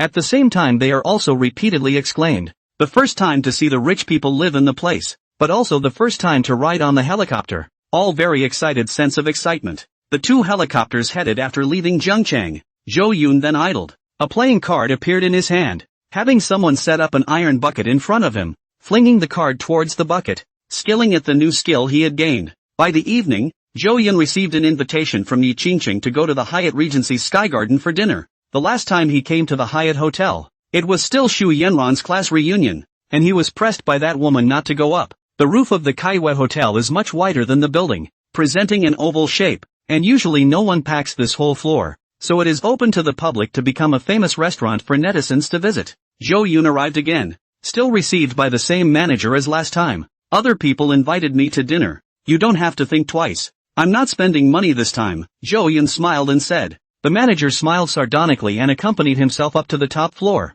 At the edge of a fence planted with fragrant flowers, the white-skinned Yi Qingcheng had already waited there. Zhou Yun sat down, and immediately a waiter served cutlery as well as food. Young Master Zhou has been very busy lately. Why didn't you inform me when you made a trip to Cloud City? Yi Qingqing just opened her mouth to speak with some hint of anger. Zhou Yun snorted. Going to visit my relatives and taking you along. I can't say you're my wife. Yi Qingcheng blushed. If you don't mind, you can also tell them so. Zhou Yun cut the steak and laughed. Then next time there's a chance, I'll definitely bring you. My relatives there are looking forward to me getting married and having children early. After all, I'm the only child of the Zhou family. When the time comes, I'll have to sleep in the same room. You'd better prepare your pajamas in advance. Yi Qingcheng pursed her red lips. Being pulled by Zhou Yun, she hurriedly changed the topic and said, I'm sorry for the trouble Yuchen caused you in Cloud City. This brother of mine has been like this since he was a child. Disobedient and with a hideous head angle. If there's trouble, just say it. I'll try my best to help you out. Even though I'm a woman and can't compete for the position of heir in the Yi family, I'm also in charge of some business and have some power in my hands. I've already taught this brat Yi Chen a lesson, but the effect isn't too satisfactory. He's grown up now too, so I can't really whip him, not to mention that I'm no match for him in a real fight. The only way nowadays is to wait until I bring him back to the Yi family, and maybe he won't come after you. Yi Qingqing's face was full of apologies, always feeling that because of Yi Chuan, she owed Zhou Yun a lot, and how could she not pay it back? She thought in her heart, how can this younger brother of his be so brainless, always going to provoke Zhou Yun? Why? Born with people foul like if you don't go to Zhou Yun's trouble, you'll die. Yi Qingcheng was helpless, but there was nothing he could do. Forcing was not possible. He could only guide slowly. Zhou Yun said, it didn't cause any major trouble, but he did do some things wrong, standing by Ran Long's side and making plans, and mixing with the people of Ao Chang. If Yi Duan hadn't encouraged Ran Long to buy the third piece of wool, that's $2 billion that can't really be earned. Looking at it in another direction. In fact, Yi Duan had indirectly helped himself, but I guess he's still in the dark and can't figure it out. Yi Qingcheng gruffly said, Ran Long I know, a casino owner. The power is not big in Oching, but it is not small either. There is a background of the Dragon Palace. Zhou Yun, you have now provoked the Dragon Palace. Be careful. According to the insider information I have received, the owner of this Dragon Palace is from the Long family in the capital, a person who was expelled from the family tree. Many people in the Long family are unwilling to mention him. It's as if he is a taboo. Speaking this shocking news, Yi Qingcheng carefully observed the change in Zhou Yun's complexion. However, to her disappointment, Zhou Yun seemed to have already known the general. Face did not change color, just gently a sound. She immediately felt a unique sense of mystery emerge from Zhou Yun, as if there was nothing in the world that Zhou Yun did not know. This unique, landslide-inducing aura really appealed to her. Zhou Yun's heart, however, was not surprised. He had read the original and had known the Dragon King for a long time. It was no secret to him. I'll be careful in the Dragon Palace. Zhou Yun did not say anything more. Yi Qingcheng continued, what are you going to do next? If you intend to seek peace with the Dragon Palace, I can help and pull the strings for you. Zhou Yun said non-committally, no need. I don't like owing favors, and I plan to go to AUS City once recently. Aussie City? That's Ran Lung's territory. SSSH? What are you doing? Yi Qingcheng was surprised. Debt collection, Zhou Yun said lightly. I don't believe it's as simple as just collecting a debt. Yi Qingcheng's eyes flickered with a shimmering light and said, I'm going too. She knew through the Yi family sources that Ran Long had bought $2 billion of wool and was not going to pay the bill when he returned to AUS City. Now Jo-yoon was directly chasing after him to ask for money, which would surely cause a storm of bloodshed and would never be as simple as a peaceful resolution. She planned to follow her over to see if it was dangerous, and if it was dangerous, she would bail out Jo-yoon in the meantime. Jo-yoon didn't stop her, but only said, "Then you have to be safe and bring more experts with you. Also, keep an eye on Yi-chen, don't let him cause any more trouble." Yi Ching-chung frowned. "You mean, this brat is still restless?" Hiss, "It's really possible. And I don't know if his head was hit by a donkey. I'll keep an eye on him." Yi Ching-chung kept this matter in his heart, and, as soon as Yi Duan had any windfall, he immediately followed up. The two were in the Sky Garden restaurant, having a dinner and flirting and pulling each other's strings before going back to rest. The next morning, as expected, Yi Ching-chung received the news that Yi Duan had bought a plane ticket with the intention of flying to Watching. This made Yi Ching-chung's face darken. What a restless brother. Patpong Village. The village of more than 300 households is not too big, nor is it too small. Excluding those who go out to work, there are still quite a number of people working at home in agriculture. It was the middle of the night, and all the lights were out in every house, and it was quiet and still. Soon a violent breaking sound of a propeller, causing chickens to crow and dogs to bark,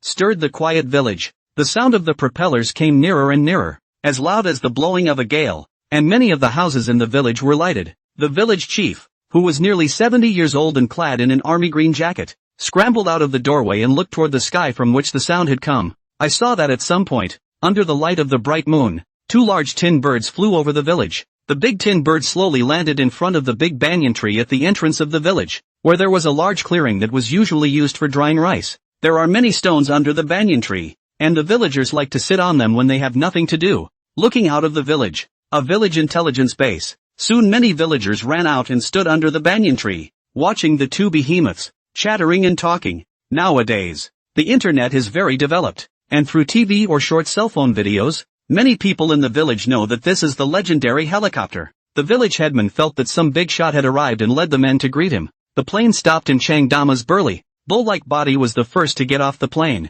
followed by his family. After seeing that it was actually Dama, the villagers were shocked. What was this? How did Dama's family suddenly get rich and come back in a big tin bird? Some people who have seen the world out of the city said the price of the next plane. Suddenly even more villagers' envy and jealousy. The village chief rushed forward and asked, "Dama, these two airplanes of yours?" Chang Dama felt the astonished gazes of the many villagers, as well as the looks of excitement and adoration from the small children. He suddenly understood the big boss's intention. In the village, there is even worse comparison than in the city. From the smallest to whose daughter is married to a rich man, to the largest to whose son is getting rich and becoming a boss outside, all are being compared. As long as you are successful, you will be able to stand up for yourself in the village in the future. And the reason why the big boss wanted the plane to drop him off, besides the purpose of shortening the time, was to create a buzz for himself. Previously he was feared and despised by the villagers because he had beaten someone to death by mistake, seeing himself as if he had seen a tiger,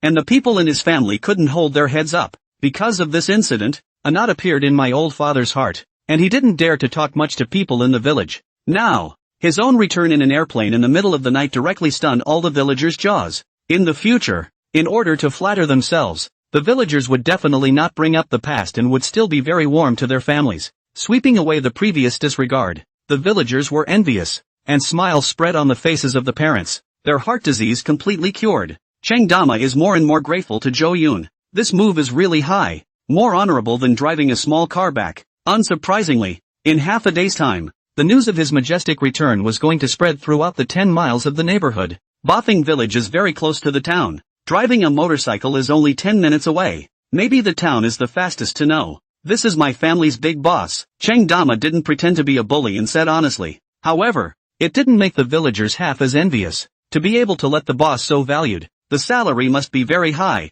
Absolutely rich. They are as clear as a mirror in their hearts. Daima's parents are also holding their heads up as human beings, greeting the villagers for a change from their usual bloom. The villagers were curious to ask Dama how he is now. His parents just said that in the big city wages are very high. Exactly how high, and they are afraid of scaring the villagers, so they are vague. Still, it revealed a message to buy a big house in Jiangchang, a big city. Some people instantly shouted that in Jiangchang that kind of house at least 15,000 a square foot. Such a large house without more than $2 million down. The news directly shocked the villagers. With a house of more than $2 million, just say bye. When Daima returned home, his younger siblings began to clean up the old house that hadn't been inhabited for a long time. The parents, on the other hand, were surrounded by townspeople, many of whom came to the door to matchmake for Daima, stoned on melon seeds and splattered with melon rinds. Daima was also surrounded and asked what kind of girls he liked. This made the always honest man's face red, and did not dare to push these women, for fear of pushing people off,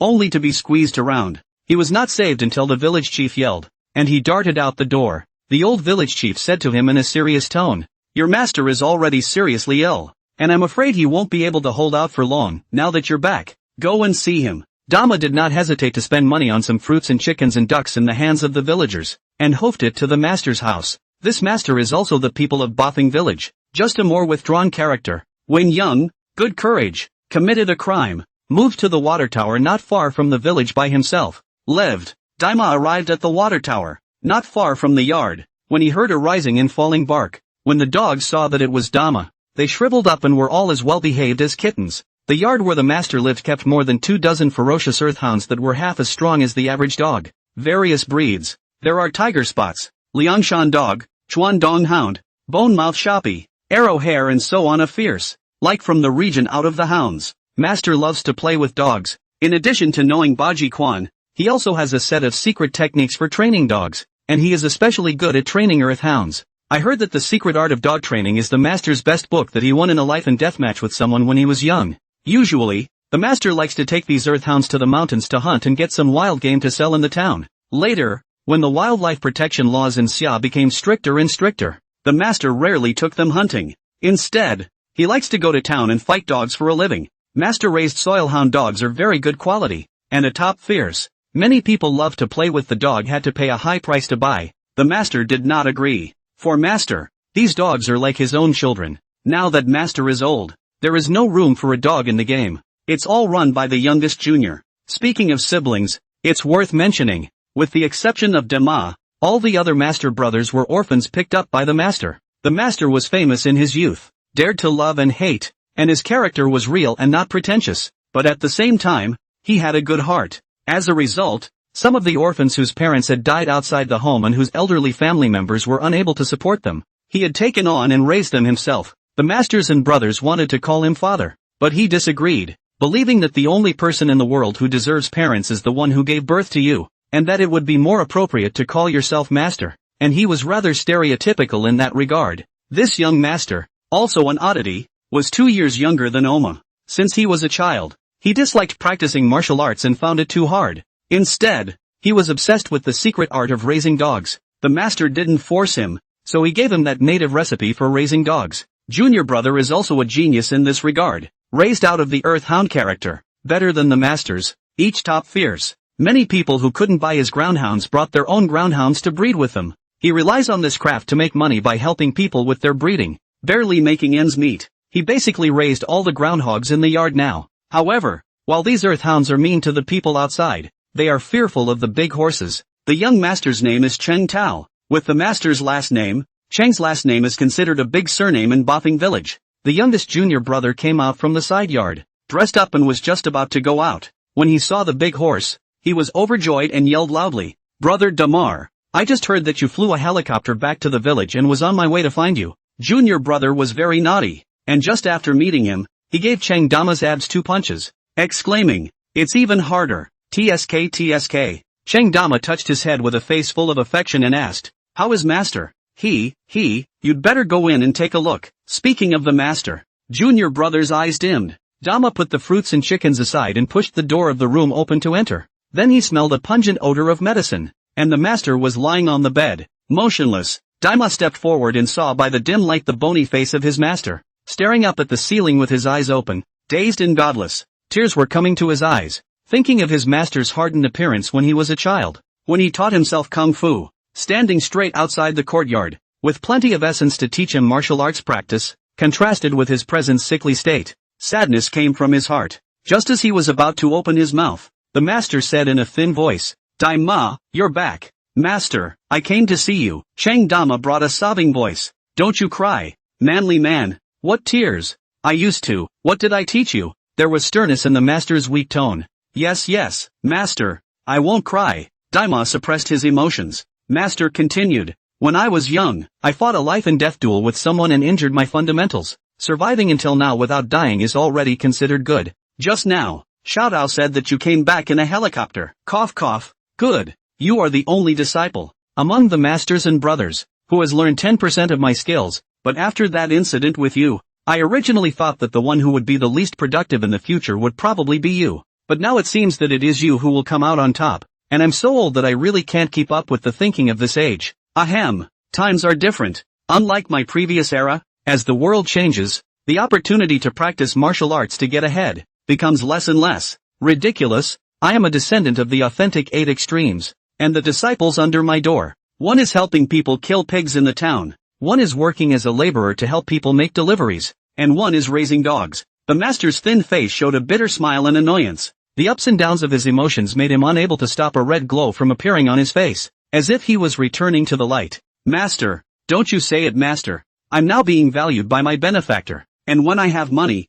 I'll take you to the big city to see a doctor. 2 lines of hot tears flowed down from Daima's eyes. Unfortunately, Master couldn't see it and was still staring at the ceiling in mimicry. Master's illness, you know yourself, there is no cure. On his deathbed, Master, there is only one wish. Take them out, take them all out, take your master and brothers out. My kung fu must not be used for such a lowly camp. It's master's pride, it's master's pride. It didn't occur to me, even during the master's hardest times, to go kill pigs and unload goods for people. It sucks. 2 lines of hot tears also flowed from the master's eyes, staining the pillow. But master, what I'm doing for Big Boss right now is life-threatening, and I'm afraid that my fellow masters and brothers won't agree. Cheng Dama hesitated. The master said, you said, Big Boss, what about people? Cheng Dama told the process of how he met Zhou Yun one by one. By the way, the Big Boss helped that pair of women. The master's eyes suddenly glowed, saying, such a person,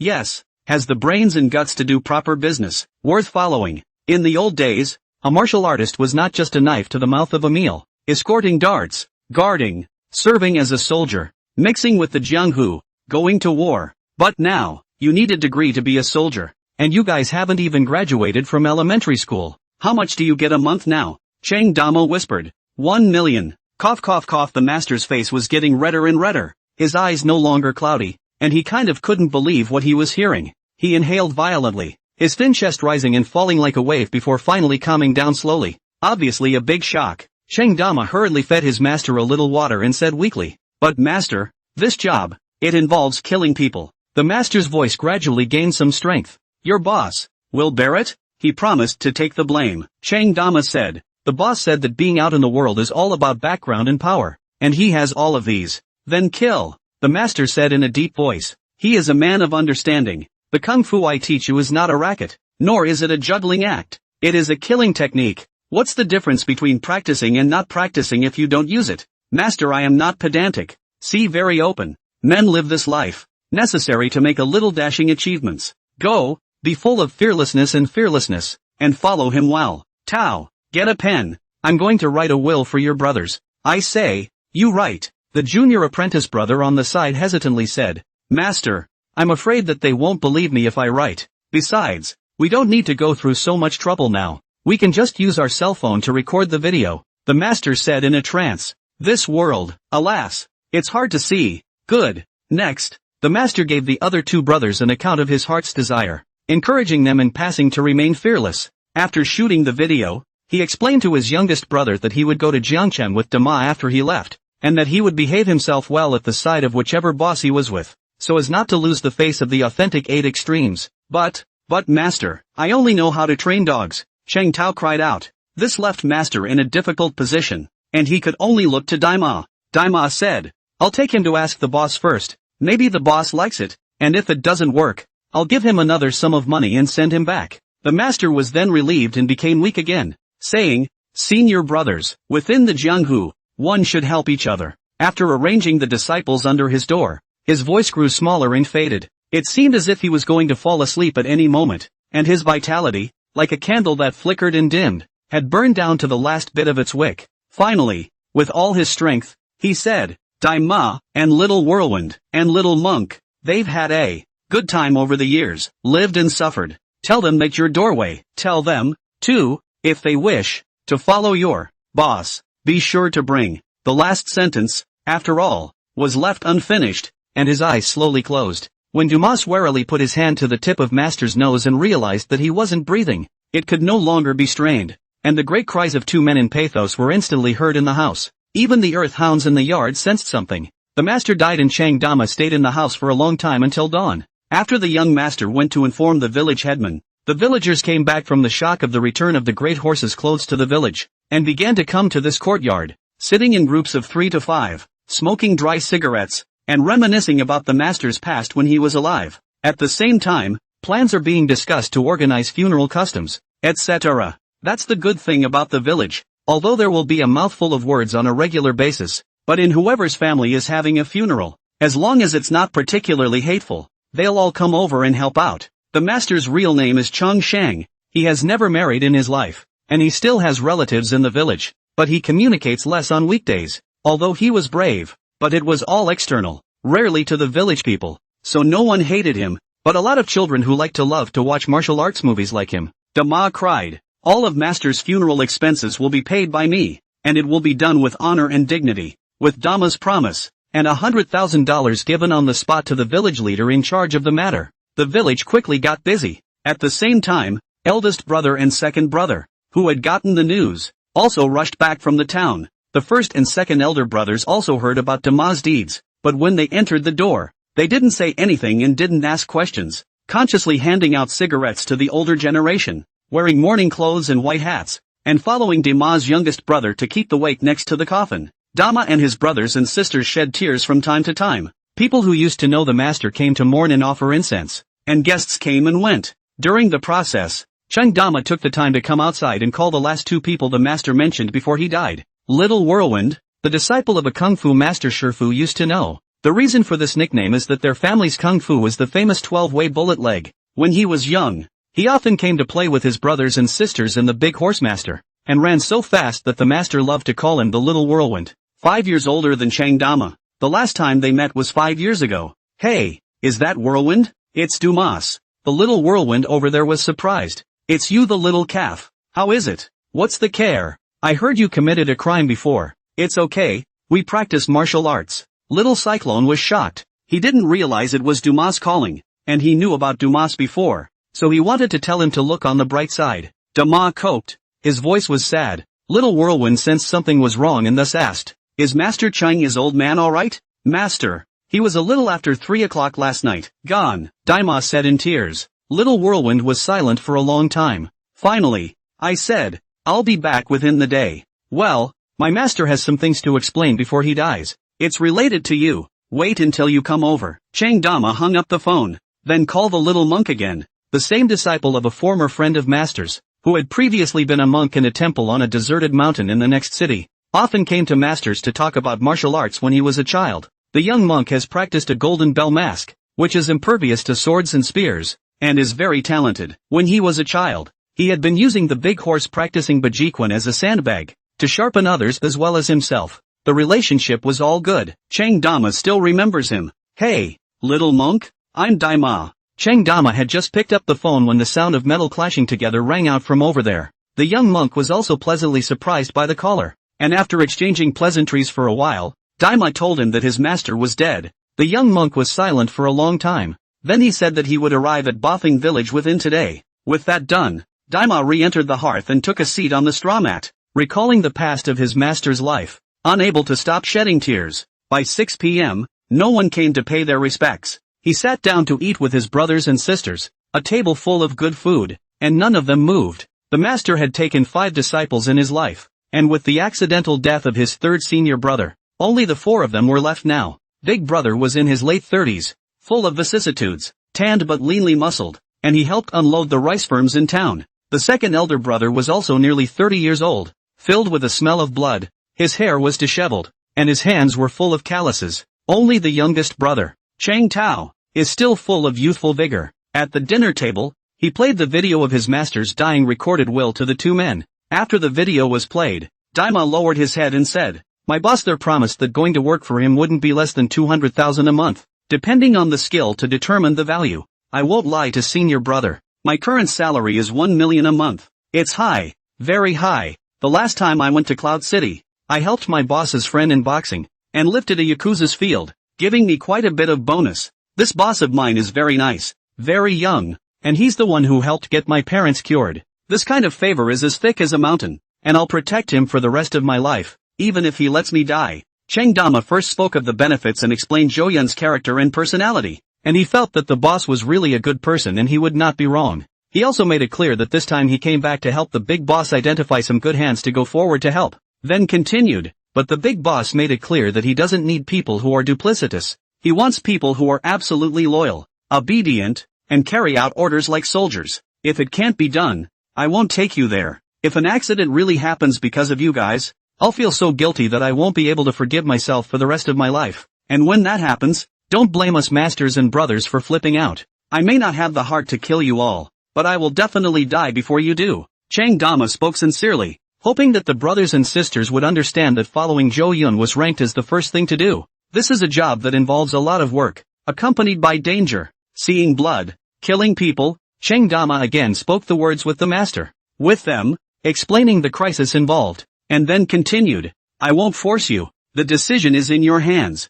When he finished, he closed his eyes and took a drink of rice wine. The youngest junior brother already had a decision in his mind, but his senior brothers didn't take a stand. In the end, it was eldest senior brother who took the lead and spoke in a deep voice, with master's death, I have no relatives except for you guys, practicing martial arts since I was a child, for more than 30 years, except for carrying rice to use the strength. None of the Baji Quan's door-to-door, help, squeeze, lean, avalanche, and shake were used. When I was in my 20s, I also wanted to break into some achievements, but in the end, I lost to reality, and I thought that the edges had been smoothed out. But after seeing my master's last words, the hot blood in my heart surged up again. It's an opportunity and a path to walk on and never look back. But, I've decided to go with you, Dai Ma. After being unattached, I live this life only to be wonderful, not wanting to waste time. I would hate to waste the skills I've had on me all these years. Master, Win Young, already famous for 10 miles and 8 villages, while yet I'm just a drudge carrying rice. I'm not convinced. Eldest brother slammed a bowl of wine and cried out with abandon. A big man who couldn't hold himself together any longer. The second senior brother, whose body was filled with an aura of blood that was difficult to wash away, patted the shoulders of the eldest senior brother and said, let's go together. Starting out at $200. 000 a month is worth putting my life on the line when compared to my salary at the hog farm. Before master died, he wanted nothing more than to see your eldest brother and I marry our mothers-in-law. But because we were so poor and we were so big eaters, we didn't make enough money to eat. So how could we afford a wife and children? Over the years master has been very ill and spent a lot of money just on medicines. And we're not just unattached now, we're also penniless. Following your big boss will also bring out the best in us after all these years. I also want to marry my mother-in-law. I also want to live my life in style, to live an exciting life, not to have come to this world in vain. I don't want to kill pigs anymore. I want to kill people. The second brother was even more ferocious, and his body became trembling with excitement as he, come on, Daima kind of sees it now. The two senior brothers, faced with this heaven-breaking wealth, simply couldn't endure it. He suspected that even if the master had stopped it, he probably would have wanted to go with him. He finally let go of his heart, and the task explained by the big boss was completed. The kung fu of the senior brothers was not as strong as his own, but it was still 60 or 70% of his strength. Being otherworldly, one certainly cannot be compared to others. Junior asked just one question. Can I get a dog in the big city? His confusion made Dumas guilty. The point is to have a high kung fu person, but the little master only knows how to raise dogs, and I don't know if the big boss likes it. The big city is a big city. Where to find a place to get a dog for the little master? Dama thought for a moment and said, this matter will be discussed when we go to Jiangcheng. If that's not possible, I'll send you back. When the time comes, the two elder brothers and I will give you a sum of money every month, which will also be enough for you to live in the village. Hearing this, frustration was written on the youngest master's face, but there was nothing he could do about it. It was only after the talk that the four began to eat, and where the spiritual hall was, a Taoist official was banging on the spell. Just then, a gust of wind blew, and the crowd that was eating looked toward the door. A long-legged man wearing an orange shirt with a kangaroo logo etched on it was seen breezing in. With a heavy look on his face, he offered incense to his master, bowed his head in silence for a dozen seconds, and then walked towards Daima's table. Although he hadn't seen him for many years, Daima still recognized the man as Little Cyclone. His appearance hadn't changed, just more vicissitudes. He invited the little whirlwind to sit down, exchanged pleasantries for a while, and said in surprise, "You went on a delivery run?" Little Cyclone took a sharp gulp of wine to moisten his throat and sighed. "With this kung fu, I don't know what I can do besides running a takeaway. By the way, not to mention this, when I just entered the village, I saw 2 helicopters parked at the Sunscreen Valley, and I heard from the villagers that they were yours. I was worried about you. It seems that the clown is actually myself. How did you suddenly become so rich?" The little whirlwind was very surprised and couldn't stop asking about the situation. Dama didn't hide anything, and told his story about meeting a bright master and making a lot of money. At the same time, the words of the master before he died were repeated. "Big Boss is gathering good men right now. Would you be interested in joining us? Our masters and brothers have decided to defect to him." Dama beckoned. Little Whirlwind was excited and said without hesitation, "Go, of course. At least 200,000 a month. Much stronger than I send takeout. Recently the platform lowered the unit price. The income is getting less and less. Every time you send food into the neighborhood, but also by the security guards look down on. Although I can casually go over the wall into the heart, but the heart just cannot be angry. You know, Damar, the longer you've been out in society, the more you want a chance, and I, for one, have been waiting for it. After decades of practicing tan kick, to say that it's just deserted and used to run a takeaway, I'm not willing to do so. As long as your big boss wants me, what's the point of laying down my life?" Little Cyclone was so excited that he immediately clapped his hands and decided to join the gang and defect to Zhou Yun together. His kung fu was not inferior to that of his eldest brother, a true heir of the 12 paths of tan legs, and the force of his feet was strong and unrivaled. "Dama, your boss is really knowledgeable. Your strength is the best amongst us. Your hands are excellent. You are indeed worth $1 million. We would be satisfied with a half or $600,000. Little Whirlwind kept drinking and eating food, speaking with great interest. The crowd was happy, pushing their glasses and thinking about the future. The conversation was getting exciting. Another person came, a bald man with a dirty face and a ring scar on his head, who looked like a monk, but was dressed in a work uniform. He was so dirty he looked like he'd just been fished out of a pile of coal and walked in slowly. The master was given incense, hands were folded, and a long stay was made with the recitation of the supererogatory sutras. After this was done, it was time to walk over to the side table. The visitor was none other than the disciple of one of the master's friends, the young monk, now also old enough to be lean and tanned, with a bit of numbness in his eyes, which only dissipated quite a bit when he saw the table of old friends. Like Little Cyclone, the young monk asked the same question, and after receiving the answer, he was silent for a long time before speaking. "As you all know, my temple is too remote. There are only 2 of us on the mountain, Master and I, and usually no one comes up to burn incense and make offerings, so I can't even feed myself. After my master's death, that temple mountain was gone, taken back by the officials, and now that it's in disrepair, I've been forced to come down and return to my roots. In order to support myself, I tried to go to other incense-rich temples to look for work, but they wouldn't take me on, with harsh conditions that required at least a university degree, and a graduate of an authentic Buddhist university in order to become a temple monk. Ridiculous. I'm a true monk who can't even compare to those fake monks, and after 20 years of reciting the sutras, I'm not even qualified to make offerings to my Buddha. Then, I bumped around and finally found a job, and now I'm making a living in a steel mill. They saw that I was fearless of rolling and hardworking, and that's why they took me in. The days of working in a factory can really make you lose your beginnings, and I've thought it through, and since that's the case, I might as well enter the world and transcend myself in the red dust." Daima was also secretly amazed when he heard about it. The young monk is a real golden bell,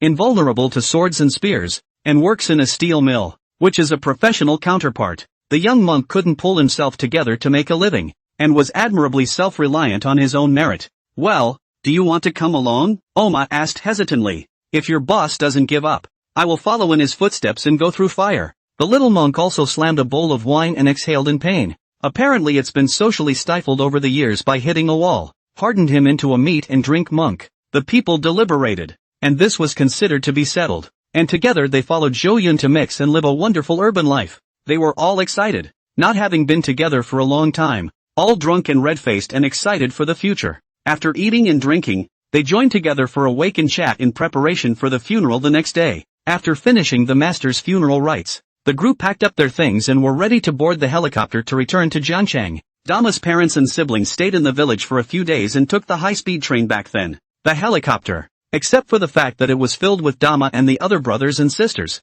as well as the little whirlwind monk, was also filled with luggage. Dama went and paid someone to weld 2 large aluminum sheet cages to hang under the plane for the Earthhounds and bring them back to Jiangcheng. As the plane left the ground with a loud rumble, looking down at the sultry eyes of the matchmakers below, Dumas breathed a sigh of relief. The brothers and sisters, who were riding in a helicopter for the first time, were acting nervous, their hands tightly gripping everything they could grab around them. As they gradually move away from the mountain village, this group of fierce men, too, move on to a new life. River City. Night. Jing Wanning reported to Zhou Yun as usual about the affairs of Yuchen Group, and some big decisions needed to be made by him. After it was taken care of, Jin Xinghu called and said that his people had gone to Macau ready and he was over there. Ask Zhou Yun when he can come over. Probably tomorrow. Zhou Yun replied. Don't rush out yet. Wait until I arrive. First help me find those 2 guys. One is called Bao Xing, a stacker. The other is called Wu Yong, about 21 years old, just graduated from college. Should be knocking on a computer in some rented room right now. These 2 are important to me. Stacker, you should have a good time finding them. This guy has a bit of a reputation in Aussie town. There's no rush to alarm him just yet. Stacker is a kind of alternative intermediary in Macau, mainly responsible for entertaining big customers, finding big bosses who are interested in coming to play in casinos, arranging all the trips of the bosses in Macau and casino-related matters, helping gamblers to exchange chips for good pay, helping gamblers to take out loans and so on. This type of person is the most well-informed and sharp. Yi Duan once had one of the 4 heavenly kings of the head of intelligence, came from the Australian city stacker, named Bao Xing. Kim Kyunho hung up the phone after agreeing to do so. Inside the study, Jing Wanning held a tablet computer in her hand and said, Young master, Yi Chen ordered a ticket to watching. Alas, remembering to eat is not remembering to fight, Zhou Yun said helplessly. He really didn't target Yi Chen in particular this time when he traveled to Ao City, purely for the sake of solving Renan's troubles. As it turned out, I didn't realize that this male lead, too, coincided with his actions. But it's good, by the way, to settle both sides together, stopping Leaf Dust from getting enough money. While he was thinking about things, Jing Wanning left the study to organize her decisions. Zhou Yun made preparations to go forward to Auspicious City, stretched his back, and looked out the window of the floor-to-ceiling window of his study. The Blue Mountains have a stunning view and the bustle of the River City is visible from here. Just then, he suddenly felt something strange. The villa was a little too quiet. On weekdays, a section of the villa was walked by a security patrol every 15 minutes, and now there's no one in sight. He frowned, looking toward the entrance to the villa. I saw that at some point, the post, and the person in charge of guarding the door had disappeared. Inside the post, at the empty computer desk, there was still half a bottle of unfinished mineral water with the cap still on. This is very unusual. Mind you, even if the janitor goes to the bathroom, the security team is notified to have someone come in temporarily, where now it is empty. Zhou Yun became alert. A playing card appeared in his hand, and he walked out of the study in large strides. The villa was equally quiet, not even the sound of servants walking around. Fortunately, when Zhou Yun came to the living room, he found Jing Wanning holding a cup of coffee and looking at the documents. She was fine. Something's wrong with the villa, Zhou Yun spoke in a deep voice, 2 fingers twirling the playing cards. After he obtained the divine gambling skill, he would always carry a poker card with him for self-defense and to kill boredom. Jing Wanning immediately put away the documents and looked at the empty villa with a grave look, sensing an unusual weirdness. Where are the people? She pulled out a compact walkie-talkie and contacted it toward the security channel, but got no response. Another vocalization towards the servants and the kitchen, and the same silence. There were servants in the villa area 24 hours a day, and at least one cook on standby at all times, but at this moment it was as if they had disappeared out of thin air. A sense of crisis arose in Jing Wanning's heart, and her face turned blue as she said, "What the hell happened?" She used to be the Zhou family's head housekeeper, and now, although she mainly managed the Yuchen Group's affairs, the current head housekeeper, who was also under her jurisdiction, had risen from the previous competent servant. With such a serious blunder, if there were no accidents, all the people in this batch would have to be sacked today, and she would have to bear a huge responsibility. Zhou Yun said, "Don't move. Follow me." The air revealed a strong scent of danger, and looking out the window at the dark landscape, it always felt like there was someone standing behind. His body had been strengthened time and time again through the skills given by the system, and his senses had become extremely sharp, with a sixth sense that could detect the slightest hint of what was going on. Eyes scanning around like radar, Jing Wanning obediently followed behind him, and the two of them were almost close together. Shoo! A crisp sound rang out at first, and a playing card broke into the air and flew in the direction of the stair railing, plunging into the brass European railing. Under Jing Wanning's shocked gaze, A black piece of cloth slowly floated down to the ground. And how could unidentified black rags fall out of the stairway entrance when there was no one there? This wasn't what shocked Jing Wanning the most. What surprised her even more was how the young master could have this stunt. It was also too handsome. She just didn't even see the young master make a move. As if it was just a flick of her fingers, the weak playing cards turned into blades. The young master became more mysterious in her mind. Zhou Yun breathed calmly as he caught a subtle change by observing the air currents of feng shui and sensed where the person was. It wasn't as strong as hearing voices in kung fu, but it wasn't too far off, and it was enough to deal with the situation at hand. The one who saved Renan? Come out. I know where you are. Zhou Yun whispered to a large vase by a corner. There was a small shaded space behind the vase that could only fit a broomstick, and the man had actually managed to get in there. There was no movement for a long time. Zhou Yun was still facing the vase, and the people behind him were exhausted of patience. Clap your hands and walk out. It was a short and skinny man, only 1 meter 3. And if you ignored his vicissitudes of face and his beard, he looked more like a schoolboy. I'm surprised you guessed. Daring to go against the Dragon Palace. It really isn't simple. Practicing a good hand of dexterity. The short man was dressed in all black, and the clothes at his arms were sliced up by a piece of the card Zhou Yun had just flung out. You're pretty good too. Did Ranlong ask you to kill me? Zhou Yun said. The short man shook his head disdainfully. Ranlong is nothing. He is not qualified to command the Dark Dragon Guards. My mission this time is not to kill you, but to waste you, Zhou Yun said with a calm demeanor. Abolish me? Why not just kill me? Why bother? The short man had no intention of hiding it. Perhaps in his mind, Zhou Yun was already an invalid. The great Dragon King is about to return, and he himself gave the order to abolish you. The Dragon King's decision is the highest authority. No one can question it. Zhou Yun frowned, feeling that something was wrong. The Dragon King wanted to waste himself, not kill. The only point of conflict he had with the Dragon King now was Shenlei. But it was so wrong. Why just waste yourself and not just simply make yourself disappear? Doesn't follow normal logic. According to the original, the first return of the Dragon King was a series of episodes triggered by the desire to fulfill the will to help his master, whom he met in prison, and then return to the Dragon family to seize power. His master taught him a lot of knowledge in prison, as well as directly instilling powerful kung fu, counting the existence of a Grand Polite Golden Finger. Nanjiang Province, the old grandfather's hometown, was also the first stop of the Dragon King, as Jiancheng under the jurisdiction of Nanjiang Province. Although the Dragon King had come, he had only stayed for a few moments. What could there be here that was worthy of his attention? Perhaps it was his own crossing that triggered some of the changes, but it should all be pretty much the same. Couldn't figure it out, so I stopped thinking about it. Zhou Yun's eyes turned clear again, intending to do a good job of laying out the layout first, and he would naturally know when it was time to know. Right now, it was still the right thing to eliminate all the dangers brought about by these few people. Yes, there were 3 of them, not just the short, skinny man.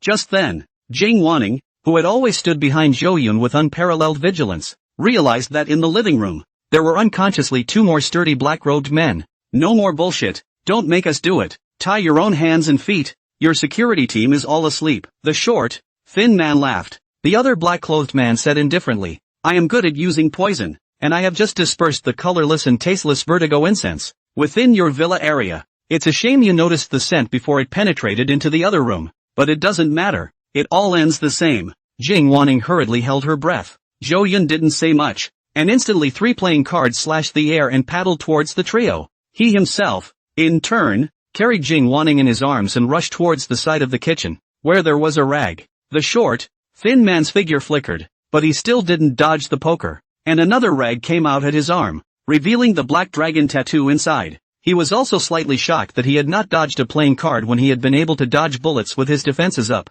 2 daggers appeared in his hands, killing in the direction of Zhou Yun. The other 2 black-clothed men were also astonished and managed to dodge the card. The hair on the temples of the one who used poison was sliced off and a line of blood appeared on his cheek. The other black-clad man with 2 swords had a fine piece of flesh cut off his shoulder, and it was he who had the heaviest hand. The intelligence is wrong. This guy is very strong. Go all out, the short and thin man whispered. The 3 of them immediately surrounded and killed towards Zhou Yun, and at this moment, Zhou Yun, with a steady hand and an unruffled heart, dyed the rag with water and covered Jing Wanning's nose. Then with an unceremonious slam against the floor-to-ceiling window, he sprinted out of the villa. Then again, a few playing cards flew out and broke some illuminated street lamps. His body was hidden in the dark outdoor garden. The garden was large, with a number of large trees and bushes half a man high, and it was pitch black. so he intended to use the darkness to hide and wait for his chance. There were 3 people from the Dragon Palace. While he was alone, he wasn't a kung fu expert.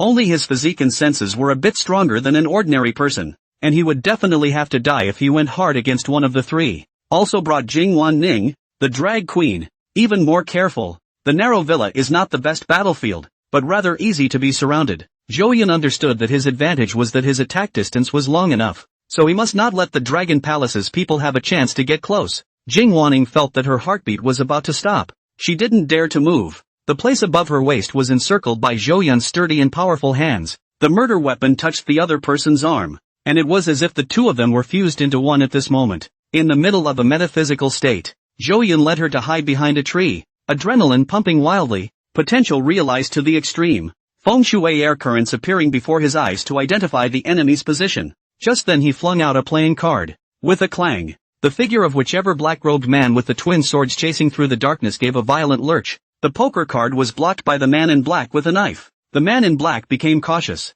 No one spoke, adjusting their breathing rate to a minimum. Zhou Yun switched positions again and darted towards the outside of the garden. But he was never practiced in kung fu, and the movement of his running, despite his caution, stood out in the quiet garden. The reward for increasing the attributes of the entire body must be obtained as soon as possible. Zhou Yun sensed his weakness. Maybe it wouldn't be so passive if you were rewarded for boosting your whole body's attributes. With that, a thrilling collision of chase and escape ensued. Blue Mountain at night is quiet. The villa group at the bottom of the mountain is like a colorful ocean, but halfway up the mountain is a thrilling battlefield, constantly ringing with the sound of breaking air. Poker after poker, in the darkness, like scythes, viciously sliced at the 3 people from the Dragon Palace. Cards that move less than bullets play a huge role in situations like this, and the trio is hard to avoid. In less than 10 minutes, the clothes of the 3 of them were sliced to shreds, and their bodies appeared with a cracked wound bloodstain, blood oozing out. Extremely wretched. The short and skinny man was the fastest, but he was also blocked by the cards, and it took so long for him to not be able to set up Zhou Yun, which was rare in previous missions. It's really powerful. He's not the waste that the outside world says he is. He's hidden really deeply. This hand flying flowers and picking leaves has reached the peak of his kung fu. His brother, Jin Qinghu, can't even see me, yet he's managed to hurt me repeatedly. We can't put this off any longer. Let's get it over with. The short, thin man and the other 2 were in a triangular encirclement, sealing off all the paths that Zhou Yun could escape from around him. Zhou Yun stopped at this moment, however, exhausted. In the end he was still just an ordinary person who hadn't deliberately practiced physical fitness, and holding a woman. It was already a miracle that he could persist until now. He stopped on the tarred road leading up the hill, breathing heavily and crouching under a streetlight, drenched in sweat. Jingwan Ning gently and obediently massaged her shoulders with her small hands behind his back, loosening up her over-exercised muscles. Instead of running again, the 2 talked and laughed and the atmosphere was relaxed. The 3 dark dragon guards of the Dragon Palace walked out of the dark woods, and the short, thin man laughed strangely. Run, why don't you run? Zhou Yun smiled, looking at him with teasing eyes. The short, thin man couldn't stand this look in his eyes, obviously a turtle in a jar, but he put on a victorious demeanor. The short, thin man pressed forward closer while looking to see if he had any playing cards in his hand. The other 2 were similarly so careful. Zhou Yun already had the ability to threaten their lives. Just when the 3 of them from the Dragon Palace were feeling victorious, they were suddenly enveloped by a large shadow. In the middle of the shadow, when a murderous aura that penetrated into their pores infused their entire body, the air was freezing, shadows pressed like mountains from behind, and the 3 men's bodies stagnated, struggling to control their muscles, their bodies stiffening, their hearts stopping for a moment. Vaguely, they heard a whimpering hound from the throat. The dog was barking low, crouching in the middle of the darkness, waiting for an opportunity. A pair of scarlet eyes could be seen, staring at them dead on from the darkness around them. The cold hairs on the 3 people of the Dragon Palace stood up one by one. Under the streetlight in front of him, Zhou Yun's face was full of smiles, his teasing eyes unabated. The short, thin man slowly turned his head to look behind him, and finally, saw the source of the massive shadow. There were 6 of them in all. Standing in the middle C position is a strong man close to 2 meters tall, broad shoulders and thick arms, like a large iron ox, powerful. The stalwart and mighty national face made the short and thin man think in a trance that what stood in front of him was the raging Dharmavajra Lohan in the temple, making people feel intimidated from the bottom of their hearts. The short and thin man was as small as a baby in front of him. The palm alone was as big as his head, and when he swung it over, his brain would surely have to explode. And beside this iron ox, followed by two men in their 30s who were also incredibly burly and exuded the same aura as the Iron Ox. Although these two people's aura was a bit weaker than Iron Bull's, it still made the Dragon Palace trio's sense of crisis skyrocket. From the calloused palms of the two men, as well as their brawny arms and thick necks almost level with their chins, it was clear that they were big men with kung fu skills, and it's a wide-open ferocious kung fu. The other three, a pair of legs as long and disproportionate as the pole of a streetlight, each hamstring draped like a vine around these long, dark legs. How many years and what kind of training did it take to develop these legs that were like poured iron? These iron legs can definitely kick and break steel bars between strikes, and the man with the long legs was wearing a takeaway uniform out of place, with contempt and disdain in his eyes. Next to him stood a bald man who seemed to be in a trance. This was a real monk. The ring scar on the top of his bare head said it all. Never one of those big temple drunkards. The bald man wore a work clothes polluted by black iron gray. The whole person's temperament was like a cliff face, the ancient pines growing alone, giving people a kind of will be the top of the oppressive feeling. This monk's feet, like tree stems, were completely integrated with the ground. The three of the Dragon Palace could tell that the monk had definitely practiced more horse stances than they had walked. Another high-level fighter with kung fu in his repertoire. The last one was a teenager who looked like he was still in high school. Among this line of people, it was this teenager who was the most normal, without the kind of harshness on people who practiced kung fu. The teenager's gaze was clear. His 5 fingers were rubbing together incessantly, and a smile was hanging at the corner of his mouth as he looked at the three of them with curiosity. What kind of a teen was this that just appeared and made the 3 people from the Dragon Palace feel as if they were facing an abyss? They just stood there. And the 3 people from the Dragon Palace who had killed countless people didn't even have the courage to confront them. It was really too terrifying. They had never encountered this kind of situation. Even when they faced the most terrifying killing temple organization of the Dragon Palace, they had never appeared to be so afraid that they did not dare to make a move. Where did the experts come from? How could there be a group of you in this place? Jiang Chang, the short and thin man, spoke out in horror, his tone rising and falling as if he was trembling. According to the intelligence he had received, it was impossible for the Zhou family to have an expert. Zhou Yun's flickering leaf-picking kung fu was already an accident, and he didn't expect there to be an extremely well-hidden scare. The 3 people from the Dragon Palace were like clay molds that didn't dare to move. They were already locked in, and the slightest movement would usher in a sky-turning blow. When masters meet each other, they know whether there is kung fu or not from their body shape and exposed muscles. The person at the head of the group was naturally Chang Dama, who had rushed back from his hometown, and behind him were the masters and brothers he had brought back. Just got out of the helicopter and reported to the villa on the walkie-talkie, but didn't get a single response. The 5 senses of a martial arts practitioner are beyond normal. Dama looked down at the villa from the top of the hill and immediately noticed the death-like silence and rushed towards the villa with his men. To Dama's relief, it was fortunate that Zhou Yun was fine and alive, and that he had arrived at the last minute. If Zhou Yun died, he couldn't forgive himself. Chang Dama ignored the 3 people from the Dragon Palace and instead, his face was filled with guilt as he bent down to Zhou Yun. "Big boss, I'm sorry I came back too late." Zhou Yun laughed. "Not too late, quite timely." Dama had delayed some more time because he was helping his master with the funeral, but he had reported to Zhou Yun in advance and didn't do it on purpose, so Zhou Yun didn't mean to blame him. Big Horse breathed a sigh of relief and stood straight again, ending his chest. He said, "Big boss, I'll leave the rest of this place to my masters and brothers. You can just test their abilities from the side." Dama became smart and did not intend to make a move, leaving the opportunity to perform, to the master and brothers, hoping that they could impress in the eyes of Zhou Yun's. Dama completely ignored the 3 people from the Dragon Palace, strutting straight through the gap between the 3 people towards Zhou Yun. The closest distance when passing the trio was just under a meter. The trio could drive a knife into Oma's heart if they wanted to. However, they didn't dare to move a muscle, and cold sweat couldn't stop dripping from their hair, as if a soul-hooking oxhead and horseface were walking by their side. If you dare to make a move, you'll have to enter the cycle of reincarnation the next moment. Dama walked to Zhou Yun's side and stood straight, competently acting as a bodyguard, always keeping his back to the Dragon Palace. The 3 people from the Dragon Palace really didn't dare to make a move.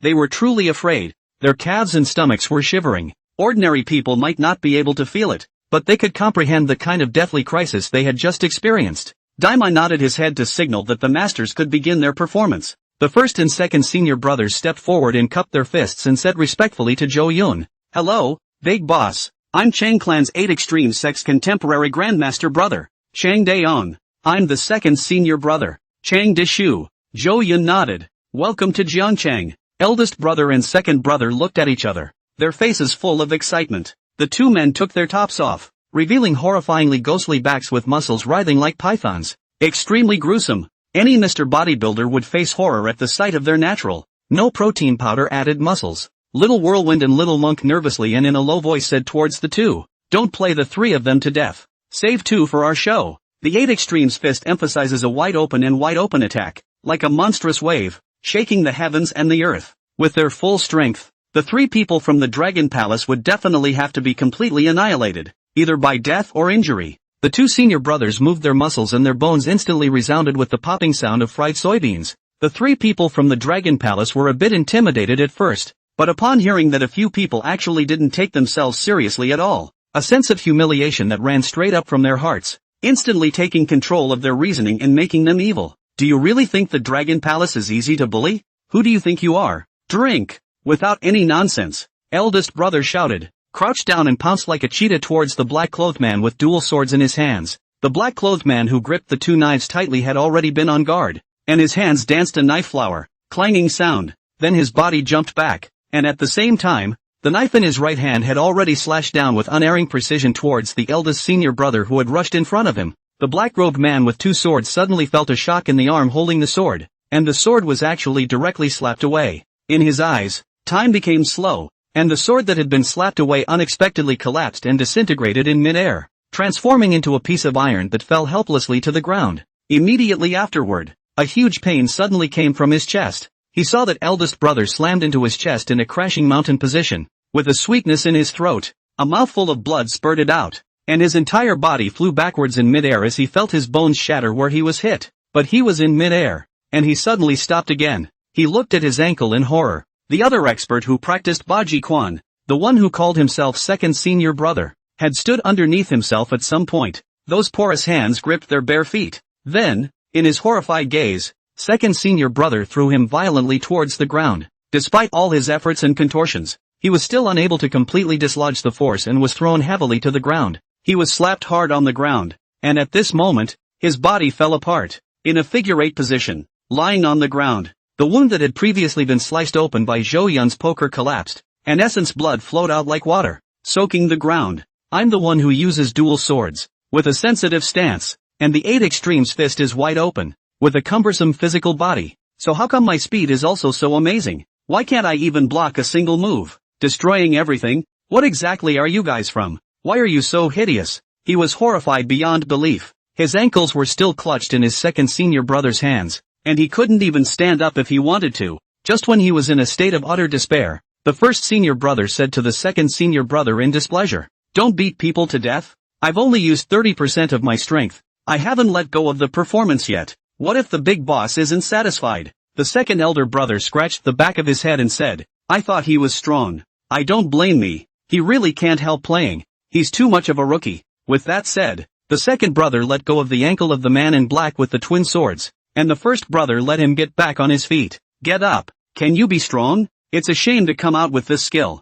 Eat my Iron Mountain lean again." The second elder brother also taunted the black-clothed man. "Not as sturdy as a pig in a piggery. Make double knife eyes red. He is a fearful dragon temple dark dragon guards. Was flirting with even pigs or worse? A strange shame. Is too humiliating." He forced himself to his feet and used his hands to tap his acupuncture points to prevent his blood from flowing too fast, and he was powerless to pass out. He roared in rage. Hysterical. Like a maniac. His stance was played to the extreme. His entire body was like a dancing butterfly. His single blade danced into a silver-white wave, and the blade astral was spread all over his body. However, instead of rushing towards the eldest brother, he darted towards the woods on both sides of the road to escape. Seeing this, eldest brother chased after him with ease. The second elder brother then said in a displeased manner, still trying to escape, but he was ultimately a step behind his eldest brother. In the woods, with a landslide-like sound, a large tree shattered from the center and collapsed straight down, its crown landing on the asphalt in a flurry of leaves.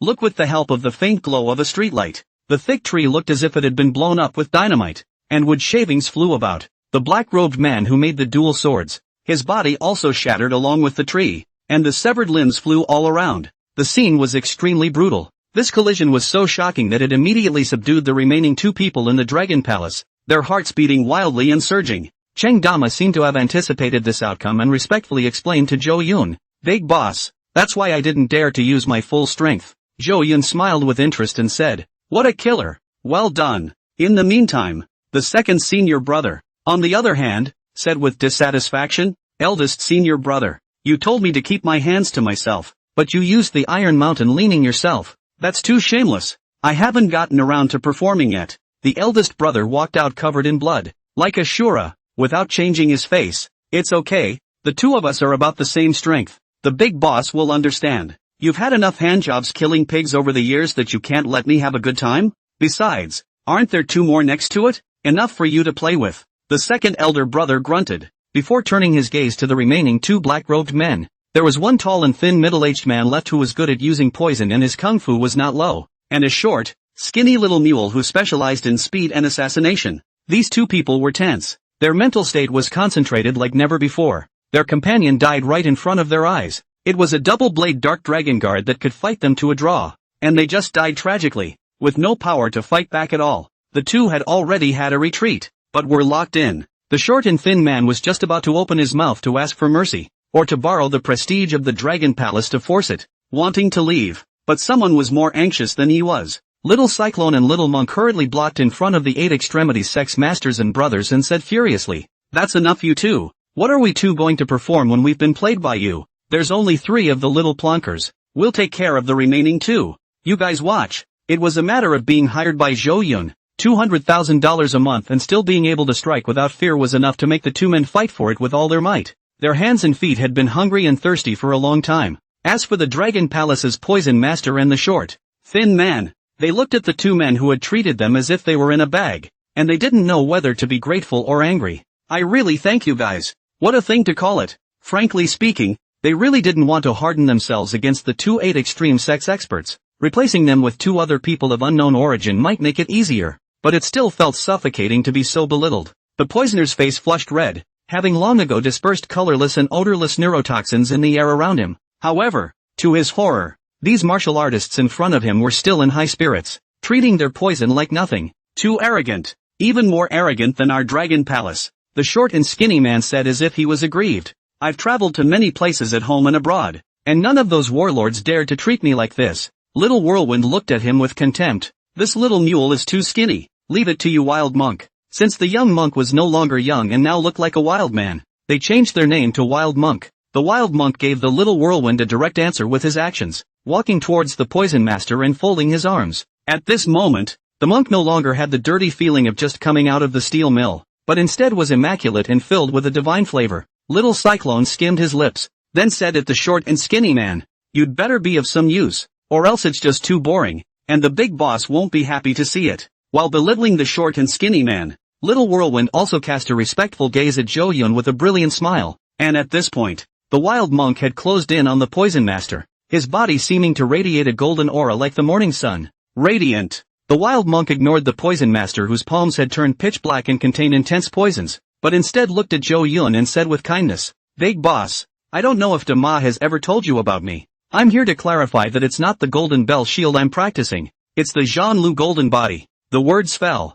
The poison master's broad palm, as black as if it had just been drawn from black ink, slapped the Wild Monk's chest hard. Clang! The black palm containing the poison instantly melted the Wild Monk's clothes and slapped his chest without any hindrance, but it made a kind of ringing sound of slapping on a big bell. The poison master suddenly let out a miserable cry. Obviously he was the one who initiated the attack first, but his hand was inexplicably recoiled and fractured with a click. The Wild Monk did not even look at him, but instead nodded respectfully at Zhou Yun, ignoring the poison master's attack. Unbelieving, the poison master twisted his wrist with force and reattached it. 3 blackened poison needles appeared in his hand and plunged towards the Wild Monk's heart. As a result, there was still a metallic clanking sound, and under his jaw-dropping gaze, the 3 poison needles bent. He took 2 steps backward, his eyes widening as he looked at the Wild Monk's chest and heart. The expected black palm prints and black dots did not appear, a result that was difficult for him to accept. No way. I must be blind. How could this happen? Even if you are practicing Golden Bell Shield and have strong defense, it's impossible to protect against the poison that penetrates into your skin. My poison is extremely penetrating, so why is nothing happening to you? The poison master's eyes were filled with incredulity. His breathing became tight, and he felt that he had met a natural enemy. The Wild Monk turned his head at this time and said with a serious face, "Once again, I am not practicing the Golden Bell Shield, but the stronger Zhanlu Golden Body. Of course these toxins of yours are useless to me. I can freely control the chi in my body, and your toxins were forced away just as soon as they touched my skin. What other means are there? Feel free to use them, but I advise you not to use duplicate feats, or else I'll have to make a move. Still not listening to advice. The poison master's palm continued to grab towards the wild monk's throat like a ghostly shadow. The wild monk impatiently flicked his palm toward him and said, "Don't think I only know defense." This palm of the poison master, under this slap, even directly left his body and fell on the sidewalk not far away. He howled in agony, a miserable sound that resounded throughout the Blue Mountains. It hurts too much. The poison master endured the excruciating pain while surrounding the wild monk, spinning in circles, his heart racing. At the same time, a black poisonous needle erupted from his sleeve like water coming out of a faucet. The poisonous needles rained down on the body of the wild monk with a crunching sound, and as a result, all of them were bounced away, making it difficult to injure him in the slightest. My Joey's golden body has the ability to disarm force and counter shock, the wild monk explained as he walked towards the poison master. The poisonous needles on the poisoner's body were all flung out, but there was still nothing that could be done about the wild monk. His heart jumped and he ran away like crazy, immediately scattering. Can't beat it at all. But the wild monk wasn't slow either, moving like a rabbit, coming to his side in an instant, his hands folded towards his head, chanting Amitba Buddha under his breath. Bang! The poison master's head exploded on the spot, killing him, and his headless body collapsed helplessly to the ground. It's too violent. It's a bloody art. Zhou Yun was also watching with furious eyebrows. Is this really a monk? Blood monk it is. The sense of contrast is just too strong. Jing Wanning just took one look and was shocked by the bloody scene, running to the nearby grass and vomiting non-stop, unable to stand it at all. Zhou Yun asked Dama with a wry smile, "Are you sure he's a monk?" Dama said awkwardly. He was still very well behaved as a child, but since his master's death, he was forced to come down from the mountain and traveled in society for a few years. Perhaps because of this his personality changed. I'll tell him to pay more attention. Big boss, you mustn't blame him. Zhou Yun said indifferently, no need. Follow his nature. Dama was relieved. He was really afraid that Zhou Yun would not like the wild monk. After all, he had brought the people. He was always responsible. The wild monk shone brightly, similarly stained with blood, and stood with the eldest brother like two evil spirits. Little Cyclone can't wait. Both of his legs appeared as phantoms, and he bellowed toward the short and thin man. Little mule, watch the move. He actually flew into midair and swept his right leg down towards the bottom,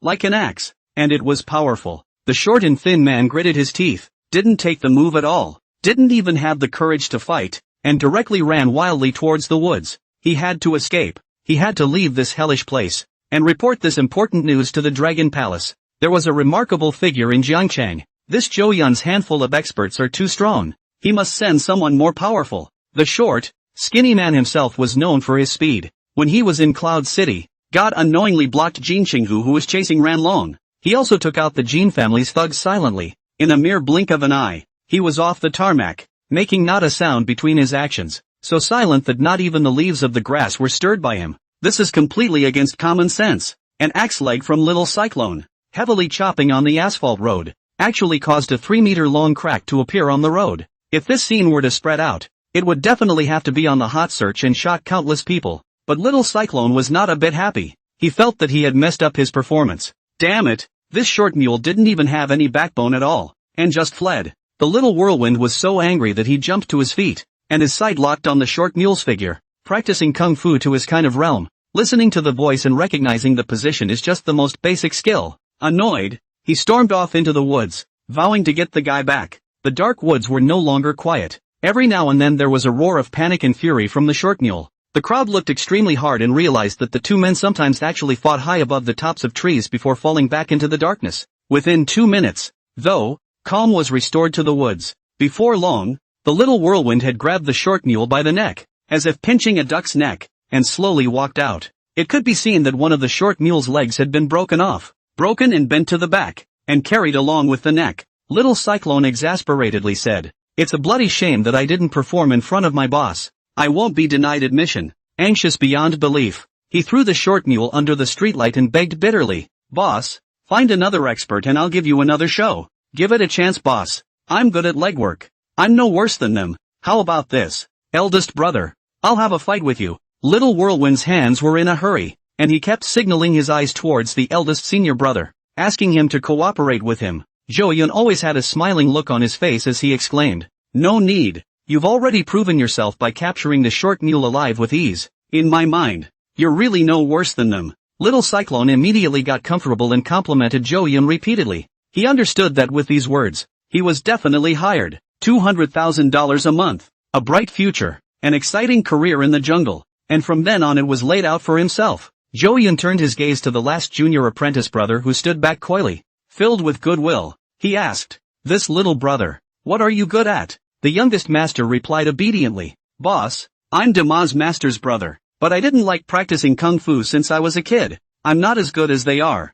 Yuchen smiled faintly, not rushing to speak, waiting for the following. Little senior brother said, "The two skills that master, his old man, was most proud of in his life, one was the 8 extremes kung fu, and the other was the secret art of raising dogs. I've been practicing master's secret art of raising dogs since I was a child, and I'm now at a level where, according to what master said, I've already reached the level of a leader. It means that I've raised dogs with a level of domestication that rivals that of an army with years of training." Junior brother was dressed plainly and was embarrassed. The brothers behaved so well that he appeared to be ordinary, and there was no opportunity to behave. Can train a dog? However, Yuchen's interest intensified, looking at his junior brother as if he was looking at a treasure. Just then, the short mule that had one of its legs broken, took advantage of the two men's chatting to sneak around and continue fleeing towards the woods on both sides of the road. The short mule was almost to the ground. No sound. Silent. Unfortunately, his sneaky movements had long been discovered by Yuchen and the others. Only, they tacitly didn't stop them, but instead they all intended to give their youngest junior brother a chance to show himself. There was silence all around, and the young master coyly rubbed his fingers together, a little nervous inside. The short mule had only the idea of escape in his head, and didn't notice the strange things around him, and although he was limping, his speed wasn't slow, and in a short while, he came to the edge of the woods. But in the next second, as the young master snapped his fingers, his crawling movements came to an abrupt end, and he was fixed in place, looking terrified and shivering through his body. A pair of scarlet eyes suddenly lit up in the dark woods, and a low roar filled his ears. Immediately afterward, a half-manhai earthhound, striding, took a step toward the short mule. More than 20 earthhounds, like a wild wolf pack, suddenly appeared. The short mule's head buzzed and he was so cold that he couldn't stop backing up. He realized that he was surrounded by this ferocious pack of dogs. The pack of earthhounds could easily tear him apart with their claws alone. Their fur as hard as steel temples, their teeth gleaming sharp, their eyes glazed and cohesive. As for Jingwan Ning on the side, she had just thrown up to feel more comfortable. When she looked up, she saw that within the woods not far away from her, a few hideous and vicious earthhounds had appeared, which instantly startled her. She let out a frightened yelp and looked pale as she immediately trotted back to Yuchen's side. She is not afraid of people, but she is most afraid of such hideous animals, and spiders and rats and snakes and so on, all of which are her Achilles heel. Junior brother snapped his fingers again, and Yuchen noticed that the ringing finger had a different pitch each time, which should be some sort of instruction, like Morse code. When the second ringing finger sounded, these 20-odd earthhounds, all of a sudden, pounced on the short mule like a tide, and the screams once again resounded through the Blue Mountains. Truly horrible, so many hounds competing to tear the short mule. He couldn't even struggle, let alone escape. The flesh on his body was viciously bitten by a dozen or so dogmouths, pulling it outward. Watching his body gradually being torn apart, unable to die even if he wanted to, made him despair. Yuchen covered Jingwan Ning's eyes to prevent her from seeing such a bloody picture. Instead, he watched in awe, marveling, to be able to raise a dog so big and so fierce. I'm afraid that tigers and leopards are no match for it. If you take it up to the mountains to hunt, there won't be an inch of grass for miles around. Not bad, very good. I need this pack of obedient hounds badly. They can do things that a human can't, and they are also very intimidating. The light under Yuchen's eyes grew brighter and brighter. Other rich people like to keep man-eating crocodiles and tigers. It's not overkill at all for him to have dirt hounds. It's understated. The amount of fighting power these well-trained earthhounds can muster is absolutely amazing. Much more so than police dogs. Junior brother, how many earthhounds can you raise at most? Yuchen asked curiously. About 100 or so. Any more than that would be difficult to manage. I can't remember, Junior brother said timidly. Enough, totally enough. Yuchen laughed out loud. Even though Junior brother doesn't know kung fu, this army of earthhounds is better than those who know kung fu. In the future, if there were more than 100 loyal and ferocious earthhounds, following behind them, walking on the street, they would definitely become a beautiful scenery that no one would dare to mess with. What a spectacle it would be if they were all taken out and headed for the city center. Surely they would have to blow the minds of all passers-by. Zhou Yun had originally been satisfied by getting other true kung fu masters other than Dima. I didn't realize that there was a little master surprise. Yes, you guys. I'll take them all. The paychecks are definitely not bad. And we'll talk about it after I get this thing taken care of. Zhou Yun said to his junior apprentice brother in a peaceful manner. Tell the hounds to stop. I still have something to ask this killer. The young master nodded his head vigorously with immense joy, and it was a heavenly surprise that he too was hired and not fired. He was busy snapping his fingers again, and immediately, the brutal hound slowly backed away from the bloody dwarf mule with reluctance. Zhou Yun told Jing wanting to stay on the sidelines, while he himself walked up to the short mule with a crippled body, surrounded by the experts brought by Dima.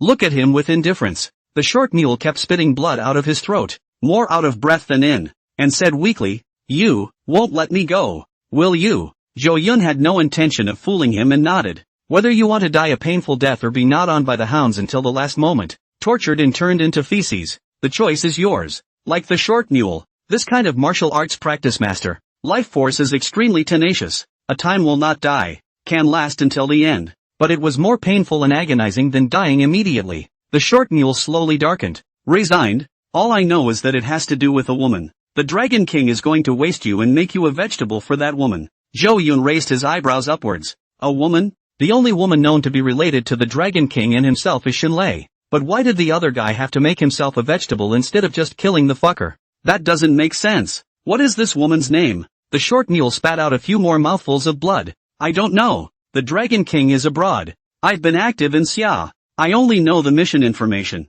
I don't know anything else. Zhou Yun was bewildered and puzzled. Who could this woman be if not Xinlei? He couldn't really think of one, but there was no doubt that it would be Insidious. Let yourself become a vegetable forever, plunged into eternal darkness, lying in a hospital bed, unable to die even if you wanted to. Even though he had a system, it was useless. He couldn't complete the mission. He could only watch and fall into ruin. This was treating him like a toy to be held at arm's length. At that moment, a wave of anger, steaming in the bottom of his heart, kept burning, instantly filling his entire chest. He had always been calm and unhurried since he came to this world, and had never gotten so angry yet. The Dragon Palace's approach and mindset was too vicious, and it was even more infuriating than directly killing himself. The Dragon King and that woman must die, he swore in his mind. This time, he was lucky that Dima arrived in time, otherwise dealing with the three black-clothed men this time alone, it was really hard to know whether he would live or die. Moreover, it almost caused Jing wanting to be implicated by himself,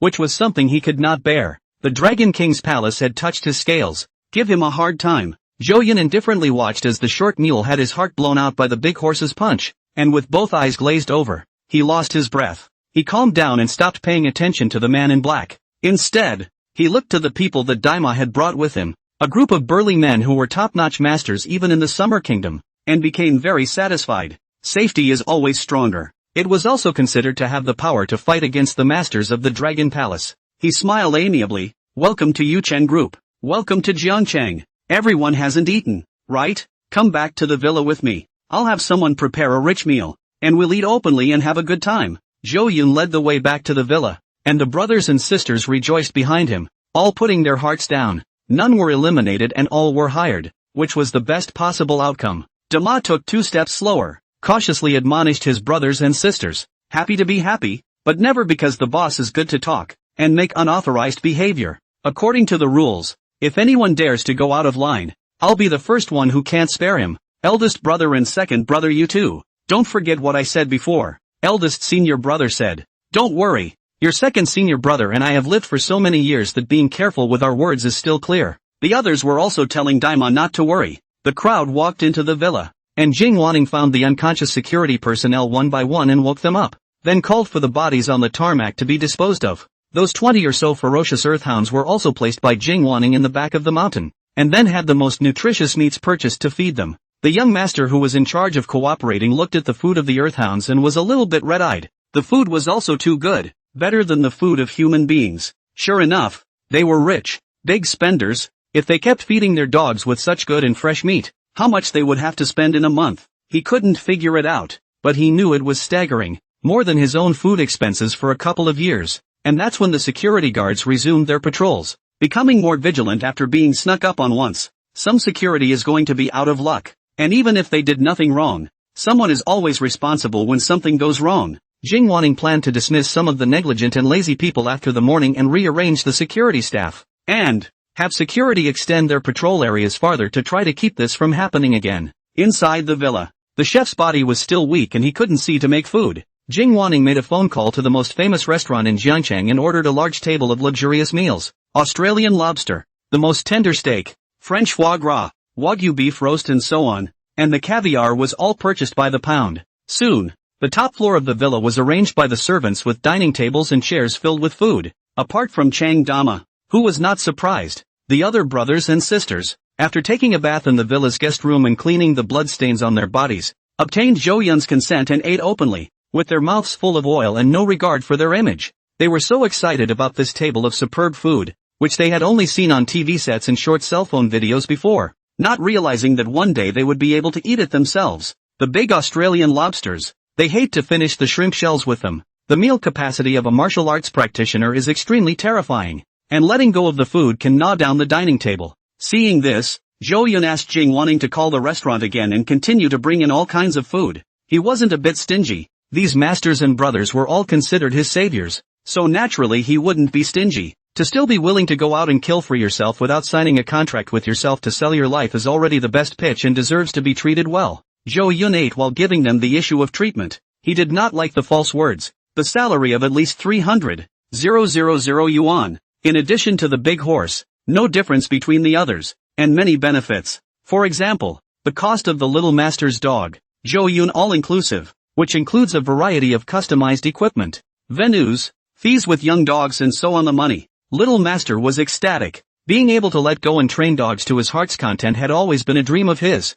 And now that he was getting paid and able to do his favorite job, why not? All are happy, brothers and sisters, and none of them have a grudge because they are paid less than Dumas. In their minds, they believe that Oma's capable kung fu was, indeed, several times that of their own. Zhou Yun gave them an advance on their paychecks and asked Jing Wanning to help them order clothes that fit. They thanked them repeatedly and kept exclaiming that it was really like a dream, only hating themselves for not meeting Zhou Yun earlier. After 3 rounds of wine, Zhou Yun let them rest in the villa's guest room for the night, and then arranged for them to stay in the villa complex underneath the Blue Mountains tomorrow. Above the halfway point belongs to the Zhou family, and the villa complex below the halfway point is for sale to the public. In the past, Master Zhou had used the villa complex at the bottom of the hill as the first line of defense, selling villas to the rich in case there was any trouble in the future. The villa complex at the bottom of the hill could block it for a moment while the Zhou family had more time to react. There are still quite a few vacant cottages. Zhou Yun did not intend to sell it as a place to house his inner circle of men in the future. After dinner, he chartered a passenger flight to Auschwitz at great expense, informing his brothers and sisters to get their spirits up before they left tomorrow afternoon. Just came to have something to do. The brothers and sisters did not have a little resistance, but rather fist-pumping, full of fighting spirit. It's not safe to take so much money without doing something for the boss. After the arrangement, another sleepless night, Zhou Yun said to Jing Wanning, "Why don't you go live under the mountain as well? I'll vacate a separate small villa for you." Jing Wanning said a little aggrieved. "Young master, are you driving me away?" Zhou Yun shook his head. "No, the Dragon Palace's target is only me. It's too dangerous to follow me around, and if this happens again in the future, it won't be as lucky as this time." Jing Wanning stubbornly said, "I'm not afraid of danger. I'm used to living here. I can't sleep anywhere else. I'm going to follow you." She was in a hurry and had to insist on staying, full of the need to live and die together. Zhou Yun helplessly said, "Don't panic. I'm just talking to you. It's fine if you don't want to go. That's just it. Now that we have Dama's masters and trained earthhounds, it's unlikely that anyone will try to come in unnoticed again." Dama they practiced a small kung fu called internal breathing, not the legendary turtle breathing technique, which could only stretch the time of holding the breath while noticing the abnormalities in the body. Turtle breath technique is a health-enhancing technique that can circulate breathing in the body while increasing the body's active cells, which cannot be compared to internal breath technique. A situation like the Dragon Palace's poisoner, who silently put some weak toxins in the air, while leaving everyone in the villa unconscious, couldn't possibly happen again. The next day in the afternoon, the convoy slowly departed for the airfield. There were a couple of pickup trucks with 20 grimacing groundhogs in the back of them, all of which were to be flown in together. The divisional brothers were also prepared ahead of time, knowing that Aussie City had a tough battle ahead of them. After getting on the plane, Zhou Yun's cell phone had a text message from Yi Qingcheng. "I've arrived at AO City. Waiting for you. Oh. He smiled when he saw the text. The plane slowly docked at the international airport in Auschwitz. The group walked out of the airport, and the blonde-haired and distinctive Kim Kyung-ho had already arranged for a vehicle to be waiting. When he saw Chang Dama's senior brothers, his eyes were filled with envy. With them, this operation is definitely secure. And these 20 or so dirt hounds that don't look like they're going to be messed with. This shall not tear Renan's old ass apart. Hey, hey, hey. Jin Ching-hu couldn't get enough of the earth hound and couldn't stop staring. His harumphing. Zhou Yun clapped his hands on the spot and said, when junior brother trains another good dog, I'll send it to you. Well said. Chang Tao Ah. After today we are brothers. Jin Ching-hu immediately placed his hand on his junior brother's shoulder and called out intimately with a mouthful of brother. It gave the unseen junior brother goosebumps all over his body. Jin Ching-hu, who came first to explore the road, rented dozens of cars and also directly chartered a small hotel as a base. The convoy returned to the hotel, and Zhou Yun asked Jin Ching-hu in the presidential suite, what news do you have? Tell us about it. Jin Ching-hu said one thing at a time, the stacker you're looking for, Bao Xing, has been found. The young man who just graduated from college. I've got people watching that too, but the guy rarely leaves the house. There are 3 forces that are the most powerful in Australia City. One of them is the famous gambling king family, and the other is the 10 executioners crowd, which controls most of the underground forces in Australia City, and their main business is entertaining KTVs, bars, and selling seafood and so on. For the rest, there's the 6 gaming club made up of numerous Vegas owners, large and small, and Ren Nan is among them, and is the most powerful of the bunch, with deep ties to the 10 executioners crowd. If we move Ranlong openly, without an excuse, we will easily be attacked and besieged by the characters of the road. But there are whispers that the 6 Borough Club is not united, and we can use the demand for the dead as a reason that they should not be so easy to strike, and it is expected to be mostly a wait and see. Jin Ching-hu smiled triumphantly, holding the contract papers signed by Ranlong in his hand, which was the strongest proof that allowed him to stand on the moral high ground. Yesterday, my men saw Yuchen following Ranlong around, talking and laughing. This great uncle is kicked in the head by a donkey. How come he's everywhere? Zhou Yun said indifferently, don't worry about him for now. He can't turn over any waves. Yi Duan was different from Ranlong. He had already had thoughts of certain death against Ranlong, and after the appearance of the Dragon Palace's men last night, those thoughts were even heavier. Although leaf dust had the presence of the system, it was not very harmful right now. Zhou Yun said, call Bao Xing and ask him to meet me. Just tell him that I've just arrived in Oching. I'm unfamiliar with the area, and I need his services. Stackers do this kind of business that specializes in serving out-of-town bosses. Jin Ching-hu called over, and as soon as he heard that there was business, he immediately said happily that he would be right there. During the time he was waiting for him, Zhou Yun looked down from the window and saw several sneaky people. It seems you've been watched. It should be Ranlong's people who got the news of our arrival in AUS City. I guess the picture of me, by now, has been delivered to his desk. Zhou Yun spoke slowly and methodically. This was the result he had expected. Ranlong was a snake in the ground and they were dragons over the river. It would be strange if they could hide. Jin Ching-hu said, do you want me to have someone take out these people who are watching? Zhou Yun smiled and said, no, let them watch. It's not in the way. Not long afterward, Bao Xing did arrive when he said he would, right on time. When Bao Xing drove to the bottom of this restaurant, looking at the surroundings and the obviously unusual restaurant, he immediately felt a bit of an urge to beat a retreat. But the people had come, they had to meet, and he took the elevator to the presidential suite. The eldest brother opened the door, felt toward him, found no weapon, and let it in. Bao Xing, who was about the same age as his eldest brother and wore a beach-style floral shirt, immediately said with a big smile the moment he saw Zhou Yun, Mr. Zhou Yun, it's a pleasure to meet you. Just now on the phone, Jin Ching-hu did not report Zhou Yun's name. However, Bao Xing recognized it at a glance. It seemed that his intelligence ability was really extraordinary. Probably the information of all the rich people in the entire Xia country was imprinted in his brain. Zhou Yun was also brightened up when he saw Bao Xing. The man revealed a sense of shrewdness and competence all over his body, and the smile was full of affinity, a picture of honesty and sincerity. Mr. Pao, please sit down. Zhou Yun gestured for him to sit down. Bao Xing is accustomed to big scenes, sat down, calm and unhurried, looked at Jin Ching-hu, and then dictated the content of his services and charging rules. Zhou Yun nodded his head and said, good, then please ask Mr. Pao to head to the Golden Dragon Casino with us tonight to have some fun. Bao Xing see this group of people Zhou Yun so good to talk, gladly agreed to go down, gushing to Zhou Yun about the past history of the Australian city, and the stormy events of the casino. However, What he didn't know was that the group wasn't even interested in the history of Aussie City, and were merely being perfunctory. Bao Xing is a stacker affiliated with the 10 Executioners congregation, and is related to Ran Long in some way. Just then, his cell phone rang,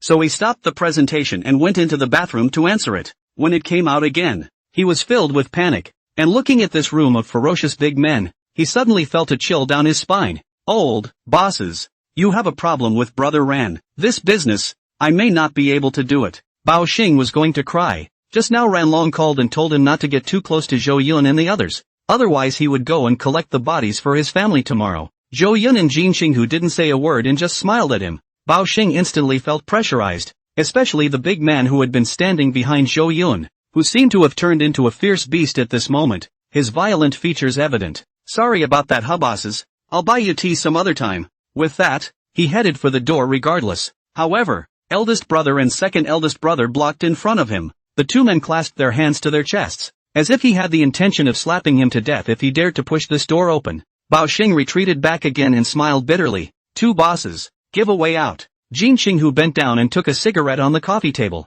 lit it and said, the only way for you to live is to follow us. Bao Xing said helplessly, what choice do I have? There are so many stackers in Australia. Why do you have to choose me? Zhou Yun said, because I value your ability.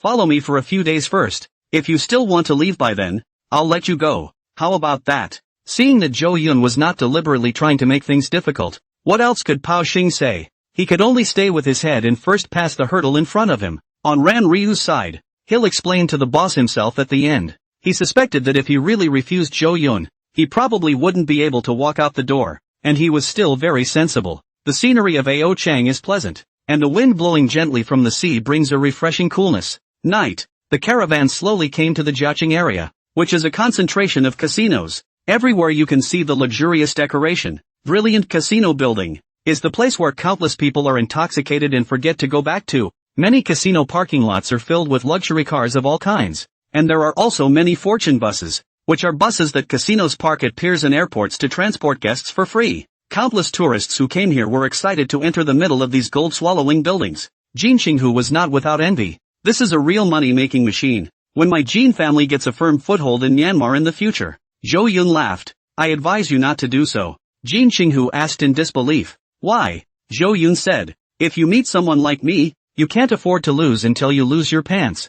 No way, boss. You know how to gamble too? Jin Xinghu was stunned. Don't tell me you're thinking of going to the Golden Dragon Casino to gamble? He had thought that Zhou Yun would go directly to the Golden Dragon Casino opened by Ran Long to cause trouble. I didn't realize it was going the other way. As he thought, when the caravan arrived at the Golden Dragon Casino and entered the hall, Zhou Yun exchanged chips and coins under the guidance of the beautifully built lady. Next to him, Bao Xing did not say a word, nor did he explain. As long as Zhou Yun did not command him, he chose to be a mute. Zhou Yun was only followed by Dama's senior brothers, but it's scary enough. This group of burly men, at a glance, were very bad to be messed with, and the gamblers next to them were walking around, afraid of causing a conflict. Only the youngest master's appearance was still a bit more harmless. The Jin family's fighters were left outside as receivers to prevent any accidents. It's worth noting that the fighters each had firearms on them, enough to deal with unexpected situations. Zhou Yun took the $10,000 chips and came to sit down in front of the slot machine, and the divine investment system was fully opened. Slot machines, also known as slot machines, are one of the key sources of the casino's main revenue. Some statistics have shown that the most popular gambling tables, such as baccarat and pokies, are not really the most profitable, accounting for only 2.5% of all revenue. Compared to baccarat, these smaller machines, slots, etc. are more stable and profitable, especially in the VIP rooms. Machines like these in the Golden Dragon Casino can make a profit of over $1 billion a year. Zhou Yun picked a machine and sat down, saying, this kind of thing actually has a program inside that has already set the odds long ago, and they basically make a solid profit. But sadly, met me. The back history of the slot machine and the pattern of the draw appeared in his eyes. Drop all the coins in and start choosing a pattern. Pull down the handle next to it. The 3 reels on the slot machine kept spinning. Brush up. 3 cherries. Bingo. The bonus spit right out of the machine. Jin Xinghu looked on with glee, and when he saw that he had won the prize, he shouted out in praise. Beautiful. The division brothers next to him also exclaimed. The boss is awesome. This counterintuitive luck is unrivaled. Who could have the skill of the boss? Terrible. Terrible. This burst of bragging made Zhou Yun feel like he was back in his childhood in the game hall, being bragged about by his friends. He was blushing a little. These people were getting too into the act. He continued to drop coins in, but this time only one, and pulled the handle. There is no continuous pattern out. Keep repeating the same operation, playing with only one coin, and eliminate all the unprofitable times altogether. Then look at the alignment and put the coin into the limit. Pull the handle. 3 golden bells. Another jackpot. The machine clattered and spat out rewards with a loud noise that also instantly attracted everyone's attention. Jin Xinghu and his master brothers continued to sing in unison. Beautiful. B-Day Buddha. Nurse. Who is the peak at the end of gambling? Once you see the boss machine empty, just like that, Zhou Yun quickly emptied this machine after the rewards were all cleared out with his godly investment abilities and operations,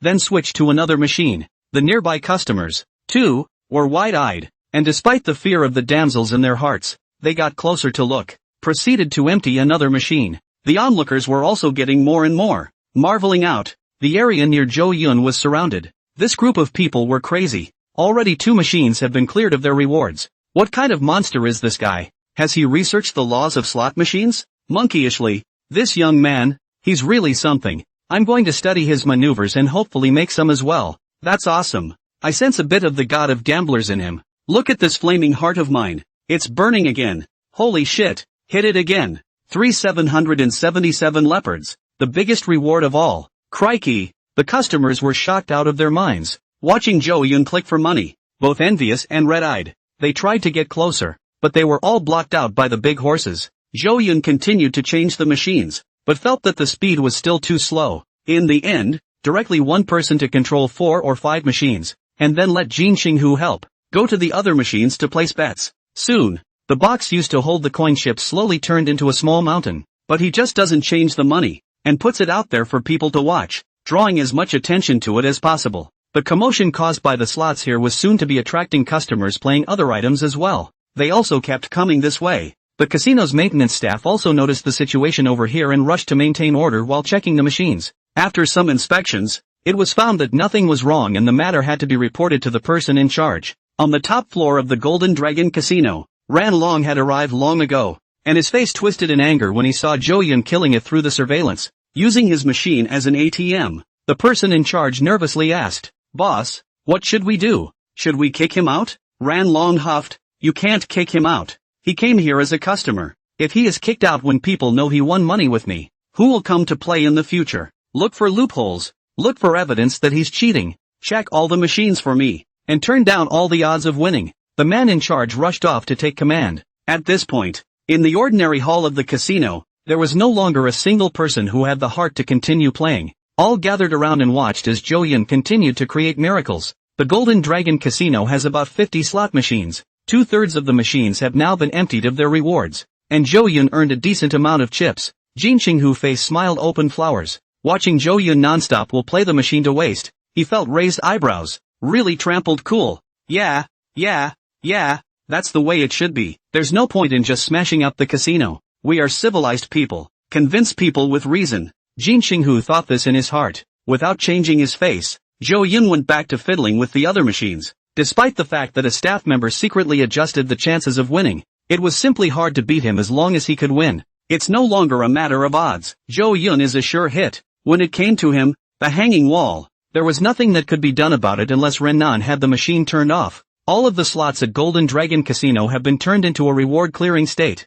The machine is ruined for now. The rewards that Zhou Yun had obtained piled up and filled an empty space. Surrounding them were onlookers with fiery eyes, looking at Zhou Yun with a glowing gaze, as if they were looking at a big star. The new king of gamblers. Perhaps only the legendary king of gamblers and saint of gamblers, the gambling monster, could have gotten such a lucrative battle. Unfortunately, filming was not allowed inside the casino. Otherwise they would definitely capture this image and upload it to the internet, where they could get a huge wave of traffic and satisfy their vanity. The machines were empty, and no one had the heart to continue playing in the general lobby on the entire first floor of the casino. The people on the floors above got the news and also rushed towards the first floor. Tonight at the Golden Dragon Casino, business can't even be done after this mess. Zhou Yun sat nicely in a leather chair, smoking a cigar. Jin Xinghu transformed into a mouthpiece and arrogantly cursed out towards the staff of Golden Dragon Casino. "Why don't you guys just close up and stop doing business? What the hell? Hurry up and put a bonus on the slots. My big brother hasn't had enough."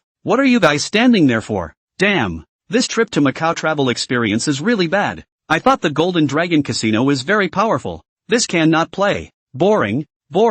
The staff of the casino dared to speak out, so they stood and watched. Security are afraid to come forward to this trouble to invite away the big horse and its side of the master brother full of crossface meat. There is a word on the meaning of the fight. Not at all bad to mess with. They were relieved until the person in charge arrived. The person in charge said with an ugly face, "Bosses, the machine is broken today. How about coming back to play another day?" The person in charge said in his heart, "Only a fool would continue on the rewards to let Zhou Yun win money. The means that should be used have been used, and the result is that Zhou Yun still kills big. Just sent someone to check the machine as well, and it all looks fine, but Zhou Yun just keeps winning. So, to be on the safe side, the person in charge will directly turn off the slot machines, and then take it out for business after a few days of testing and no problems." The person in charge continued, "Bosses, we have other programs at Golden Dragon Casino. You can go play baccarat, blackjack, etc." Zhou Yun directly interrupted him and said, "I'm not interested in anything else for the time being.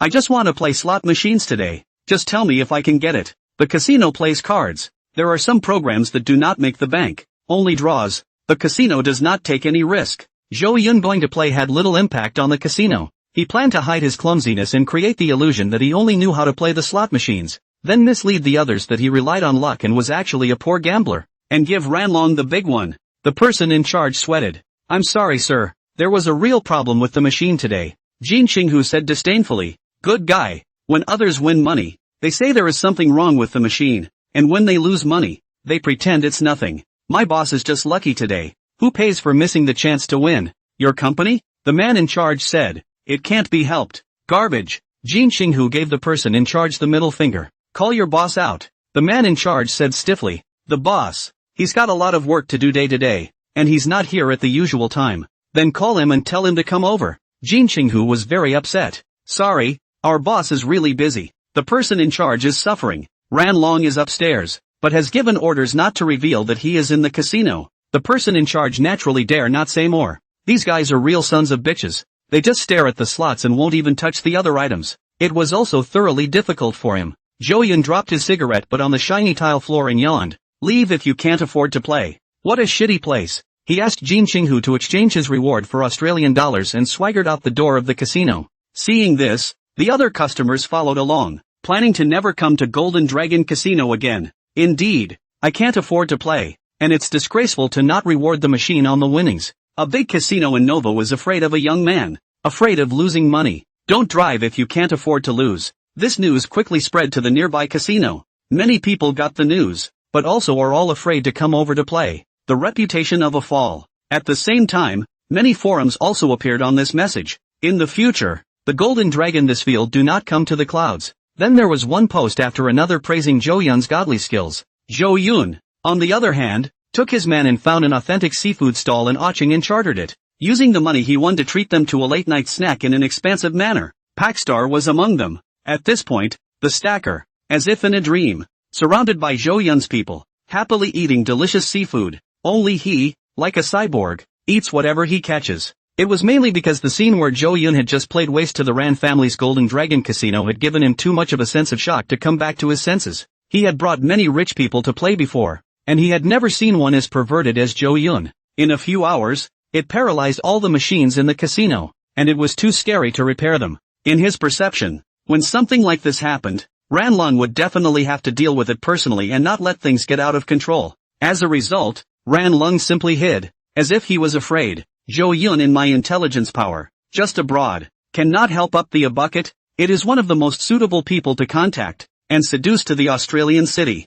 How, just got here and killed Renan's moxie." Pao Xing gradually changed his impression and thoughts as he looked at Zhou Yun, who was sparring with Jin Qinghu. Golden Dragon Casino penthouse. Ranlong was furious and slapped a valuable jade pendant. Looking at the monitor, Zhou Yun and Jin Qinghu's arrogant to the extreme faces made him furious. He is not much of a solution. There is no evidence. Cannot beat people in front of other customers. This spread out. The casino business still want to do. The people in the Lukabu Club must have used this to put down their business, saying that they had more to lose than to gain by badmouthing the reputation of the entertainment industry in the Aussie towns. The king of gamblers family will also take a shot, and they may have to have their business licenses revoked by the officials. So, He could only hold back for the time being. He must have something in his hand to control the machine. Otherwise it couldn't be so accurate. Ran Long thought with a grimace. I just can't do it to him directly, giving him an excuse to make a big deal out of it. It's too shameless. Shortly afterward, a young man came in from the top floor who bore 7 or 8 resemblances to him,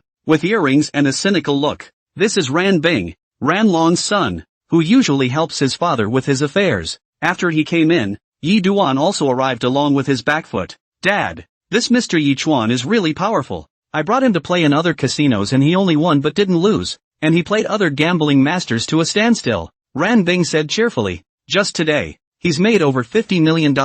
Ran Long sank his face and said with a stiff expression, we also lost over $50 million in our venue tonight. Ren Nan couldn't be happy, and besides the money problem, there was also the face problem. This is his place, and he can't do much about it. He could never have imagined that the other party would retaliate against him in this way. He had thought that Zhou Yun would directly bring people to fight his way in, but it didn't happen, which made the manpower he had arranged outside completely useless. He prepared for nothing. When he learned that Zhou Yun and the others had brought people to his casino, he had arranged for his manpower to be nearby, ready to rush in at any time. With a suitable excuse, he would be able to keep Zhou Yun's group in the casino. However, Zhou Yun did not give him this opportunity at all. It really seems to be just for fun. Ran Long once again felt the same kind of oppressive force that he had felt during his time in Cloud City, sweeping from Zhou Yun, completely unable to guess what the other party was thinking, not at all in line with common sense. So sophisticated. Is it really something a pampered young man does? He was speechless,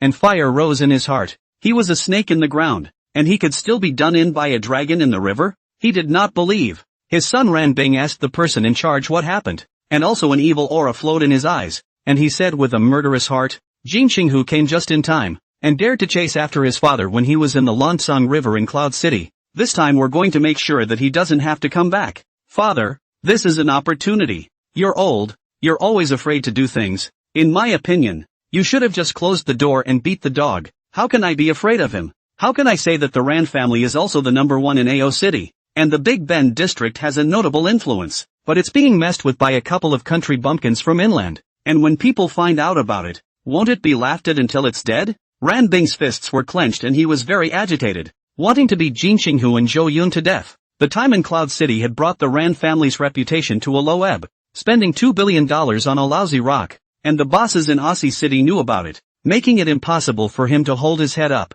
even accompanying the other rich kids out for a drink. There was no face, and the speech became a little bit lower. It was really embarrassing. Therefore, in order to shut these rich second generation up, when Yi Chuan had just arrived in Australia City and showed his desire to make money, Ran Bing volunteered to take Yi Chuan to sweep those who dared to laugh at him off their feet. Besides wanting to regain face, it was also to test Yi Chuan's ability. It didn't disappoint him. In this aspect of gambling, Yi Chuan was indeed powerful, winning more and losing less, and in just one afternoon plus one evening, he won more than $50 million.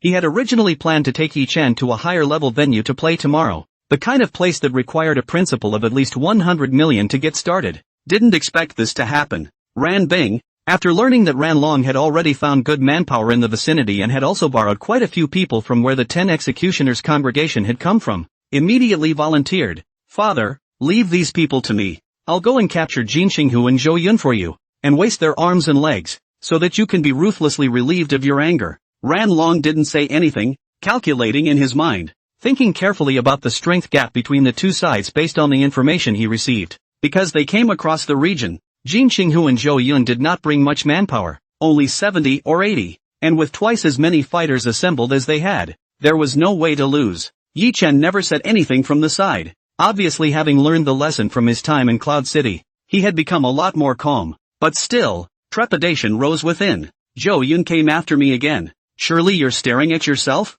It's over. Zhou Yun is really like a ghost. No matter where he goes, there is always him. Now that he said that Zhou Yun had come to AO City by chance, Yi Chen didn't even believe it anymore. But it's true. Zhou Yun hadn't thought of targeting Yi Chen when he came to AO City this time. It was entirely for the purpose of messing with Ran Long. I can't meet with Zhou Yun. I have to avoid this guy from a distance. Yi Chuan muttered secretly in his heart. Every time he came face to face with Zhou Yun, nothing good ever came out of it. This time he learned his lesson. First meticulously, to make the $3 billion of funds, and then bid for real estate. After getting rich, it is the moment to raise eyebrows. He said nothing, quietly listening to the father and son talk. Ranlong weighed the pros and cons and finally made up his mind, viciously saying, "Our family has the Dragon Palace behind us, and we have been operating in AO City for many years, so if we don't give them a little bit of color, they really think that I'm a paper tiger and easy to bully, a new grudge and an old one together. I'll make sure they don't live through the night. Go on, do it cleanly, kill my Ran family, and let people know that we're not to be messed with." Ran Bing licked his lips. This kind of excitement didn't come around very often, and being able to go out with a large group of people made him extremely excited. He asked towards Yichuan, "Does Brother Yi want to come along? You can go and take a look. I'll guarantee your safety." The image of Zhou Yun and Jin Qinghu appeared in front of Yichuan's eyes, and he didn't know if it was because of the after effects. A sense of crisis surged in his heart, and his intuition told him that he must not go. He didn't want to see Zhou Yun anyway and shook his head. "I won't be there. Good luck with the flag." Ran Bing didn't force the issue, immediately called, had someone find the location of Zhou Yun and the others, notified the gathering of manpower, and left the Golden Dragon Casino in a hurry. Yi Duan, on the other hand, had a chat with Ran Long. Both of them were silently waiting for news, hoping that Ran Bing would come back with a big win. Common North Seafood Stall. It must be said that the taste of the roadside stalls was still good. Zhou Yun ate to his heart's content. It had been a long time since he had eaten with so many people. During the period, the little brothers have come over to toast. Jin Qinghu also when he sparred with the wine, and slowly went to the head, and his face was also stained with scarlet color. Zhou Yun liked this lively atmosphere. As the top landlord of Zhangchang, if he wanted to find someone to eat on weekdays, Jing Wanning was the only one who could choose, eating slowly and not so painfully at all. It was only now with so many of his men that he felt what it was like to be alive. Man was a pack animal. Men even more so. For example, in his previous life, even though he had a computer at home, he still liked to go to the internet cafe with his friends to play games, not looking for anything else but a joyful and lively atmosphere. The men who came to Auschwitz were divided into 3 teams. One is a hit man for the Kim family. One was the dozen or so security guards that Zhou Yun himself had brought with him. The other was a kung fu master led by Chung Dama, the elite of the elite. Zhou Yun thought about it, and in order to distinguish Dama and the others from ordinary security, he specially gave this squad a new name, Planetary Squad. It means to take a planet that orbits around its own star. Block all dangers for yourself. The name of the Yuchen Group is expanded and pronounced as the Cosmic Star Group. The journey ahead is a starry one. It complements the allegory of the Planetary Squad and is very apt. Zhou Yun's ambition was great, and with the existence of the God tier system, it might not be impossible to obtain even more top-notch technology in the future and take the group to break out of Earth. It may be possible to establish your own kingdom on another living planet. All in all, the moral is excellent. The name Planetary Squad was a name that Dumas, along with his brothers and sisters in the division, were also very happy with. I can't understand it, but it feels so deep. When we go on missions in the future, we'll leave our names like the Dark Dragon Guards of the Dragon Temple. I'm from the Planetary Squad. Little Whirlwind laughed cheekily. It's so good. Junior thought seriously. Then I'm the Orion of the Planetary Squad. Next to him, Packstar interjected. Orion isn't a planet. It's a constellation.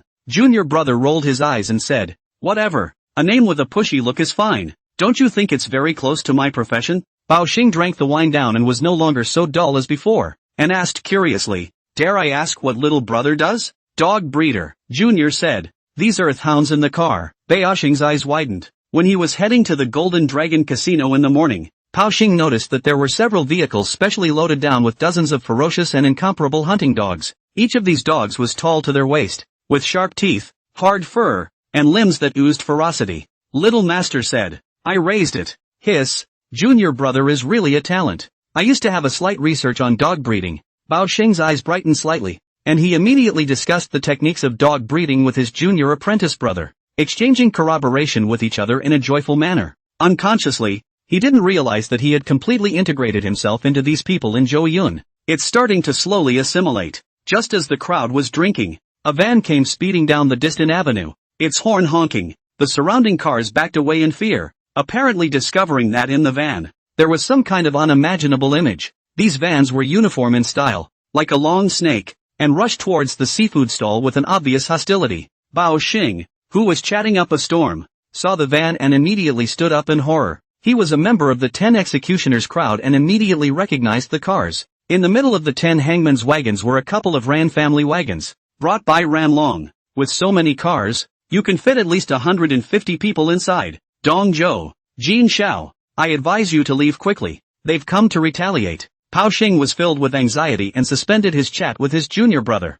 loudly signaling towards everyone. All of the Jin family's fighters threw away the food in their hands and immediately took action, running to the car to get their firearms. The people Zhou Yun brought with him all played along with the Jin family as well. The owner of the big stall was originally still smiling when he saw a dozen brightly shining Scorpion submachine guns appear in the hands of the Jin family's hitmen. He was so scared that he rushed off with his staff. The planetary squad led by Chang Dama, with all of their drunkenness dissipated, surrounded Zhou Yun with evil smiles on their faces. Zhou Yun burped, his body relaxed and composed. No need to go. The food's not finished yet. You can't waste food. He pressed Bao Xing's shoulders down and sat with Jin Shanghu, leisurely watching the van in front of him as it came down with batch after batch of 10 executioners and Ran family's thugs. There was a small slope coming down from the avenue, and the Jin family's manpower had already been carrying their firearms and aiming them at the 10 executioners' congregation with the Ran family above. Both sides are at swords drawn. Bao Xing raised his heart to his throat and continued to dissuade. It's unwise to offend the 10 executioner crowd in Oching. Dong Zhou, I think we should just make peace. The firearms that Jin Xinghu brought this time, the Scorpion submachine gun is only a dozen. Any more will not work. It will be the official attention of the Australian city. Touching the bottom line, there are plenty of small pistols, but you can't overdo it or it's no different than war. The 10 executioners had also brought their firearms, and both sides had to fight a quick battle or no one would be able to bear the consequences when the officials reacted. Bao Xing is already in the vortex, unable to get out of it, only hoping to put things to rest. Zhou Yun smiled and said, "It's not that I don't want to seek peace. The problem is that Ran Long didn't give me the chance. I'm just asking you, Bao Xing, what did I do wrong when I came to Ao Chang?" Bao Xing really thought about it carefully. Suddenly, I realized that people didn't do anything with Zhou Dong. He went to the casino in a dignified manner, didn't have a good time, and didn't let anyone smash up the Ren family's place. That's a polite way to put it. In exchange for some bosses from the Hong Kong side of the city,